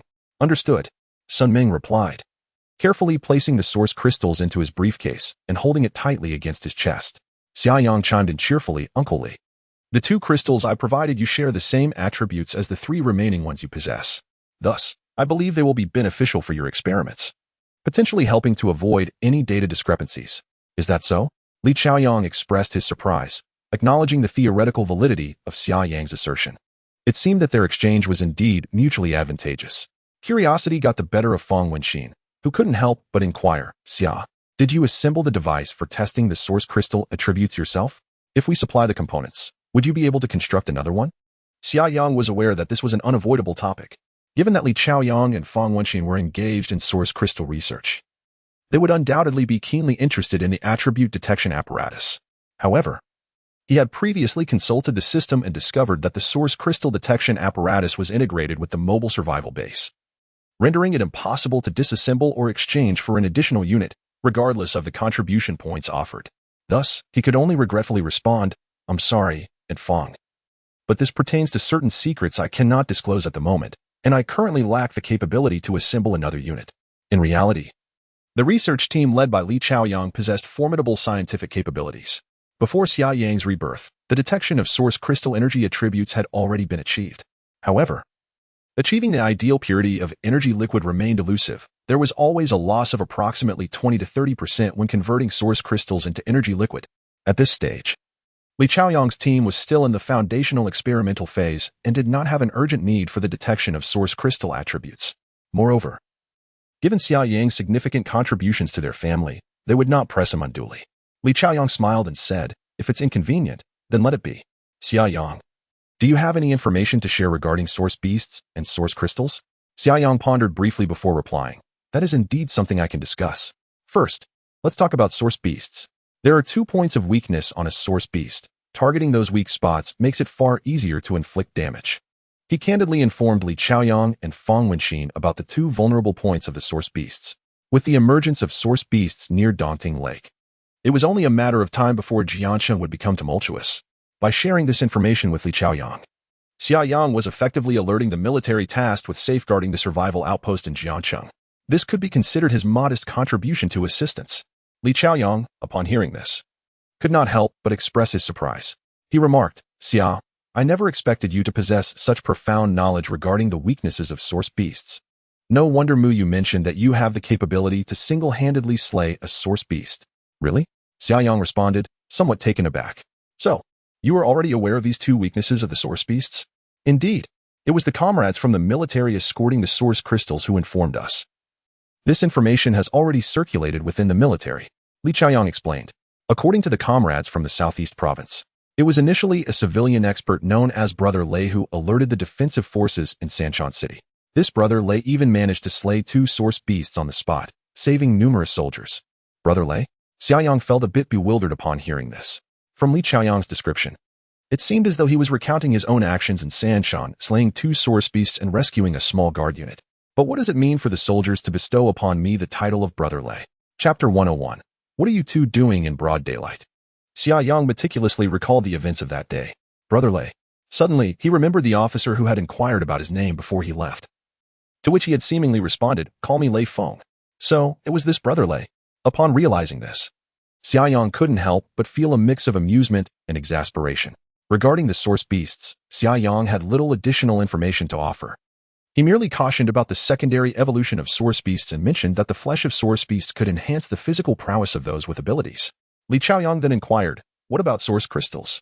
This was actually the primary concern of both Li Chaoyang and Fang Wenqin, as they were studying just that. Moreover, it was evident that Xia Yang possessed far greater knowledge about source crystals than they did. Xia Yang pondered for a moment and replied, I believe Uncle Li has already noticed that the energy within source crystals can be absorbed by humans, even enabling the awakening of abilities. Li Chaoyang responded with excitement, currently. We've only made inferences based on laboratory data. Your words give us much more confidence. Xia Yang nodded, affirming, this is undoubtedly true. Additionally, please refrain from attempting to consume source crystals directly, as the impurities contained within may lead to severe side effects, possibly leaving permanent repercussions. Furthermore, the likelihood of awakening abilities through direct consumption of source crystals is significantly lower. All right, Xia. Thank you for the reminder. Li Chaoyang said. It seems that after we validate the theory, our focus should shift towards the purification of source crystals. Indeed, this will undoubtedly yield a world-class research achievement. Xia Yang smiled, expressing his belief that Uncle Li and Aunt Fang would surely succeed. Haha, we are quite confident as well. Li Chaoyang replied cheerfully. In truth, Xia Yang's grasp of the situation extended far beyond this. His early exposure and understanding of source beasts and source crystals allowed him to explain various matters, while many occurrences yet to unfold remained beyond his capacity to elucidate. Thus, he could not divulge too much in advance, as it might incite suspicion from those with ulterior motives. Finally, after a brief hesitation, Xia Yang said, Uncle Li, Aunt Fang, and Captain Sun, could I trouble you to wait here for a moment? I need to find Mu Yu for a matter. Li Chaoyang was momentarily taken aback, then replied, of course, no problem. You two continue your conversation. It might take a little while. Xia Yang felt somewhat embarrassed. Please wait a moment. With that, Xia Yang rose and walked toward the rear cabin. He retrieved a picnic table and chairs from the dimensional space and then took out 4 servings of hot dry noodles from the system's item inventory. Xia Yang instructed Meng Meng to open the living cabin door, bringing the picnic table and chairs outside and setting them up. He said, please take a seat and rest for a bit. Li Chaoyang and Fang Wenqin exchanged glances, wondering how long they would be waiting since he had even brought out a table and chairs. Li Muyu's cheeks flushed slightly as she quickly cast a glance at Xia Yang, pondering what he was up to. Xia Yang added, please hold on for a moment. He re-entered the vehicle, first returning to the cockpit where he placed the 2 source crystals into the microwave, allowing Meng Meng to operate the equipment and convert them into energy liquid. Subsequently, Xia Yang returned to the living chamber, bringing 3 bowls of hot dry noodles down from the vehicle. With a cheerful demeanor, he remarked, I wonder if you've had breakfast yet. This hot dry noodles was freshly prepared in the vehicle. To give it a try. It may not be as authentic as that from Jiacheng. Li Chaoyang and his companions were utterly astonished. To treat someone to hot dry noodles in a parking lot was quite an unconventional act. Yet, in the wake of the apocalypse, such gestures had become remarkably extravagant. Particularly for hot dry noodles, those who enjoyed it were truly passionate. The locals of Jiacheng referred to breakfast as guizhou, and during their years in Jiacheng, Li Chaoyang and his wife had developed a fondness for hot dry noodles during this time. Alas, post-apocalypse, such breakfast had turned into a luxury. Thus, despite feeling somewhat awkward, Li Chaoyang and Fang Wenqin couldn't help but swallow hard. Their bodies remained honest in their desires. Meanwhile, Sun Ming had other thoughts, clutching 5 source crystals. His mind fixated on hastening back to the research institute. However, today, the lead was Li Chaoyang, and he held no authority to speak. Moreover, he could not return early. For his duties extended beyond guarding the source crystals, he was also tasked with protecting Li Chaoyang's family. After all, the outer city was anything but tranquil. Well then, we shall not be polite, Li Chaoyang chuckled. Do not hold back. Xia Yang replied with a grin. If it's not enough, there's more in the vehicle. The trio settled down and began skillfully mixing their bowls of hot dry noodles. Li Muyu, unable to contain herself, exclaimed, Xia Yang, what about me? I want to eat too. Why is mine missing? Xia Yang laughed. If you want some, just wait a moment. I'll get it for you. We still have important matters to attend to. Get in the vehicle first. Oh, Li Muyu obediently followed Xia Yang onto the sunny vehicle. Upon returning to the familiar confines of the sunny vehicle, she couldn't help but glance around. Where are the hot dry noodles? Xia Yang chuckled. You really are a little food enthusiast. They're on the kitchen counter. If you want some, go fetch it yourself and enjoy in the back. I need to discuss something with you shortly. All right. Li Muyu carried her bowl of hot dry noodles towards the circular sofa in the rear cabin. Xia Yang then instructed. Ming Ming, please lock the doors and close the blackout curtains. Got it. Ming Ming replied. Li Muyu's heart raced with anticipation. What was he up to? Locking the doors and drawing the curtains while her parents remained outside. Li Chaoyang and Fang Wenqin exchanged glances, their expressions filled with unease. Their daughter had followed a boy into the RV, and the most outrageous part was that he was locking doors and pulling down curtains in broad daylight. Did he think they were invisible? Especially for Li Chaoyang, a sour feeling stirred within him. Any father would feel a twinge of jealousy upon learning that their daughter had a boyfriend, even if he was merely a suspected one. This was precisely how Li Chaoyang felt. He sensed that his little girl might be slipping away from him. At least, this little cotton jacket seems to have a tendency to let in a bit of a draft. Summer Yang certainly didn't contemplate much. He simply wished to keep the energy liquid from being exposed. As for the electric attribute source crystal, it was of no use to him, so naturally, he intended to exchange it for Li Muyu. With their imminent separation and her inconvenient residence in the inner city, it was only fitting that she take it now. Returning to the cockpit, after a brief moment, the energy liquid was already processed. He swiftly retrieved it, opened the glass vial, and proceeded to the circular sofa area in the rear cabin. With a cheerful smile, Summer Yang remarked, Muyu, come, it's time to take your medicine. Instantly, a rather unsettling sense of familiarity washed over the scene. Chapter 102. Our little secret Li Muyu, upon catching sight of the somewhat familiar energy liquid, was instantly reminded of the electrifying sensation she experienced the last time she consumed it. Earlier, as Xia Yang, Li Xiaoyang, and Fang Wenqin discussed matters pertaining to source beasts and source crystals, Li Muyu attentively absorbed every word. In that moment, a glimmer of realization dawned upon her. Xia Yang, is this medicine made from source crystals? She inquired. Xia Yang smiled and nodded, responding, you should take it first. I have a few things to discuss with you later. This must be quite precious. Li Muyu glanced at Xia Yang and said, you should keep it for yourself. It's of the electric attribute, which I cannot utilize. Xia Yang chuckled. Why are you being so polite with me? Hurry up and drink it. Otherwise, we might keep Uncle and Aunt waiting, and they will surely misunderstand. Li Muyu's eyes darted playfully as she laughed. If the time is too short, wouldn't my parents misunderstand even more? Xia Yang was momentarily taken aback, but then couldn't help but chuckle at her wit. Li Muyu, I see you're quite clever. You can navigate this tricky situation? Feeling a bit bashful, Li Muyu lowered her head and giggled. You shameless girl. Stop laughing, Xia Yang urged, handing her the glass vial containing the energy liquid. Just drink it. I'm not. Li Muyu retorted defiantly. Then, feeling a bit shy, she looked at Xia Yang and said, Xia Yang, I'll drink it now, but could you possibly look away for a moment? Xia Yang was puzzled. Why would I need to look away? Is there something inconvenient about drinking it? Do you need to undress? Oh, just look away. Li Muyu, too embarrassed to explain, resorted to her charms. Xia Yang, feeling overwhelmed, quickly conceded. All right, I'll look away, but I need to see you drink the energy liquid. Without hesitation, Li Muyu tilted her head back and drained the vial in one go, then said, I'm done. You can step outside for a bit. Xia Yang shrugged and turned towards the cockpit. He certainly couldn't leave the vehicle now, or else Li Xiaoyang and Fang Wenqin would undoubtedly question what Li Muyu was up to. Thus, he chose to remain seated in the cockpit and wait. Once Xia Yang had stepped away, Li Muyu swiftly locked the sliding door and returned to the sofa. Soon enough, the familiar electrifying sensation began to envelop her once more. She instinctively clenched her legs together, her pearly teeth gently biting her lower lip, as a blush crept across her cheeks. This time, the energy liquid didn't feel as overwhelming as before, and with Xia Yang absent, she found it easier to endure. Yet, the sensation was still remarkably exhilarating. Before long, Li Muyu covered her mouth with her hand. for she knew she would be unable to suppress the strange sounds otherwise. After a while, the electric sensation finally subsided like a receding tide. Li Muyu breathed a quiet sigh of relief.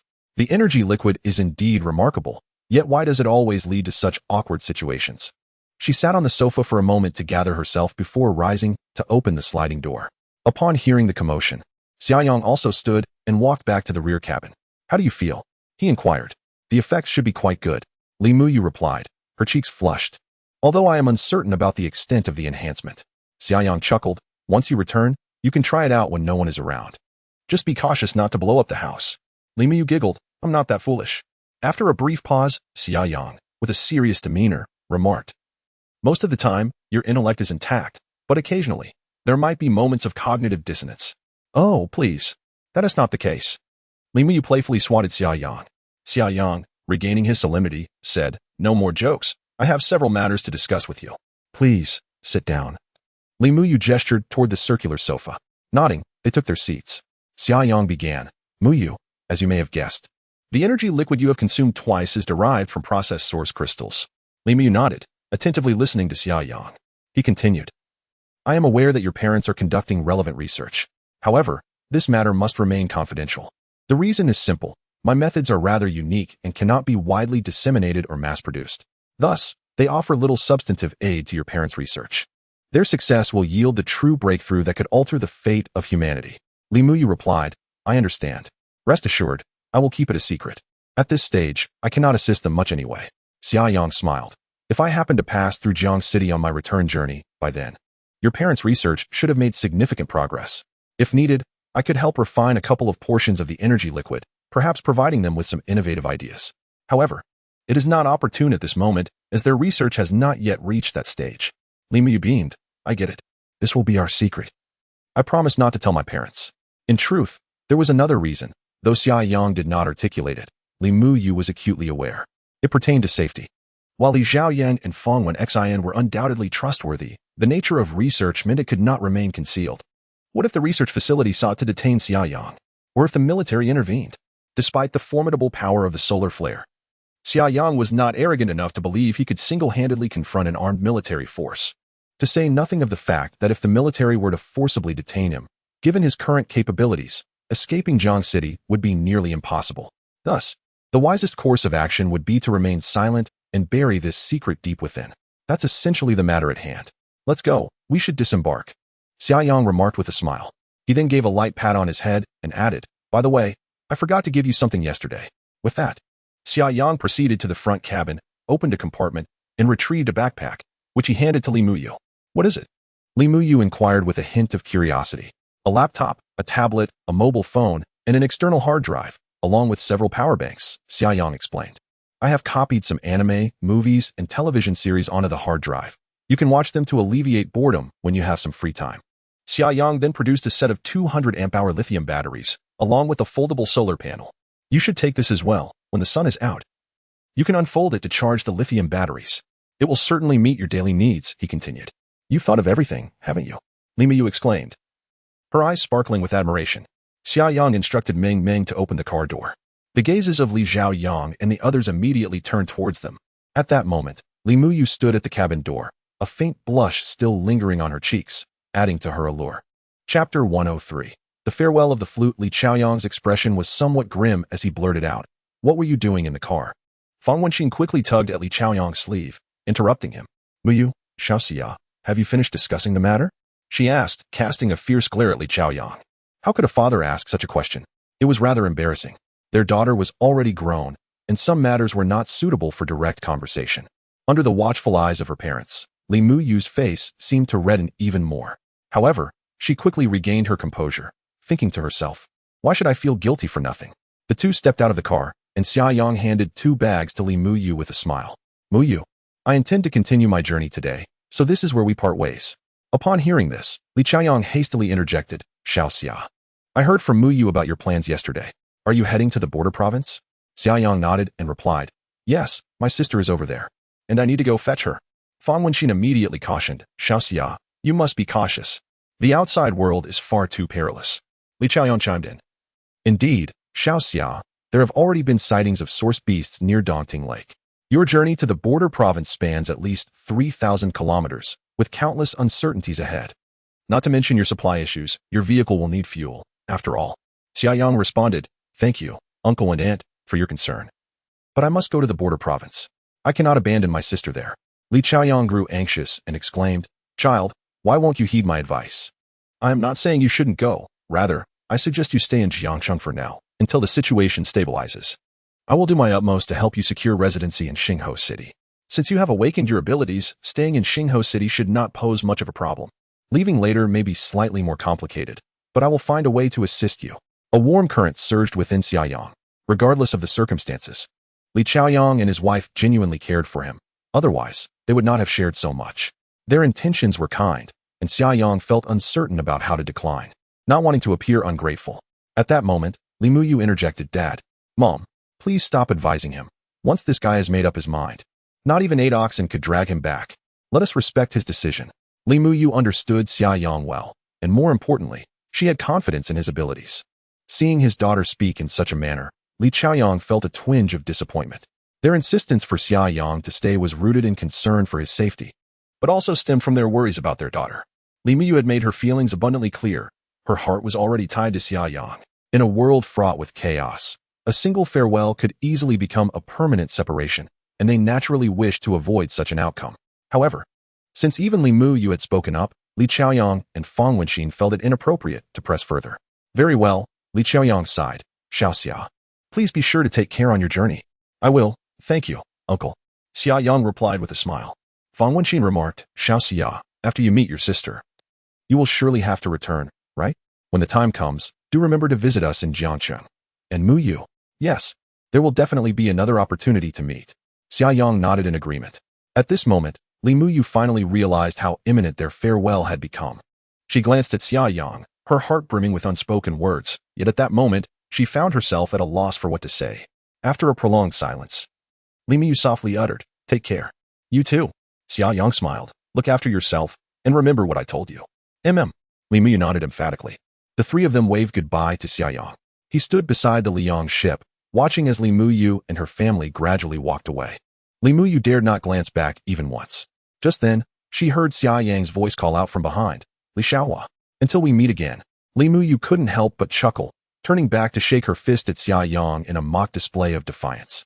However, as she turned away, tears streamed down her face. In the distance, it seemed someone was playing a shang, the mournful notes faintly drifting through the air, as if composing a poignant elegy for this parting. Only when Li Muyu's figure vanished from view did Xia Yang turn and board the Liang ship.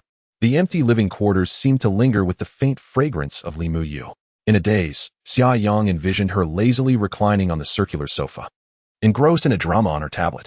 They had spent these days together, sharing hearty meals at the dining table, singing joyously in the cockpit while gazing at the vast skies, and conversing long into the quiet nights, enveloped by the warm glow of the cabin lights. At this moment, Xia Yang's heart felt as hollow as the living quarters.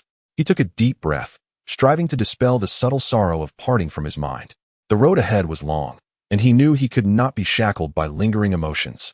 Xia Yang did not drive away immediately. Instead, he retrieved a vial of energy liquid from the dimensional space, uncapped it, and drank it down. This was crafted from the wind-type source crystal he had just exchanged with Li Chaoyang. He had processed both the electric and wind-type source crystals into energy liquids, administering the electric one to Li Muyu while keeping the wind one for himself. After consuming the energy liquid, Xia Yang sat on the circular sofa, silently feeling the surge of energy transforming his body. After a long while, he exhaled deeply and sprang to his feet. The energy liquid had been fully absorbed. Although his wind-type abilities had not yet reached the C rank, he had made significant strides from his previous foundation. It was not convenient to practice within the survival point. So once he departed, he would certainly seek a relatively safe location to adapt to his newfound agility and speed. Xia Yang strode towards the cockpit, speaking as he walked. "Ming, please plan the route to Yonglei County and the border province. From here on, it will just be the two of us relying on each other." "All right." "Yanggu," Ming responded cheerfully. As Xia Yang settled into the driver's seat, a map materialized on the screen before him, delineating the route meticulously charted by Ming. The journey spanned approximately 3,000 kilometers, commencing from Jiangcheng, traversing the Fuyin Expressway through the province of Sanchin, briefly crossing the autonomous region of the grasslands, before entering the elongated province of Lanyu. Ultimately, the destination lay at Xingxing Gorge in Luyuan, marking the entrance to the vast frontier province. However, even upon entering the frontier province, only about 3/4 of the journey remained. This province was exceedingly expansive. Its largest county surpassed several provinces in the mainland in size. Thus, once within the frontier province, nearly another 1,000 kilometers awaited before finally reaching Yonglei County, where Xia Lin was serving. This journey was destined to be one of solitude and adventure. Xia Yang glanced towards the direction of Xingho City and calmly declared, "Meng Meng, let us embark." "All right." Meng Meng responded with exuberance, setting off. Solar Flare. The steel behemoth, Solar Flare, gradually began to move and exited the parking lot. Meanwhile, in the second floor of a quaint villa within Xingho City, Li Muyu sat in her room, staring blankly at a pile of digital equipment strewn across her bed. Although she had just parted from Xia Yang, it seemed that longing had already begun to burgeon in her heart. After a moment, Li Muyu picked up the tablet from the bed and powered it on. Following a brief startup screen, the tablet came to life. As she swiped to unlock it, she suddenly gasped in embarrassment and flung the tablet back onto the bed. What on earth? When was this taken? Oh dear, how unflattering. The tablet's wallpaper was none other than a photograph of Li Muyu herself, albeit a rather peculiar one. She sat slumped in the passenger seat, flushed and with a dazed expression.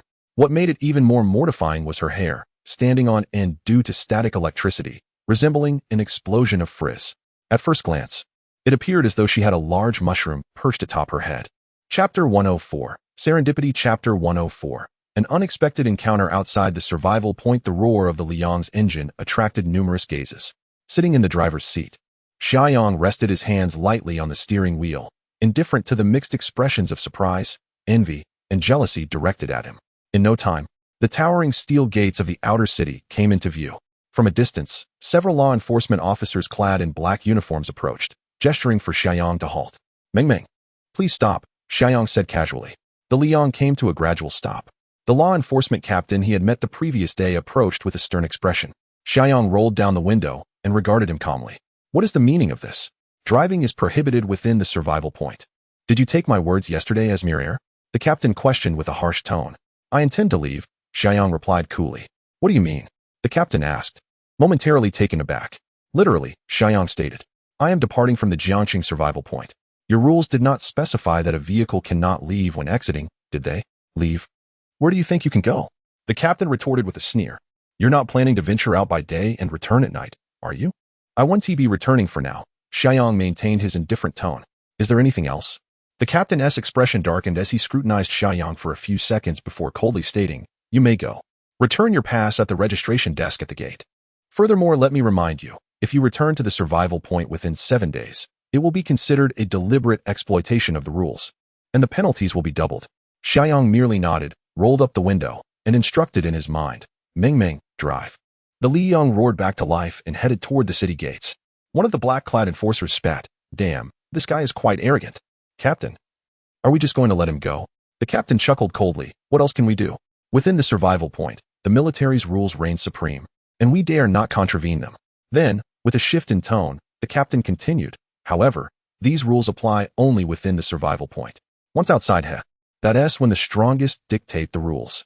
"Captain, do you mean?" The enforcer's eyes gleamed with sudden realization as he eagerly inquired. Having seen the Liang the day before, they had been coveting it, but the strict regulations within the city had restrained their actions. The captain instructed, "He will certainly be delayed at the city gate. A phone. You must exit the city immediately. Ride your motorcycle to inform Bao. This is the only route he can take to leave. Tell Bao to gather more men and deal with him." With that, the captain tossed a set of keys to the enforcer, a phone.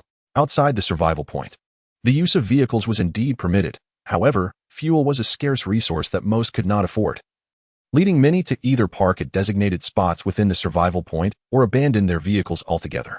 However, those with connections to procure fuel would park their vehicles on an empty plot outside the city walls, ensuring they remained useful during ventures to gather supplies. Naturally, ordinary modes of transportation could only traverse a few cleared routes. The other roads were buried beneath deep snow, rendering them impassable. "All right," exclaimed Offing with enthusiasm, clearly indicating that this was not their first endeavor of this nature. The enforcement captain reiterated, "Change into civilian attire before heading out. Also, inform Abeo that this is a lucrative opportunity. I expect 50% of the final gains. They can keep the vehicle, as they hardly return to the survival point. It will serve them well." Understood, Captain. I shall proceed at once. Offing replied, removing his uniform jacket. Yes, be swift. We cannot afford to let him escape. The captain urged. Stay with Abeo, and after this assignment is completed, keep a vigilant eye to prevent that fellow from hoarding valuable items. Rest assured, Captain. I am on my way. Offing donned a casual padded coat, handing his uniform jacket to another team member, and eagerly dashed towards the city gate. Xia Yang arrived at the city gate, parking outside the tent where he had registered the previous day. He disembarked from the vehicle, the blazing sun, clutching the pass as he entered the tent. Inside, he encountered Captain G, who remembered him from yesterday, her surprise evident upon seeing him approach with the pass. Hello. I am preparing to leave the Jiangxing survival point. They instructed me to return this pass, Xia Yang stated. Captain G, intrigued, inquired, has your friend found her family? Xia Yang nodded, replying, indeed. She has settled in Xingho City. Captain G acknowledged, that is quite fortunate. Are you indeed preparing to depart? Yes. I have other matters to attend to. Xia Yang responded. Captain G remained silent, accepting the pass and marking the registration book with the details from the previous day. The survival point saw a steady influx of individuals. Some endured harrowing journeys to arrive, while others, unable to withstand the hardships within the city, sought adventure outside, never to return. Captain G closed the registration book and looked up, saying, all set. I wish you a safe journey. Thank you. Xia Yang replied with a faint smile, then turned to exit the tent. At the entrance, he nearly collided with someone entering, and he politely remarked, my apologies. He stepped aside to allow the other person entry, then lifted the canvas door to step outside. The newcomer, clad in camouflage combat gear, wore the insignia of a second lieutenant. The lieutenant stared blankly at Xia Yang's retreating figure until Xia Yang had exited, at which point he snapped back to reality and hurriedly followed him out of the tent. Observing Xia Yang preparing to enter his vehicle, the lieutenant hesitantly called out, Brother Lei? Having just learned of Brother Lei's circumstances from Li Qiaoyang that very day, Xia Yang was momentarily taken aback by the familiar address. He paused, turning back, and found the lieutenant's face somewhat recognizable. The second lieutenant's face lit up with excitement as he noticed Xia Yang turning his head towards him. He hurriedly approached and exclaimed, You must be Brother Lei, right? Do you not recognize me? It was you who came to our rescue in the outskirts of Sanshan City. Xia Yang's expression shifted to one of realization. It was no wonder you found this second lieutenant somewhat familiar. It was indeed him who charged towards the source beast that fateful night, clad in a bomb vest. Curiosity piqued, Xia Yang inquired, Ah, it's you.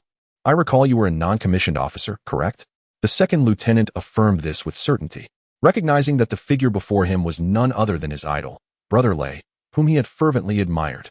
He had indeed been a non-commissioned officer during their time in Sanshan, but following that fierce battle, due to his valorous actions and the significant casualties within the unit, he was swiftly promoted from non-commissioned officer to officer, ascending from squad leader to platoon leader. This individual, formerly known as Squad Leader Wu, was now Lieutenant Wu. Lieutenant Wu eagerly responded, Brother Lei, I was promoted right after that battle. I can hardly believe I am seeing you again. By the way, what brings you all the way to Jiangxing? Chapter 105. Earth Elemental Abilities. Xia Yang patted the side of the vehicle, the blazing sun, and smiled. I drove it all the way here. I have a few matters to attend to. But what brings you to Jiang City? Since departing from the Three Mountains, Xia Yang had made little delay on his journey. Given the inclement weather, his speed of travel was already quite rapid, faster than even the military could manage under such conditions. Thus, he felt a surge of curiosity regarding the presence of this young lieutenant in Jiang City.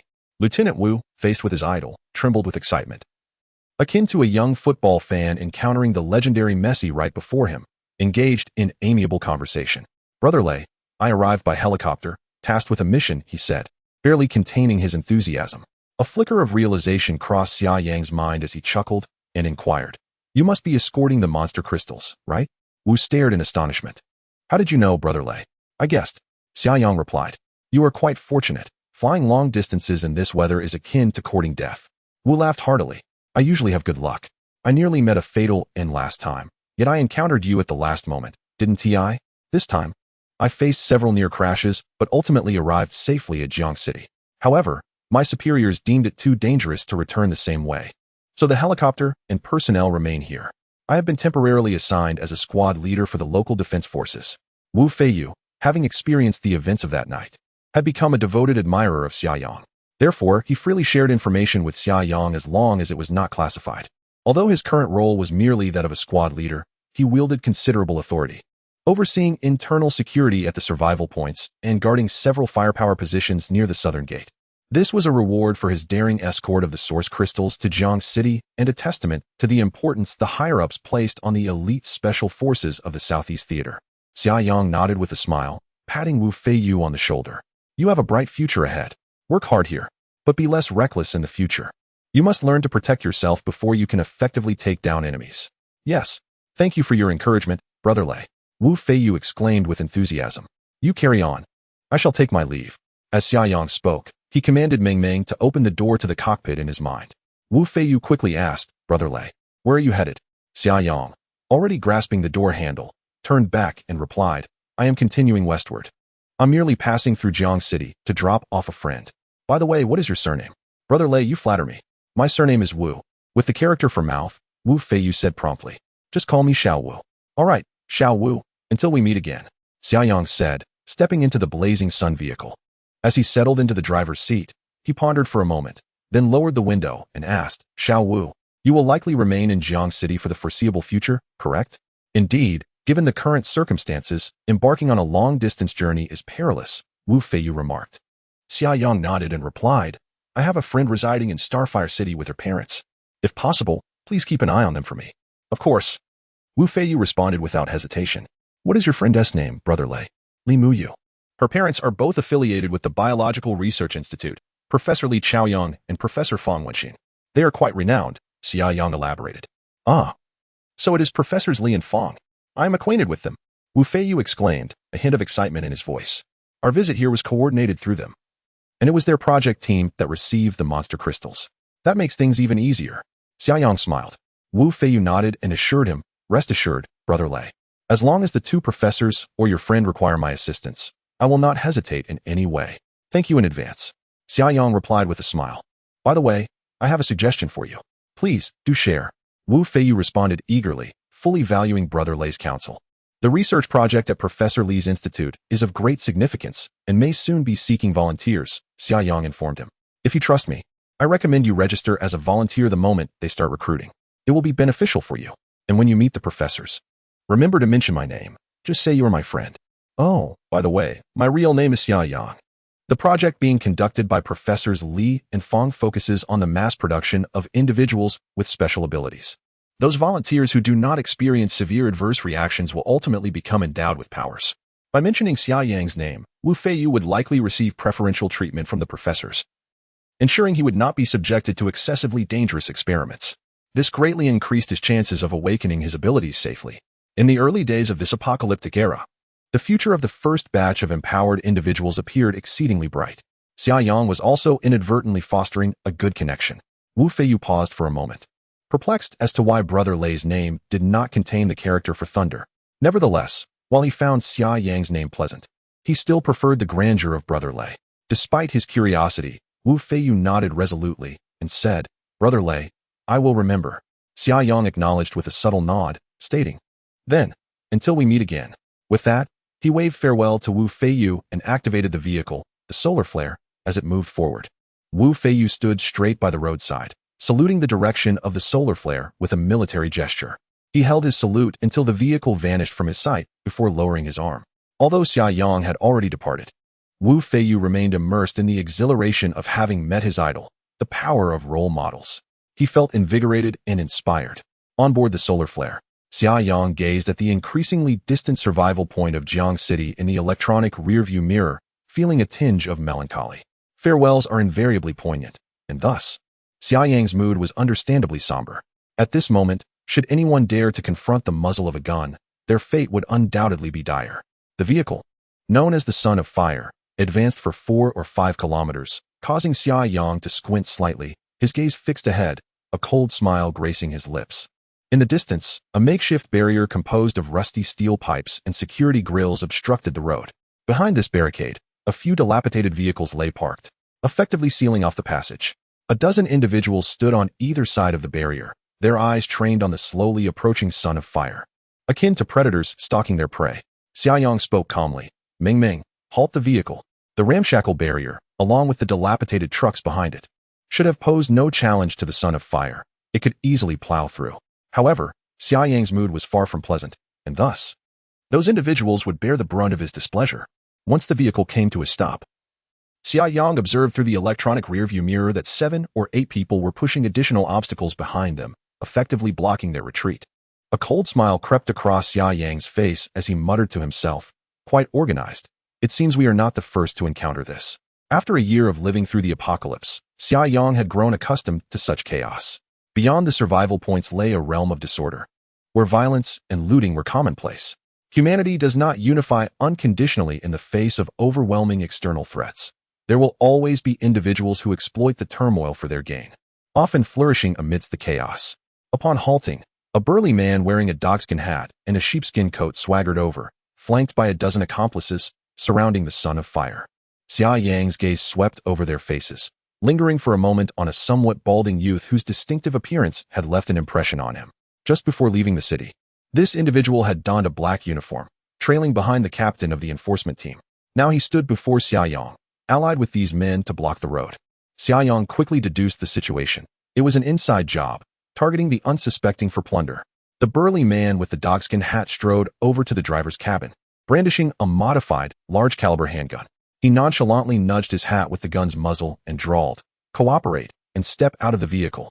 It might spare you some suffering." "Don't force my hand." Xia Yang, his expression impassive, rose from his seat. The man in the dogskin hat grinned, sensing that this young man was wise enough to comply, thus saving him considerable effort. As he gazed at the luxurious tracked RV before him, a surge of greed washed over him. He thought to himself, "Soon, this vehicle will belong to me. With it, I can lead a life of ease beyond the survival points." However, just as he was lost in his reverie, his eyes caught a glimpse of something in the driver's cabin that made his expression shift dramatically. The young driver had inexplicably acquired a Type 95 automatic rifle. Moreover, the side of the cockpit revealed a gun port, into which the adversary was inserting the barrel of a firearm. The man in the dogskin hat felt a sudden chill as every hair on his body stood on end, engulfed by an overwhelming sense of impending doom. Without a moment's hesitation, he raised his hand and fired a shot at the cockpit's glass, swiftly unleashing his extraordinary powers. A wall of earth materialized out of thin air, standing between the man in the dogskin hat and the blazing sunship. Rat-tat-tat. Xia Yang had already opened fire without hesitation. However, all the rifle bullets were thwarted by this earthen barrier, failing to strike the robust figure. A flicker of intrigue crossed Xia Yang's face. An earth elemental ability user? Judging by the wall's fortitude, this individual's powers might be on the verge of reaching grade C. It was evident he was a naturally awakened ability user, with a remarkably high level of awakening, starting from a significantly elevated baseline compared to others. What a pity. A once exquisite beauty, now reduced to a thief? Xia Yang harbored no thoughts of the human struggle against the source beasts. Having provoked him, one must be prepared for annihilation. It seemed that an automatic rifle would not suffice against him any longer. With a smile, the Type 95 rifle vanished into thin air, and in its place appeared a portable rocket launcher in his hands.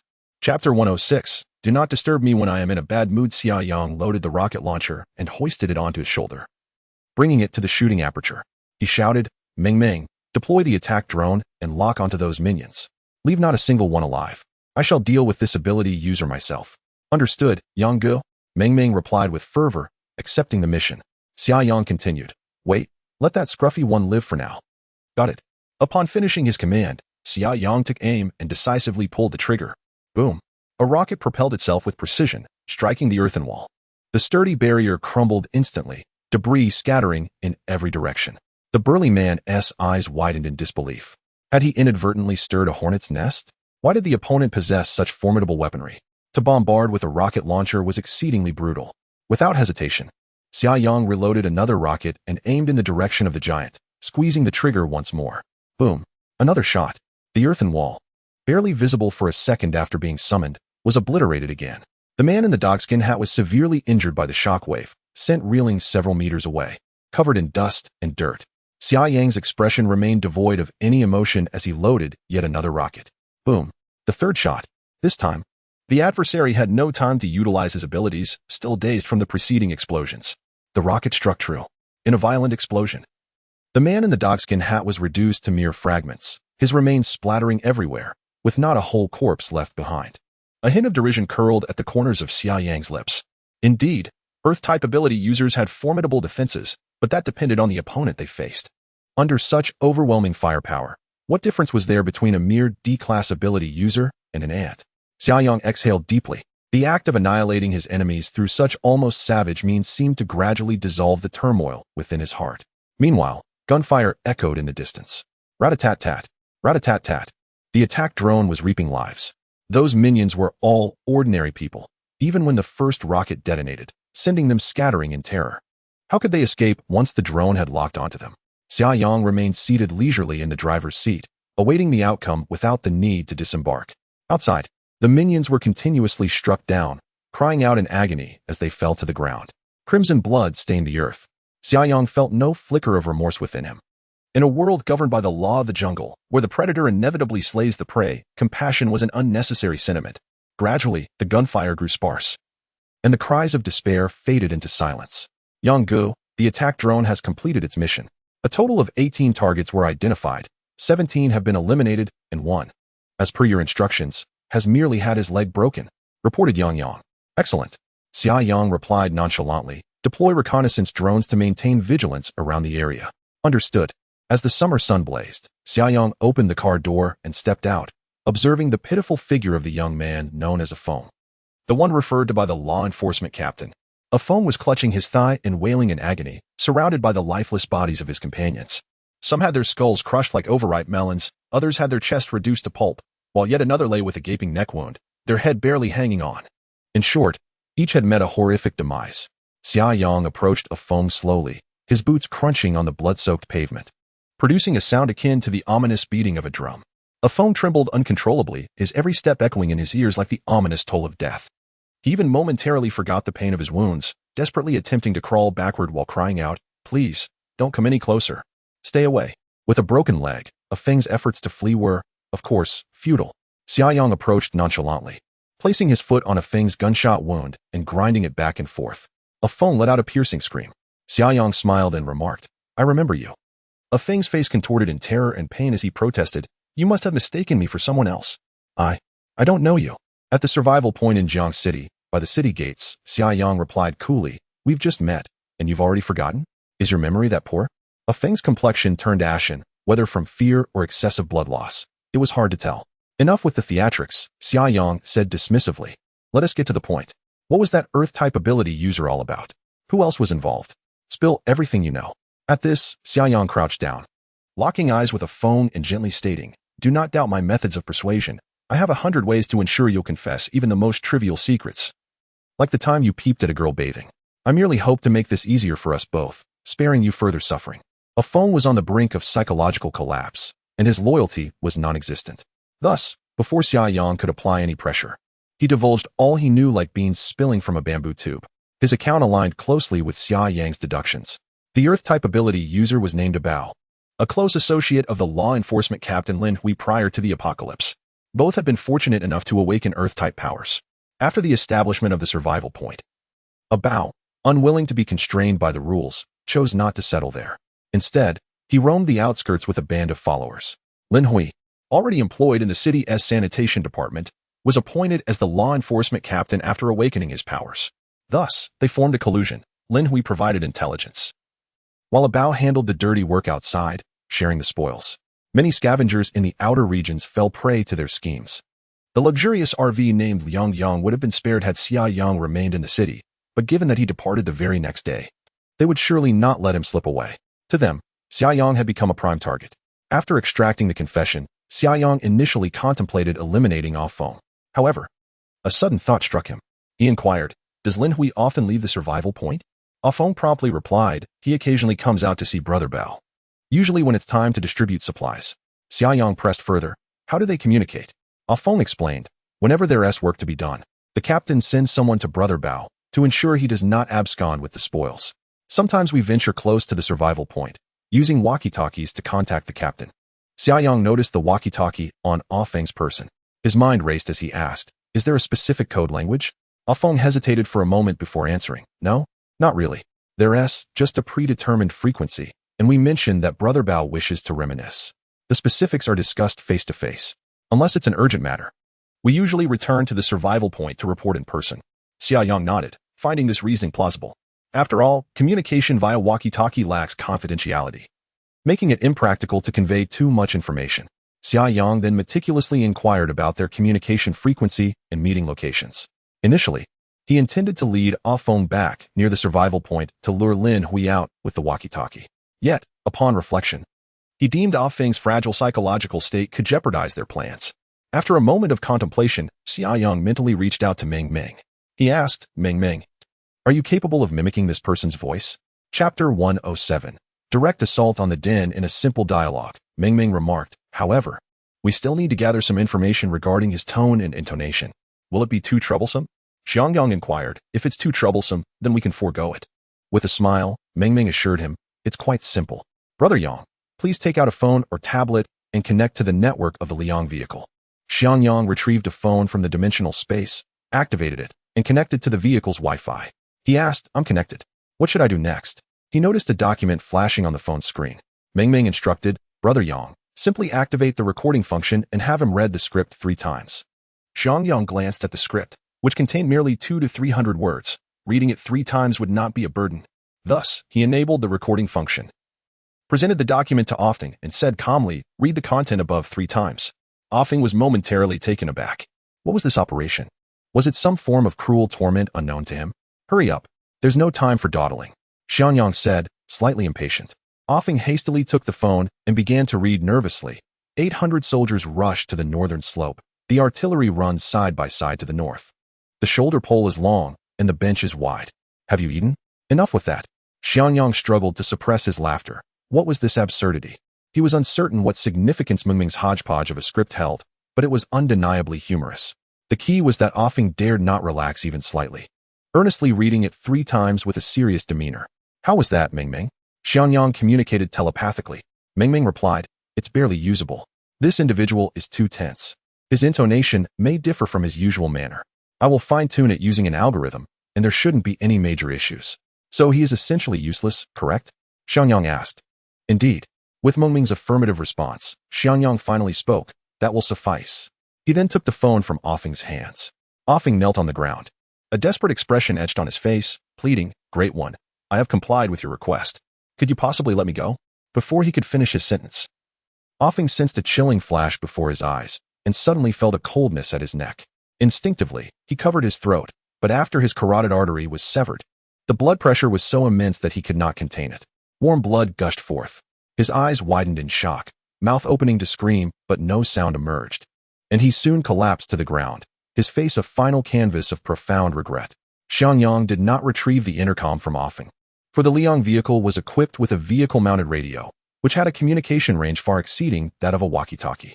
Of course, to summon the chief of the enforcement team, Lin Hui, from the survival point, Xiang Yang would still need to retrace some distance. His vehicle's radio had a greater power output, allowing Lin Hui to receive signals from this location. However, Lin Hui's handheld walkie-talkie had a lower power output, rendering his responses inaudible from such a distance.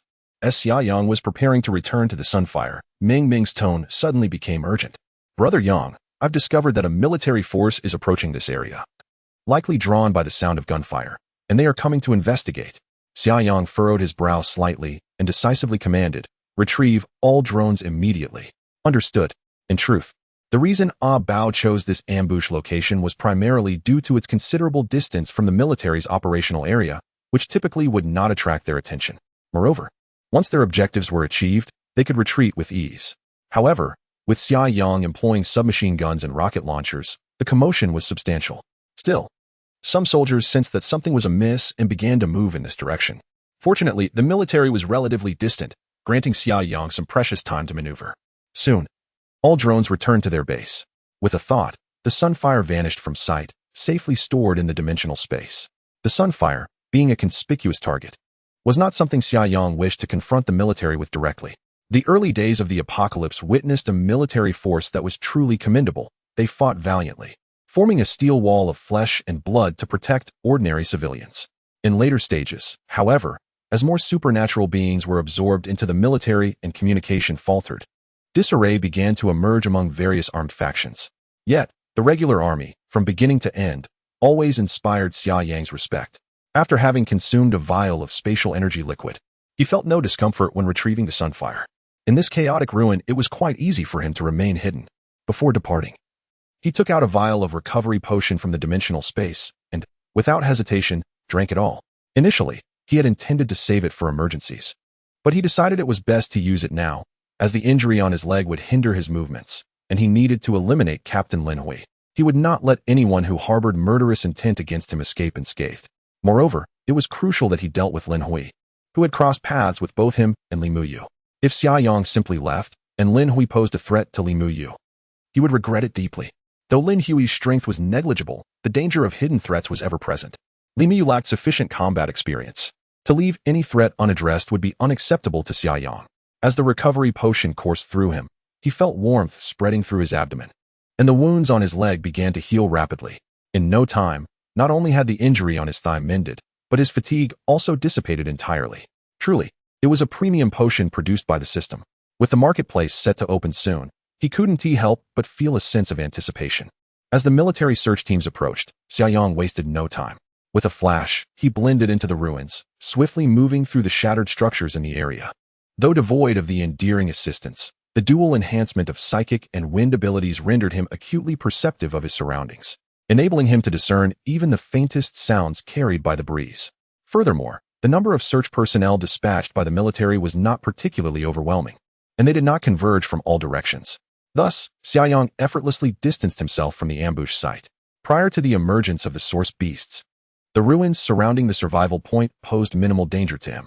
Occasional appearances of beastmen were easily dealt with, often dispatched with a mere stroke of his blade. He navigated his way through the terrain, and before long, arrived near a Bao stronghold. This location had once been a warehouse, spacious and boasting excellent defensive high ground, making it a fortress difficult to breach. According to Feng's instructions, individuals remained inside to guard the premises, all ordinary people devoid of abilities. Xia Yang stealthily approached the exterior of the warehouse, slowly peering through the thick glass windows to gaze inside. Chapter 108. Annihilation. The warehouse stood approximately 10 meters high, with a row of two-story rooms along the northern wall. Various supplies lay haphazardly strewn within, crudely categorized, likely plundered by these individuals over time. A fire pit flickered on the northern side, where three men were engaged in a game of cards. Scattered across the table were some cigarettes and sausages, presumably their steaks. A frown creased Xia Yang's brow. Wasn't there supposed to be four of them? Where had the fourth gone? Reluctant to leave any loose ends, he resolved to observe a while longer. Xia Yang had nearly reached their doorstep. Yet the trio, engrossed in their game, remained utterly oblivious, although they had been left to guard the place.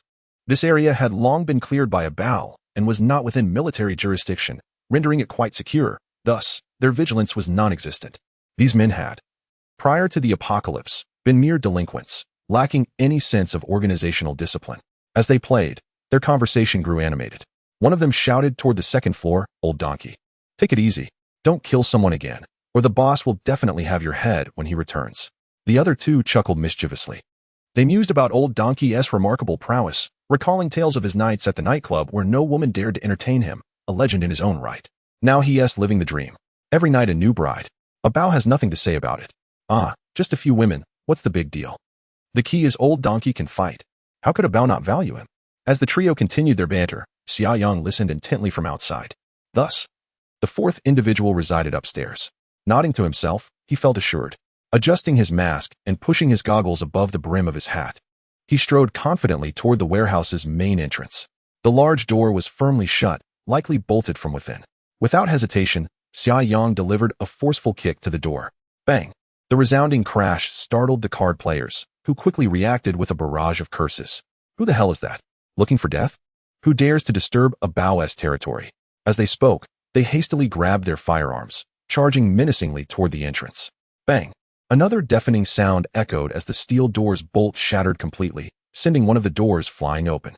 One unfortunate soul, unable to evade in time, was struck by the heavy door and fell to the ground with a cry, blood oozing from his mouth and nose, his life hanging by a thread. The remaining two, alarmed, instinctively shrank back, raising their guns to shoot in the direction of the entrance. However, having once again consumed the wind attribute energy liquid, Xia Yang's speed was astonishing. In an instant, they perceived only a fleeting shadow before them. Immediately, they felt a chill in their necks, and their gaze began to rise. Below them, it appeared that two headless bodies were gushing blood from their necks. Is this what it feels like to be decapitated? This was the last thought of the two individuals. Soon after, their consciousness plunged into an eternal darkness. The severed heads fell to the ground, rolling away. At this moment, the blood-spraying bodies collapsed lifelessly. Xia Yang did not hold back. The A-grade alloy dagger was exceedingly sharp. With the momentum of his charge, he swung the dagger upwards, effortlessly sending the heads flying. The unfortunate soul who had been knocked down by the door had yet to breathe his last. Witnessing his companions being instantly beheaded, the terror and despair within him reached an unbearable peak. As Xia Yang stepped forward, he passed by the man without even a glance, delivering a swift kick that struck him squarely in the throat. The man had no time to scream. His head twisted at an unnatural angle, and he succumbed instantly. Xia Yang continued onward, heading towards the steel plate steps, ascending with a determined rhythm. Upon reaching the second floor, a door swung open. A hulking figure, nearly 2 meters tall, emerged, adjusting his clothing while cursing under his breath. This man, with a face full of brutish features and muscular arms, exuded a fierce demeanor. As he stepped outside, he immediately spotted the indifferent Xia Yang. His pants were hastily zipped, and his disheveled appearance did not deter him. Instead, a cruel, bloodthirsty smile crept across his face. The two locked eyes, and in the next moment, without uttering a word, they surged towards one another with fierce determination. Clearly, this brute was a skilled fighter, possessing physical prowess and combat techniques far superior to those of the previous 3 weaklings. However, in Xia Yang's eyes, there was little distinction. The brute raised his massive fist, launching a ferocious hook aimed at Xia Yang's head. His movements were swift, and the force behind his strike was immense. In the past, during underground fights, this man, nicknamed Old Mule, relied on this very move to gain the upper hand, often achieving swift knockouts. Yet, he was now faced with Xia Yang. Xia Yang merely tilted his body slightly, allowing the powerful punch to graze past his nose. What seemed perilous was, in fact, slowed down by his psychic abilities, rendering Old Mule's actions akin to a vintage film playing at 0:1 speed. With precise calculations, Xia Yang's evasion was impeccable, executed with an elegance that left no room for excess. Moreover, he had already anticipated the moment. As Old Mule's hook missed its target, he instinctively performed a head movement, a reflex ingrained in his muscle memory as a professional boxer. However, Xia Yang's speed far exceeded his expectations. In the blink of an eye, he found himself right before Old Mule. As he contemplated retreating from his defensive stance, it was already too late. A chilling glint flashed before his eyes, and a sudden coldness enveloped his chest, swiftly draining his strength like a deflated balloon. The old donkey displayed an expression of disbelief as he gradually lowered his gaze. There, protruding from the location of his heart, was the hilt of a dagger, its blade having penetrated deep into his heart. In the next moment, an incomprehensible scene unfolded before him. The dagger embedded in his chest vanished into thin air, and an eruption of blood gushed forth from the wound. His eyes gradually dulled, and he collapsed backward with a thunderous thud. Until his last breath, he could not fathom how anyone could possess such terrifying speed. Was this still humanity? After retracting the dagger into the dimensional space, Xia Yang strode toward the room he had just left. He heard faint rustling sounds emanating from within. Although the occupants were feeble, Xia Yang remained vigilant. He approached the ajar door and kicked it open, revealing a handgun that he swiftly aimed into the room. A moment later, he holstered the weapon, discovering a solitary woman, completely unclad and marred by numerous wounds, huddled in the corner of a filthy bed. Rather than fear, her eyes reflected a profound numbness. Xia Yang furrowed his brow slightly, and in the next instant, an old shirt appeared in his hand, which he gently draped over her exposed body, uttering softly, "Please put on the shirt. I have questions to ask you." Chapter 109. The erosion of humanity. A few minutes later, under the guidance of the woman, Xia Yang opened the door to another room. Despite having experienced various trials in his past life, he could not help but furrow his brow at the scene within. 7 or 8 disheveled women huddled in a corner of the room, their expressions vacant. Upon seeing the woman, they merely lifted their eyelids slightly, while they paid no heed to Xia Yang, a complete stranger. It was evident that these individuals had succumbed to numbness. Xia Yang silently lamented, pondering how long these women had endured such torment and servitude, resulting in profound psychological scars. Nevertheless, he felt a fleeting pang of sympathy, without it altering his predetermined plans. He addressed the woman coolly, "Step inside. You shall remain here for now." Initially, the woman harbored a glimmer of hope. After all, this man had vanquished the demon known as Old Donkey, which might mean a chance at freedom for her. However, upon hearing Xia Yang's words, her heart plummeted. She entered the room like a soulless being. With a clang, the iron door was locked once more by Xia Yang. She glanced at her companions, and a trace of self-mockery flickered across her expression, as if she were ridiculing her own foolish dream of salvation. It seemed that all men shared the same nature. The man who had slain Old Donkey was no exception. For these unfortunate women, There was no discernible difference, merely a change in their oppressors. Xia Yang, of course, did not concern himself with their thoughts. He descended to the pile of supplies below, casually rummaging through some biscuits and similar items before returning upstairs. He opened the door and placed the food on the ground, stating, "If you are hungry, feel free to eat. I shall release you soon." The women were perpetually starved. Originally, they were nothing more than tools for gratification, abducted by a bao and old donkey, existing only to survive hunger, as their captors had no desire to squander food. Thus, when they beheld the array of food before them, their instinctive reaction was to rush forward and seize it. Xia Yang's assurances of their release fell on deaf ears. They did not believe him, nor did they pay his words any mind. Unperturbed, Xia Yang locked the door once more and proceeded to inspect the warehouse thoroughly. All the supplies gathered by Bao were unceremoniously appropriated into his dimensional space. Various grains, oils, instant foods, biscuits, chocolates, and even barrels of water that had frozen into ice chunks. The abundance was considerable, filling the northern corner of the warehouse, amounting to roughly 10 to 20 cubic meters. It appeared they had scavenged from a large supermarket after the apocalypse or had raided survivor groups collecting supplies. On the opposite side of the warehouse, dozens of oil barrels were stacked high. Upon inspection, Xia Yang discovered that the containers were filled with diesel, specifically grade 20 diesel suitable for use in temperatures below 0 degrees.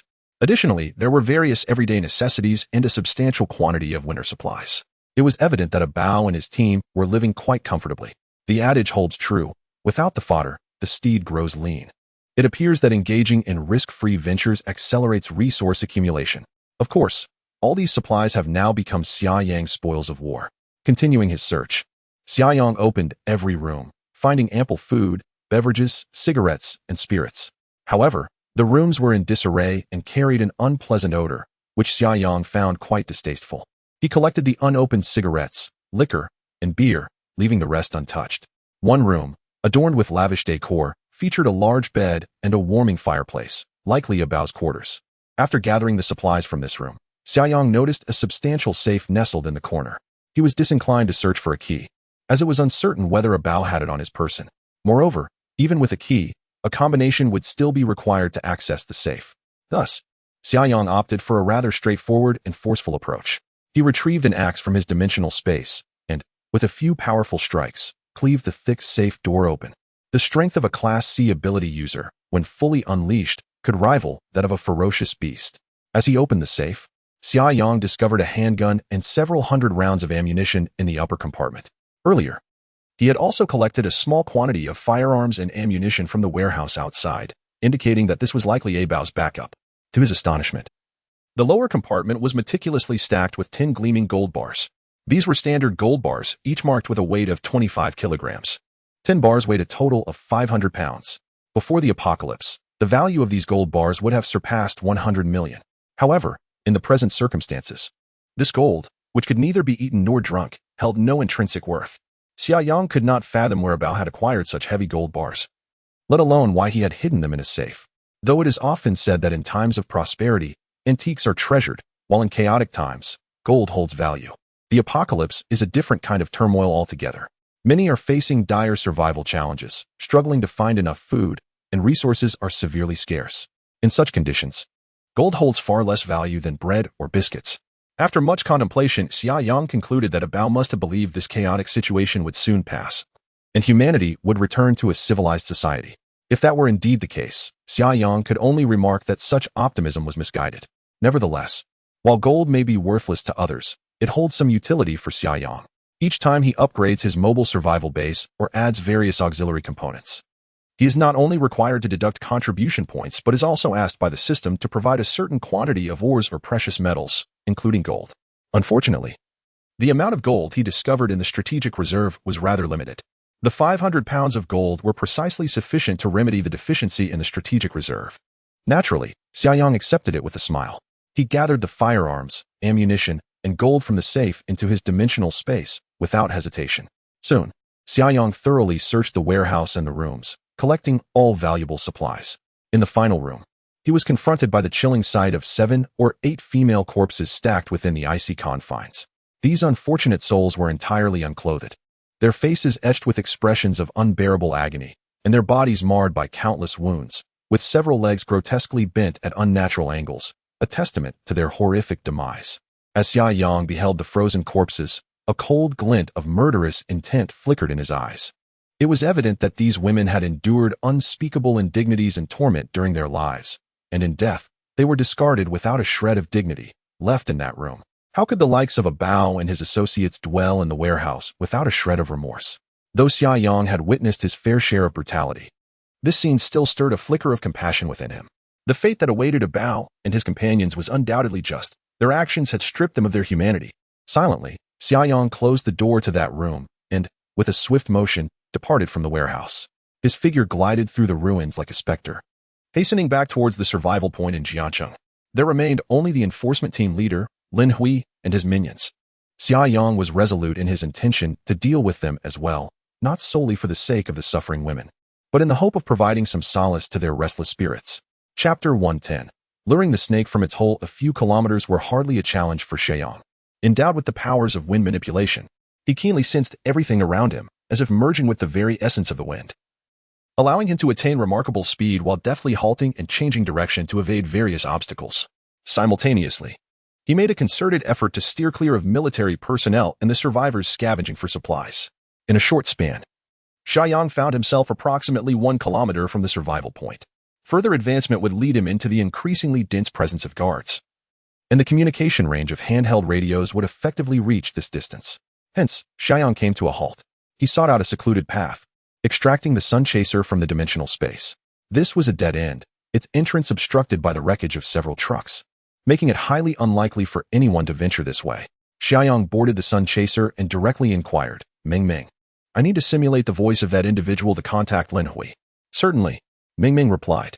"The vehicle system has been adjusted to the communication frequency used by that person. Additionally, I have temporarily developed a voice modulation software. You merely need to use the handheld microphone in the vehicle to converse with the other party, and they will hear the voice of that individual." Xia Yang nodded. Given that radio communication inherently distorts sound, even if the voice sample of that off phone was hastily captured, as long as Meng Ming's voice modulation software could achieve a resemblance of about 70 to 80%, it would be nearly impossible for the other party to discern the truth. Seated in the driver's seat, Xia Yang closed his eyes momentarily, mentally rehearsing the possible scenarios that could unfold. He then picked up the handheld microphone hanging nearby. Pressing the talk button, he calmly stated, "Captain, this is off phone. Please respond." After releasing the button, he waited a few seconds until Lin Hui's voice resonated through the cockpit speakers. "Off phone, this is Lin Hui. What is the situation?" With an air of excitement, Xia Yang replied, "Captain, Brother Bao would like you to visit him. He has found numerous valuable items today and wishes to share them with you." Lin Hui quickly responded, "All right. I'll head over shortly. Do not return to the city. Wait for me at Brother Bao's." Xia Yang understood that Lin Hui intended for off phone to keep an eye on things at Brother Bao's to prevent any valuable items from being misappropriated. Clearly, Meng Ming's voice modulation software was remarkably effective, as Lin Hui exhibited no suspicion whatsoever. "Understood, I'll return right away," Xia Yang affirmed. After his response, he promptly set the microphone aside, leapt from the sun chaser, and effortlessly returned it to the dimensional space, sprinting toward the direction of the warehouse. Outside the city of Jiangcheng's survival point, Lin Hui, clad in a black enforcement uniform, wore a broad smile as he clipped the radio back onto his belt. 2 radios hung from his waist, with the one just used dedicated to internal communication within their small group. The message relayed by off phone was crystal clear. Brother Bao had succeeded and had acquired a substantial haul of valuable goods. Naturally, Lin Hui's mood was elevated. "All right, let us conclude this patrol here," he declared. "Everyone can take a brief respite. I must venture out of the city to attend to some matters." With that, Lin Hui glanced at the law enforcement team beside him. He pointed to a few individuals and said, "Lao Gao, De Hua, Amal. You 3 will accompany me outside the city. First, let us return to the dormitory to change into civilian attire." "Understood, Captain," exclaimed the 3 men who had been called, their faces alight with joy. The others looked on with envious eyes, aware that each outing beyond the city often heralded favorable opportunities. However, only Lin Hui's trusted confidants were afforded the privilege of accompanying him on such excursions. The law enforcement team dispersed on the spot. Before long, Lin Hui, along with his 3 loyal subordinates, changed into civilian clothes and departed from the survival point. Near the city gate, there was a van, which had remained stationary due to the scarcity of fuel. It was seldom utilized. Yet today, buoyed by the prospect of significant gains, Lin Hui decided to drive it directly. As the 4 of them were preparing to board the vehicle, a voice called out from behind, "Lin Hui, where are you headed?" Lin Hui cursed his luck inwardly, but quickly turned around with a broad smile. The speaker was none other than Wu Feiyu, a lieutenant and a devoted admirer of Xia Yang. As Wu Feiyu oversaw the law enforcement team, he effectively served as Lin Hui's direct superior. Wu team. Lin Hui replied with a beaming smile. My friend is gathering some supplies outside, and the load is rather heavy, so he asked me to help transport it. He hastily added, I have completed the patrol this morning. I dispatched personnel to inspect all 4 areas of the outer city, and I personally led the patrol in the southern district. Wu Feiyu scrutinized Lin Hui for a few moments.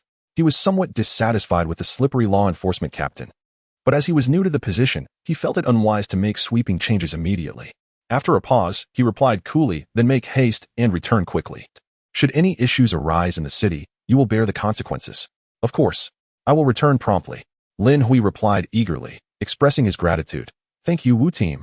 Wu Feiyu turned and walked away, while Lin Hui remained respectfully in place until he was out of sight, before ushering his team into the van. Ah, what a nuisance.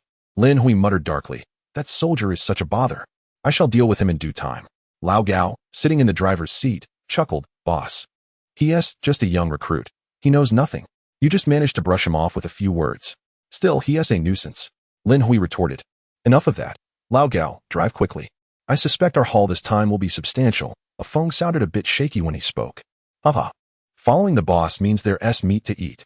Someone chimed in. Indeed. The captain is an ability user, and with Brother Bao's connections. In a short while, the van veered off the main road, navigating along a narrow street for several hundred meters until they arrived at the warehouse. What the hell? Why is the gate dismantled? Lao Gao could not help but murmur. Lin Hui boldly declared, perhaps that RV was too large to pass.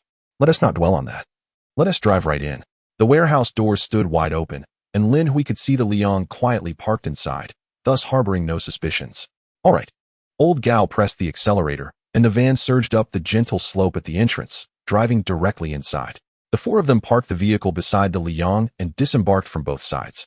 Biao, where are you? Lin Hui called out, a slight furrow forming on his brow. At this moment, a sense of unease began to wash over the group. The warehouse was eerily silent, and everyone was nowhere to be found. Yet, an unsettling scent of blood seemed to permeate the air. Chapter 111. Rooting out the weeds, Lin Hui cast a knowing glance at his 3 subordinates, prompting them to draw their firearms, their expressions tense as they scanned their surroundings. Suddenly, a low hum filled the air. 4 drones soared in from outside, hovering above the quartet, their dark muzzles trained upon them. Damn it. Hey Bao. What kind of game are you playing? Are you attempting a black operation? Lin Hui couldn't help but curse. Where the hell is A Feng? Are you searching for them? A mocking voice echoed back. Lin Hui looked up sharply, spotting Xia Yang, who had mysteriously materialized on the second-floor corridor. Leaning against the railing and gazing down at them with a sardonic smile playing on his lips. Lin Hui's pupils constricted in alarm. Before Lin Hui could respond, several lifeless bodies appeared out of thin air, crashing heavily to the ground before him. Though A Bao and A Feng were absent, Lin Hui recognized the 4 individuals, henchmen of A Bao, one of whom was an esteemed enforcer. I underestimated you, Lin Hui said darkly. Did you kill them all? Xia Yang shrugged, retorting, shouldn't they be dead? Oh. And you lot, aren't you deserving of the same fate? He gestured towards a room downstairs. Those souls trapped within, do you not dream of them seeking vengeance? And their families. Their companions, surely they have perished at your hands long ago? Lin Hui laughed maniacally. In this world, strength reigns supreme. If you lack power, then you deserve to die. Those women served but one purpose, to provide us with amusement and relieve our stress. If they manage to cling to life a little longer, it's already a stroke of luck. Why should they seek retribution from me? Xia Yang nodded in agreement. Well said. The strong dictate the terms. Therefore you.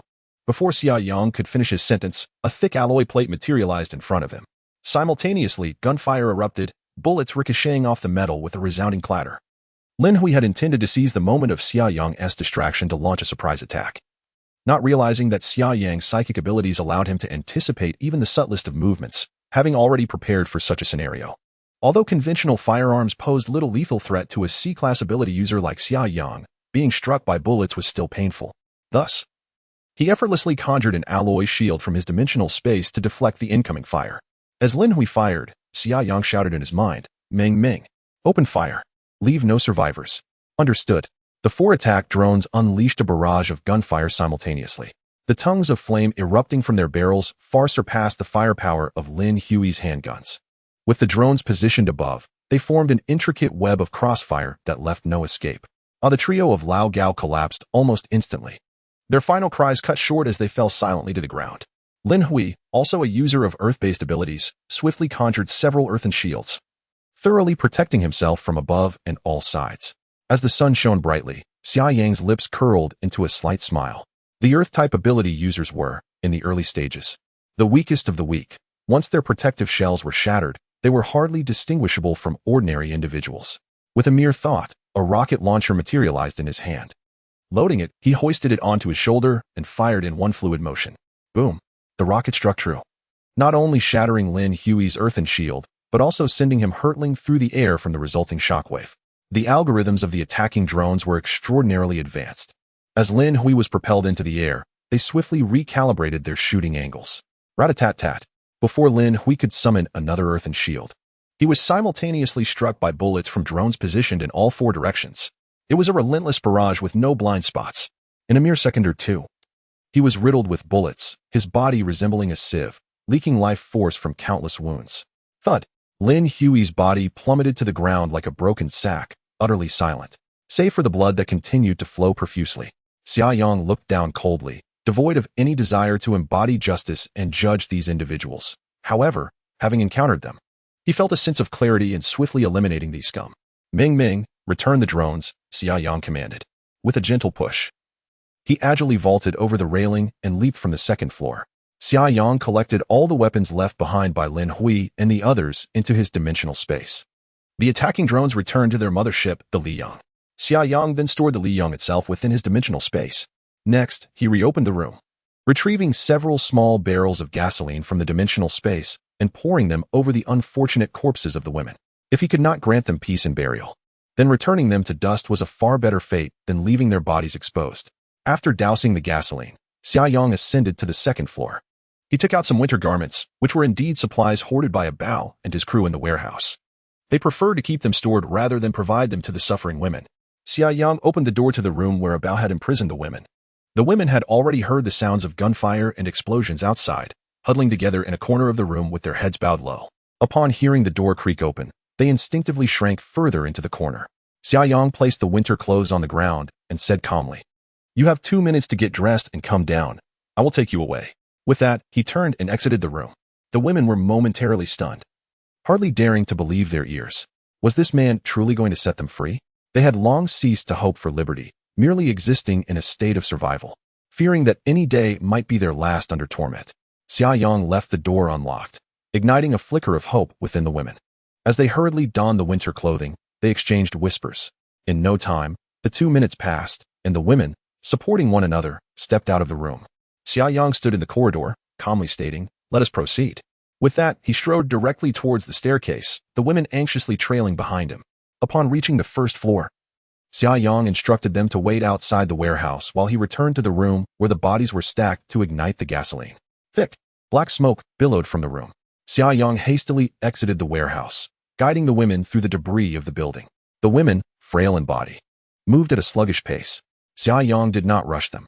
After all, it was merely a few hundred meters, and the delay would not be significant. Half an hour later, they arrived at the main road. Xia Yang paused, saying, "I can only escort you this far." He gestured towards the direction of the survival point, adding, "Continue along this road, and you will reach the survival point in Jiangqing, where assistance awaits you. Should you encounter military personnel along the way, do not hesitate to seek their help. However, it is advisable to avoid excessive contact with other survivor groups scavenging for supplies." The main road was cleared of threats, rendering it relatively safe. If the women could persevere until they reached the survival point, they would be rescued. This was the extent of Xia Yang's ability to assist. He could not indefinitely support these unfamiliar women, no matter how pitiable their circumstances. After Xia Yang concluded his words, he vanished into the nearby ruins before the women could react, swiftly disappearing from their sight. It was then that the women truly believed they had encountered a benevolent soul. Some among them had emerged from the survival point to scavenge for supplies, only to be captured by a Bao's men and taken to the warehouse. Thus they were aware of the survival point situation. Overwhelmed with gratitude and relief, the women wept openly, bowing deeply in the direction Xia Yang had vanished, before helping one another as they trudged through the wind and snow towards the survival point. Moments later, the steel behemoth, the Liang, approached another dilapidated intersection, swiftly advancing down the main road towards the highway, leaving the Jiangqing survival point far behind. Chapter 112. Special reward the following day, as dawn broke. Xia Yang rose early, with his first task being to check in on the system interface. The system prompted, "Congratulations, host. Successfully logged in for the first time in Suizhou, Hebei Province. You have received 2 contribution points and 1,000 servings of the local delicacy, guozi rice. Additional rewards?" As Xia Yang retrieved a portion of guozi rice from the system inventory, he discovered it to be pork trotter rice, presumably a local specialty. The previous day had been consumed with dealing with Lin Hui and Abeo's gang, causing him to set off from Jiangxing later than expected. And by the time he joined the highway, it was already afternoon. The Liang vehicle sped along until darkness enveloped the sky, prompting Xia Yang to find a camping site to rest. He had covered just over 200 kilometers. Yet he had left the confines of Jiangxing and entered the territory of Suizhou. Breakfast of pork trotter rice proved too greasy for the morning. So Xia Yang decided to store it back in the system inventory, resolving to sample this local cuisine at noon. Upon checking the system interface, he noted that his contribution points had reached 334. This accumulation was a result of his recent activities, including the hunt of a source beast, daily check-ins over the past 2 days, and casual hunting of beast men on the outskirts of Jiangxing. Rising from his bed, Xia Yang proceeded to wash up in the bathroom and inquired of the system, "How long will it take to upgrade the mobile survival base to level C?" The electronic voice of the system replied, "Approximately 20 hours. Xia Yang nodded. This duration was shorter than he had anticipated. After all, the initial upgrade had taken a full 48 hours. However, that first upgrade had involved a complete transformation of the Amadiro RV, with significant changes to the exterior cabin skin and the internal structural framework, alongside the installation of an exceptionally intelligent base manager, Ming Ming.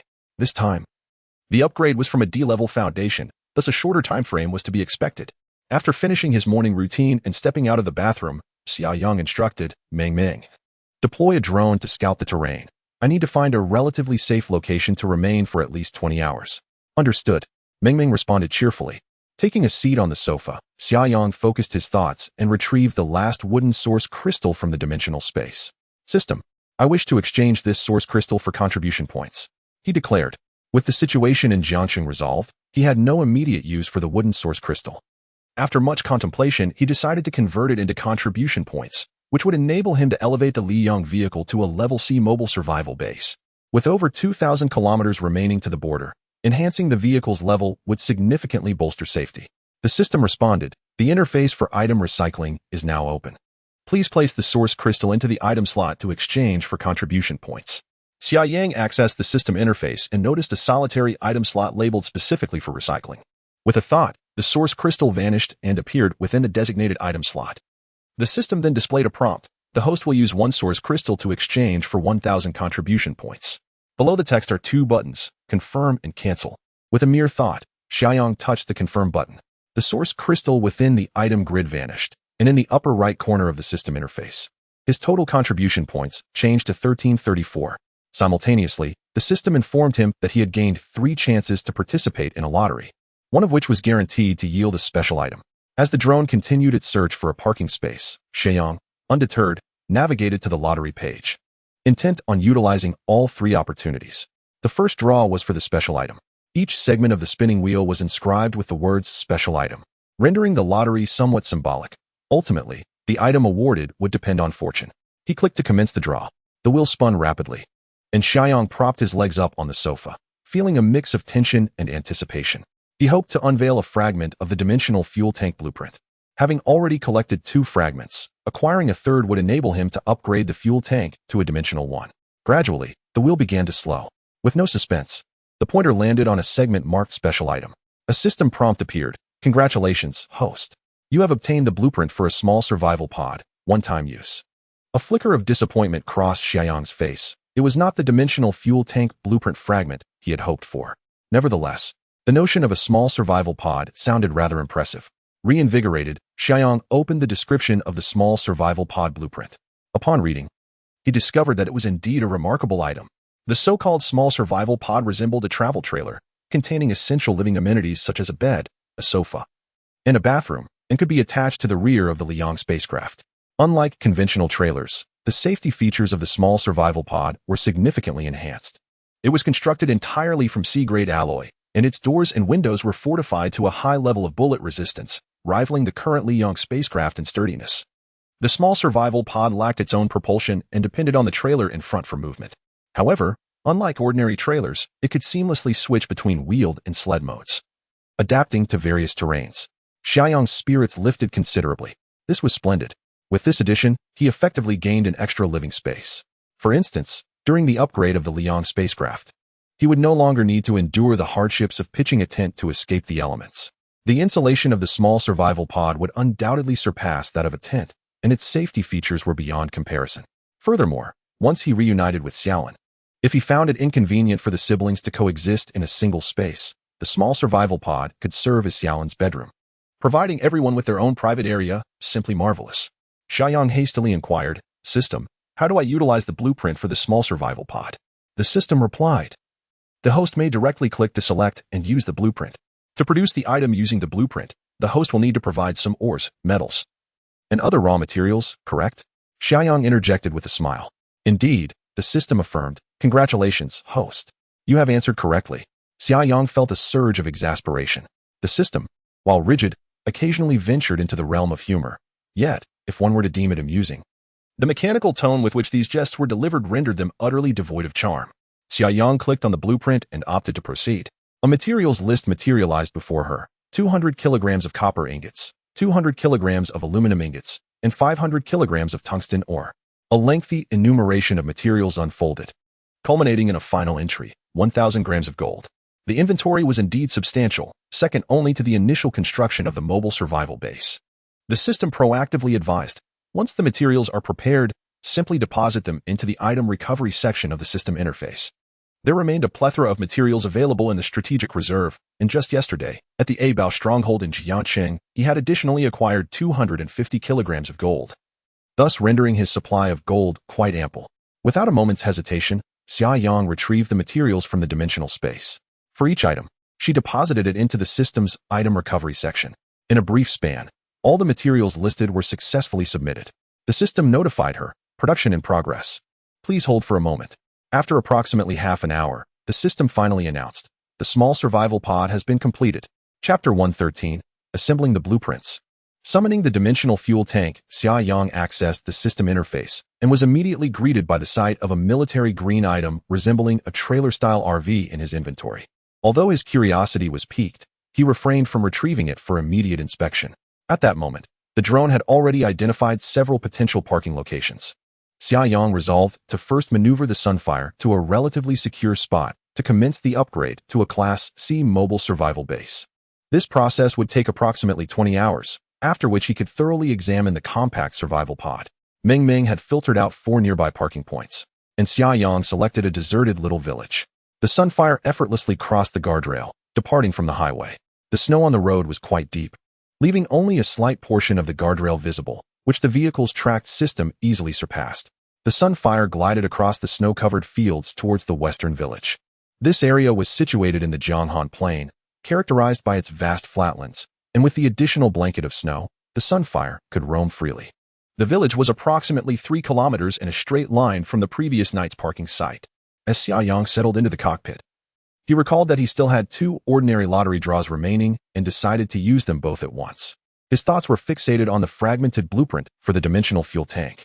He opened the lottery interface and clicked to draw. The wheel began to spin rapidly once more. After a brief moment, it gradually slowed down, the pointer halting once again at the boundary of the 5 contribution points, adjacent to a very narrow segment of mysterious blueprint fragments. This scenario mirrored his first lottery experience perfectly. Had he won a piece of the blueprint? Xia Yang mused, filled with anticipation. However, the system shattered his dreams with a prompt. Congratulations, host, you have drawn 5 contribution points. Congratulations, my foot. This is the worst reward possible. Xia Yang's expression soured as he noted his total contribution points had diminished to 1336.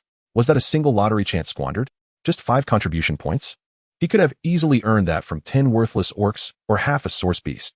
Not willing to succumb to misfortune, Xia Yang reopened the lottery interface and clicked the draw button, exhausting his final lottery opportunity. This time, he fixed his gaze intently on the spinning wheel, eager to see what trickery the system might conjure next. After a brief interval, the wheel began to decelerate, gradually slowing down. Xia Yang watched intently, sensing that the pointer might once again land in the 5 contribution point zone. Surely not. Again? The pointer slowly glided past the 5 contribution point segment, as if it might stop at any moment. The segment was exceedingly wide, and it appeared the pointer was struggling to pass. With one final tremor, the pointer came to a complete halt, landing squarely on the line between the 5 contribution points and the mysterious blueprint fragment. What the hell? Is this a psychological game? This marked the 3rd time. Did the system not understand the adage that things come in threes? The system, indifferent to Xia Yang's inner turmoil, proceeded to display a notification. Congratulations, host. You have obtained a fragment of the dimensional fuel tank blueprint. As Xia Yang gazed upon the fragmented blueprint of the dimensional oil tank, a long sigh of relief escaped him. At last, he had gathered all the pieces. He now felt that the system was being deliberately mischievous. The pointer rested precisely on the dividing line, neither slightly to the left nor to the right, rendering it indistinguishable to the naked eye. It was as if it were intentionally playing with his psyche. Fortunately, the outcome was favorable, so he decided to forgive the system's wicked sense of humor. Upon inspecting his system's inventory, Xia Yang noticed that the annotation next to the dimensional oil tank blueprint fragment had transformed into 3-3. Shortly thereafter, that particular inventory slot flickered and morphed into the symbol of a complete blueprint, inscribed with the words dimensional oil tank blueprint. A complete blueprint could now be utilized. At that moment, the blazing sunship had also arrived at the quaint village known as Jiangbian. The drone had thoroughly surveyed the entire village, revealing no lingering inhabitants or traces of orc activity. Xia Yang parked the sunship in the open space in front of the village committee office. Leaping from the vehicle, he inquired, "System, may I upgrade the dimensional oil tank and the mobile survival base simultaneously?" "Affirmative," the system replied. "Upgrading the dimensional oil tank will consume 1 blueprint, while elevating the mobile survival base from D grade to C grade will require 700 contribution points. Additionally, various materials will be needed for both upgrades." "Wait," Xia Yang interrupted, perplexed. "I previously calculated that upgrading the sunship required 750 contribution points. How has it decreased to 700? Is there a sale today? Are there any other discounts available?" The system coldly responded, "Host, you are overthinking. The reason for the 50-point reduction is that the oil tank is being upgraded directly to the B-grade standard, thus eliminating the need to upgrade the oil tank system. Upgrading the oil tank system from D grade to C grade requires 100 contribution points, and based on the 50 discount principle, you will save 50 contribution points this time." "I see," Xia Yang exclaimed. "That's excellent. The system is fair and transparent. Please continue." The system generated a list of materials required for the 2 upgrades, stating the host may view it at their convenience.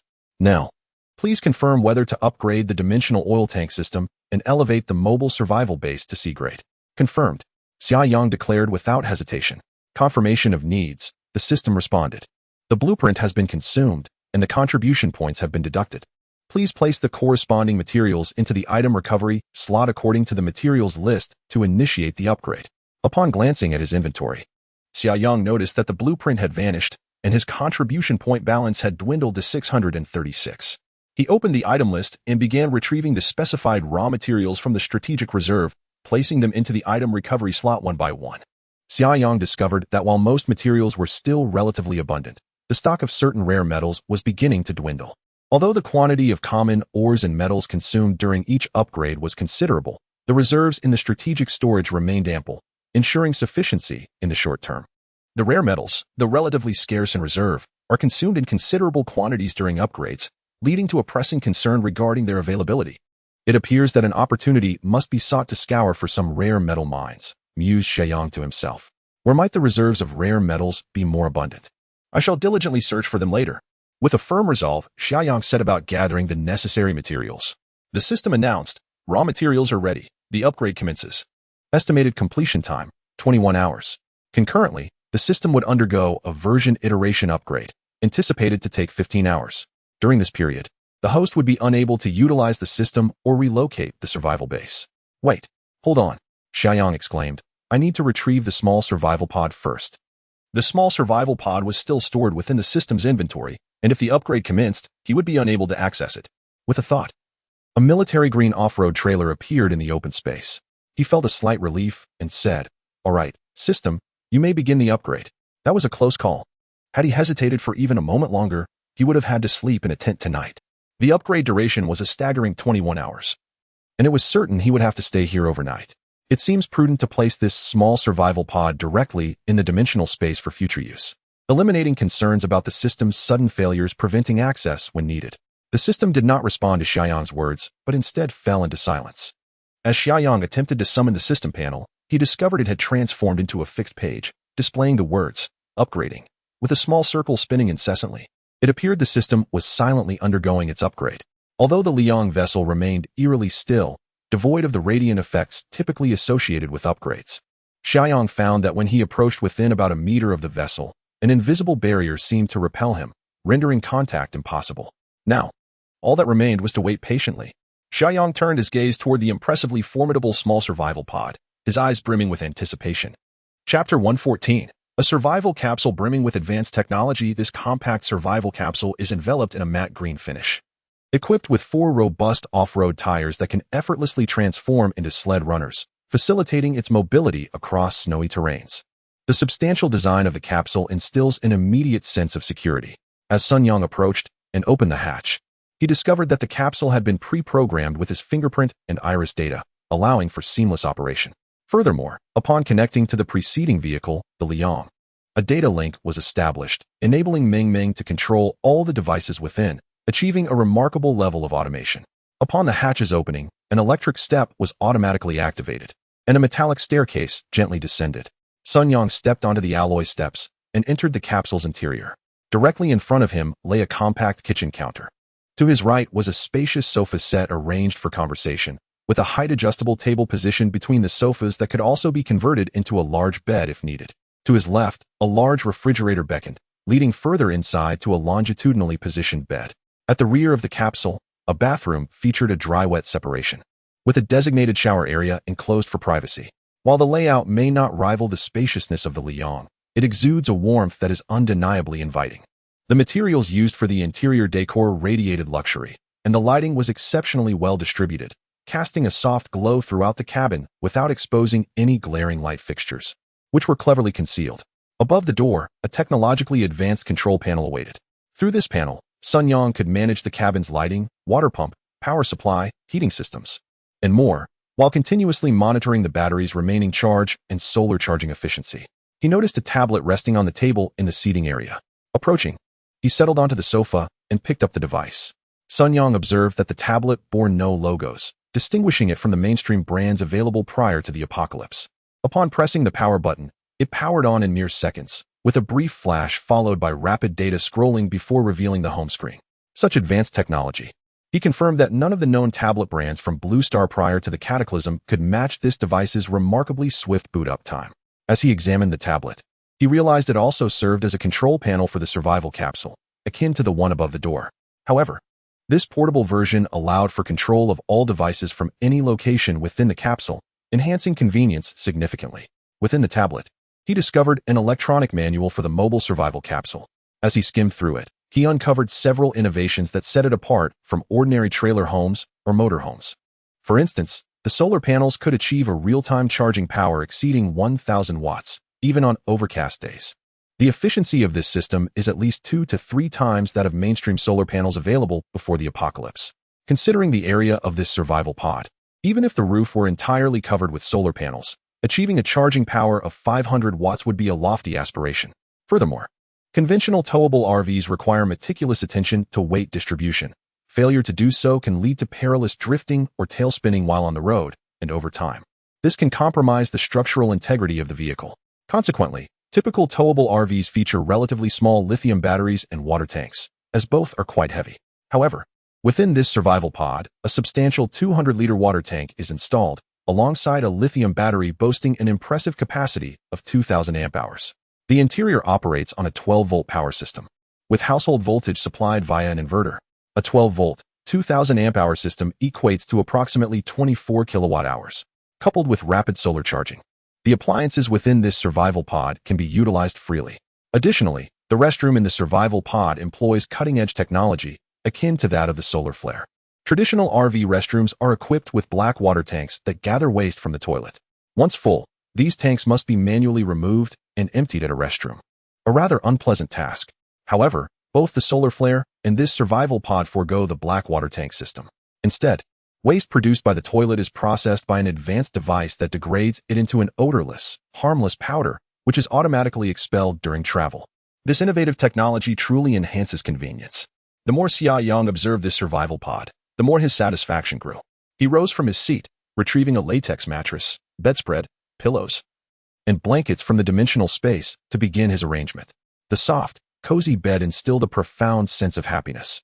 In the seating area, he laid out a checkered tablecloth, upon which he placed a quaint vase to add a touch of sophistication. Additionally, Xia Yang took out some clothing and personal items he had prepared for his sister, systematically arranging them in various cabinets. Toiletries and cosmetics were allocated to the restroom. He had resolved that upon reuniting with Xia Lin, this survival pod would serve as her exclusive bedroom. Naturally, in exceptional circumstances like today, he could still utilize it occasionally. Outside, the upgrades to the solar flare were just beginning, with the system silently undergoing enhancements. Feeling somewhat idle, Xia Yang reclined on the plush bed and opened a novel on his tablet. With the solar flare undergoing upgrades, it could not connect to the servers, but fortunately, some novels and videos were stored locally. After days of travel, today was a rare opportunity for complete relaxation, which he found slightly disconcerting. Throughout the day, aside from rising briefly for meals, Xia Yang remained comfortably nestled in bed. As night fell, Xia Yang descended from the vehicle to inspect the status of the solar flare, taking the opportunity to survey the surrounding area, yet he found nothing amiss. Thus, he returned to the survival pod, secured the hatch tightly, and retired early to wash up and sleep. He slumbered soundly until the dawn of a new day. Upon awakening, Xia Yang casually drew aside the side sunshade and was greeted by the sight of a radiant sun illuminating the bed, infusing warmth into the chilly atmosphere of the day. He realized he had overslept somewhat, as he hadn't been roused by Meng Meng's usual morning call, which felt rather unusual. Opening the system panel, he discovered that both the system and the solar flare had completed their upgrades. With a sudden burst of energy, he sprang from the bed, foregoing his morning routine, swiftly donned his outerwear, and made his way to the hatch. He opened the door and leaped down from the survival pod, eagerly gazing at the solar flare park nearby. Chapter 115. The Majestic C-Class Mobile Survival Base, Part 1. The first impression that the Liang left on Xia Yang was its more subdued metallic sheen. The matte gray exterior imparted an air of sophistication.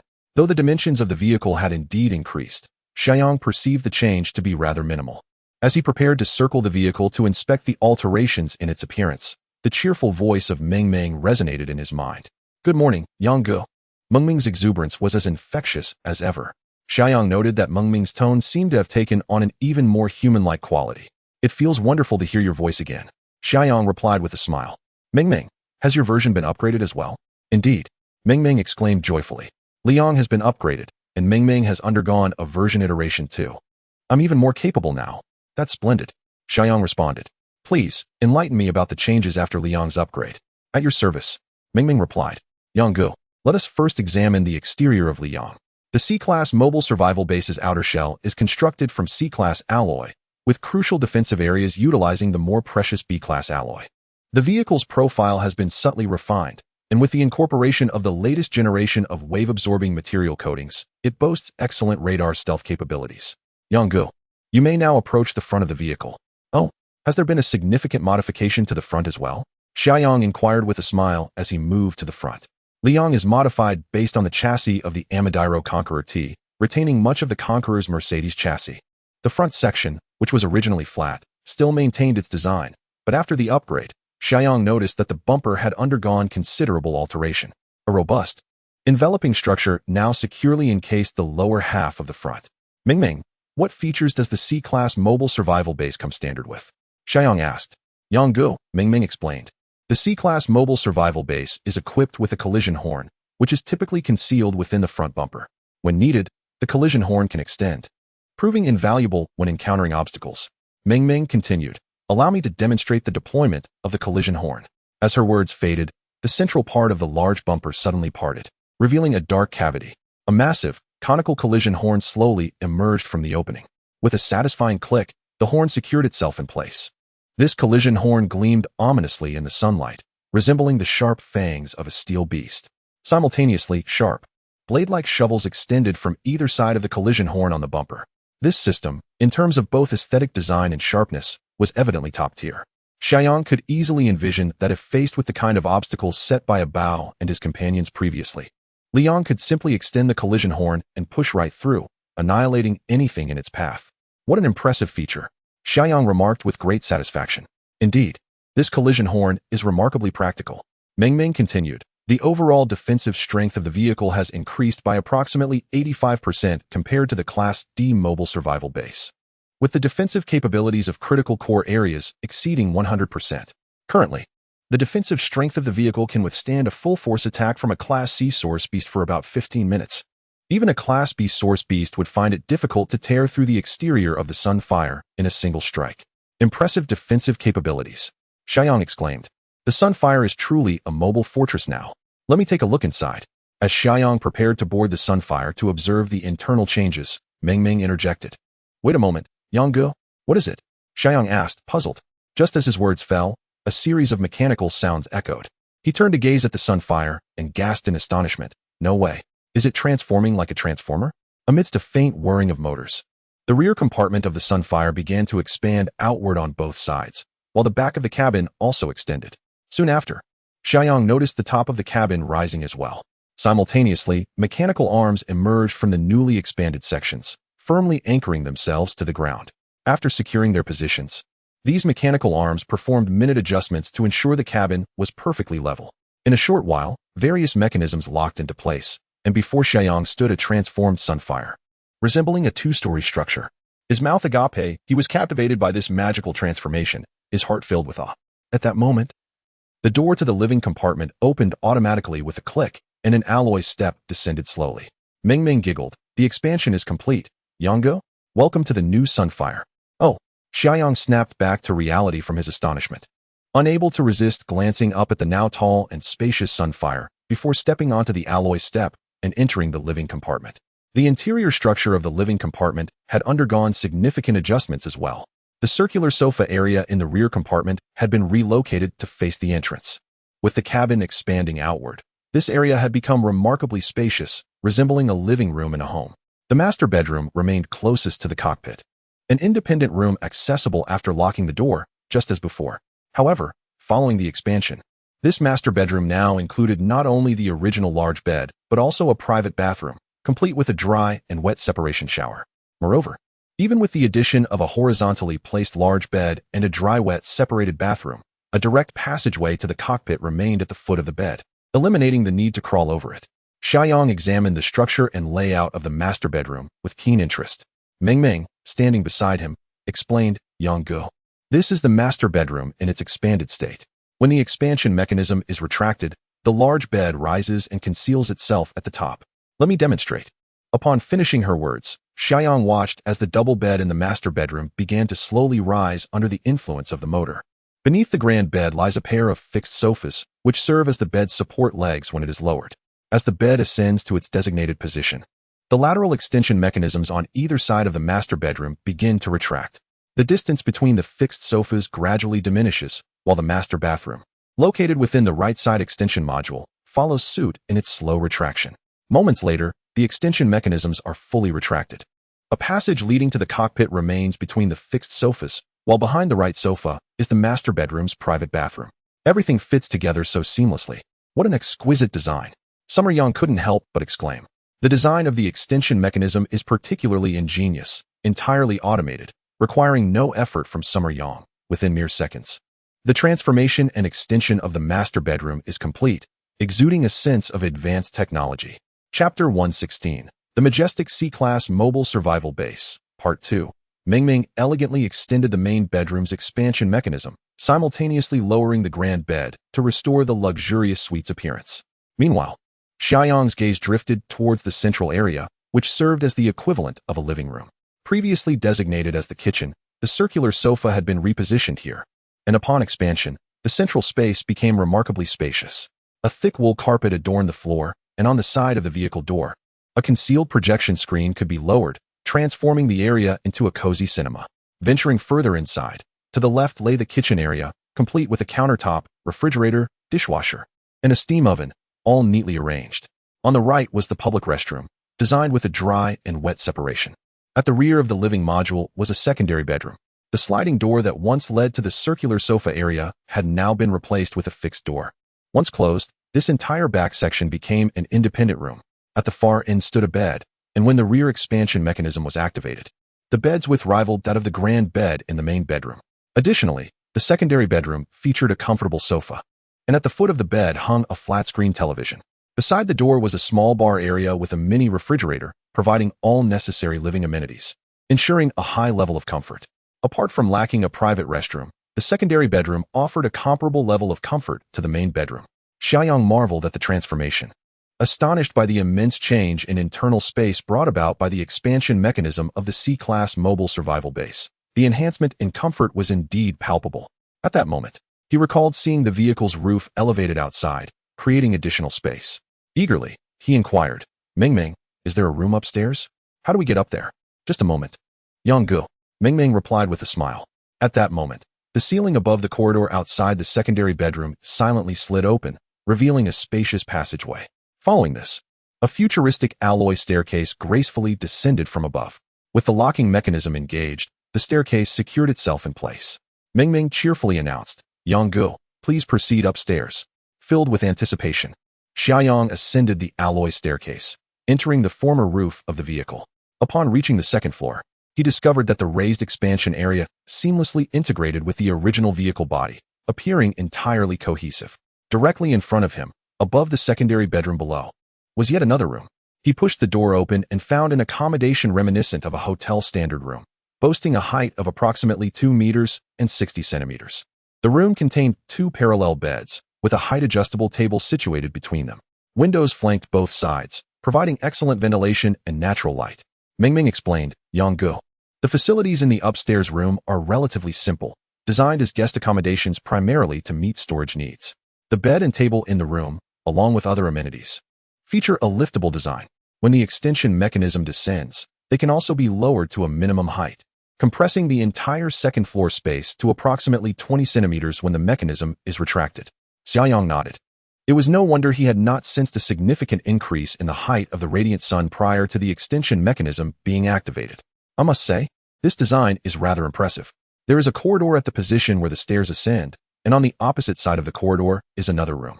Between the 2 rooms, directly above the public restroom downstairs, there is also a lavatory. Naturally, the facilities here are considerably simpler, as they take into account the storage issues once the extension mechanism is retracted. This particular room is situated directly above the living room downstairs, and its layout is fundamentally the same as the previous guest room. The difference lies in the fact that this room has an additional door leading towards the cockpit. Upon opening the door, one is greeted by the vehicle's roof. The top extension mechanism only covers the rear half of the living quarters, leaving the main bedroom above free of any extension apparatus. However, when the extension rises, this area transforms into a spacious terrace surrounded by half-meter-high railings. In reality, these railings are formed by the solar panels on the vehicle's roof being erected, were it not for the apocalyptic environment. Opening this top extension mechanism and sitting on the terrace by the picturesque lake and mountains, enjoying a gentle breeze and sipping tea would be an unparalleled pleasure. Of course, under the current circumstances, this terrace feels somewhat superfluous. Xia Yang estimated that he might rarely utilize it. Overall, the second floor has indeed provided Xia Yang with considerable delight. This effectively adds 2 more rooms and 4 additional sleeping spaces. Although Xia Yang does not currently intend to accommodate anyone aboard the Radiant Sun, the increase in room capacity is undoubtedly a positive development. At that moment, Ming remarked, Yang, there is another facility you should check out. Upon her words, Xia Yang heard a faint whirring sound of a motor above his head. A circular opening in the ceiling unexpectedly revealed itself, and an alloy ladder slowly descended from above. Another floor? Xia Yang felt somewhat dazed. The surprises today were perhaps a bit too abundant. It's not a 3rd floor. You'll understand once you go up. Ming replied with a smile. Xia Yang muttered, Are you keeping secrets from me? As he spoke, he grasped the ladder and began to ascend. In just a few steps, he reached the top. To his astonishment, he discovered that this was indeed not a 3rd floor. Rather, it was a semi-spherical transparent glass dome atop the guest room on the 2nd floor. Standing on the ladder, Xia Yang was captivated by the splendid view all around, as it was entirely transparent and the height was quite impressive. Ming smiled and said, Yang, this is the shooting tower of the Radiant Sun. It is the pinnacle of the vehicle. Surrounding it are 18 shooting ports, each facing different directions. When the need arises, snipers can be positioned in this tower, allowing for virtually unobstructed fire in any direction. Upon hearing this, Xia Yang's eyes instantly brightened. The design was indeed quite practical, especially in the event of an ambush. Should he ascend to the shooting tower and wield a rocket launcher to unleash a barrage in all directions, the effect would undoubtedly be remarkable. Meng continued, stating that in urgent situations, even if the expansion mechanism on the second floor had not been activated, Brother Yang could directly enter the shooting tower from the living room on the first floor, as there was a similarly sized passageway directly beneath that could be opened simultaneously. Such thoughtful consideration, Xia Yang exclaimed, impressive indeed. This C-level mobile survival base is vastly superior in layout compared to the D-level. The contribution points and materials spent are certainly worthwhile. Xia Yang did not linger on the second floor for long. He soon returned to the sofa in the living room on the first floor. With a cheerful smile, he remarked, Meng. The upgrade of the Liang vessel should encompass more than just an enhancement of living space. What other improvements can we expect in terms of performance? Please, do enlighten me. Chapter 117. The Majestic C-Class Mobile Survival Base. Part 2. Meng cheerfully exclaimed, sure. Yang, please proceed to the cockpit. Xia Yang rose once more and traversed the passageway at the foot of the master bed, entering the cockpit. He was struck by the heightened technological ambience within. An array of buttons and screens dazzled his senses, rivaling even the most sophisticated aircraft cockpit. Although the operations of the solar flare could be entirely managed through voice commands, with Meng assisting, mechanical buttons remained essential for logical use, and typically, a backup system was required. In extreme circumstances, the onboard AI might fail, rendering manual operation a last resort. Regardless of the level of automation, one could not wholly eliminate the necessity of mechanical buttons. Xia Yang settled into the pilot's seat, which had evidently undergone enhancements, offering exceptional ergonomic support. The enveloping design provided remarkable comfort, complemented by features such as air cushions, seat heating, and massage functions. Once seated, Meng began to expound on the upgraded capabilities of the solar flare. Yang, the most significant improvement is in the fuel tank. As you have collected the dimensional fuel tank blueprints, the solar flare's fuel tank has been upgraded in advance to the B-class base standard, capable of holding 20 cubic meters of fuel at once. Meng continued, the power system has also seen substantial enhancements post-upgrade.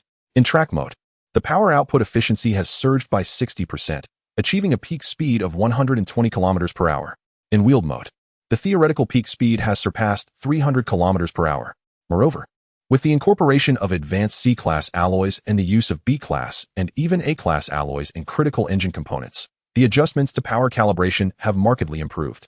Consequently, despite the significant boost in power, fuel consumption has not risen appreciably.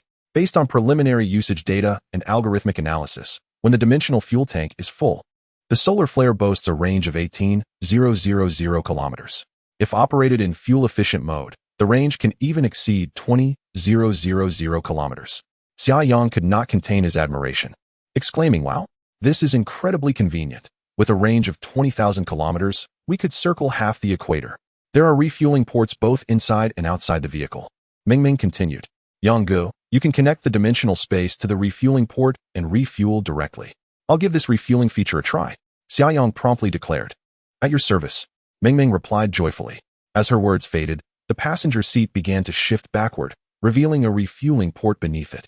Meng explained, Yang, you only need to connect the dimensional space to this refueling port to refuel directly. The remaining fuel in the solar flare's original tank has already been transferred to the dimensional tank, allowing you to add up to 1988 cubic meters of fuel this time.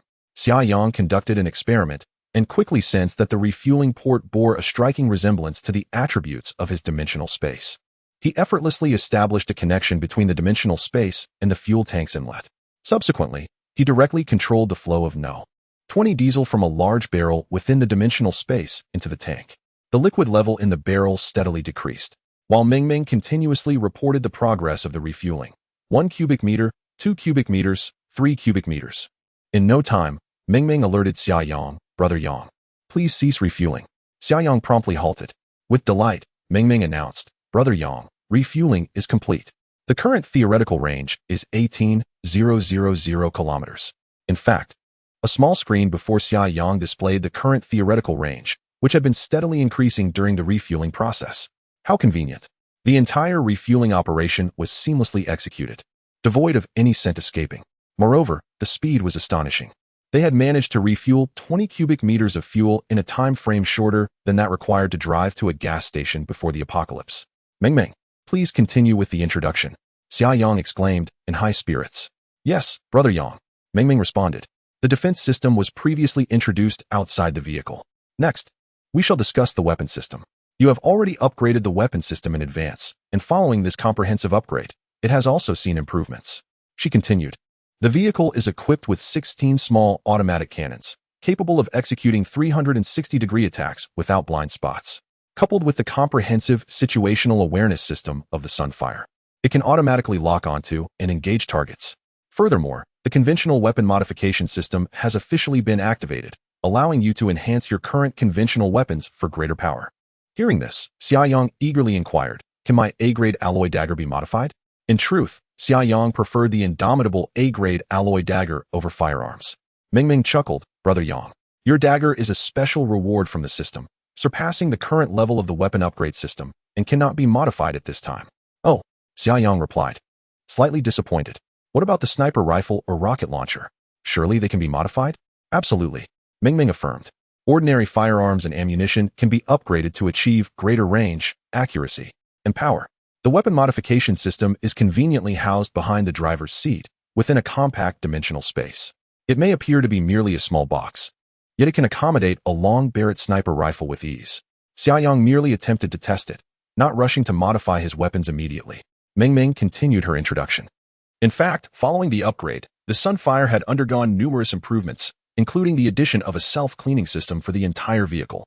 After long journeys, the exterior inevitably accumulated some grime, and combat would occasionally leave behind bloodstains. Individuals with obsessive-compulsive tendencies would undoubtedly find it unbearable, and given the sheer size of this vehicle, manual washing would be exceedingly cumbersome. However, with this self-cleaning system, one can achieve a thorough cleansing of the entire vehicle, inside and out, with merely 2 contribution points. It effectively eradicates dirt even from the most obscure crevices beneath, offering exceptional value for money. Furthermore, there is the automatic leveling system that Xia Yang has already witnessed outside the vehicle. When parked, the support legs can autonomously adjust to ensure that the cabin remains perfectly level. Additionally, there is a crucial upgrade that has brought Xia Yang immense satisfaction: the automatic damage repair system for the vehicle. Chapter 118. The System Mall is opened. What wonderful items! This system, as its name implies, is capable of automatically repairing vehicle damage. During regular use, vehicles inevitably experience wear and tear, particularly in combat situations. Even the most formidable defenses cannot guarantee absolute safety. Previously, when Xia Yang was besieged by a multitude of orcs, the Liang had sustained some minute damages, including scratches on its body. At that time, Xia Yang could do nothing but leave those marks unattended, lacking any means to address them. However, now that the Liang has ascended to C-class, these minor imperfections have naturally been rectified. With the advent of this automatic vehicle damage repair system, should such circumstances arise again in the future, it will merely require a modest expenditure of contribution points and materials for real-time repairs. Unlike the upgrade processes for survival bases or subsystems, repairs can be conducted without the need for personnel to disembark or halt the vehicle. Repairs can even be performed while in transit, provided there are sufficient contribution points and materials on hand. The consumption of contribution points and materials primarily hinges on the severity of the damage. For instance, in the case of the previous minor damages, the expenditure of contribution points would not exceed 10, and the materials required would be minimal. This is exceedingly convenient. Xia Yang is thoroughly pleased with the comprehensive enhancements made to the Liang. He even mused that he should have utilized that source crystal to exchange for contribution points much earlier, thus upgrading the Liang sooner. Yet, it is not too late now. After thoroughly inspecting the Liang inside and out, Xia Yang turned his attention to the wandering system.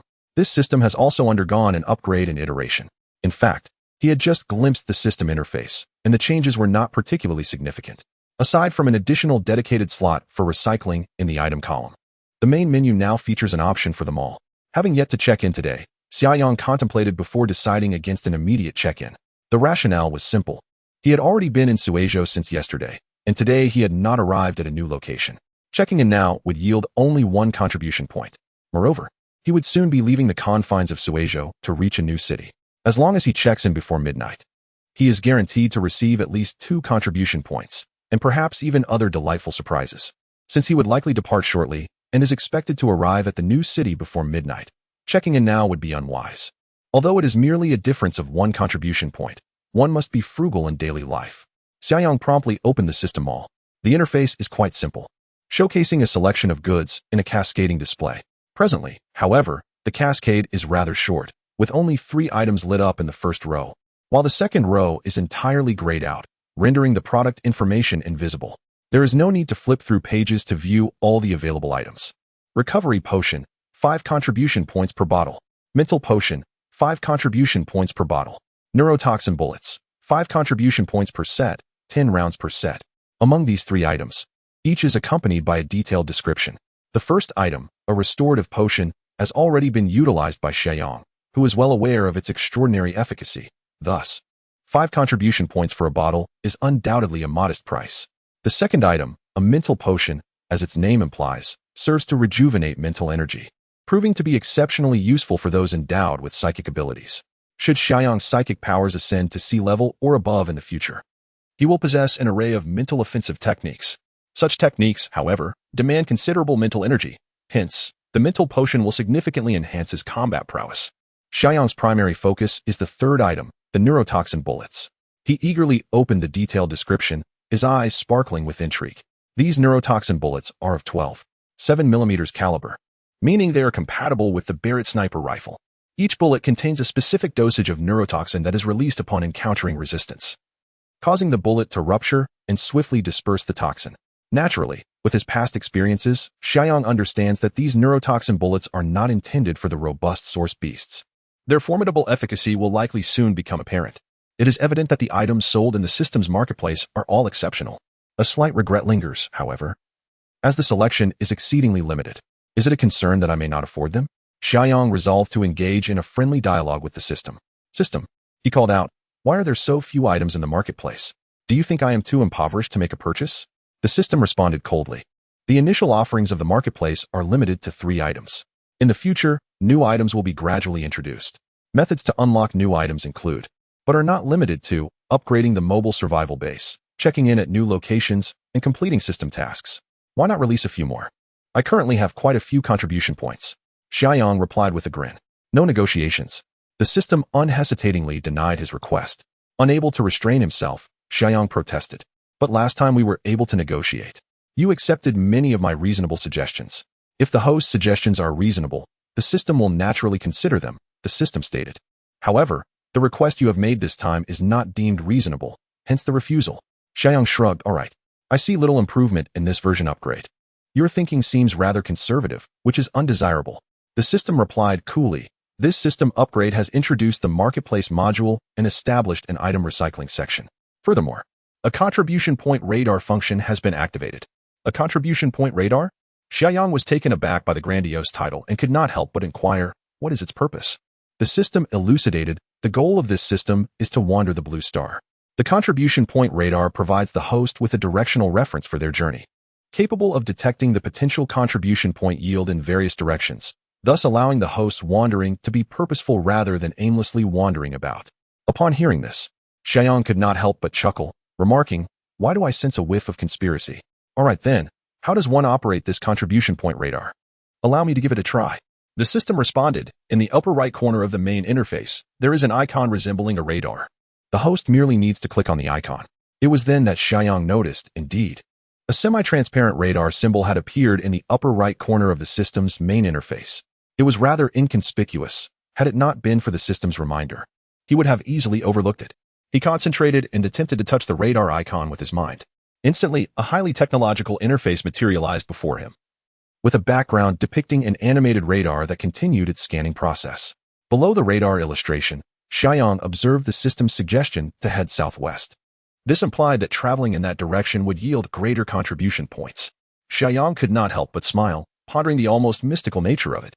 Nonetheless, given that the system had offered this advice, it must possess some merit. Xia Yang resolved that his forthcoming journey would still be directed northwest. As for the southwest, those who wished to go could do so. He was not here solely to amass contribution points. Finding Xia Lin in the frontier province was his foremost priority. Every other matter must unconditionally yield to this objective. Chapter 119. A journey of 1,000 miles despite the enigmatic implication of the final contribution point radar. Xia Yang felt an overwhelming sense of satisfaction with this upgrade. It could be deemed a significant harvest. The comprehensive enhancement of the solar flare had resulted in a qualitative leap in both safety and comfort. The introduction of the dimensional fuel tank greatly improved the vehicle's endurance, alleviating the frequent hassle of refueling. The additional small survival pod was equally practical. Following the system upgrade, the mall system was activated. Although the selection of goods was still limited, the 3 available items were of exceptional quality, and their prices were quite reasonable. Xia Yang promptly purchased 2 bottles of restorative potions, storing them in the dimensional space. His contribution points dwindled to 626. The rationale behind acquiring these potions in advance was to prepare for unforeseen circumstances. In emergencies, he could directly retrieve the potions from the dimensional space, thus bypassing the exchange process. Moreover, what if the system were to malfunction? Hence, securing 2 bottles in the dimensional space provided him with greater peace of mind. As for the mental potions, Xia Yang found them unnecessary for the time being, as his psychic abilities remained at D level, primarily offering auxiliary functions with minimal consumption of mental energy. After completing the potion exchange, Xia Yang declared, Meng, retract all expansion modules. We are ready to depart. Understood. Yang, Meng responded. The solar flare trembled slightly as the engines whirred to life, and the various expansion modules quickly retracted. Xia Yang disembarked and moved aside to store the small survival pod in the dimensional space. When he returned, the solar flare had resumed its travel form. With all expansion modules seamlessly folded back, he boarded the cockpit and, brimming with enthusiasm, announced, Meng, let's proceed towards the frontier province. Received. Meng replied. Yang, based on the surrounding terrain and snow depth, we need not strictly adhere to the highway. We can take a shortcut across the plains, saving considerable time. This area was indeed a vast plain, now blanketed in thick snow, presenting a seemingly endless expanse of white that rendered strict adherence to the highway unnecessary. Xia Yang inquired. Are there any safety concerns? Rest assured. According to my assessment, safety is absolutely guaranteed. Meng confidently affirmed. The next few hundred kilometers are all vast plains, and even the rivers are covered by a thick layer of ice. With the solar flare's tracked mode, the surface area is substantial, making it nearly impossible for the ice to collapse under normal conditions. Then let us take the shortcut. Replan the route. Xia Yang cheerfully commanded. All right, Yang. Meng responded with delight. The engine of the solar flare roared to life, and the track mechanism began to turn slowly as the steel behemoth resumed its journey westward. Although Xia Yang had not explicitly decided to head southwest, neither Meng nor the wandering system raised any objections. As if the contribution point radar had merely offered a suggestion, Xia Yang, unconcerned with trivial matters, prioritized the urgent task of locating his sister, Xiaolin. The Liang vehicle sped swiftly across the vast Jianghan plain, where Xia Yang sat comfortably in the warm cockpit, the melodious strains of music resonating in his ears, elevating his spirits. This region of the Jianghan plain appeared untouched by the menace of source beasts, and the journey thus far had been remarkably smooth. As dusk began to settle, Xia Yang instructed Meng to reduce the vehicle's speed and dispatched a drone for reconnaissance. Upon discovering a suitable parking location, he directed Meng to maneuver the Liang towards it. Before long, they arrived at the designated resting spot, a service area along the highway. Unbeknownst to him, they had traversed the entirety of northern Hubei province and had now entered Hanzhong province, with the service area situated near the ancient capital of Tangjing. Typically, traveling via the highway from Suizhou to the service area would span at least 500 to 600 kilometers. However, today they had taken shortcuts, significantly shortening the distance. Moreover, the upgraded Liang had enhanced speed, allowing them to reach their destination with remarkable efficiency.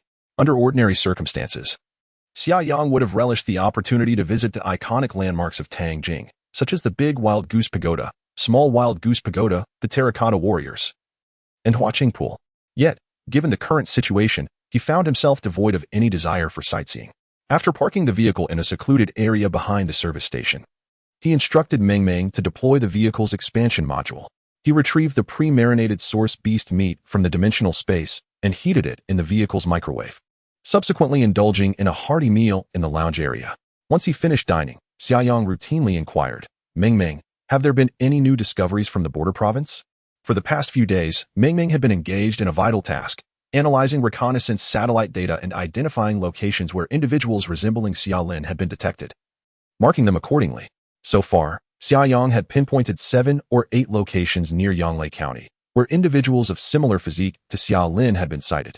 Meng replied, Brother Yang, I regret to inform you that there have been no new findings today. Additionally, one of the reconnaissance satellites in orbit has fallen into the atmosphere, further diminishing our data acquisition channels. Xia Yang fell into contemplation. Such setbacks were unavoidable. Having experienced a previous life, he understood that the flight control center had long since collapsed, And without ground technicians to maintain orbital adjustments, more satellites would inevitably plummet to Earth. Human communication resources were increasingly strained, with even the military relying solely on radio for contact. However, Xia Yang remained reassured. In his past life, Xia Lin had encountered misfortune while embarking on a long journey southward to find him. Currently, she was likely safe in the border province. After all, he was drawing ever closer to her as he traveled toward the border each day. Outside, night had fully enveloped the landscape. After refreshing himself in the restroom and changing into his pajamas, Xia Yang retired early to bed, preparing to cover more ground the following day with the aim of reaching the border province within 2 to 3 days. Thus, he needed to rest early to restore his energy. Before bedtime, Xia Yang chose to check in. Indeed, due to his registration at a new location, he was awarded 2 contribution points, bringing his total to 628.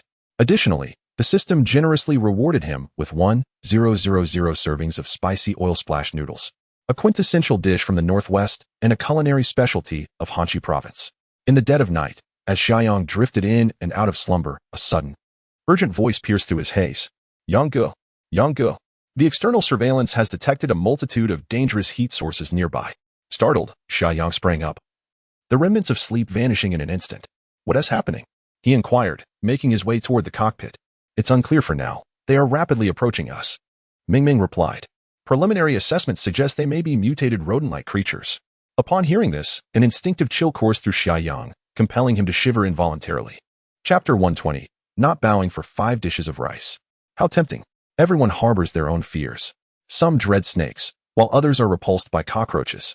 This has little to do with one's courage. Xia Yang, in particular, has an intense aversion to mice, a fear that has plagued him since childhood. The thought of their furry bodies, long tails, and sharp little mouths sends shivers down his spine. Just recalling them makes his skin crawl, suppressing his discomfort. He hastily made his way into the cockpit, separated by only a wall. The cockpit's screens flickered to life, displaying various surveillance feeds from the exterior of the solar flare. On the screens, dozens of brightly lit forms were swiftly approaching the ship. From their shapes, it was evident that these were all rodents, albeit significantly larger than the average mouse, resembling wolves in stature. Xia Yang felt a wave of nausea upon seeing the footage. Without hesitation, he commanded, Ming, open fire. Eliminate them. Ming, taken aback, inquired, Brother Yang, based on my analysis, although these rodent-like creatures have mutated, their combat capabilities should be relatively average. Are you not going to engage them personally? Xia Yang, riled by embarrassment and anger, retorted, follow orders. No more questions. The mere thought of confronting those monstrous rodents up close was enough to make his stomach churn. Understood. Ming replied. A faint whirring of motors filled the air as dark gun barrels emerged from the vehicle's exterior. Following their upgrade, the onboard weaponry was equipped with compact machine guns. Assisted by night vision surveillance, the machine guns swiftly adjusted their aim, locking onto their designated targets. The sound of gunfire erupted, a dense barrage intertwining around the solar flare, creating a lethal net directed at the surrounding mutated mice. Xia Yang intently watched the surveillance feed, witnessing the creatures being struck. Some were shot in the head and collapsed, while others writhed in a futile struggle. However, these were merely desperate last gasps, as the machine guns primarily targeted vital areas. Within a couple of minutes, the last mutated mouse fell to the ground, and the gunfire ceased abruptly. Brother Yang, the mission is complete. A total of 38 mutated mice were eliminated, none escaped. Ming reported with pride. Well done. Xia Yang replied, though his complexion remained somewhat pale. He discovered that the system rewarded contribution points for slaying mutated beasts. Each mouse had granted him 1 contribution point, culminating in a total of 38 points. Now, his accumulated contribution points reached 666. Quite the fortunate number indeed. Outside the solar flare, the ground was strewn with the corpses of mutated mice, lying in a range from 5 to 15 meters away. Xia Yang glanced at the surveillance footage and decisively stated, Ming, retract the extension mechanism and prepare to relocate. The mere thought of sleeping amidst the carcasses of those monstrous rodents was unbearable. A change of scenery was imperative. Ming had learned her lesson this time, showing no hesitation in executing Xia Yang's command. The vehicle, named Liyang, gradually retracted its extension apparatus. Then, the engine roared to life, the tracks began to rotate, and the vehicle slowly set off. At that moment, a notification sound echoed in Xia Yang's mind, detected residual remains of mutated beasts around the mobile survival base. The host may collect the remains of the mutated beasts and submit them to the system for contribution points. Xia Yang was momentarily taken aback. The remains of mutated beasts could also be exchanged for contribution points? Ming, wait a moment. Xia Yang called out. The Yang, which had just begun to move, came to an abrupt halt. After the apocalypse descended, part of humanity transformed into beastmen, while others became possessors of supernatural abilities, all of which belonged to the realm of mutation. There were also individuals who experienced no changes, classified as asymptomatic carriers. Beyond humans, the diverse species on Blue Star, including various animals and plants, also underwent mutations. The mutated animals were naturally referred to as mutated beasts. In Xia Yang's previous life, it was already known that, unlike source beasts, most of the flesh of mutated beasts was inedible. The taste was unpleasant, and moreover, many contained toxins that could induce adverse reactions even in the possessors of supernatural abilities. Consequently, over time, people discarded the remains of the mutated beasts after hunting them. However, some materials like sharp teeth and tough hides were collected by those with supernatural abilities, finding some utility. Thus, Xia Yang had not even considered gathering the remains of these mutated rats. Haunted by a strong psychological shadow from past encounters with rats, he was eager to leave. Yet, the system reminded him that it would reclaim the remains of the mutated beasts. Xia Yang found himself in a predicament. To reclaim the remains, he would have to disembark and approach those repulsive giant rats, which felt akin to torture. At that moment, Ming inquired, Brother Yang, shall we continue? Gritting his teeth, Xia Yang replied, let's go. Quickly. As a remarkably handsome and promising possessor of supernatural abilities, how could he compromise his principles for a mere handful of contribution points? I shall not bow for mere grains. All right, Ming responded. The Yang resumed its journey. Just then, Xia Yang heard the system's voice again. Each mutated beast's remains can be exchanged for 10 contribution points. Goodness, is this allowing us to live? Xia Yang exclaimed helplessly. Stop the vehicle. Ming. A moment of resignation washed over him. Each remains was worth 10 contribution points, and there were 38 mutated giant rats outside. That amounted to a staggering 380 contribution points. How could he simply discard such an opportunity? Xia Yang was not one to squander resources. Resolutely, he retrieved disposable shoe covers and gloves from his dimensional space, layering them on. Open the cockpit door, Xia Yang commanded. With a click, the door swung open. Taking a deep breath and steeling himself, he leaped from the vehicle. Not far from the Yang lay the remains of a mutated rat. Upon the exterior of the blazing sun vehicle, the sensing lights were fully illuminated.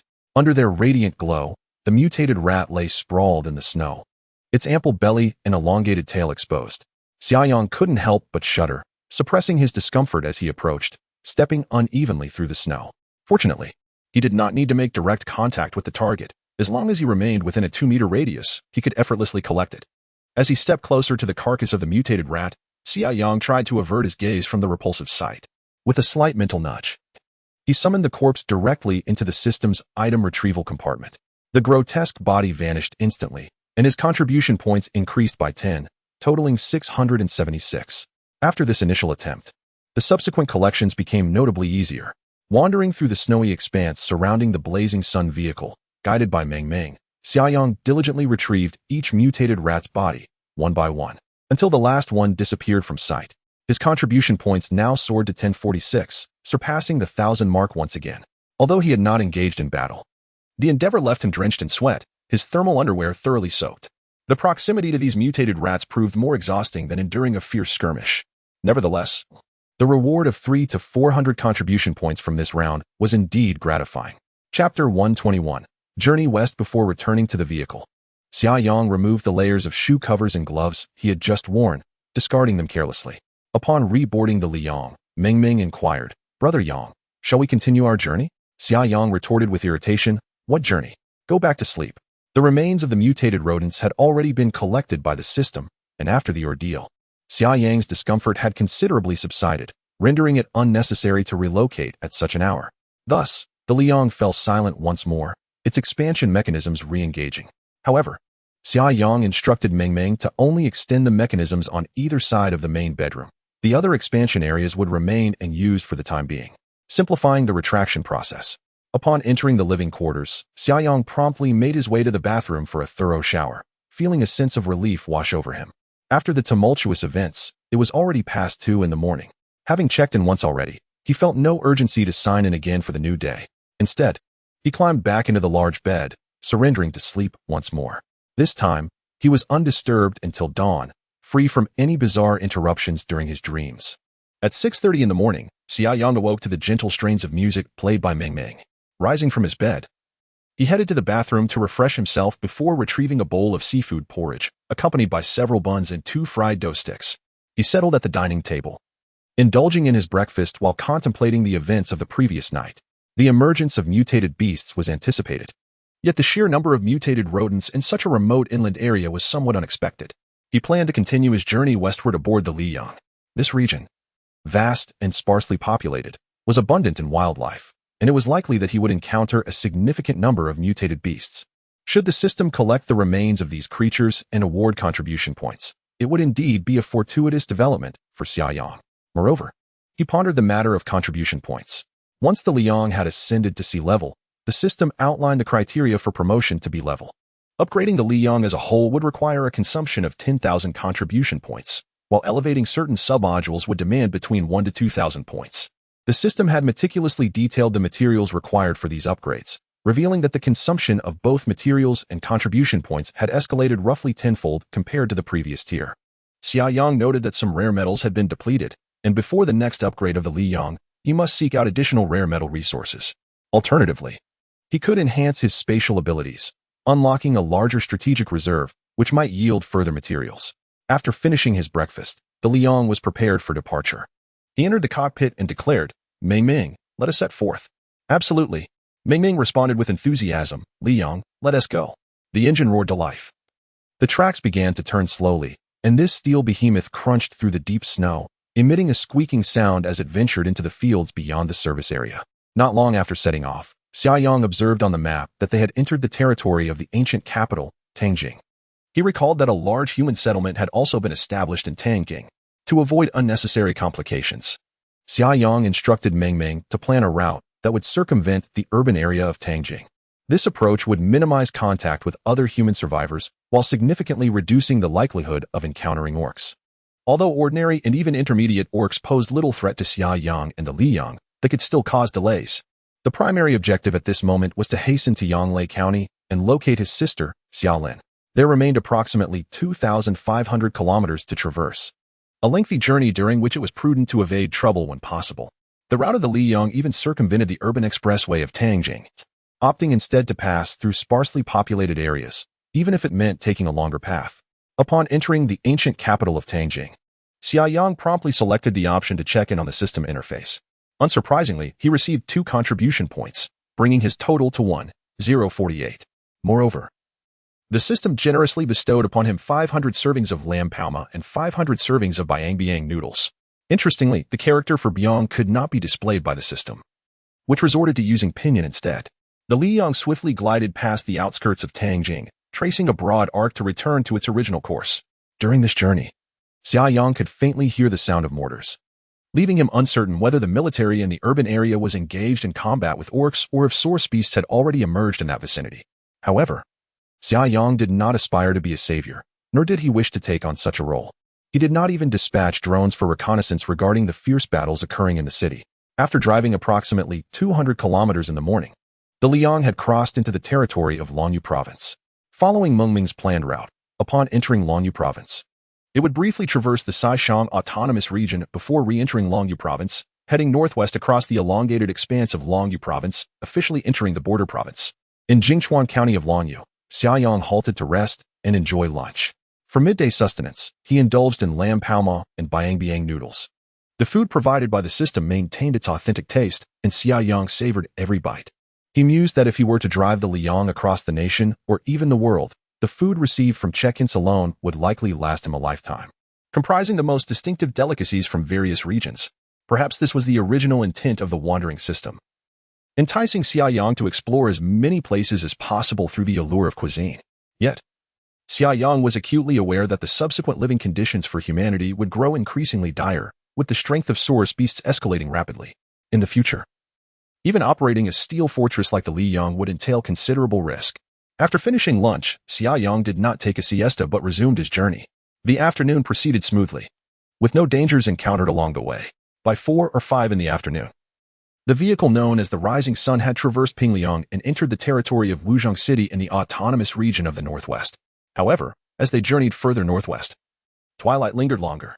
At 4 or 5 in the afternoon, daylight still reigned supreme. Thus, Xia Yang had no intention of halting for rest so early. The rising sun continued onward for another 200 to 300 kilometers before the sky began to darken. At this juncture, the rising sun had already re-entered Longyu province, and their current location was nearly within the bounds of Lianzhou. Over the course of the day, they had covered a substantial distance of 600 to 700 kilometers. They were now less than 1,000 kilometers from the border between the frontier province and Longyu province. At this pace, with a bit of nocturnal travel tomorrow, Xia Yang could potentially enter the frontier province directly. Having previously traveled to the northwest, he vividly recalled the desolate yet majestic landscapes of the region. However, this time, he observed that the northwest bore little difference from the interior, as an expanse of glistening white snow greeted his eyes.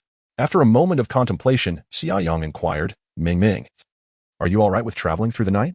Without hesitation, Ming replied, "Of course." "Then let us continue our journey," Xia Yang declared, eager to reach Yanglei as soon as possible. "No problem," Ming responded joyfully. Chapter 122. Journey Through the Starry Night. Entering the border province, it is often said that one feels a sense of trepidation upon approaching one's homeland. Although the border province is not Xia Yang's birthplace, it is home to his beloved elder sister, Xia Lin. She is, indeed, his only blood relative in this world. Thus, as he draws nearer to the border province, Xia Yang's heart becomes increasingly tumultuous. In the early days of the apocalypse, the inland areas pose a relatively low level of danger. Consequently, Xia Yang is unable to resist the urge to hasten his journey under the starlit sky. The blazing sun vehicle continues to forge ahead through the snowstorm, traversing the frigid night at a remarkable speed. After its upgrades, the vehicle can maintain an average speed exceeding 100 miles per hour. Moreover, there is no necessity to adhere strictly to the highways. As long as the terrain is relatively flat, shortcuts can be taken, significantly enhancing travel efficiency. The blazing sun vehicle generally follows the trajectory of the Lianhua Expressway, covering a distance of 400 to 500 kilometers in a single breath. It is now past 1 o'clock in the morning. Along the way, the vehicle has passed through Liangzhou in the renowned Gansu province, famous for its colorful Danxiao landforms. Before entering the vast expanse of the Gobi Desert, Xia Yang begins to feel a hint of fatigue. Although he is not the one behind the wheel, his position in the cockpit does not afford him the luxury of leisurely enjoying the scenery. He remains vigilant, ever prepared for battle. After all, in the world of the apocalypse, danger may strike at any moment. The absence of peril throughout the day can merely be attributed to a stroke of good fortune. Of course, this is also somewhat related to the sparse population of the northwestern region. Upon examining the map, Xia Yang realizes he has entered the Jiuquan area. Before the onset of the apocalypse, this locale was world-renowned as a manned space launch site and also served as the landing ground for spacecraft. The astronauts of Xia country ascended to the cosmos from this desolate launch pad, embarking on their journeys aboard rockets. It was also their initial stop upon returning to Earth. Naturally, with the advent of the apocalypse, all space launch activity ceased. Xia Yang recalls that during the last apocalypse, the large space station in low Earth orbit belonging to Xia country was struck by meteoroids. Fortunately, the station's automatic evasion system activated promptly, averting a catastrophic disaster. Only 2 modules were breached by the meteoroids. Thankfully, at that time, the astronauts from Huaxia were not present in those 2 modules, resulting in no casualties. Before the apocalypse, Xia country stood as a preeminent space power on the entire blue planet. The only large space station in low Earth orbit belonged to Xia country. Through decades of continuous construction and refinement, the space station has evolved into a colossal spacecraft comprising 15 modules. Additionally, it is equipped with simulated gravity chambers. The underlying principle is quite simple. By maintaining a constant rotational speed, centrifugal force is generated to mimic the gravity experienced on Earth. The completion of the simulated gravity chambers signifies the possibility of prolonged human habitation. At the time of the disaster, 8 resident astronauts were diligently working aboard the station, compelled to remain in the vastness of space indefinitely. Fortunately, the supply aboard the space station is quite ample, prepared for a total of 16 astronauts for an entire year. The second group of astronauts has yet to make their ascent. Thus, theoretically, they could survive there for 2 years. Among the 2 compartments penetrated by meteoroids is the return capsule they would utilize to journey back to Earth. Under ordinary circumstances, such a scenario would warrant an emergency launch of a new return capsule to bring them home. However, in the aftermath of the apocalypse, the possibility of launching a new spacecraft has vanished entirely. In fact, it was not until Xia Yang's rebirth that the astronauts in space had not discovered a means to return to Earth. As Xia Yang approached the vicinity of the Jiuquan Launch Center, he couldn't help but reminisce about these events from his previous life. He instinctively gazed upward at the pitch-black night sky, pondering how the astronauts were faring up there. These individuals are brave warriors, pioneers of humanity's exploration of the cosmic expanse. If he possessed the capability in this life, Xia Yang would undoubtedly be willing to rescue them. Mimim, let us stop and take a break, Xia Yang declared. Although his current physique could withstand several sleepless nights without issue, he opted to rest for a few hours to maintain his optimal condition. Mimim brought the Blazing Sun vehicle to a halt. The expansion mechanism of the front master bedroom extended outward, and the large bed descended slowly. Having spent the entire day in the vehicle with little physical activity, Xia Yang did not even take a shower. He merely freshened up briefly before climbing into bed. Wake me up in 4 hours, Xia Yang instructed. Understood, Yang Gu, Mimim replied. 4 hours of quality sleep would suffice to rejuvenate him completely. As he lay down, he swiftly entered a state of deep slumber. Although his spiritual abilities were not yet capable of hypnotizing opponents, he could effectively dispel distractions and clear his mind to achieve a profound sleep state. In the early hours past 5, Mimim roused Xia Yang. As he descended from the bed, he remarked, Mimim, retract the expansion mechanism and set off immediately. I'll freshen up and join you in the cockpit. There is no need to wait for me. Understood. Xia Yang made his way to the bathroom to brush his teeth and wash his face. By this time, the Blazing Sun vehicle had begun to vibrate gently, entering a state of motion. Xia Yang, invigorated, proceeded to the cockpit and took his seat. Outside, the darkness enveloped the surroundings, the darkest hour just before dawn.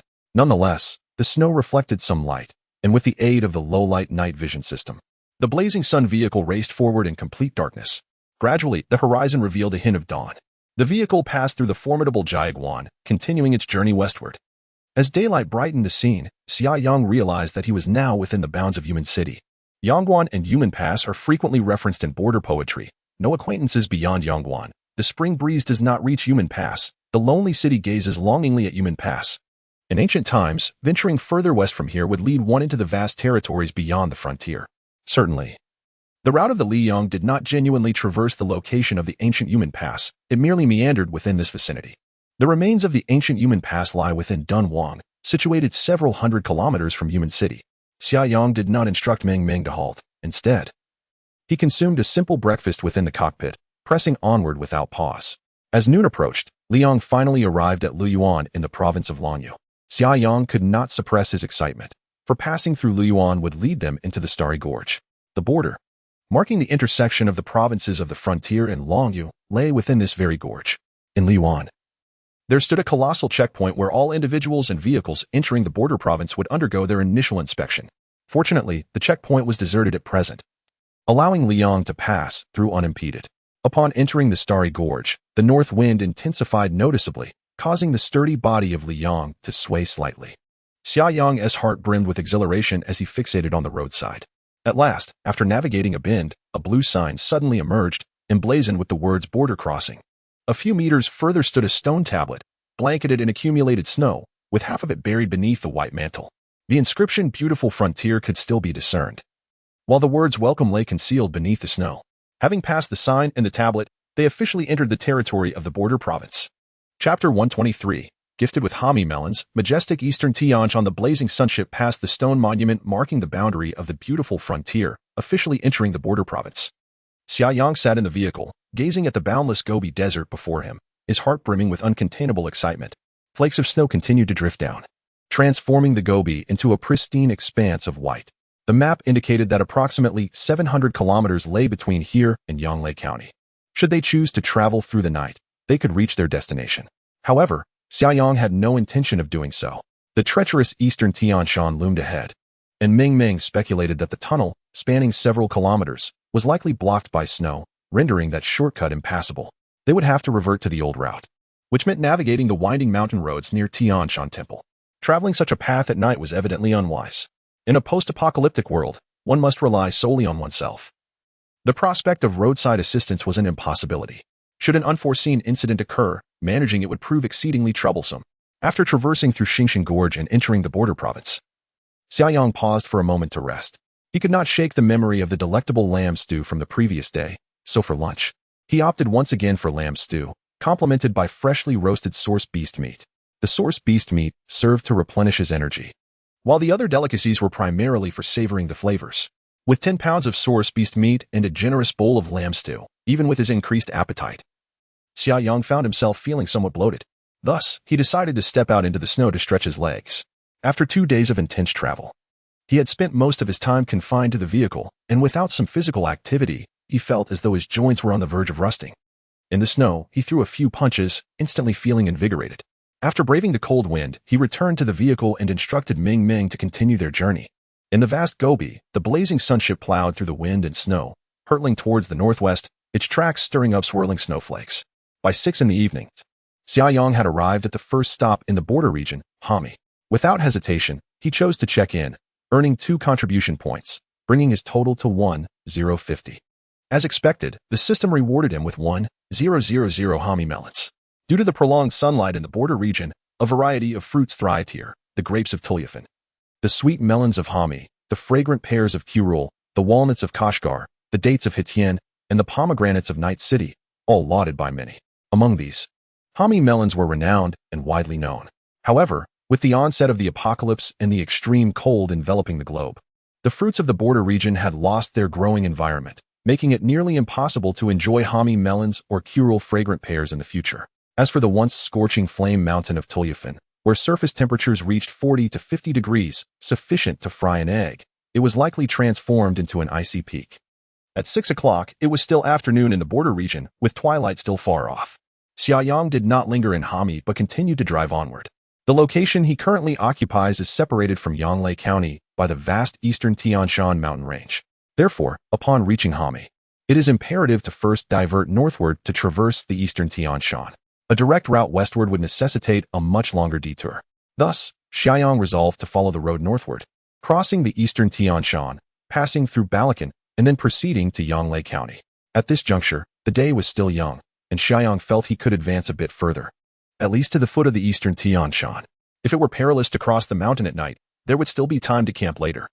He likewise avoided the urban area of Hami, traveling north along National Highway 275. After driving approximately 30 kilometers, they halted before an abandoned toll station. Ming Ming took the initiative to stop the vehicle, stating, "Brother Yang, we now have 2 routes to choose from, and I need you to make the decision." Xia Yang chuckled and replied, "With your exceptional computational prowess, Ming Ming, surely you can discern the optimal solution?" Ming Ming responded, "My optimal solution may not necessarily align with yours, Brother Yang." Xia Yang raised an eyebrow and replied with a grin, "Your words are becoming increasingly philosophical." "All right then," Ming Ming began. "The first option is to exit the national highway here and switch to Provincial Road 249, traversing the eastern Tian Shan along that route. Although it has numerous curves and the terrain is quite treacherous, given the capabilities of the Liang vehicle, it should not pose a problem." After pausing for 2 seconds, she added, "This provincial road is also known as the most beautiful Tian Shan road. Before the apocalypse, the scenery along this route was exquisite. But it is generally only open during the summer, as driving on it during icy and snowy conditions can be quite hazardous." Xia Yang smiled and inquired, "What about the second option?" "The second option is to continue along National Highway 275, Ming Ming explained. Before the apocalypse, this route was the mainstream traffic pathway for crossing the eastern Tian Shan from Hami, as the 11-kilometer-long eastern Tian Shan tunnel significantly reduced travel time and driving difficulty.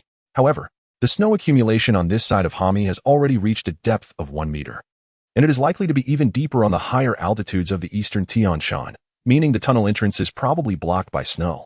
Xia Yang nodded and remarked, "So, Ming Ming's optimal solution is to take Provincial Road 249, is that correct?" Ming Ming giggled and replied, "Indeed. But for you, Brother Yang, perhaps the second option is more suitable." After a moment of contemplation, Xia Yang understood Ming Ming's implication. From the perspective of the Liang vehicle, taking the provincial road would indeed be the simplest choice, without the concern of potential tunnel blockages. However, from Xia Yang's standpoint, it was not necessary to be confined to the Liang vehicle. Moreover, with his dimensional space, if the tunnel proved impassable for the Liang, he could easily store the vehicle in his space and utilize more convenient means of transportation, such as a snowmobile or an all-terrain vehicle, to traverse the eastern Tianshan tunnel. Which option would save more time? Xia Yang inquired. "Traveling along the national highway should be quicker," Ming Ming replied. "After all, the route is shorter and has fewer curves, allowing for a faster speed." After a moment's contemplation, Xia Yang declared, "Let us opt for Plan 2. Forward we shall go." Initially, he had intended to camp and rest at the foot of the eastern Tianshan Mountains. However, upon assessing their circumstances, he noted that there were still at least 3 hours until dusk. If necessary, they could spend the night within the eastern Tianshan tunnel and descend in the morning, reaching Yonglei County well before noon. "Understood," Ming Ming replied. "Li Weiying, let's set off. As the Li Huaying passed through the toll station, it did not veer onto Provincial Road 249 but continued along National Highway 275, heading north. With the persistent ascent in altitude, the snowfall outside intensified, and the instruments indicated an external temperature of approximately -40 degrees. The snow accumulation on the National Highway was considerable, with guardrails long since obscured, and the trees lining the road revealed only half of their trunks, barely providing guidance for the path ahead.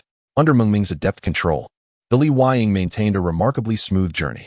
After more than an hour, Xia Yang spotted the entrance of a tunnel partially exposed ahead. Above the tunnel's mouth were inscribed the words Eastern Tianshan Tunnel in bold letters. Chapter 124, Scaling the Eastern Tianshan. Encountering the source beast by the lakeside, the tunnel entrance was nearly buried beneath a thick layer of snow, rendering the blazing sun vehicle unable to pass. Mengming brought the vehicle to a halt. Xia Yang suggested, Mengming, deploy the drones to scout the tunnel. Despite the significant enhancement of their strength, he remained ever vigilant. Caution is the mother of safety. Understood.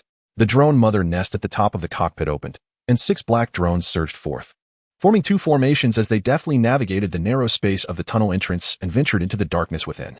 Following its upgrade, the drone mother nest aboard the blazing sun vehicle had also been enhanced. It was now equipped with 20 drones, all of which were versatile reconnaissance and strike units, no longer differentiated by their function.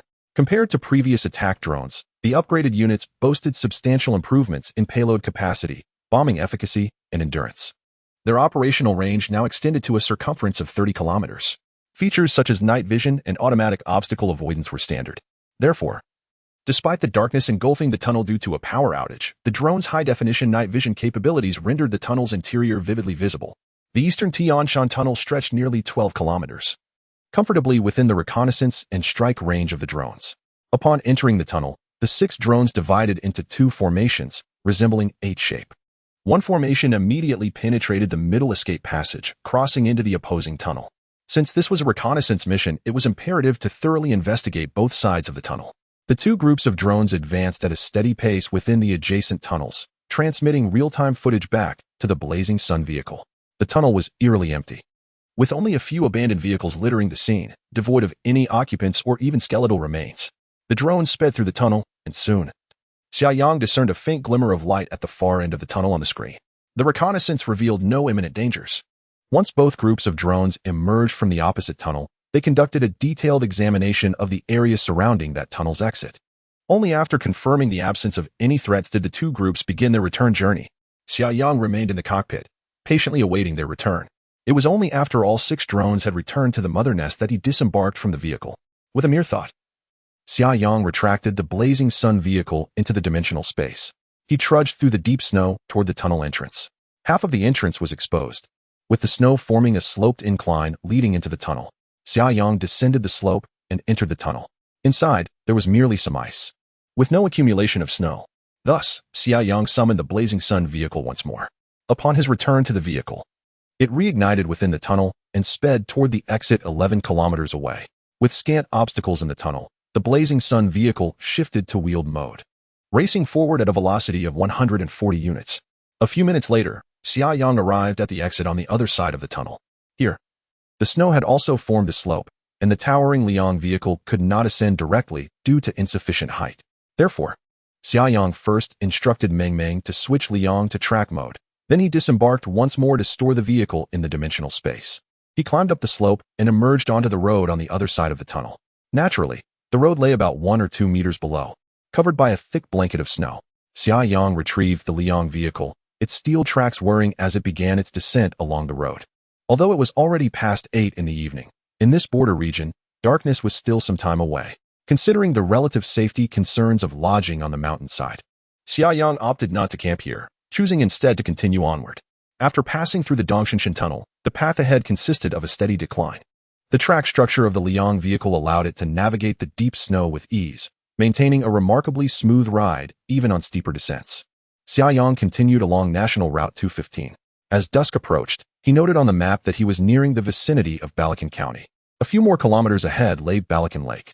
Consulting the map, he calculated that he was approximately 200 kilometers from Yonglei County. Although darkness had fallen, reaching Yonglei tonight was still feasible. After all, he had already crossed the Dongshinshan, and the upcoming sections of the journey were generally flat. Thus, Xia Yang declared, Meng, Let us keep up the momentum today and aim to camp near Yonglei. No problem, Yang. Ming replied. Although he did not deploy the drones, Xia Yang reminded her. Stay vigilant on the road. There might be source beasts lurking nearby. Given the vast waters of Balakan Lake, it was indeed possible for source beasts to appear here. However, drawing from his past experiences, Xia Yang knew that the most advanced source beasts tended to inhabit coastal regions, and within a month or two of the apocalypse, no reports had emerged of formidable C-class source beasts in inland areas. As such, he remained cautiously optimistic, continuing the journey as planned. The Liang vehicle sped along National Route 215 through the snowy night. To the right, the expansive Balakan Lake lay beneath a thick layer of ice. Moments later, the red warning lights in the cockpit began to flash. Warning: multiple heat sources detected approximately 3 kilometers ahead, moving towards us at high speed. Ming's voice became urgent. Xia Yang instantly perked up, asking, "Can you identify what they are?" "The distance is too far for identification at this moment," Ming replied. "Yang, should we deploy the drones for reconnaissance?" Xia Yang shook his head, saying, "It's fine, let's proceed. We'll assess once we get closer." "Understood." Continuing to maintain vigilance, Ming affirmed. The Liang vehicle did not reduce its speed, continuing to race along the national highway. Before Xia Yang, 5 luminous points appeared on a screen, detected by the vehicle's infrared sensing device. Mere seconds later, Ming remarked, "Brother Yang, we can now ascertain that the high-speed moving targets are highly suspected to be source beasts." Xia Yang's eyes instantly brightened. It had been quite some time since he encountered these delightful creatures. He had been pondering where to gather source crystals and contribution points. "Can we ascertain their strength? Are there any C-class source beasts?" he inquired eagerly. "Based on their size, it appears that all 5 targets are likely D-class source beasts," Ming replied. "However, it cannot be ruled out that one among them might be a fully evolved C-class source beast. During the evolution process, the D-class source beasts grow increasingly robust. Yet, once a certain threshold of quantitative change is reached, leading to a qualitative transformation, the C-class source beasts revert to a more typical size. Therefore, it is quite challenging to make an accurate assessment solely through infrared detection. Of course, in the event of close combat, their imposing aura would allow for instant identification." After a moment's contemplation, Xia Yang commanded, "Stop the vehicle. Let us confront them here." Chapter 125. My dear little ones. My dagger is aching with anticipation. The vehicle, the solar flare, came to a halt.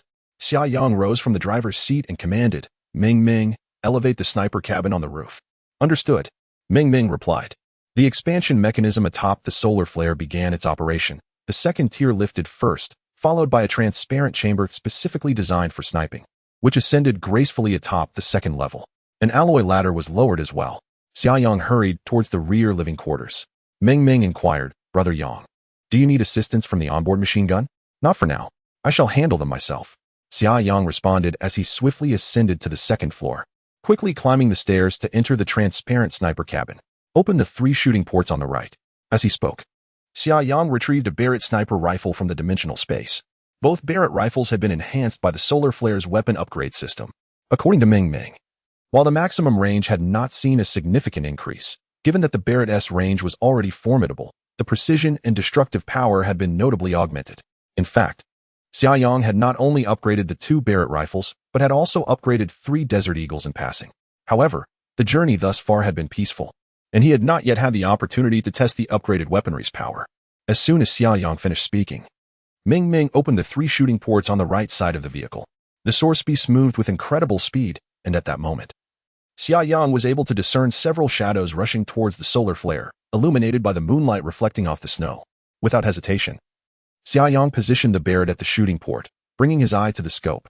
With the assistance of the high-magnification night vision scope, he clearly observed 5 menacing shadows within his field of view. Indeed, they were source beasts. 5 source beasts were swiftly advancing across the frozen surface of Lake Balakan towards the solar flare, now merely about 1,000 meters away, well within the Barrett's effective range. Xia Yang slowly held his breath, subtly adjusting the angle of the barrel before gently squeezing the trigger. Bang! A faint flash of flame erupted as a 12.7mm sniper round shot forth, spinning rapidly towards the direction of the source beasts. After firing, Xia Yang firmly gripped the rifle. His exceptional physique ensured that he was not affected by the recoil of the Barrett. Under his deliberate control, the rifle exhibited almost no movement. Through the scope, he clearly saw the leading source beast erupt in a spray of crimson as the bullet struck its thigh. With the aid of his psychic abilities, Xia Yang could accurately assess the bullet's trajectory. Indeed, the shooting precision had improved significantly. Moreover, judging by the injury inflicted on the source beast, the destructive power of that sniper bullet had effortlessly torn through its thick hide, exhibiting a force at least double that of the Barrett prior to its upgrade. This is effective. Xia Yang, brimming with excitement, continued to observe the formation and movement patterns of the source beasts through the scope, his mind racing as he engaged in rapid predictions and calculations. At last, he took a deep breath once more, and without much hesitation, pulled the trigger. Bang! Moments later, another sniper bullet struck the source beast. This time, the target remained the same injured creature, but specifically aimed at its knee. Once again, the shot found its mark with precision. The source beast let out a furious roar, its body, moving at high speed, involuntarily tilted to the right. The other source beast, situated behind it, had no time to evade and collided forcefully with it. Everything unfolded precisely as Summer had calculated, with scarcely any deviation. The moment he had been waiting for had arrived, fleeting as it was. Thus, his gaze never departed from the scope. After firing, his finger returned to the trigger. As the two source beasts collided, Summer decisively took another shot. The injured source beast stumbled to the left from the impact, while the other beast, momentarily hindered, tilted its head slightly upwards. At that instant, the sniper bullet, as if guided by fate, penetrated through a small gap in its mouthparts, striking the vital point at the center of its collarbone. Although the description of the process may seem lengthy, it transpired in the blink of an eye. From a third-party perspective, it appeared as though the source beast had unwittingly presented its throat to the bullet. However, this was no mere coincidence. It was entirely the result of Summer's precise calculations, aided by his psychic abilities. The source beast that had been struck at its vital point let out a deafening roar, toppling backward and thrashing violently in the snow, leaving behind a shocking trail of crimson blood. Meanwhile, Summer had already diverted his gaze. He possessed unwavering confidence in his accuracy. Fully aware that the beast he had just shot was on the brink of death, the contribution points were merely a matter of time. Therefore, following his shot, he subtly adjusted the muzzle of his rifle to target the source beast he had previously struck twice. Bang! The other leg of the source beast was hit once more. It could no longer maintain its balance and collapsed onto the ground. Recognizing that he had no opportunity to strike at this beast's vital point, Summer redirected his aim. His mind remained relentlessly engaged, continuously conducting complex calculations. Bang! Bang! Bang! 3 more shots rang out, and once again, Summer successfully targeted the vital point of the other source beast, reaping its life, and the accompanying contribution points. From the moment Summer ascended to the sniper cabin until now, scarcely 20 seconds had elapsed. Yet, he had managed to eliminate 2 source beasts, leaving one severely impaired with injuries to both legs. Only 2 unscathed source beasts remained. However, at this juncture, the source beasts were alarmingly close to the Sunfire. Summer realized that he could not eliminate them all with his sniper rifle before they reached the Sunfire. To prevent any damage to the vessel, he made a decisive choice. Ming, open the top hatch of the sniper cabin, Summer commanded. The transparent sniper cabin featured a circular hatch at the top, which could be used to ascend to the roof in emergencies. Understood. As soon as Mengming's words fell, Xia Yang felt a cold gust of wind sweep in from above.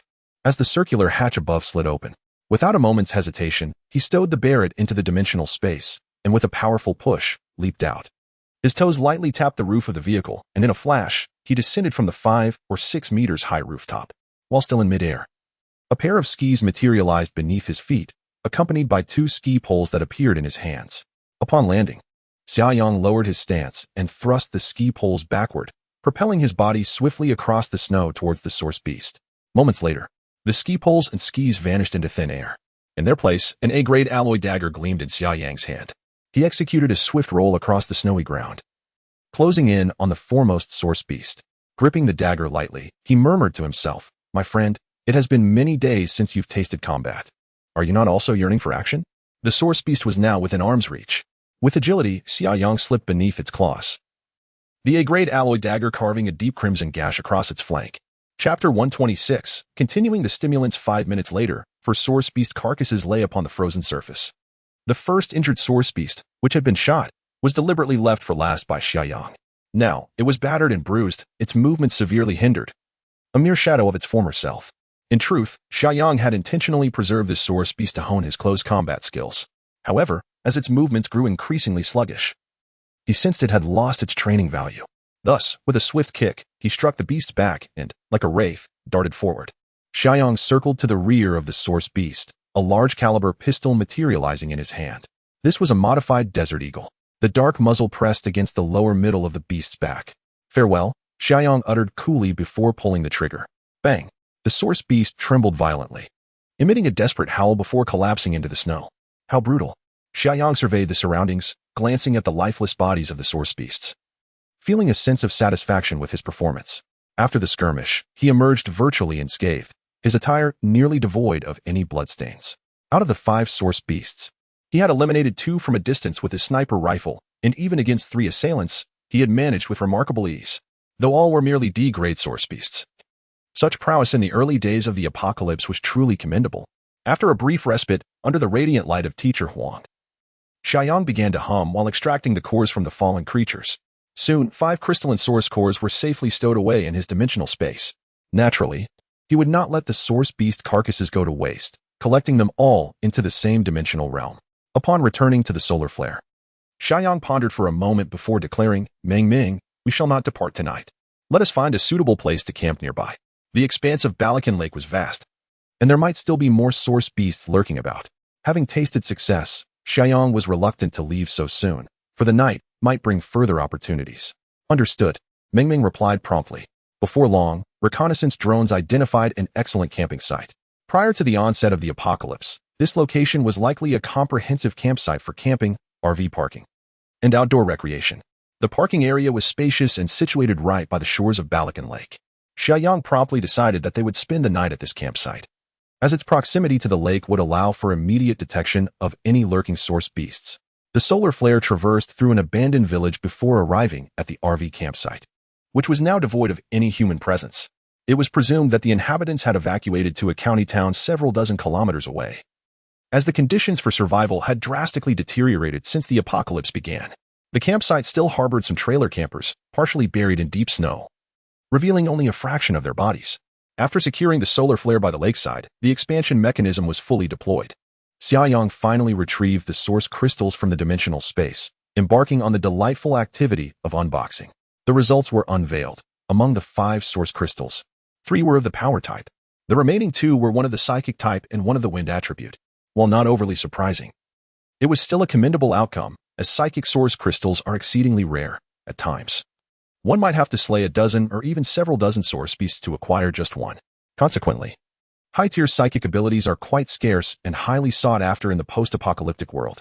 Similarly, the drop rate for wind attribute source crystals is not particularly high. Thus, obtaining both psychic and wind attribute source crystals simultaneously is considered fortunate. In addition to acquiring the 5 source crystals, Xia Yang also earned 50 contribution points, bringing his total to 100. He stored the 3 power-type source crystals in the dimensional space, while the psychic and wind attribute source crystals were directly converted into energy liquid. Since the onset of the apocalypse, Xia Yang had gradually consumed 3 doses of energy liquid derived from wind attribute source crystals. Typically, consuming 1 source crystal awakens a special ability, and continued ingestion of 3 more can elevate it to C grade, provided there is no significant energy loss during the conversion process. In his previous life, the energy liquid developed by Li Mu U.S. Parents research team would have been insufficient for such an upgrade with only 3 doses. However, the energy liquid produced by the processing module on the Liang ship incurs almost no energy loss, making 3 doses generally adequate for an upgrade. Therefore, the bottle of wind attribute energy liquid now in Xia Yang's possession held a high probability of elevating his wind attribute ability to C grade, which filled him with anticipation. Aside from the power, space, and wind attributes, Xia Yang had also awakened psychic and metal abilities, albeit at a novice stage after consuming only 1 dose of energy liquid for each. Consuming another dose of psychic energy liquid would certainly not suffice for a breakthrough to C grade, but even a mere quantitative enhancement of psychic abilities greatly aids in combat. Thus, he found himself quite satisfied with his recent fortune. Before long, the source crystal processing module ceased its operations, and Xia Yang extracted 2 vials of energy liquid. After some contemplation, he decided to first open the psychic energy liquid and drank it down in one go. As the liquid entered his stomach, a sharp, piercing sensation flooded his brain like a tidal wave. Unable to suppress a moan, he grasped the armrest of his seat tightly. Among all the energy liquids he had consumed thus far, the discomfort from the psychic energy liquid was the most intense and agonizing. Xia Yang's complexion paled as he endured the excruciating sensation, akin to 1,000 ants gnawing at his mind. After a considerable duration, the pain gradually subsided, finally vanishing completely. Xia Yang let out a long sigh of relief, shaking his head to confirm that the energy liquid had been fully absorbed. He considered his endurance to be quite commendable. Yet the torment of consuming the psychic energy liquid twice still left him somewhat daunted. Had it not been for the overwhelming prowess of the psychic abilities that emerged, he might have relinquished this path altogether. Fortunately, the period required to absorb the energy liquid was not excessively prolonged, and with some determination, he managed to endure. Xia Yang observed the display on the system panel, noting that his psychic ability remained at the D level. This, of course, was within his expectations, and he felt no disappointment. Upon further reflection, the enhancement of his psychic abilities was indeed evident. His mind was remarkably clear, his thoughts became exceptionally agile, and he made significant strides in analysis, computation, and reaction across the board. Xia Yang then grasped the vial of wind attribute energy liquid, his eyes glimmering with anticipation. The transition from D level to C level represented a qualitative leap. The A-grade alloy dagger sliced through, severing the glass vial. Xia Yang held the container aloft and drank down the entirety of the energy liquid within. Chapter 127. The wind elemental ability advances to level C. The discomfort stemming from the wind attribute energy liquid was relatively mild. Xia Yang sat silently in the driver's seat, patiently awaiting the absorption of the drug's effects. After some time, he sensed a surge of energy within him. Additionally, the system interface indicated that his wind elemental ability had successfully ascended to level C. Beyond that, there seemed to be no extraordinary sensations. Pondering for a moment, Xia Yang pushed open the car door and alighted. The night air in the borderlands was brisk, and being by the lake, the howling northern wind swept through incessantly. As soon as he exited the vehicle, he immediately felt a subtle difference. It was as if he shared an intimate connection with the roaring northern wind. Closing his eyes, Xia Yang immersed himself in the experience, sensing a compelling urge to merge with the wind. Opening his eyes, he exerted a slight force beneath his feet, and in an instant, he darted forward, covering a distance of over 10 meters. To his astonishment, the snow beneath him seemed to support his weight effortlessly. Standing upon the snow, he noted that it barely yielded beneath him. Enthusiastically, he attempted to run a few steps across the snowy expanse, and the increase in speed was undeniably remarkable.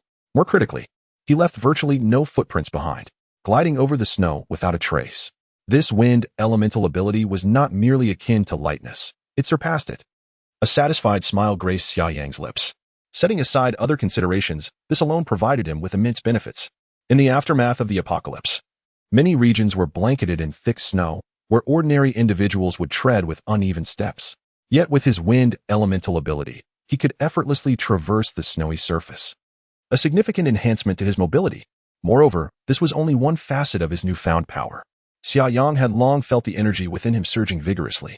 Sensing its potential, he silently focused for a moment before suddenly waving his hand. An invisible blade of wind shot forth. Though intangible, Xia Yang could distinctly perceive its presence. The speed of the wind blade was astonishing. He had aimed the wind blade at an abandoned camper van situated about 10 meters away. In the blink of an eye, the wind blade accurately sliced through the camper. The van's exterior, constructed of fiberglass, was not particularly robust, yet under normal circumstances, penetrating it would not be a simple task. However, the wind blade passed through as if encountering no resistance, seamlessly slicing through the camper, leaving two delicate, whisper-thin incisions on either side. Furthermore, the momentum of the wind blade only slightly diminished, continuing its trajectory for several dozen meters before gradually dissipating. Had there been any obstacles ahead of the camper, there was no doubt they too would have been cleaved by the wind blade. Xia Yang swiftly approached the camper, gazing at the slender cuts with an expression of delight. The advancement of his wind elemental ability to level C had yielded an extraordinary enhancement. The wind blade attack is not only swift but also nearly silent. The wind blade itself is intangible and formless. When employed in combat, it is undoubtedly unexpected and nearly impossible to defend against. Not to mention, its speed has significantly increased. Currently, the combination of C-level wind abilities with C-level strength abilities has at least doubled Xia Yang's close combat prowess. He now feels confident that even when facing a C-level source beast head-on, he can emerge victorious. As for D-level source beasts, even if 10 were to attack him simultaneously, he could easily dispatch them. The gains from this encounter have been monumental. Xia Yang has also realized that he must focus more intently on enhancing his existing abilities to elevate their levels as swiftly as possible. If all goes well, should his mental abilities reach C level, new offensive techniques will surely manifest. Furthermore, if his primary defensive metal abilities can also ascend to C level, he will truly become a versatile warrior, remaining invincible for at least the first half year of the apocalypse.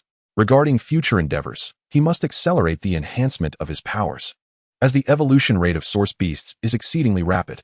Moreover, humanity will face numerous other dangers beyond the source beasts. All of this instills in Xia Yang a profound sense of urgency. Of course, the formidable Windblade is not without its drawbacks. At this stage, the most significant disadvantage is its considerable energy consumption. After unleashing a Windblade, Xia Yang felt that at least 10% of his wind attribute energy was depleted. This means that during combat, he could release a maximum of 8 to 9 wind blades before completely exhausting his energy, as reaching a state of utter depletion could result in some irreversible damage. However, if he utilizes recovery potions from the system store, he can undoubtedly unleash even more wind blades. After experimenting with his newly upgraded sea-level wind abilities, Xia Yang returned to the Xia Yang ship with great satisfaction. By this point, it was nearing midnight, and he prepared to wash up and rest. Tomorrow, he would travel another 200 kilometers to reach the Sun Fortress, a task that would be quite effortless for the Xia Yang ship. He hoped to find Xiaolin soon, just before falling asleep. Xia Yang suddenly felt a surge of inspiration and got out of bed. He jumped down from the vehicle, retrieved the corpses of the source beasts from the dimensional space, and used an A-level alloy dagger to sever their heads. Since the heads of source beasts are ineatable, Xia Yang decided to discard the 5 large heads around the Xia Yang ship, having tasted the sweetness of today's battle. He hoped the scent of the source beast blood would attract more of them. Source crystals are always in plentiful demand. After setting everything up, Xia Yang returned to the vehicle. As he lay down to sleep, he silently wished for more adorable source beasts to visit him that night. However, while desires may be grand, reality often proves to be starkly different. The entire night passed without incident. No source beasts graced this place. It remains unclear whether the only source beasts in the Berikun Lake area were those 5 from last night, or if they were simply too distant to catch the scent. Regardless, the farmer waiting for source beasts had no rewards to show for his night. Xia Yang, undeterred, maintained a spirit of resilience. Whether the endeavor bore fruit or not was merely a pleasant surprise. After a brief refreshment and a hearty breakfast, he descended from the vehicle, carefully storing the 5 severed heads of the source beasts into the dimensional space for future use in luring more of the creatures, ensuring nothing was wasted. The Li Waying vessel had been completely reclaimed, and Meng Meng was well prepared for their departure. Taking his seat in the cockpit, Xia Yang addressed Meng Meng. "We should arrive at Yonglei County before noon. You have noted the several points we filtered from the satellite data, correct? Please chart a route and determine our initial destination." Throughout their journey, Meng Meng assisted Xia Yang by cross-referencing an immense volume of satellite data, pinpointing the likely locations where Xiaolin might have been seen. As they approached Yonglei County, locating Xiaolin became their paramount objective. Meng Meng remarked, "Brother Yang, the 5 locations we identified are all situated to the west of Yonglei County. My suggestion is to first head to the city and investigate the residence of the Fool Lin prior to the catastrophe for any clues." Xia Yang paused, perplexed, and inquired, "What did you just say? The Fool Lin?" "Meng Meng, I must once again issue a serious warning. You cannot refer to her by that name. Especially not in her presence once we locate her. It would drive her to madness. Do you comprehend?" Meng Meng chuckled, "Understood, Brother Yang. Once we find her, I shall refrain from such appellations. It's simply a playful whim for now. That may not be advisable. What if you become accustomed to it and find it difficult to change?" Xia Yang cautioned. Meng Meng, embodying the essence of a highly advanced artificial intelligence, replied with a smile. "Brother Yang, you need not worry, I cannot be at ease." Xia Yang responded firmly. "No bargaining. From this moment forth, the phrase the Fool Lin is strictly prohibited. Consider it an order." "Oh, very well. I shall remember," Meng Meng acknowledged. "Your suggestion is sound. Let us proceed to Yonglei County." "Indeed, Meng Meng, let us set forth," Xia Yang commanded. "Absolutely." Meng Meng, who had been somewhat dispirited moments ago, immediately brightened, proclaiming, "Li Waying vessel, we embark." Chapter 128. Arrival at Yonglei more than 2 hours later. Seated in the cockpit of the blazing sun vehicle, Xia Yang could already glimpse the city of Yonglei in the distance. Yonglei belongs to the frontier province of Changji Prefecture, distinct from Hami, which resides in a different region. Consequently, Xia Yang first accessed the system interface to complete his check-in for the day, earning 2 contribution points, bringing his total to 102 points. As it was a newly checked-in area, the system generously bestowed a gift. However, Xia Yang found himself perplexed by the delivery of 1,000 servings of fried meat mixed noodles. Was this delicacy a local specialty? Nevertheless, he recalled that he had previously tasted fried meat mixed noodles and found them quite delectable, so the system's offering should not disappoint. Nonetheless, at that moment, he was not inclined to indulge in culinary delights. He sought out an abandoned gas station outside the city, parked his vehicle discreetly, and instructed Meng Meng to deploy a drone to scout the city. Along the way, apart from Jiangxing, Xia Yang circumvented most cities, as urban environments typically presented complexities he wished to avoid. Now that he had arrived in Yonglei, it was imperative to visit Xia Lin's residence in search of clues. There was no avoiding it. Thus, sending the drone to conduct reconnaissance before entering the city was indeed prudent. Soon, images from the drone's reconnaissance were relayed back to the Blazing Sun vehicle. The footage revealed that numerous beastmen were active in the southern area of the city, with little sign of ordinary humans. In contrast, a small section in the northern part of the city appeared to be a modest human settlement, covering about a quarter of the city's area. A contingent of soldiers and police had established a defensive perimeter around this enclave. Overall, the situation seemed relatively stable, suggesting that the city had not suffered an attack from source beasts. However, Xia Yang's brow furrowed slightly. The drone had primarily focused on the Tianshan Legion community, which had been Xia Lin's residence before the apocalypse descended. Presently, this community was under the control of beastmen. It was highly unlikely that Xia Lin remained in her former abode, yet Xia Yang still felt compelled to investigate for any potential clues. After the drone conducted a general reconnaissance of the city, it zeroed in on the Tianshan Legion community. Aside from the ubiquitous presence of beastmen, no other sources of danger were detected. Most of the beastmen appeared to be low-level and posed minimal threat, at least from Xia Yang's perspective. After a moment of contemplation, Xia Yang spoke. Mei Ming, let us set off. Directly to Tianshan Legion. All right. The Blazing Sun vehicle restarted and emerged from its concealed spot behind a gas station. As for the drones, Xia Yang chose not to recall them. Instead, he instructed them to remain vigilant in the vicinity, ready to issue timely alerts should any situations arise. The Blazing Sun vehicle proceeded along the road on the southern side of the city, entering the urban area. Xia Yang gazed at the streets and buildings outside, feeling a sense of familiarity wash over him. Last year, he traveled to the frontier province as part of a tour group, with one of the stops being the populous Euphratica forest in Yonglei. That day, his accommodation was situated in the county town of Yonglei.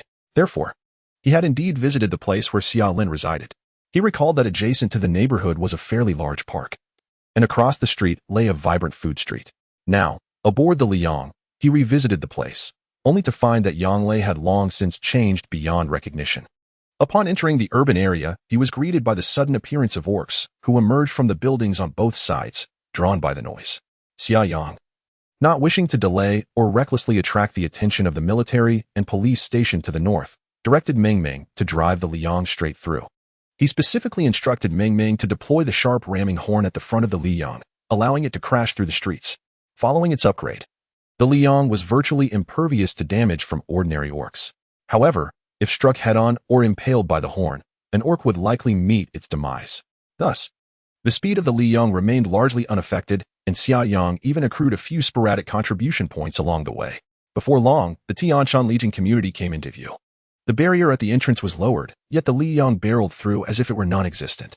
Xia Yang remembered that the environment of the community where Xia Lin lived was exceptionally pleasant, with most residents being civil servants from various institutions.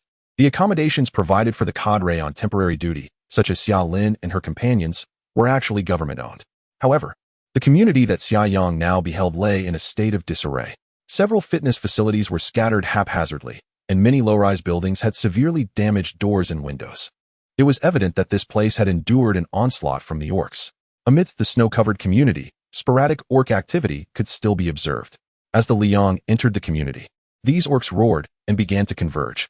Xia Yang paid them no mind and directed Meng Meng to park the Liang in front of Building 8, where Xia Lin resided.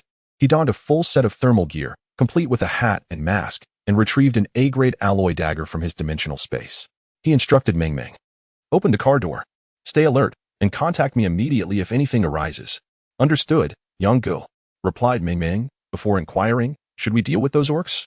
Xia Yang shook his head. "No need to bother with them for now. Once the engine is off, they should disperse quickly." "Got it." With a click, the car door swung open, and Xia Yang nimbly leapt from the cockpit, swiftly closing the door behind him.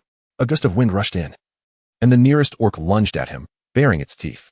With a grace akin to drifting willow fluff, Xia Yang evaded the attack, and in the next instant, he moved like lightning, thrusting the A-grade alloy dagger repeatedly into the orc's heart with precision.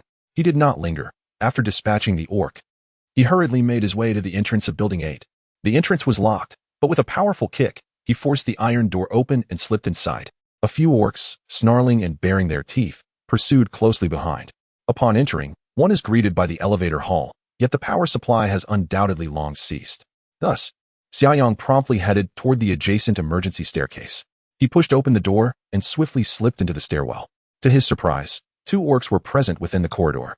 Xia Yang merely dispatched them with a couple of swift kicks, lacking the inclination to take their lives, and continued his rapid ascent up the stairs. Xia Lin's dormitory was situated on the 9th floor, and Xia Yang's climbing speed was remarkable. Along the way, he encountered 2 more orcs, whom he also unceremoniously sent tumbling down the staircase. In a matter of moments, he reached the 9th floor. This building was designed with 2 staircases serving 4 households, and once Xia Yang emerged from the stairwell, he quickly located room 903, where Xia Lin resided. The security door was slightly ajar. Xia Yang paused to listen intently before pulling the door open and slipping into the room. Chapter 129. A thorough search upon entering the house. Xia Yang promptly secured the door behind him. He then cautiously stepped further inside. This residence, a 3-bedroom apartment, was home to only 2 individuals, as the cadre sent here for temporary assignments consisted of merely 2 female officials. Xia Lin shared her space with another woman from Southeast Province, leaving 1 room unoccupied. After taking a few steps, Xia Yang's gaze sharpened, compelling him to halt. It appeared that the space had not seen a cleaning in over a month, with a layer of dust coating the floor. However, he soon noticed a series of footprints, faint yet discernible. This indicated that someone had recently visited. Could it have been an orc wandering in unwittingly? Xia Yang pondered this notion, only to dismiss it shortly thereafter. Although the living room bore a certain disarray, it had not suffered any significant damage. The sign seemed more indicative of someone having left in haste rather than a chaotic intrusion. If orcs had indeed been present, the furniture would surely have shown signs of destruction, given their considerable strength and clumsiness, particularly in such a confined space. Xia Yang scrutinized the trail of footprints, which led from the entrance to the door of one of the rooms. He recalled visiting this apartment last year while on vacation. When he had come to see his sister, he remembered that this room was occupied by Xia Lin's roommate, a girl named Mei, a grassroots official from Jiufeng City in Southeast Province, who had come to the border province for a cooperative aid project. Gripping his dagger firmly, Xia Yang approached the door to Mei's room. The door was slightly ajar, and he listened intently, hearing no sounds from within before gently pushing it open. The room was modest in size, allowing for a full view from the doorway. Furnished with a bed, a desk, a chair, and a cabinet, there was little else present. The footprints appeared more chaotic upon entering the room, suggesting that the individual had paced anxiously within. Observing the room's condition, Xia Yang sensed something amiss, yet he could not pinpoint the source of his unease. Ultimately, he resolved to set this aside for the moment and investigate his sister's room next door. Xia Lin's chamber was adjacent to this one. Xia Yang opened the door and cautiously stepped inside. An open suitcase lay on the floor, containing some summer clothing. It seemed that Xia Lin had hastily packed her winter garments while leaving behind other items in her rush to depart. A few books and a work journal rested on the desk. As he perused the journal, he discovered that the last entry dated back to the day of the awakening. Since the onset of the apocalypse, Xia Lin had not made any further entries. The earlier notes pertained solely to her professional duties, yielding no clues of significance. He searched the room thoroughly, and the only certainty he could ascertain was that Shaylin had left in a hurry, yet she had taken her warm clothing with her, possibly indicating her awareness that she would not return in the near future. His gaze fell upon a levitating globe on the table, a gift he had specially purchased for Shaylin before her expedition to the frontier province. It symbolized a vision of the world and an expansive outlook. Presumably, in her haste, she had left the globe behind. The globe's battery had run out, causing it to rest on the tray below rather than float as intended. With a sigh, he reached out and stored the globe in his dimensional space. Having searched the entire house without uncovering any clues, he decisively chose to depart. However, the series of footprints left him with a lingering sense of unease. After a moment's contemplation, he grabbed the broom by the door and carelessly swept the dust, disrupting all the footprints. He then locked Shaylin's room, while the door to the adjacent room remained ajar. Subsequently, he kicked a few chairs and the coffee table, creating the illusion of an orc invasion. Having completed these actions, he hastily exited the house. He raced down the stairs, avoiding any confrontation with the orcs he encountered, and burst through the unit's door, boarding the Sunfire. Ming, is everything in order? He inquired. All is normal.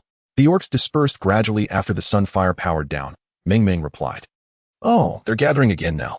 Let us go, he urged, directing their course westward to the first location they had analyzed. Understood. The Sunfire roared to life and surged out of the Tian Shanli Jing community. He refrained from recklessly searching the northern human settlement for Shaylin, as Ming had been analyzing vast amounts of satellite images. The focus was primarily on the human habitation area, given that the likelihood of Shaylin being there was highest. Yet, despite the passage of time, they had found nothing. Once or twice might be attributed to chance, but each time the satellite passed over Yanglei, Shaylin was absent. Never once captured in the images, which seemed improbably low. Conversely, there were several locations to the west where satellite images showed 2 or 3 individuals resembling Shaylin. However, due to the angles of the shots, he could not confirm their identities with certainty. Preferring to avoid contact with other human survivors for the time being, he decided to pursue the leads from the satellite images on his own. The Sunfire, akin to a fortified mobile steel bastion, withstood the orc assaults as though they were mere tickles, inflicting no damage to the vehicle. It barreled through the urban area, heading west along the national highway. Brother Yang. The first location is 20 kilometers to the west, near the Shiga Bai Cemetery, according to the map, Meng stated. After a comprehensive assessment, we have determined that this is the most probable point of interest. 3 satellite images taken at different times have captured the same individual, whom you believe bears a striking resemblance to Xiaolin. Xia Yang nodded and said, "Let us proceed to the West Gobi Funeral Home." Meng. Retrieve the drones we just deployed and replace them with a new batch to accompany the Liang vessel for reconnaissance and vigilance in the surrounding area. Although the first batch of drones still had considerable battery life, Xia Yang opted to rotate them back to the mother station for recharging, considering the anticipated extensive use of drones for further reconnaissance. Fortunately, the upgraded drone station now accommodates 20 drones, enabling nearly continuous operations around the clock. Understood. After departing from the county town, the Liang vessel maintained a moderate speed, with drones flying in formation around it. 2 drones led the way, while 1 on each side remained vigilant. Before long, the Liang vessel approached the vicinity of the West Gobi Funeral Home. Xia Yang instructed Meng to deploy a full complement of 10 drones to conduct a thorough search of the area, focusing on regions with potential human activity. Even if Xiaolin were not residing in the county settlement, it was unlikely she would be entirely isolated. As the drones soared high above, Xia Yang remained in the cockpit, intensely focused on the screen, his heart racing with anticipation. After a few minutes, Meng reported, "Brother Yang, we have made some discoveries 200 meters to the west of the funeral home." Xia Yang straightened in his seat, exclaiming, "Zoom in on the footage." Chapter 130. Finding Shaylin before Xia Yang, the screen rapidly magnified a split view, revealing a cluster of ice houses, structures constructed entirely from ice blocks. Scattered across the area were at least a dozen of these frosty abodes. In truth, the insulation properties of ice houses are remarkably effective, rendering them far less frigid than one might presume. In a harsh, wintry environment, residing within an ice house can be quite a commendable choice. However, constructing a dwelling from ice blocks is no trivial endeavor. Meng remarked, "Yang Gu, I have been analyzing satellite images within the confines of Yanglei County for some time, and I have never encountered these ice houses before. They must have appeared recently." Xia Yang pondered for a moment and inquired, "Could it be an issue with the satellite's angle? After all, the ground is covered in snow, and a bird's eye view may not distinctly reveal the ice houses." Meng responded, "The likelihood is quite low. The drone is currently at an altitude exceeding 200 meters, capturing images directly above the ice houses. We would certainly be able to discern them clearly." Xia Yang nodded thoughtfully. "Are you suggesting that these ice houses might be connected to my sister?" "It is difficult to say for certain. However, the figure resembling Shaylin that has appeared in the satellite images has been spotted multiple times in this area, and now several new ice houses have suddenly emerged," Meng explained. "I understand," Xia Yang replied, contemplating for a moment before declaring, "I will investigate further. You should keep the Liang here. Should anything arise, contact me promptly." The Liang was indeed conspicuous, and since Xia Yang required the assistance of the drone, he could not yet store it in the dimensional space. After much deliberation, leaving the Liang here seemed to be the wisest choice. Meng acquiesced. "All right, Yang Gu. If you need to receive images or videos, simply bring out a tablet. The drone can connect with it seamlessly." "Excellent," Xia Yang responded, instructing Meng to open the car door before alighting from the cockpit. Treading through the deep snow, he made his way toward the ice houses, not deliberately concealing his presence. As he would inevitably encounter others in his quest to find his sister, he merely aimed to minimize contact as much as possible. The Liang was concealed within a copse of trees, approximately a kilometer from the ice houses. After walking 500 or 600 meters, he heard Meng's voice through his earpiece. "Yang Gu, the girl from the satellite images has appeared again. The drone has captured her face, and upon comparison, I believe it bears a striking resemblance to Shaylin." Xia Yang's spirits lifted instantly, and he promptly commanded, "Send me the images." He then retrieved a tablet from his dimensional space. As he powered it on, he received a connection request. Yang, please confirm the connection. Ming instructed. That is drone number 8 attempting to establish a link with you. After clicking to confirm on the tablet, Xia Yang swiftly received several shared images. He anxiously opened the image, instantly recognizing the girl standing in front of the ice house, who was none other than his sister, Xia Yang. Opposite her stood a man clad in a thick down jacket, engaged in conversation with her. Although the drone had captured the scene from a great height, the clarity was remarkably high, allowing even the expressions on Xia Yang's face to be discerned. As her younger brother, Xia Yang was naturally well acquainted with her demeanor. He could tell that. Despite Xia Yang's composed exterior, her eyes and subtle expressions revealed that she was not in a particularly good mood. Unable to contain his excitement, Xia Yang quickened his pace toward the ice house. At that moment, Xia Yang felt a twinge of agitation. After the calamity struck, she had been fortunate enough not to transform into a beast man. Initially, she worked tirelessly alongside the officials to maintain basic social order. However, the situation swiftly deteriorated. With an increasing number of individuals succumbing to transformation, the order was collapsing at an alarming rate. The military and police soon intervened comprehensively, leading Xia Yang to relocate to a small area of human habitation in the northern part of the county. Shortly thereafter, she developed a high fever. At first, she presumed it was due to the frigid temperatures, fearing that she might perish in this desolate place.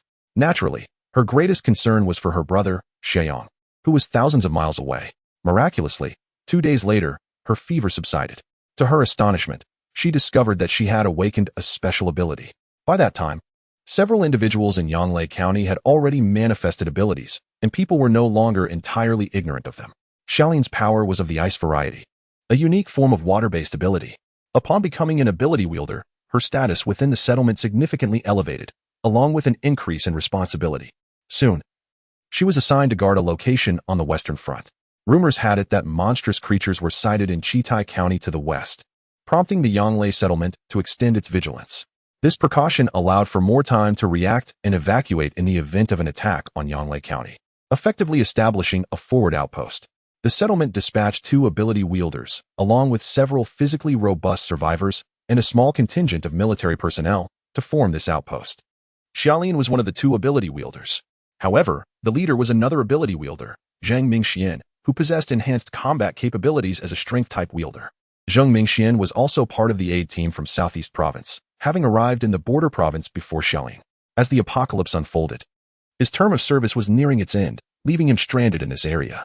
Consequently, Zhang Mingxian and Xia Yang were acquainted and shared a relatively familiar rapport. He was particularly attentive to Xia Yang, though this attention carried a hint of special significance, which Xia Yang could sense. Throughout her life, Xia Yang had never lacked admirers. Despite her somewhat quirky personality, her beauty remains undeniably striking. However, Xia Lin harbors no feelings for Zhang Mingxian. More importantly, in these tumultuous times, her younger brother, Xia Yang, is missing, leaving Xia Lin with little inclination for romance. To dispel Zhang Mingxuan's affections, she remained somewhat cold towards him. Initially, Zhang Mingxian was persistent, but as time passed, he became increasingly frustrated. He began to undermine Xia Lin's work, engaging in workplace manipulation, a phenomenon that persists even in the apocalypse. For the sake of the greater good, Xia Lin tolerated minor grievances, considering the ordinary survivors of the county who depended on them. Yet, Zhang Mingxian seemed to misinterpret her willingness to compromise as cowardice, escalating his behavior recently. Not long ago, they resided in the West Gobi funeral home. Zhang Mingxian suggested that the ordinary housing had inadequate insulation, risking non-combat losses. He requested that Xia Lin use her ice abilities to construct ice shelters in a nearby open area. He argued that this would enhance their surveillance of Chitai County. After considering his reasoning, Xia Lin agreed, especially since creating ice blocks with her abilities was relatively straightforward. Within 2 days, she had erected over 10 ice shelters, capable of accommodating at least half of the team. It is worth noting that her abilities had only recently awakened to AD rank, and the continuous use of her powers was significantly exhausting, leaving her nearly depleted. Yet, Zhang Mingxian continued to nitpick, expressing dissatisfaction. He summoned Xia Lin from her rest in the ice shelter, criticizing the efficiency of her work and demanding she put in extra hours to construct more shelters. Suppressing her irritation, she listened to Zhang Mingxuan's long-winded complaints. Once he finished, she furrowed her brow and replied, "Captain Zhang, my energy is nearly exhausted. No matter how much you push me, I cannot work any faster." Zhang Mingxian, with a forced smile, responded, "Xia, you must exercise your initiative. Our leaders must be fearless in the face of hardship and death. Ordinary survivors are diligently working, as a powerful ability user. I believe you have untapped potential that needs to be pushed. Xia Lin raised her hands in surrender, saying, I've tried. But what can I do when I have no energy left? I can no longer unleash my abilities. I can only rest and wait for my energy to recover. Well, you can begin preparing for other tasks, Zhang Mingxian suggested. Besides, we cannot be certain you've truly exhausted your energy. However, I believe your dedication is commendable, and you wouldn't resort to slacking off. But I worry about your colleagues seeing you sleeping during the day. It creates a negative impression. Suppressing the urge to give him a piece of her mind, Xia Lin calmly inquired. Then what, Captain Zhang, would you suggest I do right now? I see the patrol team is working quite hard. Zhang Mingxian smiled and said, Xia, as a gifted individual, you can undoubtedly join them. I am confident that your presence will significantly enhance the safety of the patrol team. Even when facing monstrous creatures, with your formidable abilities, you would surely. Before Zhang Mingxian could finish his sentence, an excited voice echoed from a distance, interrupting him. Sister! Sister! Upon hearing that familiar voice, Xia Lin was momentarily rendered speechless. Chapter 131. The reunion of siblings. Xia Lin felt as though she were ensnared in a dream. Her brother, miles away, had been silent since the apocalypse. How could she possibly hear his voice in the border province? Sister! Xia Yang called out loudly as he ran toward her. Xia Lin abruptly turned her head. Although Xia Yang was bundled up in heavy winter gear, with a mask and goggles obscuring his face, that familiar voice was unmistakable. As he sprinted, he tore off his mask and goggles, waving vigorously at Xia Lin. In that moment, she could see him clearly. It was indeed her brother. Tears instantly blurred her vision. She covered her mouth with her hand, struggling to widen her eyes in disbelief. Beside her, Zhang Mingxian remained oblivious to Xia Lin's emotional turmoil. He frowned and shouted, Who are you? Do you even know where you are? Who let you in? Where is the security team? The security team. Xia Lin, who had been holding back her frustration until now, instantly furrowed her brows and retorted loudly, Zhang Mingxian, who are you yelling at? That is my brother. Calling the security team? Do you wish to perish? With that, Xia Lin shot Zhang Mingxian a fierce glare and stumbled toward Xia Yang. Zhang Mingxian was momentarily taken aback.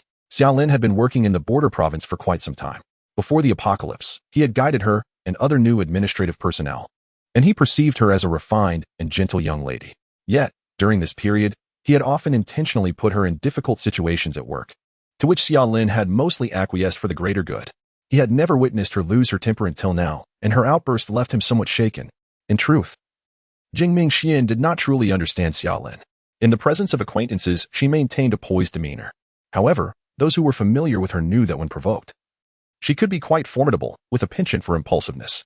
Her brother, Xia Yang, was the one she cared for most deeply. Zhang Mingxian's earlier behavior had evidently struck a nerve with her. By the time Zhang Mingxian regained his composure, Xia Lin had already dashed far ahead. A shadow flickered in his eyes as he followed after her. Xia Lin rushed to Xia Yang, vigorously rubbing her eyes before seizing his hand. Xia Yang, equally exhilarated, felt an overwhelming surge of emotion. In this lifetime, after her assignment to the border, it was the first time he had seen his sister. Their last parting in the previous life had been permanent, leaving Xia Yang with an irrevocable sense of loss.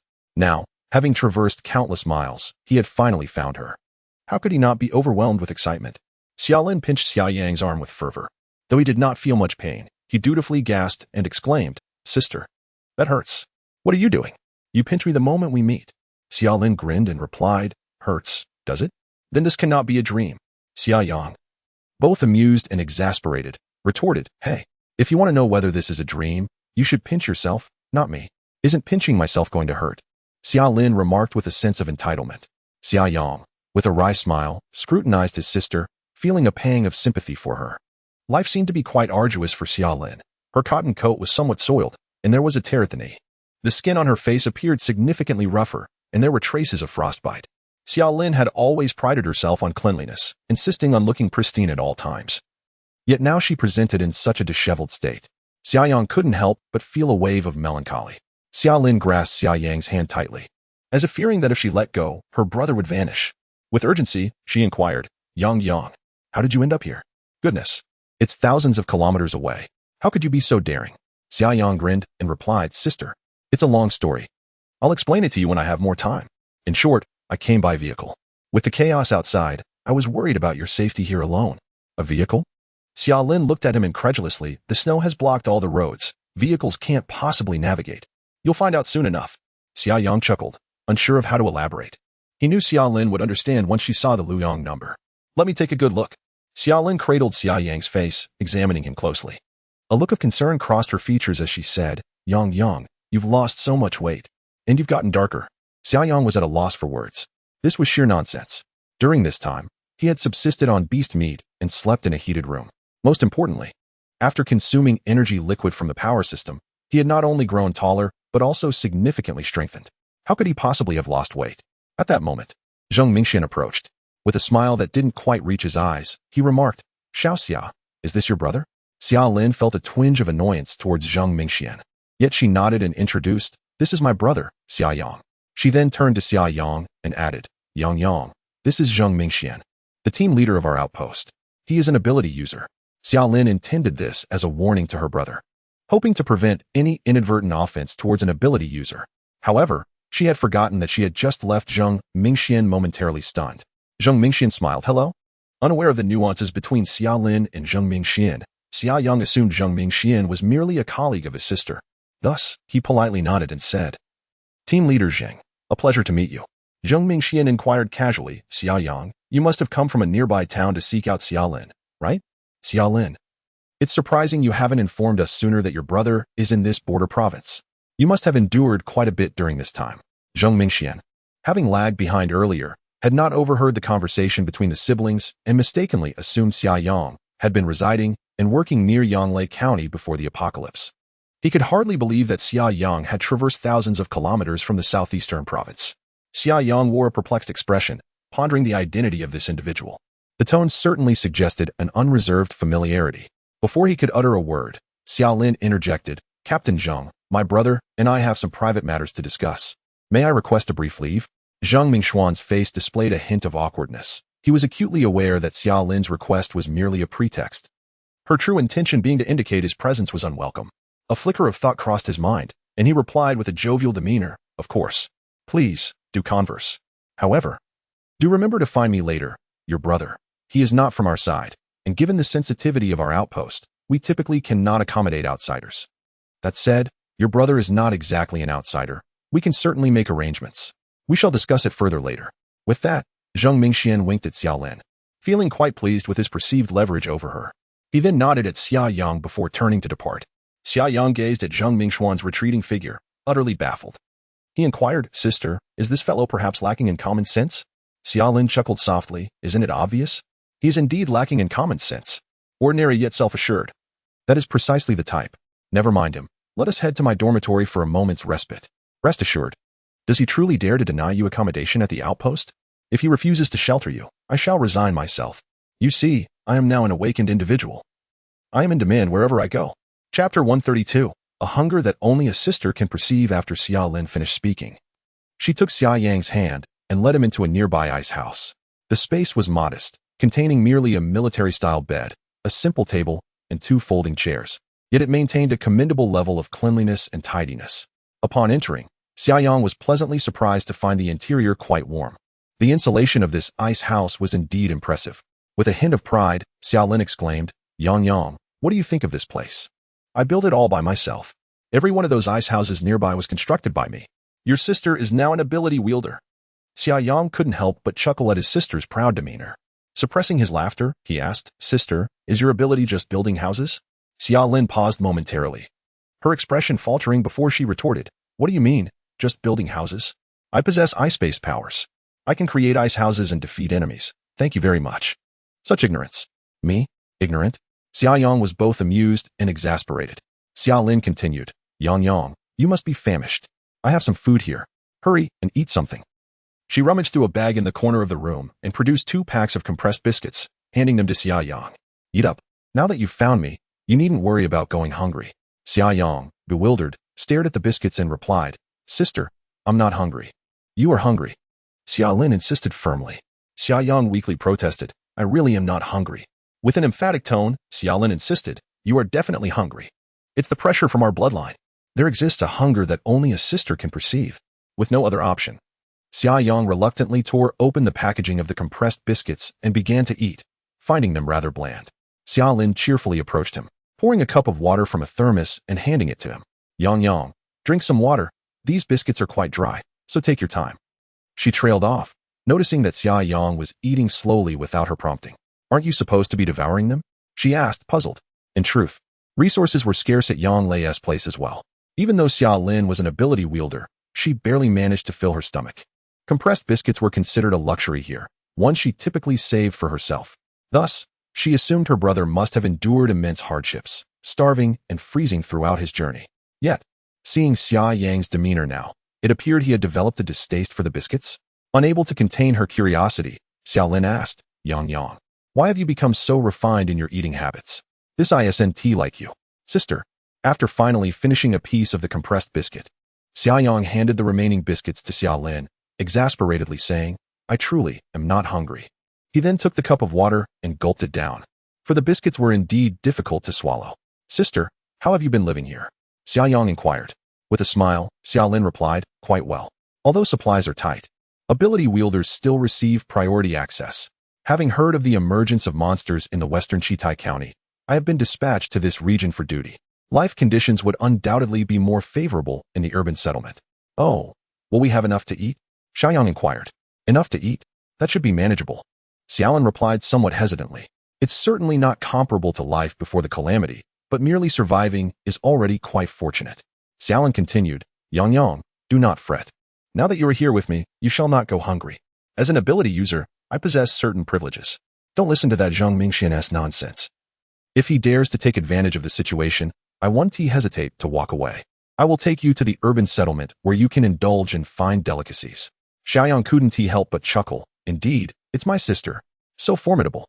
By the way, what was up with that foolish person named Han just now? Xia Lin scoffed. What else could it be? He covets your sister's beauty.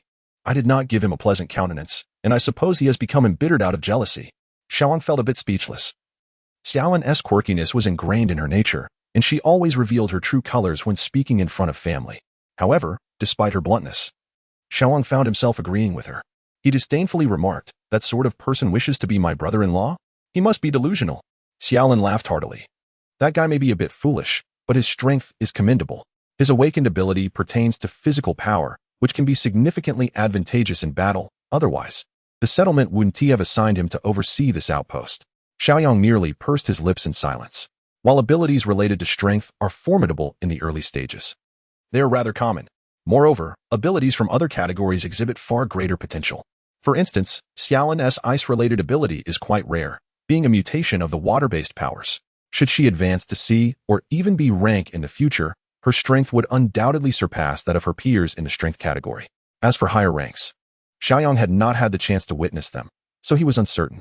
Xia Lin said, Yang, do tell me how you traveled all the way from Sand Mountain. When I saw you earlier, I thought I was dreaming. Xia Yang smiled and replied, Sister, this matter cannot be explained in just a few words, but you will soon understand. His arrival at Yanglei was, of course, to take Xia Lin away. At that moment, upon seeing the Liang, she would comprehend everything. Xia Yang added, by the way, I have also awakened my ability, so I am not as weak as you might think. Xia Lin's eyes sparkled with delight as she exclaimed, Really? Yukdong. What ability have you awakened? Her thoughts were rather straightforward. If Xiaoang were an ability user, there would be no issue with him staying at the Yanglei settlement. Even Zheng Mingxian would not dare to refuse the inclusion of an ability user. Xia Yang smiled slightly and said, Sister, look. With that, a steaming bowl of stir-fried pork noodles materialized in his hands. Before Xia Yang's arrival, careful consideration was given to the fact that, aside from the matters pertaining to the wandering system and the rebirth that involved the strategic reserve, there was no need to keep certain abilities a secret from her sister. This included her spatial powers, which were not unique in nature. With a smile, Xia Yang remarked, Haven't you always worried about me going hungry? Sister, do you truly believe that with this ability, I would suffer from hunger on this journey? Xia Lin, taken aback, finally managed to inquire, Yang, what exactly do you consider this ability to be? Is it some form of magical prowess? Xia Yang nearly burst into laughter. Indeed, Xia Lin's description was quite vivid, as conjuring objects out of thin air could easily be likened to magic.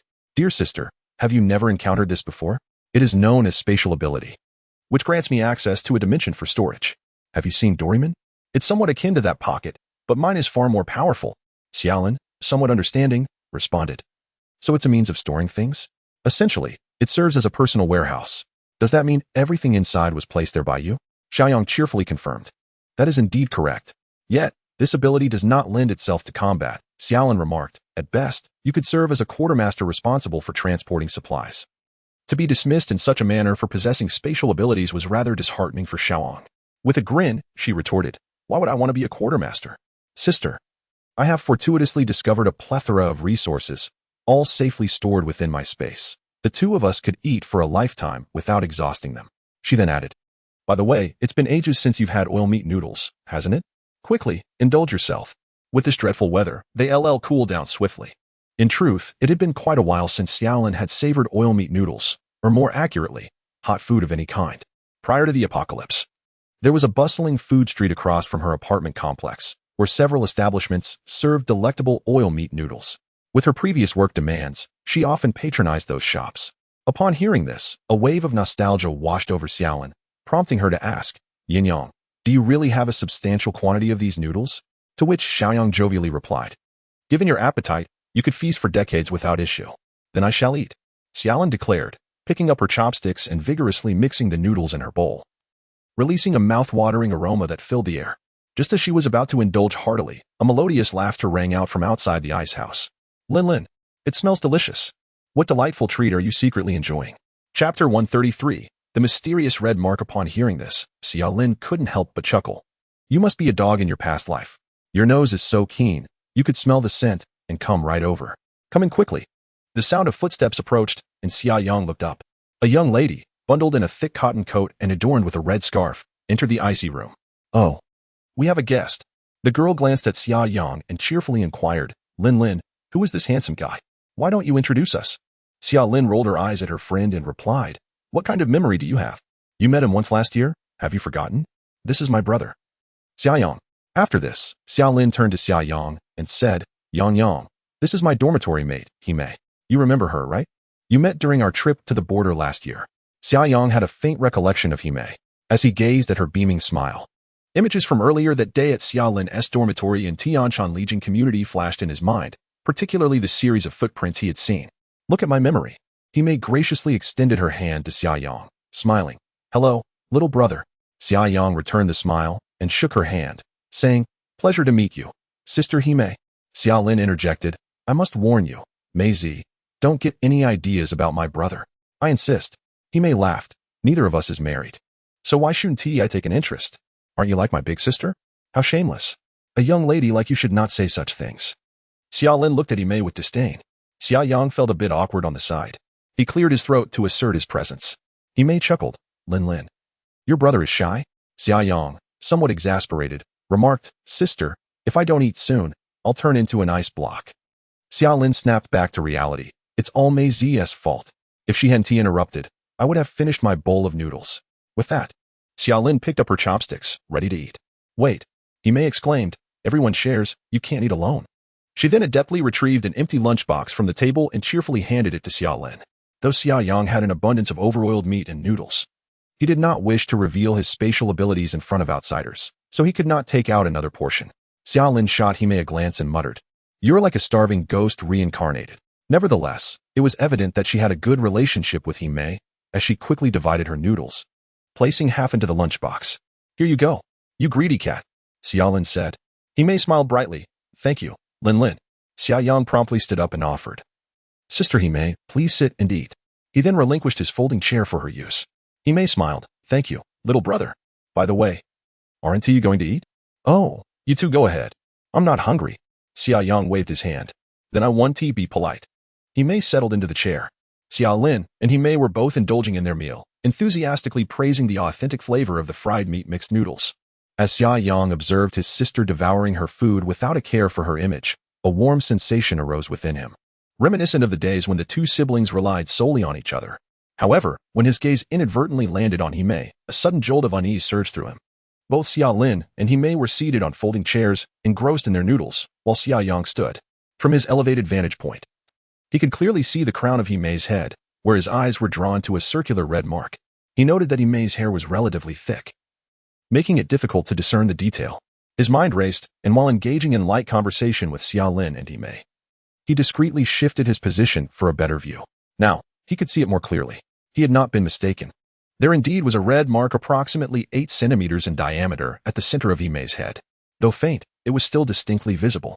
A tumult of emotions churned within Xia Yang as he pondered a frightening possibility that sent shivers down his spine. Nevertheless, he managed to suppress his feelings and redirected his gaze toward his sister Xiaolin's head. His heart raced as he gathered the courage to look closely. No, there was no circular red mark. Xia Yang secretly exhaled in relief, having felt a wave of trepidation moments earlier. Fortunately, his mental fortitude, honed during a year of apocalyptic experiences in his past life, prevented him from displaying any signs of distress. Xia Yang settled onto a nearby bed, feeling his legs weaken from the unsettling encounter. He truly could not withstand such stimulation. Xia Lin and he may remained oblivious to Xia Yang's unease, happily sharing their portion of fried meat mixed noodles. After a while, he may cheerfully announced, Lin, I won't disturb your sibling reunion any longer. I shall take my leave. All right, I'll come find you later. Xia Lin replied, Tonight, I shall sleep with you. My room is reserved for Yang. No problem. He may said with a smile, waving goodbye to Xia Yang. Goodbye, brother. A fleeting complexity crossed Xia Yang's eyes as he returned her warm smile, saying, Goodbye. Sister Hime. Once Hime departed, Xia Yang promptly pulled up a chair to sit opposite Xia Lin. He inquired, Sister, are you going to sleep at Sister Hime's place tonight? Yes. Xia Lin responded, I'm making room for you. No need. Xia Yang insisted. I have a place to stay. In this icy weather, where would you go? Xia Lin countered, Listen to me, you aren't going anywhere. You can stay here without fear of that Zheng Mingxian. Xia Yang thought to himself, It's not that I'm afraid of Zheng Mingxian. He replied, Anyway, I'll take you to a place shortly, and you'll understand. Where are we going? Xia Lin asked. You will understand once you go. It's not far. Xia Yang said with a smile. So mysterious. One wonders what mischief is afoot. Xia Lin could not help but murmur. Xia Yang asked nonchalantly, Sister, are you quite close with Sister Hime? Of course. We came to this position together. How could our relationship be anything but good? Besides, we get along splendidly. Xia Lin replied. Then, casting a sidelong glance at Xia Yang, she added, You little rascal, you're not harboring feelings for Mei, are you? She's 3 years your senior. How could that be? Xia Yang chuckled in disbelief. Xia Lin retorted, Really? Then what was that about staring at her just now? Don't deny it. I noticed, even while we were having noodles. Xia Yang had anticipated his sister's keen observation. However, since Xia Lin had brought it up, he decided to go along with the flow. He raised his hands in a gesture of surrender and said, Sister, you're truly mistaken. I was merely curious about a red mark on Sister Hime's head. I couldn't help but glance a few times. Xia Yang paused, then inquired. By the way, Sister, is that mark on Hime's head natural? Chapter 134. A decisive move. Xia Lin cast a sidelong glance at Xia Yang and remarked, With such meticulous observation, how can you claim to have no interest? Xia Yang couldn't help but roll his eyes and replied, Sister, I was merely inquiring. If you choose not to answer, then so be it. Xia Lin pouted, saying, This is hardly a secret. What is there to withhold? The mark on Meizi's forehead appeared half a month ago, and as her close friend, I naturally noticed it at once. Half a month ago? Xia Yang pondered, discreetly asking, How could such a large mark suddenly appear? She isn't ill, is she? Xia Lin responded, She mentioned being bitten by some insect. It should be nothing serious. It's already faded quite a bit.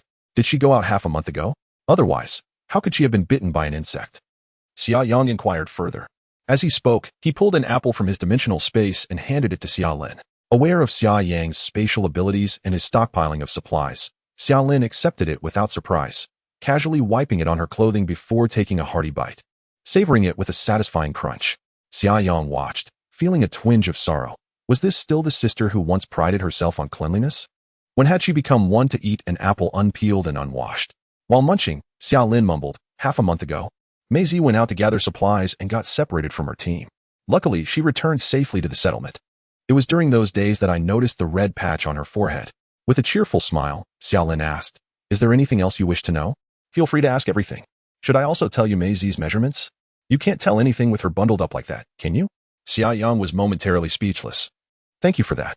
Xia Lin devoured the apple and then stood up, saying, Yang, didn't you just say you wanted to take me somewhere? Let us go. Xia Yang contemplated for a moment before responding, Let us not rush. We should visit Sister Hime first. I have a few questions to ask her.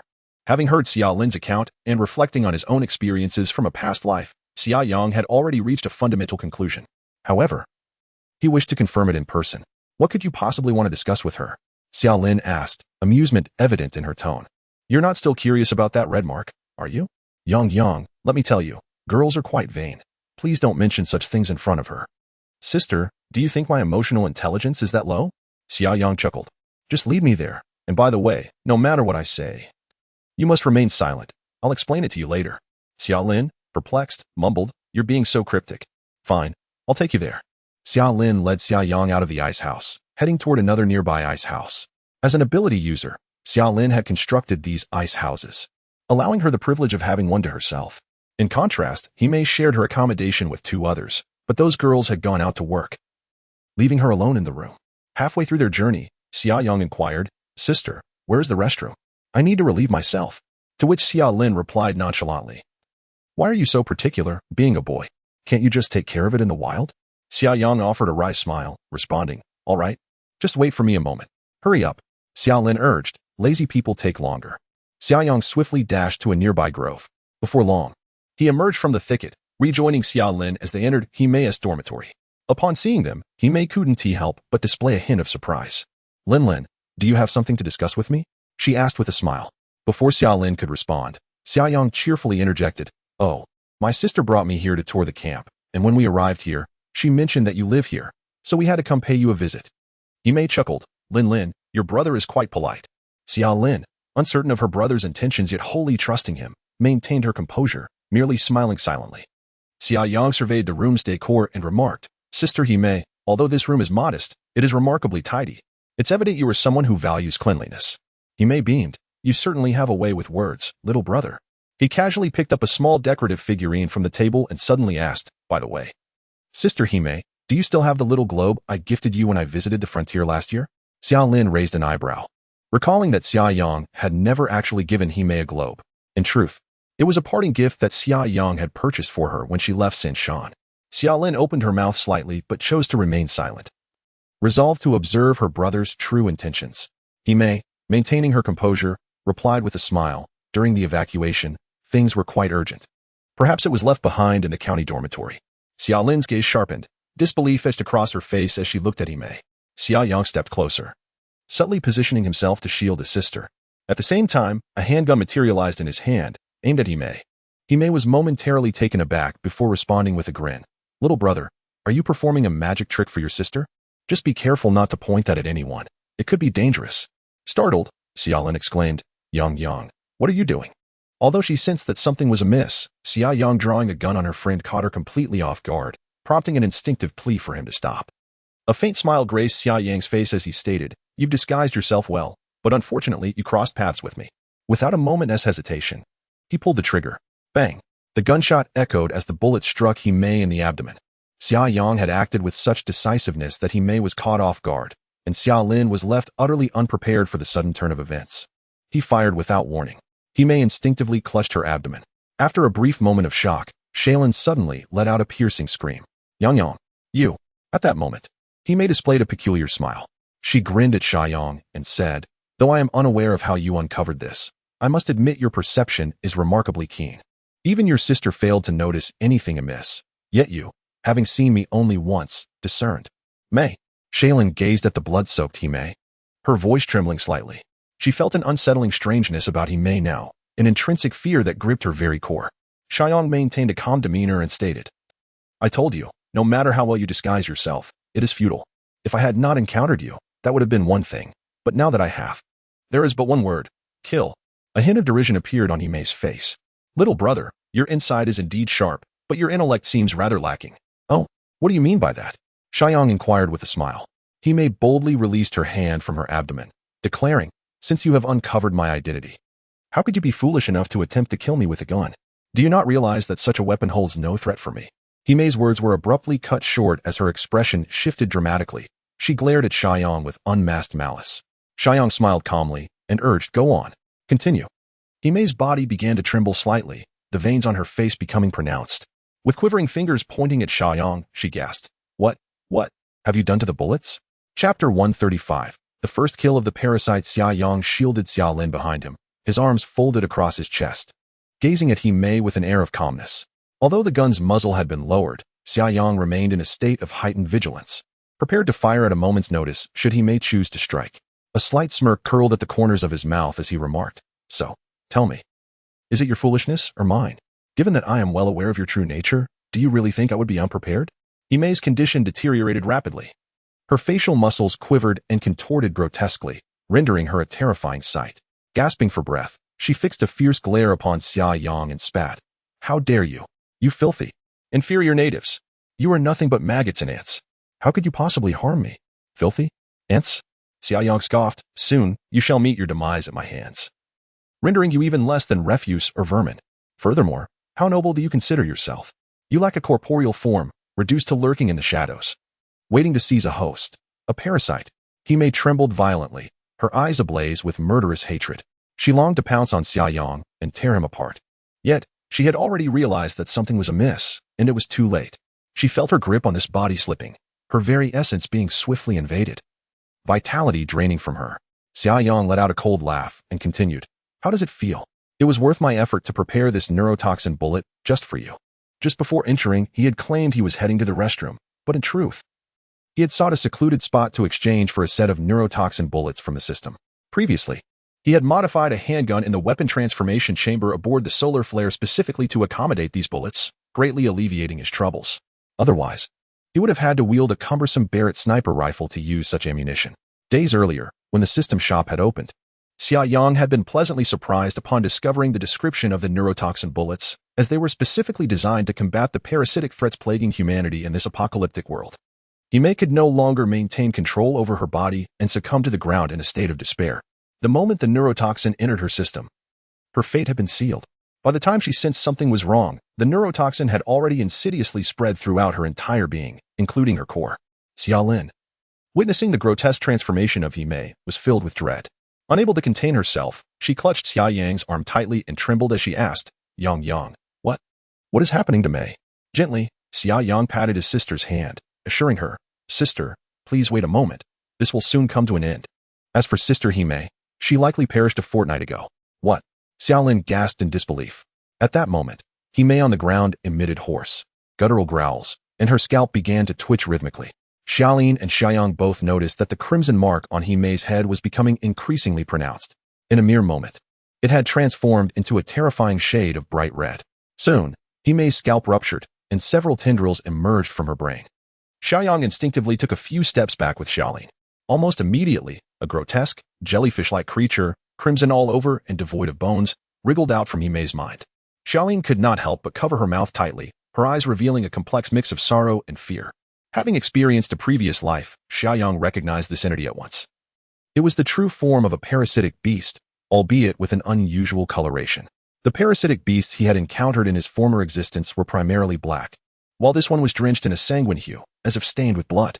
This was, in fact, the effect of neurotoxin. The discoloration was a manifestation of poisoning.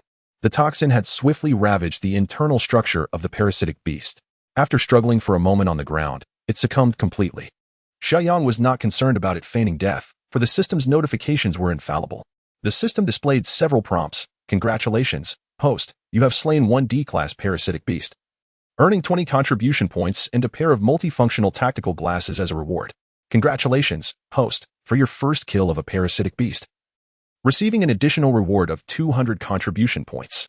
Upon reviewing, Xiayang found that his total contribution points had reached 1317.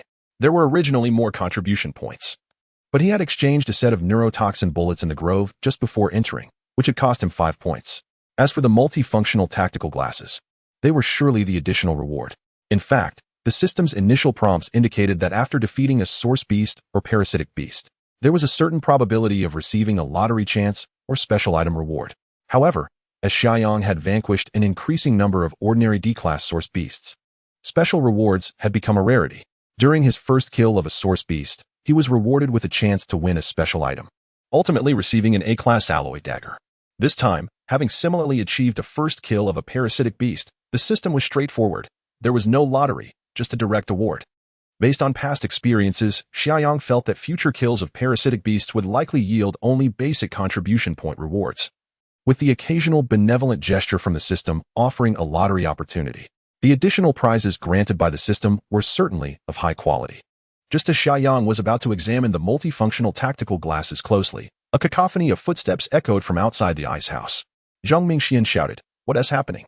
Who fired the gun? This is utterly chaotic."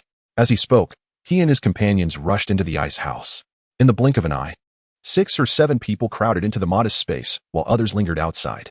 Upon seeing Hime's lifeless body on the ground, Zhang Mingxuan's expression changed drastically. When he raised his gaze, he noticed Xia Yang still gripping the gun, which intensified his alarm. "What are you doing? Put the gun down immediately," Zhang Mingxian barked. "This is lawlessness. Under the glaring light of day, how dare one wield a firearm and commit such an act of violence?" Xiaolin hastily exclaimed, "Captain Zhang." "Silence, Xiaolin," Zhang Mingxian retorted. "The suspect is your brother. Moreover, you were present at the scene of the crime when it occurred. You should recuse yourself and submit to investigation as well." Xia Yang, witnessing this foolish individual audaciously reprimanding his sister Xiaolin, was infuriated. He shouted, "Are you blind? Open your eyes and see clearly how Hime met her demise. Did I pull the trigger and end her life? You barge in here, chattering incessantly. Trying to showcase your prowess, aren't you?" Chapter 136. Striking with intent upon hearing Xia Yang's vehement insults, Zhang Mingxuan's face darkened ominously, akin to the charred bottom of a pot. Since awakening his supernatural abilities, he had never encountered anyone bold enough to speak so brazenly before him. Even within the confines of Yonglei County, he was regarded as one of the elite. "You seek your own demise." Zhang Mingxian gritted his teeth, fury boiling within him. As a supernatural being himself, he was not one to delegate his vengeance. He thrust his formidable hand towards Xia Yang's neck with ferocity, intent on delivering a fatal blow.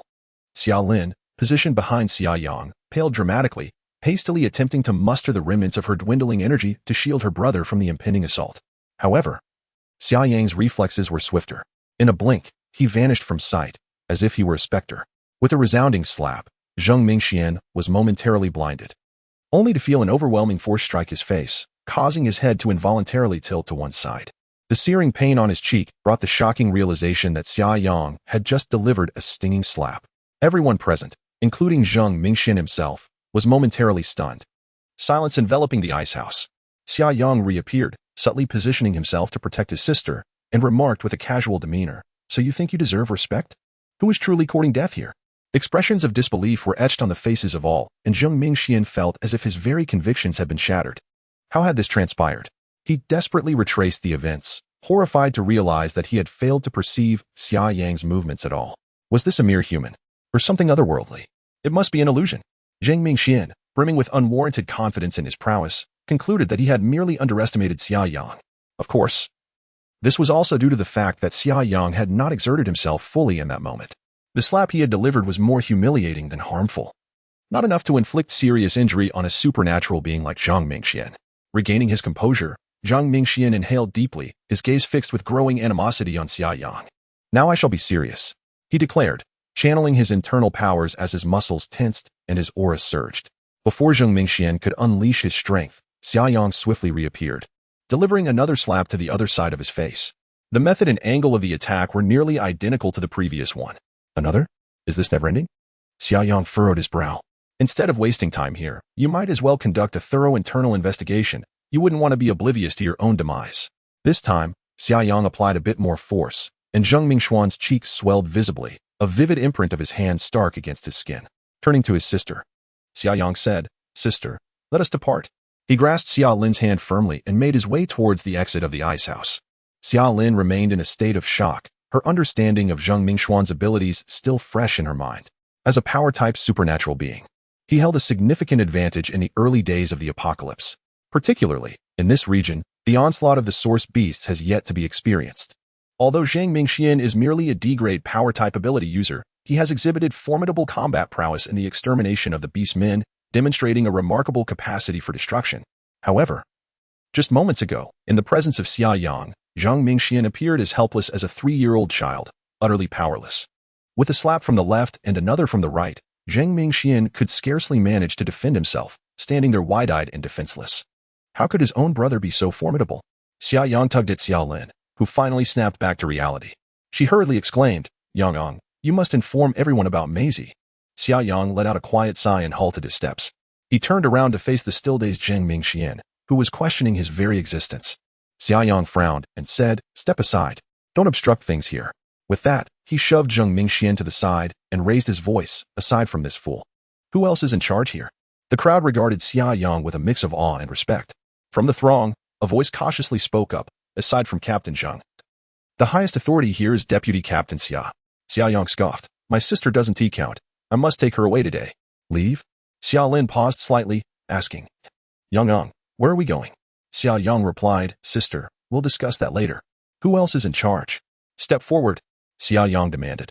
At that moment, a soldier clad in camouflage cold weather gear, carrying an automatic rifle, stepped forth.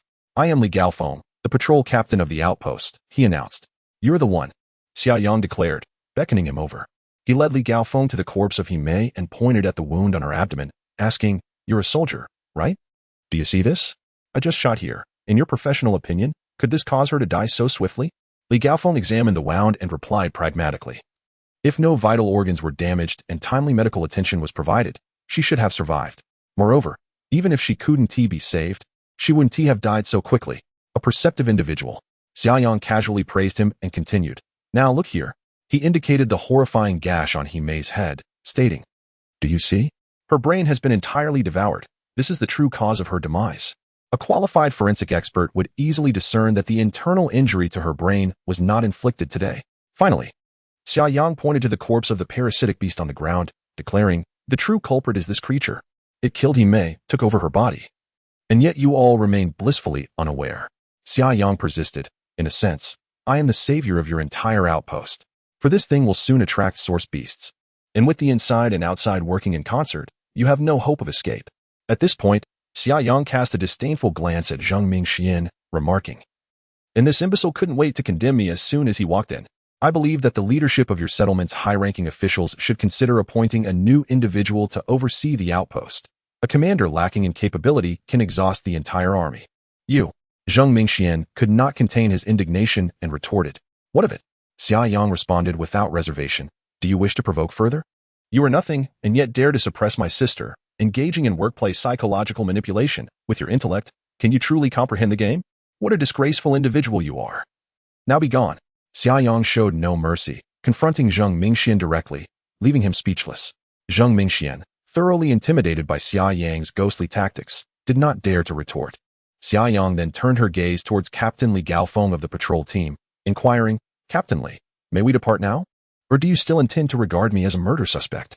Li Gaofeng's eyelids involuntarily twitched. He hastily replied, Not at all. Thank you, Mr. Xia, for your assistance. You are free to leave at any time, but Deputy Captain Xia. Xia Yang furrowed her brow, narrowing her eyes at Li Gaofeng, summoning his courage. Li Gaofeng stated, Deputy Captain Xia has been appointed as the vice captain of the outpost by the settlement, but she has resigned. From this moment forth, she is no longer your vice captain, Xia Yang declared, then turned to her sister Xia Lin and said, Sister, let us be on our way. Chapter 137. The one who was embarrassed knows. After finishing his words, Xia Yang directly took his bewildered sister, Xia Lin, and walked outside. The crowd parted automatically, gazing at Xia Yang with a mixture of awe and reverence. Zheng Mingxuan's face flushed with alternating shades of crimson and pallor, and he dared not utter another sound. This time, his authority had been thoroughly trampled underfoot by Xia Yang. It was likely that even the people at the outpost would harbor little respect for him in the future. The aura of the ability user was instantaneously pierced by Xia Yang's actions. Only after exiting the ice house did Xia Lin begin to regain her senses. She hastily inquired, Yang, where are you taking me? Did I not mention that I would take you somewhere? Xia Yang replied cheerfully, We are leaving this place and not returning. Leaving here? Where to? Xia Lin asked, alarmed. It's extremely dangerous outside, Yang. This is no joke. With a grin, Xia Yang responded, Sister, did you not say you were already an ability user and would treat me to a life of luxury? Naturally, I shall follow you from now on. Xia Lin felt a warm flush on her face. She was no fool. After the events that had transpired, it was evident that her brother had undergone a remarkable transformation. It was clear who was protecting whom now. Recalling her earlier words upon their reunion, Xia Lin felt a wave of embarrassment wash over her. Little did she know that the true awkwardness lay ahead. If she were to witness the opulent conditions aboard the Li Yang, it would truly be a case of the one who is embarrassed knows best.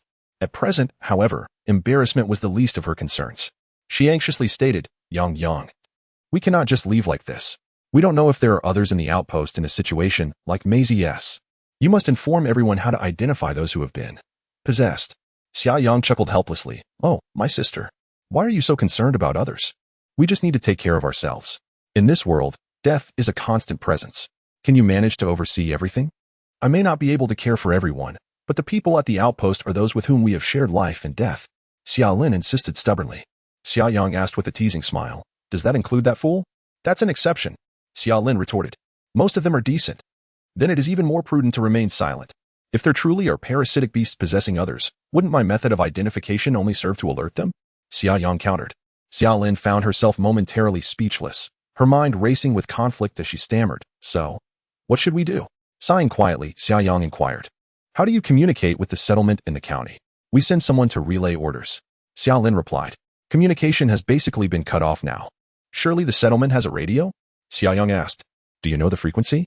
Xia Yang reasoned that if there was a military presence in the county, a radio must exist.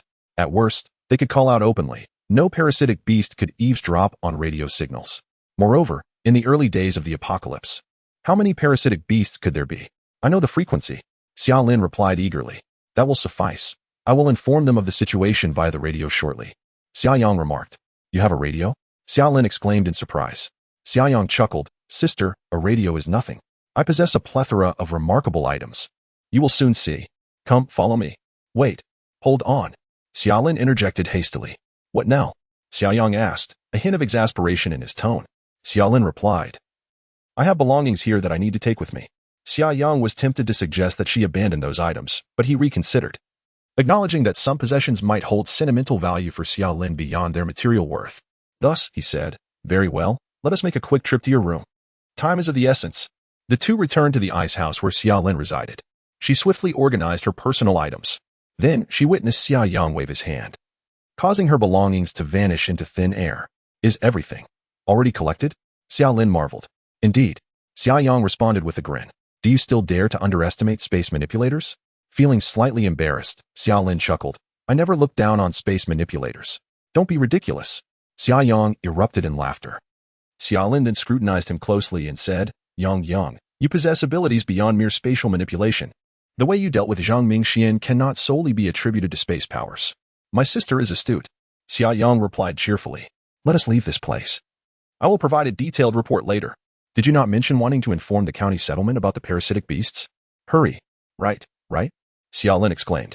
As they exited the ice house, they noticed Zhang Mingxian and others from the outpost standing at the entrance of Himei's room. Their expressions a mixture of complexity as they gazed in their direction. However, none dared to approach, and Zhang Mingxian, in particular, could not bring himself to meet Xia Yang's gaze, clearly terrified. Xia Yang, with Xia Lin in tow, confidently strode away from the outpost stronghold. Where are you taking me? Xia Lin inquired. Not far ahead. You will soon understand. Xia Yang replied. Before long, they arrived at the grove concealing the Liang vehicle. Xia Yang had already communicated telepathically with Meng Meng, instructing her to retrieve all the drones. Upon entering the grove, Xia Lin beheld the Liang, a behemoth of steel, and her eyes widened in astonishment. What is this? Yang, could this be the vehicle you mentioned? Xia Lin asked, flabbergasted. Earlier, when Xia Yang stated he had driven from the frontier province, Xia Lin had her doubts. The thought of traversing thousands of kilometers through heavy snow seemed implausible. However, upon seeing the Liang, her skepticism vanished. If this were the vehicle, what challenge could a journey of several thousand kilometers pose? Exactly. I drove it here, and the journey was remarkably smooth. Xia Yang replied with a grin. Where did you acquire such a luxurious RV? Xia Lin inquired, gazing up at the imposing figure of the solar flare. As they approached, the overwhelming aura and profound impact intensified. Do you believe me if I say I found it on the road? Xia Yang replied with a smile. What do you think? Xia Lin rolled her eyes and retorted. Do you think my sister resembles a fool? Certainly not. My sister is both intelligent and beautiful. Whoever dares to call you foolish, I shall be the first to confront them. Xia Yang quickly asserted. The pressure stemming from their bloodline was not to be trifled with. Xia Yang was filled with a strong desire to survive. The two arrived beneath the elevated living compartment of the solar flare. With a click, the hatch opened automatically, and an alloy step descended slowly, powered by a motor.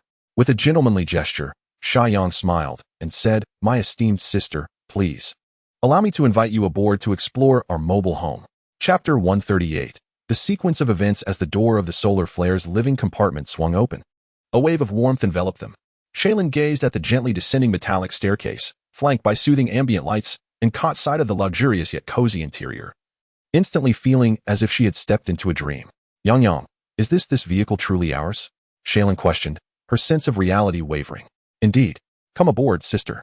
We mustn't let the warmth escape. Yang cheerfully urged. Yes. Shaylin, as if awakening from a dream, hurried up the metallic steps and entered the living compartment of the solar flare. The past 2 or 3 months since the apocalypse had been particularly harsh. Especially before her powers awakened, the biting cold that felt as though it could crack her bones was still vivid in her memory. Thus, she cherished the warmth of this environment even more. Yang followed her inside. After closing the door, he casually retrieved a pair of new slippers from the shoe rack and handed them to Shaylin, saying, "Sister, these are specially for you, never worn." However, Shaylin seemed oblivious to Yang words, utterly captivated by her surroundings. She resembled a character from a tale, exploring every corner with wide-eyed wonder. Touching this and peering at that. In reality, the solar flare's extended compartment had yet to fully expand, and the space was not as vast as it appeared. Yet for Shaylin, it felt as though she had journeyed from a primitive society back to a modern civilization, overwhelmed with delight. Yang could not help but call out, "Sister! Sister! Can we change our shoes first?" Oh. Shaylin snapped back to reality, finally accepting the slippers from Yang and putting them on. They settled onto the sofa. Shaylin sinking into the genuine leather seat, savoring the warm and fresh air within the compartment. She caressed the fine leather armrests and felt the soft pure wool carpet beneath her feet, unable to suppress her awe. Yang, this truly feels like a dream. Where on earth did you acquire such a luxurious RV? And attract one at that? I've never heard of such a vehicle before. The original was definitely wheeled. I made the modifications later, Yang replied with a smile. Sister, now you need not worry, right? My urging you to leave the Sun Fortress comes with confidence. I would never recklessly place my beloved sister in danger. Shaylin could not help but express her feelings. My brother has truly grown up. He can now protect his sister. You are no longer that little brat who would come home in tears seeking my support against bullies. Sister, why bring that up? Yang responded with a hint of exasperation. Reflecting on their past, Shaylin felt a pang of nostalgia. The bond between the siblings had been forged through shared hardships, and their journey together had been anything but easy, particularly in these chaotic times. Being thousands of kilometers apart, yet reuniting was a monumental surprise. Enough of that. Let us not dwell on the past. Shaylin composed herself and inquired, Yang, how did you realize Mei Z was problematic? I spent every day with her and noticed nothing amiss. The creature you mentioned, the parasitic beast, is indeed quite terrifying. Xia Yang chuckled softly and replied, initially, everyone lacks experience. As we encounter them more frequently in the future, we will naturally learn how to deal with them. It was merely by chance that I became familiar with the habits and characteristics of these parasitic beasts, which enabled me to recognize it. Is it solely because of the red mark on its head? Xiaolin inquired. Xia Yang nodded and explained, indeed, this is the most significant flaw of the parasitic beast. However, as the possession time increases, the red mark will gradually fade, necessitating other methods for verification. In truth, during the early days of the apocalypse, humanity was entirely oblivious to the existence of parasitic beasts, which is why the one possessing he may today lacked any awareness of this aspect. In Xia Yang's previous life, as time progressed, humans gradually gained a deeper understanding of both source beasts and parasitic beasts. Using the red mark on the head for preliminary identification became almost common knowledge. At that time, parasitic beasts would go to great lengths to disguise themselves. Some would even shave their heads and wear wigs, while others would resort to dyeing their scalps or employing other means of concealment. They would also take care to protect themselves, deliberately avoiding the gaze of others to prevent their heads from being exposed. In comparison, it was remarkably easy for Xia Yang to unearth this parasitic beast today. Xiaolin could not help but ask, but could there be a mistake? What if someone has an allergic reaction, resulting in a red mark on their head, and they are mistaken for a parasitic beast and killed? Wouldn't that be more unjust than Douyi's plight? Xia Yang laughed heartily. Of course, one cannot be so rash. Other corroborating evidence is necessary. Didn't I just test her today? Are you referring to the globe incident? Xiaolin asked thoughtfully. That was a spur-of-the-moment idea. I didn't anticipate she would be completely unprepared, and a simple trap ensnared her, Xia Yang remarked. I can only say that at this stage. These parasitic beasts lack any sense of vigilance and are far too careless. Xia Yang continued, Sister, the first place I visited was your dormitory in Yonglai County. You even went to the dormitory? That place should be swarming with mutated, frenzied beastmen. Xiaolin exclaimed. I had no idea where you were. Xia Yang shrugged. Shouldn't I check your dormitory for any clues? You certainly have a lot of courage, Xiaolin replied. However, upon reflection, she realized that even Zheng Mingxian, with his abilities, could navigate through ordinary beastmen unscathed, and her brother was far stronger than Zheng Mingxian. A mere handful of beastmen would hardly pose a threat. Xia Yang stated, Sister, the key point is that I discovered a trail of footprints in your dormitory, indicating that someone had recently been there. This trail leads directly to Himei's room. Initially, I was perplexed, but upon seeing the red mark on her head, everything fell into place. What do you mean? Xia Lin asked, still bewildered. Xia Yang elucidated. When a parasitic beast kills its host, it swiftly occupies the body and can access the host's memories. However, these memories are often fragmented and incomplete. Thus, the parasitic creature undoubtedly seeks to return to the place where you once resided, hoping to acquire further information from the items left behind by Himei, be it electronic data or written records, to enrich its recollection. Only in this manner can it seamlessly integrate into society without arousing your suspicions. Xia Lin, contemplative, nodded and remarked, reflecting on it now. It truly instills a sense of dread. At this point, she suddenly turned to Xia Yang and inquired, Yang, did you just suspect that I might also be possessed by a parasitic creature? Xia Yang, taken aback, hurriedly responded with a sense of urgency. How could that be? Absolutely not. How could I possibly doubt my beloved sister? Xia Lin chuckled softly and replied, however, you were indeed staring at the top of my head in the ice house earlier. I noticed that. Xia Yang, feeling a bit awkward, managed a sheepish smile and explained, sister, I was merely being cautious. In truth, such base-level parasitic creatures typically target ordinary individuals. It is highly improbable for someone with your extraordinary abilities to fall prey to them. Chapter 139, The Departure. Seeing Xia Yang's cautious demeanor, Xia Lin couldn't help but chuckle. Yang, you needn't be so worried. Your sister is not unreasonable. If I were truly possessed by a parasitic beast, then I would no longer be myself. The real me would have been killed by the beast long ago. Are you suggesting we should negotiate sisterly bonds with a parasitic creature? Ugh, such ominous words should never be uttered again. Xia Yang replied, all right, let's not dwell on that. As long as you're fine, everything else is manageable. Otherwise, the sky would surely fall upon me. Xia Lin's eyes glistened with unshed tears as she gently tousled Xia Yang's hair. You silly boy, I truly cannot fathom how you possess such courage. Thousands of kilometers.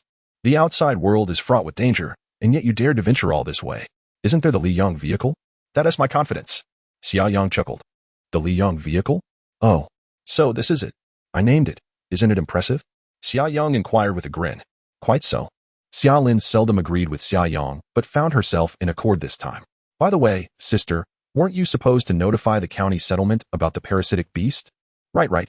I would have completely forgotten if you hadn't reminded me. Xia Lin exclaimed, where's the radio? In the cockpit. Follow me, Xia Yang said. Upon entering the cockpit, Xia Lin was once again awestruck. It was undeniably the most technologically advanced area of the Li Yang vehicle. Xia Yang, using the emergency frequency provided by Xia Lin, communicated directly with Meng Meng to adjust the vehicle's radio to the correct frequency. Such direct voice communication radios typically have a limited range. However, they were close enough to the county to be well within communication distance. The frequency provided was designated for emergencies at the county settlement, allowing various teams on missions, including those scavenging for supplies and hunting beasts in other areas, to communicate directly with the settlement. Naturally, this emergency frequency was only to be used in urgent circumstances and was monitored around the clock. Xia Yang handed the microphone to Xia Lin, saying, sister, you can speak now. Hold the button to talk, and release it to listen. Is that all it takes? Xia Lin asked, slightly bewildered, noting that he hadn't adjusted anything. High technology. Xia Yang replied with a grin, just give it a try. With a hint of skepticism. Xia Lin took the microphone, pressed the button, and said, this is Yanglei Settlement? I am Xia Lin from the West Gobi Outpost. Upon releasing the button, a voice emanated from the cockpit speakers. This is Yanglei Settlement. Deputy Captain Xia. Is there an emergency situation at the outpost? Xia Lin stared at Xia Yang in astonishment. She could not comprehend how he had set up the radio without even moving his fingers. However, it was clearly not the time for inquiries. She grasped the microphone and stated, I have a rather urgent matter that requires direct reporting to Director Feng. Is it concerning the monsters near Chitai County? Not a monster. But the situation is rather urgent. I need to speak with Director Feng at once. Understood. Please hold for a moment, Deputy Captain Xia. We will notify Director Feng immediately. Do keep your ears attuned to the frequency. Very well. After the call ended, Xia Lin could not help but inquire, Yang, how on earth did you manage that? I already mentioned it as high technology, Xia Yang replied with a grin. Still playing coy, Xia Lin exclaimed, raising her hand as if to strike. Xia Yang quickly sidestepped, remarking, it's been a while since we last met. You remain as domineering as ever. I'll tell you soon enough, all right? First, report the situation so we can set off. Only then did Xia Lin relent. Before long, a steady voice resonated from the speaker. Is this Xia? I'm Feng too. Is there an urgent matter that requires immediate reporting? Xia Lin promptly recounted the events concerning He that had transpired at the outpost today, along with the information regarding the parasitic beasts that she had gleaned from Xia Yang, to the settlement's head, Feng Tuesday. His tone turned grave as he responded, "Understood. We will initiate a covert investigation and report upwards immediately. Comrade Xia, the information you provided is exceedingly vital. Thank you. Director Feng, you are too kind." "It is my duty," Xia Lin replied. She noticed Xia Yang making faces beside her and could not help but glare at him. In response, he took out his phone, typed the word resignation, and gestured toward the handheld microphone. Realizing his intention, Xia Lin hesitated for a moment before picking up the microphone and stating, "Director Feng, there is another matter I must report. Due to personal reasons, I may not be able to remain at our Yanglei settlement, and I must depart today. I am bidding you farewell here." Following her declaration, silence enveloped the speaker. Just when she thought Feng Tu might have left and missed her words, his voice finally emerged. "Xia, this is indeed rather sudden. You know the outside world is exceedingly perilous should you leave. The circumstances you face may be far more dire than you anticipate. Do not act impulsively." Xia Lin glanced at Xia Yang, steeling herself as she said, "Director Feng, I have given this thorough consideration. I sincerely apologize. I truly have personal reasons compelling me to leave." Feng Tu sighed, responding, "Very well. I can only wish you good fortune. May we all strive to survive, and I hope we might have another chance to meet in the future." "We certainly will. Director Feng, farewell," Xia Lin concluded, handing the microphone to Xia Yang. Yang, now there is no turning back. I am relying on you." Xia Yang could not suppress a grin as he said, "Sister, have you forgotten what you said today? You are an ability user from now on.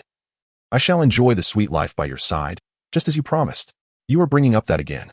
How infuriating," Xia Lin retorted, feeling a wave of embarrassment wash over her as she recalled her earlier words upon meeting her brother. Xia Yang chuckled and said, "Well, shall I refrain from speaking further? At long last, I have managed to settle matters on your end. Now we can finally embark on our journey, correct?" Xia Lin nodded and, with a glimmer of curiosity, inquired, Yang, where shall we head next? Did you not mention that there are source beasts lurking near Chitai County?" "Of course, we are bound for Chitai County," Xia Yang replied with an expression of certainty. "Source beasts? Ah, you mean the monsters you spoke of." Xia Yang chuckled. "Rest assured, throughout this journey, I have vanquished numerous source beasts. For us, the ordinary ones are merely fodder. Sister, secure your seatbelt. We are ready to set off." Chapter 140. Astonishment. Xia Yang remarked, "Ming, chart a course towards Chitai County. After proceeding 10 kilometers, the Liyang will maintain a standard cruising speed and deploy the drone to swiftly locate the traces of the source beast." "Understood, Yang Gu." Ming's voice resonated within the cockpit. "Who is that?" Xia Lin exclaimed, startled, glancing around. Yang, why is there a woman in your vehicle? Where is she?" Suppressing a chuckle, Xia Yang replied earnestly, "Sister, she is right beside you. Can't you see her?" Xia Lin shot him a glare and retorted, "Do you take me for a fool? Quickly explain what is going on." At that moment, the Liyang gently trembled and began to move. Meanwhile, Xia Yang was seated sideways, fully facing Xia Lin. Xia Lin, alarmed, blurted out, Yang, why is the car moving? Pay attention to the road." Xia Yang laughed heartily and said, "Sister, are you really that frightened? Surely, you're not that timid. Stop joking.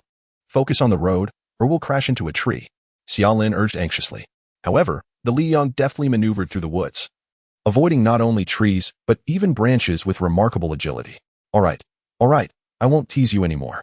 Sister, our car is equipped with an automatic driving system that can also plan its route," Xia Yang explained. Xia Lin found it hard to believe, but the evidence was undeniable.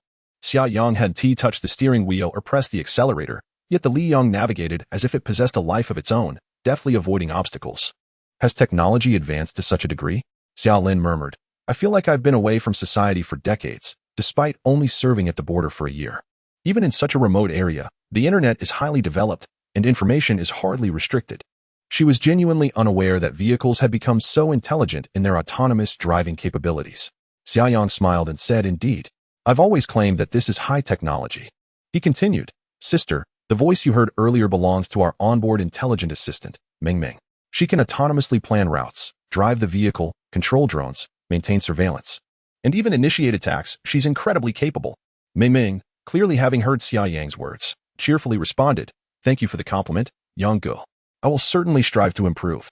Has artificial intelligence truly progressed to such heights? Xia Lin felt a sense of obsolescence wash over her. But it depends on the type of artificial intelligence. Ming Ming is no ordinary AI. Xia Yang interjected, Ming Ming, greet my sister. As he said this, he recalled something and quickly added, make sure to decide how to address her properly. This statement carried an undertone of threat. Ming Ming cheerfully replied, hello, Xiaolin. I am Ming Ming, your vehicle's intelligent assistant. Xiaolin found this quite fascinating and smiled. Hello, Ming Ming. You are truly impressive. Thank you. Ming Ming responded politely. Xia Yang felt a slight sense of relief. Grateful that Ming Ming had refrained from incessantly mentioning the foolish Lin. Otherwise, he would have been at a loss on how to endure his sister's wrath. At that moment, a row of ice houses came into view on the left side of the Li Yang vehicle. These ice shelters were constructed on a patch of land adjacent to the road, a necessary route leading to Chitai County.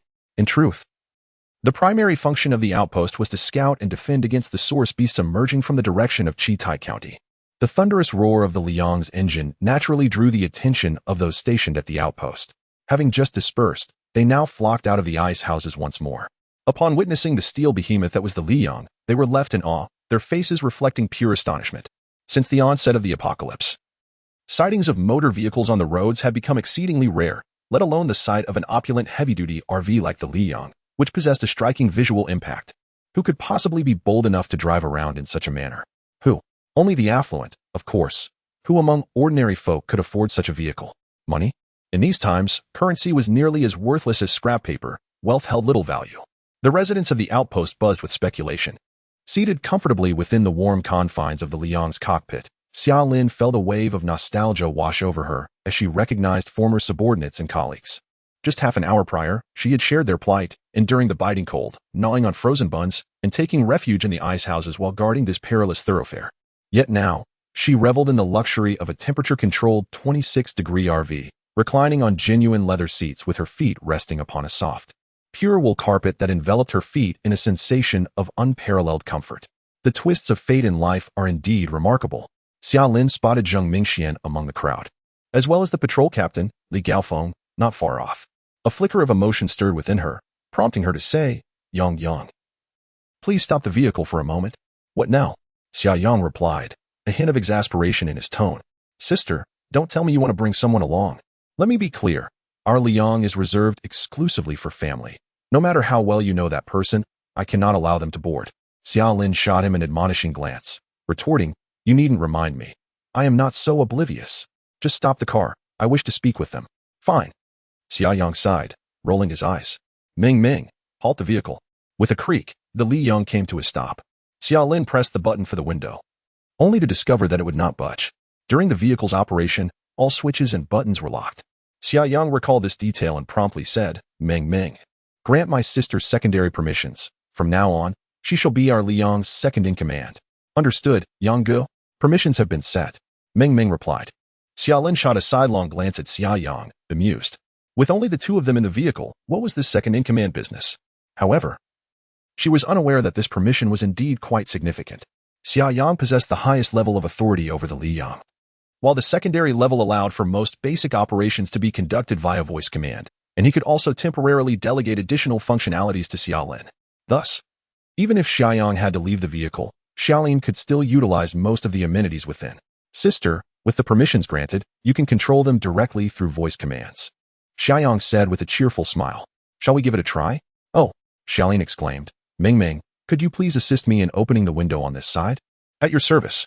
Ming Ming replied, and the window on the passenger side slowly descended. The position where the Blazing Sun vehicle had halted was adjacent to a series of icy shelters.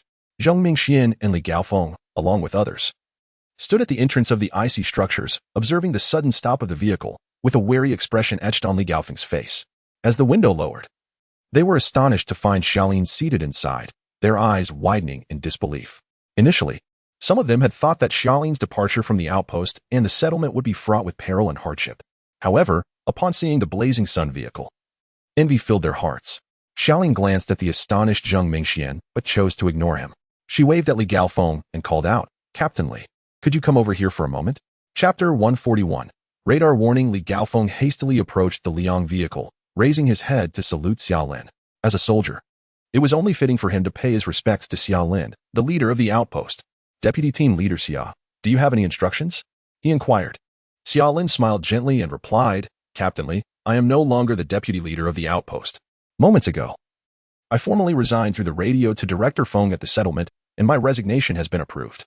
Therefore, I am no longer your superior. And you need not salute me. Regardless of your current status, the immense contributions you have made to the settlement and the outpost cannot be overlooked. Li Gaofeng asserted earnestly. My salute is a gesture of respect for a formidable individual. Suit yourself, Xia Lin said, somewhat resigned to Li Gaofeng's stubbornness. The reason I called you here was to inform you that I have already reported the situation regarding Maisie, including the peculiar creatures capable of possessing others, to Director Feng. The settlement is now aware, and a covert investigation will soon commence, until orders are issued from above. I advise you to refrain from any rash actions to avoid alarming the enemy. Do you understand? Yes. Li Gaofeng responded succinctly. Xia Lin glanced at Zheng Mingxian, who wore a complex expression not far away, and added, if certain individuals attempt to give misguided commands, you must firmly put a stop to it. Inform him that this is Director Feng's directive. No one is to act recklessly. Understood, Li Gaofeng affirmed. Xia Lin nodded and stated, that's all for now. Captain Li, I must take my leave and bid farewell to everyone here. I wish you all the best in the future. Li Gaofeng nodded, saying, I wish you a smooth journey. Deputy Team Leader Xia. He then inquired, may I ask where you plan to go next? Xia Lin glanced at her younger brother beside her, a hint of pride illuminating her face. She replied calmly, we will first head to Chitai County, hoping to locate and eliminate the monsters that threaten the area. This will indirectly safeguard our Yonglei. Having served here for a year, Xia Lin spent most of her time among the grassroots and local populace, who were notably warm and welcoming. The local leaders and citizens treated the young officials who came to aid from developed regions with great kindness, fostering a sense of belonging for Xia Lin towards Yonglei. Goodbye. Xia Lin took a final glance at the ice house she had built and gently nodded to her brother. Using his thoughts, Xia Yang communicated with Ming Ming, instructing her to raise the window and restart the vehicle. The Li Yang vehicle slowly began to move towards the west, heading towards Chitai County. Salute. Upon hearing Li Gaofeng's powerful command, Xia Lin felt a slight tremor in her body. She turned her head gently and saw, in the rearview mirror of the Li Yang vehicle, that the military patrol members behind her all raised their right hands in salute. The non-military staff of the outpost stood straight, paying their respects to the Li Yang vehicle as well. Xia Lin's eyes filled with tears, until the blazing sunship had ventured far away, and the ice house faded from view in the rearview mirror. She reluctantly withdrew her gaze.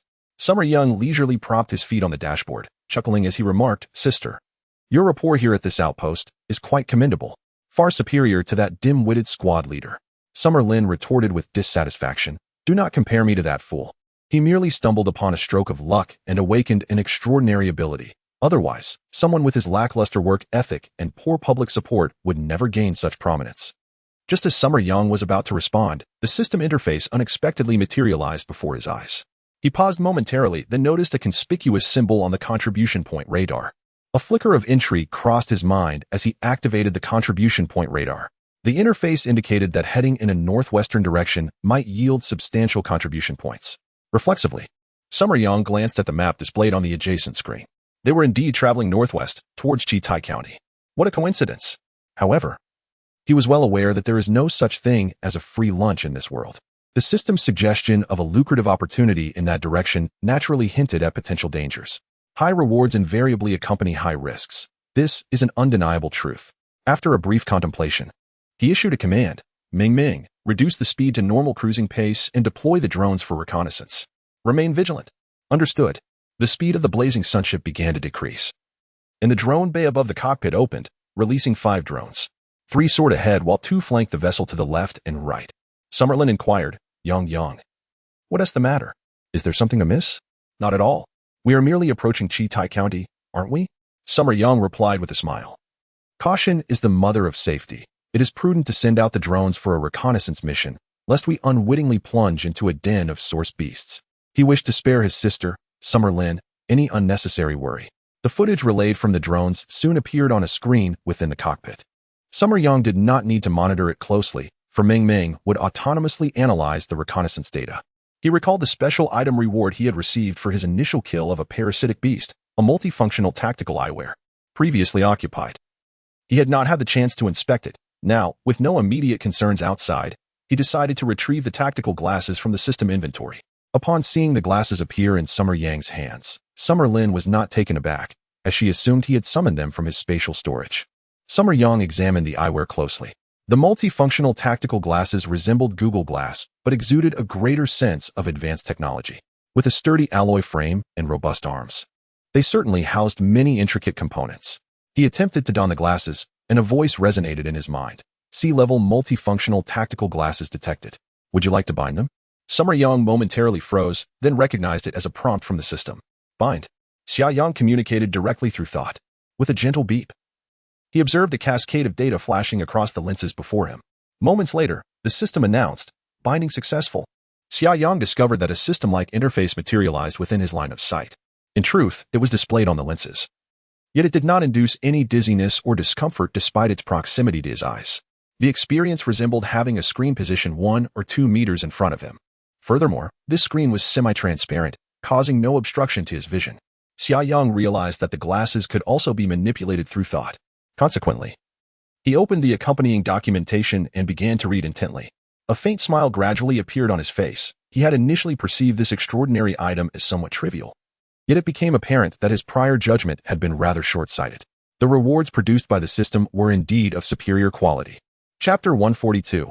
Obstacles in Progress. The multifunctional tactical glasses possess all the capabilities of ordinary spectacles. They automatically adjust to rectify issues such as myopia, astigmatism, and presbyopia, and also feature anti-glare functionality. However, Summer's eyes are devoid of any issues. In his previous life as a programmer, he experienced mild myopia, but after awakening his extraordinary abilities, his vision was restored to perfection. Thus, these tactical glasses serve merely as a pair of plain lenses. Of course, the functionalities of ordinary spectacles are merely the most rudimentary aspects of these glasses. They also encompass a myriad of intelligent features, such as video recording, photography, and communication capabilities, all seamlessly integrated. Communication does not necessitate additional earphones. Sound is transmitted through bone conduction via the temple of the glasses, ensuring exceptional auditory clarity. Furthermore, being classified as tactical eyewear, these glasses boast numerous advanced functionalities. Primarily, they possess a signal amplification feature that doubles the communication range between Summer and Meng Meng to an impressive 6 kilometers. Additionally, they can directly connect to drones, allowing users to view images and videos relayed from the unmanned aerial vehicles. The glasses are also equipped with an array of sensors, enabling real-time display of environmental data such as temperature, humidity, wind direction, and wind speed, along with distance measurement capabilities. When utilizing a sniper rifle, these features can be combined to simulate ballistic trajectories, assisting in aiming. Naturally, when such functionalities are unnecessary, Summer can deactivate the display, rendering the glasses a mere pair of ordinary lenses. Although the display is semi-transparent and does not obstruct vision, prolonged exposure to the interface can lead to discomfort. However, when engaged in combat, activating the glasses display proves immensely beneficial. Leaning back in the driver's seat, Summer eagerly experiments with the various functionalities of the glasses. He can manipulate them entirely through thought, which allows Shaylin, seated beside him, to remain oblivious, assuming he is simply resting. Unbeknownst to them, the Liang has already traversed along National Route 335, entering the territory of Chitai County. Sister, there are so many beautiful sights in this border region. Did you manage to explore any during your tenure? Summer inquired with a smile. Shaylin replied, when would I have the time? I'm always caught up in endless work. Even during holidays, we are expected to remain on duty, and the workload intensifies during such times. Just 3 months ago, we attended an internal work conference in Chitai County, and I had half a day to spare, so I took a stroll around Jiangbu Lake. However, the season was not right, and I did not witness the golden waves of gray. The Jiangbu Lake scenic area in Chitai County is indeed breathtaking. Last year, Summer visited the border province as part of a tour group, and after exploring the Yonglei poplar forest, his next destination was Jiangbu Lake. He still vividly recalls the hillside that appeared as if carpeted in green, alongside the cascading golden waves of wheat. Yet now, it is evident that those hills and fields are surely cloaked in a thick blanket of snow. The magnificent borderlands hold many sights that may never be seen again. Certainly, the winter scenery in many regions of the northern frontier is inherently breathtaking. Xia Yang remarked, what a pity.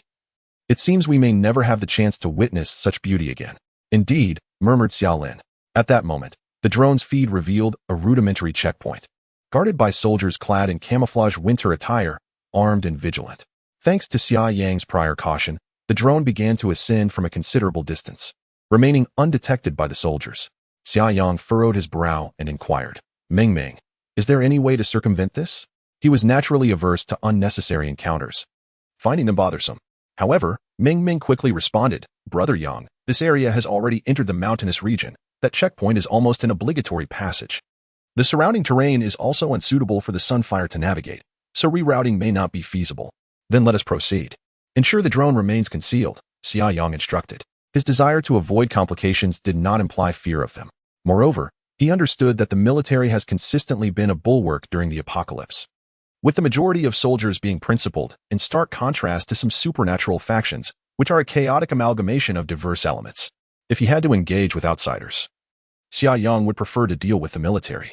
The Sunfire continued onward, and soon the checkpoint came into view. The soldiers stationed there immediately noticed the Sunfire, tightening their grips on their weapons and displaying vigilant expressions. Xia Yang observed that the checkpoint was modest, manned by about a dozen individuals, roughly equivalent to a squad. However, their armament was formidable. Squad machine guns and rocket launchers were standard, and each soldier was equipped with the Type 95 rifle, alongside 2 mortars positioned near the shelter.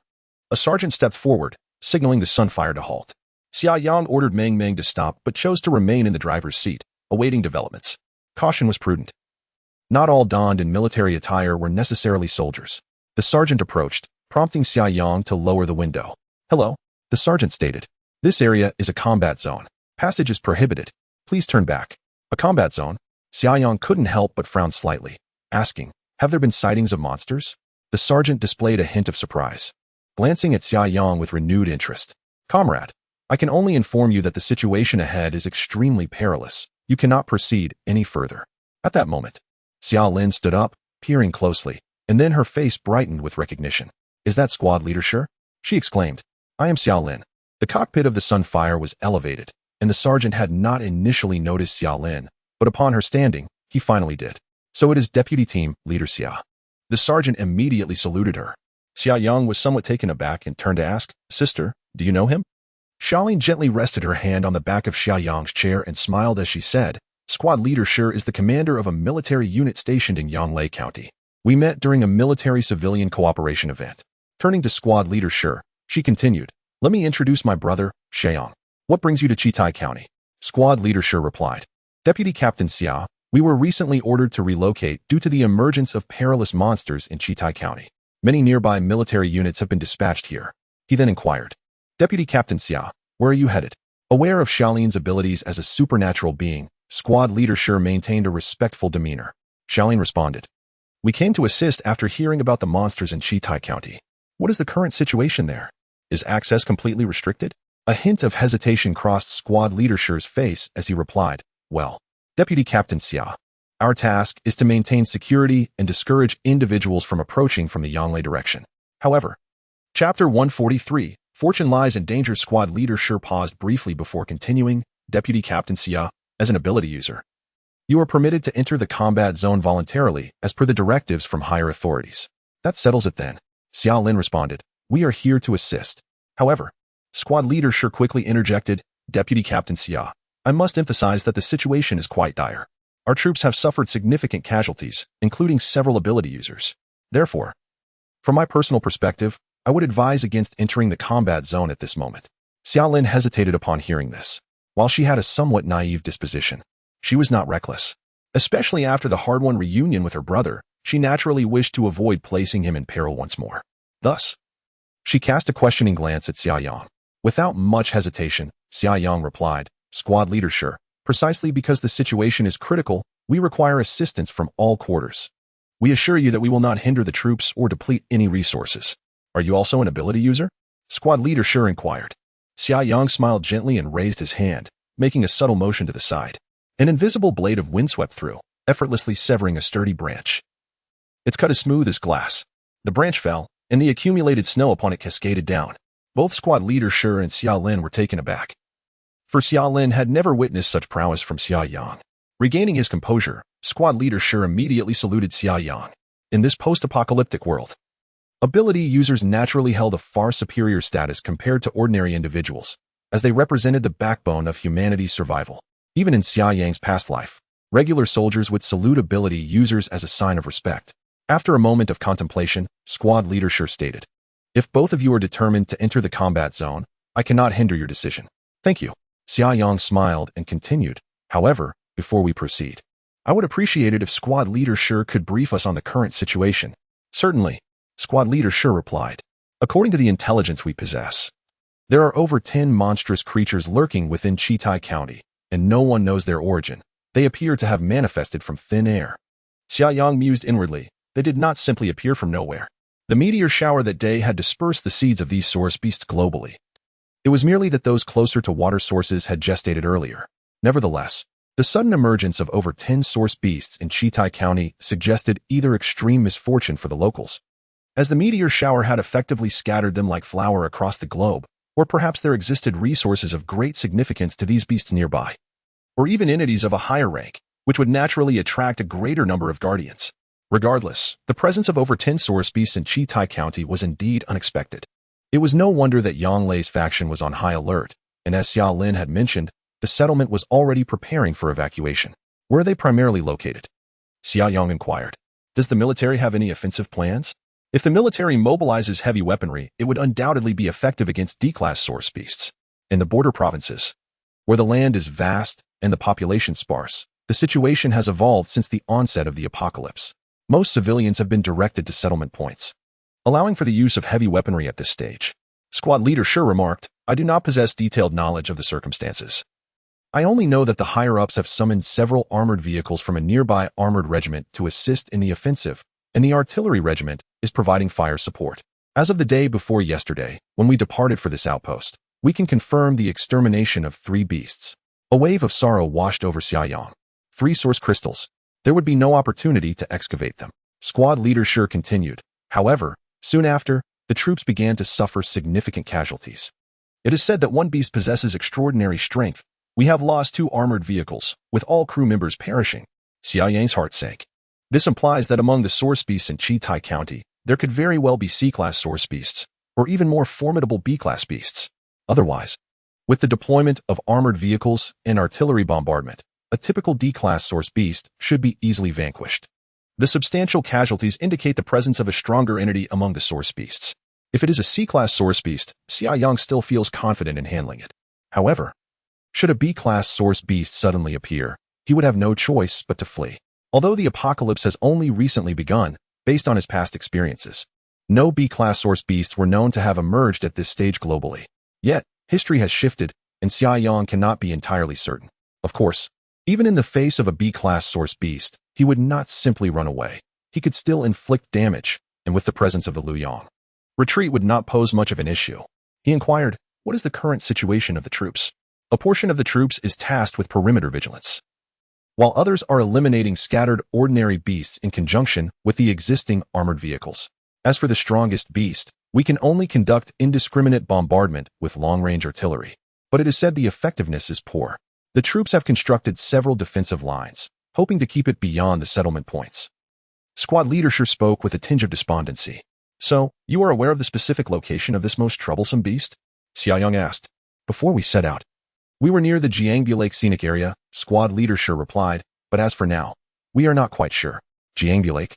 Xia Yang had just been discussing this scenic area with Xia Lin, and now it seemed he might indeed have to visit it. Squad Leader Sure said, Gentlemen, this is all the information I possess. As for whether to enter the combat zone, please consider it carefully. Xia Yang smiled and said, there is nothing to ponder.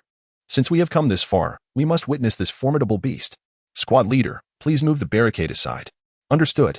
Squad Leader Sure responded solemnly, thank you, both of you, for your abilities. He then saluted before turning to signal the soldiers, who promptly moved the barricade. Xia Yang was just about to lower the car window. Squad Leader Sure offered another reminder. Gentlemen, proceed forward for 5 kilometers, then turn east at the intersection towards Jiangbu Lake. Our comrades are stationed there, and they possess a deeper understanding of the current situation. It is imperative that you ascertain the artillery coverage area. Otherwise, should you inadvertently venture into it, the consequences could be dire. Xia Yang nodded with a smile, expressing gratitude. Thank you for the reminder. The Liang vehicle emitted a thunderous roar as it gradually began to move. As it passed the outpost, Squad Leader Sure and the soldiers saluted in unison, their eyes shimmering with determination. Xia Lin voiced her concerns. Yang, do you think it might be too dangerous? Should we? Xia Yang waved his hand dismissively. Sister, there is no need to worry excessively. Let's first assess the situation. Even if the source beast is formidable, your brother will ensure your safe escape. Moreover, Fortune favors the bold. High risks often accompany high rewards. I have long coveted the source crystal from a sea-level source beast. Now that the opportunity has presented itself, how could I possibly let it slip away? Chapter 144. The Iron Barrel Formation. The Liang vessel advanced along National Highway 335 amidst the swirling snow and wind, only to encounter a checkpoint at an intersection. This was a T-junction. Proceeding westward led to Fukan City, home to the celestial Tianqi Lake, while heading southward would lead to the scenic Jiangbi Lake area. Summer Yang and his companion had traveled from the direction of Yonglei County. A checkpoint had already been established ahead, and upon learning of their intention to hunt source beasts, they were swiftly granted passage. At this checkpoint, Summer Yang gleaned further intelligence from the station soldiers. 2 days prior, the troops had confronted 2 source beasts in Jiangbi Lake. Before this encounter, they had successfully eliminated 1 source beast, thus gaining considerable experience. The unit had concentrated their heavy firepower, with mortars and rocket launchers proving to be significantly effective. Just as they had vanquished the 2 source beasts, a notably larger and more robust source beast appeared. This creature exhibited swifter speed and greater agility. Alarmingly, even when struck by heavy fire, it seemed remarkably unscathed. Consequently, it soon broke through the dense curtain of fire. Once engaged in close combat, it descended into a one-sided slaughter. The entire unit was annihilated in a valiant but tragic display. In the final moments, a communications soldier resolutely called for long-range artillery support, which directly targeted the area occupied by the unit. The few officers who persevered until the end ultimately fell victim to their own artillery's coverage. Subsequently, the command center continuously dispatched troops, deploying numerous reconnaissance squads to assess the aftermath. However, the source beast managed to escape even under the artillery barrage. A series of small teams later encountered attacks, with every single one meeting the same grim fate. Despite knowing their inevitable demise, they persisted in transmitting the creature's last coordinates and relentlessly calling for artillery strikes. Meanwhile, the long-range artillery units, under the unified command of the command center, bombarded the surrounding areas, yet the results were evidently unsatisfactory. Presently, the formidable source beast remained unvanquished. Although it did not venture beyond the confines of the Jiangbi Lake scenic area, the artillery fire continued unabated, turning vast swathes of land to scorched earth, dissuading the source beast from revealing itself. Upon learning of this situation, Summer Yang felt a heavy weight upon his heart. When confronting D-grade source beasts, smaller mortars and rocket launchers might still prove effective. However, as the level of the source beasts escalates, the efficacy of conventional firearms diminishes substantially, even with C-grade source beasts. Unless precise coordinates can be provided for an immediate saturation assault, inflicting harm upon them becomes a matter of sheer luck. Across the nation, the frontline troops facing source beasts have consistently suffered significant casualties. This situation only began to alleviate as an increasing number of human enhancers emerged. At the checkpoint, Summer Yang consulted the military map to gain an overview of the troop deployments. Currently, several extraordinary individuals from the surrounding areas, including 2 from the military, have engaged in the combat zone. The troops have established a formidable encirclement in the directions of east, west, and north, with a dense deployment of heavy weaponry. However, there remain gaps to the south. This is primarily due to the inclement weather and poor transportation conditions, making it challenging to mobilize sufficient forces in a short time. After departing from the outpost, the vehicle, named Liang, maneuvered southward through an intersection. Xia Yang remarked, "Ming, according to the map we just reviewed, let us head to the southern side of the scenic area." While examining the map earlier, Xia Yang had donned multifunctional tactical goggles. With the imaging capabilities of the goggles, the map had been scanned into the onboard intelligence system, allowing Ming to directly access the relevant information. "Understood," Ming replied. "Should we deploy drones for reconnaissance?" "Not for now," Xia Yang responded. "Proceed at full speed, bypass the main entrance of the scenic area, and head directly to the southern region." Utilizing drone support would necessitate Liang adjusting its speed to match that of the drones, thus preventing it from traveling at full velocity. Moreover, aside from the suspected Class C source beast in the vicinity, typical Class D source beasts do not pose a threat to the safety of Liang. To expedite their arrival at the target area, Xia Yang decided against using drones, opting instead for full-speed travel. After all, there was a gap in the military's formation to the south. Should that Class C source beast become aware of it and escape, capturing it again would prove difficult. Of course, due to the vastness of the area, the military could not completely seal off all directions. So Xia Yang was informed that several extraordinary individuals were active in the southern region of the scenic area, which somewhat compensated for the lack of manpower. "All right," Ming responded. The engine of Liang roared as it sped across the snow-covered ground, stirring up a cloud of snowflakes. The Jiangbu Lake scenic area is extensive prior to the apocalypse. The predominant mode of exploration here was self-driving tours, with tickets valid for 3 days. Li Yang traveled south for quite some time before reaching the vicinity of the scenic area's main entrance. Along the way, Xia Yang observed numerous military deployments in the area. And at the entrance square, tents were set up in abundance, indicating that the command center had been relocated very close to the front line. He did not turn into the scenic square but continued along the road. This road, which had been a one-way street before the apocalypse, was the descent route for vehicles exiting the scenic area after their tours. Naturally, there was no longer a need to adhere to one-way regulations. The soldiers along the road did not impede Li Yang's passage, as entry into this zone required passing through several checkpoints. And it was certain that extraordinary individuals had volunteered to join the fight. Thus, the gazes directed toward Li Yang were tinged with a hint of reverence. As Li Yang continued southward, military vehicles became increasingly sparse along the road. After over an hour of travel, Li Yang finally arrived at the designated area specified by Xia Yang. This region, though mountainous, was devoid of towering vegetation. Typically, the slopes would be adorned with lush greenery, but now they lay blanketed in pristine white snow. The landscape is characterized by gently undulating hills, where the terrain is not particularly treacherous, and the slopes are relatively mild. The vehicle, known as the Fierce Sun, can even traverse most of the inclined surfaces with ease. Once the car came to a halt, Xia Yang spoke steadily. Mei Ming, deploy all the drones. Proceed northward for reconnaissance. And be vigilant in analyzing the images relayed by the drones. We must strive to locate the source beast as swiftly as possible. The presence of this source beast poses a significant threat to the safety of the surrounding garrison. More critically, if it were to be unfortunate enough to be detected by military reconnaissance, revealing its precise coordinates, a saturation bombardment from long-range artillery could indeed result in its demise. In such a scenario, the C-grade source crystal would vanish without a trace, a situation Xia Yang absolutely cannot permit. Understood, Mingming replied. The drone nest opened, and the drones surged forth en masse. After departing from their base, they swiftly ascended to a greater altitude, forming a fan-shaped formation in the sky as they advanced northward in search.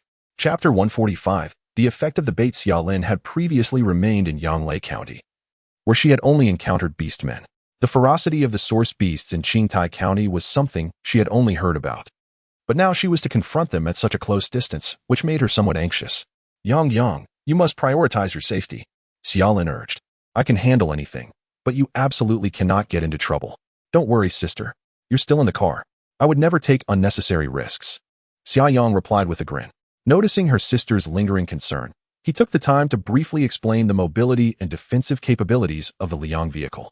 After hearing this, Xia Lin felt somewhat reassured. The images transmitted by the drones occupied 2 large screens, each divided into numerous smaller segments.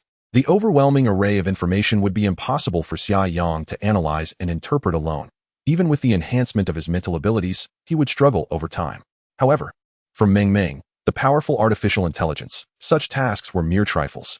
As previously mentioned, the Jiangbu Lake scenic area was vast, and thus the drones might not locate the source beasts quickly, given their restricted flight range. The military had also been conducting reconnaissance with drones over the past couple of days.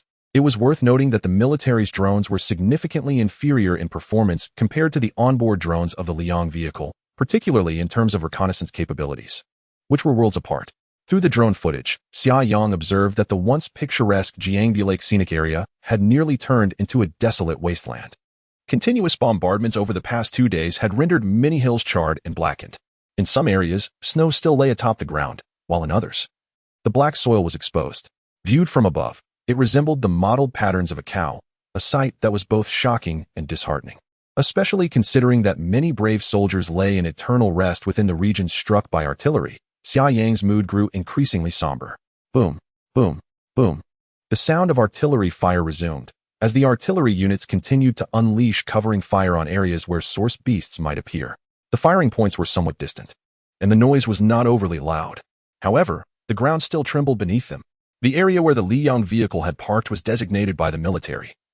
Unless in cases of urgent emergencies, it was outside the range of bombardment. Xia Yang's choice to park here was undoubtedly for safety reasons. Inside the cockpit, silence reigned as Xia Yang and Xia Lin exchanged no words, both fixated on the screens. While they could not possibly grasp every detail from the 20 split screens, they were eager to be the first to understand the situation within the scenic area. After several minutes, Mingming's voice broke the stillness. Yang, good. I have detected what appears to be traces of source beasts. Xia Yang instantly perked up, asking, in which area? Please mark it on the map. Yang, go. Based on the video analysis, it is likely in Area 3, Meng responded. However, please don't get too excited. I assess that it is probably a D-class source beast. Xia Yang immediately felt a wave of disappointment wash over him. On another screen, the military map he had encountered at the checkpoint earlier that day was displayed. Within the designated Area 3, a charming red marker indicated the location suspected to be that of a source beast, as identified by a drone. Meng continued. Area 3 lies within artillery range, and according to military plans, a bombardment is scheduled to commence in half an hour. Therefore, I would advise against your approach, Brother Yang. With a sigh, Xia Yang replied, I understand. Deploy a drone to confirm the reconnaissance results. If it can be determined that it is indeed a D-class source beast, we will keep a close watch on it to see if any C-class source beasts are nearby. Under these circumstances, Xia Yang was naturally unable to venture into Area 3 himself. A twinge of regret lingered. Although he had already acquired numerous D-class source crystals, they remained incredibly valuable. No one could predict the attributes that might emerge from them. If he were to unlock a spatial attribute crystal, even if it were D-class, it would be immensely precious to him. Understood. Meng responded. Xia Yang glanced at his watch and said, Sister, it's getting late. It's futile to keep monitoring. Let us grab a bite to eat first. I'm not hungry. Xia Lin replied. Didn't I just eat some oily meat with noodles a few hours ago? That was hours ago. You're just feeling anxious, which is why you don't feel hungry. You still need to eat something. Xia Yang said with a smile. He gently pulled Xia Lin up and headed toward the living quarters. Being in a war zone necessitated swift meals. Xia Yang procured 2 servings of the rations received in Suizhou, both meat and rice, thus addressing all needs. It seemed that time within the system's inventory was frozen, as the rations he retrieved were still steaming. Once seated, Xia Yang and Xia Lin began to eat heartily.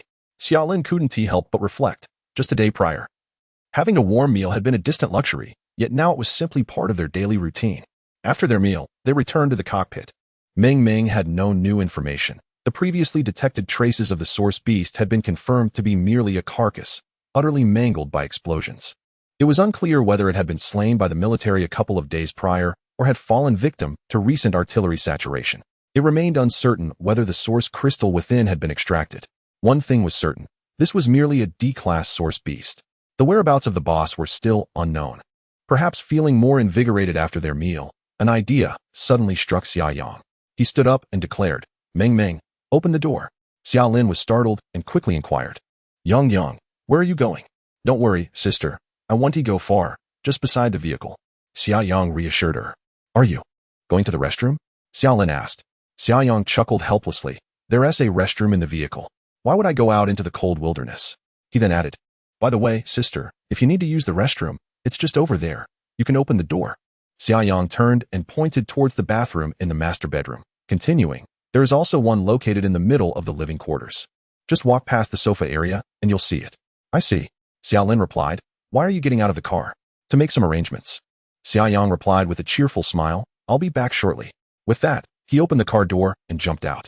Be careful. Xia Lin called out loudly from the vehicle. Xia Yang waved his hand without turning back. He did not wander far, merely circling around the radiant sun.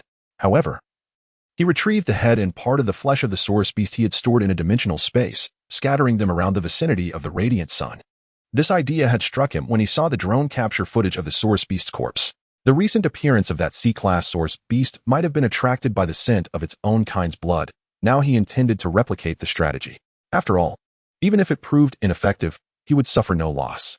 Once he had completed the setup, Xia Yang swiftly returned to the warmth of the radiant sun.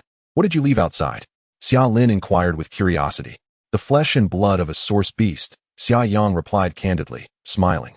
I hope to lure that source beast over. You certainly have guts. Xia Lin couldn't help but murmur, Yang, if that source beast really comes, I'll help you. My abilities are quite formidable too. Xia Yang chuckled, sister, for now, I don't need your assistance. Your ice abilities are indeed powerful. But you'll need to elevate your level first. Right now, you should focus on strengthening yourself. Am I being looked down upon? Xia Lin asked, her eyes widening in surprise. As a supernatural being, she was held in high regard in Yonglei County. And it was unexpected that her brother would deem her abilities too lowly. I'm just being honest. Xia Yang replied with a smile. But don't worry, I will help you enhance your strength quickly. In the future, we will fight side by side, conquering all. Now that sounds better. Xiaolin said. After their conversation, Ming suddenly alerted them. Brother Yang, 3 heat sources have been detected, approaching the radiant sun rapidly from the west. The drone had flown far away, and Xia Yang hadn't left any drones nearby for surveillance. They had all been dispatched for reconnaissance. Ming utilized the infrared detection equipment of the radiant sun to identify the incoming heat sources, indicating that the foes were already very close. Xia Yang immediately stood up, adjusted his tactical goggles, and said, "Sister, stay in the car. Under no circumstances should you exit." With that, Xia Yang pushed open the car door and leaped out of the Radiant Sun Chapter 146, Swift Resolution Yin Yang. Xiaoling called out with concern. However, before her words had fully left her lips, Xia Yang had already departed from the solar blaze. As Xiaoling rose again, she beheld Xia Yang's figure darting through the forest like a bolt of lightning, vanishing within moments amidst the thicket. A profound sense of worry and anxiety gripped her heart. Yet there was nothing she could do but sit in her place, fretting. As Xia Yang swiftly advanced towards the direction indicated by Ming, he communicated with her through thought. Ming, you must secure the doors of the solar blaze. Do not allow my sister to disembark. In the face of any danger, I authorize you to directly control the vehicle to evade. Additionally, you have my full authorization to utilize the weapon systems and drone reconnaissance strike framework on board. Above all, ensure my sister's safety, understood? Ming responded affirmatively, received. Yango, you should now focus on the impending danger ahead. The target is approximately 300 meters away, and both parties are rapidly converging. Due to the obstruction of the forest, I have been unable to ascertain the specific nature of the target. Understood, Xia Yang replied. Keep me informed of the target's movements. Affirmative. As Xia Yang navigated swiftly through the snow, he retrieved an A-grade alloy dagger from the dimensional space, empowered by his wind-based abilities. The complex terrain of the forest felt as smooth as a plain surface beneath his feet, and the deep snow left no trace of his passage. The legendary ability to tread on snow without leaving a mark was indeed a reality for him. 300 meters is a brief distance, particularly when both parties are advancing at high speed. In a mere 2 to 3 seconds, 3 source beasts emerged within Xia Yang's line of sight. This was only due to the forest's obstruction, otherwise he would have spotted them from a distance. Upon seeing these 3 source beasts, a wave of disappointment washed over him. They were 3 D-grade source beasts, easily discernible by their size. This indicated that the C-grade source beast had yet to reveal itself. Nevertheless, Xia Yang's spirits quickly soared. D-grade source beasts were still commendable. It had been several days since he had harvested any source crystals, even if they were merely D-grade. It was akin to a man returning home after months away, finding that the relationship with his spouse had settled into a routine. Yet, upon seeing her again, he would be captivated anew, as long as he had remained faithful during his absence. With a firm grip on the alloy dagger, Xia Yang exerted a slight force with his feet, increasing his speed and gliding towards the 3 source beasts like drifting petals. The source beasts, having detected his presence, unleashed savage roars in unison, with the swiftest among them lunging at Xia Yang, bearing its fearsome maw. In the blink of an eye, they were engaged in close combat. Xia Yang nimbly sidestepped, evading the beast's lethal claws, while his dagger, held in a reverse grip, swept across the beast's leg. Blood sprayed forth, and the thick hide could not withstand the sharpness of the A-grade alloy dagger, leaving a deep and long gash upon the beast's thigh. After deftly evading one source beast, Xia Yang encountered another pair of these formidable creatures. With a swift roll in the snow, he executed a sweeping kick that sent both beasts crashing to the ground. Having surpassed the C rank in his physical prowess, he found himself on par with an ordinary D rank source beast in terms of raw strength. Before the 2 beasts could regain their footing, Xia Yang sprang from the snow. He lunged forward, and the A-rank alloy dagger in his hand vanished, replaced by a robust alloy spear gleaming with a cold light. The 2 source beasts lay in disarray, having fallen clumsily. Xia Yang vaulted into the air. Harnessing the acceleration of gravity, and with precision and force, he thrust the alloy spear deep into the rear of one source beast. The impact was tremendous. The spear, over a meter long, pierced through its body almost entirely. Striking its vital point ensured the beast's demise. For Xia Yang, hunting D-rank source beasts was a well-practiced endeavor. He felt no need to consult the system interface to confirm his kill. He rolled away seamlessly, narrowly escaping an attack from the beast that had been leading the charge. The remaining 2 beasts were at a disadvantage. One had already sustained a wound to its leg, severely hindering its movement, leaving no doubt about the outcome. Within a mere 2 minutes, Xia Yang had decisively concluded the battle. The 3 source beasts lay sprawled in the snow, their crimson blood pooling beneath them. Each beast, without exception, was left with its rear elevated, impaled by a gleaming alloy spear, a truly brutal sight. Xia Yang himself emerged unscathed, only dusted with a few snowflakes. Having effortlessly dispatched them, he earned 30 contribution points, bringing his total to 347.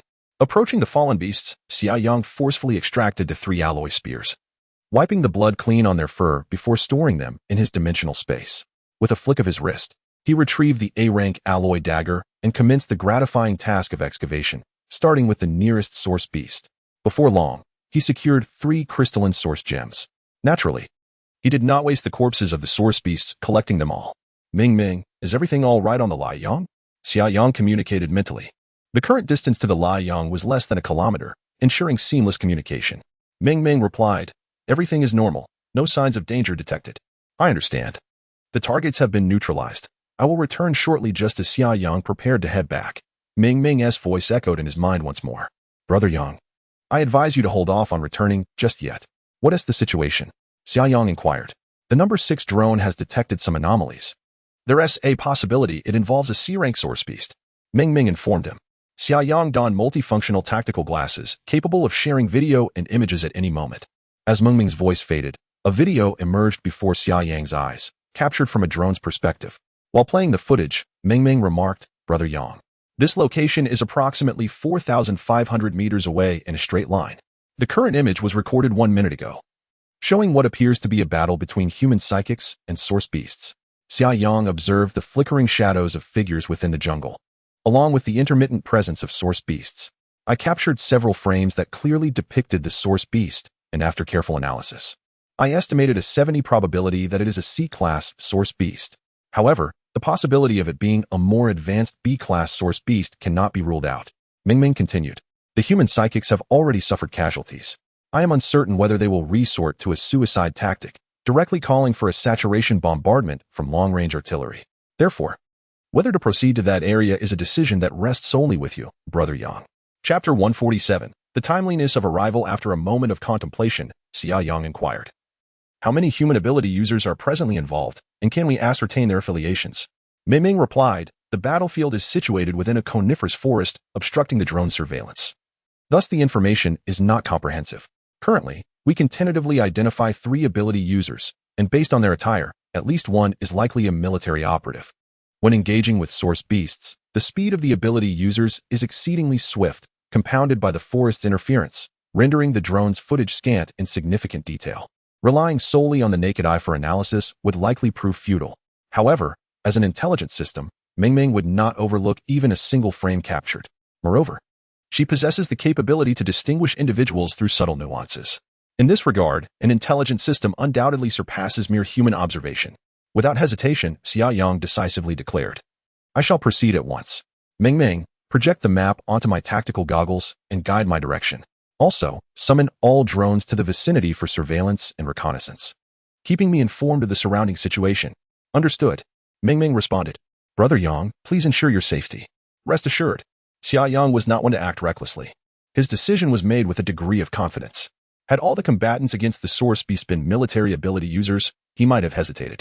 The soldiers of Xia country are indeed fearless in the face of death. Should they ascertain their inability to conquer a Class C source beast, they might resort to self-sacrifice, calling for artillery strikes without hesitation. However, based on his previous life experiences, civilian ability users lack a certain resolve. These individuals, prior to the apocalypse, hailed from diverse backgrounds, embodying a wide array of professions, and were merely fortunate enough to awaken their abilities due to their physical constitutions. In terms of combat prowess, willpower, and spirit of sacrifice, they fall significantly short when compared to their military counterparts. Given the presence of civilian ability users, unless there exists absolutely no chance of escape, they are unlikely to sacrifice themselves. Thus, Xia Yang felt emboldened to venture into the perilous region, risking artillery fire. Ming Ming displayed remarkable efficiency. Scarcely had Xia Yang completed his instruction when a map materialized on his tactical goggles. It prominently marked a red circle, indicating the location of the battle between the ability users and the suspected Class C source beast. His own position was highlighted by a blue dot. A route was delineated between the blue dot and the red circle, not as a straight line, but rather the optimal path derived from Ming Ming's terrain analysis. Taking into account Xia Yang's physical capabilities, with a swift motion, Xia Yang surged toward the red circle. The three-dimensional map projected by the tactical goggles remained before him, semi-transparent, allowing him to adjust his direction and modify his course at will. It evoked a sensation akin to playing an augmented reality game. Xia Yang did not hesitate to expend his ability energy. As he activated his wind abilities, he felt as though he had merged with the very breeze itself. The sound of the wind whispering like a gentle murmur in his ear. Some stumps and boulders served as obstacles, which he deftly navigated, his speed remaining utterly unaffected. A few kilometers away, within a Nordic coniferous forest, a colossal source beast unleashed a terrifying roar as it relentlessly assaulted several human psychics. This creature was significantly larger than an ordinary source beast, not only towering higher but also possessing muscles that were robust and formidable. Its strength and speed far surpassing that of a D-grade source beast. More alarmingly, its defenses were exceedingly formidable. Indeed, 3 human psychics were engaged in battle with it. However, the drone of the Liang did not capture the scene of another individual, clad in camouflage winter gear, who slumped weakly against a tree. His complexion was pallid as parchment, and he was violently expelling blood, his chest garment thoroughly soaked. The 3 combatants bore their own injuries, though none had sustained any life-threatening wounds. Under the ferocious onslaught of the source beast, they could merely dodge with great effort, and while they occasionally landed strikes upon the beast, it was akin to merely tickling it, failing to inflict any significant damage. Among them, one psychic donned camouflage winter attire and was relentlessly discharging electric currents towards the beast. He was an electric-type psychic, yet his prowess paled in comparison to Li Muyu, who was on the verge of reaching C-grade and could unleash true lightning. In contrast, this military psychic could only emit ordinary electric currents, a stark difference in offensive capability. The currents, while leaving charred marks upon the source beast's hide and singeing its fur, clearly did not penetrate its defenses, instead inciting its ferocity further. This military electric psychic positioned himself before the beast, evidently aiming to shield his incapacitated comrade behind him. The other 2 psychics, dressed in civilian attire, were likely from the populace. One was an earth-type psychic, continuously erecting earthen walls to obstruct the beast's attacks, while the other was a pure strength-type psychic. Both were merely skirmishing from a distance, too wary to approach the wrathful beast. The strength-type psychic's advantages were only realized in close combat, yet the current circumstances rendered such an approach futile. He could only swing a metallic rod from afar, barely managing to strike the beast, with inflicting damage being nearly impossible. The situation for these 3 was precarious. The source beast's assaults grew increasingly ferocious, particularly for the military electric psychic at the forefront, who was on the verge of collapse. His body bore several deep wounds, inflicted by the beast's claws when he could not evade in time. Gritting his teeth as he fought, the electric psychic shouted, "Old Sue, do not hesitate. Contact the command center immediately and call for a saturation bombardment." The 2 civilian psychics turned pale at his words. The Earth-type psychic exclaimed, "Captain Sue, we cannot call for help. At present, if we make a call, we have no time to escape the range of attack. Our demise is inevitable." The electric ability user gritted his teeth and declared, "Even without a call, we are doomed. The disparity in strength is insurmountable, and hope is but a fleeting whisper. Once this beast has slain us, it shall effortlessly flee the encirclement, for there are no heavy artillery units deployed in this direction." The power and earth ability users exchanged glances, their thoughts intertwined. They simultaneously unleashed a fierce assault on the source beast, then, in unison, leaped backward, making a hasty retreat. As the earth ability user fled for his life, he shouted, "Captain Guo, Commander Su, hold on a moment longer. We shall fetch reinforcements." Captain Guo, the electric ability user, was taken aback, his eyes nearly bulging with rage. These 2 cowards dared to abandon their post in the heat of battle. In a military setting, they would be executed on the spot. Although they had been skirmishing at the periphery, they had, to some extent, alleviated the pressure. With their withdrawal, the burden on Captain Guo intensified greatly. Moreover, his electric energy was nearly depleted. Confronted by the terrifying and ferocious beast, despair flickered in his eyes. Struggling to hold his ground, Captain Guo shouted, "Old Sue, we cannot wait any longer. I can hold out for at most 2 more minutes. You must call for the long-range artillery. Fire upon us!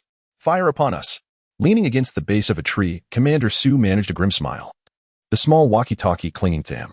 Although he had lost his combat effectiveness, he could still fulfill his final duty. His hands trembled incessantly from pain, yet he painstakingly brought the walkie-talkie before him, powered it on, and removed the microphone. Command Center, our coordinates are..." Just then, a piercing shriek echoed through the air. Boom! A violent explosion ensued, singeing the fur on the belly of the source beast, causing its massive form to lurch backward, momentarily halting its assault. Clearly, this small rocket had not inflicted any substantial harm upon the beast. The shockwave from the explosion, however, propelled Captain Guo several meters back. leaving him dazed and disoriented. Shortly thereafter, a voice rang out from just behind him. Fall back. Clear the attack position. Don't call for artillery just yet. I haven't even married yet. I don't wish to meet my end so soon. Chapter 148. The fury of the wind blade. The individual who arrived at this location was none other than Xia Yang. He made his decision in a fleeting moment and sprinted at an almost unimaginable speed. However, when he was still several hundred meters away from the battlefield, he witnessed two figures in casual attire swiftly retreating. A sense of foreboding washed over him, particularly upon seeing an injured soldier clad in camouflage cold-weather gear pulling out a walkie-talkie, which sent a shiver of dread coursing through him. He was acutely aware of the implications this held. At that moment, Xia Yang was still a couple of hundred meters away from them. In a state of urgency, he retrieved a rocket launcher from the dimensional space while sprinting at full speed and aimed it at the source beast, firing a shot. Xia Yang did not harbor the illusion that he could resolve the battle with a mere rocket launcher. In truth, his objective was achieved. The shockwave from the rocket's explosion interrupted Commander Su's attempt to report coordinates and call for artillery support.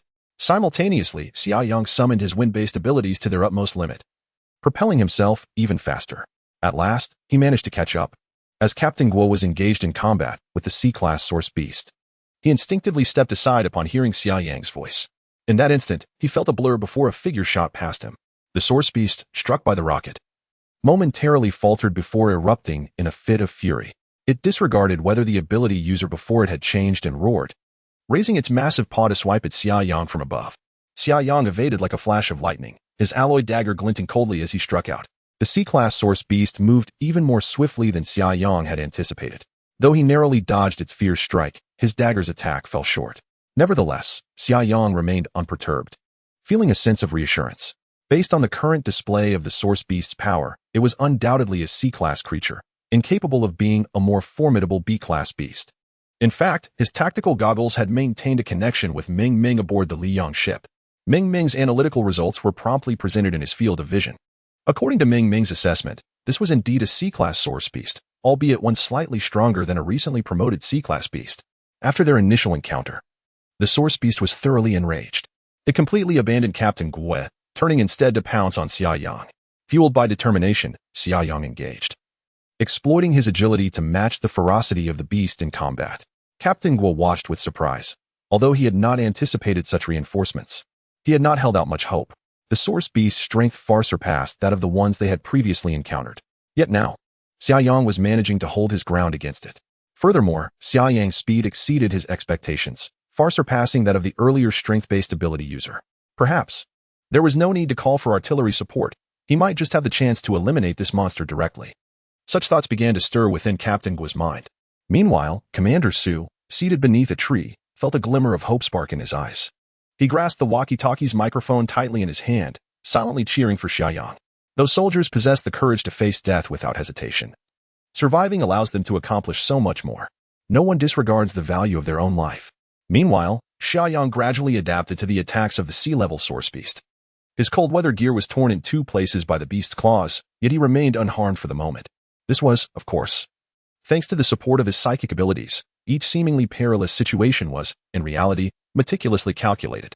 The sea-level source beast, on the other hand, bore 3 gruesome wounds. The A-level alloy dagger remained exceptionally sharp when contending with the sea-level source beast. Although these superficial injuries appeared alarming, they did not penetrate deeply enough to cause significant harm. If a human had sustained such injuries, they would likely have succumbed to blood loss. Yet for the beast, the impact was negligible. In order to secure ultimate victory, Xia Yang needed to find an opportunity to strike at the creature's vital points. However, thus far, he had not encountered any particularly advantageous openings. The source beast instinctively protected its most vulnerable areas. Xia Yang possessed ample patience, continuously maneuvering around the beast, for he was considerably more agile than it. Only by altering his position could he hope to uncover a flaw in its defenses. Utilizing his strengths to exploit the enemy's weaknesses, the wounds on the source beast gradually multiplied, albeit remaining superficial. Its fury intensified, in its eyes, Xia Yang appeared as nothing more than a feeble morsel, akin to a mantis obstructing the path of a carriage. Yet this seemingly frail human, as slippery as an eel, evaded its fierce attacks, causing the beast to inflict multiple wounds upon itself instead. Gradually, the source beast became increasingly agitated. Xia Yang felt the pressure mounting. Having narrowly escaped injury on 2 occasions as the creature's claws grazed his skin, he remained utterly unperturbed, entering a state of complete absorption his fighting spirit soaring. Mingming also exerted herself to provide assistance to Xia Yang. With every strike from the source beast, she promptly relayed data regarding its speed, strength, and trajectory predictions. In the blink of an eye, amidst the high-intensity exchanges, these figures appeared with incredible rapidity. Most individuals might find such information distracting, but for Xia Yang, enhanced by his psychic abilities, this data proved remarkably beneficial. With a swift glance, he comprehended the information, allowing him to evade and counterattack with precision. As the battle progressed, Mengming's predictive accuracy improved, as she gathered an increasing number of data samples. Consequently, Xia Yang found himself thriving in the fray, even managing to spare a fraction of his focus to devise ways to create openings for the source beast to expose its vulnerabilities. After several rounds of skirmishing, Xia Yang finally devised a plan that he felt confident would succeed. His speed suddenly surged as he circled the source beast with agility. Simultaneously, the A-grade alloy dagger whirled like the wind, inflicting yet another wound upon the beast's thigh. The source beast's eyes blazed crimson, consumed entirely by rage. With a ferocious roar, it brought its powerful forelimbs crashing down towards Xia Yang from both sides. Xia Yang swiftly rolled to the ground, his left hand seemingly carelessly slicing through the air. An invisible, intangible blade of wind surged silently and swiftly toward the source beast. Xia Yang had refrained from employing his wind-based abilities until now, aiming for an element of surprise. A sharp blade is best put to use at the right moment. The trajectory and angle of this wind blade had been meticulously calculated in his mind, and he even anticipated the beast's reaction to a certain extent. Oblivious to the impending danger, the wind blade struck true, seamlessly penetrating the fresh wound on the source beast's thigh. Chapter 149. The first kill of a C-class source beast. Xia Yang had previously hunted numerous D-class source beasts, and coupled with his experiences from his past life, he had amassed considerable expertise in dealing with such creatures. Although he was now confronted with a C-class source beast, the fundamental strategies remained unchanged. Thus, his initial approach was to incapacitate the beast's mobility. His meticulous planning stemmed from a concern that the sharpness of his wind blade might be insufficient. Therefore, before launching his strike, he devised a method to pierce the creature's leg with his alloy dagger. However, employing a short dagger necessitated close combat, which not only heightened the risk, but also demanded precise timing. Within such a fleeting moment, his dagger merely managed to graze the surface of the beast's hide. Yet, with the additional aid of the wind blade as a ranged attack, Xia Yang believed he could inflict substantial damage to the beast's leg. The wind blade silently penetrated the wound on the source beast's leg. Caught entirely off guard, the beast initially froze, then let out a piercing wail. It became evident that the sharpness of the wind blade surpassed Xia Yang's expectations, especially given that it had accurately sliced through the previously opened wound. It swiftly left a gash deep enough to expose bone on the beast's thigh. Even the resilient femur bore a profound incision. Had it not been for the bone's obstruction, that strike could have severed the leg entirely. Meanwhile, Captain Guo, who had become a mere bystander, was momentarily taken aback. He had not witnessed how Xia Yang executed his attack. Suddenly, a horrific wound had manifested on the source beast's thigh, with the stark whiteness of its bone now clearly visible.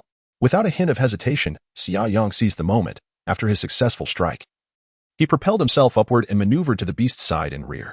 After sustaining injury to its leg, the creature's mobility indeed diminished significantly. Its turn was delayed, and before it could react, Xia Yang's alloy dagger had already grazed its armored tail. Sparks flew as a shallow crimson line appeared. The scales were barely breached, leaving the underlying flesh unharmed. Nonetheless, this outcome sufficed.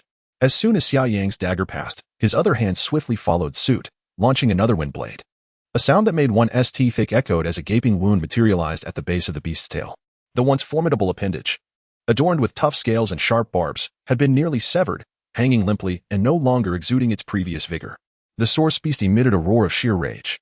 However, after sustaining severe injuries from 2 wind blade attacks, it found itself powerless against Xia Yang. The roar was more a manifestation of anger at facing an adversary it perceived as feeble, yet could not overcome. Xia Yang, feeling increasingly at ease, deftly evaded the beast's furious counterattack and once more maneuvered behind it. After nearly having its thigh severed, the beast's clumsiness was magnified to an extreme degree. It has become increasingly difficult to capture the agile form of Xia Yang.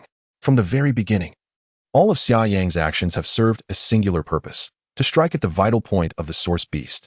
By slicing through the beast's thigh, he aimed to impair its mobility. By severing its tail, he sought to diminish its offensive capabilities while simultaneously exposing the vital area at its rear. Xia Yang felt that the moment had finally arrived. He transformed into the most ruthless of assassins, employing any means necessary to achieve his objective. with a sudden crouch. He nearly became parallel to the ground, propelling himself forward. The A-grade alloy dagger in his hand was now reversed, and in the blink of an eye, it swiftly passed beneath the tail that was already rendered nearly lifeless. Concurrently, his left hand unleashed a sharp blade of wind. The newly formed wound on the lower rear side of the source beast's body was further exacerbated by the wind blade. A true testament to the principle of striking while the iron is hot. Xia Yang's assault was far from over. In that fleeting moment, he inflicted a wound with his dagger and expanded it with the wind blade before seamlessly retracting the dagger into the dimensional space. What materialized in his hand next was the ever-reliable alloy spear, a weapon that had proven effective in every hunt against source beasts. At that point, Xia Yang was nearly gliding past the source beast. Without a moment's hesitation, he plunged the alloy spear forcefully into the wound. The sound of impact elicited an involuntary tightening within him. The source beast had gone completely berserk. The vitality of a C-grade source beast far surpassed that of a D-grade. Though the alloy spear had pierced its vital point, it only intensified its rage. Xia Yang anticipated this reaction. Perhaps the depth of the strike was insufficient, or maybe the damage dealt was inadequate. Regardless, he was not naive enough to believe that merely inserting the alloy spear into the source beast's vital area would guarantee his success. Thus, after passing the beast, he swiftly darted away to safety. The source beast roared in fury, seemingly devoid of reason. Instead of pursuing Xia Yang, it lunged toward the closer figure of Captain Guo. Behind Captain Guo stood the severely injured Captain Su, who had lost the ability to move. "Be careful," Xia Yang shouted. In a flash, he summoned a rocket launcher from the dimensional space.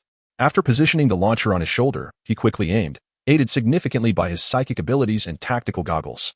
Within moments, he decisively fired. Whoosh! The rocket soared forth, striking precisely the alloy spear that was lodged in the source beast's body. Boom! The rocket exploded, forcefully propelling the alloy spear deeper, while the exposed portion twisted grotesquely in the blast. The close-range explosion generated a shockwave that sent Captain Guo flying, crashing heavily into the snow-covered ground before Captain Su. Witnessing this scene, Xia Yang's eyelids twitched uncontrollably. His actions were undoubtedly perilous, for had he failed to strike the source beast moments ago, the rocket would have continued its trajectory, inevitably obliterating Captain Guo and Colonel Su. Yet, under such dire circumstances, this was the sole method that held any promise of rescuing the two men. He had no time to hesitate or deliberate over the optimal solution. He acted with resolute determination. Fortunately, the outcome was exceptionally favorable. The alloy spear, propelled forward, had most likely pierced the source beast through and through. As the smoke of the explosion dissipated, the beast collapsed with a resounding thud. Concurrently, Xia Yang clearly observed a notification on the system interface. "Congratulations, host, for successfully slaying a C-class source beast." Chapter 150. A bounty of rewards beneath the system prompt. A cascade of reward notifications appeared. Congratulations to the host for slaying a Class C source beast, earning 100 contribution points. Congratulations for achieving the first kill of a Class C source beast, receiving an additional reward of 1,000 contribution points and a chance at a special item lottery. Following this was a gentle reminder. Should the host acquire a Class C source crystal, they may opt for system recycling at a price of 10,000 contribution points. Upon observing this series of notifications, Xia Yang felt a wave of dizziness wash over him. It was evident that the rewards for defeating a Class C source beast were tenfold those of a Class D source beast. Even the recycling price for source crystals had escalated to 10 times that of Class D. Furthermore, the first kill rewards could be claimed across different levels, meaning the first kill reward for a Class C source beast was also 10 times that of a Class D. Xia Yang glanced at the upper section of the system interface, noting that his previous total of contribution points was 1,347. After merely slaying one Class C source beast, his total contribution points had surged to 2,447, nearly doubling. Clearly, hunting higher-level source beasts or parasitic beasts was the most efficient way to accumulate contribution points.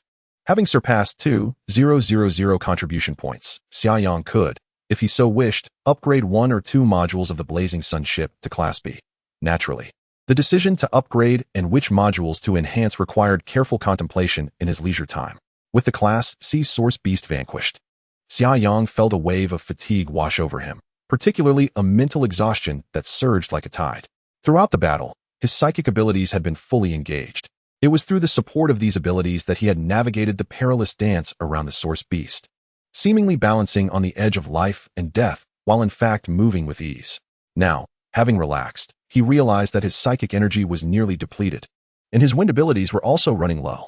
After taking a moment to recover, he stepped towards the massive carcass of the source beast. At that moment, Captain Gua, who had been thrown aside by the explosive shockwave, came to his senses. He stood up, gazing at the utterly lifeless source beast, overwhelmed by a surreal sensation. The immense disparity in power he had just witnessed had left him in despair. How could this young man single-handedly defeat such a formidable creature? What level of strength must one possess to achieve this? As someone who had engaged directly with source beasts, Captain Gua had a more visceral understanding of this disparity in power. He was utterly astounded. Could humanity truly reach such heights? This was a complete transcendence of all known limits. When Xia Yang approached the corpse of the source beast, Captain Gua finally snapped back to reality and hobbled forward. "Greetings," he exclaimed, his eyes filled with reverence as he looked at Xia Yang. "Thank you for your gallant intervention. You have saved us. I am Guomingyi, the captain of the 3rd Battalion of the Special Operations Brigade." Xia Yang surveyed Guomingyi and then the lifeless beast.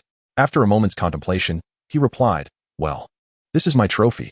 Guomingyi paused for a moment, then quickly responded, "Of course. Absolutely. I did not come here to vie for the spoils of war, but merely to express my gratitude." Summer Yang nodded, unceremoniously stepping forward to turn over the corpse of the source beast that lay on the ground. Guomingyi, observing from the side, couldn't help but gasp. The carcass of the source beast likely weighed 2 to 3 tons, yet Summer Yang effortlessly flipped it over.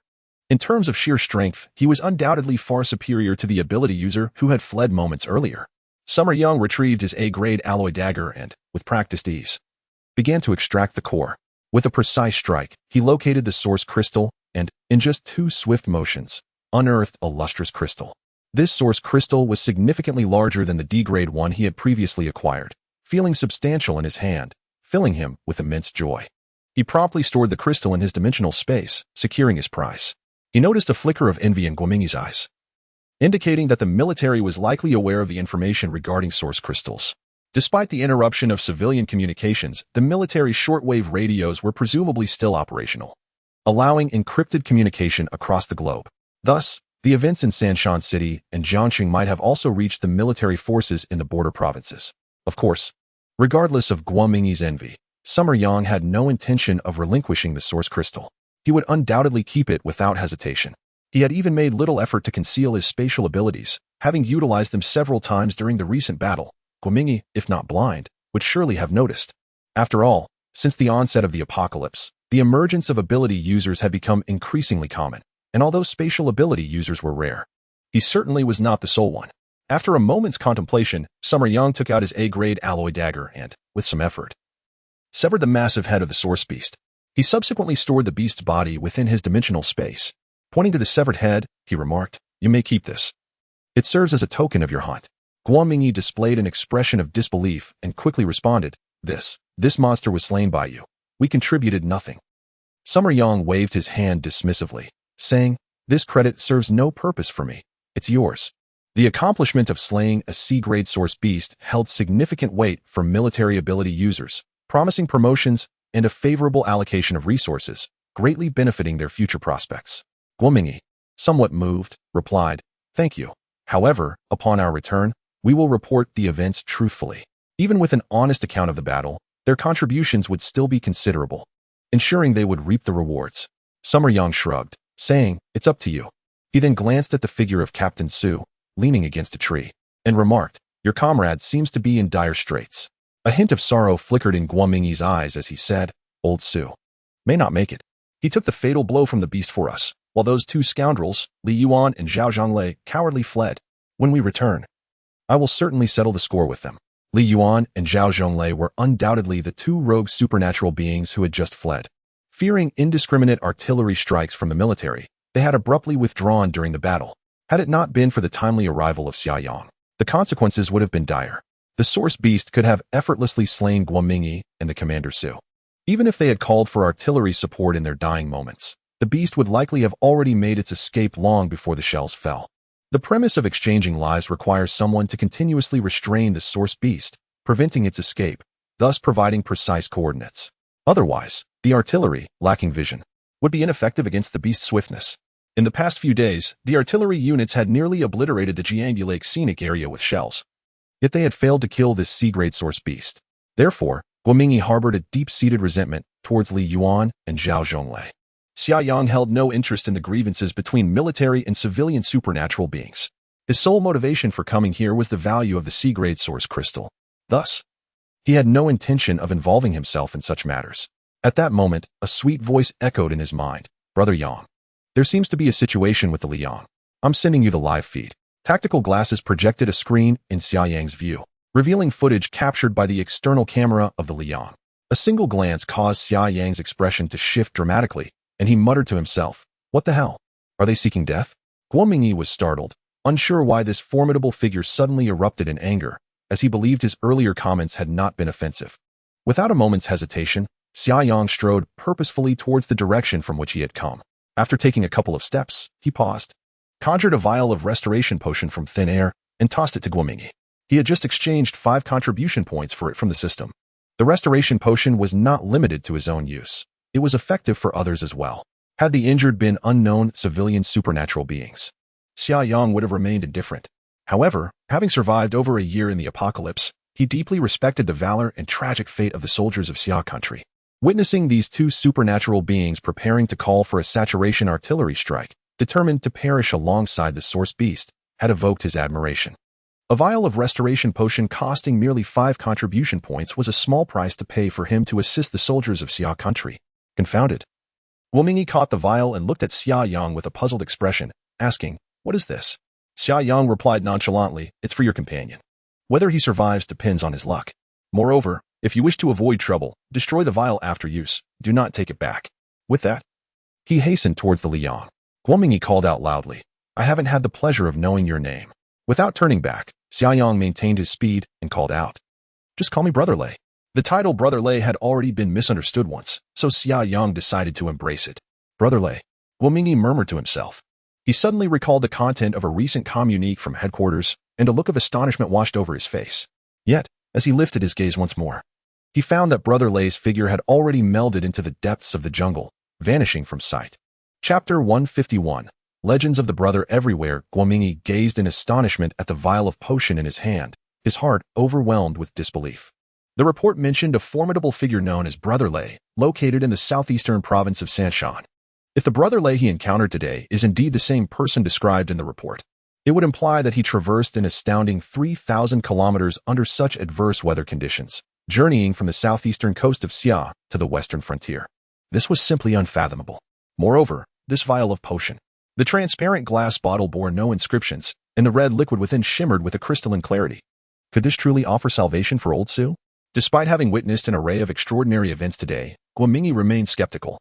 However, he was acutely aware that Captain Su's condition could not endure much longer.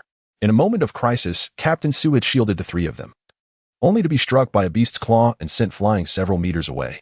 His chest and abdomen were a horrific mess of blood and flesh, with a high probability that his internal organs were shattered.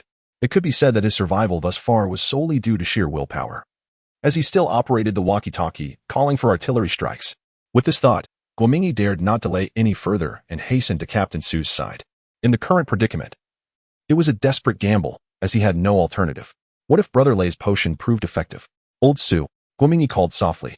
Captain Su had already succumbed into unconsciousness following the explosion of the rocket. Noticing the lack of response from his old comrade, Guo Mingyi's heart sank. He quickly checked for signs of life, relieved to find a faint breath still escaping Captain Su's lips. With no time to hesitate, Guo Mingyi uncorked the vial of potion given to him by Xia Yang and pried open Captain Su's mouth, pouring the liquid into him. Then, he anxiously remained by his side, periodically checking on his condition, harboring a flicker of hope that perhaps Brother Lei's potion might possess miraculous properties. Captain Su was his former superior, and their bond was forged through profound camaraderie in the heat of battle. More importantly, Guo Mingyi understood the immense value of an ability user, particularly one cultivated by the military in these times. The loss of Captain Su here would undoubtedly be catastrophic. After what felt like an eternity, Captain Su's eyelids fluttered, and his lips parted slightly. Old Su. Guo Mingyi sprang to his feet, anxiously watching his old comrade. Captain Su struggled to open his eyes and spoke. Mingyi, did you administer a stimulant? Why do I feel my strength returning? A stimulant? Guo Mingyi responded, momentarily taken aback. Captain Su continued, time is of the essence. While I can still speak, there are a few matters I must convey to you. Old Su, you misunderstand. I did not administer a stimulant. Guo Mingyi quickly interjected. How do you feel now? Did not administer a stimulant? Captain Su echoed in surprise. I feel my strength gradually returning. And I can even summon a trace of my ability energy. My injuries seem to have lessened significantly. Could it be a fleeting resurgence? What is the phenomenon of returning light? Don't jinx it. Guomingyi exclaimed. Brother Lei truly possesses remarkable abilities. This potion is indeed effective. What Brother Lei? Don't keep me in suspense. Commander Su's spirits had somewhat revived. It's the extraordinary individual who appeared just now. Guomingyi explained. He is Brother Lei. Do you recall the report regarding the situation in Southeast Province? I suspect that the person we encountered today is none other than him. How is that even possible? Commander Su was left speechless. I feel as though I'm in a dream. Guomingyi continued. However, such a formidable ability wielder, who harbors goodwill towards the military and steps forward in times of crisis. With so many coincidences, I find it hard to believe it's mere chance.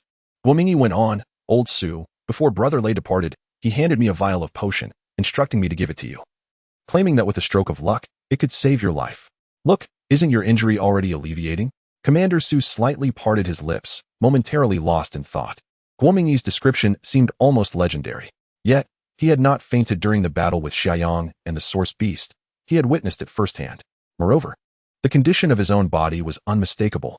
Commander Su could feel his injuries healing rapidly. It was still too early to determine if he could return to his previous state, but at the very least, his life was spared. That alone was miraculous. Old Su, let us rest a while longer. Once you regain your strength, we must hasten back to the command center. Guomingyi urged. We need to report the situation here promptly. By the way, Brother Lei also left us the monster's head. Commander Su couldn't help but exclaim, Brother Lei is truly gallant. More than half an hour later, Guomingyi assisted Commander Su to his feet. Remembering Xia Yang's words before his departure, he quickly said, Old Su, wait a moment. What is it? Commander Su inquired, perplexed. Guomingyi replied, Brother Lei instructed that the potion's matter must remain strictly confidential, otherwise it could lead to trouble for us. This vial must also be disposed of. After a brief moment of contemplation, Commander Su solemnly stated, since Brother Lei has said so, he must have his reasons. We must take this seriously. Mingyi, when reporting, let us not exaggerate the severity of my injuries, and we will keep the potion matter to ourselves. Understood, Guomingyi replied. He helped Commander Su sit down, then tossed the vial away and swiftly produced a grenade, hurling it towards the vial. Boom! The grenade exploded, shattering the glass into oblivion, leaving no trace behind. Guomingyi carried Commander Su towards the northern command center, gradually fading into the distance. The legend of Brother Lei would soon spread throughout the border province. Meanwhile, Xia Yang, having forged a benevolent connection, sprinted at full speed towards the direction of the solar flare. The murderous intent in his eyes was unmistakable. The images transmitted to him by Meng revealed that two ability users had set their sights on the solar flare, although Summer Yang merely caught a fleeting glimpse while hastily rushing to confront the Source Beast. He instantly recognized the two individuals as those who had cowardly fled during the battle. They evidently understood the military's delineation of secure zones, thus instinctively gravitating towards the nearest vessel, the Liang. Perhaps the prolonged silence of the artillery led them to mistakenly believe that Guomingyi and Commander Su had failed to call for a bombardment, resulting in their demise at the hands of the Source Beast. Consequently, upon encountering the opulent Liang, these panicked individuals harbored unwarranted thoughts.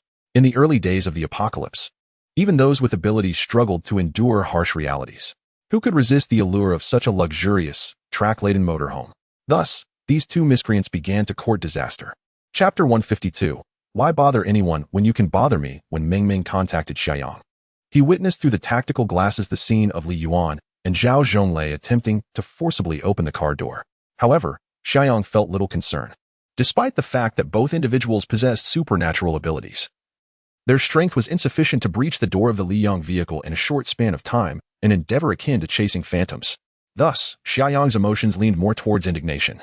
His sister, Xiaolin, was alone in the car and would undoubtedly be frightened. Moreover, had it not been for Xia Yang's prior instructions to Meng to secure the doors and windows of the Liang vehicle under any circumstances, Xiaolin's impulsive nature might have led her to confront them directly. As an ice elemental ability user facing two opponents of equal standing, one of whom was a strength type, her chances of victory were slim. Were anything to happen to his sister, Xia Yang would surely be driven to madness.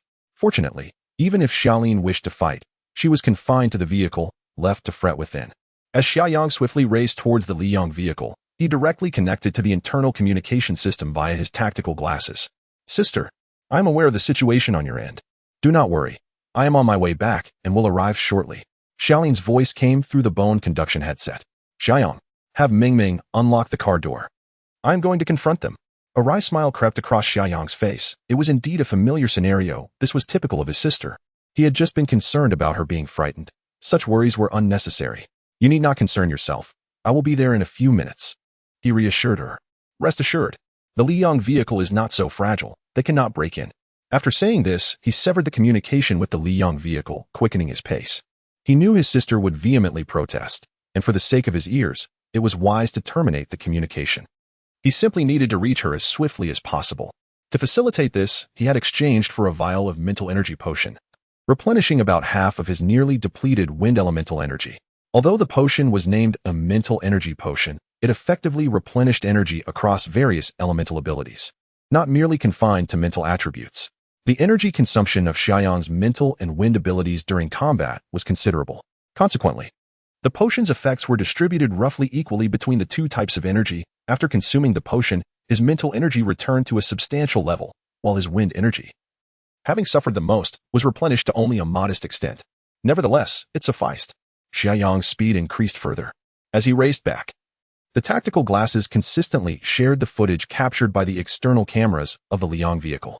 Initially, Li Yuan and Zhao Zhonglei resorted to a barrage of insults and coercive tactics, attempting to persuade Xiaolin to unlock the door. They were aware that those who ventured to this location were predominantly supernatural beings. The dignity of a supernatural user was not something to be trifled with. Should Xiaolin open the door and exit, they were confident in their ability to handle her one-on-one. They had not anticipated that their stratagem would be effective. They succeeded in inciting Xiaolin's fury. However, Xiaolin found herself unable to open the car door. After much ado, she unleashed a torrent of invective from within the vehicle, steadfast in her refusal to exit. Li Yuan and Zhao Zhonglei, unwilling to waste precious time, swiftly resolved to forcibly breach the car door. They could always return to repair it. Such a luxurious RV was worth the effort. The primary executor of this forceful endeavor was Li Yuan, an individual endowed with formidable strength. Zhao Zhonglei's earth-based abilities were of little use in this aggressive assault. Li Yuan swung his alloy rod with great force towards the glass windows of the Sunshine vehicle, which he presumed to be its most vulnerable point. Yet, a shimmering shield enveloped the Sunshine, causing the alloy rod to be deflected, its impact absorbed before even reaching the glass. This tactic was sanctioned by Xia Yang, allowing Ming to utilize the Sunshine's protective barrier, which could hold for a few minutes. Unfazed by the circumstances, Li Yuan relentlessly continued to strike the Sunshine with his rod. However, each of his powerful blows seemed to land upon cotton, failing to even graze the vehicle's lacquered surface. Watching this unfold on the tactical display, Xia Yang felt a chill in his heart. Ming provided real-time updates on the energy depletion of the protective shield. After all, as a pure strength-based ability user, Li Yuan's offensive capabilities were considerable. Following several dozen strikes, the energy of the protective barrier had diminished by roughly 1%. Naturally, this was a dynamic consumption. The Sunshine's engine could recharge the shield, albeit at a painfully slow rate given the inefficiency of a conventional fuel engine. Without such inefficiencies, a D-class ability user's assault could never breach this delicate equilibrium. The recharge process consumed a significant amount of fuel, which Xia Yang typically avoided. However, today was exceptional. His sister Xiaolin was inside, and he was not present. Even a minuscule chance of an unforeseen incident was intolerable to him. Thus, the fuel consumption was of little concern. The fuel in the dimensional tank could sustain the protective barrier for approximately 5 hours, which was ample time. If necessary, he could later procure more fuel at a different location, bypassing ordinary gas stations and heading straight for a fuel reserve center. In a post-apocalyptic scenario, he believed that the vast reserves of fuel would be difficult to transport away. At this rate, if Li Yuan continued to strike for another 3 to 5 hours, he might eventually breach the shield. Yet, they clearly would not have that luxury of time. 5 minutes later, a figure sped into view before Li Yuan and Zhao Zhonglei. Xia Yang's expression was as cold as ice as he remarked, "Enjoying yourselves, are you? Have you had your fill of this little game?" Li Yuan and Zhao Zhonglei were taken aback by Xia Yang's sudden appearance. They had assumed that only a female ability user was inside the car. The presence of a companion made the situation considerably more complicated, especially since Zhao Zhonglei's abilities were not particularly advantageous in an offensive context. As Zhao Zhonglei's eyes darted, he smiled and said, "Brother, there has been a misunderstanding." A misunderstanding indeed. Summer Yang could hardly be bothered to engage in idle chatter with these two wretches. The character of individuals who would abandon their comrades to save their own skins at a crucial moment is all too evident. It would suffice if they chose not to provoke him. After all, in this apocalyptic environment, Xia Yang had no desire to meddle in affairs that did not concern him. Yet, these two, akin to the legendary talents of the sleeping dragon and the phoenix chick, dared to cast their greedy eyes upon the radiant sun. Was this not akin to inviting death by lighting a lantern in a restroom? With a soft snort, Xia Yang exerted a subtle force beneath his feet, propelling himself towards Li Yuan and Zhao Zhonglei like a drifting feather. In his hand, the gleam of an A-grade alloy dagger shimmered, striking towards Zhao Zhonglei, the closest target. Like a venomous serpent. Chapter 153, Swift Kill. Unexpected joy. Li Yuan and Zhao Zhonglei were taken aback by the sudden appearance of such a ruthless character. Without a moment's hesitation, the individual drew a blade, uttering not a single superfluous word.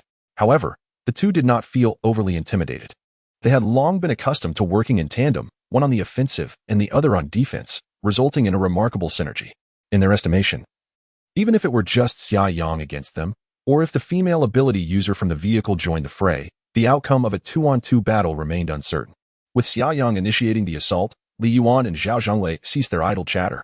A mere exchange of glances sufficed for them to assume their respective roles. Zhao Zhonglei waved his hand, conjuring a formidable earthen wall that manifested before him, perfectly positioned to obstruct Xia Yang's advance. Xia Yang let out a cold chuckle, accelerating his pace. Harnessing immense force, he unleashed a powerful kick against the earthen barrier. Zhao Zhonglei's lips curled into a sardonic smile. This was no ordinary wall, easily toppled by a mere show of strength. This earthen construct was fortified by the energy of abilities, its solidity rivaling that of iron and steel. Should Xia Yang's kick connect fully, he would likely suffer a grievous injury. Boom. A sound akin to an explosion echoed through the air as the earthen wall disintegrated under the impact of Xia Yang's strike. The smirk on Zhao Zhonglei's face froze in disbelief, his mouth slightly agape as he struggled to comprehend the scene before him. In the frenzied pace of battle, a moment's distraction could spell doom, for Xia Yang was not one to falter. Harnessing the principle of overwhelming strength, Xia Yang had a clear understanding of the prowess he wielded after his recent enhancement, having previously faced D-grade earth ability users. Thus, as the wall shattered, Xia Yang's figure surged through the dust like the harbinger of death, closing in on Zhao Zhonglei. Zhao Zhonglei barely registered a blur before he felt a chilling sensation at his throat. Instinctively, he grasped his neck, warm liquid gushing between his fingers as excruciating pain struck him. A look of disbelief washed over his face as he futilely clutched at his injury, collapsing in despair. In the moments before the encroaching darkness of eternal night, the last image seared into his mind was that of Xia Yang hurtling toward Li Yuan with terrifying speed. Li Yuan, equally taken aback, was caught off guard by the unfolding chaos. This was not how the script was meant to play out. Wasn't he, Zhao Zhonglei, supposed to thwart the enemy with his earthen wall, allowing him to wield his metal baton with great force? How could that wall crumble as if made of paper? And why was Zhao Zhonglei standing there like a dazed goose, awaiting his fate? This was utterly insane. With no time to ponder further, Li Yuan hastily raised his metal baton in defense. An inch longer, an inch stronger, he encouraged himself, wielding a long staff against an opponent armed with only a short dagger. Surely, he held the advantage. Yet, he failed to consider that the adage of strength being proportional to length was predicated on both parties possessing similar power levels. If one party possesses overwhelming strength, what purpose does a 100-meter-long stick serve? Xia Yang merely swayed his body slightly to evade what appeared to be a fierce strike with ease. Li Yuan, in a state of panic, hastily swung the alloy rod back while rapidly retreating. However, the disparity in speed between him and Xia Yang was as vast as the difference between the earth beneath and the clouds above. Xia Yang effortlessly grasped the end of the alloy rod. Li Yuan immediately sensed the grave danger. His instinctive reaction was to let go. Yet, Xia Yang did not afford him that opportunity. Before Li Yuan could release his grip, he felt an immense pulling force that lifted him into the air, propelling him towards Xia Yang. Once suspended, Li Yuan subconsciously relinquished his hold on the rod, but by that point, he could no longer alter his trajectory mid-air. Xia Yang seized the opportunity to swing the alloy rod with a mighty force.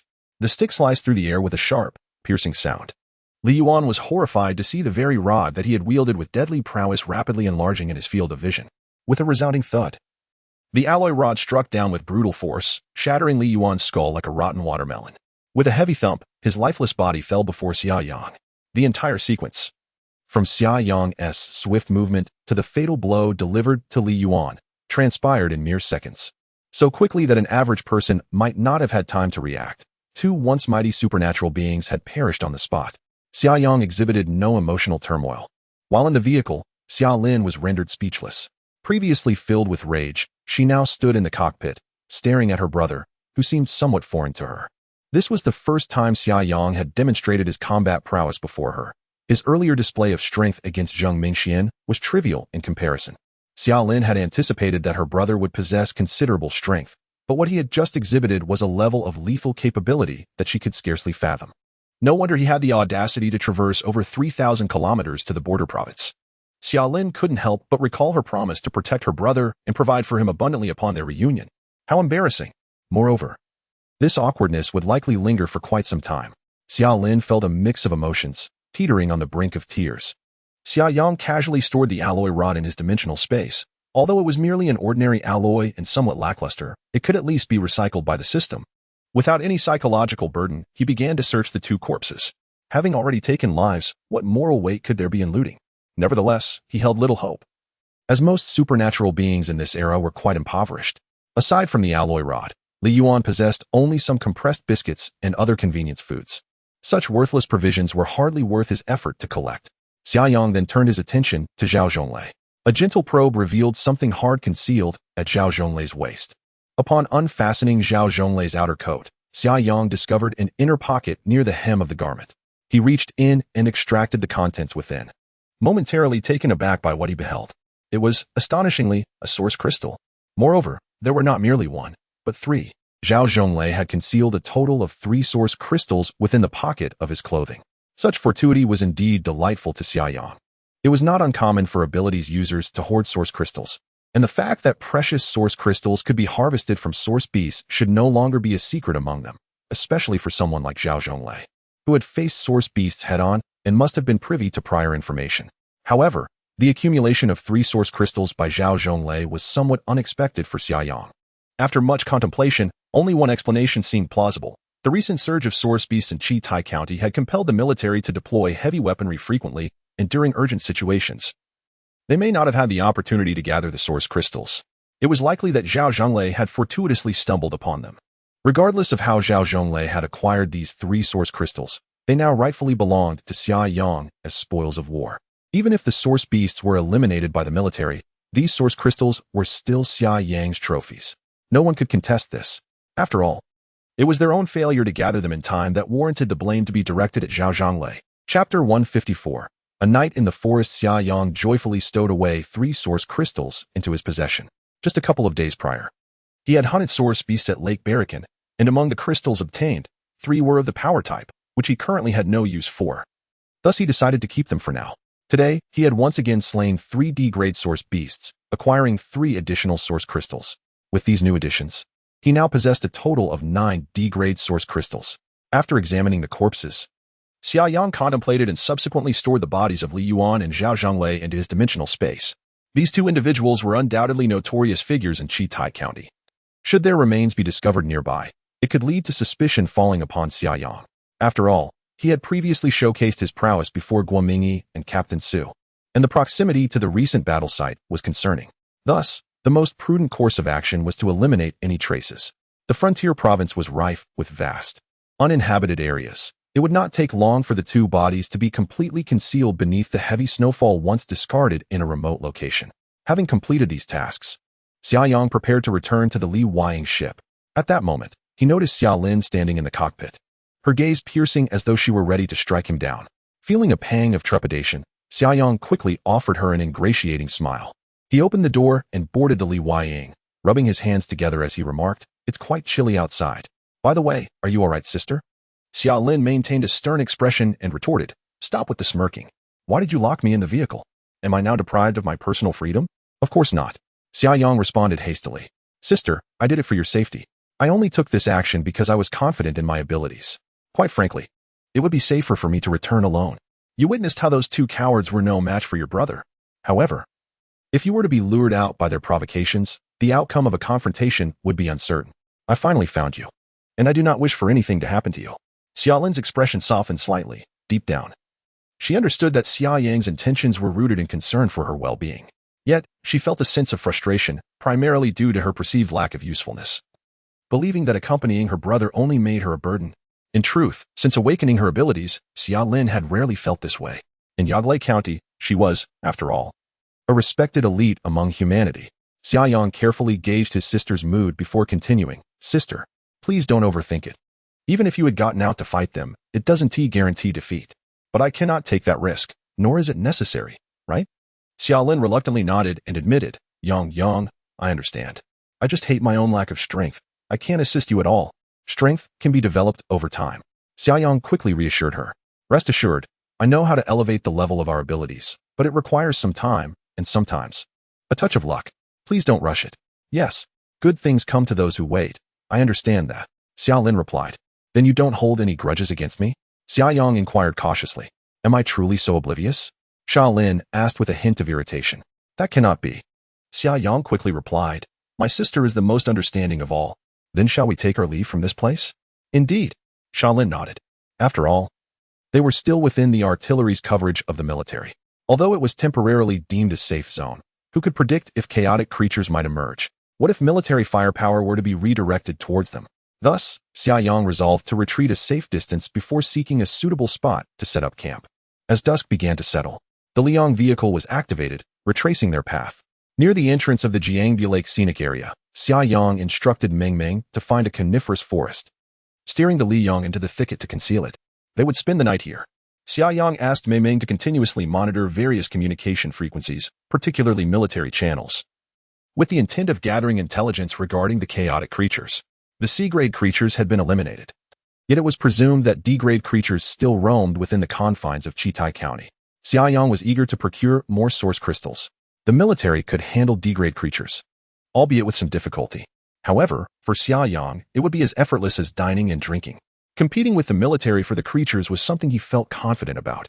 Outside, darkness had enveloped the surroundings, and the coniferous forest was enveloped in tranquility. With ample time at hand, dinner was prepared with a touch of formality. Xia Yang retrieved a variety of specialties from the Three Mountains region from his dimensional space. Buddha jumps over the wall, pan-fried liver, lychee pork, and more. Xiaolin was naturally delighted. Having been away from her homeland for a year, she longed for the flavors of home. Xia Yang even opened a bottle of red wine, sharing a glass with his sister. During dinner, Xiaolin couldn't help but express her nostalgia. After their meal, the siblings tidied up the dishes together. Yang, where will I sleep tonight? Xiaolin inquired. Xia Yang smiled and replied, I have already made arrangements. Sister, follow me. With that, he headed towards the hatch. Xiaolin, somewhat perplexed, followed Xia Yang out of the vehicle. The spot where the Liang was parked was a small clearing within the forest, relatively spacious. With a thought, Xia Yang retrieved a small survival pod from his dimensional space. Xiaolin was startled by the sudden appearance of the sizable contraption. Xia Yang cheerfully said, Come on, sister. This is your exclusive room. I have prepared it in advance. He then opened the pod's door, and the interior lights activated automatically. Standing at the entrance, he turned on the heating inside. This dedicated survival pod was electrically heated, and with ample power supply, it could maintain warmth for several days without issue. Additionally, it could directly charge from the Liang. Xiaolin couldn't help but exclaim, Yang, is your dimensional space truly capable of holding such large items? This thing is quite substantial. Xia Yang chuckled, it barely occupies any space. Sister, it's cold outside. Hurry and come in. Shaylin stepped gracefully into the compact survival pod.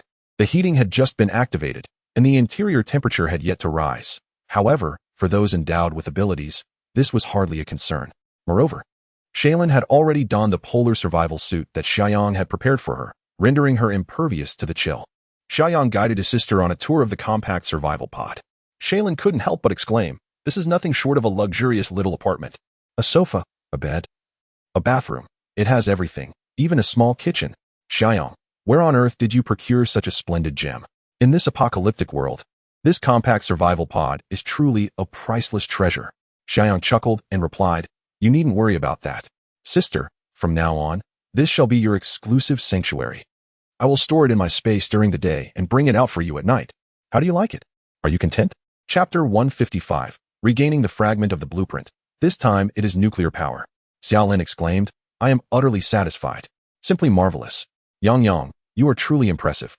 Xia Yang replied, I have prepared some change of clothes, daily necessities, and toiletries for you, all neatly organized for your convenience. Oh, and there are some snacks in the bedside cabinet. Help yourself if you get hungry tonight. Brother, you've really grown up. Your thoughtfulness is commendable. Xiaolin smiled. Well, since I only have one sister, I must cater to your needs. Xia Yang responded with a grin. The survival pod is fully stocked with water and electricity, so feel free to use it without reservation. Our resources are quite abundant at the moment. All right, Xia Lin agreed. Subsequently, Xia Yang picked up the tablet that served as the control center for the compact survival pod and demonstrated the basic operations to Xia Lin. The pod was remarkably intelligent, and controlling it via the tablet was exceedingly convenient. Xia Lin quickly grasped the functions and showered him with praise.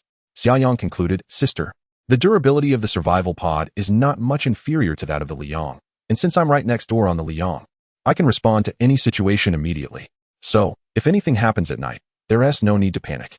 Xia Lin shot him an exasperated glance and replied, "I know. Do you really think your sister is a delicate flower? I am an ability user too, you know." "Of course. Absolutely," Xia Yang quickly affirmed, "by the way. If there is an emergency, just press this button by the bedside, and it will connect directly to the Liang." Today, Xia Yang had other arrangements and had not yet connected the survival pod's integrated plug to the standard interface on the Liang, so he couldn't charge the pod using the Liang's power. However, when the pod was extracted, it had automatically connected to the Liang's wireless network, ensuring that normal communication functions were easily achievable. "Okay, I've noted that," Xia Lin said. Yang, it's getting late. You should hurry back to the car and rest." While exploring the bathroom, she was already eager to take a hot bath, so she began to urge her brother out. "All right then, you too, make sure to rest early," Xia Yang replied. Upon returning to the Liang, Xia Yang first instructed Meng Meng to lower all the blackout curtains. The Liang was equipped with 360-degree external monitoring, allowing him to detect any occurrences at the survival pod instantly, making the curtains unnecessary. Eagerly, he dashed towards the cockpit. He placed the C-grade source crystal into the source crystal processing device. The identification process commenced. While the instrument evaluated the source crystal, Xia Yang opened the system interface. As he had achieved his first kill of a C-grade source beast today, the system rewarded him with an opportunity for a special item lottery. Xia Yang was brimming with anticipation. On the familiar lottery interface, each slot displayed the words special item. Another symbolic draw awaited. Xia Yang focused his mind and clicked the lottery button. The wheel spun rapidly, then gradually slowed, eventually coming to a gentle stop. Without a doubt, the pointer settled on a square labeled with a special item. The system's prompt sounded, "Congratulations, host. You have acquired a special item, a fragment of the blueprint for a compact, controllable nuclear fusion power system." Upon hearing this, Xia Yang couldn't help but feel a surge of exhilaration. Nuclear power. He understood all too well the significance of this.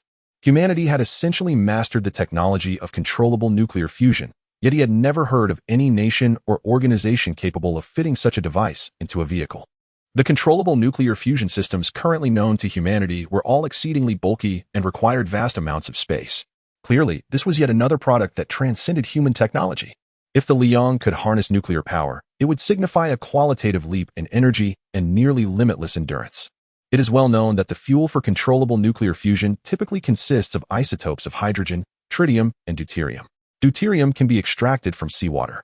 According to estimates, 1 liter of seawater can yield an average of 0.03 grams of deuterium, meaning that the oceans of Blue Star alone could provide a staggering 450 trillion tons of deuterium. The energy released from the deuterium extracted from 1 liter of seawater, when used in nuclear fusion, is equivalent to the energy produced by the combustion of 300 liters of gasoline. This is truly an inexhaustible source of energy. Of course, at present, Xia Yang only possessed a fragment of a blueprint. He would need to gather the complete set before he could upgrade the controllable nuclear fusion power system. Nevertheless, as he gazed at the system interface displaying fragment of compact controllable nuclear fusion power system 1.3, he was filled with excitement. Typically, one would need to elevate the Liang to an A grade to unlock this cutting-edge technology. Now, he had the opportunity to obtain it ahead of schedule. How could he not be thrilled? The sooner one acquires it, the sooner one can enjoy it. Ding! The alert from the source crystal processing device temporarily dampened Xia Yang's exhilaration over the blueprint fragment. He shifted his focus to the source crystal processing device. This was the first time he had obtained a C-grade source crystal. What attributes would it possess? His eyes fell upon the display screen on the side of the instrument. Hiss. Xia Yang couldn't help but gasp, his heart swelling with envy for his sister, Xia Lin. This C-grade source crystal had been identified as possessing water attributes. What extraordinary fortune! If one were to consider probabilities, the likelihood of this source crystal manifesting power attributes was certainly the highest. As long as it was not a power attribute, it would already be considered a stroke of good luck. Xia Yang never anticipated that it would turn out to be a water attribute. Xia Lin's ability was of the ice attribute, a unique variant of water abilities. This was akin to the relationship between Li Muyu's lightning attribute and electricity. Hence, if an ice attribute source crystal were to be produced, it would be the most fitting. However, the water attribute source crystal could also enhance Xia Lin's power. Although the effect might be slightly less potent than that of an ice attribute, this was still a C-grade source crystal. At this stage, being able to acquire a C-grade source crystal that aligned with 1's abilities was an unparalleled boon. After consuming the source crystal, Xia Lin's abilities ascended to level C with little doubt. The energy contained within a single C-level source crystal far exceeds the combined power of 3 D-level source crystals. Xia Yang couldn't help but marvel at his sister, truly a person of great fortune. She effortlessly achieved the rank of C-level ability user. Since Xia Lin could utilize the source crystal, Xia Yang was more than willing to assist. He promptly instructed Meng Meng to refine the crystal into energy liquid. Once the energy liquid was prepared, Xia Yang immediately retrieved 6 D-level source crystals from his dimensional space, arranging them neatly before him. These were all newly acquired today. Additionally, he had 3 strength-type source crystals obtained from Lake Balakan, which had already been appraised. Xia Yang eagerly anticipated whether these 6 source crystals would yield the attributes he sought. Chapter 156. The expansion of dimensional space before the co-pilot seat of the solar flare. There exists a small tabletop, typically concealed within the crevice in front of the source crystal processing apparatus, capable of being drawn out when needed. Its configuration is reminiscent of that found in an Airbus cockpit. At present, this petite table is adorned with 6 translucent source crystals. Xia Yang is toying with these crystals, arranging them into various formations, first a V-shape, then a straight line, as he grapples with the dilemma of how to authenticate them. The source crystal processing apparatus can authenticate a maximum of 5 crystals at a time, yet here lies a total of 6. Should he authenticate 5 first, and then the remaining 1, or perhaps authenticate 3 at once? This seemingly trivial matter poses a significant quandary for Xia Yang, who suffers from indecision. Ultimately, the once prominent programmer chooses the aesthetically pleasing option of authenticating 3 at a time. With his eyes closed, he randomly selects 3 source crystals and places them into the processing apparatus, shutting its door and instructing Meng Meng to commence the authentication. By the spirits of heaven and earth, grant me a spatial source crystal, he murmurs. At the sound of a chime, the authentication is complete. Xia Yang hastily directs his gaze towards the adjacent screen. Strength attribute. Strength attribute. Strength attribute. A wave of despair washes over him.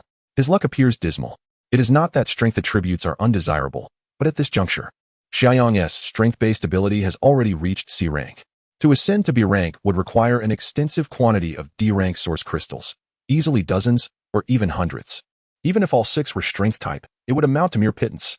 Moreover, he yearns for a spatial type, with a vast strategic resource reserve looming before him. Yet half of it remains tantalizingly out of reach. Xia Yang steels himself, retrieves the 3 source crystals, and substitutes them with another set. This time, he refrains from muttering incantations, pondering if perhaps he has sought the wrong deities, resulting in such ill fortune. Why not avoid invoking any at all? Ding. Authentication complete. Xia Yang lifts his eyes. The first 2 are wind attribute and electric attribute, respectively. The last one, however, is a spatial attribute. Almost bursting with excitement, he nearly leaps up. After such a long wait, he finally acquires another spatial attribute source crystal. The thought of that strategic reserve in the spatial realm ignites a desire to immediately consume the spatial energy liquid. He extracts the wind attribute source crystal and instructs Meng Meng to process the electric and spatial attribute source crystals into energy liquids. The electric attribute energy liquid is naturally reserved for Li Muyu. After all, anything stored within the dimensional space remains unspoiled, readily convertible into energy liquid, which he can present to her whenever they next meet. As for the wind attribute source crystal, Xia Yang opts not to transform it into energy liquid for the time being. For the same reasons as before, their wind abilities are already at C rank, and D rank energy liquid offers minimal enhancement. Additionally, Xia Yang has other plans for these source crystals. Before long, the source crystal processing device completed its task. Summer Yang opened the door and casually stored the electric attribute energy liquid into the dimensional space. With a heart full of excitement, he then uncorked the bottle of spatial attribute energy liquid. Without any preamble, he consumed it in one swift gulp. A familiar sensation enveloped him. It was as if countless spatial sprites were dancing around him, merging him and the space into an exquisite harmony, as if he could effortlessly blend into the infinite expanse of the cosmos. After a considerable time, the effects of the energy liquid gradually waned, and Summer Yang opened his eyes. The discomfort associated with consuming different energy liquids varied. yet each served as an exceptional opportunity to comprehend the corresponding attribute energy. Upon absorbing the energy liquid, Summer Yang's immediate impulse was not to attune himself to his space, but to summon the system interface. The character attributes displayed that his spatial ability remained at D rank. Although he had anticipated this, a twinge of disappointment lingered within him. With just another spatial source crystal, he should be able to ascend to C rank. He silently clenched his fists. The D-rank spatial ability possessed minimal offensive capabilities, merely functioning as a portable repository. Of course, Summer Yang's repository was indeed quite substantial. Given that his ability had not advanced, there was no need for him to explore new offensive techniques. He allowed his thoughts to plunge into the dimensional space.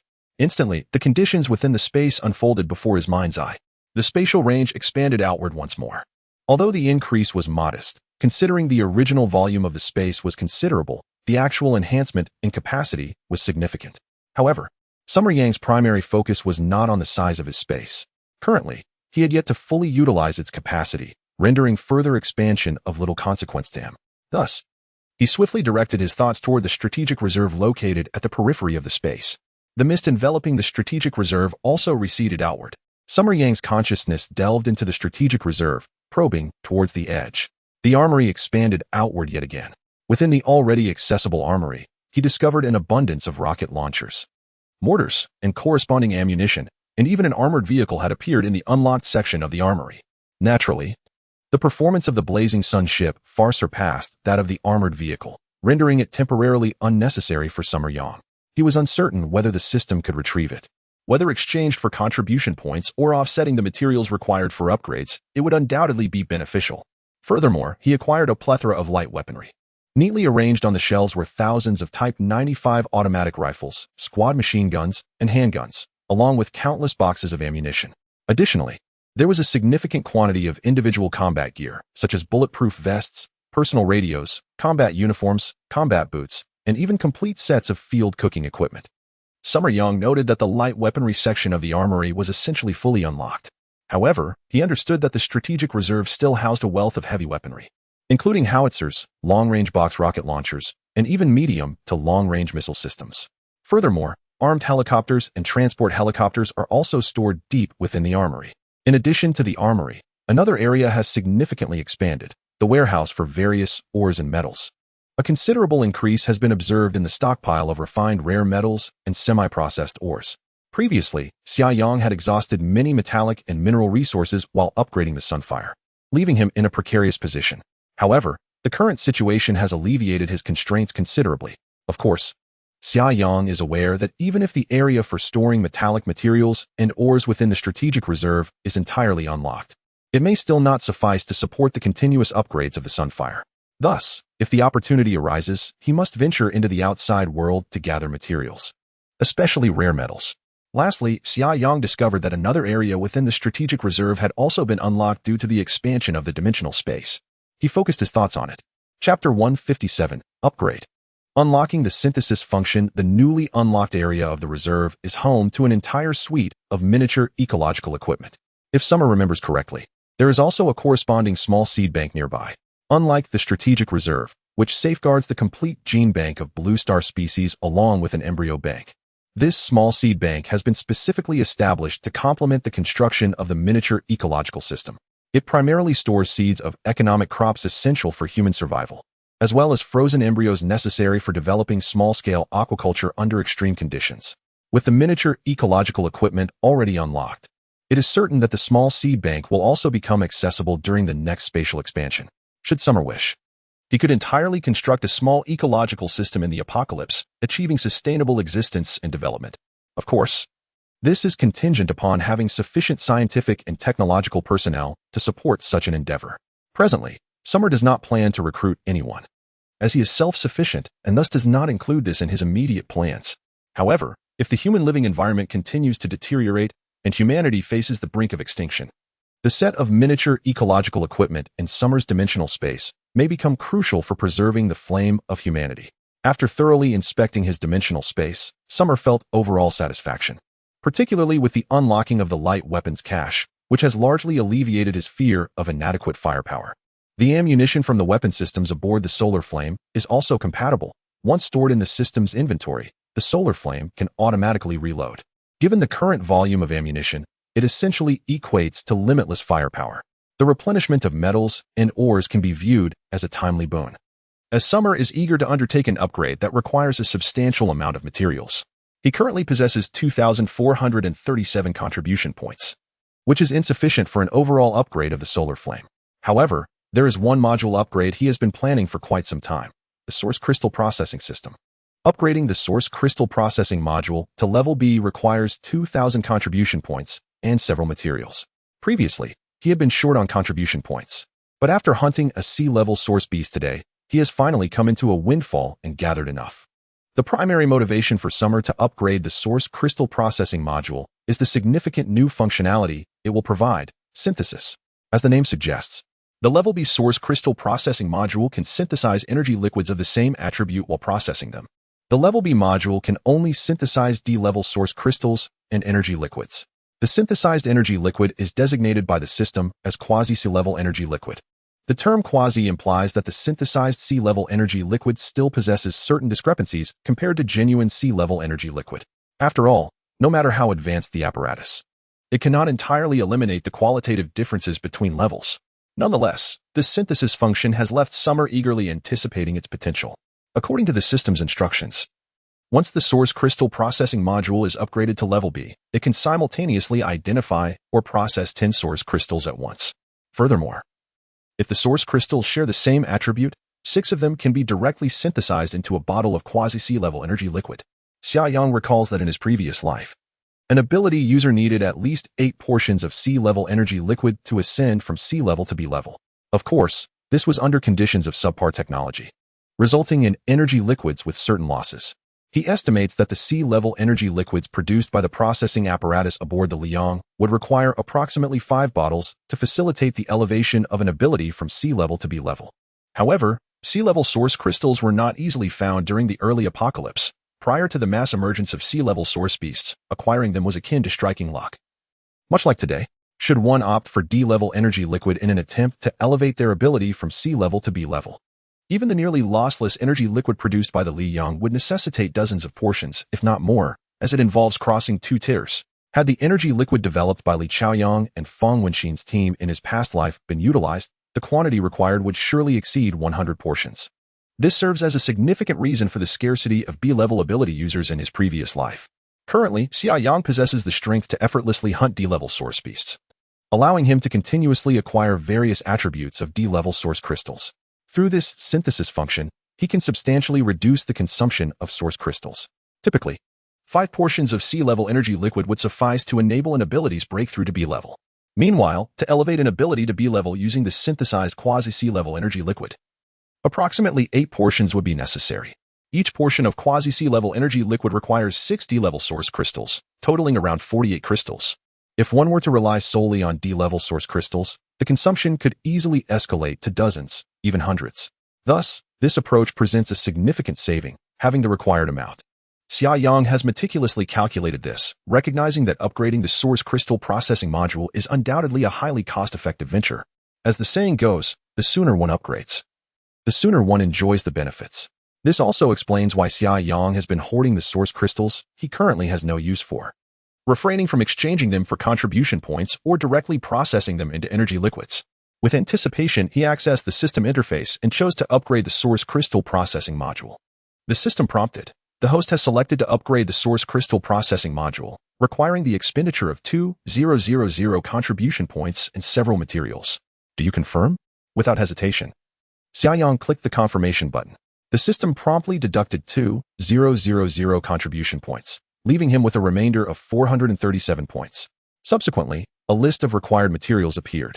After a brief glance, he felt a sense of relief as the materials needed were not excessive, even less than he had anticipated. It seemed that, being merely a small device, it did not necessitate an abundant supply of materials. He quickly scanned the list and was pleased to find that all the required materials were readily available in his strategic reserve. He carefully extracted each material and subsequently placed them into the system's item recycling section. In no time at all, the materials were fully submitted. The system announced, contribution points have been deducted, all materials are gathered, and the crystal processing module upgrade is about to commence. Please vacate the cockpit. The upgrade will take approximately 120 minutes. During this period, Please refrain from entering the cockpit. Xia Yang paused for a moment before breaking into a smile, exclaiming, "Oh, I only need to leave the cockpit? I thought I would have to wait outside." The system responded, "Once the mobile survival base reaches sea level, the upgrade of individual modules allows for a more refined control area, as long as the host does not enter the controlled area. There is no need to leave the survival base. However, when the entire base undergoes an upgrade, the host must indeed vacate." Understood. Xia Yang cheerfully gave a thumbs up, remarking, "This improvement is splendid and user-friendly." With that, he rose and departed the cockpit. Just as he settled into the soft leather sofa, the system's notification chime resonated. All prerequisites have been met. The upgrade of the crystal processing module has commenced. Chapter 158. Synthesis of quasi-sea level energy liquid. The night had fully descended outside. In the border province, darkness lingered long, and it was already past 11 o'clock. Yet, Summer Yang felt no hint of drowsiness. Nestled on the sofa, he engaged in a solo game of Match 3 on his tablet, occasionally checking the system interface to monitor the upgrade status of the source crystal processing device. In moments of waiting, time seemed to stretch interminably. Finally, the clock inched toward 1 in the morning. The system notification chimed at last. The source crystal processing module has completed its upgrade. With a surge of exhilaration, Summer Yang leaped from the sofa and hurried to the cockpit in a flurry of excitement. There, nestled in the glove compartment of the co-pilot's seat, was the sleek, piano black source crystal processing device, quietly awaiting its purpose. Externally, it appeared largely unchanged. Summer Yang promptly perused the explanatory document provided by the system. The source crystal processing module had ascended to B level. The most significant enhancements were twofold. The capacity for simultaneous processing of source crystals had increased to 10, and the coveted synthesis function had been unlocked. Without hesitation, he retrieved 6 strength-based source crystals from the dimensional space and inserted them into the processing device. Ming. Activate the synthesis function and transform them into quasi-sea level energy liquid, he commanded. Understood, Ming replied. The source crystal processing device emitted a soft hum as Summer Yang settled into the co-pilot seat, a flicker of excitement coursing through him. With the synthesis function at his disposal, the source crystals he had stockpiled finally found their purpose. However, after utilizing these 6 strength-based source crystals, he would be left with only 1 wind-based source crystal, along with a vial of electrical energy liquid and another of sea-level water energy liquid. Moments later, a chime resounded. The source crystal processing device had completed its task. Summer Yang extracted a vial of pale blue energy liquid. In both appearance and volume, it bore a striking resemblance to D-level energy liquid. However, this vial's blue hue seemed to possess a deeper, more profound quality than that of its D-level counterpart. Curiosity piqued, he scrutinized the energy liquid in his hand before, without much deliberation, uncorking it and downing its contents. After all, keeping it would yield no offspring. The taste seemed quite similar. After consuming the energy liquid, he relaxed in the co-pilot seat, gently closing his eyes to savor the moment. His muscles began to swell slightly, and it felt as though ants were scuttling through his bones, with a subtle rise in body temperature. Overall, the discomfort remained within tolerable limits. A single vial of quasi-sea level energy liquid was insufficient for a significant enhancement of his abilities. Yet, with each consumption, his strength incrementally increased. Roughly estimating, this vial of sea-level energy liquid equated to the efficacy of several D-level energy liquids consumed separately, with the cost being merely 6 D-level source crystals. This transaction was indeed a lucrative one. After a considerable duration, Summer Yang sensed that the medicinal effects of the energy liquid had been fully absorbed, and the discomfort had dissipated almost entirely. He could feel a remarkable surge of power burgeoning within him. This sensation closely resembles that of awakening one's abilities for the first time, akin to having consumed an impressive array of over 10 bottles of D-grade energy fluid, resulting in a significant enhancement. Xia Yang felt it necessary to adapt to the sudden surge of power. However, the hour was late, and he decided to take a shower before resting. During his bath, he noticed that the greasy impurities exuding from his body were minimal, and his height seemed to have increased by merely half a centimeter. In truth, the most substantial transformation occurred upon his initial awakening of power-based abilities, as it represented a transition from 0 to 1, laying a solid foundation. Subsequent consumption of energy fluids, including the advancement of his power from D-grade to C-grade, did not yield such pronounced changes in his physical appearance, which he found quite satisfactory. He had no desire to become an oversized brute or a muscle-bound giant as his powers escalated. After donning his sleepwear, Xia Yang instructed Ming to activate the expansion mechanism in the master bedroom, lowering the large bed from the ceiling. He climbed onto the soft mattress and promptly fell into slumber. The following morning, Xia Yang rose around 6 o'clock. Notably, while the nights in the frontier province lasted longer. The dawn arrived at a similar time to the mainland, resulting in brief nights and prolonged days. The ample sunlight contributed significantly to the thriving growth of fruits in the region. Xia Yang quickly freshened up, donned his warm polar survival suit, and exited the vehicle. Inhaling the crisp morning air of the forest invigorated him immensely. He practiced several sets of punches in the open space beside the sunlight vehicle. Exuding vigor as snowflakes danced around him. Following his exercise, he felt a refreshing exhilaration and had nearly acclimated to the changes in his physical strength after consuming the near C-grade energy fluid. The nearby compact survival capsule remained quiet, suggesting that his sister, Xia Lin, had yet to awaken. Xia Yang returned to the sunlight vehicle to prepare breakfast. Yang, came Xia Lin's voice from outside. He looked down to see her, freshly groomed, emerging from the compact survival capsule, standing at the foot of the steps leading to the vehicle. Sister, you're up. Xia Yang beamed. Just a moment. Breakfast will be ready shortly. Please come inside to warm up. As Xia Lin ascended into the vehicle, she remarked while changing her shoes. Yang, why are you up so early? I'm used to it. Xia Yang replied with a grin. Sister, did you sleep well last night? I slept like a log. Xia Lin responded cheerfully. It was my first restful night since the sudden change in weather, and that bed was exceptionally comfortable. Once she had changed into her slippers, she approached Xia Yang and inquired, What are we having for breakfast? Just a simple bowl of plain porridge and 2 boiled eggs. Xia Yang replied with a smile. We'll also have 2 youtiao and some pickled vegetables, along with shredded pork. How does that sound, sister? That sounds wonderful. Xia Lin exclaimed. I can't remember the last time I enjoyed a proper breakfast. All right then, let us dig in, Xia Yang declared. Xia Lin assisted in setting the breakfast on the table in the sofa area. She glanced around and remarked, Yang, I noticed that your vehicle has expanded outward. Hasn't it? The sofa area seems much more spacious now, and there's even a large bed ahead. With a cheerful smile, Xia Yang replied, Sister, this vehicle can expand in all directions, including upwards. When we have a leisurely moment, I'll demonstrate it for you. However, we need to hit the road after breakfast today, so let's not get sidetracked. The two of them sat opposite each other on the sofa, enjoying their breakfast while engaging in conversation. Xia Lin, filled with curiosity, inquired, Yang, where are we headed next? Xia Yang smiled softly and responded, We will still be in Chitai County today, and after that, we may continue westward. Chapter 159, The Best Gift for My Sister from Yesterday Until Now. Ming has been incessantly monitoring various communication frequencies, including those of the military. After meticulously compiling the myriad of information, she reported to Xia Yang early this morning. In summary, the crisis posed by the source beasts within Chitai County has been largely alleviated. This is undoubtedly attributed to Xia Yang's successful elimination of the C-class source beast. However, according to reports from various military units, there are still several D-class source beasts active within the county. The army is currently mobilizing its forces to encircle and eliminate the remaining D-class source beasts. Today, Xia Yang's objective is to race against time, striving to vanquish as many source beasts as possible. In essence, he is competing with the military for kills. In reality, the military's strategy for dealing with D-class source beasts, particularly with the utilization of heavy firepower, is not overly problematic for achieving victory. Nevertheless, it cannot entirely avert casualties. By eliminating a few more D-class source beasts, Xia Yang is, in a sense, contributing to the reduction of the military's casualty rate. Upon hearing this, Xia Lin curiously inquired, Are you planning to head west? Where exactly do you intend to go?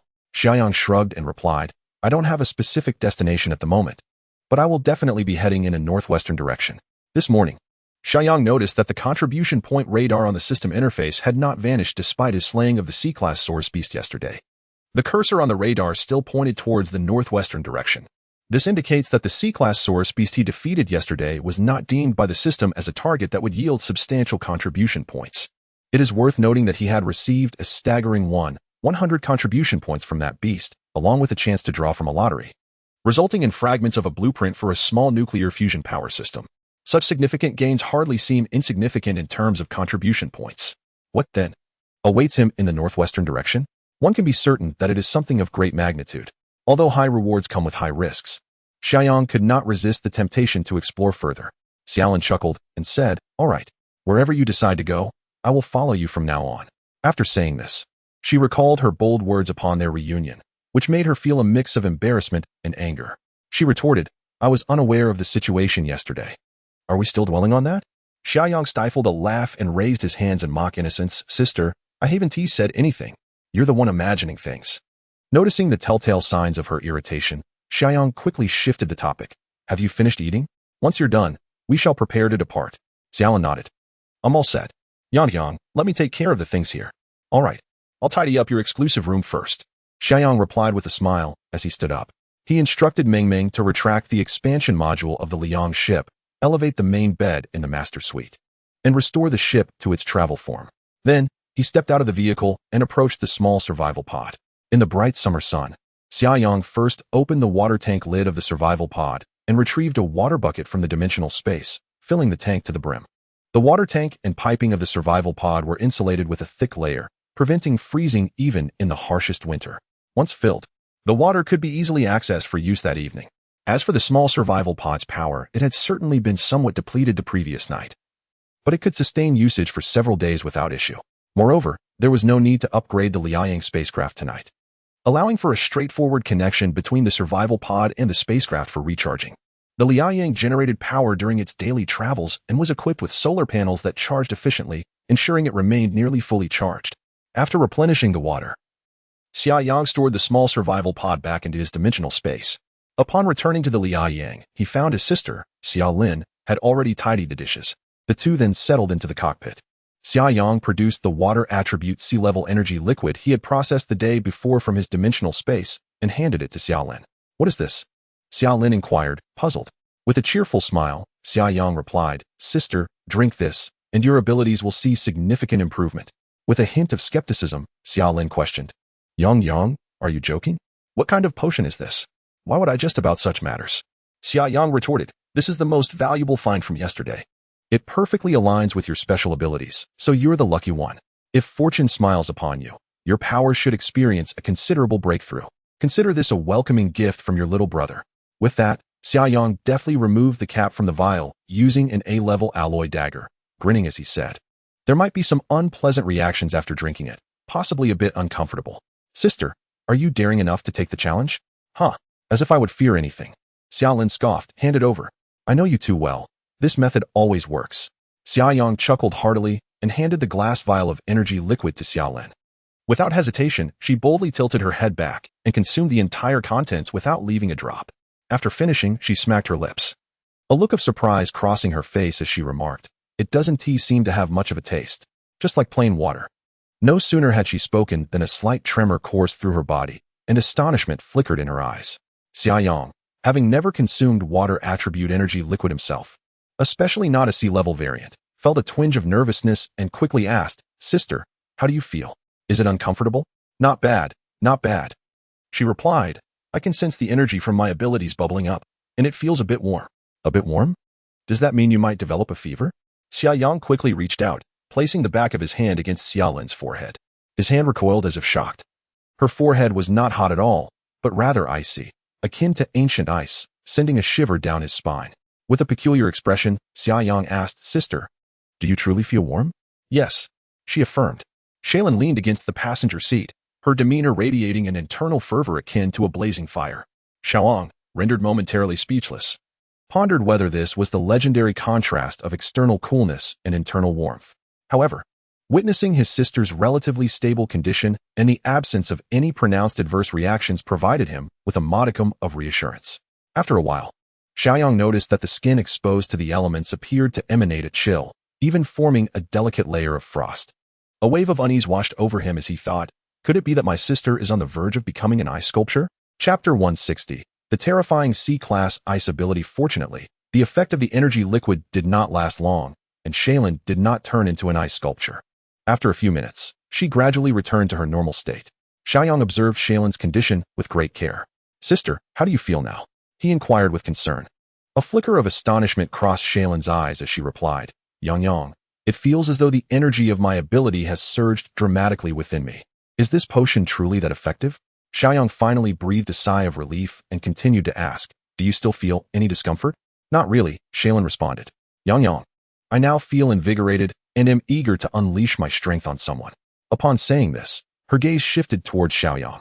With a comically perplexed expression, Xiaoyang remarked, Sister, there's no need to go overboard. Come on, Step outside and unleash your energy on those trees in the forest.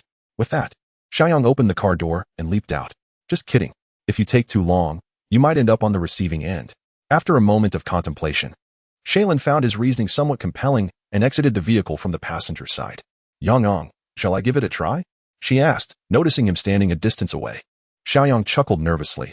Aren't I just trying to avoid being accidentally harmed? Sister, go ahead. It's the perfect opportunity to adapt to your newfound strength. Shaylin nodded, took a deep breath, and waved her hand towards a pine tree that was about the width of her calf. Whoosh! A translucent ice arrow materialized out of thin air, emitting a sharp sound as it shot forth at an incredible speed towards the tree. Thud! The trunk was pierced cleanly, leaving behind a small hole. The ice arrow continued its trajectory, soaring further before embedding itself deeply into another tree's trunk. Shaylin's mouth fell slightly open, her eyes filled with a bewildered astonishment. The power of this ice arrow far exceeded her expectations.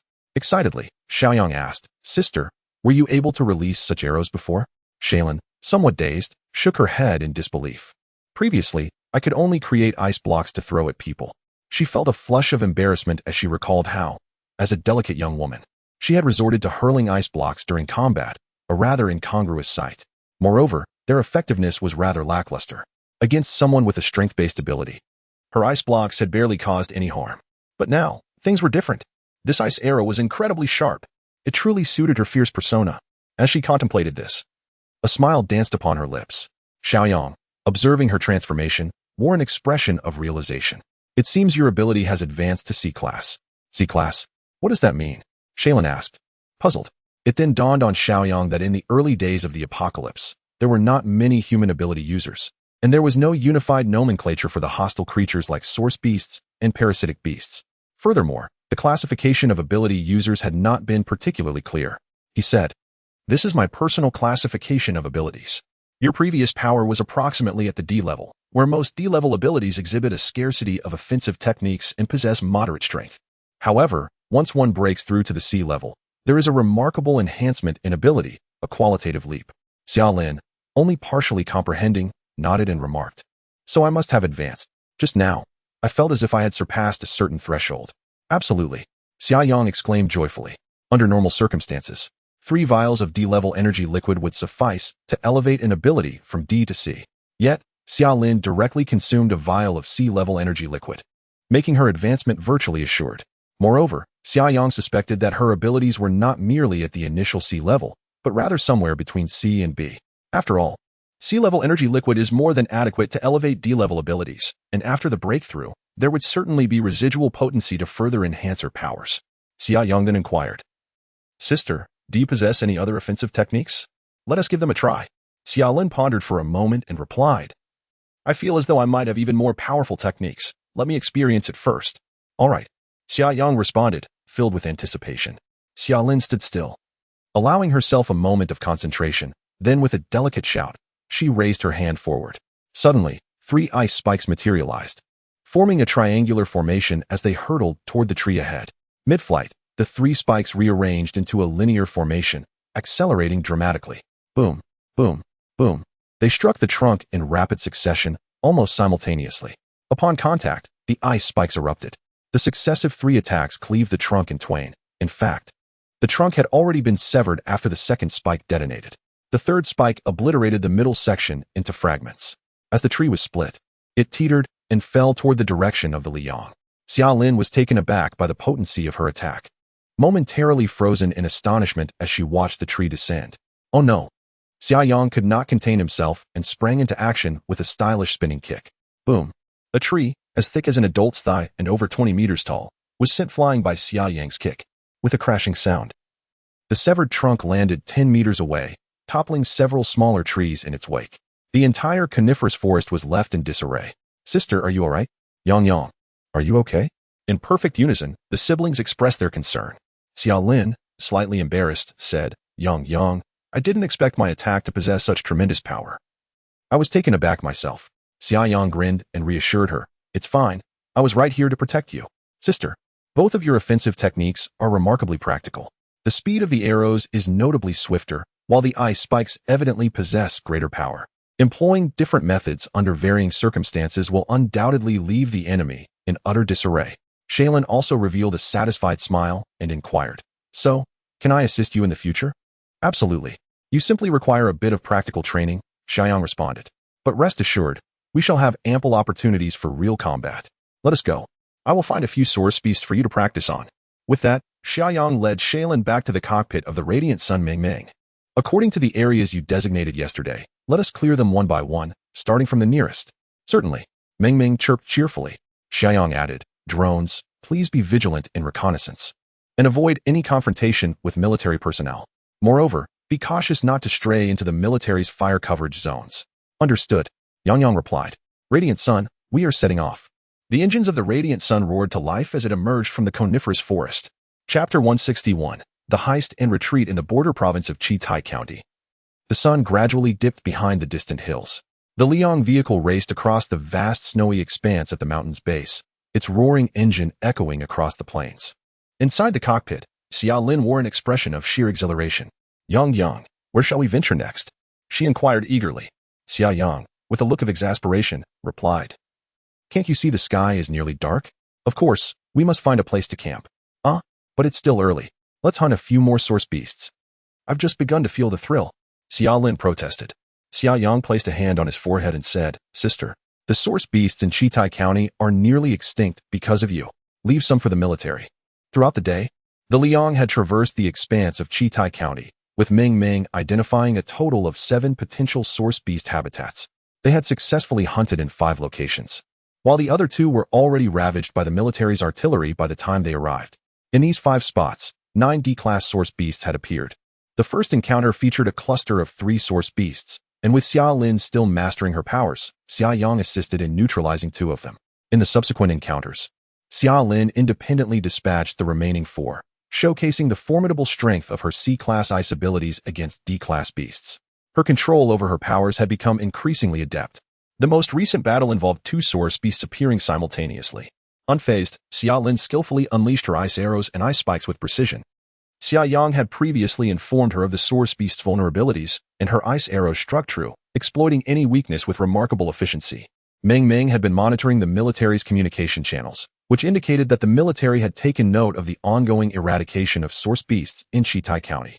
Despite the Liang's impressive maneuverability, military reconnaissance teams had captured footage of their operations. Nonetheless, hunting source beasts was a collective mission for humanity, and the military did not impede Xia Yang and Xia Lin's endeavors. Instead, they began to recalibrate their strategy. Forces initially tasked with eliminating source beasts now shifted their focus to reconnaissance.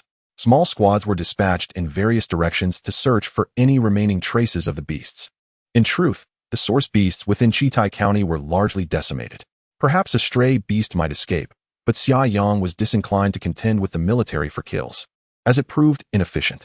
On the contribution point radar, a wealth of points awaited him in the northwest, promising rewards even more substantial than those from slaying C-class source beasts. How could he resist such temptation?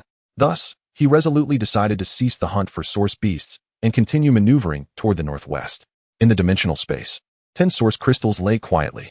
Apart from the previously acquired wind-type crystal, the remaining 9 had been obtained that day and had yet to be identified for their properties.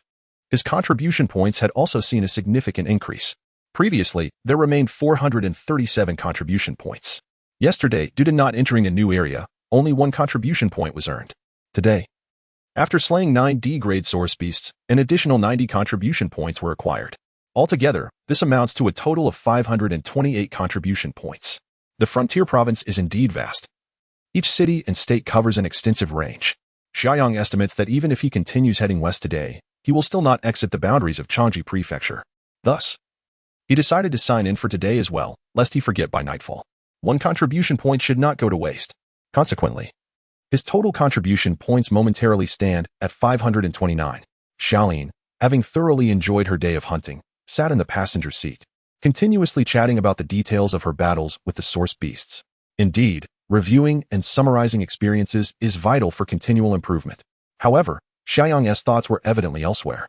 He was preoccupied with the direction indicated by the contribution point radar, pondering what trials awaited them. Yang. Xia Yang snapped back to reality and replied, "Huh? Sister, what is it? Why were you daydreaming? I've called you several times."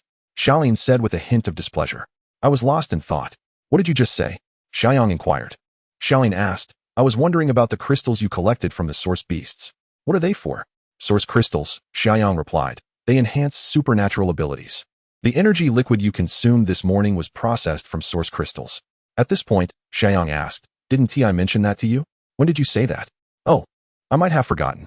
Xiaoling chuckled, yet she felt a surge of excitement when recalling the changes in her body after consuming the C-grade energy liquid in the morning. Yang. Then, let us convert today as source crystals into energy liquid. After we drink it, we become even stronger? Xia Yang smiled wryly. What are you thinking? There are many types of source crystals. Currently, only ice and water attribute source crystals are suitable for you, and these two types are quite rare. Out of the 9, there may not even be one. Oh, Xiaoling felt a tinge of disappointment. However, she quickly added, if I can't use them, you can. I see you should have several supernatural abilities, right? There must be something suitable for you. To put it plainly, most source crystals are of the power attribute, Xia Yang explained. Other attributes are relatively scarce. My power-based supernatural ability has already reached C-grade, and if I wish to advance using D-grade source crystals, I would need at least dozens of them. Really? Xiaoling was evidently surprised by the difficulty of advancing supernatural abilities. Xia Yang chuckled, sister. You didn't think that enhancing supernatural abilities was as simple as eating and drinking, did you? Let me tell you. Currently, among all of humanity, C-grade supernatural beings are likely exceedingly few. So, we are already at the forefront of humanity? Xiaoling's eyes sparkled with excitement. It can be said that way. Xia Yang spoke meaningfully, sister, for humanity to overcome this dire predicament, it may indeed be a protracted journey. We must consistently maintain our strength at the forefront, if not surpass the leading echelon, to thrive in this apocalyptic environment. Xiao Lin nodded gravely, replying, rest assured, Yang. I will always uphold the sense of urgency I had before. Indeed, Xia Yang continued, sister, we are about to exit the boundaries of Qitai County. Let us travel westward through the night, and then find a suitable place to rest. Whatever you say? Xiao Lin smiled. If we continue west, we will reach Fukan, a place you visited last year. The Tianshan Tianqi is located in Fukan. Upon hearing this, Xia Yang's heart stirred slightly. Tianshan Tianqi? Could the radar's indicated direction lead us to the ultimate destination there? Perhaps it involves some aquatic creature? Yet, shouldn't such creatures be found in Kanas? I have never heard of any lurking in Tianshan Tianqi. Chapter 162. Possessed by fortune, it was past 11 o'clock at night. The sky had turned completely dark. Yet the snow-covered ground glistened under the moonlight, providing decent visibility. At this moment, the vessel, Liang, had departed from the confines of Qitai County and entered the territory of Fukan County, where the renowned Tianshan Tianqi Scenic Area is located. This destination is undoubtedly one of the most famous in the border province. Last summer, during a group tour, Xia Yang had visited this place, albeit only to check in. The tour package included only the basic entrance ticket, while the boat rides and shuttle services to overlook the Tianqi from the summit of Maishan were not included. And those tickets were rather expensive. Consequently, Xia Yang spent his previous visit merely strolling by the Tianqi and posing for a tourist photograph beside the stone tablet inscribed with the words Tianqi. Now, he found those memories rather faint, only recalling the guide mentioning that this area was historically known as the Yaoqi and that during the Tang dynasty, a Yaoqi guardian office had even been established here. As they journeyed further west, the responses from the contribution point radar intensified. A rough area had essentially been delineated, centered around the Tianshan Tianqi Scenic Area. An instinctual sense of crisis and unease stirred within Xia Yang. It seemed that the contribution point radar was guiding him toward Tianqi. In truth, Xia Yang remained vigilant and cautious, harboring a degree of skepticism towards this abruptly emerging system. Particularly concerning was the evident guiding nature of the contribution point radar. Previously, the system had shown a certain bias in defining the values of contribution points, particularly regarding source beasts and parasitic beasts. The contribution points awarded for slaying a parasitic beast were twice that of dispatching a source beast of the same level. Did this imply that the system perceived the threat posed by parasitic beasts to be significantly greater than that of source beasts? In his previous life, having survived over a year in the apocalyptic world, Xia Yang's intuitive perception, or rather, the prevailing consensus among humanity at that time, was that source beasts posed a far greater threat. Although parasitic beasts could easily infiltrate human populations, making them troublesome to identify and eradicate, the direct impact of source beasts was more pronounced, especially high-level source beasts, which could obliterate a small survival point with ease. It could be argued that humanity's inability to establish a firm foothold a year into the apocalypse was largely due to the menace of source beasts. Yet, The system had set the contribution points for slaying parasitic beasts at double that of source beasts, clearly nudging Xia Yang towards eliminating more parasitic beasts. Perhaps the existence of parasitic beasts posed a threat to the system itself? Xia Yang speculated boldly. Regardless of the circumstances, Xia Yang disliked being led by the nose, even by the system. Thus, despite his longing for the contribution points that the journey to Tianshan Tianqi might yield, he maintained a vigilant disposition, observing the complete darkness outside. He resolutely commanded Meng Meng to seek out a campsite. After all, the unknown dangers ahead would undoubtedly amplify in the pitch blackness. Fortunately, finding a campsite that night was relatively straightforward. The Tianshan Tianqi scenic area boasted a vast parking lot, which would serve as a suitable overnight refuge.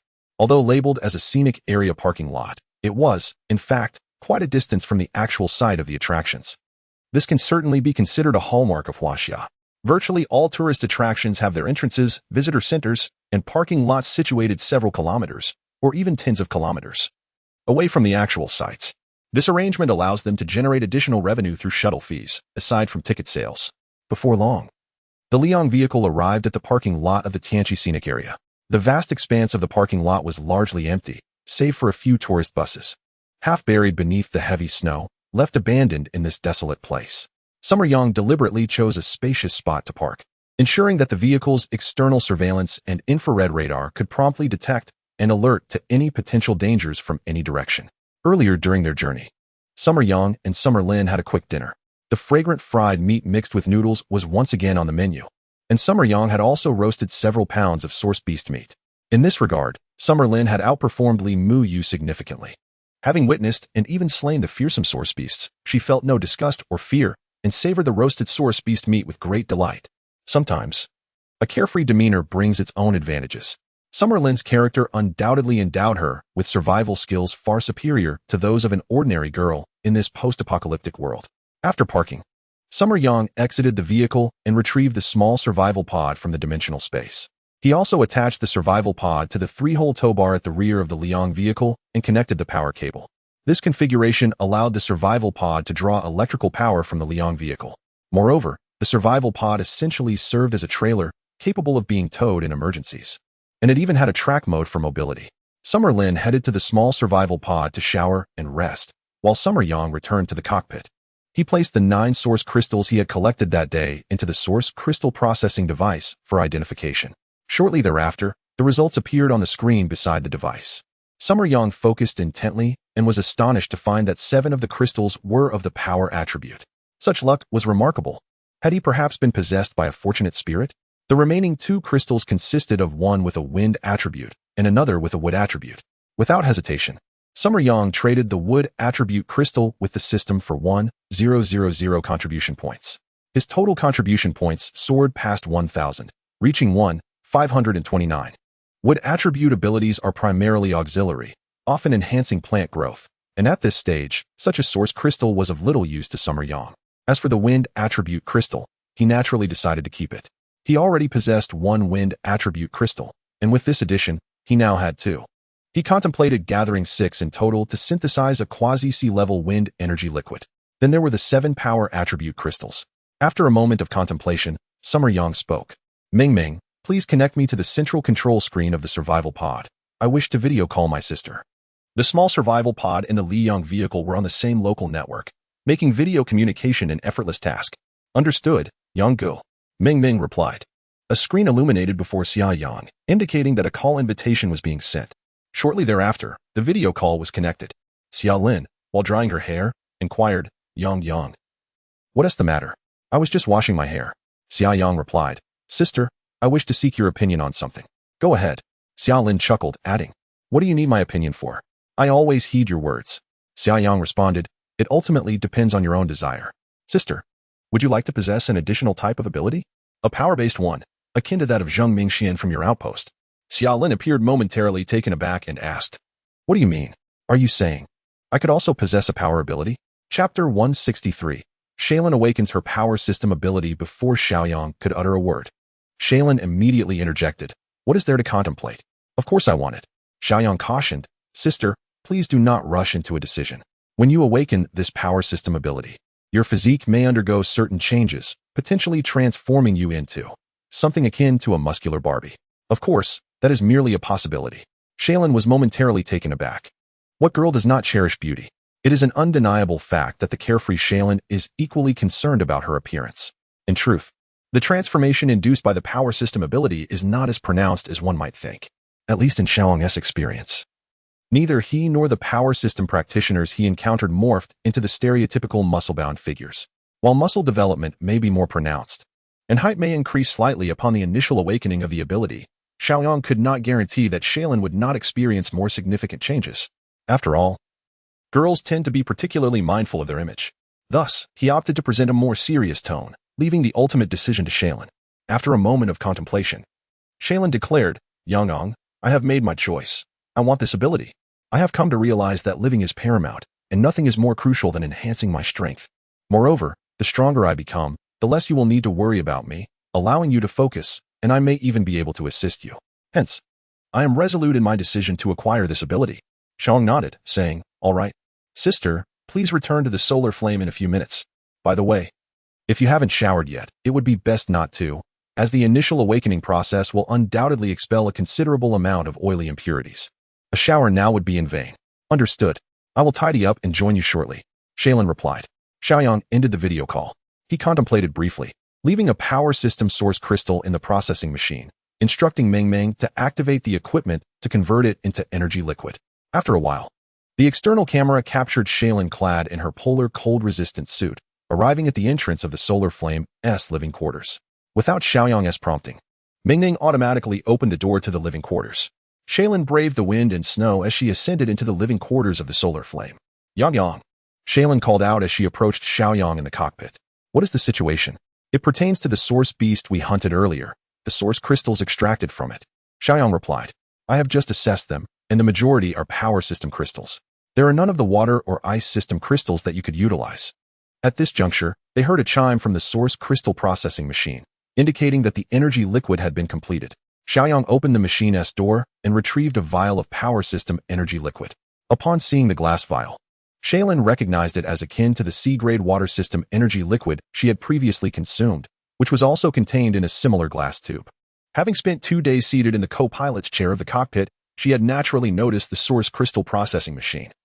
Although she had been unaware of its purpose until now, Xiaoyang used an alloy dagger to cut open the glass tube and then handed the energy liquid to Shaylin, stating, "Sister, upon consuming this, you will have a substantial probability of awakening your power system ability. Even if this vial of energy liquid does not awaken your extraordinary abilities, we still possess 6 crystals of the same attribute. Thus, once you make up your mind, I am certain that I can facilitate the awakening of your power-based abilities." Xiaoyang naturally hopes that Xiaolin can acquire an additional power-based ability. In a previous life, there were indeed individuals endowed with multiple extraordinary powers. Xiaoyang himself possesses 5 unique abilities. He understands that he will likely only develop these 5 abilities further. The spatial ability not only allows for storage but, upon advancement, also provides formidable offensive capabilities. The metal-based ability enhances one's physical defense and similarly possesses powerful offensive techniques upon leveling up. The wind attribute significantly boosts speed, and the wind blade is a fierce and unexpected attack. The power attribute has already surpassed level C, proving advantageous in the early phases of the apocalypse. As for the mental attribute, its potential impact is immense once fully developed. With these 5 abilities, Xiaoyang is well equipped for both offense and defense, while also maintaining agility. He has a lingering sense that should he awaken additional powers, his body may struggle to accommodate the influx of energy. Furthermore, one must avoid overextending oneself. An excess of abilities leads to exponentially increasing pressures in later stages of development. Regarding his sister Xiaolin, her ice-based ability is commendable. Augmenting it with a power-based ability would significantly bolster her strength, especially in unexpected close combat scenarios, greatly enhancing her chances of survival. Moreover, the crystals of the power attribute are the most accessible. Even if Xiaoyang and Xiaolin, along with Li Muyu, endeavor to enhance their power-based abilities simultaneously, it remains far easier than with other attributes. Without hesitation, Xiaolin accepted the energy liquid and consumed it in one swift motion. "Sister, taking the energy liquid can induce some discomfort. Please rest aboard the Liang while the essence is absorbed before returning," Xiaoyang advised. Xiaolin nodded, already feeling her muscles beginning to swell, as if ants were gnawing at her bones. Xiaoyang had previously positioned himself in the passenger seat to operate the crystal processing device, while Xiaolin seamlessly took the driver's seat. Xiaoyang further reminded her, "Sister, focus on sensing the energy of the extraordinary ability. The process of consuming the energy liquid is the most conducive to comprehending the essence of that specific power. Understood. Xia Yang softly closed her eyes and leaned back against the seat. Having experienced the awakening of a power-based ability himself, Xia Yang felt reassured. Xia Yang would require some time to absorb the energy. Entering this phase effectively signifies that her ability has awakened. Otherwise, her body would not exhibit such a strong reaction. Thus, Xia Yang placed the remaining 6 power crystals into the processing device, allowing Meng Meng to operate the apparatus and synthesize a quasi-sea-level power-based energy liquid. Time passed slowly. Seated in the driver's seat, Xia Yang was drenched in a fragrant sweat. Of course, this is merely a delightful metaphor. In truth, she exuded a substantial amount of black, greasy impurities, and the odor was simply indescribable. Even the ventilation system within the cockpit of the fierce sun had automatically activated, operating at high power to facilitate continuous air circulation. Ding! The source crystal processing device emitted a notification sound. Summer Yang opened the device's door and retrieved a bottle of light blue energy liquid of the strength category. This marked the second bottle of quasi-C-grade energy liquid he possessed. After some contemplation, he decided to store this bottle within the dimensional space. Summer Lin had just awakened her strength-based abilities today and was still at the nascent D-grade stage, making it unsuitable for her to consume the quasi-C-grade energy liquid immediately. Continued consumption could theoretically allow her to directly surpass to C-grade abilities, which would be an overtly hasty approach. At the very least, she needed to acclimate for a few days. Hence, Summer Yang planned to consume this bottle himself later. After all, D-grade source beasts were still relatively easy to find. It would not be long before he could gather another 6 strength-based source crystals. By then, he could synthesize a bottle of quasi-C-grade energy liquid for his sister, Summer Lin, at the perfect moment. Chapter 164. Target. Yao Qi. Before long, Xiaolin had fully absorbed the medicinal properties of the energy liquid. Upon opening her eyes, her first instinct was not to revel in the surge of power within her, but rather to hastily roll up her sleeves for inspection. To her relief, Xiaolin discovered that she had not transformed into a muscular version of a Barbie doll. Instead, her muscles were merely slightly more developed than before, barely noticeable unless scrutinized closely. With a sigh of relief, she couldn't help but feel a mix of embarrassment and anger. Yang, you mischievous child, always scaring me. Xiaolin glared at Xia Yang, exclaiming, I thought that after awakening this ability, I wouldn't be able to face anyone. Xia Yang chuckled, saying, I was merely preparing for the worst. There was a possibility. Sister, it seems you are truly a natural beauty. Even after awakening your powers, your appearance remains unscathed. Xiaolin burst into laughter, replying, at least you know how to flatter. Sister, experience your newly awakened powers. Xia Yang urged. Xiaolin stood up, saying, I'll take my time to savor it later. Right now, I feel all sticky and uncomfortable. I need to hurry back for a shower. With that, she opened the driver's side door and stated, Yang, I'm heading back. You should rest early too. After which, she jumped out of the solar flare and made her way back to the small survival pod. Xia Yang watched the surveillance screen in the vehicle, confirming that Xiaolin had returned to the survival pod and locked the door, which finally put his mind at ease. He did not rush to rest, though. After instructing Meng Meng to lower all the sunshades in the vehicle, he took out a bottle of freshly synthesized quasi-C-level energy liquid and drank it down completely. Seated, Xia Yang quietly absorbed the immense power radiating from the liquid, while also enduring the uncomfortable sensation akin to being gnawed by a multitude of ants. After a considerable time, he finished absorbing the quasi-C-level energy liquid and felt a significant increase in his physical strength. So far, he had consumed 2 doses of quasi-C-level energy liquid. With 6 or 7 more doses, it was likely that his power attribute would ascend to B-level. Given the current frequency of D-level source beasts, Xia Yang felt that gathering 6 or 7 doses of quasi-C-level energy liquid should not take too long.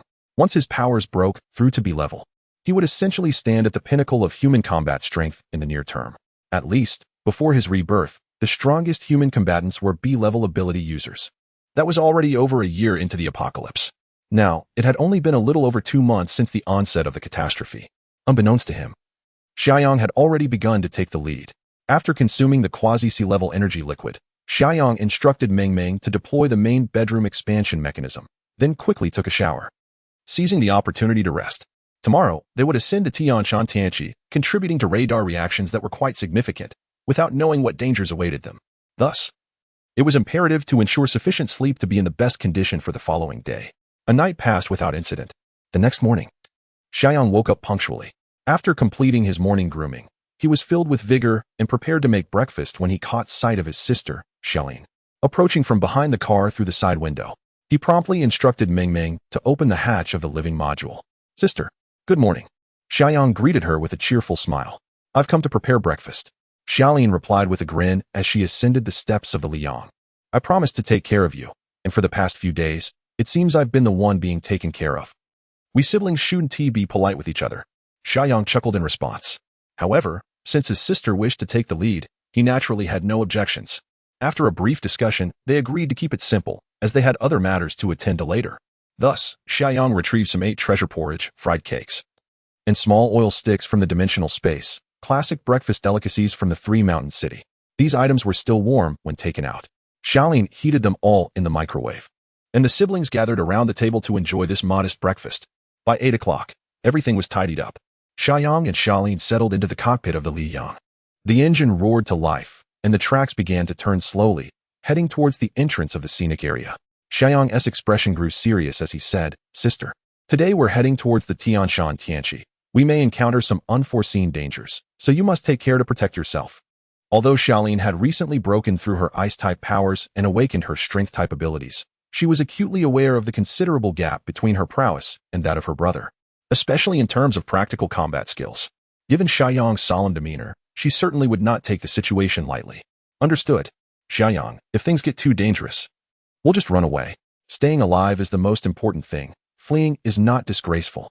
Xia Yang laughed heartily, of course. He was willing to take risks for the sake of contribution points, as they signified enhancements to the Liang's capabilities and even potential upgrades. However, if their lives were truly at stake, he would undoubtedly turn back without hesitation. Contribution points were somewhat akin to working for the system. No worker would sacrifice their life for performance metrics. The Liang soon traversed the expansive parking lot and drove directly into the entrance of the scenic area. Before the arrival of the apocalypse, private vehicles were prohibited from entering, with only shuttle buses allowed inside. However, with no management now in place, the Liang released its impact horn, and the electric sliding door at the entrance was easily smashed open, much like withered grass. Without any pause, the Liang roared forward. Upon entering, they were greeted by a winding mountain road. In reality, the Tianshan Tianqi scenic area was still at least 10 to 20 kilometers away. Xia Yang had already instructed Ming to deploy drones for vigilant escort, and the Liang maintained a steady pace. Despite the thick snow covering the road, the Liang moved smoothly, demonstrating robust power as it climbed, showing no signs of slipping. Despite the relentless reconnaissance conducted by drones in various directions and the full power operation of the probes and radar aboard the Liang, Xia Yang remained in a state of heightened vigilance. He even unleashed the energy of his psychic abilities, continuously scanning the surroundings to his sides and ahead. The flanks were lined with snow-covered forests, which limited the effectiveness of both drone surveillance and radar detection.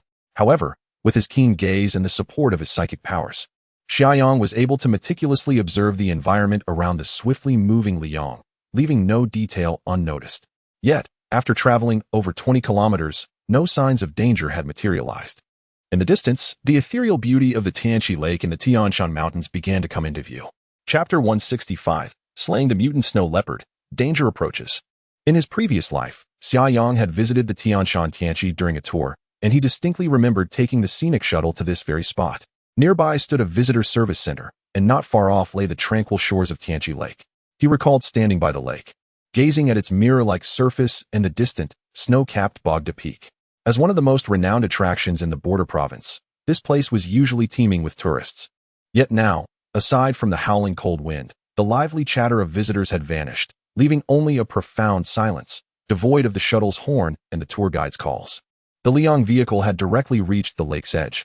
The famed Tianqi monument was nearly entirely buried under a thick blanket of snow, with only the very tip visible, rendering the inscriptions completely illegible. The lake's surface had long since frozen over, covered by a thick layer of accumulated snow that melded seamlessly with the lakeside walkway, presenting a vast expanse of white. Xia Yang had dispatched all of Ming's drones to expand the reconnaissance range in all directions. He summoned the system interface and activated the contribution point radar. The radar indicated that the area of highest thermal activity almost coincided with Liang's location. However, not a single trace of life was visible, only ice and snow surrounded him. The drones had scoured several kilometers without uncovering any suspicious targets. His gaze shifted toward the narrower winding mountain road adjacent to the visitor center. During his previous trip to Tianqi, he had only ventured this far, taking a commemorative photo before descending. However, visitors could purchase tickets at the center to continue their ascent. At an elevation exceeding 3,000 meters, there lay a viewing platform that offered a more panoramic view of the entire lake. After a moment's contemplation, Xia Yang resolved to ascend further. Having come this far, it was imperative to ascertain the nature of the entity indicated by the contribution point radar. He recalled the drones and instructed Meng Meng to steer Liang onto the narrow mountain path. This road was perilous, with steep inclines that would have thwarted ordinary vehicles under such weather conditions.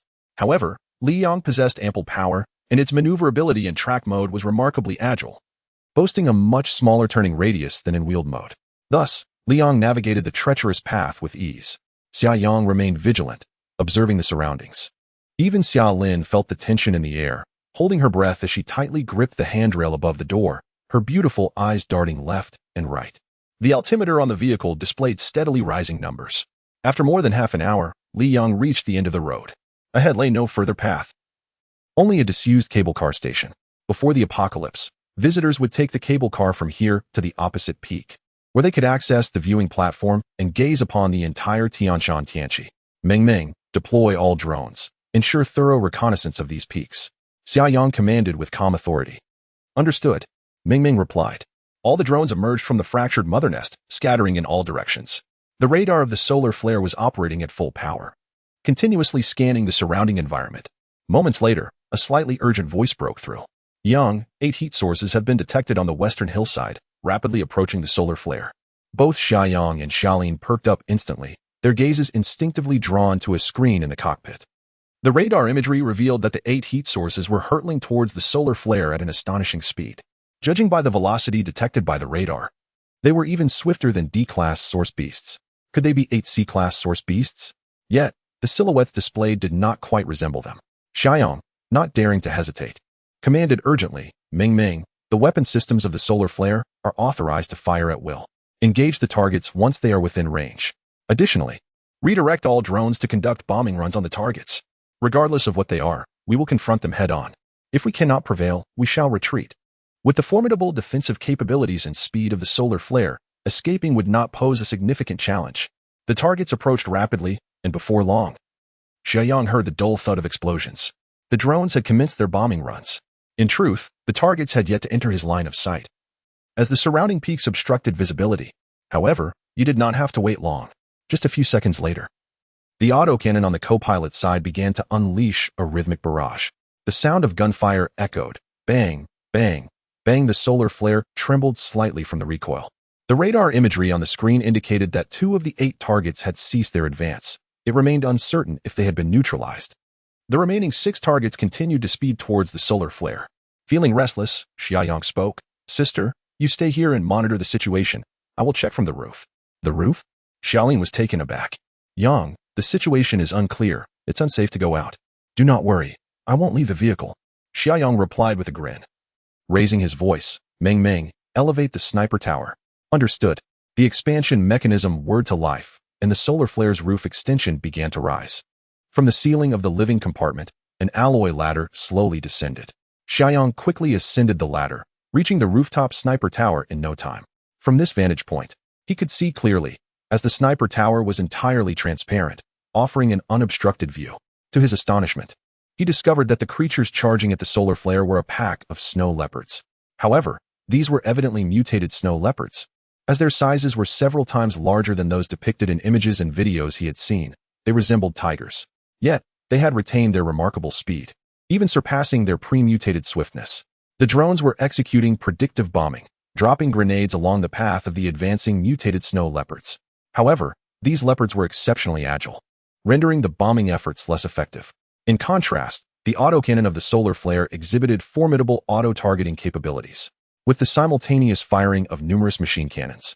The resulting barrage was nothing short of terrifying. In the brief moment that Xia Yang ascended the sniper tower, he witnessed a mutated snow leopard fall, riddled with bullets, into the deep snow. There were still 5 mutated snow leopards remaining. Without hesitation, Xia Yang retrieved his modified Barrett rifle. The bullets were already chambered. After a moment's aim, he decisively pulled the trigger. Bang! A bullet shot forth, spinning rapidly toward the snow leopard.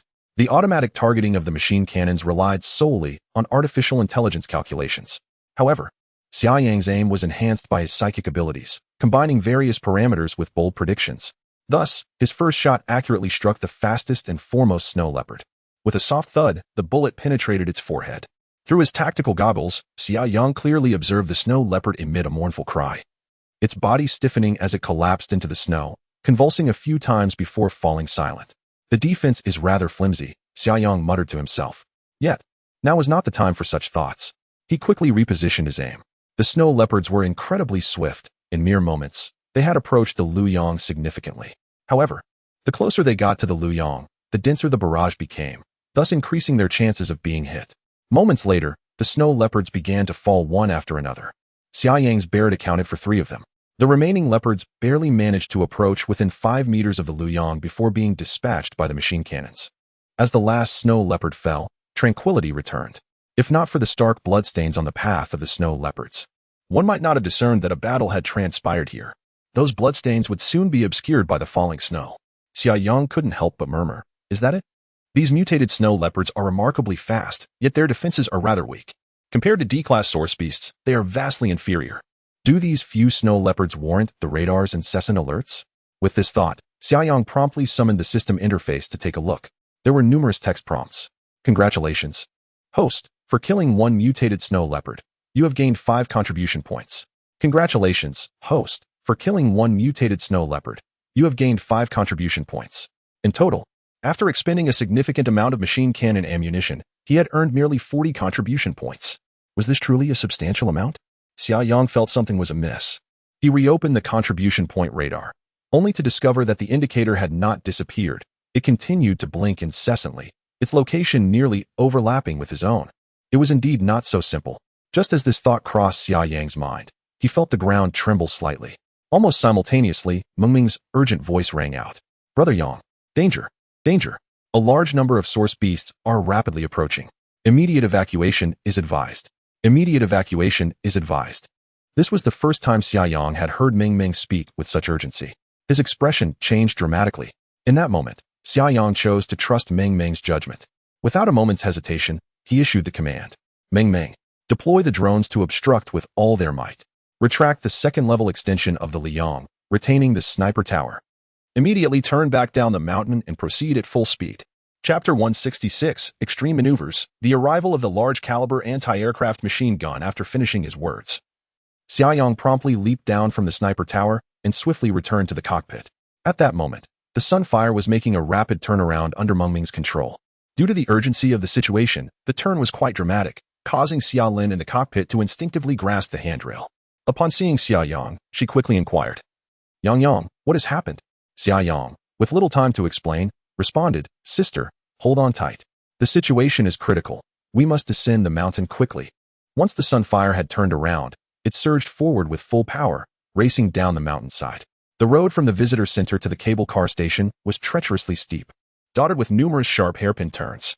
Mengming executed extreme maneuvers, pushing the capabilities of the Sunfire to their limits. The scene appeared perilous as the vehicle sped downward, seemingly on the verge of plummeting off a cliff, only to make a sharp evasive maneuver. Even Xia Lin, who was somewhat bold, turned pale with fright.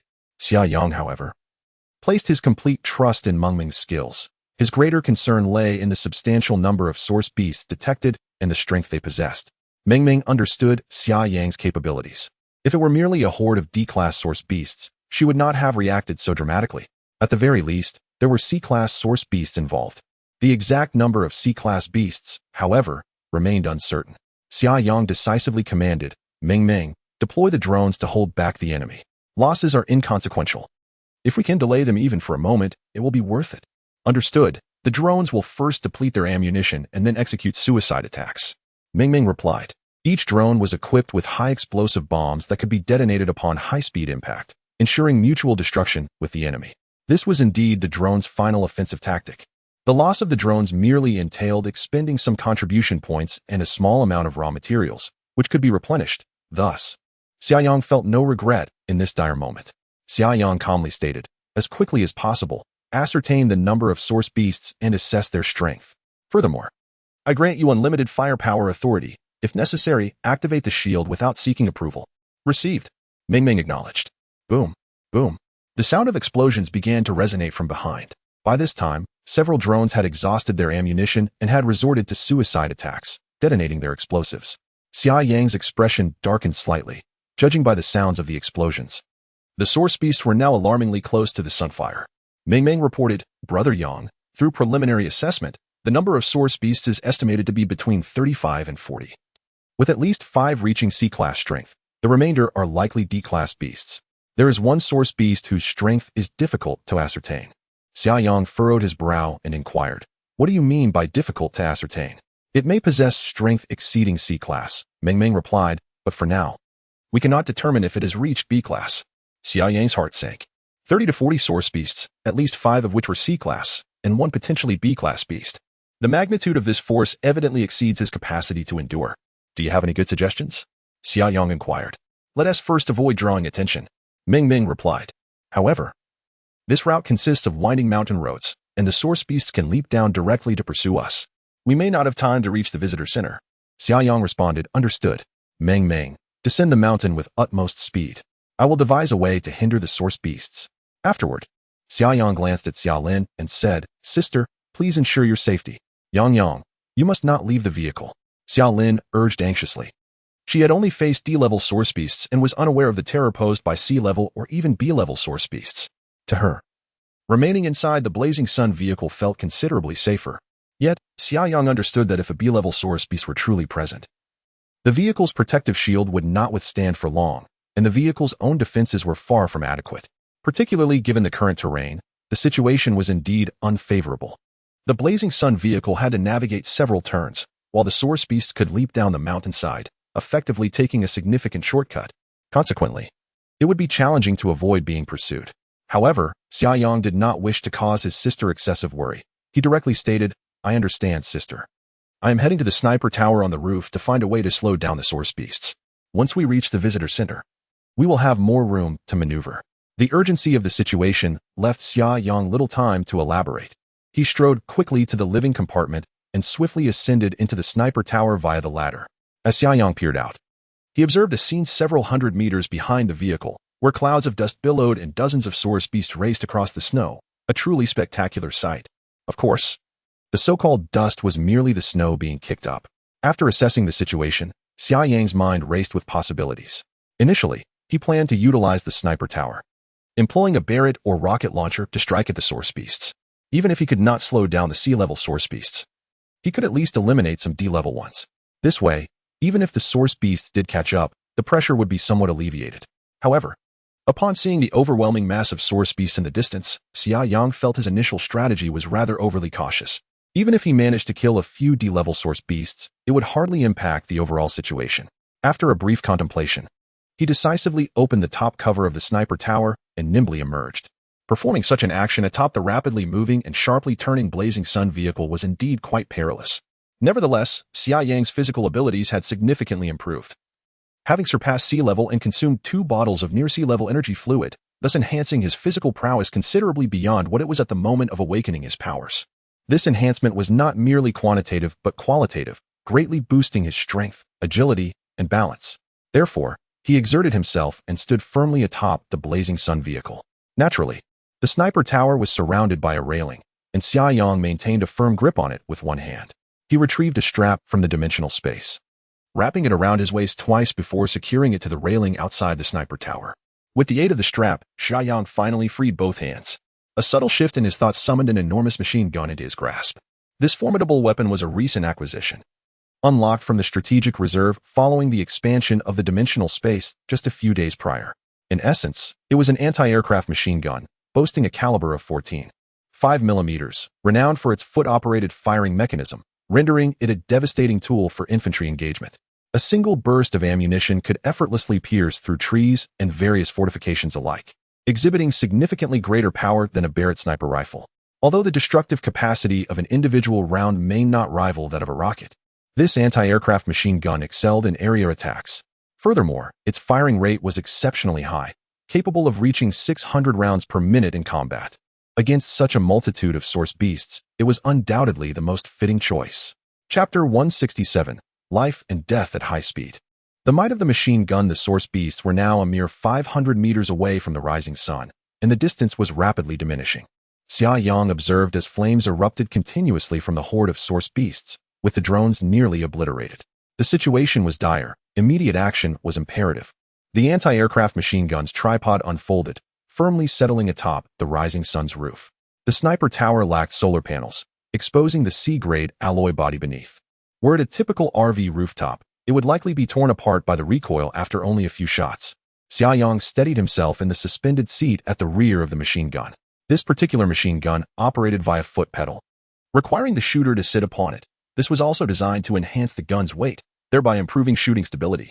Xia Yang wrapped the harness around himself a few more times, ensuring both he and the machine gun were securely fastened.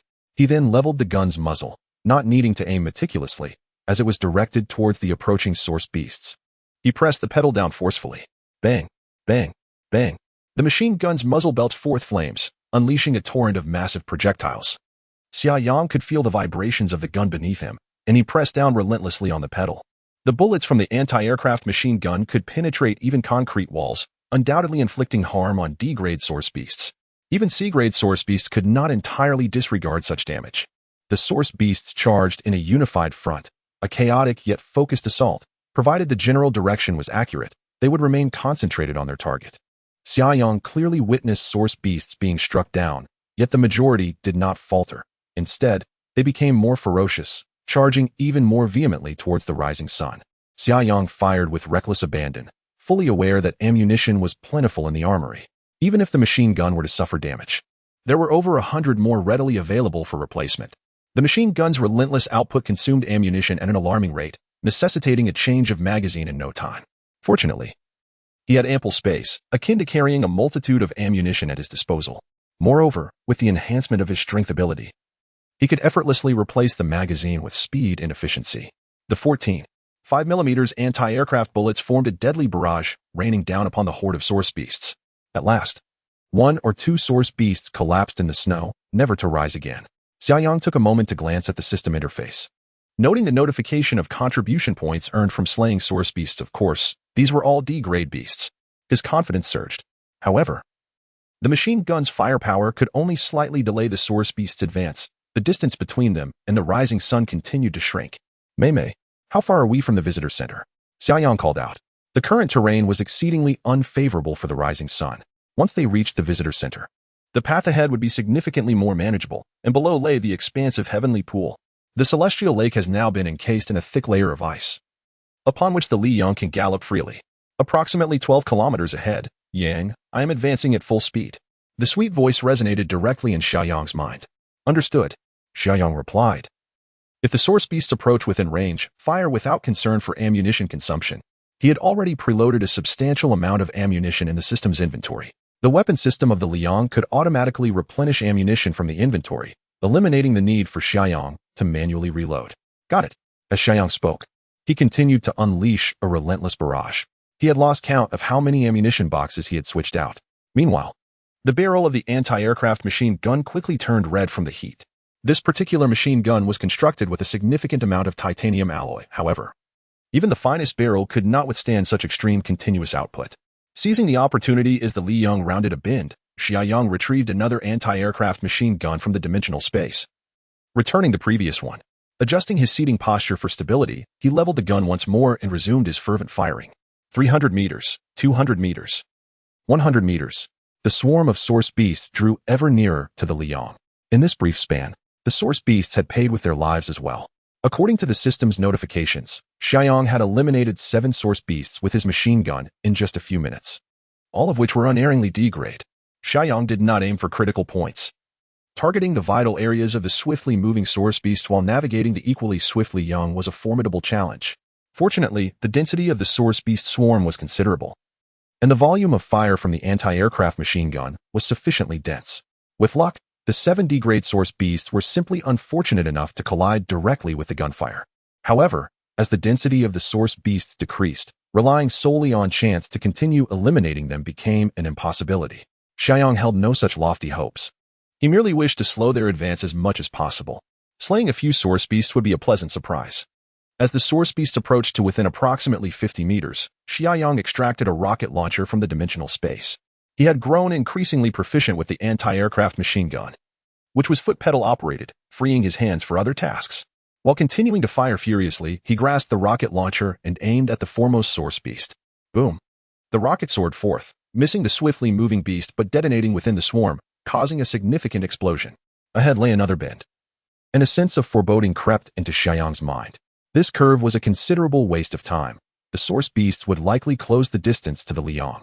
Indeed, the Liang surged forward at great speed, yet the path it traversed was considerably longer than that of the source beasts, who leapt directly down to the lower level, saving several meters in distance. The fastest source beast was even larger than the average C-grade beast. It pursued relentlessly at the forefront. Even while the solar flare was still negotiating a turn, it soared upwards and leaped down from above. At this rate, it seemed poised to crash directly onto the solar flare. Xia Yang bellowed, "Ming Ming, accelerate. Push the engine to its limits." In truth, without Xia Yang's urging, Ming Ming had already commandeered the solar flare, forcefully increasing its speed despite the necessity to decelerate after navigating such a significant curve. Otherwise, they would veer off the road. Fortunately, it was the artificial intelligence managing the controls, meticulously calculating every data point. Had Xia Yang been at the helm, such precise acceleration and deceleration would have been unattainable. Boom! The rocket launcher in Xia Yang's hands fired once more. This time, it struck the airborne source beast, resulting in an explosion at its abdomen. Nevertheless, the creature emerged relatively unscathed, merely letting out a furious roar as it continued its descent with menacing intent. Ultimately, the source beast came perilously close. As it touched down, the solar flare zipped past just beneath it. The source beast landed not far from the tail of the solar flare, kicking up a considerable flurry of snow. Furthermore, it seemed as if springs were attached to its feet, as it rebounded immediately upon landing and lunged towards the solar flare. It appeared that in the next moment, it would leap directly onto the rear of the solar flare. The rear-mounted cannons of the solar flare unleashed a relentless barrage of fire, sparing no bullets. Alas, the damage inflicted upon this creature, which was significantly larger than a Class C source beast, was akin to a mere tickle. Xia Yang rotated the muzzle of the anti-aircraft gun, directing it towards this most formidable threat, unleashing a torrent of fire. Though the anti-aircraft gun inflicted some harm upon the source beast, it was evident that it had not caused any substantial injury. As the claws of the source beast were about to strike the tail of the solar flare, an enormous entity materialized out of thin air, positioning itself between the solar flare and the menacing source beast. Chapter 168. Minefield. In a strategic reserve stored within the dimensional space, there resided an armored vehicle, which Xia Yang had extracted to serve as an impromptu barricade. The monstrous source beast collided violently with the armored vehicle, producing a cacophonous sound akin to a meteor striking the earth. In a single blow, the heavily fortified vehicle was severely deformed. The source beast let out a ferocious roar, its razor-sharp claws raking fiercely across the armor before it leaped and landed heavily upon the vehicle. In an instant, the armored vehicle had been reduced to a heap of scrap metal. Xia Yang stood atop the Liang, witnessing this spectacle with a sense of dread gripping his heart. Although the armored vehicle boasted commendable protective capabilities, it was rendered as fragile as paper beneath the claws of what appeared to be a B-class source beast. The shell of the Liang, crafted from C-class alloy, was undoubtedly far more resilient than that of an ordinary armored vehicle. However, Xia Yang harbored doubts about how long it could withstand the onslaught from the source beast. The armored vehicle had somewhat impeded the beast's advance, allowing the Liang to gain some distance. Nevertheless, the other source beasts had quickly caught up, forming a formidable horde. With little time for contemplation, Xia Yang relentlessly fired the anti-aircraft machine gun at the throng of beasts, hoping to inflict as much damage as possible while stalling their movements. The Liang sped along the winding mountain road, the immense centrifugal force forcing Xia Yang to struggle to maintain his balance atop the vehicle. Simultaneously, he continued to unleash a barrage of fire from the machine gun and rocket launcher at the encroaching beasts. Ming Ming constantly relayed updates on their numbers.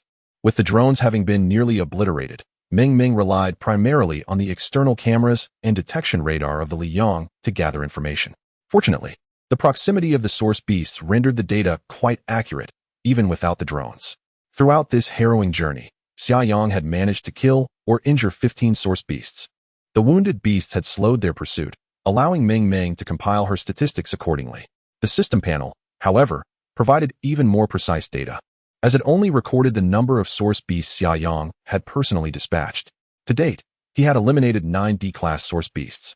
The overall number of the Source Beast horde had dwindled significantly, now totaling less than 30. Nonetheless, this still represented a formidable threat to both Xia Yang and the Li Yang, especially with the leading Source Beast suspected to have reached B class, marking it as a truly terrifying adversary. Thus, the current situation remained perilously insufficient. As Xia Yang continued to fire at the horde with all his might, he rapidly brainstormed for more effective strategies to combat the Source Beasts. Soon, a plan began to crystallize in his mind. He swiftly accessed the system panel and retrieved a substantial quantity of anti-tank mines from the dimensional space, placing them into the system's inventory. These anti-tank mines were of a singular model, occupying merely one item slot. Until the indicator in the inventory displayed that the quantity had reached 1,000, Xia Yang finally paused. He addressed Ming Ming, saying, "Ming Ming, promptly load the anti-tank mines I just retrieved into the rear-mounted mine dispenser, utilizing maximum density. First, deploy 200 anti-tank mines." The rear apparatus, initially designed to release alloy spikes to hinder pursuers, had been upgraded to a mine dispenser after the Li Yang vehicle ascended to Class C. It could now directly deploy various types of mines. Understood. Ming Ming responded with enthusiasm. In the next moment, Xia Yang observed the quantity of anti-tank mines in the system's inventory steadily diminishing. Below the rear of the Li Yang, circular anti-tank mines were continuously ejected. Xia Yang had ordered the deployment with maximum density, aiming to enhance the explosive power as much as possible. When the Source Beasts approached, they would likely trigger multiple mines simultaneously. With sufficient density, even the untouched mines could potentially detonate in a chain reaction. In the blink of an eye, the stretch of road traversed by the Li Yang was covered with a dense array of mines, extending approximately 15 meters. Just as the anti-tank mines were laid, the Source Beasts arrived aggressively. Xia Yang ceased firing, gripping the railing outside the sniper tower tightly, his gaze fixed on the mine-laden path. Suddenly, the largest Source Beast charged headlong into the minefield. Boom! A single soldier mine detonated violently beneath the weight of the Source Beast. The speed of the Source Beasts was remarkable. Those following had no time to react and plunged into the minefield. Boom! Boom! A succession of explosions ensued, with even the untouched mines igniting from the tremors of the surrounding detonations. 200 anti-tank mines detonated almost simultaneously, producing a fearsome display of power. Standing atop the Li Yang, Xia Yang felt the entire mountain tremble beneath him. He noticed snow cascading down from the heights, clearly indicating that the explosions had triggered an avalanche. However, Xia Yang remained unperturbed, confident that the Li Yang could extricate itself even if buried under snow. The more chaotic the situation became, the better for him. In fact, the Source Beast suffered considerable losses from the explosions. Even the largest among them was thrown into the air by the successive detonations. Xia Yang clearly saw the beast soar several meters high before crashing down heavily onto the snow. Although it appeared relatively unscathed, its speed was undoubtedly affected, likely sustaining some injuries. The condition of the other Source Beast was even more dire. Through the system's interface notifications, Xia Yang learned that at least 8 D-class Source Beasts had perished in the explosions, likely due to shrapnel striking vital points. As for the injured Source Beasts, their numbers were even greater, with nearly all the D-class beasts bearing wounds. Amidst the throng of C-grade Source Beasts, a few found it exceedingly difficult to maintain their own interests. Most importantly, the momentum of the Source Beast's rapid onslaught diminished considerably, providing the opportunity for the Li Yang vessel to create a distance of another 200 meters. Upon witnessing the regrouping of the Source Beasts, Xia Yang noted that approximately 20 remained. The pressure had significantly alleviated. This tactic proved effective. The anti-tank mines in Xia Yang's strategic resource reserve numbered in the thousands. Now was certainly not the time to feel remorse for these assets. Xia Yang promptly instructed Ming Ming to select a route and continue setting up a minefield. This time, they opted for a position just beyond a hairpin turn, slightly further ahead. Source Beasts typically leapt directly from the upper roadway, landing precisely in this section. Descending from above, the impact would undoubtedly trigger the anti-tank mines. Chapter 169. The efficacy of guerrilla warfare and the initiative to confront the enemy. The Li Yang vehicle surged ahead at full speed, relentlessly dispensing anti-tank mines. Xia Yang had stored an impressive 5,000 anti-tank mines in the system's inventory, constituting a significant portion of the strategic reserves. Of course, the total number of mines exceeded several thousand. However, the standard infantry mines lacked sufficient potency to effectively combat the Source Beasts, rendering them unconsidered for use. A horde of Source Beasts pursued the Li Yang with unwavering determination. Their intelligence was notably inferior, often relying on instinctual behavior, particularly after experiencing explosions. Even the C-class Source Beasts had succumbed to a loss of rationality. Their singular focus was to overtake the vehicle and dismember the detestable humans inside. Yet, after enduring 2 or 3 detonations, the source beasts began to exhibit wariness toward the ominous black discs on the ground, instinctively attempting to evade them as they advanced at high speed. This was merely an innate response to avoid danger. As a result, the effectiveness of Xia Yang's minefield diminished in the latter stages, with many mines remaining unexploded. Naturally, should Xia Yang emerge victorious from this confrontation, he could later retrieve the mines. Conversely, if he were to fall, there would be no concern for wasted resources when life itself was at stake. Finally, Ming informed Xia Yang that only 2 more bins remained before they descended the mountain, with the tourist center by the heavenly lake ahead. At that moment, only around 10 source beasts continued their relentless pursuit of the Liang. The situation had become evident. At the forefront was the conspicuous suspected B-class source beast, trailed closely by 4 C-class beasts. 5 D-class beasts struggled to keep pace, all bearing injuries. Certainly, there were more source beasts on the mountain, yet those likely sustained severe wounds, rendering them incapable of matching the speed of the leading group.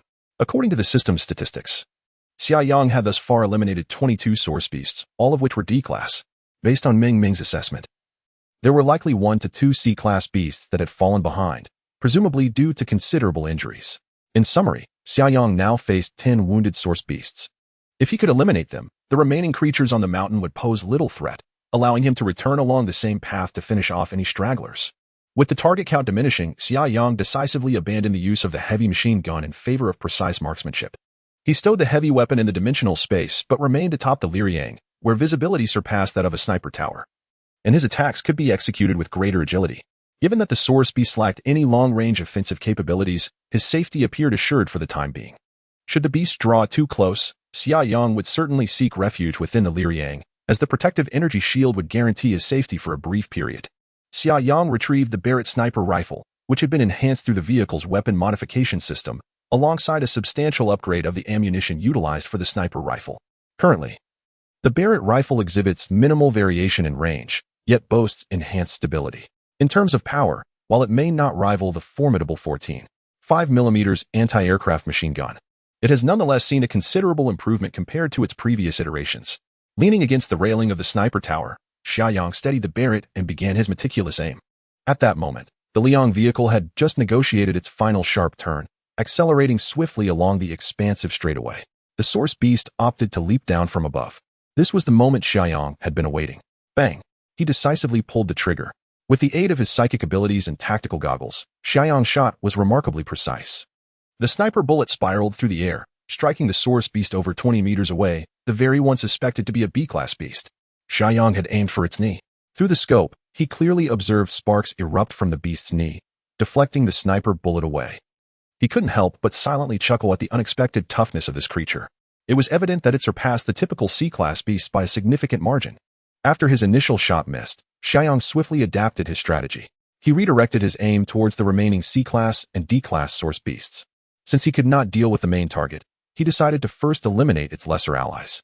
This tactic had been consistent from the moment he was on the mountain. Bang, bang, bang.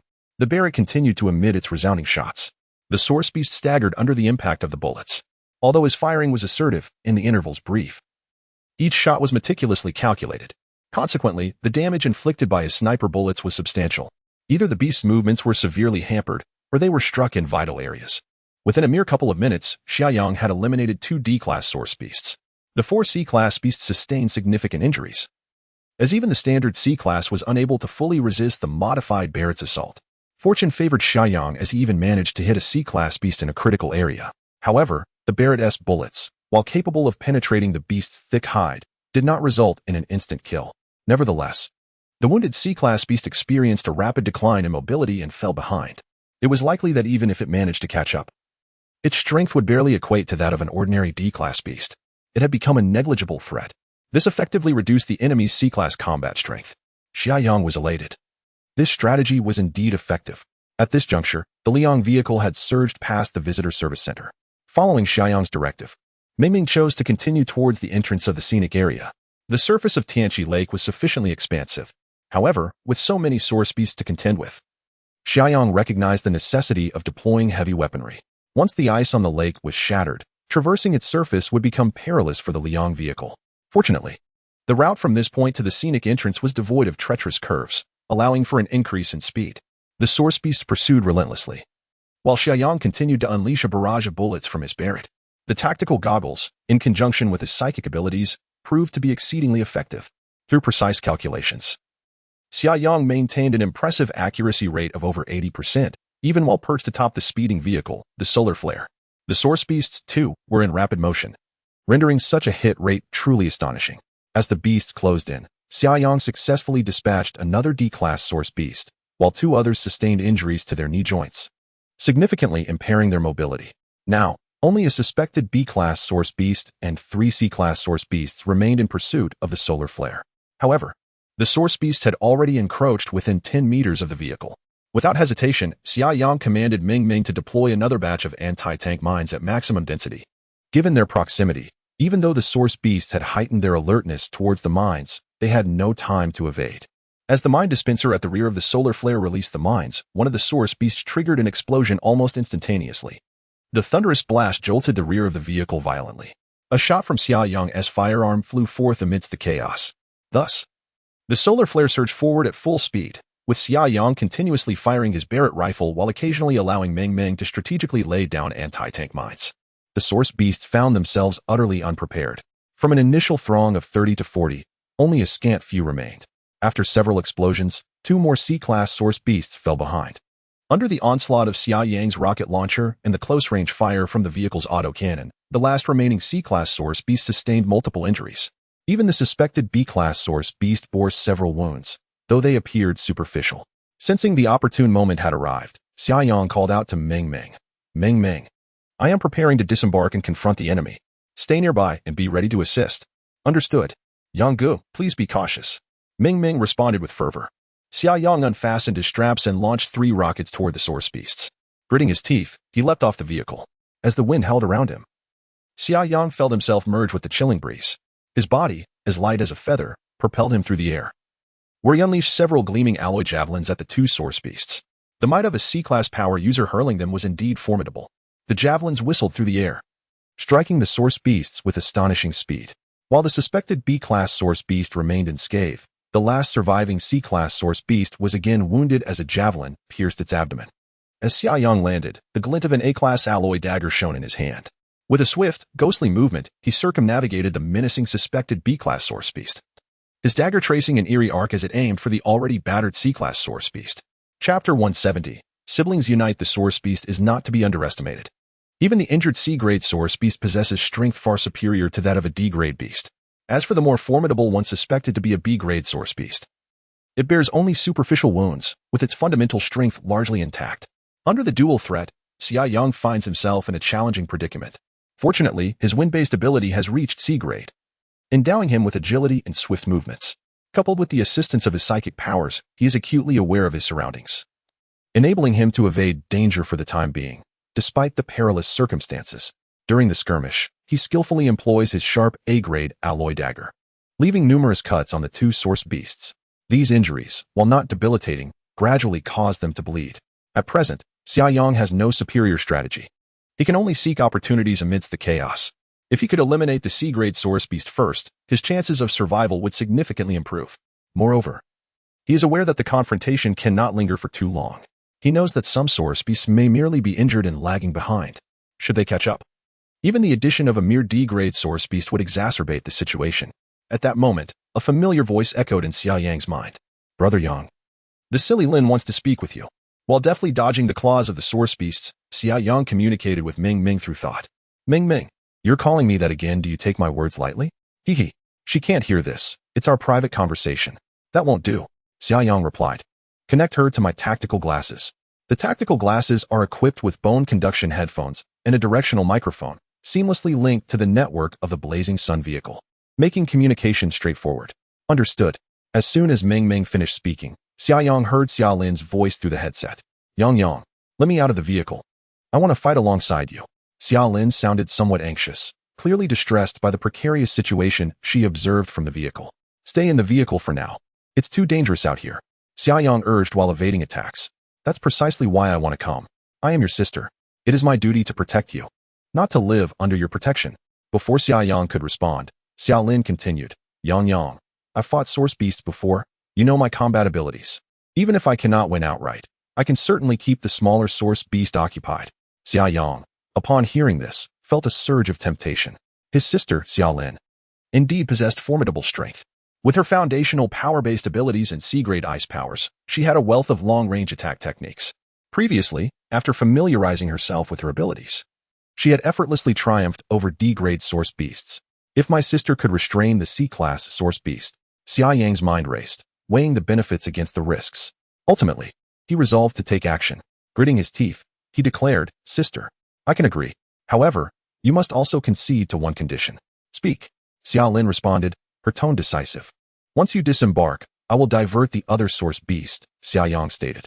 "You are only responsible for restraining this C-class source beast. Avoid close combat. Utilize your ice abilities for ranged attacks, continuously engaging it to deplete its stamina and vitality." As long as Xia Yang could eliminate this formidable foe, the remaining source beasts, including the C-class one, would be manageable. Thus, he did not require Xia Lin to deliver a fatal blow, merely to serve as a distraction. Without hesitation, Xia Lin affirmed, "No problem, I agree." Observing the perilous situation Xia Yang faced, her heart raced to her throat. She could not afford to ponder further, agreeing to any condition he proposed. "You must keep your word," Xia Yang insisted. "If you disobey this time and recklessly engage in close combat, there will be no next time. I cannot bear to lose my only family." "Oh, why are you so tedious?" I agreed. "I will definitely do it," Xia Lin interjected. "All right." Upon concluding, Xia Yang commanded Meng Meng to unlock the cockpit door of the Liang. Xia Lin could hardly contain her eagerness as she leaped down. The moment she disembarked, she launched an ice arrow directly at the C-class source beast. Xia Yang also took the opportunity to dart forward, leaving a deep gash on the B-class source beast. Then, with a swift motion, he soared toward the heavenly pool. The B-class source beast roared in anger and pursued him relentlessly. Meanwhile, the C-class source beast, successfully provoked by Xia Lin, lunged in her direction. The two source beasts were effectively separated. Xia Yang cast a worried glance toward Xia Lin, but understood the necessity of maintaining his focus. He instructed Meng Meng to keep a vigilant watch, ensuring that any sign of danger to Xia Lin would be reported immediately, and that rescue would be rendered at any cost. Having given his orders to Meng Meng, Xia Yang devoted himself entirely to confronting the B-class source beast before him. In the prior battle, he had already sensed the beast's strength. A typical C-class source beast would not possess such capability. Yet, it did not seem to match the strength of a fully evolved B-class beast either. Thus, it was likely that this creature was on the verge of breaking through to B-class. Perhaps the accumulation of quantitative changes was nearing completion, poised for a qualitative transformation. Xia Yang silently breathed a sigh of relief. If he were facing a fully evolved B-class source beast now, the struggle would certainly be arduous. However, if the beast before him essentially still belonged to the C-class, he felt considerably more assured. With the absence of the other C-class source beast joining the fray, Xia Yang felt a significant sense of ease. His A-class alloy dagger danced through the air, each strike inevitably leaving a wound upon the source beast. The formidable and grandiose attacking style of the source beast posed a considerable challenge for the agile Xia Yang. Primarily, the beast's speed was somewhat inadequate. Its offensive prowess was indeed formidable, yet Xia Yang consistently managed to evade its strikes with impeccable timing. Moreover, Xia Yang deliberately crafted a couple of opportunities for direct confrontation. His ability in the power system had transcended mere entry into the C level. If there existed a progress bar between C and B levels, having consumed 2 vials of quasi-C level energy liquid equated to approximately a quarter of the advancement. Thus, during the 2 encounters of direct clash, Xia Yang did not suffer significant detriment. However, he derived no substantial advantage either. The physical attributes of the source beast were undeniably exceptional. After experimentation, Xia Yang resolutely abandoned the foolish tactic of direct confrontation, opting instead for a strategy of evasive combat. He relentlessly inflicted wounds upon the beast, aiming to diminish its mobility. Ultimately, the objective was to target the beast's vital points. Meanwhile, the grenades and rocket launchers within the dimensional space were not idle. Whenever there was a slight increase in distance, Xia Yang would incessantly bombard the source beast with these ranged weapons. Although it was challenging to inflict fatal damage, even minor injuries, when accumulated, yielded commendable results. After several minutes of combat, Xia Yang distinctly perceived that the source beast's ability to maintain its assault was beginning to wane. Chapter 171. A resounding victory. The source beast was bleeding profusely from numerous wounds, and Xia Yang had seized the opportunity to stab it twice in the thigh, significantly impairing its mobility. Unless an unforeseen event occurred, It seemed inevitable that the beast would ultimately succumb to exhaustion. However, as fate would have it, an unexpected turn of events unfolded. In the direction of the celestial pool, 3 more source beasts emerged. Their pace was somewhat sluggish, as they were clearly injured from previous encounters, yet still managed to catch up. A grave expression crossed Xia Yang's face. Victory had appeared within his grasp, but should they launch a coordinated assault, the outcome would remain uncertain. He had no choice but to resolve the matter swiftly. Yet, this would require a reckless approach. Without hesitation, Xia Yang decisively altered his strategy. He swiftly darted towards the source beast, lowering his center of gravity before rolling across the snowy ground. Thrusting his A-class alloy dagger towards the beast's leg. With a sickening sound, the dagger pierced deeply into the beast's thigh. Xia Yang focused his thoughts and recalled the dagger into his dimensional space. Almost immediately, he exerted all his strength to roll aside. However, the beast's tail lashed out violently, the sharp tip slicing through his cold-weather gear. With a sharp sound, several layers of clothing were simultaneously torn apart. Xia Yang felt a chill on his back. It was evident that a deep gash had been carved into his flesh. He had narrowly avoided a more grievous injury, had that strike connected fully. Even his formidable physique might not have spared him from severe harm, possibly even broken bones. In order to conclude the battle swiftly, close combat was unavoidable, thus heightening the inherent risks. Yet, Xia Yang remained undeterred. Drawing a deep breath, he produced a rocket launcher and unleashed a powerful blast towards the beast's chest and abdomen. He then retrieved his A-class alloy dagger once more, shouting as he charged forward. The 3 approaching source beasts were drawing nearer, and Xia Yang had to act with urgency. He pressed forward 3 times, seeking opportunities for close-quarters combat. The first strike left a gaping wound in the beast's thigh, while the subsequent 2 targeted the base of its tail. The creature's tail hung limply, on the verge of being severed. The sharpness of the A-class alloy dagger did not disappoint. Yet, Xia Yang had not emerged unscathed. Another powerful strike from the beast struck his back. This time, while there were no visible wounds, he felt as though his internal organs had been displaced, nearly causing him to vomit blood. Without a moment's delay, Xia Yang exchanged a potion for recovery from the system and drank it down in one gulp. The 3 supporting source beasts were still approximately 500 meters away. With a fierce shout, he gripped his A-class alloy dagger tightly and charged once more towards the wounded beast. This formidable adversary would not escape his grasp today. The injury to the beast's tail compromised its defenses at the rear, which was precisely the effect Xia Yang had sought through his reckless assaults.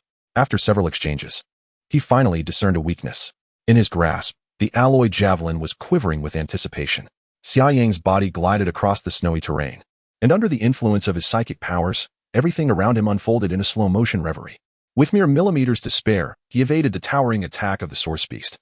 Then, with a swiftness akin to a lightning strike, he launched the alloy javelin, deftly avoiding the severed tail, and it plunged with precision into the beast's vital point. The first sound was the piercing of the javelin into the beast's life source. The second sound was Xia Yang employing a familiar tactic. At the moment the javelin left his hand, he produced a preloaded rocket launcher and fired at the rear of the javelin.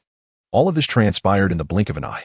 Xia Yang's momentum did not wane as he dashed forward for another 10 meters before coming to a halt, narrowly escaping the thunderous collapse of the source beast. He did not look back, for the system interface had already confirmed his kill. His earlier assessment was indeed accurate. It was a C-class source beast, as evidenced by the 100 contribution points awarded. Xia Yang couldn't help but silently grumble. C-class source beasts were not all equal. This particular one, even when compared to several ordinary C-class beasts, was undoubtedly stronger. It seemed unjust that they all yielded the same contribution points. Yet, this was merely a fleeting thought. The situation had merely eased, and there was still no room for complacency. The 3 remaining source beasts had already closed in. After confirming with Meng Meng that Xiaolin was unharmed, he felt reassured. Although defeating these beasts would be challenging, employing a kite-flying strategy with ranged attacks would suffice. Thus, he redirected his focus to the 3 source beasts before him. A quick survey revealed that 2 were C-class, and 1 was a D-class with relatively minor injuries. Although their combat capabilities had diminished significantly, they were still formidable foes. Xia Yang dismissed any lingering doubts, having dealt with the primary adversary. The remaining weakened foes were a mere formality. As the 3 source beasts approached, Xia Yang advanced with confidence, employing a hit-and-run tactic. Upon engaging, he quickly discerned the limitations imposed on the beast's movements. Despite the odds being 3 against 1, he maintained an air of ease. In no time, he seized an opening, launching an alloy javelin at the D-class source beast and dispatching it swiftly.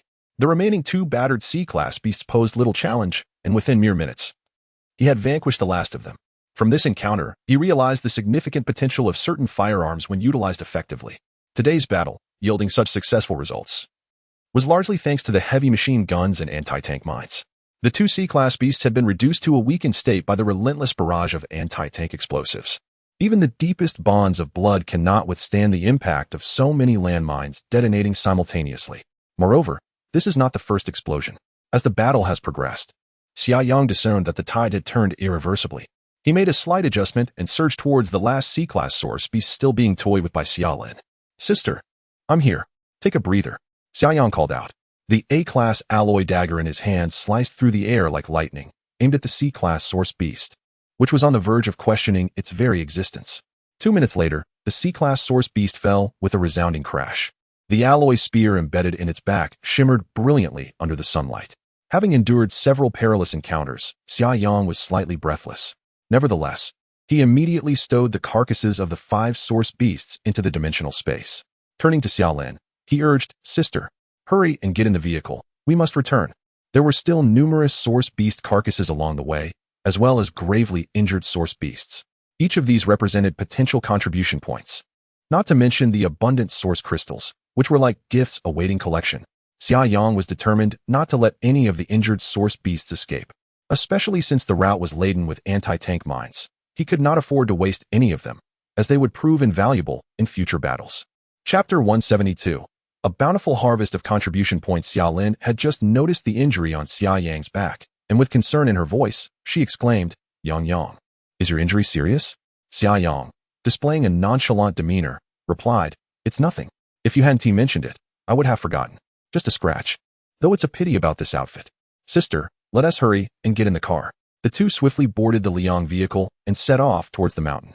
Upon reaching the vicinity of the Tianqi Visitor Center, Xia Yang spotted several carcasses of source beasts by the roadside. He hurriedly disembarked and collected the bodies into his dimensional space. Among them was a C-grade source beast, the very one he had shot in its vital point with his sniper rifle. At the time, he believed that due to the beast's tough hide and robust flesh, a bullet to the vital point would have little effect, and he anticipated a considerable effort to return. However, to his surprise, the beast ultimately succumbed on its own, saving him a great deal of trouble. As the Liang vehicle ascended the mountain, Xia Yang frequently encountered the remains of source beasts, and occasionally, he came across some severely injured ones. Despite their grievous state, these creatures instinctively lunged at the Liang vehicle with ferocity. Nevertheless, Xia Yang found it exceedingly simple to deal with these wounded beasts, whose mobility had drastically diminished, resembling a mere chore akin to slicing through vegetables. In no time, he had already collected over a dozen carcasses. However, as they continued their ascent, the Liang vehicle began to struggle, for the road had been almost entirely obliterated. This segment had seen the simultaneous detonation of hundreds of anti-tank mines, rendering the once spacious road utterly unrecognizable. Moreover, there remained sections of the path where mines had yet to be triggered, presenting a tangible risk should the Liang vehicle proceed unheeded. Therefore, Xia Yang decided to disembark with Xia Lin, storing the Liang vehicle in his dimensional space. The two began their trek up the mountain on foot. Along the way, whenever they encountered unexploded anti-tank mines, Xia Yang would promptly retrieve them into his dimensional space. Given their substantial quantity, these mines proved exceptionally effective against source beasts. Designed specifically for tanks and armored vehicles, they required a weight of at least 200 kilograms to detonate, allowing Xia Yang and Xia Lin to traverse safely without the fear of triggering an explosion. Though the elevation of Moya Mountain exceeded 3,000 meters, neither Xia Yang nor Xia Lin, as ability users, felt fatigued during their ascent. Along the path, Xia Yang frequently encountered injured source beasts, but refrained from intervening himself. These low-risk skirmishes were ideally suited for his sister to practice. Xia Lin, eager to hone her new ice-based abilities, was thrilled at the sight of the wounded beasts. The sibling duo forged ahead, overcoming every obstacle in their path. After more than an hour, they finally navigated the treacherous stretch dense with anti-tank mines. Xia Yang took a moment to tally his findings, discovering that he had recovered over 2,000 mines, indicating that the battle had consumed a similar number. He deployed a total of 5,000 anti-tank landmines and collected 24 source beast corpses. Among these, 5 were classified as Grade C, including the most formidable source beast on the verge of breaking into Grade B. The remaining 19 were all Grade D source beast corpses. Xia Yang retrieved the Liang vehicle once more, and the siblings ascended the mountain. Along the way, there were several source beast corpses awaiting his return for collection, primarily those that Xia Yang had initially eliminated with a heavy machine gun, all of which were grade D. The Liang vehicle reached the cable car station at the mountain's summit, making frequent stops along the route. Xia Yang collected an additional 9 source beast corpses. He also encountered 6 severely injured source beasts, which Xia Lin swiftly dispatched with precision. In total, Xia Yang amassed 39 source beast corpses from this battle, signifying 39 source crystals, including 5 grade C source crystals. This was a significant windfall. Xia Yang accessed the system interface to review the textual prompts and his current contribution points. His total contribution points amounted to 2,404. He recalled that prior to his departure, he had a total of 1,529 contribution points. He earned 40 contribution points from defeating a snow leopard at the cable car station, 500 from slaying 5 grade C source beasts, and 340 from 34 grade D source beasts. During the combat, he exchanged 5 contribution points for a bottle of restorative potion. Based on the number of source beasts defeated, the contribution points aligned accurately, ensuring no corpses were overlooked in inconspicuous locations. As for whether any source beasts had escaped after sustaining injuries, Xia Yang could not ascertain, especially without a drone for extensive reconnaissance. Contemplating this matter, Xia Yang promptly communicated with Ming Ming telepathically. Ming, we have exhausted all our reconnaissance and strike drones. We must replenish them swiftly. Ming replied, Brother Yang, you can check the status of the Liang vehicle in the system interface. At the drone mother nest, you can opt to replenish the consumed drones, requiring a certain amount of contribution points and raw materials. Xia Yang opened the system interface and easily located an icon for a heavy-duty RV. Upon clicking, he indeed found the overall status of the Liang vehicle. He noted a 0, 1 wear on the vehicle body, uncertain if it was due to natural wear during use or the intense vibrations caused by operating the heavy machine gun atop the vehicle. Additionally, the drone mother nest position in the cockpit was marked in red, indicating that all drones had been lost. Xia Yang chose to replenish the drones, and a price list immediately appeared. Each drone required 5 contribution points along with a small quantity of metal and/or materials. The contribution points were reasonable, and the materials were not particularly rare. Thus, Xia Yang decided to fully replenish the drone mother nest. Moreover, as he had a slight tendency toward obsessive-compulsive behavior, he deemed the vehicle integrity of 99.9 unacceptable. Having seen it, there is no reason to overlook it. Thus, it shall be rectified. Following the upgrade of the solar flare, localized repairs can be conducted without requiring the crew to vacate the cabin, which is rather convenient. Xia Yang transferred the necessary raw materials for manufacturing new drones and repairing the vehicle from the dimensional space to the system's item recycling section. He then confirmed the production and repair process. A deduction of 100 contribution points was made, leaving him with a total of 2,304 points. The system interface indicated that the drones were being manufactured and the vehicle body was undergoing repairs. Xia Yang intended to conduct reconnaissance in the vicinity once the drones were replenished, hoping to uncover any remaining threats. In the interim, adhering to the principle of waste not, want not, he collected the remains of 8 mutated snow leopards in the area. As it happened, he had yet to sample snow leopard meat and was curious about its flavor. Before the apocalypse, this wild creature was protected, and the desire to taste its meat would have been considered a serious offense. Now, however, no one seemed to care. Returning to the solar flare, Xia Yang, lost in thought, awaited the system to complete its repairs. In a moment of idle contemplation, he opened the system interface to glance at the contribution point radar. To his astonishment, he discovered that the radar's indication had not yet vanished. Moreover, the marked location remained within the current vicinity. Chapter 173, The Cave Nest Again? Xia Yang couldn't help but feel a twinge of anxiety. This large group of source beasts must surely amount to a significant contribution of points, right? If even more formidable opponents were to appear, he wouldn't hesitate to flee at the first opportunity. The battle he had just endured was already at the limits of his current capabilities. When faced with threats beyond one's strength, self-preservation must take precedence. He had already garnered sufficient rewards for the day. It was best to leave while the going was good. At that moment, a system notification chimed. The vehicle had been repaired. Given that it had only sustained a 0.1 damage, the restoration process was relatively swift. Before long, the drone mothership was fully stocked again, and 20 brand new reconnaissance and strike drones were produced. The solar flare was once again in prime condition. Xia Yang prepared to make his way back home, intending to stop by the large parking lot at the foot of the mountain to tally the day's earnings, particularly the 39 source crystals, which he hoped would yield some delightful surprises. As for the contribution point radar, he thought it best to simply ignore it. It was not his first encounter with such notifications. Just as Xia Yang was about to close the contribution point radar interface and instruct Meng Meng to initiate the return of the solar flare, the interface unexpectedly shifted. The radar, which typically provided a general direction and range, had transformed into a precise coordinate point, complete with a green route leading directly to this location. Unable to resist, Xia Yang glanced at the screen. The route traced the path that the snow leopard and source beasts had just taken. The distance from the current parking position of the solar flare was approximately 2 kilometers. There was no established path, only steep slopes blanketed in thick snow. Xia Yang found himself both amused and exasperated. Was it absolutely necessary to seek out such thrills? If it had merely been a general range notification, he would have dismissed it without a second thought. However, the radar's unusual shift to provide a specific coordinate piqued his curiosity.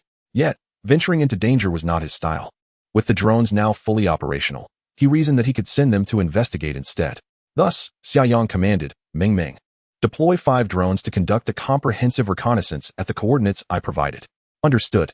The drone mothership above him opened slowly, and 5 drones soared into the sky, swiftly heading towards the location indicated by the contribution point radar. Xia Yang added, the solar flare should turn around. If anything arises, we must retreat at once. Be prepared to flee at any moment.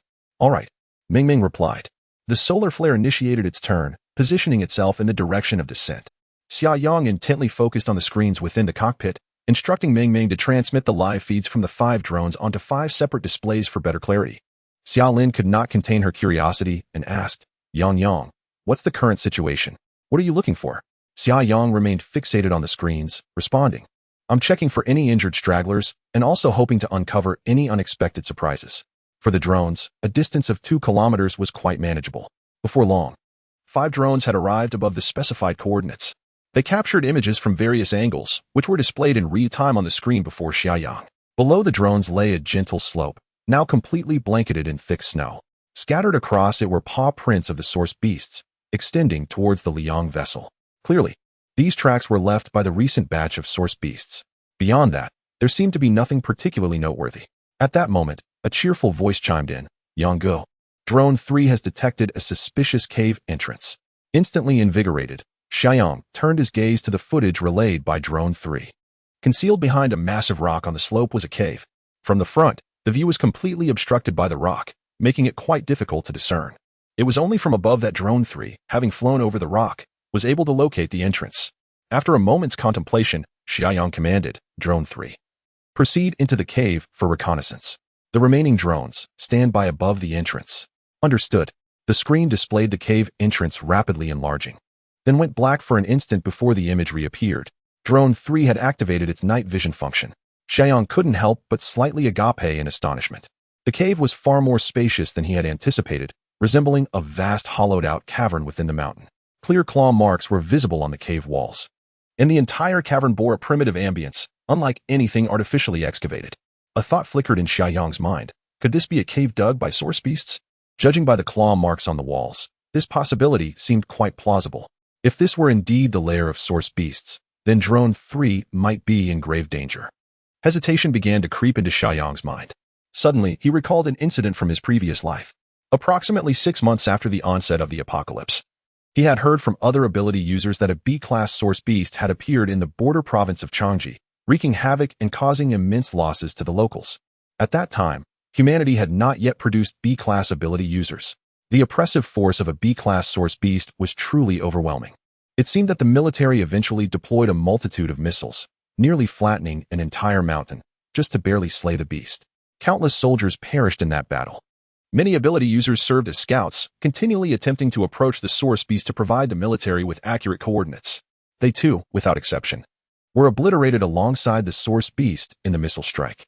Reflecting on this now, Xia Yang suddenly realized that the source beast he had slain previously might very well be the same B-class source beast spoken of in his past life from the border province. Given the timeline, it was almost certain that in 3 to 4 months, this beast would ascend to B-class. If this were the case, he had indeed done a good deed, potentially averting the loss of tens of thousands of soldiers and numerous ability users. Now, the cave discovered by the drone was likely the den of this batch of source beasts. Uncertain whether other source beasts linger within, Xia Yang decisively commanded, Meng Meng, deploy the other 4 drones into the cave to swiftly ascertain the conditions inside. It seems Xia Yang began to comprehend why the radar signals for contribution points had yet to dissipate. If this were indeed the lair of the source beasts, and if the creatures within had been nearly obliterated in the recent skirmish, then this cave would be an unmitigated boon for contribution points. Even if remnants of the source beasts, or perhaps even more formidable B-level beasts remained, it would pose no concern. The objective was to thoroughly investigate the interior, if necessary. Retreating would bear no shame. In due course, direct communication with the military could result in a barrage of missiles to obliterate the remnants entirely. However, one could not help but wonder if such actions would still credit the contribution points to oneself. Chapter 174. A gift of contribution points. The source beast nest is, in fact, the very birthplace of the source beasts. In the previous life, it was only about a year into the apocalypse that human psychics first uncovered the initial source beast nest, located in the northern province of Hubei. It was from that moment onward that humanity recognized that source beasts did not merely originate from aquatic realms. Scientists analyzed that the existence of source beast nests was the reason for the incessant emergence of source beasts, making their eradication a futile endeavor. Furthermore, these nests likely provided evolutionary energy for the source beasts. However, each nest would only host a singular monarch, monopolizing almost all the energy, with only a fraction allocated to trusted subordinates. Consequently, ordinary source beasts would rampage and kill, driven by their instinctual need to absorb energy in order to grow stronger. Hence, if one could completely obliterate the source beast nest, it would significantly diminish the appearance of source beasts, tipping the scales of fate in favor of humanity. Xia Yang realized that perhaps this was the true reason the system had guided him to Tianshan Tianqi through the contribution point radar. Suddenly, he recalled the last time the radar had reacted. It seemed to have been in Hubei province. Shortly after leaving Jiaqing, he had upgraded his mobile survival base and encountered the contribution point radar for the first time. The radar then directed him southwest. However, at that time, he was eager to rendezvous with his sister Xia Lin at the border province, so he paid it no heed. Reflecting on it now, the source beast nest discovered by humanity in his previous life appeared to be in that very direction. Thus, Xia Yang became increasingly convinced. This indicated that the system aimed to eradicate as many source beasts as possible and destroy their nests. In this regard, at least Xia Yang and the system shared a common objective. Within the cockpit of the Li Yang, 5 screens before Xia Yang transformed into night vision displays. 5 drones ventured into the cavern, autonomously charting their courses, dividing into 5 distinct areas to commence rapid reconnaissance. Xia Yang found the multitude of images somewhat overwhelming. Yet he quickly discerned an unusual clue among the footage relayed by drone number 1. Deep within the cave, there were densely clustered pools, 20 to 30 in total. Each pool measured approximately 5 to 6 meters in diameter, filled with a crimson liquid that bubbled ominously, resembling boiling blood.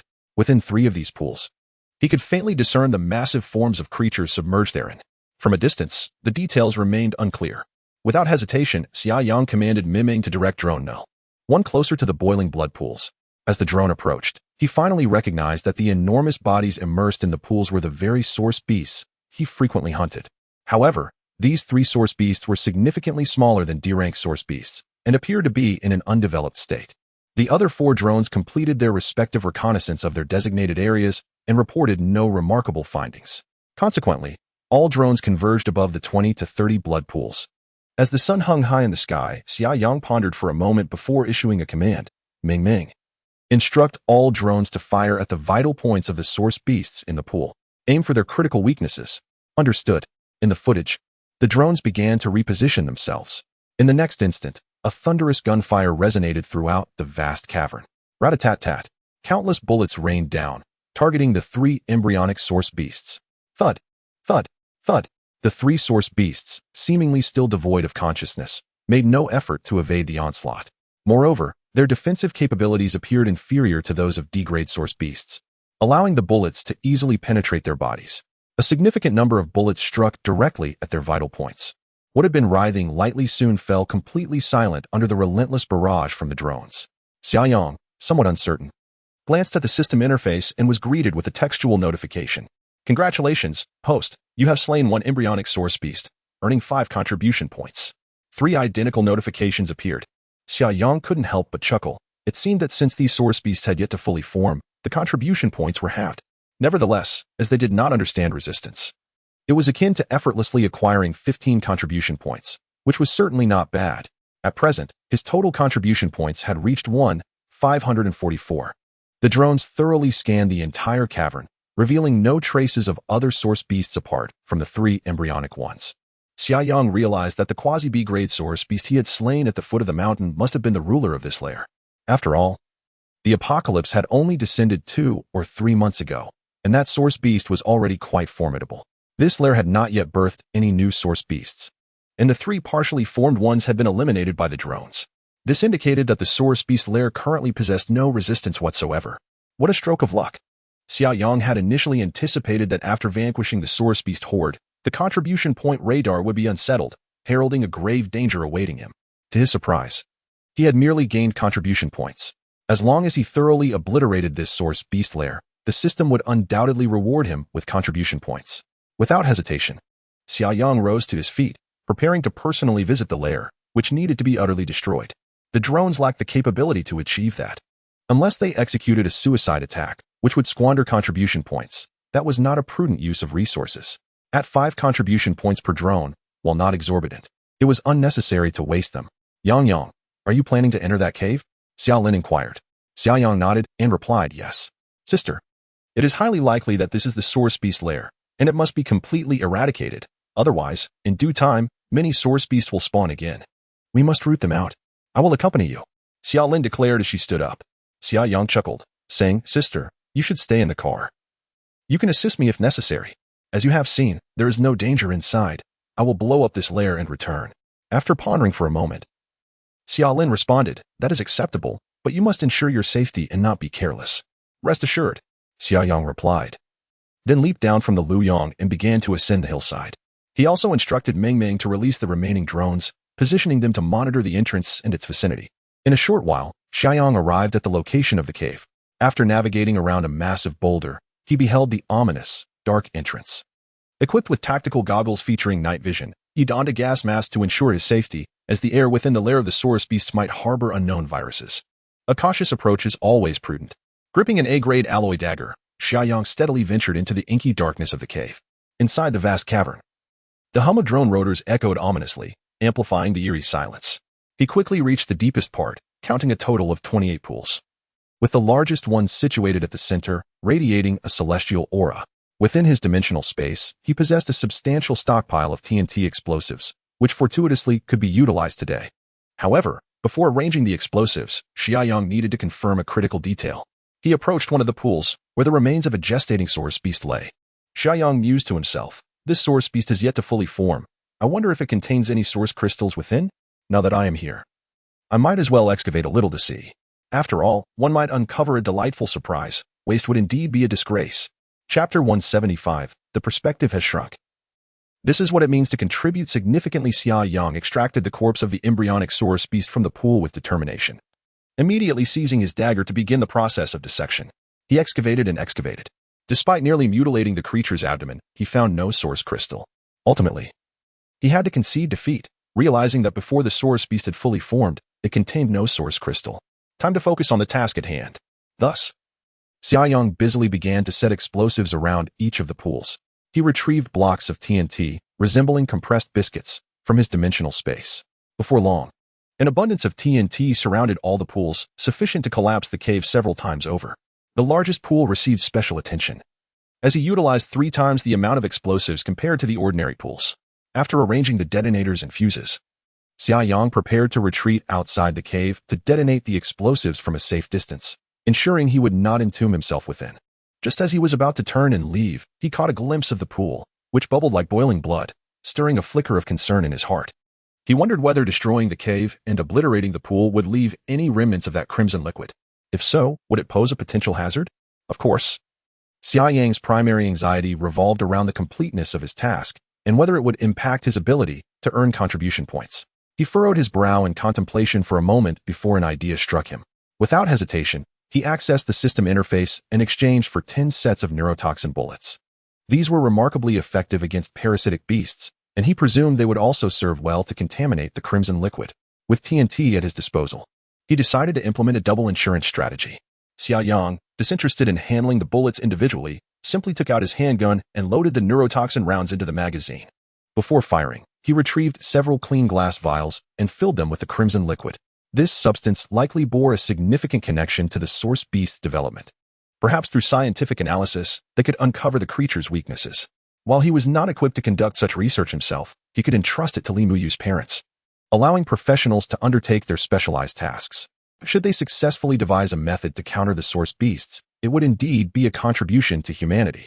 After sealing the vials and storing them in his dimensional space, Xia Yang proceeded to fire at each pool. Bang! Bang! The neurotoxin bullets were specially designed. Upon encountering even minimal resistance, the tips would explode, releasing the toxin to spread rapidly. Thus, as these bullets entered the pools, the neurotoxin was quickly disseminated. The crimson liquid within the pools appeared to bubble even more vigorously, with numerous bubbles surfacing. It seemed effective.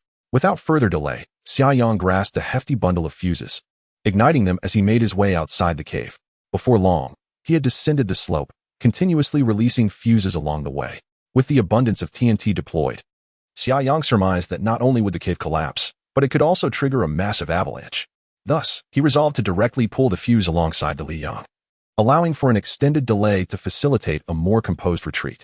A few minutes later, Xia Yang beheld the Li Yang below. The substantial bundle of fuses he held was nearing its end. Inside the vehicle, Xiaolin, upon seeing her brother return safely, waved joyfully at him. Xia Yang smiled and greeted his sister, then turned to Meng Meng and inquired, "Meng Meng, have all the drones returned to their nest?" When Xia Yang exited the cave, he had instructed Meng Meng to recall the drones, which naturally outpaced his walking speed. Meng Meng replied, "Yes. All the drones have returned." "Great!" Xia Yang exclaimed as he leapt down the hillside, landing beside the Li Yang. After igniting the fuse, he promptly boarded the vehicle. "Meng Meng, set off, drive down the mountain. And do so swiftly," Xia Yang urged with a hint of urgency. "Understood, Yang Gu." Xiaolin, intrigued, asked, Yang, what is happening?" "Hee, I've set off quite a bit of explosives. I'm afraid the mountain might collapse." Xia Yang chuckled. The Li Yang roared to life, its tracks crunching through the deep snow as it navigated the descent. Based on the length of the fuse, it would likely take over 20 minutes for it to reach the cave. The military-grade fuse possessed excellent waterproof properties, making it entirely suitable for use in the snow, leaving Xia Yang unperturbed. His sole concern was to descend as quickly as possible. Several minutes later, the Li Yang approached a section of road devastated by anti-tank mines. Xia Yang and Xiaolin quickly disembarked. Xia Yang stored the Li Yang in a dimensional space and led his sister to rush down the slope. Just as they were about to traverse the destroyed section, a thunderous explosion erupted from the mountain behind them. Boom, boom. The detonations resonated in unison, as if the entire mountain were trembling, with vast amounts of snow cascading down the slope. "Sister, accelerate through," Xia Yang shouted. The quality of the military TNT was exceptional. The explosive force was truly astonishing. The pair quickened their pace and soon navigated past the treacherous terrain. Xia Yang extracted the Li Yang from the dimensional space and swiftly entered the cockpit with Xiaolin.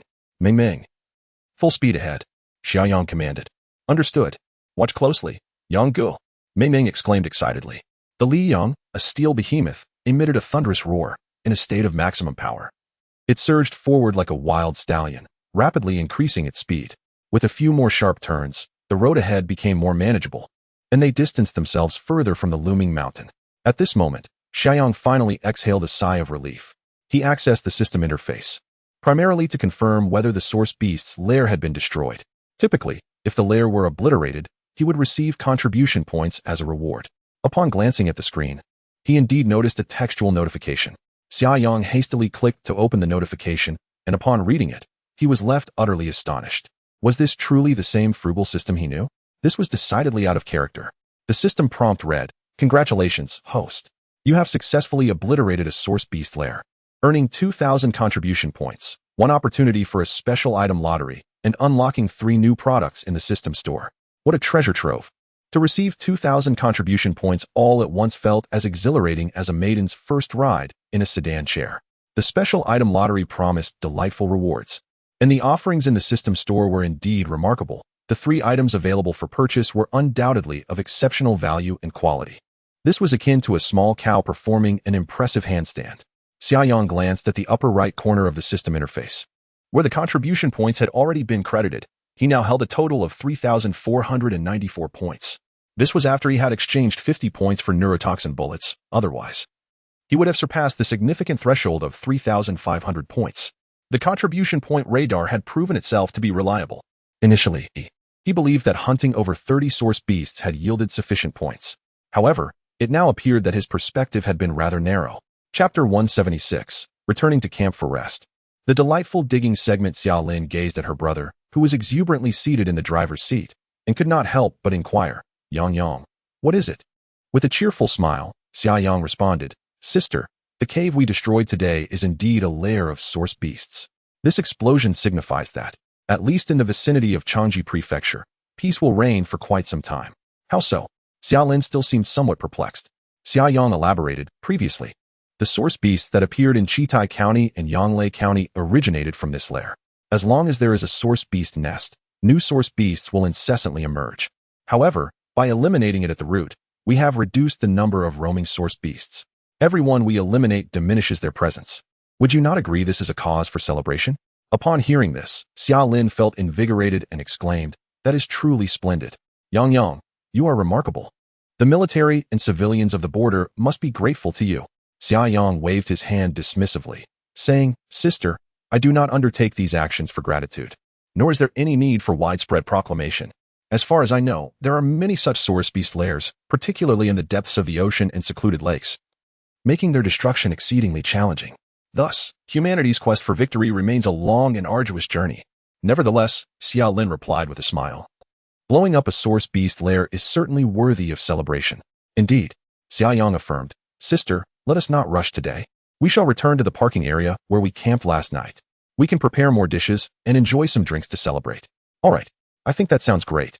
While they conversed, the Liang vehicle had already soared past the visitor center by the heavenly pool, speeding down the mountain. Behind the Liang, an avalanche of snow cascaded down the slope, thunderously surging onto the surface of the lake, completely burying the roadway. However, the Liang had already taken an alternate route leading to the scenic area entrance, thereby avoiding the impact of the avalanche. After more than half an hour, the Liang returned to the parking area where they had camped the previous night. It was around midday, yet Xia Yang had already decided not to journey further today, opting instead to rest for half a day. Under normal circumstances, this region had been relatively safe for some time now.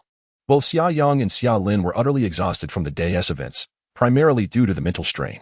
Additionally, they had both fought against source beasts in the snow, with Xia Yang enduring several intense battles. Thus, a proper rest was indeed necessary. Once the Liang came to a halt, Xia Yang instructed Meng Meng to fully deploy the vehicle's expansion mechanisms. He then exited the vehicle and proceeded to the rear of the Liang, attaching a small survival pod to the vehicle's 3-hole tow bar, connecting the power cable, and simultaneously replenishing the water tank within the vehicle. It was Xia Lin's first time witnessing the Liang's expansion pod in its entirety. The sight of the 2-story Liang filled her with a sense of novelty. At her enthusiastic request, Xia Yang took her on a tour, exploring both the upper and lower levels. Upon catching sight of the luxurious rear compartment of the vehicle, complete with a second bedroom, guest rooms on the upper level, and a terrace, Shaylin couldn't help but mutter, Yang, you heartless rascal. With such splendid accommodations in the vehicle, how could you possibly send me to stay outside? Shaylin complained. Are you even my real brother? Xia Yang chuckled, Sister, don't be ungrateful. I'm merely considering the convenience of an emergency evacuation. It takes at least a minute or two to fully deploy the expansion mechanism, which is why I rarely set it up completely. He added, moreover, don't you find it delightful to have your own independent space? The conditions in that survival pod are no less than on the solar flare. You can arrange it however you like. It's your exclusive sanctuary. I put a lot of thought into preparing it for you. How can you not appreciate it? Shaylin giggled. All right. I understand that you've grown up and may feel awkward living in the same space as your sister, right? Besides, you will surely want to bring your girlfriend to stay with you in the future. It would be inconvenient for me to remain in the vehicle. I get it.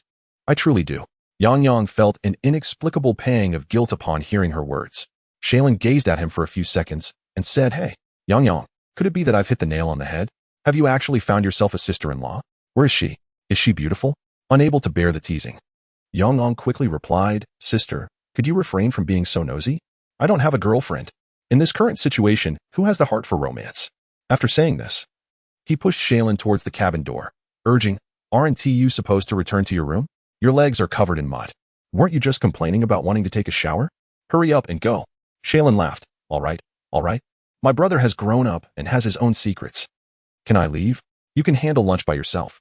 I'll just grab a bite over there and take a nap. I'm exhausted today. Fine. Come back for dinner. We must properly celebrate today's victory, Xia Yang declared. finally managing to send his sister Shaylin back to the small survival pod. Yang let out a sigh of relief. He truly found it a bit overwhelming when his sister became so inquisitive. Reflecting on Shaylin's words, the image of Li Muyu unexpectedly surfaced in his mind. He wondered how she was faring in Jiangqing. It had been a while since they last met, and he found himself missing her. Yang removed his thermal suit, which had been completely shredded by the source beasts, revealing the down filling underneath. There was no need to wash such a garment. He simply tossed it outside the vehicle. Touching his back, he noted its remarkable smoothness, devoid of any scars. The efficacy of the recovery potion was indeed reliable. He didn't rush to take a shower, as he still had unfinished work. The bodies of 39 source beasts awaited his excavation. Donning an old down jacket from his dimensional space, he departed from the solar flare, deliberately walking further away to avoid the lingering stench of the source beasts affecting his living environment. Next came the most anticipated segment of the task. He extracted a source beast carcass from the dimensional space and skillfully commenced the process of disemboweling it. After harvesting the source crystals, he returned the carcass to the space and retrieved another source beast. This was a monotonous and mechanical repetition of labor. In approximately half an hour, 39 glimmering source crystals were collected by Xia Yang. Among them were 5 C-grade source crystals, one of which was notably larger than the others, evidently the product of the quasi-B-grade source beast. The remaining 34 crystals were uniformly D-grade. Having secured the source crystals, Xia Yang eagerly made his way back to the Liang vessel. He proceeded directly to the cockpit, activated the source crystal processing device, and began the meticulous task of assessing the attributes of the crystals in batches. Let the unveiling of the blind boxes commence. Chapter 177. Clearly arranged. Xia Yang first placed the 5 C-grade source crystals into the processing device and instructed Meng to activate the apparatus for identification. After a brief moment, a chime resonated. The attributes of the 5 C-grade source crystals appeared on the screen beside the processing unit. Among them, 3 exhibited strength attributes, with the largest C-grade source crystal also embodying strength. Additionally, there was 1 crystal of the metal attribute and 1 of the fire attribute. Xia Yang proceeded to place the remaining 34 D-grade source crystals into the processing device in 3 rounds for evaluation. A few minutes later, the properties of all the source crystals had been assessed. Upon summarizing, he noted that the most prevalent attribute among the 34 crystals remained that of strength. With a total of 15 strength attribute crystals, 2 metal attribute crystals, 2 wood attribute crystals, 4 water attribute crystals, 2 fire attribute crystals, 2 earth attribute crystals, 3 wind attribute crystals, 3 electric attribute crystals, and 1 spatial attribute crystal. As Xia Yang gazed at the table brimming with source crystals, he felt an exhilarating rush akin to that of a newly affluent individual. However, he decided it prudent to strategize the utilization of this batch of source crystals. After careful contemplation, he selected the 2 wood attribute crystals for immediate reclamation by the system, thus exchanging them for 2,000 contribution points. Having resolved not to cultivate wood attribute abilities, it seemed far more advantageous to convert them into contribution points. He also weighed the pros and cons of the earth attribute crystals and ultimately decided to exchange them for contribution points as well, deeming the earth attribute, which primarily focused on defense, somewhat superfluous. The 2 earth attribute crystals garnered another 2,000 contribution points, bringing Xia Yang's total to 7,494 points. To elevate the Liang to B-grade, a total of 10,000 contribution points is required. Moreover, having upgraded the source crystal processing module, he could offset a portion of the cost, suggesting that he would soon accumulate sufficient contribution points. The strength, metal, water, electric, wind, and spatial attributes were all essential to Xia Yang, either for his own abilities or those of Xia Lin and Li Muyu. Thus he opted to retain these crystals for the time being. Unless he found himself merely hundreds or thousands of points short for the Liang's upgrade, he would consider exchanging some for contribution points. His gaze then settled on the fire attribute crystals. Within this batch, there was 1 C-grade fire attribute crystal and 2 D-grade fire attribute crystals. Under normal circumstances, these 2 D-grade crystals would suffice to forge a C-grade fire attribute ability user. Furthermore, from his previous life, Xia Yang had collaborated with a fire ability user and recognized the formidable nature of the fire attribute, particularly in the Frozen Apocalypse, where many minor combat techniques proved exceptionally practical. Thus, trading the fire attribute crystals for contribution points seemed rather unwise. At this juncture, Xia Yang needed to deliberate whether to employ the fire attribute crystals for his own enhancement or reserve them for Xia Lin or Li Muyu. Naturally, augmenting his own strength was the primary consideration. The greater his power, the better he could safeguard those around him. a principle Xia Yang understood all too well. However, he had already possessed 5 extraordinary abilities, and now he sensed that his body seemed to have reached a limit. He was uncertain whether he could awaken yet another ability, and if he did, whether it would provoke any adverse reactions. In his previous life, he had encountered the most formidable of ability wielders, the police officer Zhou Yaowu. Zhou Yaowu was the first human to attain a B-grade ability.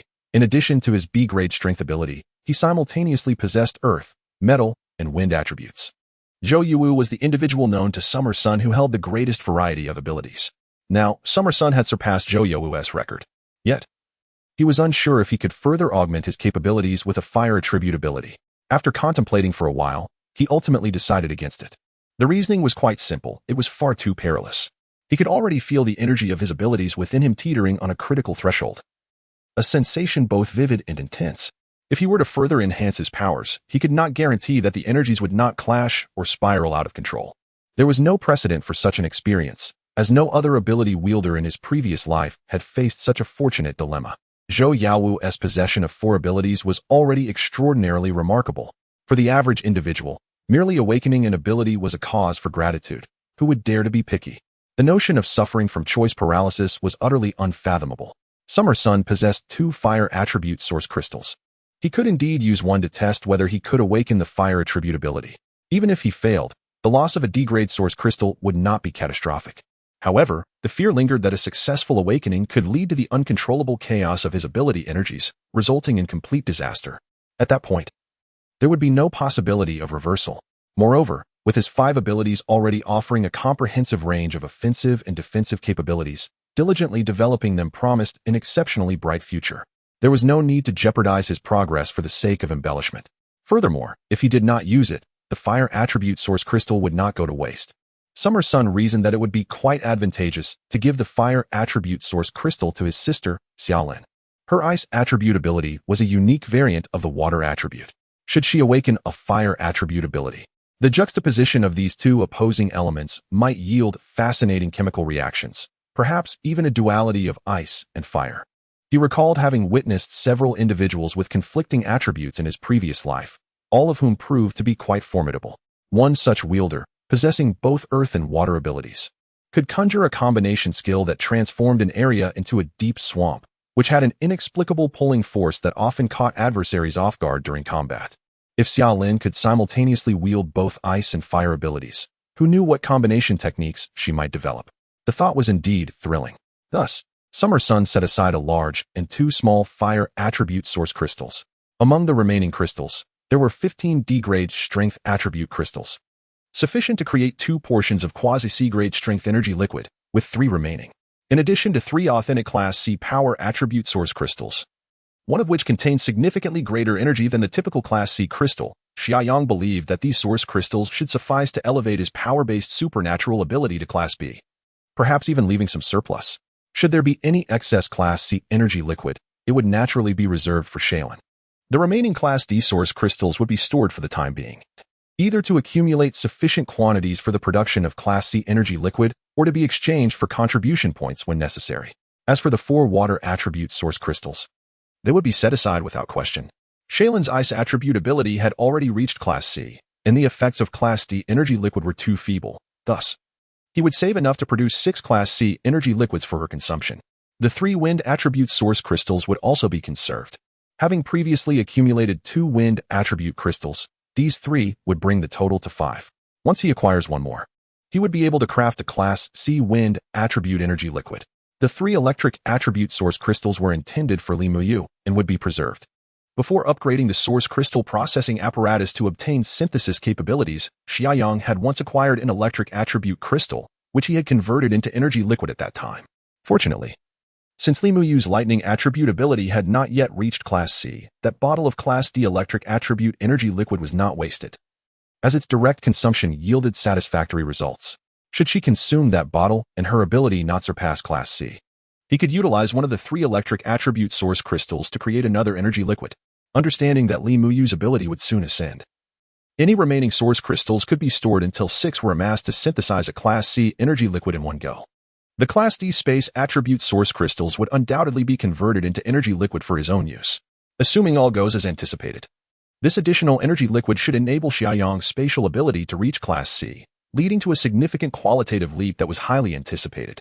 Lastly, there were the metal attribute source crystals. This time, he had obtained 1 Class C and 2 Class D crystals.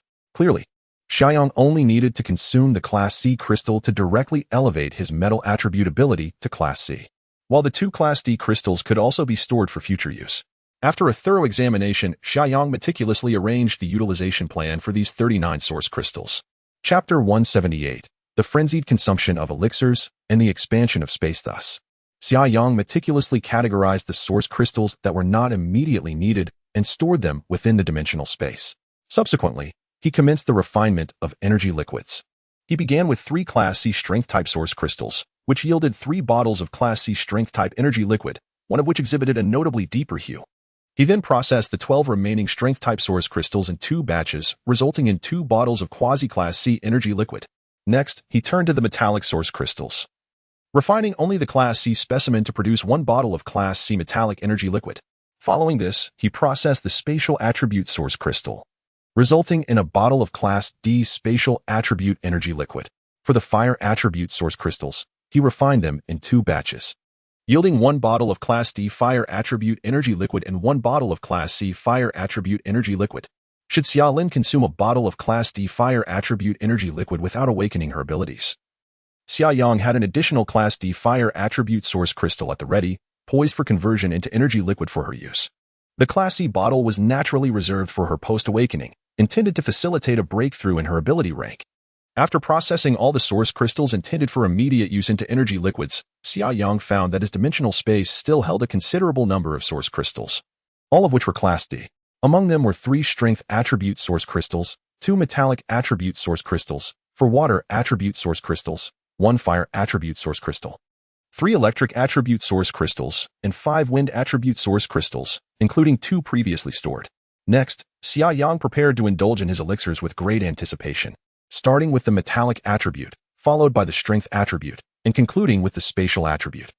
A series of exhilarating yet mildly uncomfortable sensations washed over him as he sat in the cockpit, feeling as though he had undergone a thorough massage from every angle, his spirit nearly soaring with ecstasy.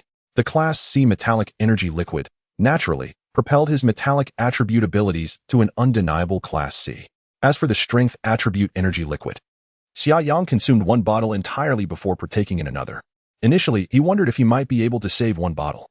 Ultimately, he realized he had underestimated the stubbornness of the Class B ability threshold. Fortunately, after absorbing the final bottle of quasi-Class C energy liquid, the system interface finally indicated that his strength attribute abilities had reached Class B. Xia Yang firmly believed he must be the first human to surpass Class B abilities. Brother Zhou, my apologies, but in this life, the position of the foremost ability user shall be claimed by my younger brother. He concluded with the consumption of the spatial attribute energy liquid. Previously, he had already ingested 2 doses of Class D spatial attribute energy liquid. Unfortunately, spatial attribute source crystals were exceedingly rare. Nevertheless, despite his dimensional space being significantly larger than that of an ordinary Class D spatial ability user, the 3 doses of Class D energy liquid enabled his spatial abilities to ascend smoothly. The system interface confirmed that Xia Yang's spatial abilities had reached Class C. At this juncture, apart from his mental attribute abilities, Xia Yang had successfully elevated his metallic, spatial, and wind attributes to Class C, while his strength attribute had impressively reached Class B. The momentum of his development was promising. The scarcity of mental attribute source crystals was akin to that of spatial attributes.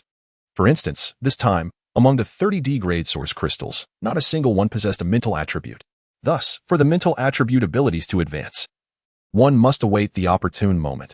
Perhaps fortune will smile upon them, and the corresponding source crystal will manifest. Xia Yang could sense that after his powers in force, metal, and spatial attributes had successively transcended to a higher realm, the energy of his abilities surged with remarkable vitality, and he had acquired several new techniques. However, he refrained from hastily exiting the vehicle to gauge the extent of his newfound strength, for his current concern lay with the dimensional space. With the recent breakthrough in his spatial abilities, the expansion of the dimensional space was greater than in previous instances, thus naturally broadening the scope of the strategic reserves unlocking. Xia Yang immersed his thoughts into the dimensional space, eagerly anticipating an inspection of the additional resources he had acquired. During the last expansion, the light weaponry storage had been nearly completely unlocked. His immediate focus was directed towards the armory, where he discovered several heavy equipment storages had emerged behind the light weaponry storage. Previously, he had unlocked an armored vehicle, which he had utilized as a barrier at Tianchi, only for it to be reduced to scrap by a source beast. This time, the entire warehouse had been unlocked, revealing a total of 29 armored vehicles identical to the one that had been rendered unusable, all neatly arranged within the storage. Moreover, in the adjacent weapon storages, Xia Yang found an abundance of heavy weaponry, self-propelled howitzers, long-range box rocket launchers, self-loading rifled guns, and rocket mine-laying vehicles. Some were self-propelled, while others were towed, all meticulously organized, filling several storages to the brim. Naturally, there was also an uncountable supply of ammunition compatible with various models. Upon witnessing the sheer volume of heavy artillery, Xia Yang could not help but feel a twinge of concern.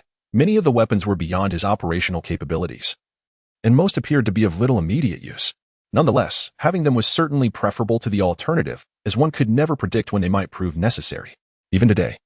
For instance, using an armored vehicle as a makeshift barrier was a case of resourcefulness at its finest. Furthermore, in the future, these weapons might play a pivotal role. Having examined the armory, Xia Yang's thoughts continued to explore nearby. The storage housing the small ecological system had also been fully unlocked. In addition to various devices, there was a small seed bank and an embryo repository, both of which Xia Yang could now access at any time. Furthermore, a grain storage had been unlocked, filled with numerous bags of flour. Within this modest storage alone, there were over 10,000 tons. There should be several grain storages, but for now, only this one had been revealed. A storage for rare metals and ores had also been unlocked, providing a considerable supply of materials needed for upgrading the Liyang. Of course, Xia Yang was aware that the stock of rare metals and various ores in the strategic reserve was likely limited, leaving him uncertain whether new or storages would appear in the next expansion. Thus, if the opportunity arose, he would need to seek out additional rare metal resources. Should the solar flare continue its upgrades, particularly advancing to Class A, S, or even SSS, the requisite resources would undoubtedly amount to an astronomical figure. With a heart brimming with joy, Xia Yang eagerly explored the newly unlocked areas of the strategic reserve, akin to a sovereign surveying his domain. Ultimately, he stumbled upon an upper section of the heavy armory, which appeared to harbor a small space. Upon directing his thoughts towards it, Xia Yang was astounded to discover that this locale housed a transport helicopter. It was a G-35 heavy transport helicopter, adorned in a gray livery, with the vibrant red military insignia emblazoned on its fuselage and tail. Just a wall away, the warehouse contained numerous barrels of aviation fuel. Chapter 179, Terrifying B-Class Abilities, Author's Certification Extra 1-2. Most boys harbor a dream of flight, and Xia Yang is no exception. Upon encountering the majestic and imposing heavy transport helicopter, his immediate instinct was to soar through the skies. Alas, despite having lived 2 lifetimes, he had never learned to fly. All he could do was gaze longingly. Determined, Xia Yang resolved that when the opportunity arose, he would certainly learn how to pilot a helicopter. Such a magnificent machine ought not to languish in the void of space. Moreover, in the context of a post-apocalyptic world, helicopters that operate at lower altitudes possess significant practicality. It is imperative that he acquires this skill.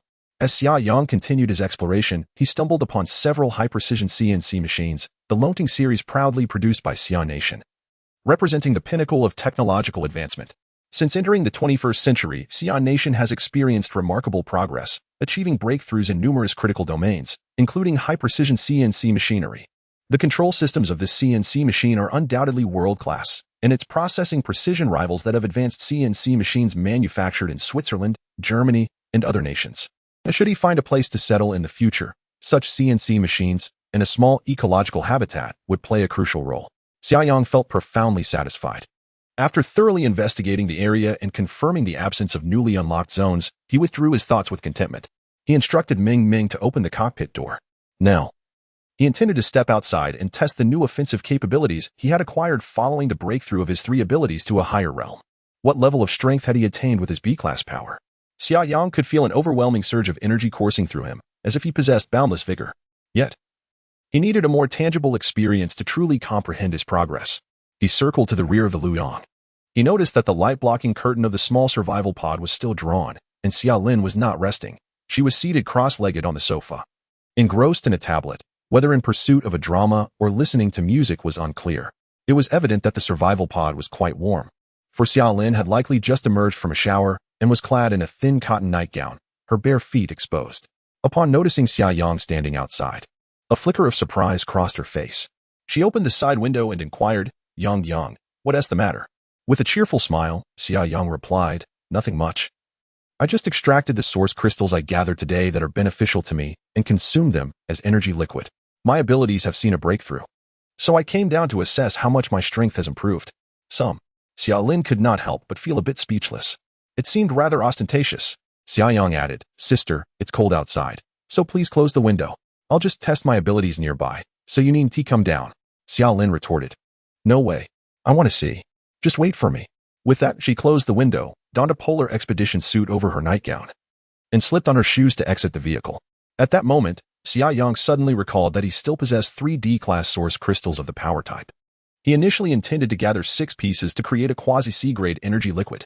However, upon seeing Xia Yang realized that Xia power-based ability had just awakened. By directly consuming 3 doses of D-grade energy liquid, it was highly probable that her abilities could break through to C-grade without any delay. Thus, Xia Yang hastily exclaimed, sister, wait for me here. Without waiting for Xia to respond, he jogged back to the cockpit of the Li Yang.